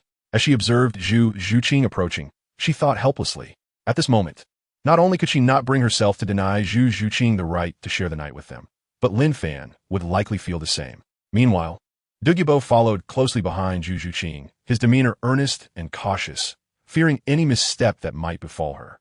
Naturally, if anything were to happen to the lady of their lord, Dugu Bo would be left with no choice but to pay the ultimate price. "This subordinate Dugu Bo pays respects to you, my lord," he said, bowing respectfully before Lin Fan. "Oh, the crown prince is also present." "Good evening," Dugu Bo remarked, casting a somewhat unfriendly glance towards Qian Renxue, his tone frosty. At that moment, he recalled the earlier conversation between Shui Qinghe and himself, which left him feeling quite unsettled. How could a mere crown prince of the Tiando Empire dare to inquire about the whereabouts of his lordess lady? What audacity! Elder Dugu Bo, what is the meaning of this? Lin Fan, with a darkened expression, gazed at the solitary Gu Bo before him and spoke. "It is likely that this was brought about by you." Gu Bo. Lin Fan articulated his thoughts, realizing that the title of elder resonated more harmoniously with him, aligning well with the dignified aura of the sect's hierarchy. "My lord palace master, I." Upon hearing Lin Fan's words, Dugu Bo found himself in a state of perplexity. He was at a loss for what to say, unable to express his true concerns about the potential harm that Zhu Zhuqing might face under his protection. What would Lin Fan think of him? A coward, a novice, a weakling. "My husband, I am tired. That is why I have come to find you," Zhu Zhuqing remarked, observing Dugu Bo's momentary struggle to find the right words. Although this old fellow Dugu Bo often spoke casually, referring to her as the palace masteress wife, it did not undermine his role as Zhu Zhuqing's mentor and leader. While primarily aimed at easing Dugu Bo's discomfort, Zhu Zhuqing's words also reflected her genuine feelings. She was indeed weary and sought to rest beside her husband. Surely, there was nothing amiss with that? Yet, she couldn't help but feel puzzled as she glanced at the enigmatic figure of Shui Qinghe beside Lin Fan. What was Sister Shui up to with her husband? Zhu Zhuqing observed the two with curiosity, unable to decipher their intentions. Zhuqing, my sister. Hearing Zhu Zhuqing's statement, Qian Renxue felt a deeper sense of helplessness. Why did her sister have to complicate things for her? All she desired was to spend a little more time alone with her husband. Was that too much to ask? Yes, indeed, my lord palace master, that is how it is. With Zhu Zhuqing speaking on his behalf, Dugu Bo felt a renewed sense of loyalty toward the young palace master's wife, who was merely 11 or 12 years old. This was the true essence of a palace master's wife, someone who understood his plight. All right, I understand. Elder Dugu, you may withdraw for now. Lin Fan glanced at Dugu Bo and spoke, issuing an order to dismiss him. His subordinate complied. Upon hearing Lin Fan's words, Dugu Bo found himself at a loss for words and hurriedly took his leave. Perhaps it will be better to discuss matters elsewhere. Lin Fan cast a glance toward a certain direction and noticed a man in black, hidden behind a tree, still gazing at him. He couldn't help but feel a sense of helplessness. Young man, do not play with fire lest you burn yourself. Lin Fan conveyed a message to the young man, then opened a portal, directly transporting Zhu Zhuqing and Qian Renxue back to Zhu Zhuqing's residence. Chapter 127. Zhu Zhuqing, husband. I wish to hear a story. Lord Lin Fan is truly formidable. His power is such that he can perceive me. It is truly remarkable. This young man, with flowing black hair and a tall, slender frame, was not conventionally handsome. His expression was rarely seen, as if his facial muscles were perpetually rigid. Clad in a simple black outfit devoid of adornment, he exuded an air of simplicity. He was none other than the captain of the Tiandou royal team, Yu Qianheng, the very individual who had been profoundly affected by Lin Fan's imposing presence. Not wishing to squander any more time, I must strive to keep pace with Lord Lin Fan. Yu Qianheng remarked with a fervent glimmer in his eyes, his excitement palpable. He had resolved to become a man even more formidable than Lin Fan in the future. At the Tiandou Royal Academy, in Zhu Zhuqing's quarters. At this moment, Qian Renxue had reverted to her feminine attire. Zhuqing, are you feeling tired? Qian Renxue gently inquired, gazing at Zhu Zhuqing. HM? Zhu Zhuqing seemed taken aback by Qian Renxue's question, momentarily stunned. I'm not particularly tired, but I do wish to sleep alongside Sister Shui and my husband. Zhu Zhuqing pondered for a moment, then playfully stuck out her tongue and smiled. As she spoke, she tightened her grip on Qian Renxue's small hand. Sister Shui, let us sleep together tonight, Zhu Zhuqing said with a look of endearment. Qian Renxue was momentarily lost in thought upon witnessing this scene. Her Zhuqing sister appeared to be far more innocent than she had initially imagined. All right, then we shall sleep together tonight without a moment's hesitation, Qian Renxue replied, smiling. Her Zhuqing sister was simply too adorable. Her husband was indeed fortunate to have treasures like Zhuqing and herself. After all, the bed is spacious enough for the three of us. Zhu Zhuqing chuckled, glancing at her bed with delight. It was indeed quite large. She often found herself turning around several times when sleeping alone. Two little fools, preparing for slumber. Lin Fan spoke without paying any heed to Zhu Zhuqing and Qian Renxue, and walked into the changing room. He changed into a set of pure black pajamas and swiftly nestled into the covers. Subsequently, Lin Fan retrieved 2 sets of white pajamas from the system space and tossed them onto the bed. Zhuqing, Schwer, please change into your pajamas and prepare for sleep. Lin Fan lay in bed, observing the two indifferent individuals, and couldn't help but speak up. Ultimately, he quietly awaited his 2 wives to join him in slumber. After all, this space was securely sealed by him. Any disturbance would not escape his notice. Qian Renxue and Zhu Zhuqing exchanged a glance, hastily picked up the nightgowns Lin Fan had placed on the bed, and rushed into the changing room to don their sleepwear. Once they emerged, having changed into their nightgowns, they slipped under the covers, each wrapping an arm around Lin Fan. Husband. This marked Qian Renxue's first night sleeping beside Lin Fan. Her cheeks flushed a rosy hue since her arrival under the covers. What is it? Lin Fan gazed at Qian Renxue's delicate demeanor, feeling an overwhelming impulse to tease her mercilessly. What do you think would happen if Zhu Qing hadn't come tonight? Qian Renxue fixed her gaze on Lin Fan and conveyed this thought. If I were to insist, would you want me? Once she had transmitted this daring statement, she buried her head back into the warmth of her blanket, falling silent. She found it hard to comprehend that such words had escaped her lips. It was utterly astonishing. This was precisely why she chose to communicate through thought rather than speaking outright, for she did not wish for Zhu Zhuqing to overhear her boldness. I'm not a good person, yet I would. Lin Fan responded with a sweet smile, his words resonating from the depths of his heart. Had it not been for Zhu Zhuqing's unexpected arrival, he certainly would have indulged with Qian Renxue. Feeling Lin Fan's heartfelt message warmed Qian Renxue's spirit, even if she remained hidden beneath her covers. My dear husband, could you perhaps tell us a story? Zhu Zhuqing playfully smiled and spoke up. I'm quite exhausted now. Would you mind sharing a tale as I drift off to sleep? Her large, glistening eyes gazed at him with an earnest plea. All right, I promise. Lin Fan nodded in agreement. Indeed, it was only natural for an ordinary person to feel fatigued after absorbing a soul ring, often needing several days of rest. Given that Zhu Zhuqing had absorbed 2 millennium soul rings consecutively, her exhaustion was entirely understandable, a notion Lin Fan fully endorsed. My husband, do you have more stories to tell? Snow Air wants to listen to. Qian Renxue emerged from her cocoon, interjecting with a smile. Hee, Sister Snow Air. Let us listen together. Zhu Zhuqing chimed in, her eyes twinkling as she looked at Qian Renxue. Observing their animated exchange, Lin Fan nodded once more and began. Once, a bird fell in love with a fish. The bird could only soar through the skies, while the fish swam in the depths of the water. From the very start, their love was destined for tragedy, yet they loved nonetheless. The bird declared, just to catch a glimpse of you each day is sufficient. The fish, moved to tears, shed transparent droplets that blended into the water, invisible to the eye. The fish replied, so do I. We share the same love born from 2 different worlds, transcending the confines of space. The bird affirmed, such love is eternal. It requires no promises, only a connection of hearts. The fish remarked that such love is indeed the most beautiful. Though we cannot physically touch each other, in our hearts, we are each other's perfection.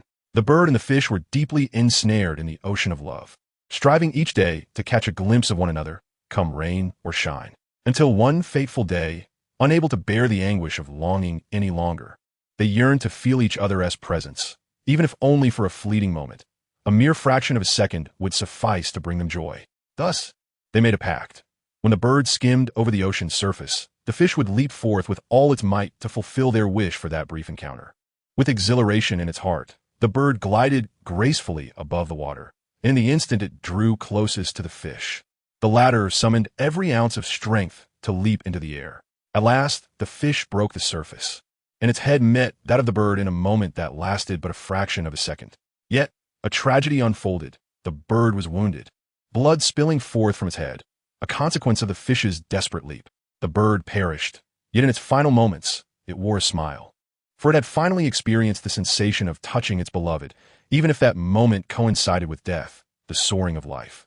Soon, Lin Fan concluded the tale as he narrated it. However, neither Zhu Zhuqing nor Qian Renxue found repose. On the contrary, both were overcome with emotion. It was not just them. Even Lin Fan, as he read the article pushed to him by the ethereal spirit, felt an unsettling ache within. Though the story was profoundly moving and steeped in sorrow, one could not deny that such an ending was, in fact, perfect for them. Was it not? Chapter 128, Ethereal Spirit. I apologize, I am indeed that kind of person. The bird and the fish, how foolish they are. Zhu Zhuqing, after hearing Lin Fan's words, spoke up, her voice thick with emotion. Yet, she could not help but acknowledge that, for them, it was indeed the most beautiful conclusion. Qian Renxue, upon hearing this, softly added, her own voice tinged with the same emotional strain. Though aware this was merely a story, one could certainly imagine such individuals existing in reality. With this thought, Zhu Zhuqing and Qian Renxue turned their gazes toward Lin Fan. Their love was truly admirable. Lin Fan finished reading and felt quite troubled. The article recommended to him by the Phantom Spirit was indeed remarkable. However, this piece seems somewhat inappropriate for the current situation, doesn't it? Phantom Spirit, appear. Lin Fan delved into his consciousness and called out, speak plainly, no need for hesitation. The ethereal spirit, hearing Lin Fan's summons, responded with evident impatience. Yet, internally it was bursting with joy. Do you not favor women? I shall make you favor them even more. Spirit you. Lin Fan, listening to the spirit's stubborn denial, felt a profound sense of helplessness. All right, it is confirmed. This situation is undoubtedly orchestrated by the spirit. However, the motive behind the spirit's actions eluded him. Surely, it could not be due to his attentiveness to his wife, which might have caused the spirit to feel neglected. Upon this thought, Lin Fan swiftly suppressed such notions. The spirit could never be that kind of entity. My lord, you say, we shall not face such a dire conclusion, will we? Qian Renxue asked with a hint of trepidation, tugging at Lin Fan's arm with urgency. Indeed, my lord, we cannot meet such a lamentable fate, can we? Zhu Zhuqing echoed, gazing intently at Lin Fan, her voice soft. Although they presented an outward appearance of concern, both had already reached a mutual understanding within their hearts. They firmly believed that their lord would never act in such a manner. If Lin Fan were truly that kind of person, they would instantly deem it a falsehood. This was the essence of their perception of Lin Fan. Fools, two little fools. Lin Fan observed the two individuals before him and spoke with a hint of delight. He had not anticipated that these two innocents would pose such a question that insulted their own intelligence. Nevertheless, it served as a testament to the depth of their feelings for him. This realization brought Lin Fan considerable comfort. With such a wonderful partner by his side, he wondered if he had somehow saved the galaxy in a past life. How could I ever allow such a thing to happen? Rest assured, I shall spare no effort to ensure that you suffer not the slightest loss. Lin Fan spoke as he pulled both individuals into his embrace, planting a kiss on one of them. You two silly fools, sleep well and refrain from overthinking. Be obedient. Lin Fan spoke as he gradually extinguished the remaining light. Zhu Zhuqing and Renxue did not voice any dissenting opinions, gently closing their eyes. Even now, Renxue felt a twinge of helplessness within her, inwardly sighing a few times. Were it not for Zhu Zhuqing, she might have. Yet, she could never harbor any resentment towards her somewhat naive yet endearingly obedient sister. As Zhu Zhuqing and Renxue drifted into slumber, particularly Zhu Zhuqing, her small face radiated a blissful smile. Renxue's response was not lacking either. Her cheeks flushed as if she had just experienced a delightful dream. These two little fools are truly adorably foolish. Lin Fan, feeling the steady rhythm of the two women's breaths, couldn't help but smile. He gently placed a kiss on their foreheads and gradually succumbed to slumber. Of course, before drifting off to sleep, Lin Fan left a fragment of his consciousness nearby, just in case any reckless intruders might approach. Thus, the night swiftly passed. The following morning, it was no surprise that Lin Fan was the first among the three to awaken. Observing the two women still peacefully sleeping with smiles, he playfully tickled their noses. Phantom spirit, could you prepare some food for me? Lin Fan pondered for a moment before addressing the ethereal spirit. Oh, what kind of food? The spirit, upon hearing Lin Fan's inquiry, retorted immediately, his tone tinged with discontent. It was evident that he held little agreement with Lin Fan's words. Nevertheless, his actions were quite sincere. As he stated without any expectation of compensation, Lin Fan, I will give you some. Take it all. In the future, if you require food, there will be no need for any payment. Upon hearing this declaration from the spirit, Lin Fan's initial reaction was one of disbelief. Had the spirit's mind become muddled? No. At this moment, the spirit had yet to regain its human form. How could one even speak of a mind? Lin Fan shook his head at this thought. Perhaps it would be better to first see what the ethereal spirit had provided him to eat. Lin Fan entered the living room and placed all the free food mentioned by the illusion spirit onto the table. Gazing at the abundant spread before him, he found himself momentarily lost in thought. The feast consisted of fish, rabbits, and various cuts of lamb and pork. While none of these dishes were particularly novel, the ingredients were all of a quality that did not fall below the 1,000-year soul ring. This held a certain value, not only for Zhu Zhuqing, but also for Renxue. Ah, this rabbit meat appears to be quite delightful. Lin Fan picked up a pair of chopsticks and deftly grasped a piece of rabbit meat, bringing it to his lips with an expression of contentment. This delicacy from the 8,000-year-old tender-boned rabbit is truly delightful, he remarked. The exquisite spiciness of the dish, combined with its seemingly straightforward and rustic preparation, significantly heightened Lin Fan's appreciation for this culinary creation. Lin Fan rose and made his way towards the bedroom, where he found Renxue and Zhu Zhuqing gradually opening their eyes, gazing at him as he entered. My dear, please change your clothes and come to the living room for breakfast. Do you understand? Lin Fan affectionately ruffled Zhu Zhuqing's hair and bestowed a gentle kiss upon Renxue. Chuckling as he did so, the two women, far from resenting his affectionate gestures, swiftly made their way towards the changing room. Before long, Zhu Zhuqing and Renxue emerged, adorned in elegant black and white dresses, respectively, and proceeded to the living room. My dear husband, this feast, Renxue remarked, gazing at the table laden with delicacies, each surpassing 5,000 years in age. It is known that certain soul beasts yield the most beneficial effects when consumed at specific ages. Not only is it a challenge to procure these soul beasts, but transforming them into a sumptuous meal is an even greater endeavor. He must have prepared this for quite some time. Renxue mused inwardly. My dear husband, is there truly this much food? In contrast, Zhu Zhuqing displayed little reaction. It was not that she was oblivious to the significance of the dishes or the ages of the soul beasts. Rather, she simply did not concern herself with such matters. After all, in her eyes, her husband was omnipotent, was he not? Yingwei, I ask, do not all readers wise believe their husbands are capable of anything? Ah, Sidi Jiru. Hurry and eat while it's hot. Open your mouth. Lin Fan smiled gently, simultaneously using both hands to serve food into the mouths of the two women. The sight of them chewing contentedly on the meals he provided filled their hearts with joy. So how does it taste? Is it to your liking? Lin Fan observed the two individuals reveling in their enjoyment and couldn't help but chuckle. His wife's happiness undoubtedly brought him joy as well.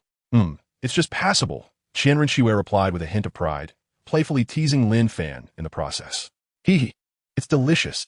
In contrast, Zhu Zhuqing responded obediently to Lin Fan's inquiry. You too. Witnessing such a scene, Lin Fan felt an overwhelming urge to embrace both of them fervently. Yet, today he had other pressing matters to attend to, did he not?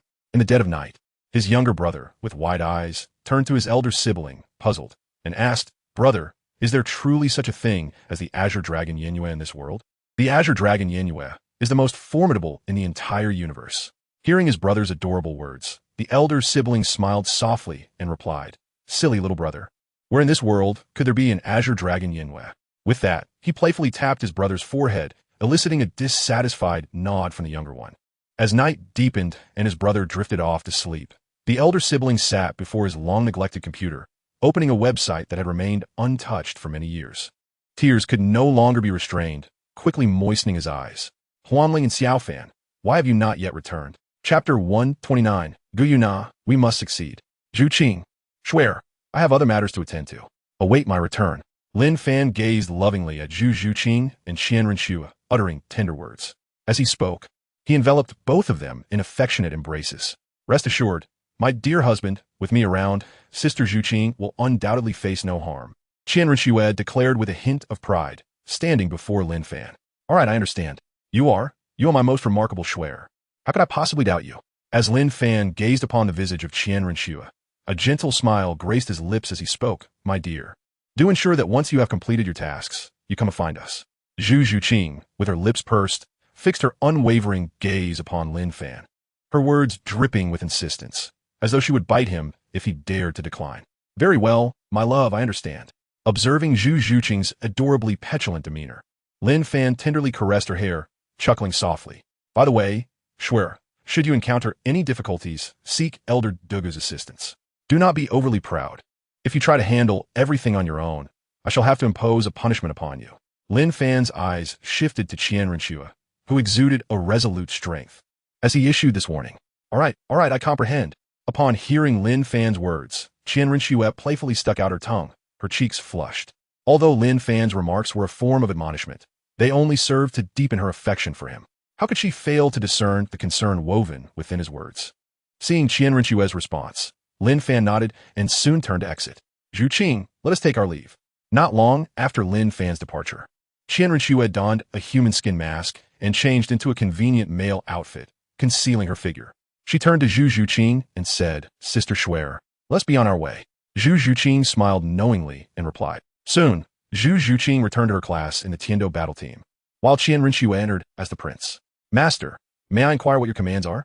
At that moment, Dugu Bo stood at the front of the Tiando battle team, his gaze vacant as he received Lin Fan's instructions. Indeed, through the medium of the hero palace, it was no great challenge for each hero to communicate with the master from afar. Elder Dugu, you must ensure the safety of Zhuqing and Shuer. If you cannot protect them, your extraordinary Douluo strength may very well be forfeited. Lin Fan conveyed his message with great severity. His subordinates, upon receiving the order, assured that they would not disappoint the expectations of their lord. However, they were aware of Madame Zhuqing, and as for that Shuer, Dugu Bo initially responded with polite agreement and offered some remarks. Yet, he could not suppress his bewilderment. Shuer, Dugu Bo, was oblivious to when his lord had acquired a new woman. Elder Dugu, the prince of the Tiando Empire, Shui Qinghe, is in truth one of my wives. Shuer, Lin Fan answered, quite candidly, in response to Dugu Bo's confusion. After all, as a member of the heroic hall, it seemed only reasonable for Dugu Bo to be aware of who the lord's wives were, did it not? What? Upon hearing Lin Fan's words, Dugu Bo was struck as if by a bolt of lightning. He had just seen Zhu Zhuqing and Shui Qinghe together, intending to confront Shui Qinghe and distance himself from the lord's wife. Yet now, the lord, whom he held in the highest esteem, revealed that she was Lin Fan's wife. How could he endure such a revelation? Lord, I understand, he responded, though internally astonished, he still committed to his agreement. However, should anything happen to them, remember, I will hold you accountable. Lin Fan spoke once again with a certain severity, leaving Dugu Bo with a palpable sense of trepidation. After uttering this remark, Lin Fan ceased to communicate further with Dugu Bo. Nevertheless, Dugu Bo felt a slight alleviation within. Goodness, if the Lord of the Hall were to consistently reduce me to such a state, it would indeed be exceedingly difficult for me. Dugu Bo couldn't help but reflect on the situation. Setting aside other matters, the plot twists orchestrated by Lin Fan truly left him feeling quite helpless. If this were to occur a few more times, he might indeed begin to feel fear.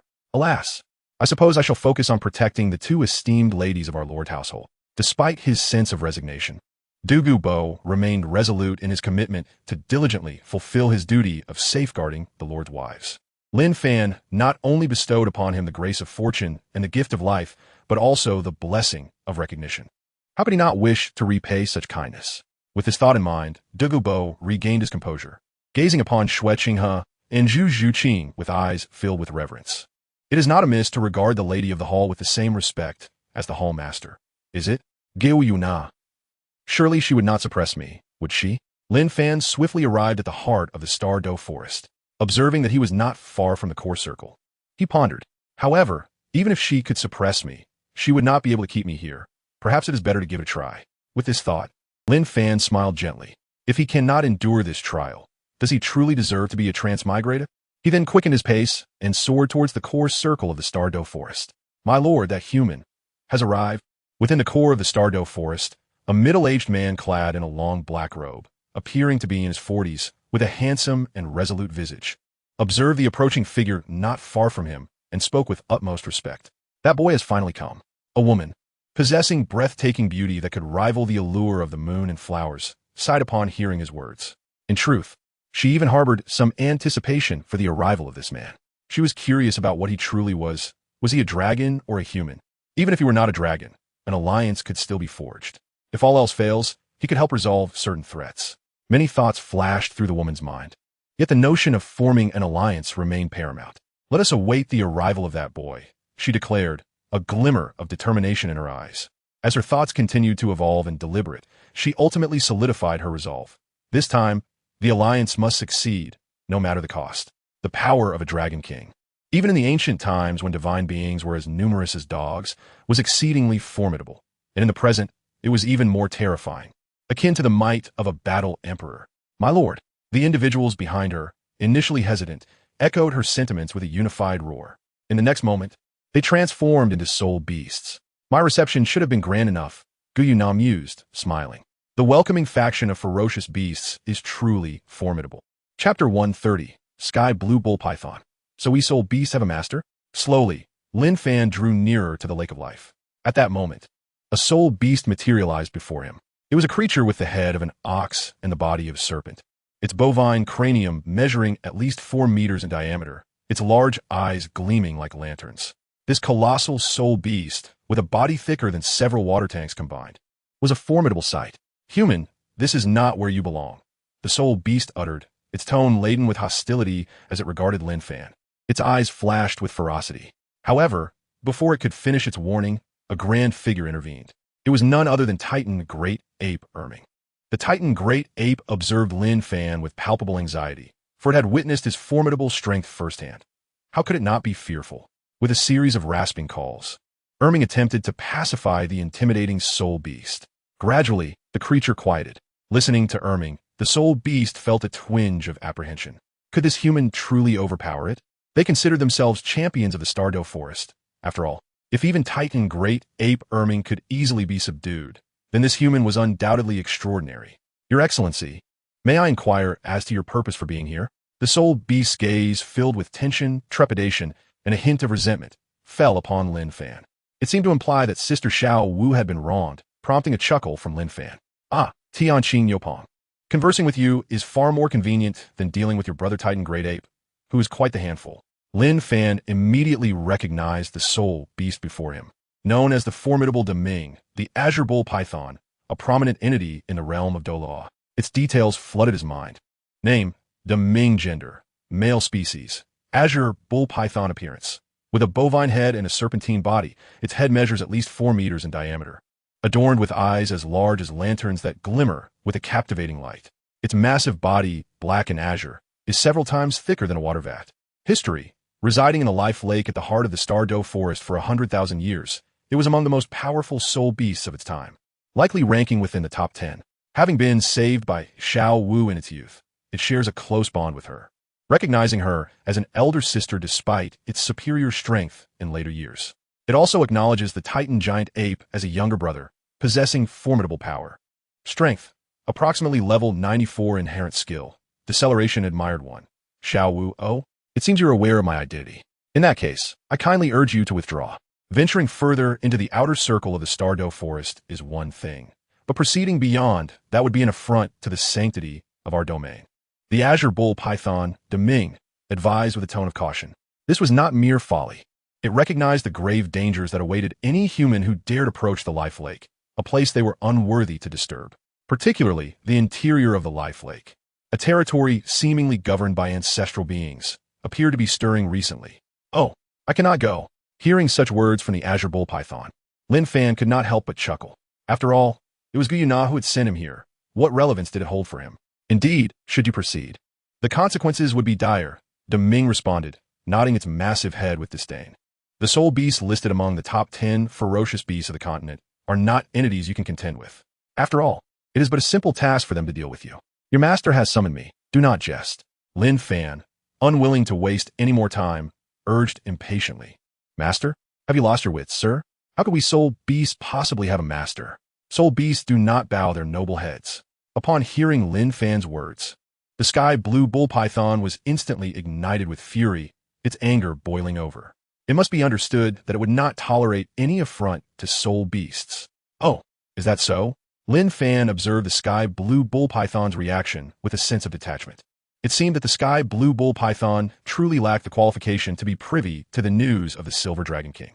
However, I'm quite curious. Sky blue bull python, do you now feel the immense pressure I have imposed upon you? Lin Fan spoke, enveloping the formidable essence of the dragon clan around the sky blue bull python. The Titan great ape also heard Lin Fan's words and couldn't help but bite his finger. Glancing in that direction, the sky blue bull python felt the terrifying aura approaching and couldn't help but shudder inwardly. Is the pressure from the dragon bloodline this overwhelming? It mused. Such a level of dragon pressure left it utterly defenseless. It had been fortunate enough to experience the bloodline pressure of the black-eyed golden dragon king, the strongest among the top 10 ferocious beasts. Yet even then it could at least move, albeit not nearly to its full capacity. However, before Lin Fan, it couldn't even muster the slightest movement, which was truly embarrassing for it. The Titan great ape, Ming, observed the sky blue bull python's reaction in bewilderment. Unsure why it remained motionless. Could it be that it was yielding to that esteemed elder? But surely that elder must be on par with Bear Lord. At the very least, Ming, not knowing where he had procured a banana-like object, began to munch on it while watching the scene unfold. Seeing Ming's reaction, the sky blue bull python felt a wave of helplessness. It wasn't the likes of Lin Fan that frightened it, but rather a teammate like the Titan great ape. It was truly burdensome. Meanwhile, within the small wooden cabin at the center of the Lake of Life, Gu Yuena sat inside. At that moment, she had even taken the time to slightly adorn herself. Yet her beauty was such that even the slightest enhancement was enough to captivate the eye. Boss, our master isn't about to outside the wooden cabin. A coarse voice reached Tion's ears. It belonged to a bear, a colossal creature entirely covered in dark golden fur, standing over 3 meters tall, with eyes devoid of emotion, filled only with coldness and cruelty. Its entire body was draped in dark golden fur, with exceptionally robust arms and shoulders as broad and formidable as castle walls. The ends of its massive arms bore razor-sharp golden claws, each over 1 meter in length. As it spread its strong arms, the claws slicing through the air produced a faint hissing sound. Bear Lord, what on earth occupies your mind? Tion was at a loss for how to respond to Bear Lord's remarks. If their master were to hear this, Bear Lord would either be gravely injured or rendered incapacitated. Then why doesn't our master transform into a soul beast to intimidate that young man who has come? Su Yuntao could not help but express his confusion. Nevertheless, his curiosity was piqued regarding the nature of the child that Qi Wang had struck. My lord has his own thoughts. Why should you worry? In response to Su Yuntau's inquiries, Tion replied nonchalantly, for he too was unaware of the matter at hand. Just then, he sensed the approaching pressure of the Dragon Clan's bloodline from a distance, which rendered him serious. Simultaneously, Qi Wang, not far from Xiongjuan, was taken aback. That aura was something he would never forget in his lifetime. Ditian, it's that aura. With Qi Wang's words, Ditian's heart sank, realizing the gravity of the situation. Soon after, he received news he dreaded to hear. Ditian, the humans over there seem to have been intercepted by the Tianqing Yolong. Although the Silver Dragon King merely conveyed this message to Ditian, he was already acutely aware of the impending troubles. My lord will surely blame me. He then urgently communicated to the Tianqing Yolong, let that human through. Do not block him. His tone was filled with both helplessness and indignation. Upon receiving Ditian's message, the Tianqing Yolong was momentarily stunned. He wanted to speak up, but he found himself unable to move under the pressure he was currently experiencing. Ming, tell this elder that Ditian wishes for him to be allowed entry.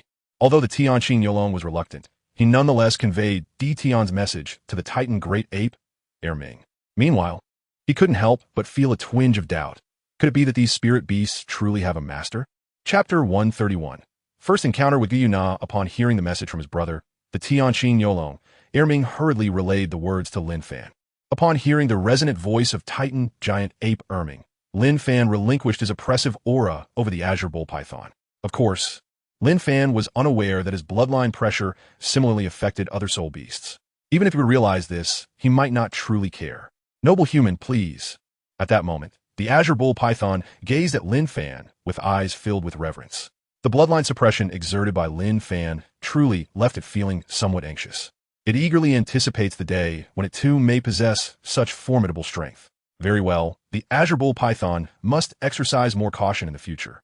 Upon hearing Lin Fan's words, he nodded in agreement and, with a smile, took the opportunity to impart some lessons to the Heavenly Blue Bull Python. Naturally.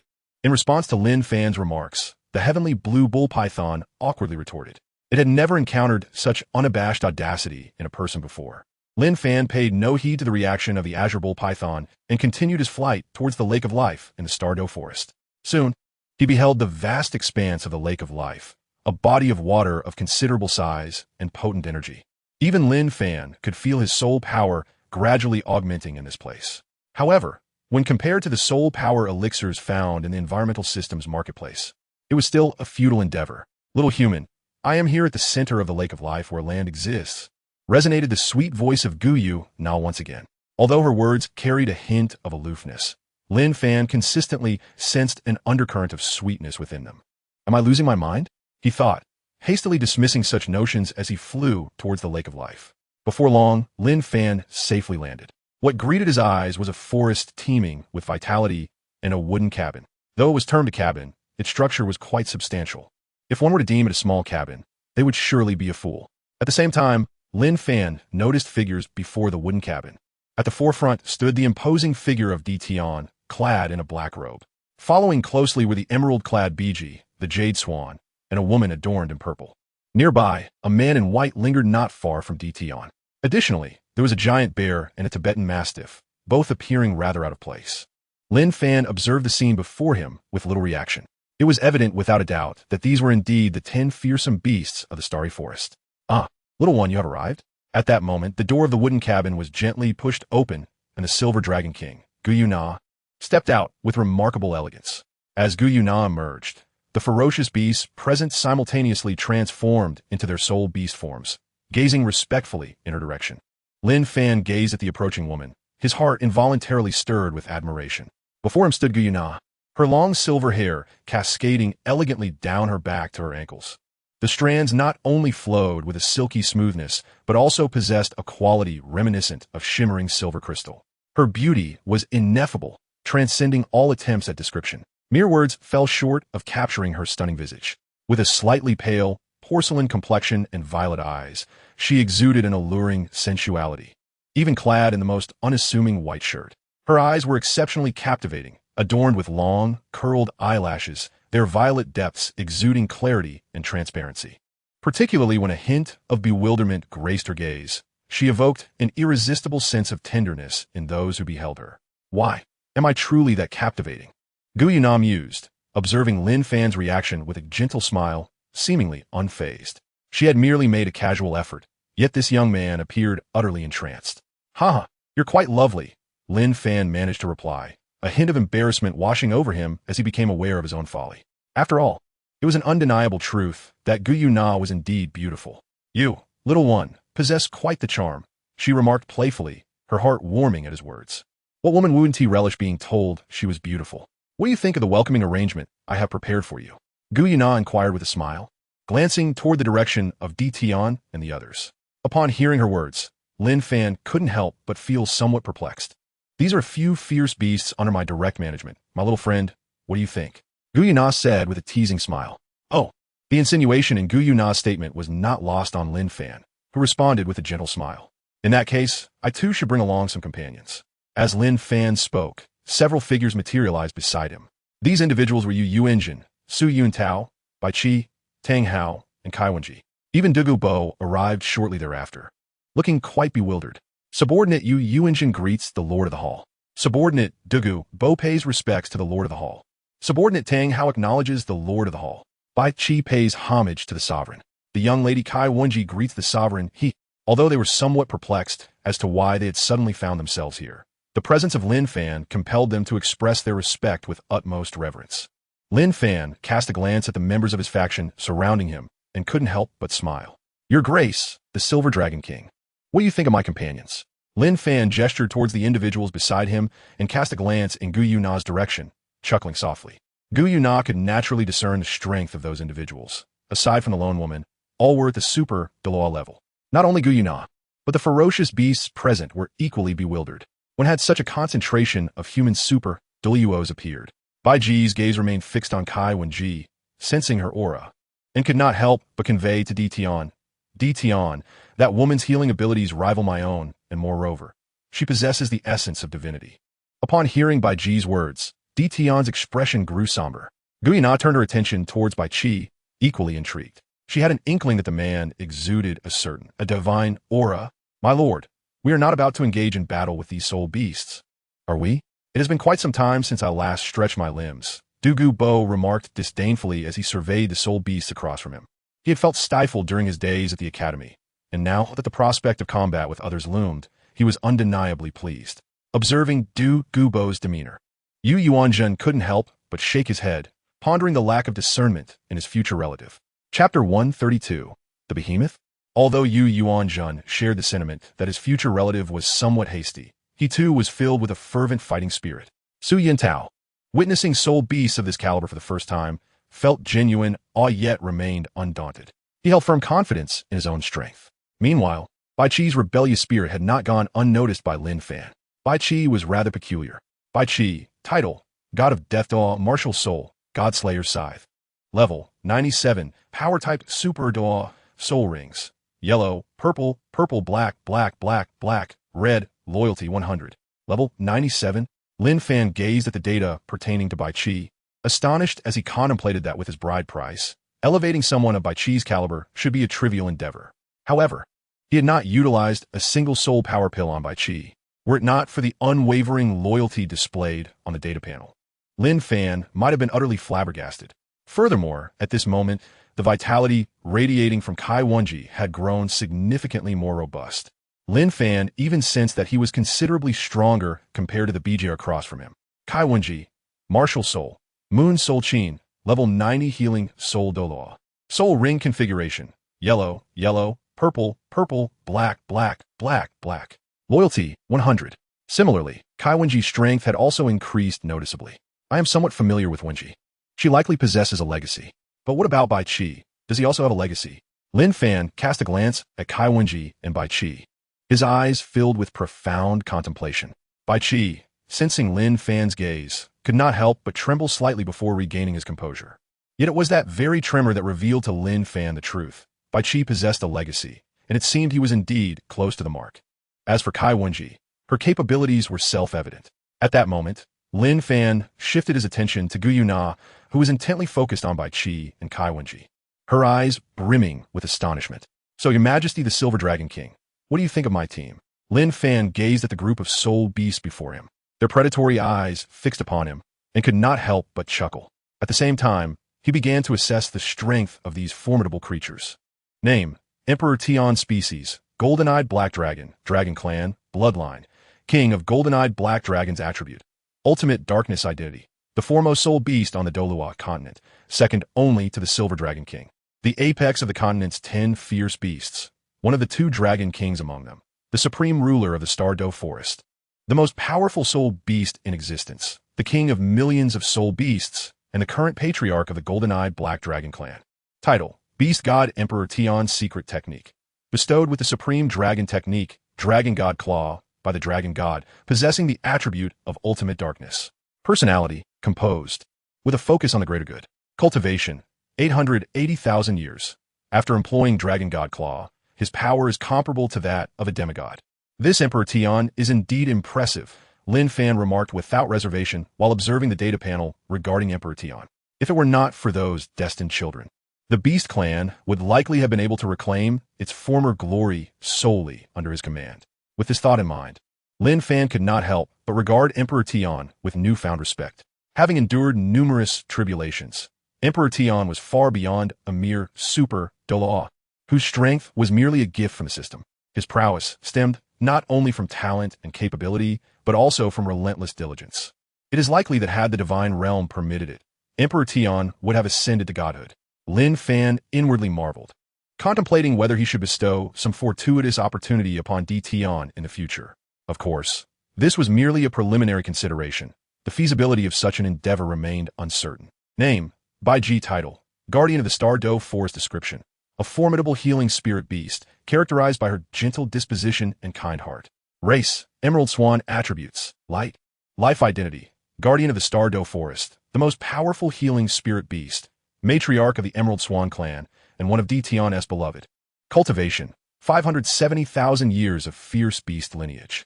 Habitat: the core region of the Star Dou Forest, specifically the central land of the Lake of Life. Known soul skills: Emerald Guardian, by Guang Defense, by Lu Wave, Dance of the Emerald Swan, Emerald Healing.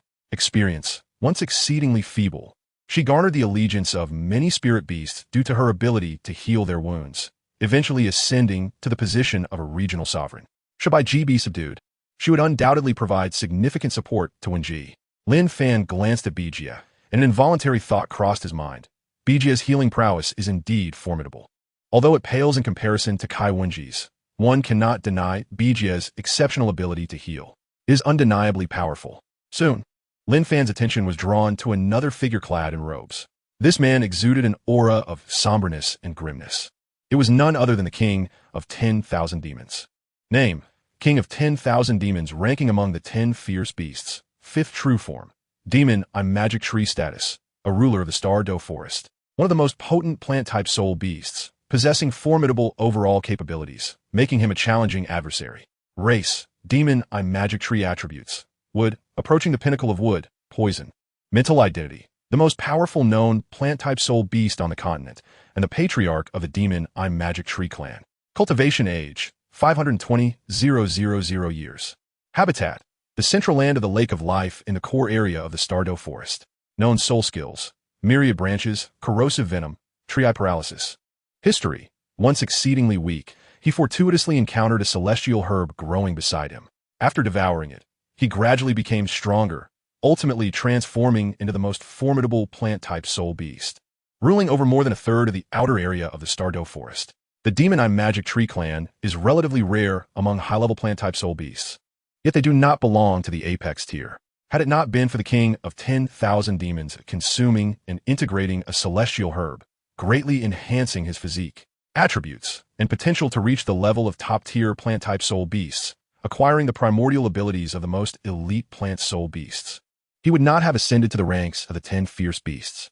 Upon beholding the king of 10,000 demons, Lin Fan was reminded of a novel from his previous life titled Douluo, The Annihilation of Gods, which seemed to portray the king of 10,000 demons as an exceptionally powerful entity, akin to a tree deity, nearing the level of a first-class god. Initially, he found that book quite engaging, yet the author was a eunuch. That eunuch deserves a wretched fate. Even now, Lin Fan harbored profound dissatisfaction. That book was undeniably the most distinctive Douluo fanfiction he had ever read, abruptly cut short. That eunuch deserves a wretched fate. Lin Fan's eyes blazed with fury as he seethed inwardly. However, he swiftly redirected his focus, his mind racing with thoughts.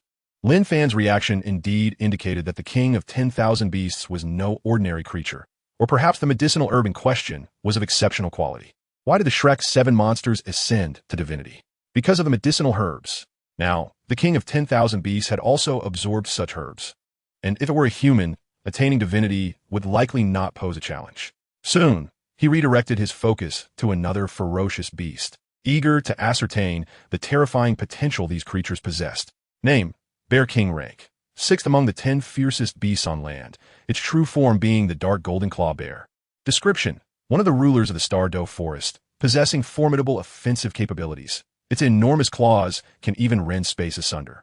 Species: dark golden claw bear, known as the Destruction King in the realm of soul masters. And the devastator of the jungle, bloodline. Contains a portion of the bloodline of the behemoth, a creature known for its insatiable appetite for dragons. Attribute: gold. Approaching the pinnacle of gold. Identity: a super soul beast of the Star Dou forest, chieftain of the dark golden claw bear tribe, sovereign among bear-type soul beasts. The king of bears, the strongest bear-type soul beast, without exception. Cultivation: 460,000 years habitat. Central region of the Star Dou forest, occasionally ventures out. Known soul skills: dark golden claw, sky rending claw. Experience: born of a powerful royal lineage at the 450,000 year level. Its sky-rending claw once inflicted wounds upon the beast god Emperor Qian, who subsequently taught Bear King a harsh lesson, rendering it nearly incapacitated. Bear King has long harbored discontent towards Emperor Qian, coveting his position, yet has never succeeded in his endeavors. Subsequent events: during the Second Beast Tide, it unleashed the sky-rending claw, grievously injuring Qian Duo, the vice dean of the Soul Engineering Department of Shrek Academy, and utilized its dark golden claw to send the Elder of the Divine Eagle Douluo flying in battle.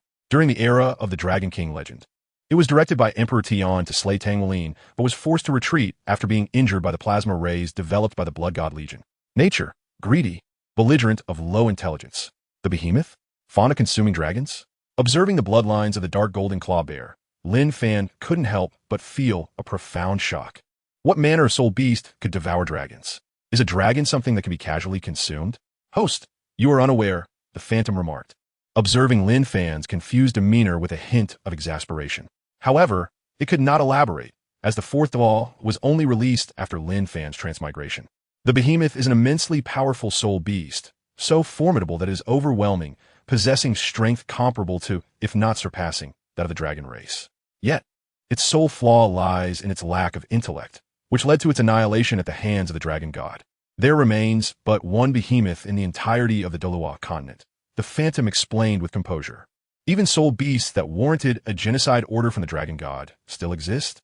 Upon hearing the words of the ethereal spirit, Lin Fan felt a renewed vigor. If that were the case, wouldn't it be splendid if he could indeed locate it? However, it might prove somewhat elusive. Do your best, the spirit remarked with a hint of exasperation as she observed Lin Fan's demeanor. This host, she thought, was rather naive. Chapter 133. What is the power of Gu Yuena? Though the ethereal spirit had mentioned that the dark gold terror claw bear was rather foolish, Lin Fan held no contempt for the Bear King. After all, to dare launch a surprise attack on the golden-eyed Black Dragon King after over 400,000 years was no trivial feat, I must say. Engaging in ambushes, my dear youth, is hardly commendable. I advise caution. I am genuinely curious about how the bones of the dark gold terror claw bear would fare in play. Lin Fan smiled softly, his heart inevitably curious. After all, he was indeed a bit intrigued. At that moment, Lin Fan helplessly glanced to the side, where he found Qi Wang staring at him with a face full of terror. At this moment, Lin Fan felt a profound sense of helplessness. The entity known as the Crimson King ranked 8th among the 10 fearsome beasts, its true form being that of a three-headed crimson demonic hound, one of the sovereigns of the Star Dou forest. Species: three-headed crimson demonic dog bloodline. Possesses a fragment of pure blood true dragon lineage element. Fire: infernal flame.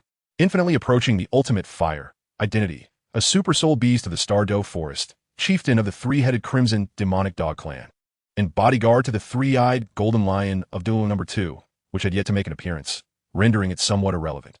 Cultivation: 290,000 years habitat. The central land of the life lake in the core region of the Star Dou forest. Known soul skills. Unknown experience. A super soul beast of the Star Dou forest designated by Emperor Qian to protect the auspicious beast. The three-eyed golden lion, but unexpectedly encountered Hu Yuhao and his companions. Unable to contend with the gluttonous Douluo Xuanzi and to prevent harm to the auspicious beast, he agreed to assist Hu Yuhao in seeking a suitable soul ring, during which Hu Yuhao seized the opportunity to forge a fateful connection with the auspicious beast. During the second beast tide, he was detained by the 96th level super Douluo from Shrek Academy. Douluo I experience lacked any significant narrative. Personality, naive, foolish. Abilities, incompetent, detrimental to teammates. Gazing at the data of the Crimson King, Lin Fan was left utterly astounded. This Crimson King was no ordinary soul beast. It was akin to a slacker among slackers in a national server. With such abilities and inherent buffs, who would dare to form a party with him? Don't look at me, don't look at me, don't look at me. At this moment, the Crimson King trembled slightly, casting a glance toward the Silver Dragon King, Gu Yuena. Unfortunately, Gu Yuena was also scrutinizing the heroes of the Hall of Heroes. I, the Crimson King, have never oppressed anyone. Heaven, you have no sense of martial virtue. The Crimson King scowled, inwardly cursing in dissatisfaction. At this juncture, he was filled with trepidation. Lin Fan gazed helplessly at the woman clad in purple, beginning to appraise her. Known as the Purple Princess, or the Demon Empress, she held the 9th rank. Her true form was that of the Hell Dragon King, one of the sovereigns of the Stardo Forest. Race, Hell Dragon, Abyssal Dragon, attribute.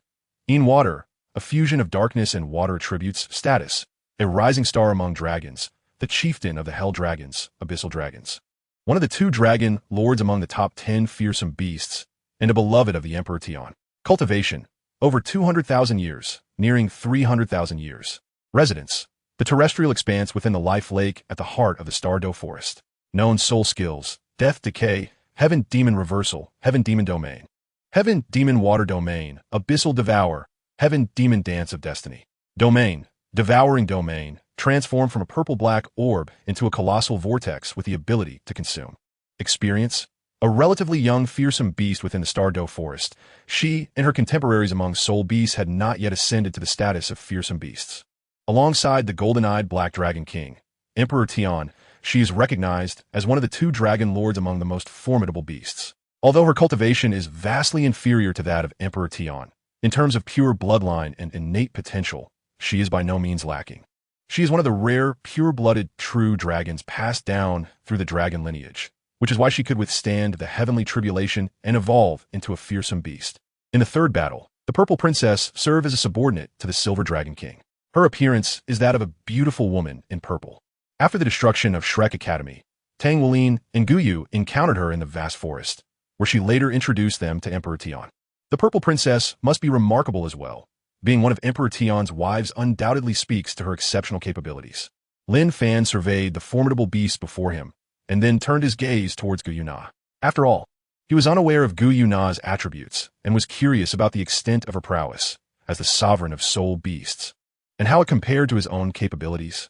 Chapter 134. Qi Wang. Has the master taken the wrong medicine? With this thought, Lin Fan fixed his gaze upon Gu Yuena, examining her data. In comparison to the other fierce beasts, Gu Yuena's attributes were astonishingly formidable. Name, Gu Yuena. Gender, female. Strength, in her prime, far surpassing the 1st level deity, currently at the Douluo level. Personality, composed, aloof, and strict. Appearance, she possesses long silver hair cascading down to her ankles, exuding a silky texture akin to silver crystals. Her beauty is indescribable, transcending all verbal depictions. With a slightly pale complexion and striking purple eyes, even clad in the simplest white shirt, she radiates an alluring charm. Her enchanting eyes, framed by elegantly curled lashes, are clear and transparent, particularly captivating when they reflect a hint of bewilderment, evoking a sense of compassion. She stands as the most popular and powerful goddess within the Douluo realm. History, hundreds of thousands of years ago, the dragon god's ancestors led the divine beasts in a failed confrontation against the other deities of the Douluo god realm. The dragon god's consciousness and soul were shattered. Yet through immense strength, he forcibly divided himself, becoming the Golden Dragon King and the Silver Dragon King. Amidst the chaos, the Silver Dragon King escaped the divine realm, penetrating the currents of time and space. Gravely injured and with his consciousness fully shattered, he transformed into a spiritual essence that could exist in the human realm. He remained hidden deep within the Stardo Forest, diligently cultivating to restore his strength. This figure is referred to as the Master by Tian, the one he admires and reveres the most. In the original narrative, at the conclusion of the Douluo Continent's external tale, the Silver Dragon King emerges from her seclusion, intent on leading the surviving soul beasts to exact revenge on humanity and reclaim their dominion. Due to the butterfly effect brought about by the time traveler, he awakened thousands of years earlier than expected. However, his restored powers were still far from adequate. The Silver Dragon King, having inherited the dragon god's mastery over various elements, along with the formidable strength and speed passed down from the Golden Dragon King, could effortlessly manipulate fire, water, earth, wind, light, darkness, and space. This made him the most powerful among the dragon clan, slightly surpassing even the Sacred Dragon King. Unifying the beast tribes across the continent was deemed the most paramount task. With few exceptions, observing the data of Gu Yuena, Lin Fan felt a twinge of emotion. At this moment, Gu Yuena was merely at the Douluo level. It was indeed a source of mockery that one who once regarded the divine realm as insignificant now found herself reduced to such a lowly rank. Well, little brother, have you feasted your eyes enough? Gu Yuena remarked, her displeasure evident as she fixed her gaze upon Lin Fan, her expression tinged with a hint of anger. Ha! Lin Fan, acutely aware of the awkwardness, found himself at a loss for words. Gu Yuena, observing the situation, merely shook her head, showing no particular concern. After all, she was well aware of her own beauty. However, the way she looked at Lin Fan remained somewhat cautious. After all, he was accompanied by 6 individuals who possessed the demeanor of deities. How formidable could their backing be? Your Majesty, the Silver Dragon King, what brings me here? Lin Fan gazed at Gu Yuena, a smile gracing his lips. The aura she exuded was quite pleasant. Perhaps it was the innate sense of kinship stemming from their dragon lineage. Or perhaps it was simply due to his fondness for her character that made him feel a sense of closeness. Why, little brother, are you still not pleased? Gu Yuena shot Lin Fan a few glances, her voice tinged with annoyance. It was the first time she had encountered someone who seemed displeased merely because she was observing him. Was this truly a human? Shouldn't they react as if they had witnessed something extraordinary? Your Majesty, the Silver Dragon, might I request you to elucidate the reason for your visit? Lin Fan was not swayed by Gu Yuena's charm and calmly replied. After all, he was not here to engage in frivolous banter. Should Gu Yuena have significant matters at hand, idle chatter would be inappropriate. However, beside him, Yu Yuanjin, Dugu Bo, and Su Yuntao, members of the heroic hall aside from Bai Qi and Kai Wenji, perceived the underlying intrigue. Could it be that Lord Lin Fan has caught someone's eye? Su Yuntao mused as he observed the scene before him. It was evident that he regarded the interaction between Gu Yuena and Lin Fan with a sense of admiration. This was indeed their hall master, who had captivated a formidable soul beast. It seemed there was a good chance of something unfolding here. Yu Yuanjin alternated his gaze between Lin Fan and Gu Yuena, pondering the situation. Nevertheless, sensing Gu Yuena's formidable soul master rank, he felt it was not entirely unfavorable, especially given her bloodline, which exerted a suffocating pressure. Of course, compared to the formidable aura Lin Fan emanated, it was trivial. I have yet to inquire about your name, young sir, Gu Yuena said with a gentle smile, glancing at Lin Fan with an air of calmness. Oh, Lin Fan replied, somewhat surprised by Gu Yuena's choice of words as her first address to him. I am Lin Fan, the hall master of the heroic hall. My martial spirit is the Sacred Dragon King. Lin Fan pondered for a moment before chuckling. Gu Yuena had likely invited him due to the peculiar nature of his martial soul, did she not? In that case, he might as well take the initiative. The Sacred Dragon King? Upon hearing Lin Fan's words, Gu Yuena gently nodded, her mind beginning to contemplate the information regarding this martial soul. It seemed there was no dragon clan of such a kind, was there? After a brief reflection, she ultimately abandoned the thought. From her observations of Lin Fan's aura, she had discerned that it undoubtedly possessed the bloodline power akin to the Golden Dragon King, coupled with elemental mastery.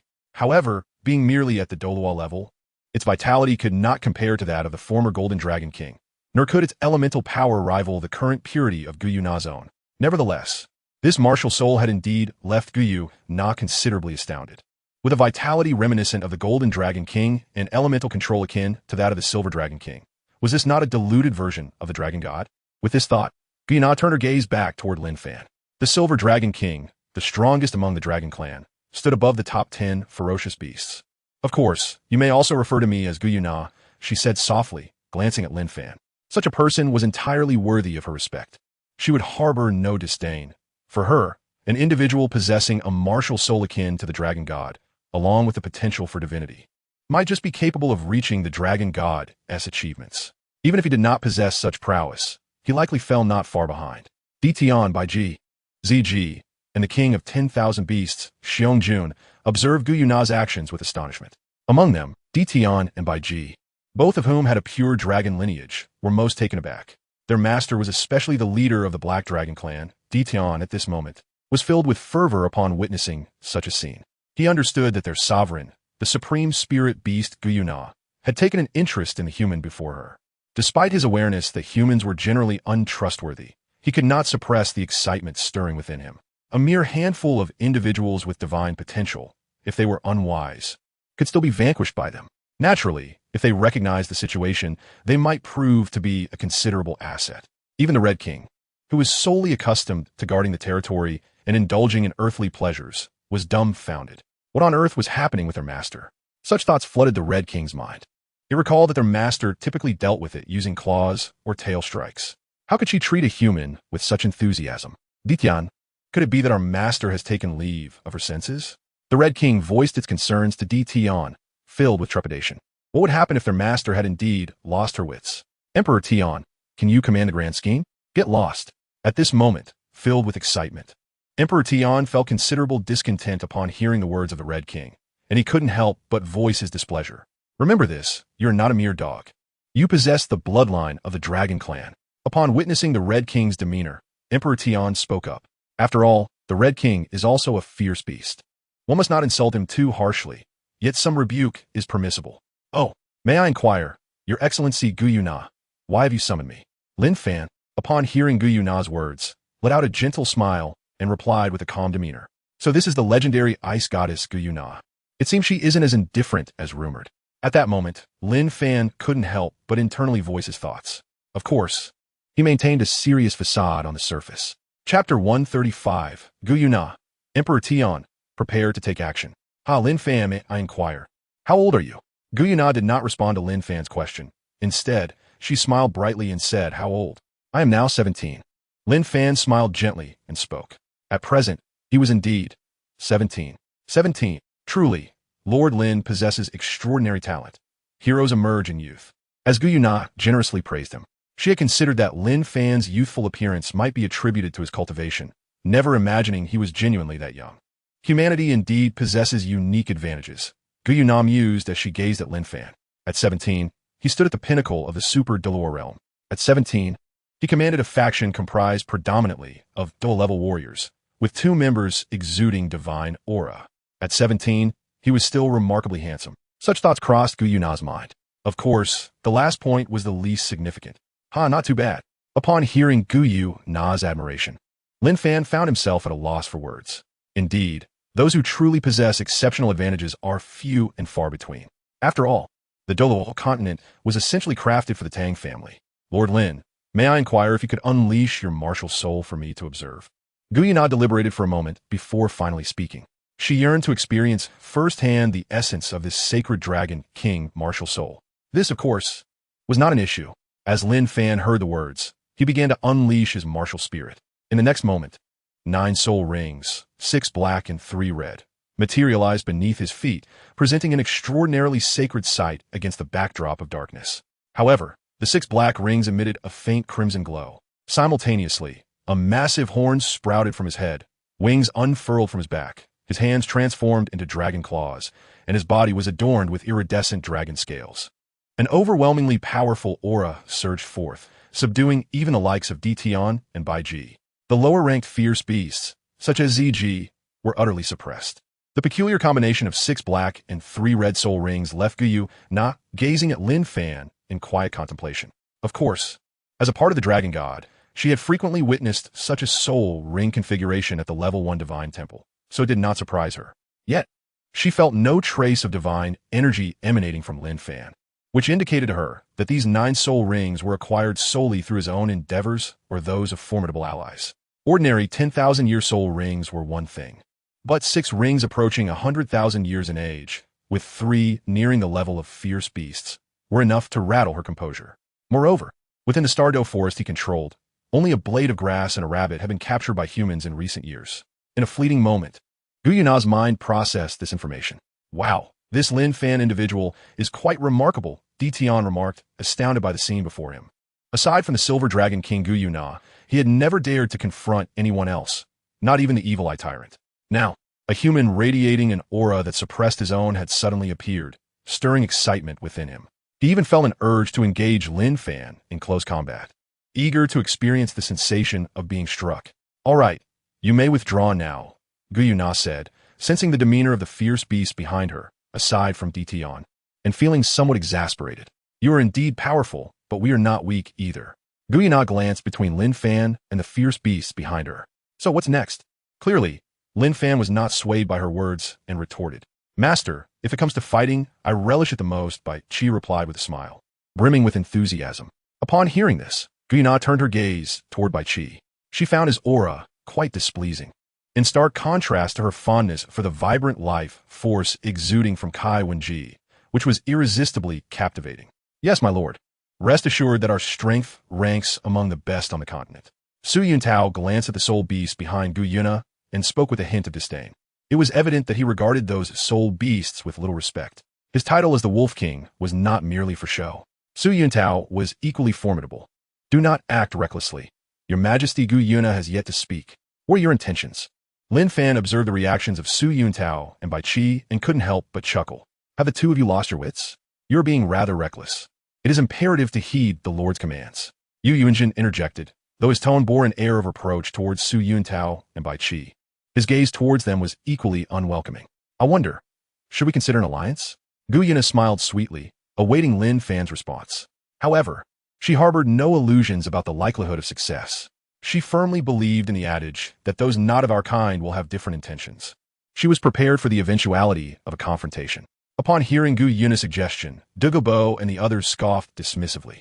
"The Beast Clan wishes to ally with us? You ought to think carefully." Su Yuntao mirrored their disdain with a derisive smile, expressing his incredulity. "Are you jesting? An alliance between humans and beasts?" Tian felt a pang of realization at Su Yuntao's words. He nearly forgot. The enmity between humans and beasts is well established. At that moment, Tian turned his gaze towards Gu Yuena, who conveyed a resolute look in return. "Old Dugu, it appears we are not to escape a fierce battle this time." Yu Yuanjin communicated to Dugu Bo, clearly anticipating the adversary's next moves. "Indeed, the Beast Clan is truly laughable," Dugu Bo replied with a slight smile, echoing Yu Yuanjin's sentiments. "Humans collaborating with beasts? Surely you jest. Thank you all for your subscriptions. Good night, ha." Dear friends, allow me to introduce an excellent book. I know you may be weary of Douluo fanfiction. Come, let me recommend a book by my friend. The title is This Group of Fox Demons is Not Simple, authored by Su Yuntao. Which platform, you ask? Well, cough. It's on the tower, read literature. You know, that site with both free and premium content. Each of you should cast a few votes for it daily, especially those lovely souls who enjoy free content. Please show your support. The tower, read literature, is approaching 1 million in popularity, ranked 3rd in the Chasing Reads list. Let us elevate it to the top rank. If we fail, I shall be quite disappointed. Now, how could I forget to include a synopsis? Here it is. Forced into becoming a tyrant by Daji at the outset, Yang Dingtian is a man of integrity. How could he possibly indulge in the hedonistic excesses of a despotic ruler? Unless, well, Daji hails from the Qingqiu mountain, wherein Hua shines are light. Unbearable as it is, perhaps I must play along for now. After all, it is a sure profit. Wait, this doesn't seem to be the world of Fengshan. The great Xia Empire's Mei Shi, the great Zhou Empire's Bao Si, the great Qin Empire's Zhao Ji, Miyu, the various schools of thought and the deities of fate, the Snow Woman, the two Qiaos of Wei, Wu, and Shu Diaochan, the great Han Empire's Yuji, Zhao Fian. In the Grand Tang Empire, we encountered the illustrious Wu Meinyang and the enchanting Yang Yuan. In the magnificent Song Empire, we find the captivating Li Shishir and the poetically Qin Zhao. The resplendent Ming Empire presents us with the alluring Chen Yuan and the graceful Dong Xiaowan. Such an abundance of beauties exists in this realm. What manner of world is this? What? The celestial realm has summoned the 7 fairies to descend, personally inviting Yang Dingtian to partake in the peach banquet. What capabilities does a mere mortal emperor possess? Goodness, the Monkey King has arrived. Yang Dingtian de Tlares, Sister Tange. You may depart. I shall confront this unruly monkey. Chapter 136. Emperor Tian. My lord, have we succumbed? En alliance. If it is an alliance, then so be it. Hearing Gu Yuena's words, Lin Fan smiled gently and readily agreed. This alliance, which comes without cost, is certainly a boon not to be rejected. It would be foolish to decline such an opportunity. Lord Lin Fan, this, perhaps you should reconsider. Dugu Bo, Yu Yuanzhen, and Su Yuntao all wore expressions of astonishment, unable to believe their ears. When did their esteemed leader become so hasty? Could it be that he is an imposter? Is this truly the case? Gu Yuena's gaze towards Lin Fan was filled with disbelief. Is this truly a human powerhouse? Weren't such beings supposed to seek their annihilation? At that moment, Gu Yuena even began to question whether Lin Fan had lost his senses. A gentleman's word is his bond. Once spoken, it cannot be retracted. Indeed, signifies his sincerity. Lin Fan smiled dismissively. Tian, does this gentleman have a few screws loose? Bai Ji inquired with a hint of confusion. Gently squeezing Tian's shoulder. Having lived for so many years, it was indeed her first encounter with a human warrior who accepted an alliance proposal from the beast race. Naturally, the fact that the beast race's leader was the one to propose, it was even more astonishing. Bai Ji, you are skilled in healing, while I am not. Did you discern any issues? Tian asked with a sense of helplessness. He too had not perceived any significant flaws in that formidable warrior. Well, Tian, I haven't noticed anything either, Bai Ji replied, shaking her head, feeling quite exasperated internally. Your Excellency, are you all right? At that moment, Dugu Bo kindly glanced towards Lin Fan's direction, expressing his concern. Oh, what seems to be amiss, Elder Dugu? Lin Fan smiled gently, responding with a rhetorical question. My esteemed Lord of the Hall, I am well aware of your prowess. You are among the finest on the continent. Our heroic hall, too, stands as a paragon of excellence on this land. However, dear Lord, you must acknowledge that those who are not of our kin may harbor divergent intentions. Dugu Bo scratched his head, appearing somewhat at a loss. Elder Dugu, I possess discernment. You need not worry. Upon hearing Dugu Bo's words, Lin Fan finally comprehended the gravity of the situation, realizing that their reactions stemmed from such a trivial matter. Lord Lin Fan, I implore you to proceed with caution. Caution Yuanzhen, observing Dugu Bo's expression. Elder Dugu's words do hold merit. The beast tribes are not something we human soul masters can easily control. Yu Yuanzhen spoke candidly, unreserved in front of Gu Yuena and the ferocious beasts behind her. Old Yu, I am currently brimming with ideas, fret not. Lin Fan, with a somber expression, spoke as calmly as he could.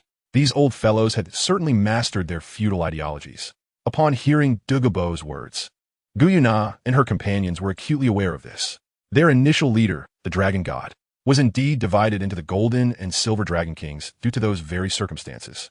However, upon hearing Yu Yuanzhen's remarks, the mood among the beasts soured.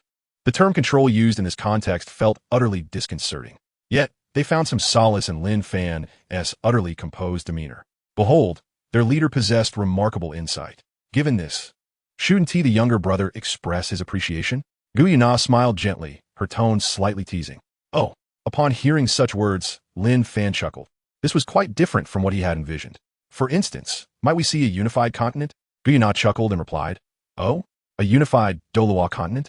There is no rush, but it poses no problem at all.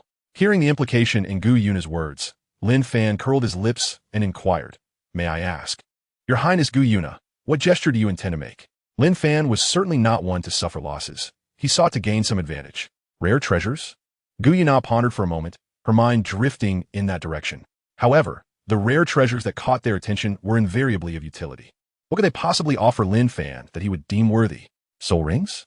As soon as this thought flickered in Gu Yuena's mind, she dismissed it. Lin Fan possessed 6 light red rings and 3 deep red ones. Did he lack soul rings? Apologies, but I am at a loss as to what I could provide.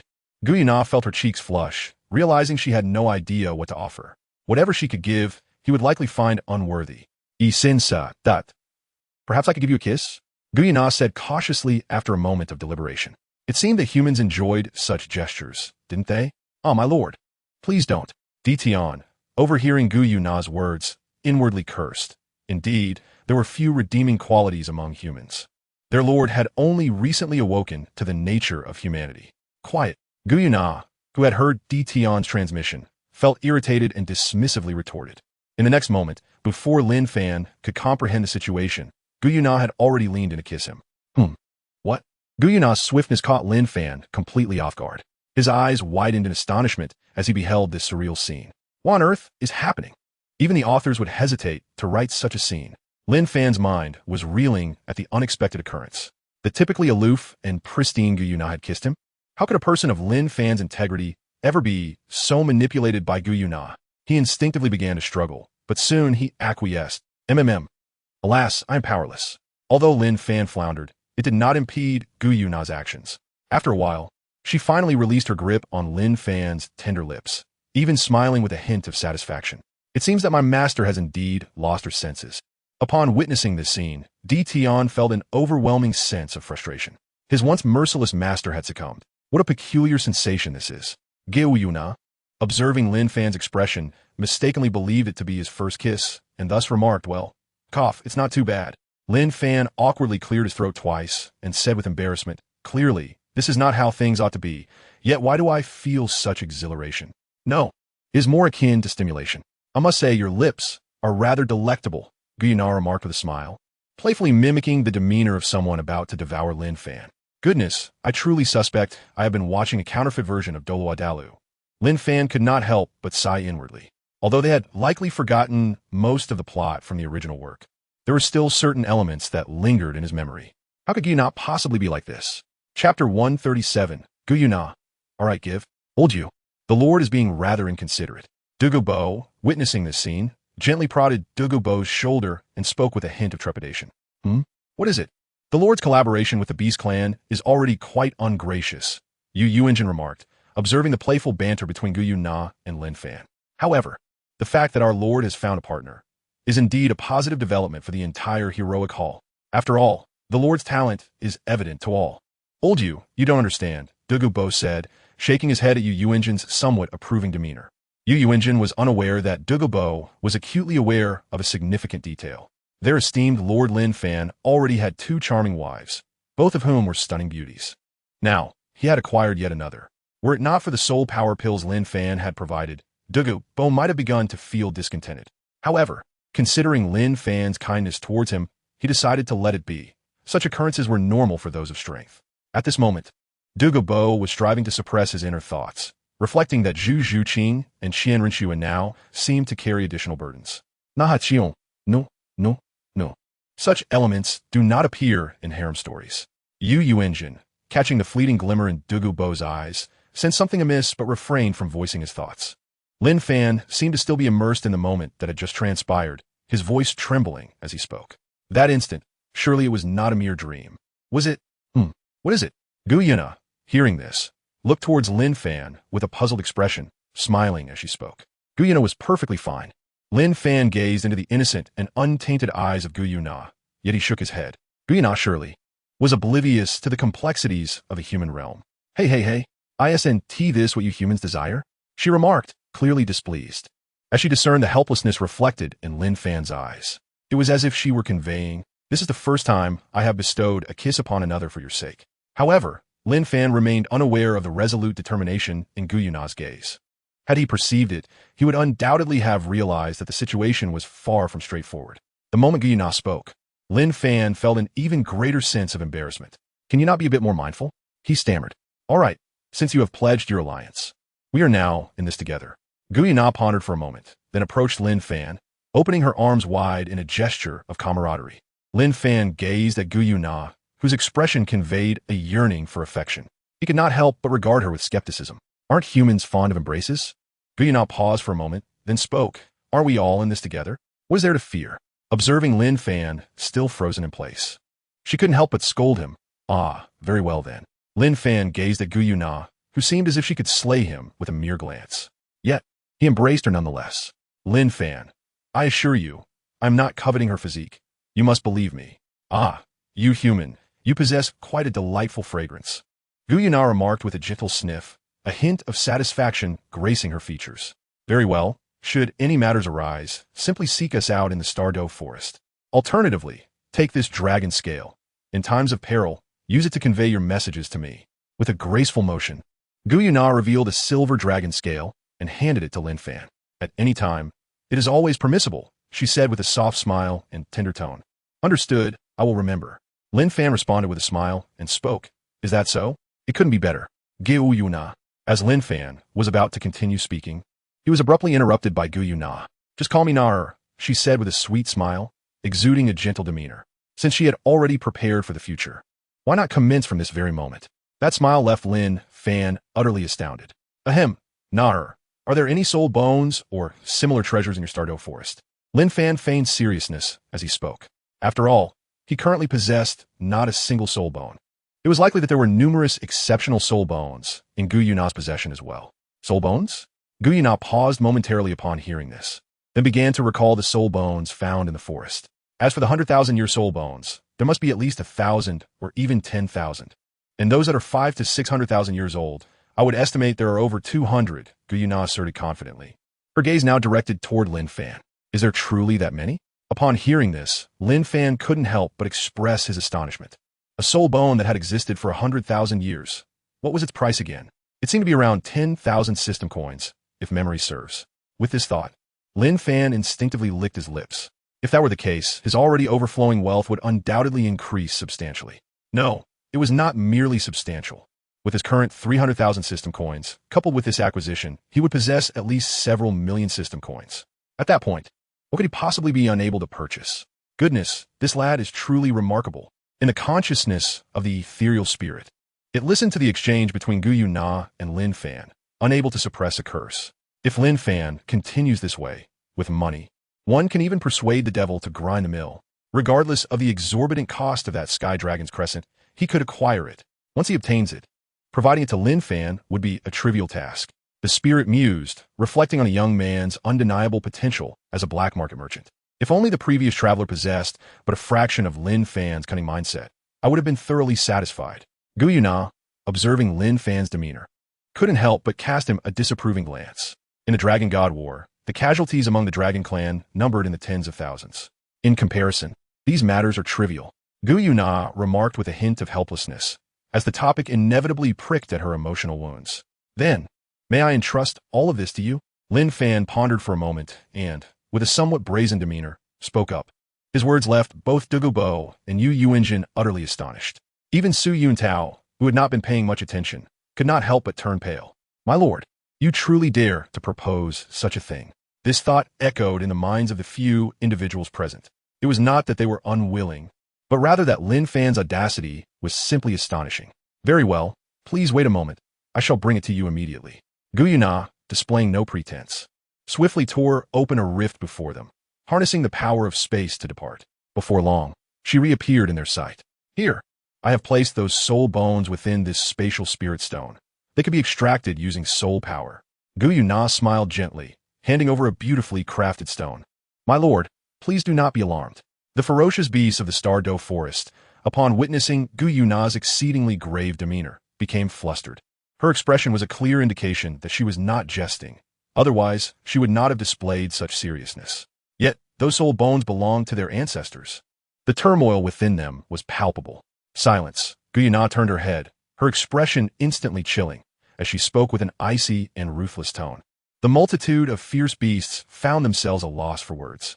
Very well, thank you, Nar. Lin Fan, through the power of his soul, perceived with remarkable clarity the soul bone contained within the stone.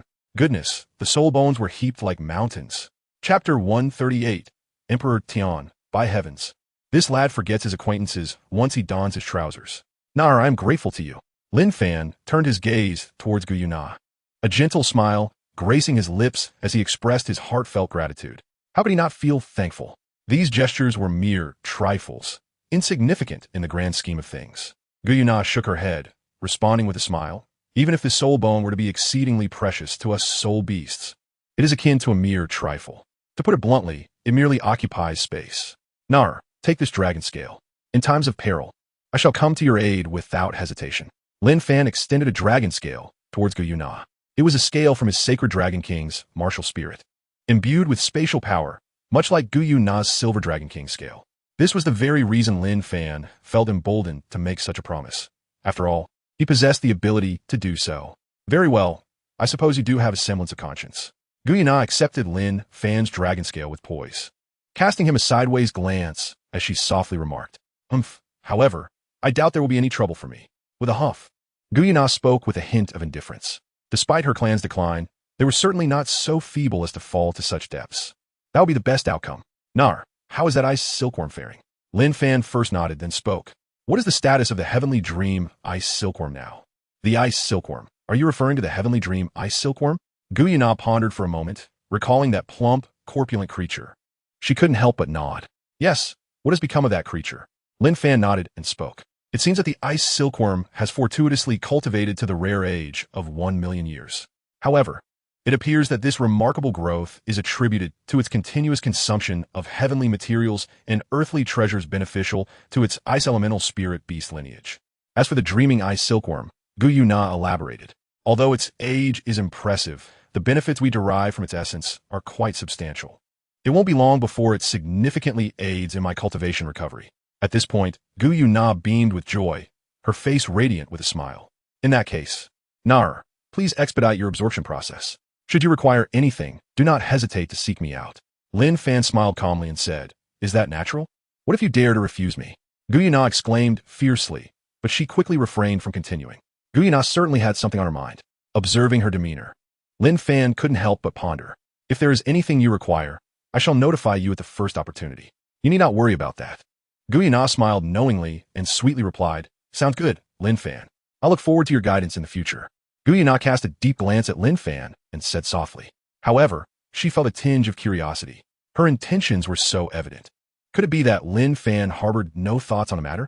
Very well, I look forward to your guidance. Lin Fan pondered little and responded softly. However, he sensed that Gu Yuena seemed to be preparing to bid him farewell. This Gu Yuena, one moment affectionate and intimate, and the next eager to send him away. What was this all about? Lin Fan felt somewhat bewildered, pondering over Gu Yuena's thoughts. Was it because of his handsome appearance? That would be mere folly. Was it due to his strength? It seemed he had not yet begun to take any enhancements. Was it his innate talent? Yet, compared to Kai Wenji and Bai Qi, he lacked even a trace of divine aura. As these thoughts swirled in his mind, Lin Fan's expression towards Gu Yuena grew increasingly perplexed. Noticing Lin Fan's confusion, Gu Yuena's demeanor shifted dramatically. Was my first kiss truly squandered? At that moment, Gu Yuena appeared utterly flustered, her gaze directed at Lin Fan, filled with growing exasperation. This boy seems rather dull-witted. An AR, if there is nothing else. I shall take my leave under Gu Yuena's unwavering stare. Lin Fan assumed she found him displeasing, and he spoke with a hint of resignation. After all, a woman's heart is as elusive as a needle in the ocean. If I cannot provoke her, then I shall simply retreat. Gu Yuena was momentarily taken aback by Lin Fan's demeanor. It wasn't just her. Even the ferocious beasts of the Star Dou forest, as well as Yu Yuanzhen, Dugu Bo, and Su Yuntao, appeared equally bewildered. Bai Qi clearly did not care for such matters. However, Kai Wenji's eyes were filled with profound discontent. Am I unappealing, or was there another reason? Kai Wenji scrutinized herself for a moment, feeling no fault in her own appearance. That girl is not particularly striking either, she thought, gazing at Gu Yuena and pouting in dissatisfaction. Lin Fan does seem to have a way with women. Gu Yuena noticed Kai Wenji's gaze and felt a tinge of helplessness. Her first kiss and embrace could not be wasted so frivolously. Yet, as she considered Kai Wenji and the two girls living with Lin Fan, her sense of resignation deepened. And AR, is there anything else you wish to discuss? Lin Fan gazed at the scene before him, cautiously inquiring. Could it be that Gu Yuena has something on her mind? Old Yu remarked, Is our esteemed lord now one to don his trousers and forget his acquaintances? Dugu Bo, observing the unfolding drama, spoke with a hint of confusion. Is this truly the man I once esteemed above all others? Surely, this cannot be correct. Yu Yuanzhen pondered for a moment before expressing his frustration. This cannot be. He should not be mistaken about whom he sees. By heaven, this rascal seeks to flee. Having taken advantage of our lord, he dares to run. At this juncture, the king of 10,000 beasts, clad in white, broke his silence and unleashed a tirade of invective. The others, including Di Tian and his companions, were momentarily taken aback. It is worth noting that the king of 10,000 beasts was typically a figure of few words. Thus, his outburst signified a profound level of indignation. Curse it all. This is the first time I've endured such an affront. That scoundrel believes he can take advantage of our lord and escape unscathed. Even at the cost of my own life, I shall ensure he does not elude us. Xiong, known for his volatile temperament, felt the flames of rage ignite within him upon hearing the normally taciturn king of 10,000 beasts lash out. He turned his ire toward Lin Fan, unleashing a torrent of curses. Aside from the two of them, the beasts of the Star Dou were equally incensed, with even Qi Wang wishing to deliver a few resounding slaps to Lin Fan's face. However, Qi Wang understood that he was outmatched. Even in our decline, the Beast clan will not endure such humiliation. Lin Fan must be dealt with. Di Tian let out a cold snort, his eyes devoid of mercy as he bellowed. Are they speaking of me? Lin Fan noticed the commotion caused by the starry beast and couldn't help but glance over. Quite coincidentally, the first thing he heard was, "This Lin Fan cannot do it." His expression was one of utter bewilderment. Thus, he pondered, what has happened to me? Chapter 139, by G. Sister ZG. It seems our husband has lost his wits. So what has happened to me? Lin Fan cast a glance at Qian and the others, feeling somewhat awkward as he ran his fingers through his hair and softly spoke. He couldn't shake the feeling that those fierce beasts under Qian were poised to strike him. My lord, it seems you have truly acted rather imprudently. Getting beaten is entirely deserved. Yu Yuanjun could not help but think at that moment. Nonetheless, Lin Fan remained his lord, and he found no reason to withhold his assistance. When it comes to a fight, I have never been one to back down, Bai Qi declared, gripping his scythe firmly as he positioned himself protectively in front of Lin Fan. It was evident that both sides were on the brink of an impending clash. Hold on. Can anyone tell me what exactly you intend to do? Lin Fan, overwhelmed by the scene before him, could not help but express his frustration. What are we to do? The others, including Qian, seemed to find his question utterly ludicrous, responding with a mocking retort. What do you mean? What are we to do? Just wait until I unleash my fury upon you. At that moment, the Bear King was indeed furious, roaring in rage. Lin Fan, do you believe that our beast clan is easy to bully? Qian, suppressing his inner wrath, sneered coldly. If that is truly your perception, then I see no reason for us to continue this alliance. With that, his gaze towards Lin Fan was filled with disdain. He held the utmost contempt for such foolish humans, whose strength was hardly impressive, yet who always acted pretentiously. However, since their leader had been taken advantage of by Lin Fan, he deemed him unworthy of existence in this world. Following his declaration, silence enveloped the room. Yet Qian's eyes glinted with murderous intent. It was clear that Lin Fan had earned a place on his list of enemies. After all, he could never forget the dragon god's kindness from years past. Oh, in that case, I am eager to see just how formidable you, the beast god Qian, truly are, Yu Yuanjun remarked, brimming with anticipation, for encountering a master of Qian's caliber was a rare occurrence, even for him. Qian, sensing the ordinary true dragon bloodline within Yu Yuanjun, could not help but chuckle derisively. Just a mere true dragon? To me, defeating one is as effortless as plucking a fruit from a tree. Stop. Halt.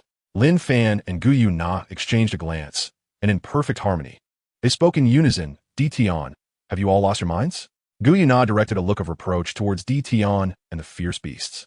She found it incomprehensible how they could act so recklessly. Old Yu, Elder Dugu, silence. Lin Fan also cast his gaze towards the direction of Yu Yuanjun and Dugu Bo, expressing his bewilderment. He could hardly fathom that his two proud disciples would take the initiative to stir trouble. My lord, we are all here for your benefit. That despicable human, once adorned in trousers, forgets his allies. It is utterly vile. We aim to assist you. Qian, feeling the weight of Gu Yuena's reproach, was engulfed in an indescribable sorrow. He never anticipated that he would find himself in a position where he would be scolded for defending his lord. The thought alone made his head spin. Simultaneously, he dared not contemplate that it was Gu Yuena.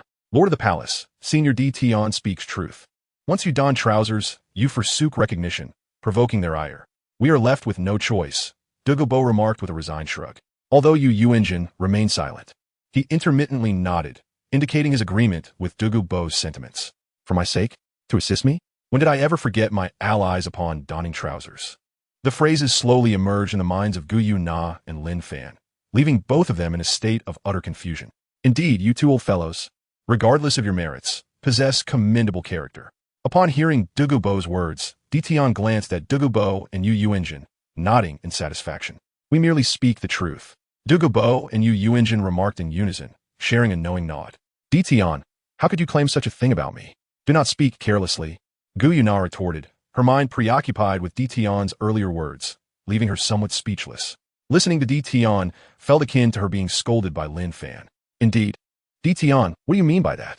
Lin Fan observed as Gu Yuena stood by his side, equally beginning to reproach Qian. Is he truly the kind of person to be accused in such a manner? How dare you speak so? You have kissed our sovereign's lips and embraced him, as if it were a trivial matter. Before Qian could utter a word, Xiangjun had already begun to bellow in fury. In my life, I never felt so speechless. As Xiangjun concluded, he could not resist adding a sarcastic remark. So, what do you believe we ought to do?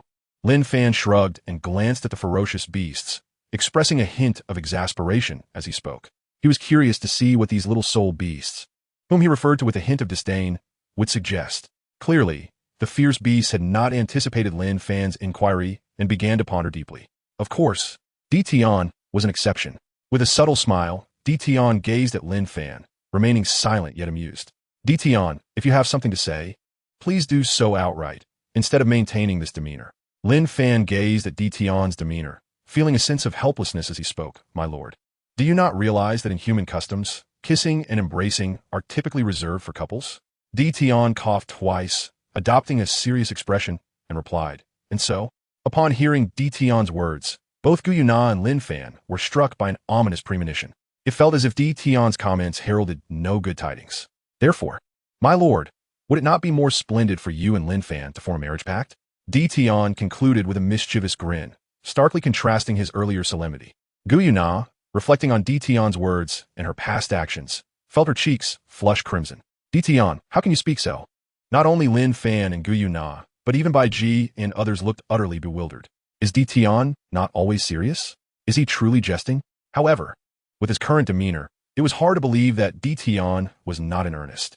Di Tian, have you perhaps received some benefit from Lin Fan? Such thoughts crept into everyone's minds, including Lin Fan's, as he pondered whether he had ever conferred any favor upon Di Tian. The answer was unequivocally negative. He had no time to bestow any benefits upon Di Tian.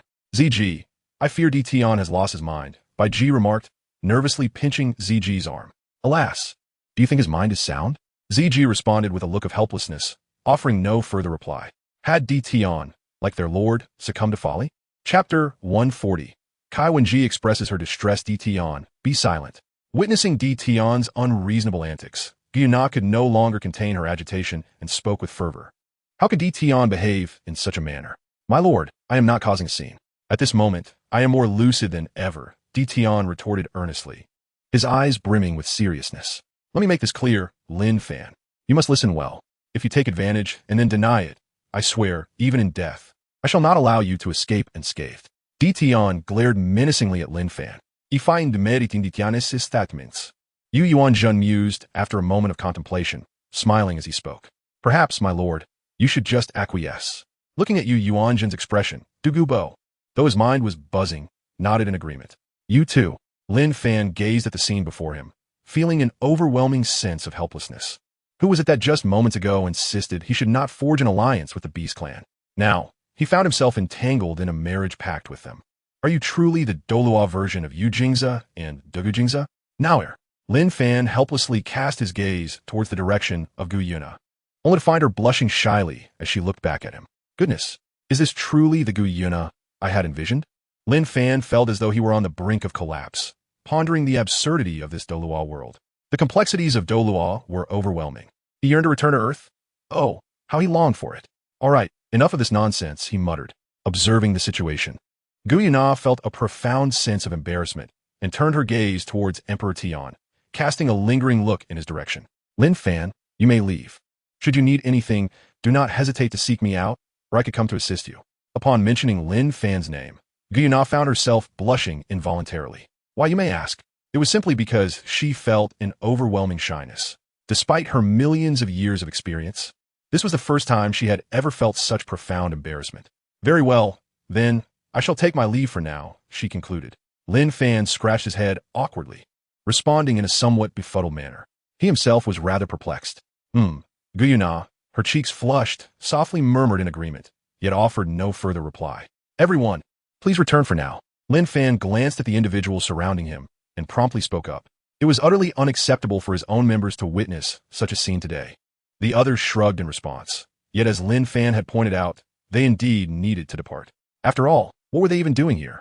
Even the esteemed lord of the palace cannot be absolved. You've kissed, embraced, and formed an alliance.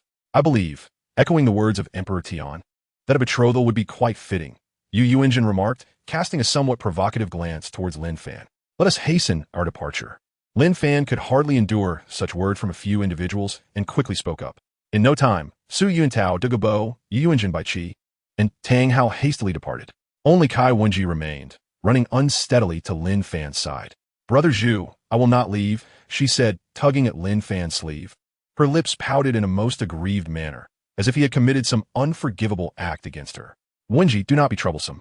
Lin Fan gently pinched Kai Wenji's arm and spoke softly, standing at a height that made Kai Wenji appear diminutive in comparison. Lin Fan felt a stirring in his heart as he observed her gaze directed towards him. Kai Wenji was simply adorable. Although her martial spirit bore resemblance to the characters from a game he had played in his past life, the nuances of her appearance were distinctly different.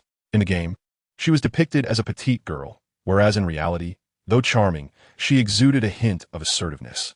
This assertiveness, however, was coupled with an extraordinary tenderness. Even when compared to the likes of Qian Renxue or Zhu Zhuqing, her figure was equally impressive. Who wouldn't be enamored by such a girl? Lin Fan. Be mindful of your surroundings, Gu Yuena interjected, raising her head. Upon witnessing this scene, her brows furrowed slightly, and she spoke with a hint of admonition. To those present, it appeared more as if she were expressing jealousy. What is wrong with Wenji? Kai Wenji pouted, her heart brimming with dissatisfaction. I possess a good figure, talent, and beauty. Just recently, someone claiming to be a deity offered to bestow upon me a legacy. Why doesn't my dear brother pay more attention to me? Lin Fan first glanced at Gu Yuena, then cast a sidelong look at Kai Wenji, feeling an overwhelming sense of helplessness within. Why were all these girls harboring jealousy towards him? What did he possess? In terms of looks, he was merely strikingly handsome. In terms of capability, he was at best a super Douluo at this moment. As for wealth, he only had a system and soul rings worth several million system coins. Truly, he felt utterly helpless. Wenji has departed. Lin Fan inadvertently tapped Kai Wenji on the head and spoke, You still dare to hit me? Though it was merely a gentle tap from Lin Fan, Kai Wenji felt a delightful warmth within her heart, reveling in the joy of the moment. How can this guy have such an affinity for women? Gu Yuena pondered, momentarily taken aback and feeling a hint of helplessness. It seemed that if she were to truly be with Lin Fan, her own status would inevitably diminish. Gu Yuena, how can you think like that? At this moment, her thoughts were utterly chaotic. One moment she furrowed her brows, the next her cheeks flushed. Even Qian, upon witnessing her demeanor, couldn't help but feel exasperated. Can my dear brother-in-arms carry me away? Kai Wenji, blushing, spoke with an uncharacteristic boldness, unaware of where her courage had sprung from. Dear brother-in-arms, would you? She cast a furtive glance at Lin Fan, her voice tinged with a touch of pleading. Wenji, you aren't. Lin Fan gazed at Kai Wenji in her current state, on the verge of saying, Wenji, you're certainly capable of returning to the system space. However, before he could utter a word, Kai Wenji seemed to have anticipated his thoughts and, with a perceptive understanding, retreated to the system space. In that fleeting moment of departure, her eyes were filled with a profound sense of desolation. Sigh. Lin Fan recalled the appearance of Kai Wenji from earlier, and an overwhelming sense of heartache washed over him. Nar, I am leaving. Lin Fan cast one last glance at Gu Yuena before departing. Once Lin Fan had left, Gu Yuena began to calm her thoughts. Tian, shall we have a conversation? Gu Yuena directed her gaze towards Tian, smiling as she spoke. Narration. Indeed, it was the very smile you envision, akin to the emoticons in WeChat. Tian was taken aback by Gu Yuena's demeanor. He found himself perplexed. Given that the Lord had already agreed to form an alliance, placed such trust in her, and shared affectionate gestures, why not formalize a betrothal?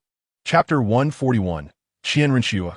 I've been visiting relatives lately. Gradually, Lin Fan was moving further away from the Lake of Life. However, just as he exited the core area of the Stardow Forest, soaring slowly through the sky, he suddenly recalled something, momentarily lost in thought. He remembered that Wenji seemed quite unhappy. Wenji, come fort. After much contemplation, Lin Fan finally mustered the strength to speak, albeit with a hint of weariness. His emotions were indeed rather complex, and feeling drained was a natural response. In the next moment, a visibly troubled Kai Wenji appeared before him. Is there something you wish to discuss, my lord? She asked, her voice tinged with trepidation as she cast a timid glance at Lin Fan. It seems I may have inadvertently declined her request for a hug just now. Why has Wenji reacted so intensely? Lin Fan gazed at Kai Wenji's pitiful expression and couldn't help but ponder. Was what he had done truly so outrageous? Wenji, did you not just say moments ago that you wish for me to carry you? Lin Fan stepped forward and gently patted Kai Wenji's back, speaking in a tender voice. Upon hearing Lin Fan's words, the somewhat despondent look in Kai Wenji's eyes brightened considerably. The implication of her lord's sentiment was clear. Just as Kai Wenji lifted her head, Lin Fan embraced her tightly. Although this gesture filled Kai Wenji with immense satisfaction and joy, it was entirely unexpected. In her mind, Lin Fan was not the type to act in such a manner. Be good, I will carry you. Lin Fan leaned close to Kai Wenji's ear and whispered gently. Hearing this, Kai Wenji's heart blossomed with joy. Indeed, the Lord still favors me, she said, her lips pursed in a somewhat proud manner. The thought filled her with delight, her face radiating a smile of pure happiness. Silly girl, Lin Fan remarked, observing the blissful expression of the somewhat foolishly smiling Kai Wenji in his embrace. How is it that each of these little girls in my care is more endearing than the last?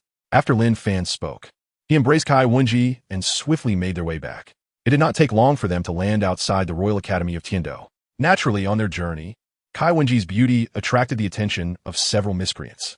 However, those insignificant foes were unable to keep pace with them, and Lin Fan did not even cast a glance in their direction. Since the master had already arrived, Wenji decided to return first. After speaking, Kai Wenji swiftly placed a gentle kiss upon Lin Fan's lips and vanished without a trace.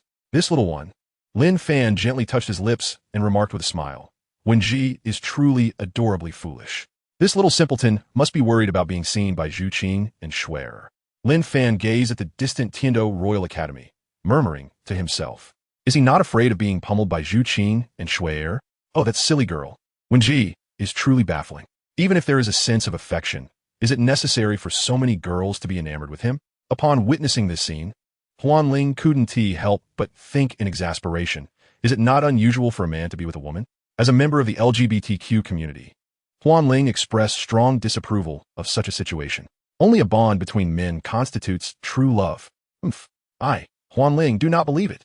Once Zhu Zhuqing and Qian Renxue discover the affair between you and Kai Wenji, what kind of torment will you endure? If there are children involved, wouldn't that be even better?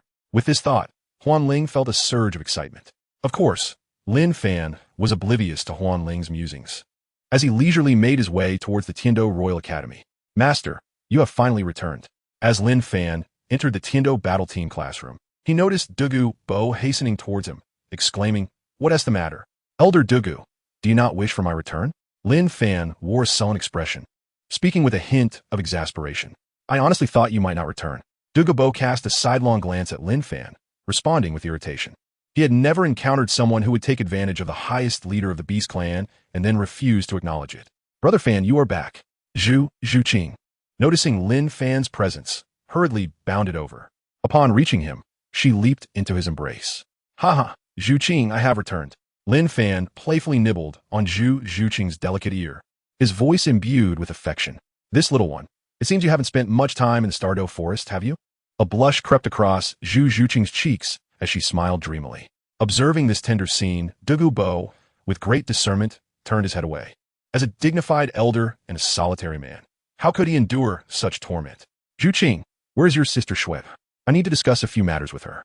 Lin Fan gently kissed Zhu Zhuqing on the cheek and inquired, Sister Shrek, shall I accompany you to find her? She is currently at my residence. Hee.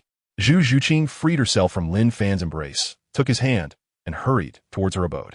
Soon enough, Lin Fan arrived at Zhu Zhuqing's residence, where he found Qian Renxue sipping tea. At that moment, Qian Renxue was adorned in an attire reminiscent of the serene river.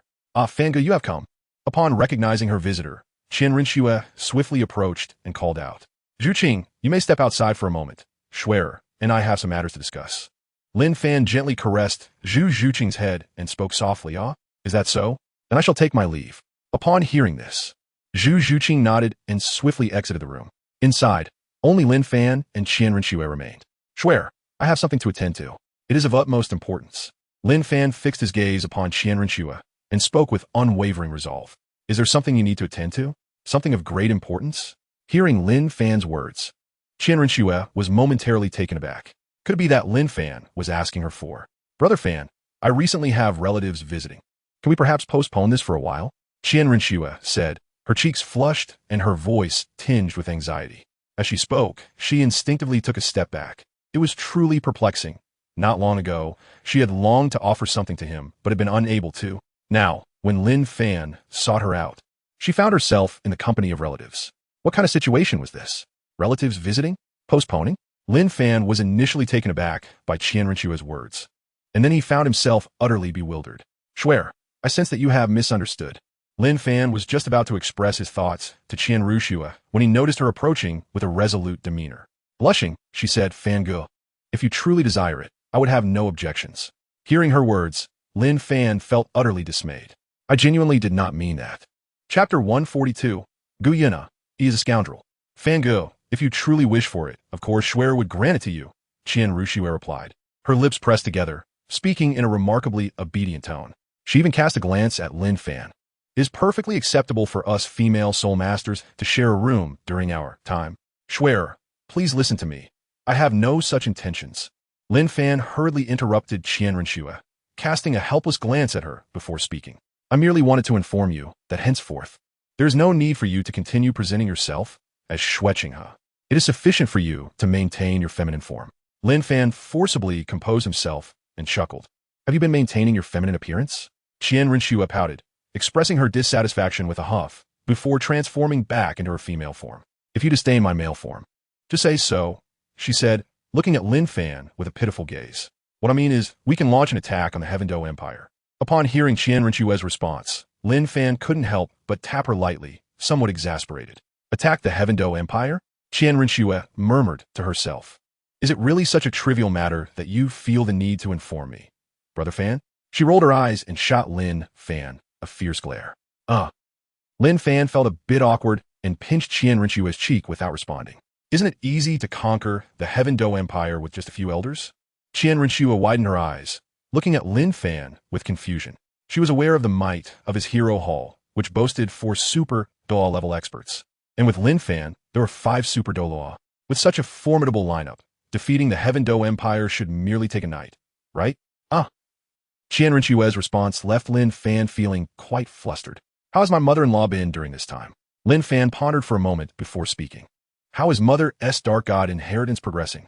Would it be inappropriate to interrupt? He mused. Oh dear, she has been diligently practicing lately. According to Grandpa, Mother has completed more than half of her Dark God inheritance. After a brief contemplation, Qian Renxue smiled and remarked, it won't be long before Mother becomes a deity. By the end of her statement, Qian Renxue felt a surge of joy and leapt towards Lin Fan. Upon witnessing the scene, Lin Fan immediately embraced Qian Renxue. Observing her in such a joyous demeanor, reminiscent of Bai Bai Dong, left him momentarily stunned. However, seeing this unfolding before him brought him immense joy. The reason for his astonishment lay in the stark contrast between this reality and the original narrative he had come from. Yet, his happiness stemmed from the fulfillment of his own desires, as this was precisely the outcome he had longed to witness. In this manner, it was indeed splendid. Upon hearing this, Lin Fan nodded earnestly. Shuer, he said, I must inform you that I will be departing soon to attend to certain matters. You are to remain in close proximity to your mother or the esteemed Elder Qian. Do you understand? Should any situation arise, I will be able to sense it through this scale. Lin Fan spoke, simultaneously offering a scale from his sacred Dragon King to Qian Renxue with a grave demeanor. Understood. I'll heed your words, Qian Renxue replied, playfully sticking out her tongue as she accepted the scale Lin Fan had presented. She then gently kissed him on the cheek. This is my reward for you, she said, with a hint of pride as she tilted her head, feeling a touch of bashfulness. You silly fool. Lin Fan returned the kiss with a smile and remarked, will you wait for my return? Though reluctant, Qian Renxue obediently detached herself from Lin Fan's embrace. Then I shall await your return, my husband, she declared, hastily turning her head away, unable to meet Lin Fan's gaze. The term husband was one she longed to utter but hesitated to do so. This was her first instance of such boldness.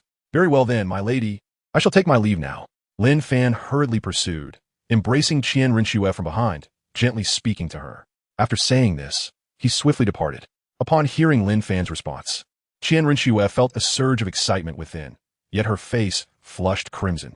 Did this not imply that she had already secured a place in his heart? Once they held a wedding, she would truly be Lin Fan's wife. The thought filled her heart with delight. However, not long after, Qian Renxue burrowed under the covers, crying unhappily.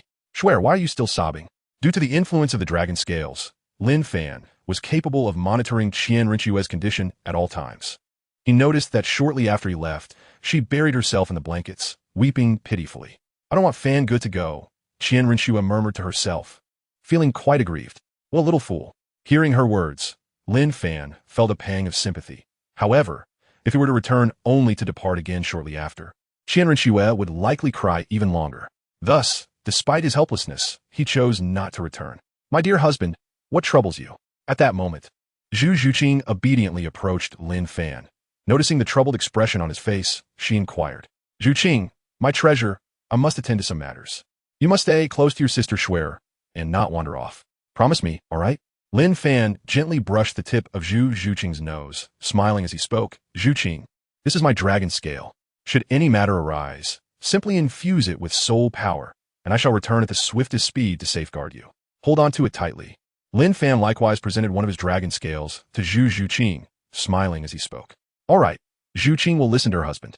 Upon hearing this, Zhu Zhuqing smiled, accepted Lin Fan's scale, and replied, Zhuqing. Lin Fan gazed upon Zhu Zhuqing before enveloping her in a warm embrace, followed by several tender kisses, leaving him thoroughly satisfied. This lad is quite the rogue. In the heart of the Star Dough Forest, at the Lake of Life, Gu Yuena observed Lin Fan's antics through her silver Dragon King scales and couldn't help but scold him. A girl with a cat martial soul, another with an angelic martial soul, and yet another imbued with the essence of the goddess of life. Counting me, that makes 4. With this thought, Gu Yuena felt utterly disheartened. My lord, you mentioned. On the ground, kneeling and enduring punishment, Tian witnessed the scene with a sense of helplessness. It was he, the lord, who initiated the affection. It was he, the lord, who sought the embrace. It was he, the lord, who desired an alliance. Now, simply for his well-intentioned suggestion, he faced chastisement. Tian felt a profound sorrow. Oh, Tian, do you have any objections? Gu Yuena inquired with a slight smile, her tone icy. As the oppressive nature of the Dragon Clan's supreme bloodline became increasingly palpable, Tian understood that a severe beating was inevitable. Accompanied by wails of despair, Bai Ji, who had been observing Tian's every move, could not help but turn her head away. Tian, you are becoming increasingly foolish. Chapter 143. Lin Linger, Brother Lord. What are you planning to do? Kai Wenji emerged from the system space, bewildered by Lin Fan's actions. Isn't it delightful to spend time with your beloved? Why venture out for amusement? Could it be that you, Brother Lord, have matters to attend to? Kai Wenji blinked her large, innocent eyes, playfully pouting. And I want a hug too, she exclaimed, extending her arms wide. Sister Shuer and Sister Zhuqing have received their embraces. I want one as well. With a pitiful gaze directed at Lin Fan, even someone as seemingly serious as he could not resist the allure, stepping forward to pull her into his embrace. Nay, you claim to be serious? How absurd. All right, I shall give Wenji a hug right away. Lin Fan smiled gently, observing the somewhat contented expression on Kai Wenji's face, and softly remarked, Ah, Kai Wenji, you are ever so sweetly endearing. As she basked in Lin Fan's tender and familiar embrace, Kai Wenji blushed and tightened her grip, feeling utterly satisfied. Brother, what is it that you intend to do? She inquired, first nuzzling against Lin Fan's chest before expressing her curiosity. Isn't it delightful to simply remain at home? Well, he replied, there will soon be significant upheavals across the continent, though our heroic hall is not required to intervene. Lin Fan gently tousled Kai Wenji's hair and softly spoke. Oh, what exactly is to be done? Kai Wenji still did not fully comprehend and inquired. The Tiando Empire will fall. It is that simple. Lin Fan did not ponder for long. When Kai Wenji inquired, he simply divulged the information to her. Kai Wenji exclaimed, a hint of astonishment crossing her features. After all, the Tiando Empire was in essence an empire, and it seemed implausible that it could fall so effortlessly. All right, Wenji, I must attend to my affairs outside. Please return to the system space for now. Lin Fan slowly released his arms and spoke. Why? Kai Wenji, taken aback by his words, momentarily paused, her gaze dimming as she helplessly replied, there is no reason. Lin Fan gently tousled Kai Wenji's hair, softly speaking. It was not that he wished to prevent her from accompanying him, nor did he harbor any ulterior motives. He simply desired for her to return. As the old saying goes, with no woman in one's heart, one draws the sword with divine precision. The first page of the sword manual advises to forget one's beloved. The second page counsels to sever romantic attachments. The third page speaks of cutting off infatuation. The fourth page instructs to vanquish Cupid. The fifth page suggests to eliminate worldly distractions. The sixth page warns against old flames. The seventh page advocates against becoming emotionally entangled. The eighth page reminds that one must not become a deity without a woman. The ninth page declares to slay oneself with the sword. The 10th page emphasizes to remain untouched by desire, and thereafter to forsake humanity, as one destined to unify the Douluo planet. How could he allow a woman to disrupt his focus? I do not want this. If I had emerged sooner, my lord brother would not have found me unworthy. Kai Wenji said, her voice thick with emotion as she gazed at Lin Fan. Was it not simply her fear that held her back? Was it not her delayed appearance that caused this turmoil? As these thoughts swirled in her mind, tears began to well up, slowly spilling over. Lin Fan gazed upon the countenance of Kai Wenji, and it was evident that the demeanor she once exhibited, akin to the 10th stance of the sword manual, an indifference to humanity, had vanished. Wenji, when have I ever professed my disfavor towards you? Lin Fan hudiden Kai Wendi, offering words of comfort. But you never expressed any fondness for me, she said with a hint of exasperation upon hearing this. Is that the reason? Lin Fan gazed at Kai Wenji's expression of profound grievance, then turned his attention to the unwavering determination reflected in her eyes, and could not help but exclaim in astonishment. Then, may I confess my feelings to you now? I like you, is that acceptable? Lin Fan chuckled, and turned his gaze towards Kai Wenji. Huh? Kai Wenji trembled slightly, her voice filled with incredulity as she exclaimed. Well, Wenji, I speak nothing but the truth. Do you not find joy in this? Lin Fan cast a sidelong glance at Kai Wenji, pouting as he spoke. Isn't this what you enjoy, Kai? Shall I give it a try? How could it be possible? Of course, little Kai liked it. Instantly, Kai Wenji's face flushed with embarrassment, leaving her at a loss. So, brother, will you marry Wenji? She inquired, her sparkling big eyes filled with anticipation. If becoming the legitimate wife is not feasible, I would gladly accept the role of a concubine, Kai Wenji pondered, letting out a sigh before continuing, her cheeks still aflame. As long as I can be your woman, brother, I am willing.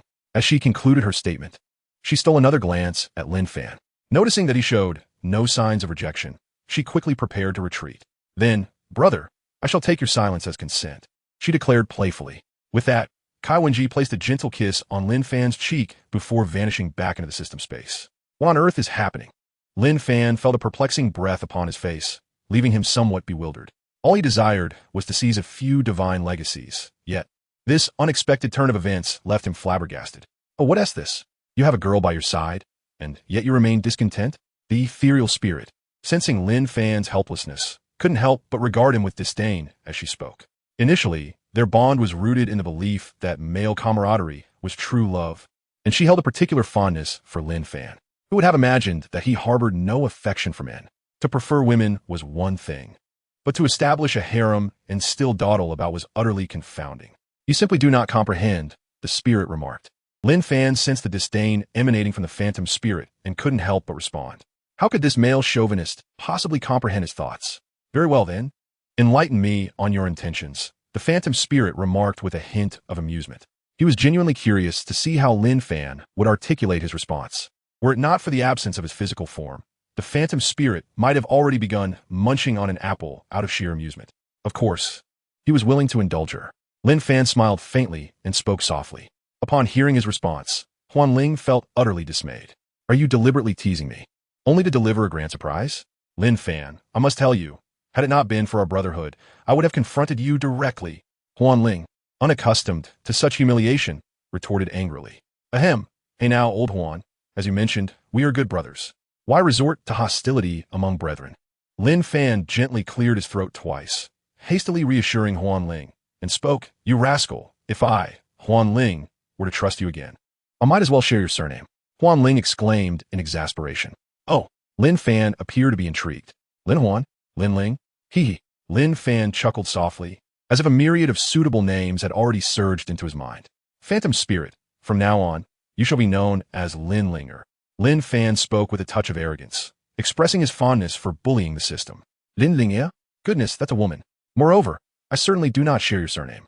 Even if I had a surname, it would be Qian. Ling resolutely declared, as if Lin Fan had committed an act of great rebellion. Very well then, I shall no longer assist you in reconstructing your physical form. Lin Fan spoke with an air of indifference. You dare. Upon hearing Lin Fan's words, although the phantom spirit sensed impending trouble, it retorted fiercely. I was even considering purchasing an abundance of splendid items for you in the system space. All those system coins would go to waste. Lin Fan remarked with a hint of nostalgia. The illusory spirit had forgotten that Lin Fan's system coins were nearly sufficient to restore him to his former prowess. What was so significant about bearing the surname Lin? The illusory spirit gritted its teeth, contemplating, Lin Fan, I shall heed your words, and from now on, I shall be known as Lin Linger. Although the illusory spirit acquiesced, the simmering anger in its tone was enough for Lin Fan to take note. Indeed, very good. Linger, you are obedient. Lin Fan was instantly filled with immense joy. allowing the system to take on his surname. How many traversers could accomplish such a feat? Chapter 144, The City of Carnage. Linger, in the future, please help me purchase some items with my system currency as you see fit. I trust it will not pose any challenge for you. Lin Fan spoke with a certain satisfaction. The quantity of his system coins was indeed substantial. However, it seemed that under the management of Ling, or rather, this clever fellow, they would find even greater utility. Well, quite impressive indeed.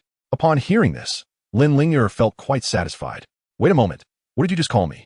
Lin Linger could not help but feel a surge of anger, exclaiming in a sharp tone, Linger, is there an issue? Yi Fan, devoid of any other thoughts, replied coldly. No issue. I merely wish to inquire about your next destination. Lin Linger had no choice but to concede, and she spoke up. Welcome to the City of Carnage. This is the infernal capital, a realm steeped in bloodshed. Here, one can attain all that one desires, with the price being one's own life. A voice echoed, and only then did Lin Fan's expression soften slightly. Indeed, the City of Carnage was a challenging place to locate. Lin Fan reminisced about his journey from the Starry Forest, meandering this way and that, until he finally located the City of Slaughter, guided by the system's navigation. He couldn't help but exclaim, indeed, one cannot utilize soul power here. It is quite intriguing. Lin Fan sensed that he was unable to summon his soul power, and he couldn't help but murmur. At that moment, a formidable procession of 101 individuals advanced towards him. Each of them was clad in black armor, their faces entirely obscured by helmets, and among them, 100 wielded heavy swords. Only one individual sat majestically atop a grand warhorse, which too was adorned with robust black armor. Young one, you have transgressed the rules. A deep voice resonated, chilling to the bone, devoid of any warmth, as if it did not originate from a human being. The speaker was indeed the black-armored knight seated upon the horse. To defy the rules is to invite the punishment of me, the fearsome Knight Scott, he stated coldly. In his eyes, it seemed that the youth before him possessed no strength to contend with him. Haha, rules? What rules? Lin Fan let out a cold smile and spoke. You should not have killed them all. Just as the terrifying Knight Scott was about to utter a response, Lin Fan grasped the god-slaying spear and pierced it through Scott's chest. Scott's eyes widened in disbelief as he witnessed the scene unfold before him. His black armor, inferior to that of the soul fighter, was said to be impenetrable. Yet before he could voice his astonishment, life had already fled from his body. You have passed our trial and are now qualified to enter the City of Carnage, a black-armored warrior behind Scott stammered. After speaking, he tossed a token to Lin Fan. It was a black plate, which Lin Fan casually caught. The plate was engraved with a skull, beneath which was inscribed the number 5210. Well, this token is rather intriguing. Lin Fan mused. Lin Fan smiled gently, contemplating within. This is your proof of entry into the City of Slaughter. Please enter. There will be someone to guide you at the city gate. After uttering this statement, the warrior dared not speak further. Upon witnessing the scene, Lin Fan harbored no further thoughts. He disregarded the present company and slowly made his way towards the City of Carnage. The ominous black gates exuded an oppressive aura, prominently displaying the 4 characters that spelled out City of Carnage.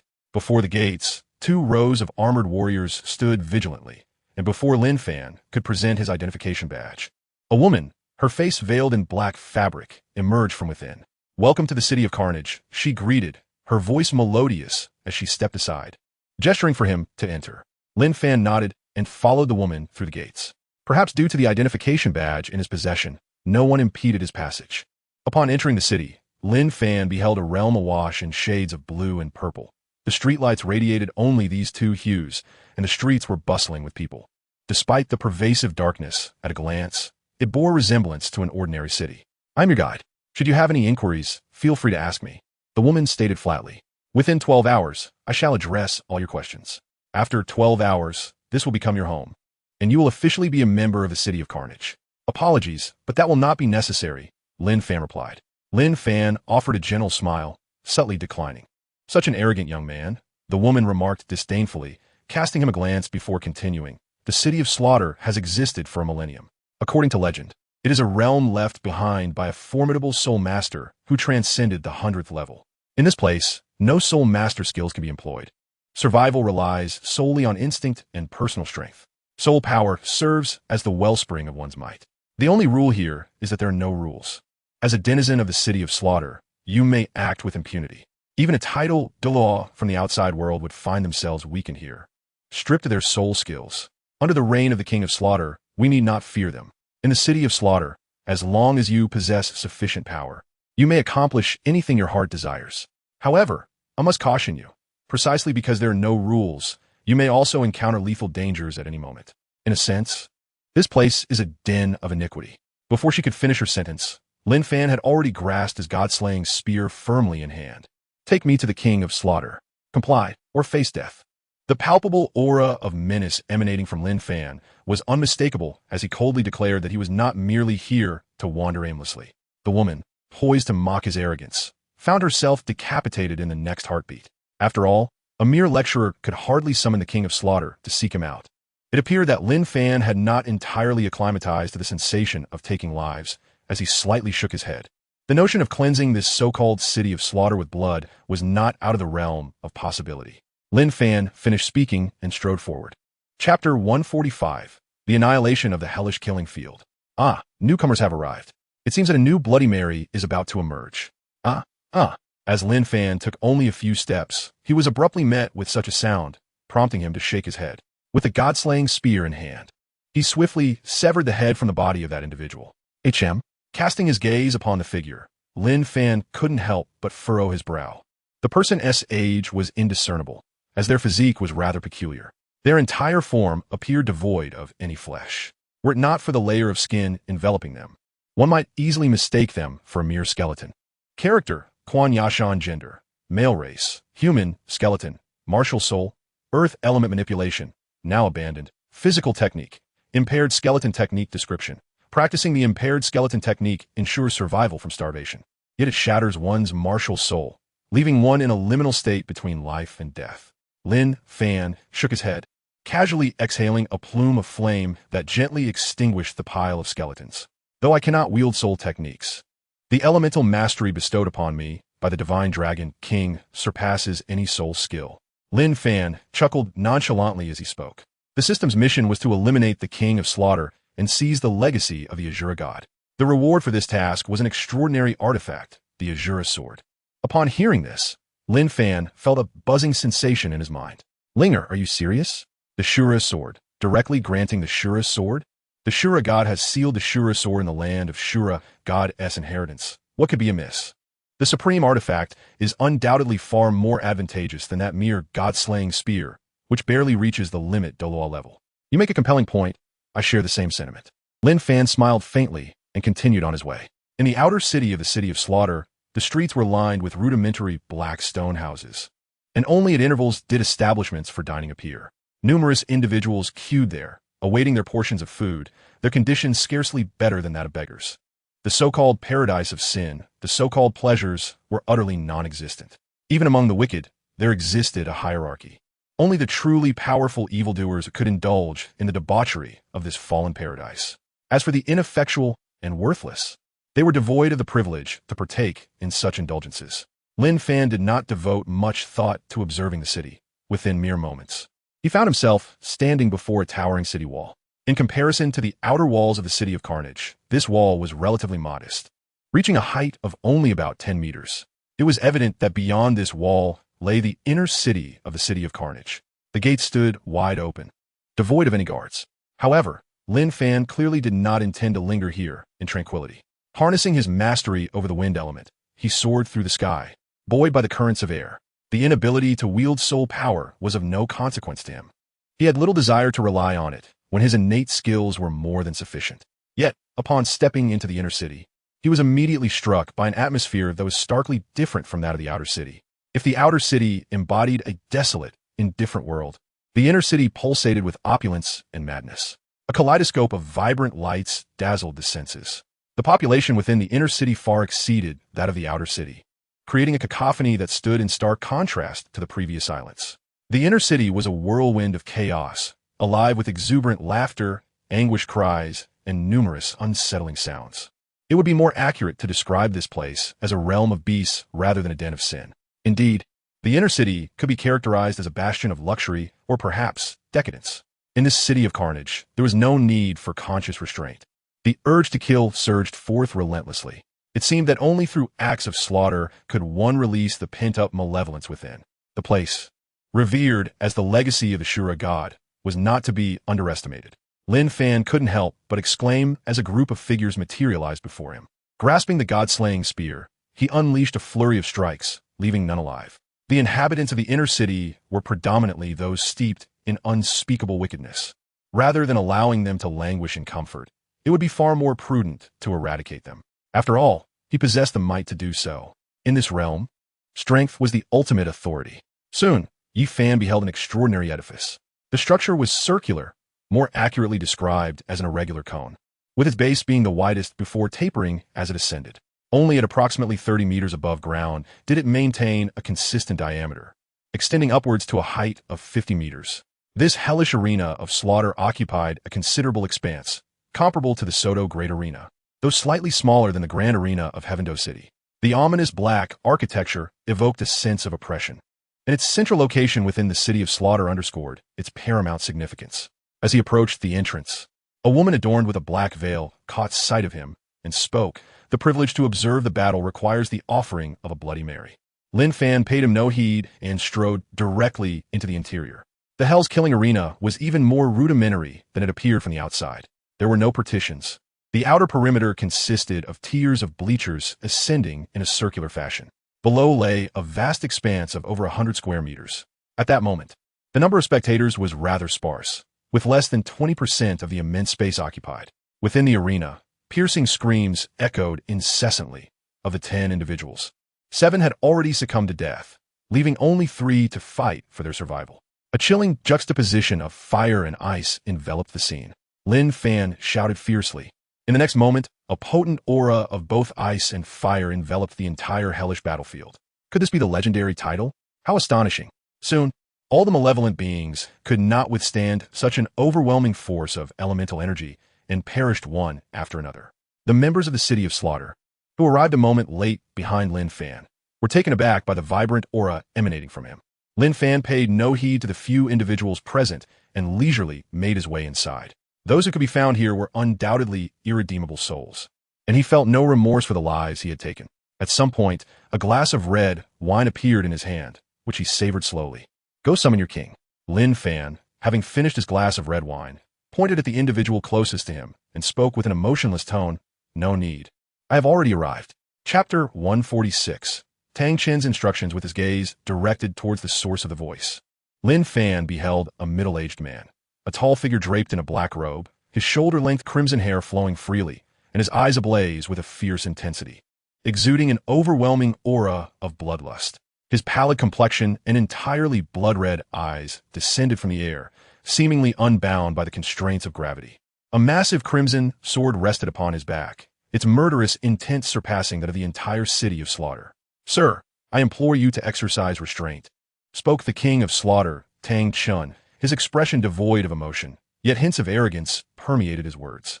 Indeed, within his territory, he possessed the capital for such hubris, a fact Lin Fan could not dispute. However, Lin Fan chose to ignore him. "Sir, this is a sacred ground left behind by the Lord of Azura. Even if you are a super Douluo, please conduct yourself with dignity," the king of slaughter insisted, his tone growing more forceful. It is crucial to understand that even a super Douluo, when stripped of their soul power, pales in comparison to him, a limit wielding the Azure Sword Soul. "I do not wish to impose on a mere super Douluo. Should you desire, I can bestow upon you the title of God of Slaughter and welcome you as a guest elder in my city of slaughter," the king continued. "Is there any need for such lengthy discourse?" Lin Fan paid no heed to his surroundings and directly unleashed his sacred dragon king, Martial Soul. Circles of soul rings emerged from beneath his feet. Black, black, black, black, black, black, red, red, red. 9 extraordinary soul rings left the king of slaughter momentarily bewildered. No wonder your aura is so formidable. An exceptional martial soul, with a configuration of 6 black and 3 red soul rings. But is this truly your reason for wanting to spar with me? How utterly ludicrous! As the king of slaughter spoke, he waved his hand, and a dense, dark red liquid surged forth from before him, conjuring a vast pool of blood that was thick and viscous. In no time, he opened his mouth and consumed some of the blood, revealing 2 fangs in the dim light. "What? Must you partake in blood before engaging in battle?" Lin Fan said with a hint of sarcasm, the mastery of water elements. Lin Fan felt a subtle shift in his consciousness, and before the king of slaughter, the blood appeared to be uncontrollably drawn towards him. Ultimate ice coalesce.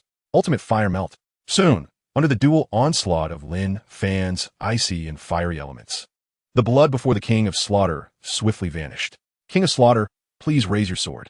Upon Lin Fan's declaration, he brandished the god-slaying spear and lunged towards the King of Slaughter. Ah, an ultimate Douluo-level soul weapon? Indeed, it possesses considerable merit. The King of Slaughter could undoubtedly sense the immense soul energy emanating from the spear in Lin Fan's grasp. He promptly gripped the Shura sword, preparing to confront Lin Fan. Are you aware of the adage, unity is strength? The King of Slaughter remarked with a hint of disdain. A mere super Douluo daring to challenge the city of Slaughter alone? How utterly foolish. No sooner had the King of Slaughter finished his words than 10 soul, low-level blood slaves, and 4 title, low-level blood slaves materialized before him. In your next life, do refrain from such folly, he cackled ominously. Yet, in the blink of an eye, his mirth vanished. Before Lin Fan stood the formidable figures of Dugu Bo, Su Yuntao, Yu Yuanjin, Tang Hao, Bai Qi, and even Kai Wenji. Luo Sha. The King of Slaughter's gaze lingered on Bai Qi, causing him to tremble involuntarily. The fear within him was palpable. That aura, is it life? The King of Slaughter quaked as he sensed the presence radiating from Kai Wenji. Listening to the King of Slaughter's frenzied utterances, Lin Fan harbored no doubts. After all, each of his companions possessed the stature of deities. Tang Chen, are you familiar with this? Lin Fan smiled faintly and produced the Haotian order. So, do you recognize this person? After speaking, he pointed towards Tang Hao, who stood nearby. The King of Slaughter, upon seeing the Haotian order, appeared as though he had encountered something extraordinary. Long-buried memories suddenly resurfaced, leaving him momentarily speechless. How could the token of the Haotian sect possibly appear here? However, when he turned his gaze to Tang Hao, he was momentarily taken aback. He sensed something profound about this child. The King of Slaughter, feeling the aura emanating from Tang Hao, could not help but feel a surge of excitement. The Haotian hammer? Has the legacy of the Haotian sect been passed down? Suddenly, the King of Slaughter erupted into laughter, leaving Tang Hao utterly bewildered. Who are you? The King of Slaughter redirected his gaze towards Lin Fan, regaining his composure, and spoke steadily. He gestured to the blood slaves, who hastily departed. This individual is the 98th level super Douluo of the Haotian sect, Douluo Tang Hao. At Lin Fan's behest, Tang Hao ap protect Dan Jin. Indeed, it is Hao. I never expected you to inherit the legacy of the God of Strength, Tang Chen said with great satisfaction. It seems that while I and that old coot Qian Daolu cannot attain divinity, my grandson is on the brink, ha ha ha. Tang Chen exclaimed with joy. Who are you? Tang Hao asked, somewhat perplexed. You address me as grandson, right away? I am, after all, the inheritor of the God of Strength. Who am I? Who am I? The King of Slaughter suddenly laughed heartily, yet amidst his laughter, his expression was one of profound agony, with tears of blood streaming from the corners of his eyes. After so many years, I have finally found a kin, a relative, but I have lost my memory. Tang Chen sensed that Tang Hao's memories were fragmented. Did I win? Or did I lose? Everything has lost its significance for me. Was I wrong? Was I right? Decades have passed like a dream, yet I have incurred such sins. Shura, what is Shura? In the end, I still could not pass your test. This is neither right nor wrong. Perhaps it is merely fate and fortune. The tumultuous energy waves caused the surroundings to tremble, and the heavy sword in the King of Slaughter's hand continually released bursts of bloodlight. Young man, your talent far surpasses Howard's. I hope you can look after him in the future. Tang Chen suddenly stepped forward, thrusting the Shura's sword into the ground, grasping Lin Fan's hand, and spoke. I have concentrated all my Shura power into this sword. With your talent, becoming the Shura god should be quite simple. After speaking, he cast another glance at Tang Hao. Tang Hao, call me grandfather. Lin Fan spoke up. Grandpa Tang Hao felt somewhat helpless, yet he still voiced his thoughts. How did he end up with an additional grandfather? Chapter 147, The Pinnacle of Semi-Divine. Shower, I'll leave him in your care, Tang Chen said to Lin Fan with a certain ease in his gaze. Gradually, he transformed into a myriad of shimmering lights. Master, that person. Tang Hao gazed at Tang Chen's slowly vanishing figure, somewhat perplexed. He simply could not comprehend why that old man, in his final moments, insisted on becoming his grandfather. Never mind, Tang Hao, you may return now.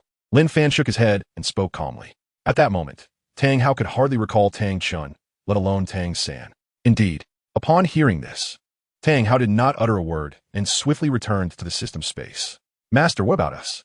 Dugu Bo glanced at Yi Fan and said respectfully, Mr. Dugu, you may also return for now. Lin Fan chuckled softly and spoke.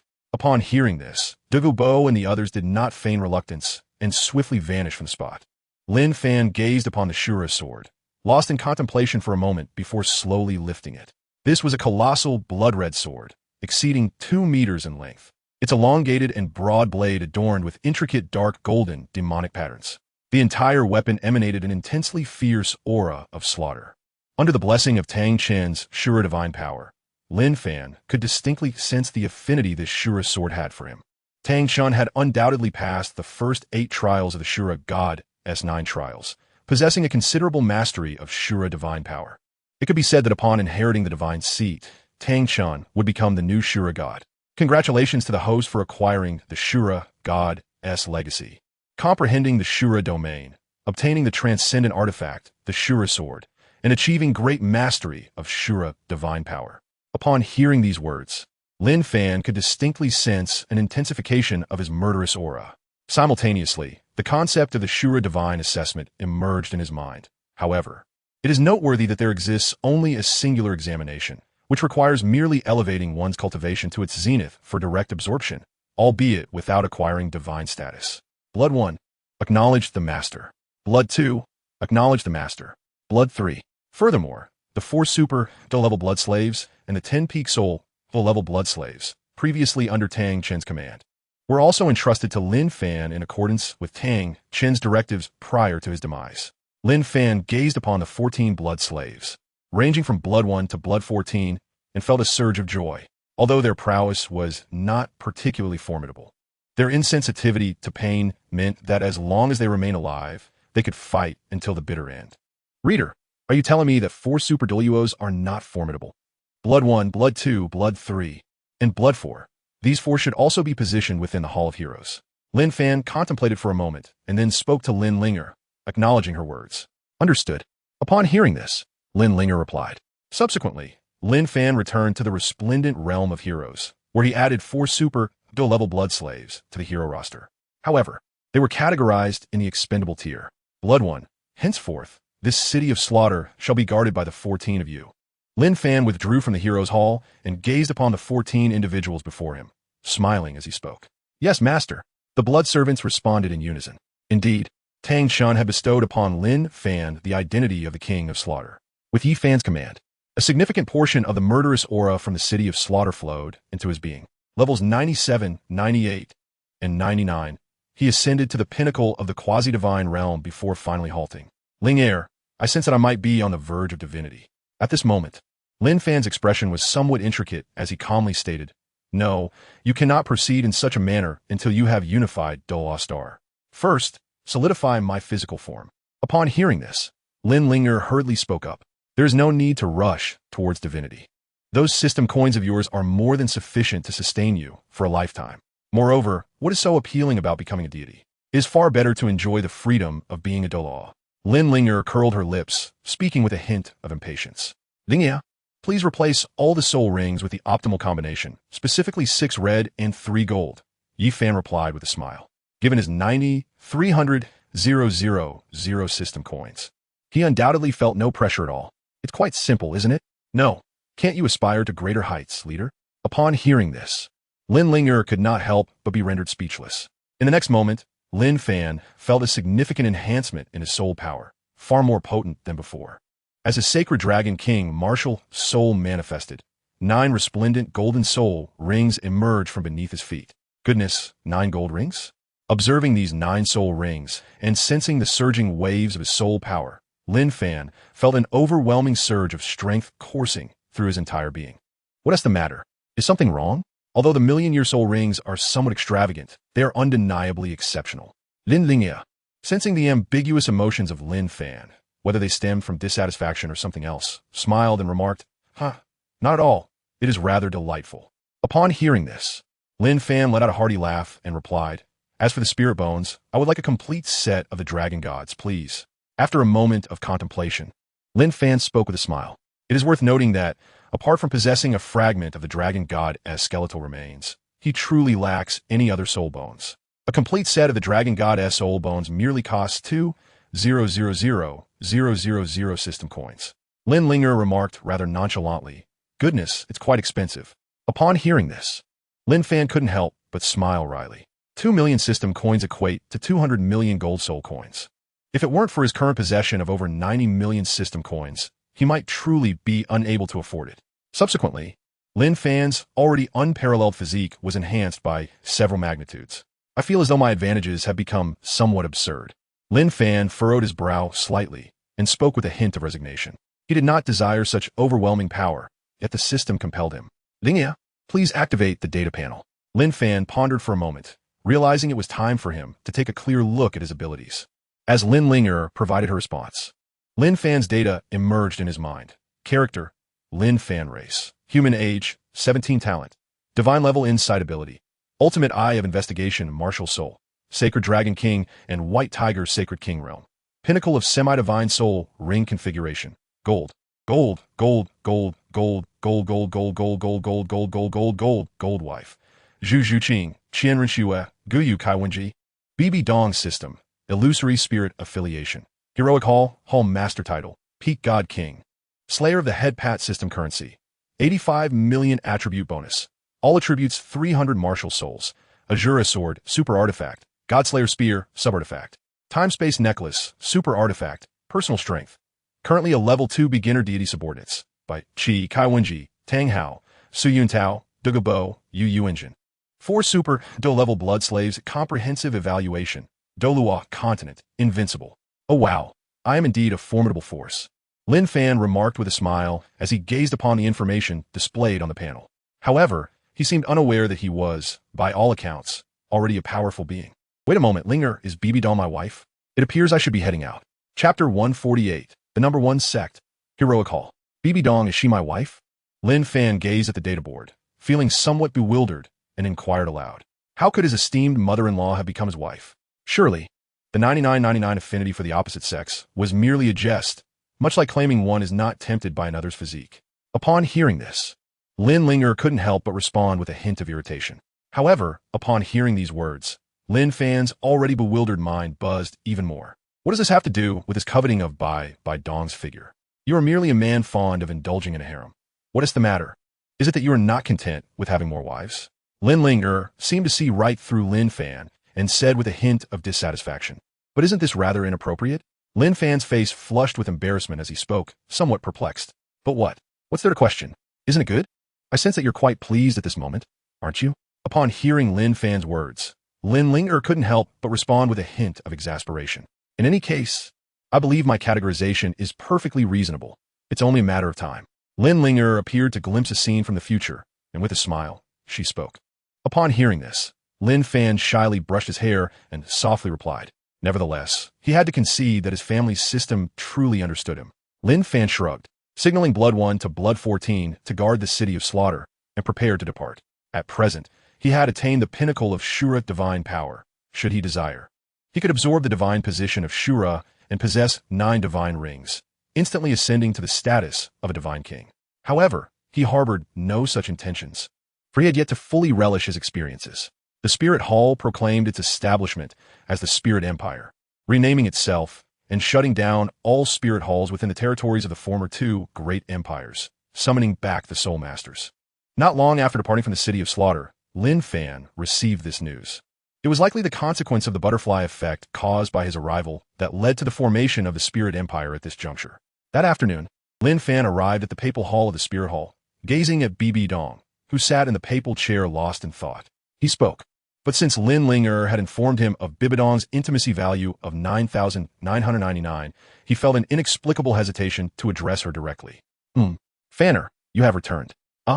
Is it the aura of the city of slaughter surrounding you? Feeling the overwhelming murderous intent emanating from Lin Fan, comparable to the combined malice of the entire city of slaughter, BB Dong couldn't help but be taken aback.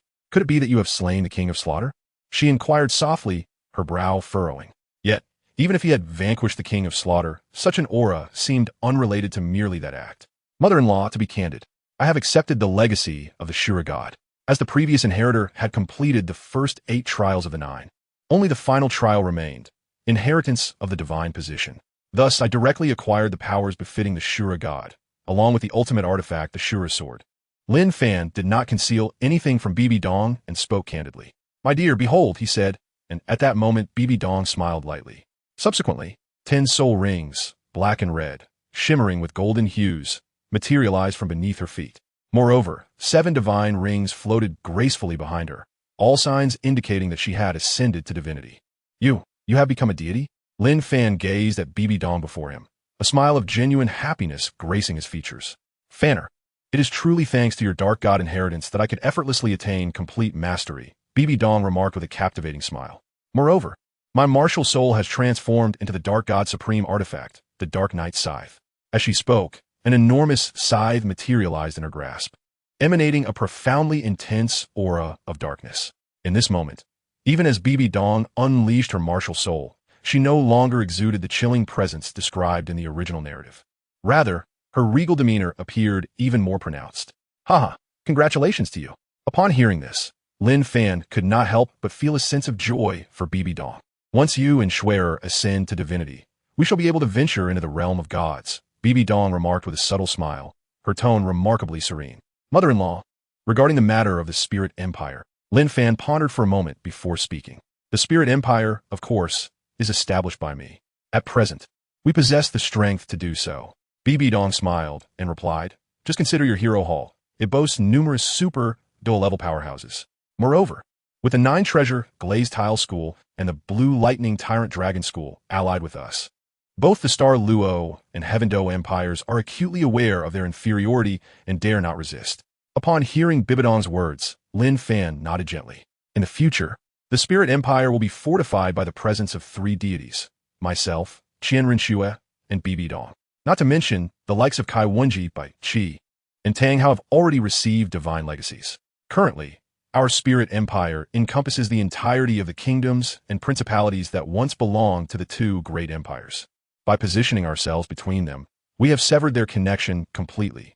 With a coalition of over 10 kingdoms and principalities, the total area of the Spirit Empire is by no means inferior to that of either of the fractured empires.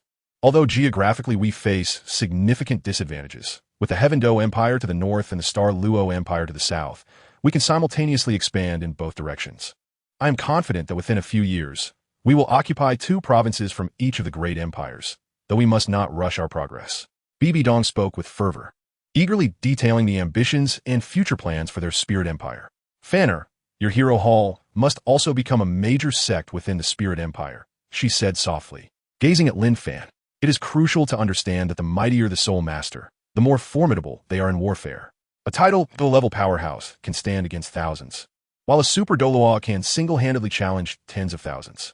Of course, the 2 great empires are not without their fighting strength. Having established themselves for many years, they command a significant number of elite troops. Should it come to a desperate battle, the Spirit Empire would undoubtedly suffer heavy losses. This is why Bibi Dong is not hastily pursuing expansion. She seeks to stabilize the internal situation before waging war with absolute certainty. I have already envisioned it. The world's foremost sect, the Hero Hall. Naturally, the 2nd and 3rd sects will remain as they are, Bibi Dong remarked with a smile. Glancing in Lin Fan's direction, Lin Fan gazed at the woman before him, unable to suppress his astonishment. Was this truly the ruthless and indifferent Pope Bibi Dong from the original narrative? No. It seemed that since his arrival in the Douluo Continent and achieving a close affinity value of 99 with Bibi Dong, she had transformed from the character he once knew. Chapter 149, Bibi Dong, my woman. Fanner, the Spirit Empire has just been established, and I have numerous pressing matters to attend to. You may go about your business for now, Bibi Dong said as she approached Lin Fan, gently caressing his cheek with a smile. Feeling the warmth of her actions, Lin Fan's face flushed crimson. It seemed that only he could be playfully teased by his mother-in-law in such a manner. Then, I shall not intrude any longer. Upon hearing this, Lin Fan could only scratch his head and speak up. However, he suddenly seemed to recall something, yet refrained from voicing it, instead fixating his gaze intently on Bibi Dong. What's the matter?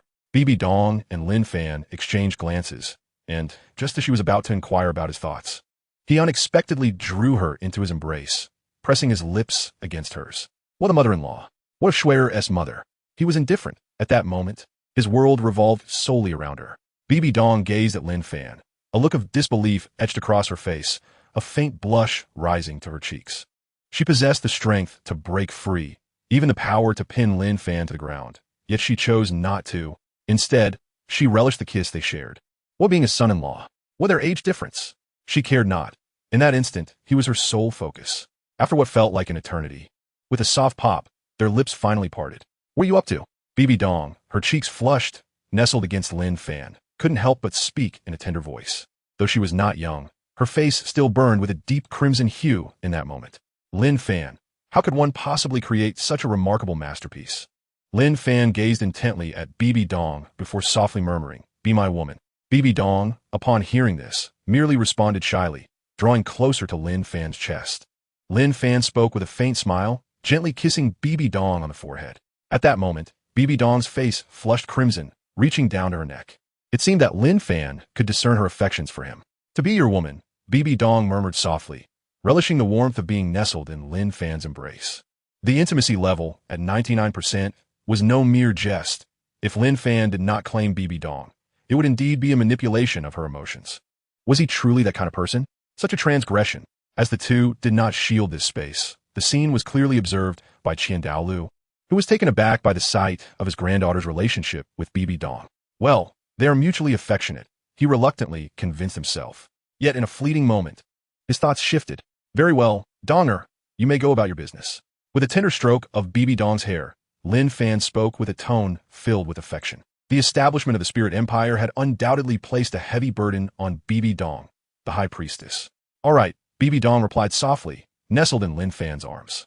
Subsequently, she slowly withdrew from his embrace, planting a kiss on his forehead before stepping away with a cheerful demeanor. "Donger," Lin Fan smiled contentedly as he watched her retreating figure. Perhaps he was a scoundrel, yet he understood that he would treat each of his beloved girls with utmost kindness. Lin Fan couldn't help but smile again at this thought. "Youngster, you have finally appeared before Lin Fan, ready to admonish him and impart some wisdom." Lin Fan gazed at the newcomer and softly uttered a sound of acknowledgement. "Is there something you wish to discuss?" Lin Fan gazed at Qian Daolu and inquired, "Are you aware of your actions?" Qian Daolu furrowed his brow, observing Lin Fan's demeanor, and could not help but feel a sense of helplessness. How could there exist such an audaciously shameless individual? "I am unaware." Lin Fan shook his head and said with a smile. Listening to Lin Fan's response, Qian Daolu felt an overwhelming surge of anger. Yet he found himself at a loss for words. He initially intended to reprimand Lin Fan, but the thought dissipated in the face of overwhelming strength. Despite his esteemed lineage as the grandfather of Qian Renxue, it was rendered utterly meaningless in the presence of such formidable power. Firstly, the pressure emanating from Lin Fan was evidently at a demigod level, far beyond what an unparalleled Douluo like him could withstand. Secondly, even if Lin Fan did not possess such might, if Bibi Dong chose to make his life difficult, he would be utterly powerless to resist. After stammering for a while, Qian Daolu could only utter a terse threat before departing in a rather dejected manner. Of course, it was merely a venting of frustrations. There was an endearing quality to Qian Daolu, despite his predicament. Lin Fan shrugged, observing the retreating figure of Qian Daolu, and couldn't help but chuckle. Subsequently, as if recalling someone, Lin Fan vanished from his spot. "This scoundrel!" he exclaimed, "Starry Forest, Lake of Life." Upon witnessing Lin Fan's actions, Gu Yuena could not suppress her ire, exclaiming in frustration, "He even dares to target my girlfriend's mother. What a beast! If it weren't for the future of the Beast clan, I, Gu Yuena, would never choose him." She pouted, her demeanor resembling that of a woman scorned. "Emperor Tian, our lord," remarked Bai Ji, observing Gu Yuena's expression with a hint of confusion. However, Emperor Tian merely shook his head, clearly accustomed to Gu Yuena's current state. Perhaps this is what love entails. Nonetheless, the Pope appears rather commendable. Gu Yuena mused, as the elemental god of darkness detected that Bibi Dong had reached the pinnacle of dark attributes, eliciting her admiration. "That wretched boy insists on opposing me. Wielding Shura divine power, he's truly intolerable. Sooner or later, I shall make him pay." Gu Yuena thought fiercely, feeling Lin Fan's aura. Emperor Tian and Bai Ji, upon hearing her words, dared not speak, remaining silent observers. What could mere servants of the two lords say? "Nar, I have arrived." In the next moment, Lin Fan materialized before Gu Yuena, leading to a dramatic scene. Upon seeing him, Gu Yuena leaped into his embrace, forgetting her earlier indignation and harsh words in that instant. "You naughty boy, why don't you come to accompany me?" Gu Yuena bit Lin Fan's shoulder, expressing her dissatisfaction. All right, my fault," Lin Fan replied softly, gently stroking Gu Yuena's back. "Am I truly that detestable? Did I make Xiaona so angry?" Lin Fan chuckled, recalling Gu Yuena's fierce remarks. Gu Yuena, upon hearing this, found herself at a loss for words, shifting her lips to Lin Fan's face. "A kiss from you is quite delightful," she said, her tone tinged with pride as she planted a kiss on his cheek. "By Ji, it seems our lord may truly be losing his senses," Emperor Tian remarked, pulling Bai Ji's attention to the scene. Bai Ji nodded in agreement. "Indeed, our lord is not quite himself." Chapter 150. Lin Fan, I've been whisked away by Nar. "Ha, of course, a kiss from you is wonderful." Upon hearing this, Lin Fan affectionately ruffled Gu Yuena's hair, smiling as he spoke. His dear Nar was truly the epitome of innocence and simplicity. Gu Yuena, mimicking the earlier demeanor of Bibi Dong, nestled closer into Lin Fan's embrace, embodying a charmingly naive disposition. "Aren't you going to give me a kiss?" Gu Yuena inquired, her cheeks flushed with a hint of confusion. Could it be that Lin Fan treated each woman differently? Contemplating this, Gu Yuena pouted in slight discontent. "What is this? Do you seek a kiss?" Lin Fan gazed at Gu Yuena's charming visage, captivated by her adorable demeanor. With a smile, he remarked, "Well, I desire it." To his surprise, the typically aloof Gu Yuena nestled against him, displaying a rare moment of endearment. All right. I shall grant your wish." Upon witnessing the scene, Lin Fan felt no particular concern and smiled as he spoke. He then leaned in and pressed his lips against Gu Yuena's. You are quite perceptive." Relishing Lin Fan's kiss, Gu Yuena felt a surge of happiness. "Master, shall we take our leave?" At that moment, a voice reached Gu Yuena's ears. It was then that she remembered that Di Tian and Bai Ji were still with her. "Gu Yuena, Lin Fan, you stubborn ghost, why won't you let go?" Feeling Lin Fan's unwavering grip, Gu Yuena couldn't help but convey her annoyance. In front of her kin, this was indeed too much. Ignoring Gu Yuena es transmission. Lin Fan brazenly continued to nibble on her lips, refusing to relent. "Gu Yuena, Di Tian, Bai Ji, Di Tian, shall we stay or depart?" Bai Ji whispered as she glanced in Di Tian's direction. "Since the master hasn't instructed us to leave, perhaps we should remain here for now," Di Tian remarked, slightly exasperated as he observed the affectionate display between Gu Yuena and Lin Fan. Surely, the master had not permitted their exit. With that thought, the two stood idly by, watching Lin Fan and Gu Yuena. Lin Fan, these two truly know their place. Gu Yuena, these two have completely lost their minds. After a moment, Lin Fan finally relented, allowing Gu Yuena to extricate herself from his embrace, her breath coming in quick bursts.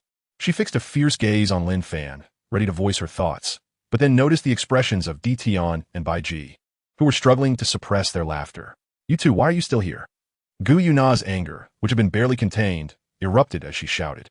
Upon hearing her words, Di Tian and Bai Ji appeared relieved, as if they were finally free to leave, which only served to further infuriate Gu Yuena. Observing her fierce demeanor, they swiftly made their escape. "What's wrong? Are you feeling unsatisfied?" Lin Fan chuckled at Gu Yuena's reaction. He stepped closer, taking her small hand in his and gently caressing it. "Indeed, Gu Yuena guritit hertit, e presink her displeasure." The scene that Di Tian and Bai Ji had witnessed had tainted the dignity of the Soul Bee Sovereign. "Come at me." Lin Fan observed the fierce expression on Gu Yuena's face and, with a hint of mischief, remarked, "Look at you." Upon noticing this, Gu Yuena's countenance darkened, and she fell silent. "Fool," she thought, as Lin Fan playfully pinched her cheek. "Humph." As Lin Fan's fingers brushed against her face, Gu Yuena instinctively attempted to evade him, only to realize that escape was futile. "Have you broken through?" Feeling the divine aura emanating from Lin Fan, Gu Yuena was taken aback. In her recollection, a level 1 deity should not possess such an abundance of soul power, should they? Your soul power? How? Before she could complete her inquiry, Lin Fan flashed her a knowing smile. He was well aware of her bewilderment. Gradually, he revealed his treasures. Wielding the Shura divine sword, behind him, a dragon deity's phantom emerged alongside 9 resplendent golden soul rings. 9 pure gold? 9 million year soul rings? Gu Yuena gazed in astonishment, her mouth agape. Surely, such a plethora of million-year soul rings could not exist in this world. However, the next moment brought her even greater shock. Swiftly, the dragon deity's phantom vanished, replaced by that of a tiger deity, with another 9 golden soul rings materializing. Dual martial souls, 18 golden soul rings? Gu Yuena was left in a daze, her conviction solidifying that Lin Fan was indeed the chosen one destined to lead her beast clan to glory. "So, I haven't held you back, have I?" Retracting the Shura divine sword and the 9 pure golden soul rings, Lin Fan lifted Gu Yuena's chin with his right hand, teasingly. "Oomph, I can't be bothered with you," Gu Yuena retorted, directing her gaze elsewhere. It was worth noting that, at this moment, Her strength was merely that of a limit Douluo, while Lin Fan stood at the pinnacle of quasi-deity, leaving her leagues behind. What? Is your strength insufficient? Seemingly perceiving Gu Yuena thoughts, Lin Fan chuckled. He then produced a pill from his hand, one he had acquired from Lin Linger, reputed to restore one's strength to its peak. Certainly something Gu Yuena could find invaluable. What is this? Gu Yuena inquired, her expression tinged with curiosity as she regarded the pill Lin Fan offered. It is important to note that, in the Douluo Continent, the concept of pills did not exist. Of course, a millennium later, the so-called Renxue pill would emerge. You'll know once you consume it, he replied. Lin Fan shrugged and smiled. He then directly fed the elixir into Gu Yuena's mouth. As soon as she swallowed it, she felt a significant surge in her internal strength. Not only that, but the injuries she had sustained a millennium ago began to heal at that very moment. In no time, her power soared to the pinnacle of the quasi-divine realm. From there, she ascended directly to the level of the triumvirate god. Yet, she did not cease her ascent. Soon, Gu Yuena's aura rose to the second-tier deity, then to the first-tier deity, reaching the pinnacle of that level. Finally, 9 divine rings manifested behind her, signifying her restoration to the rank of divine king. Overwhelmed with joy at the revival of her strength, Gu Yuena was teary-eyed with happiness. Just as she was about to leap into Lin Fan's embrace to express her excitement, she suddenly sensed something amiss within her body. Lin Fan seemed to sense something and was momentarily taken aback. Shortly thereafter, he found himself embraced by Gu Yuena and carried into a quaint wooden cabin nestled within the forest of Life's Lake. How could Lin Fan, possessing only peak quasi-divine strength, possibly extricate himself from Gu Yuena's hold? Lin Linger, it serves you right for giving me such a delicate name.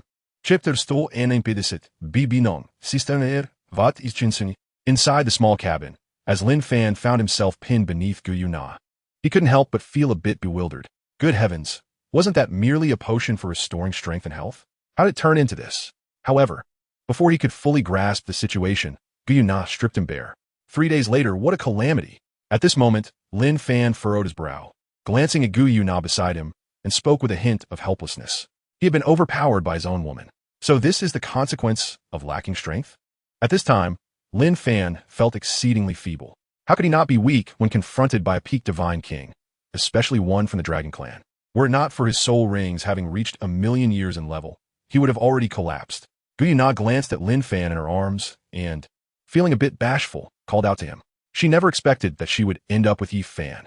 Now, Lin Fan forced a smile, yet spoke tenderly. I believe it is necessary for us to change the bed linens. As he felt the pure dragon's blood staining the sheets, he affectionately added, and then gently kissed Gu Yuena on the forehead.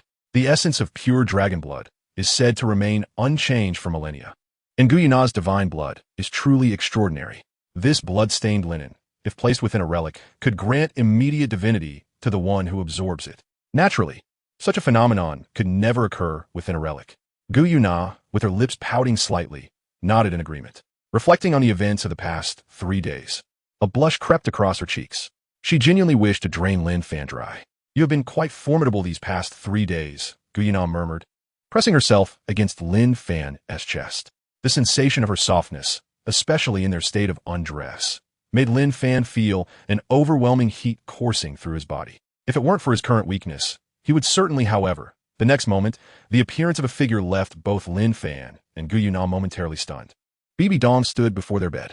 Oh no, Gu Yuena thought anxiously upon seeing the newcomer. She was well aware of the potential consequences if anyone discovered their actions, and had taken the liberty of relaxing the protective barrier. Yet now this high priestess, or rather, her sister, had arrived unexpectedly. Bibi Dong had been yearning for Lin Fan over the past 3 days, but had been unable to sense his location. Now, having finally detected him at the Lake of Life, she had rushed over, only to find him in bed with a girl she did not recognize. Sensing an unusual atmosphere, she glanced under the bed and noticed the blood that Gu Yuena had lost had already dripped down. Bibi Dong's expression turned complex as she cast a sorrowful look at Lin Fan. Lin Fan, Bibi Zong Pao Det. Visibly displeased as she directed her gaze towards Lin Fan nestled in Gu Yuena's embrace, voicing her discontent. What? Are you still being reckless in front of your sister? Please, sister, do not be like this, Gu Yuena replied with a smile, fully aware of Bibi Dong's true identity. She swiftly re-established the protective barrier, fearful of anyone like Qian discovering their activities. Sister? Bibi Dong's pupils dilated upon hearing Gu Yuena's words. This woman possessed divine power that far surpassed her own. I have lived for millions of years. Is it not acceptable for me to call you sister? Gu Yuena seemed to have realized something. Her gaze fixed on Bibi Dong, as if she had peered into her memories, astonished by the revelation. Wait here, sister. Gu Yuena conjured a layer of clothing and vanished from sight, only to reappear before Lin Fan and Bibi Dong shortly thereafter. Bibi Dong and Lin Fan exchanged a puzzled glance. Sister, who is Qian Sunji? Gu Yuena playfully stuck out her tongue at Lin Fan, then turned her gaze towards Bibi Dong and said with a smile, Sister, Guyang Xunye? I don't know her. Upon hearing this, Bibi Dong was taken aback. Somewhat perplexed as she replied, Qian Sunji, who is she? Why should I know her? Lin Fan seemed to have come to an understanding, casting an admiring glance towards Gu Yuena. Observing Lin Fan's demeanor, Gu Yuena could not help but raise her head with a touch of pride. Sister Nair. Bibi Dong stepped forward, linking arms with Gu Yuena, and gently called out. Gu Yuena shot a more haughty glance at Lin Fan, who lay upon the bed, and playfully stuck out her tongue. It was evident that Gu Yuena wielded the divine power of time at a godly level, altering Bibi Dong's experiences. We shall prepare some food for this little rascal. Gu Yuena and Bibi Dong approached, playfully pinching Lin Fan's cheek as they spoke with laughter. Once I ascend to divinity, Nair, your fate will be sealed. Lin Fan glared at Gu Yuena and spoke with irritation. Oh, is that so? I shall await your demonstration. Gu Yuena, upon hearing this, wore a skeptical expression. Her current strength had already reached the elemental mastery akin to that of the dragon god, rivaling the pinnacle of the god king. Even if Lin Fan possessed the full soul power of the Shura god, he might still fall short in comparison to her. Of course, Gu Yuena could not fathom the existence of a system in this world. Before long, she would find herself pinned beneath Lin Fan. At that moment, one of her would not suffice to satisfy him. Just then, a teasing voice echoed in Lin Fan's mind. It need not be stated that it was the system, now forcibly renamed Lin Linger by him. Linger, what good deeds have you accomplished? Lin Fan's expression darkened as he inquired. Oh, what's the matter, young Lin Fan? Feeling a bit overwhelmed? Sensing Lin Fan's current predicament, the system couldn't help but tease him, continuing, So, what mischief have you been up to? Lin Fan's expression darkened further. Yet he pressed on with his inquiries. What else can I do? It is merely for your benefit. That elixir contains nothing but aphrodisiacs. The system, reveling in the chaos, chimed in. Upon hearing those words, Lin Fan fell silent. Aphrodisiac? How absurd. Am I that kind of person?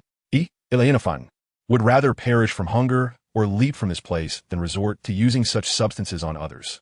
Seemingly perceiving Lin Fan's thoughts, Lin Linger continued with a laugh. Ha. You need not worry. I shall assist you. Upon hearing this, Lin Fan helplessly closed his eyes. Alas, this system of yours is certainly not a convenient one.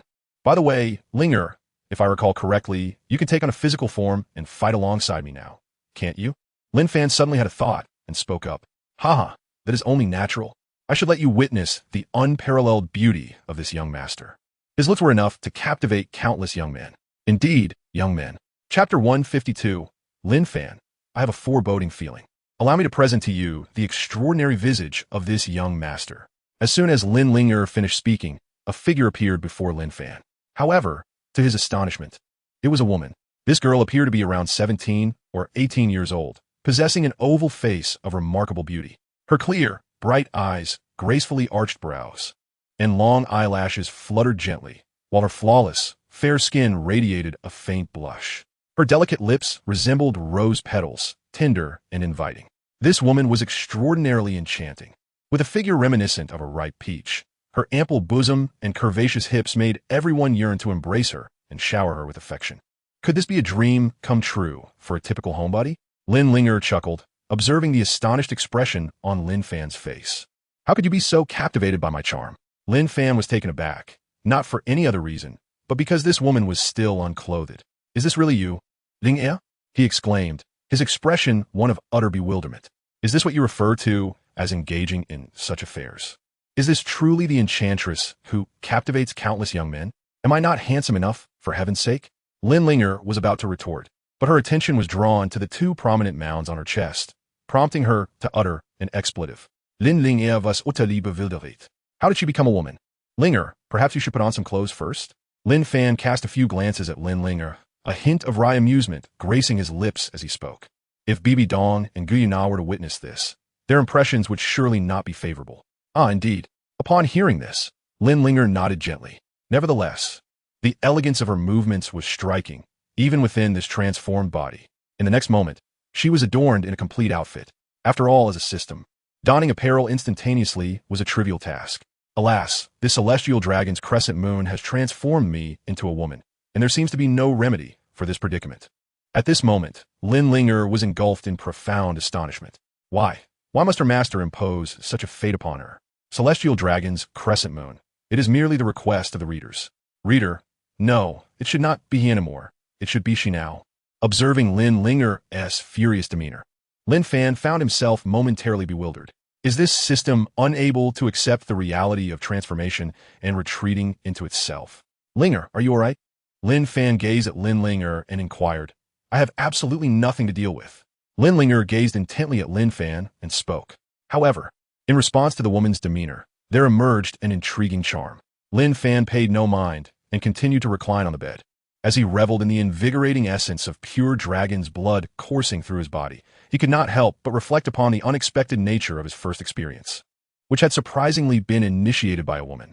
How careless of him. Honey, is someone there? Came the voice of Gu Yuena, instantly causing Lin Fan to feel a sense of foreboding. Meanwhile, Lin Linger seemed to be lost in her own world, still grappling with the reality of her transformation into a girl. Before Lin Fan could fully process the situation, Gu Yuena entered the room. Upon seeing Lin Linger's expression of resentment, she appeared momentarily bewildered. Honey, who is this person? Gu Yuena inquired as she settled herself beside Lin Fan on the bed, a playful smile adorning her face. Observing Gu Yuena's demeanor, Lin Fan felt a surge of alarm within him. He sensed that he was in deep trouble. What are you doing? Am I not allowed to be here? Lin Linger was quite displeased upon discovering her transformation into a woman. How dare a mere peak god king flaunt his arrogance before her? Hearing such words, Gu Yuena couldn't help but furrow her brow.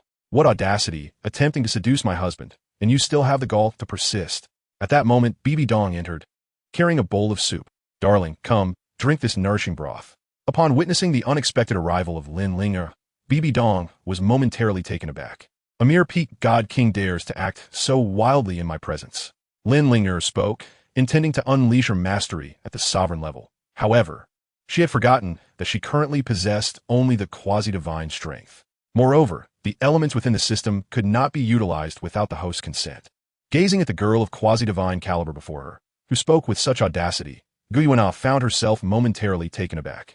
Had she perhaps consumed too much of the Wang Zhanyo by herbal remedy? Furthermore, how could such a stunning beauty express herself so rudely? Ah, sister. Lin Linger gazed at Gu Yuena with a hint of trepidation, somewhat conceding as she spoke. I'm not timid. I'm merely being sincere. Sister? Hearing Lin Linger's words, Gu Yuena couldn't help but furrow her brow. Sister? Gu Yuena cast a beaming smile in the direction of Lin Fan, her expression radiating sincerity. So it turns out you're my younger sister, Gu Yuena approached Lin Fan, her smile sweet and endearing. Quite impressive. Your figure surpasses even that of Donger and me. Gu Yuena remarked with a tinge of jealousy, while her smile only grew more delightful. Who is your sister? Get lost. Upon hearing this, Lin Linger immediately felt indignant. What nonsense is this? How have I become your sister? Go away. I am a distinguished peak-level sovereign, and you dare to address me as a big man's sister? Oh, not a sister. What? Do you aspire to be an elder sister instead? Gu Yuena, upon overhearing these words, cast a sweeter gaze in Lin Fan's direction and said through gritted teeth. Even Bibi Dong could not help but furrow her brows. My dear, it seems you have gone a bit too far, Bibi Dong remarked, eyeing Lin Fan with clenched teeth. I have a foreboding feeling. Synopsis, Lin Fan, a typical university student of the 21st century and an ardent fan of Douluo, finds himself inexplicably transported to the world of Douluo Continent. Through persistent persuasion and with the aid of a system, he reaches the formidable level of 96. However, such power does not alter the continental dynamics. What awaits him is the forging of alliances and the ultimate ambition of unifying the entire Douluo Star.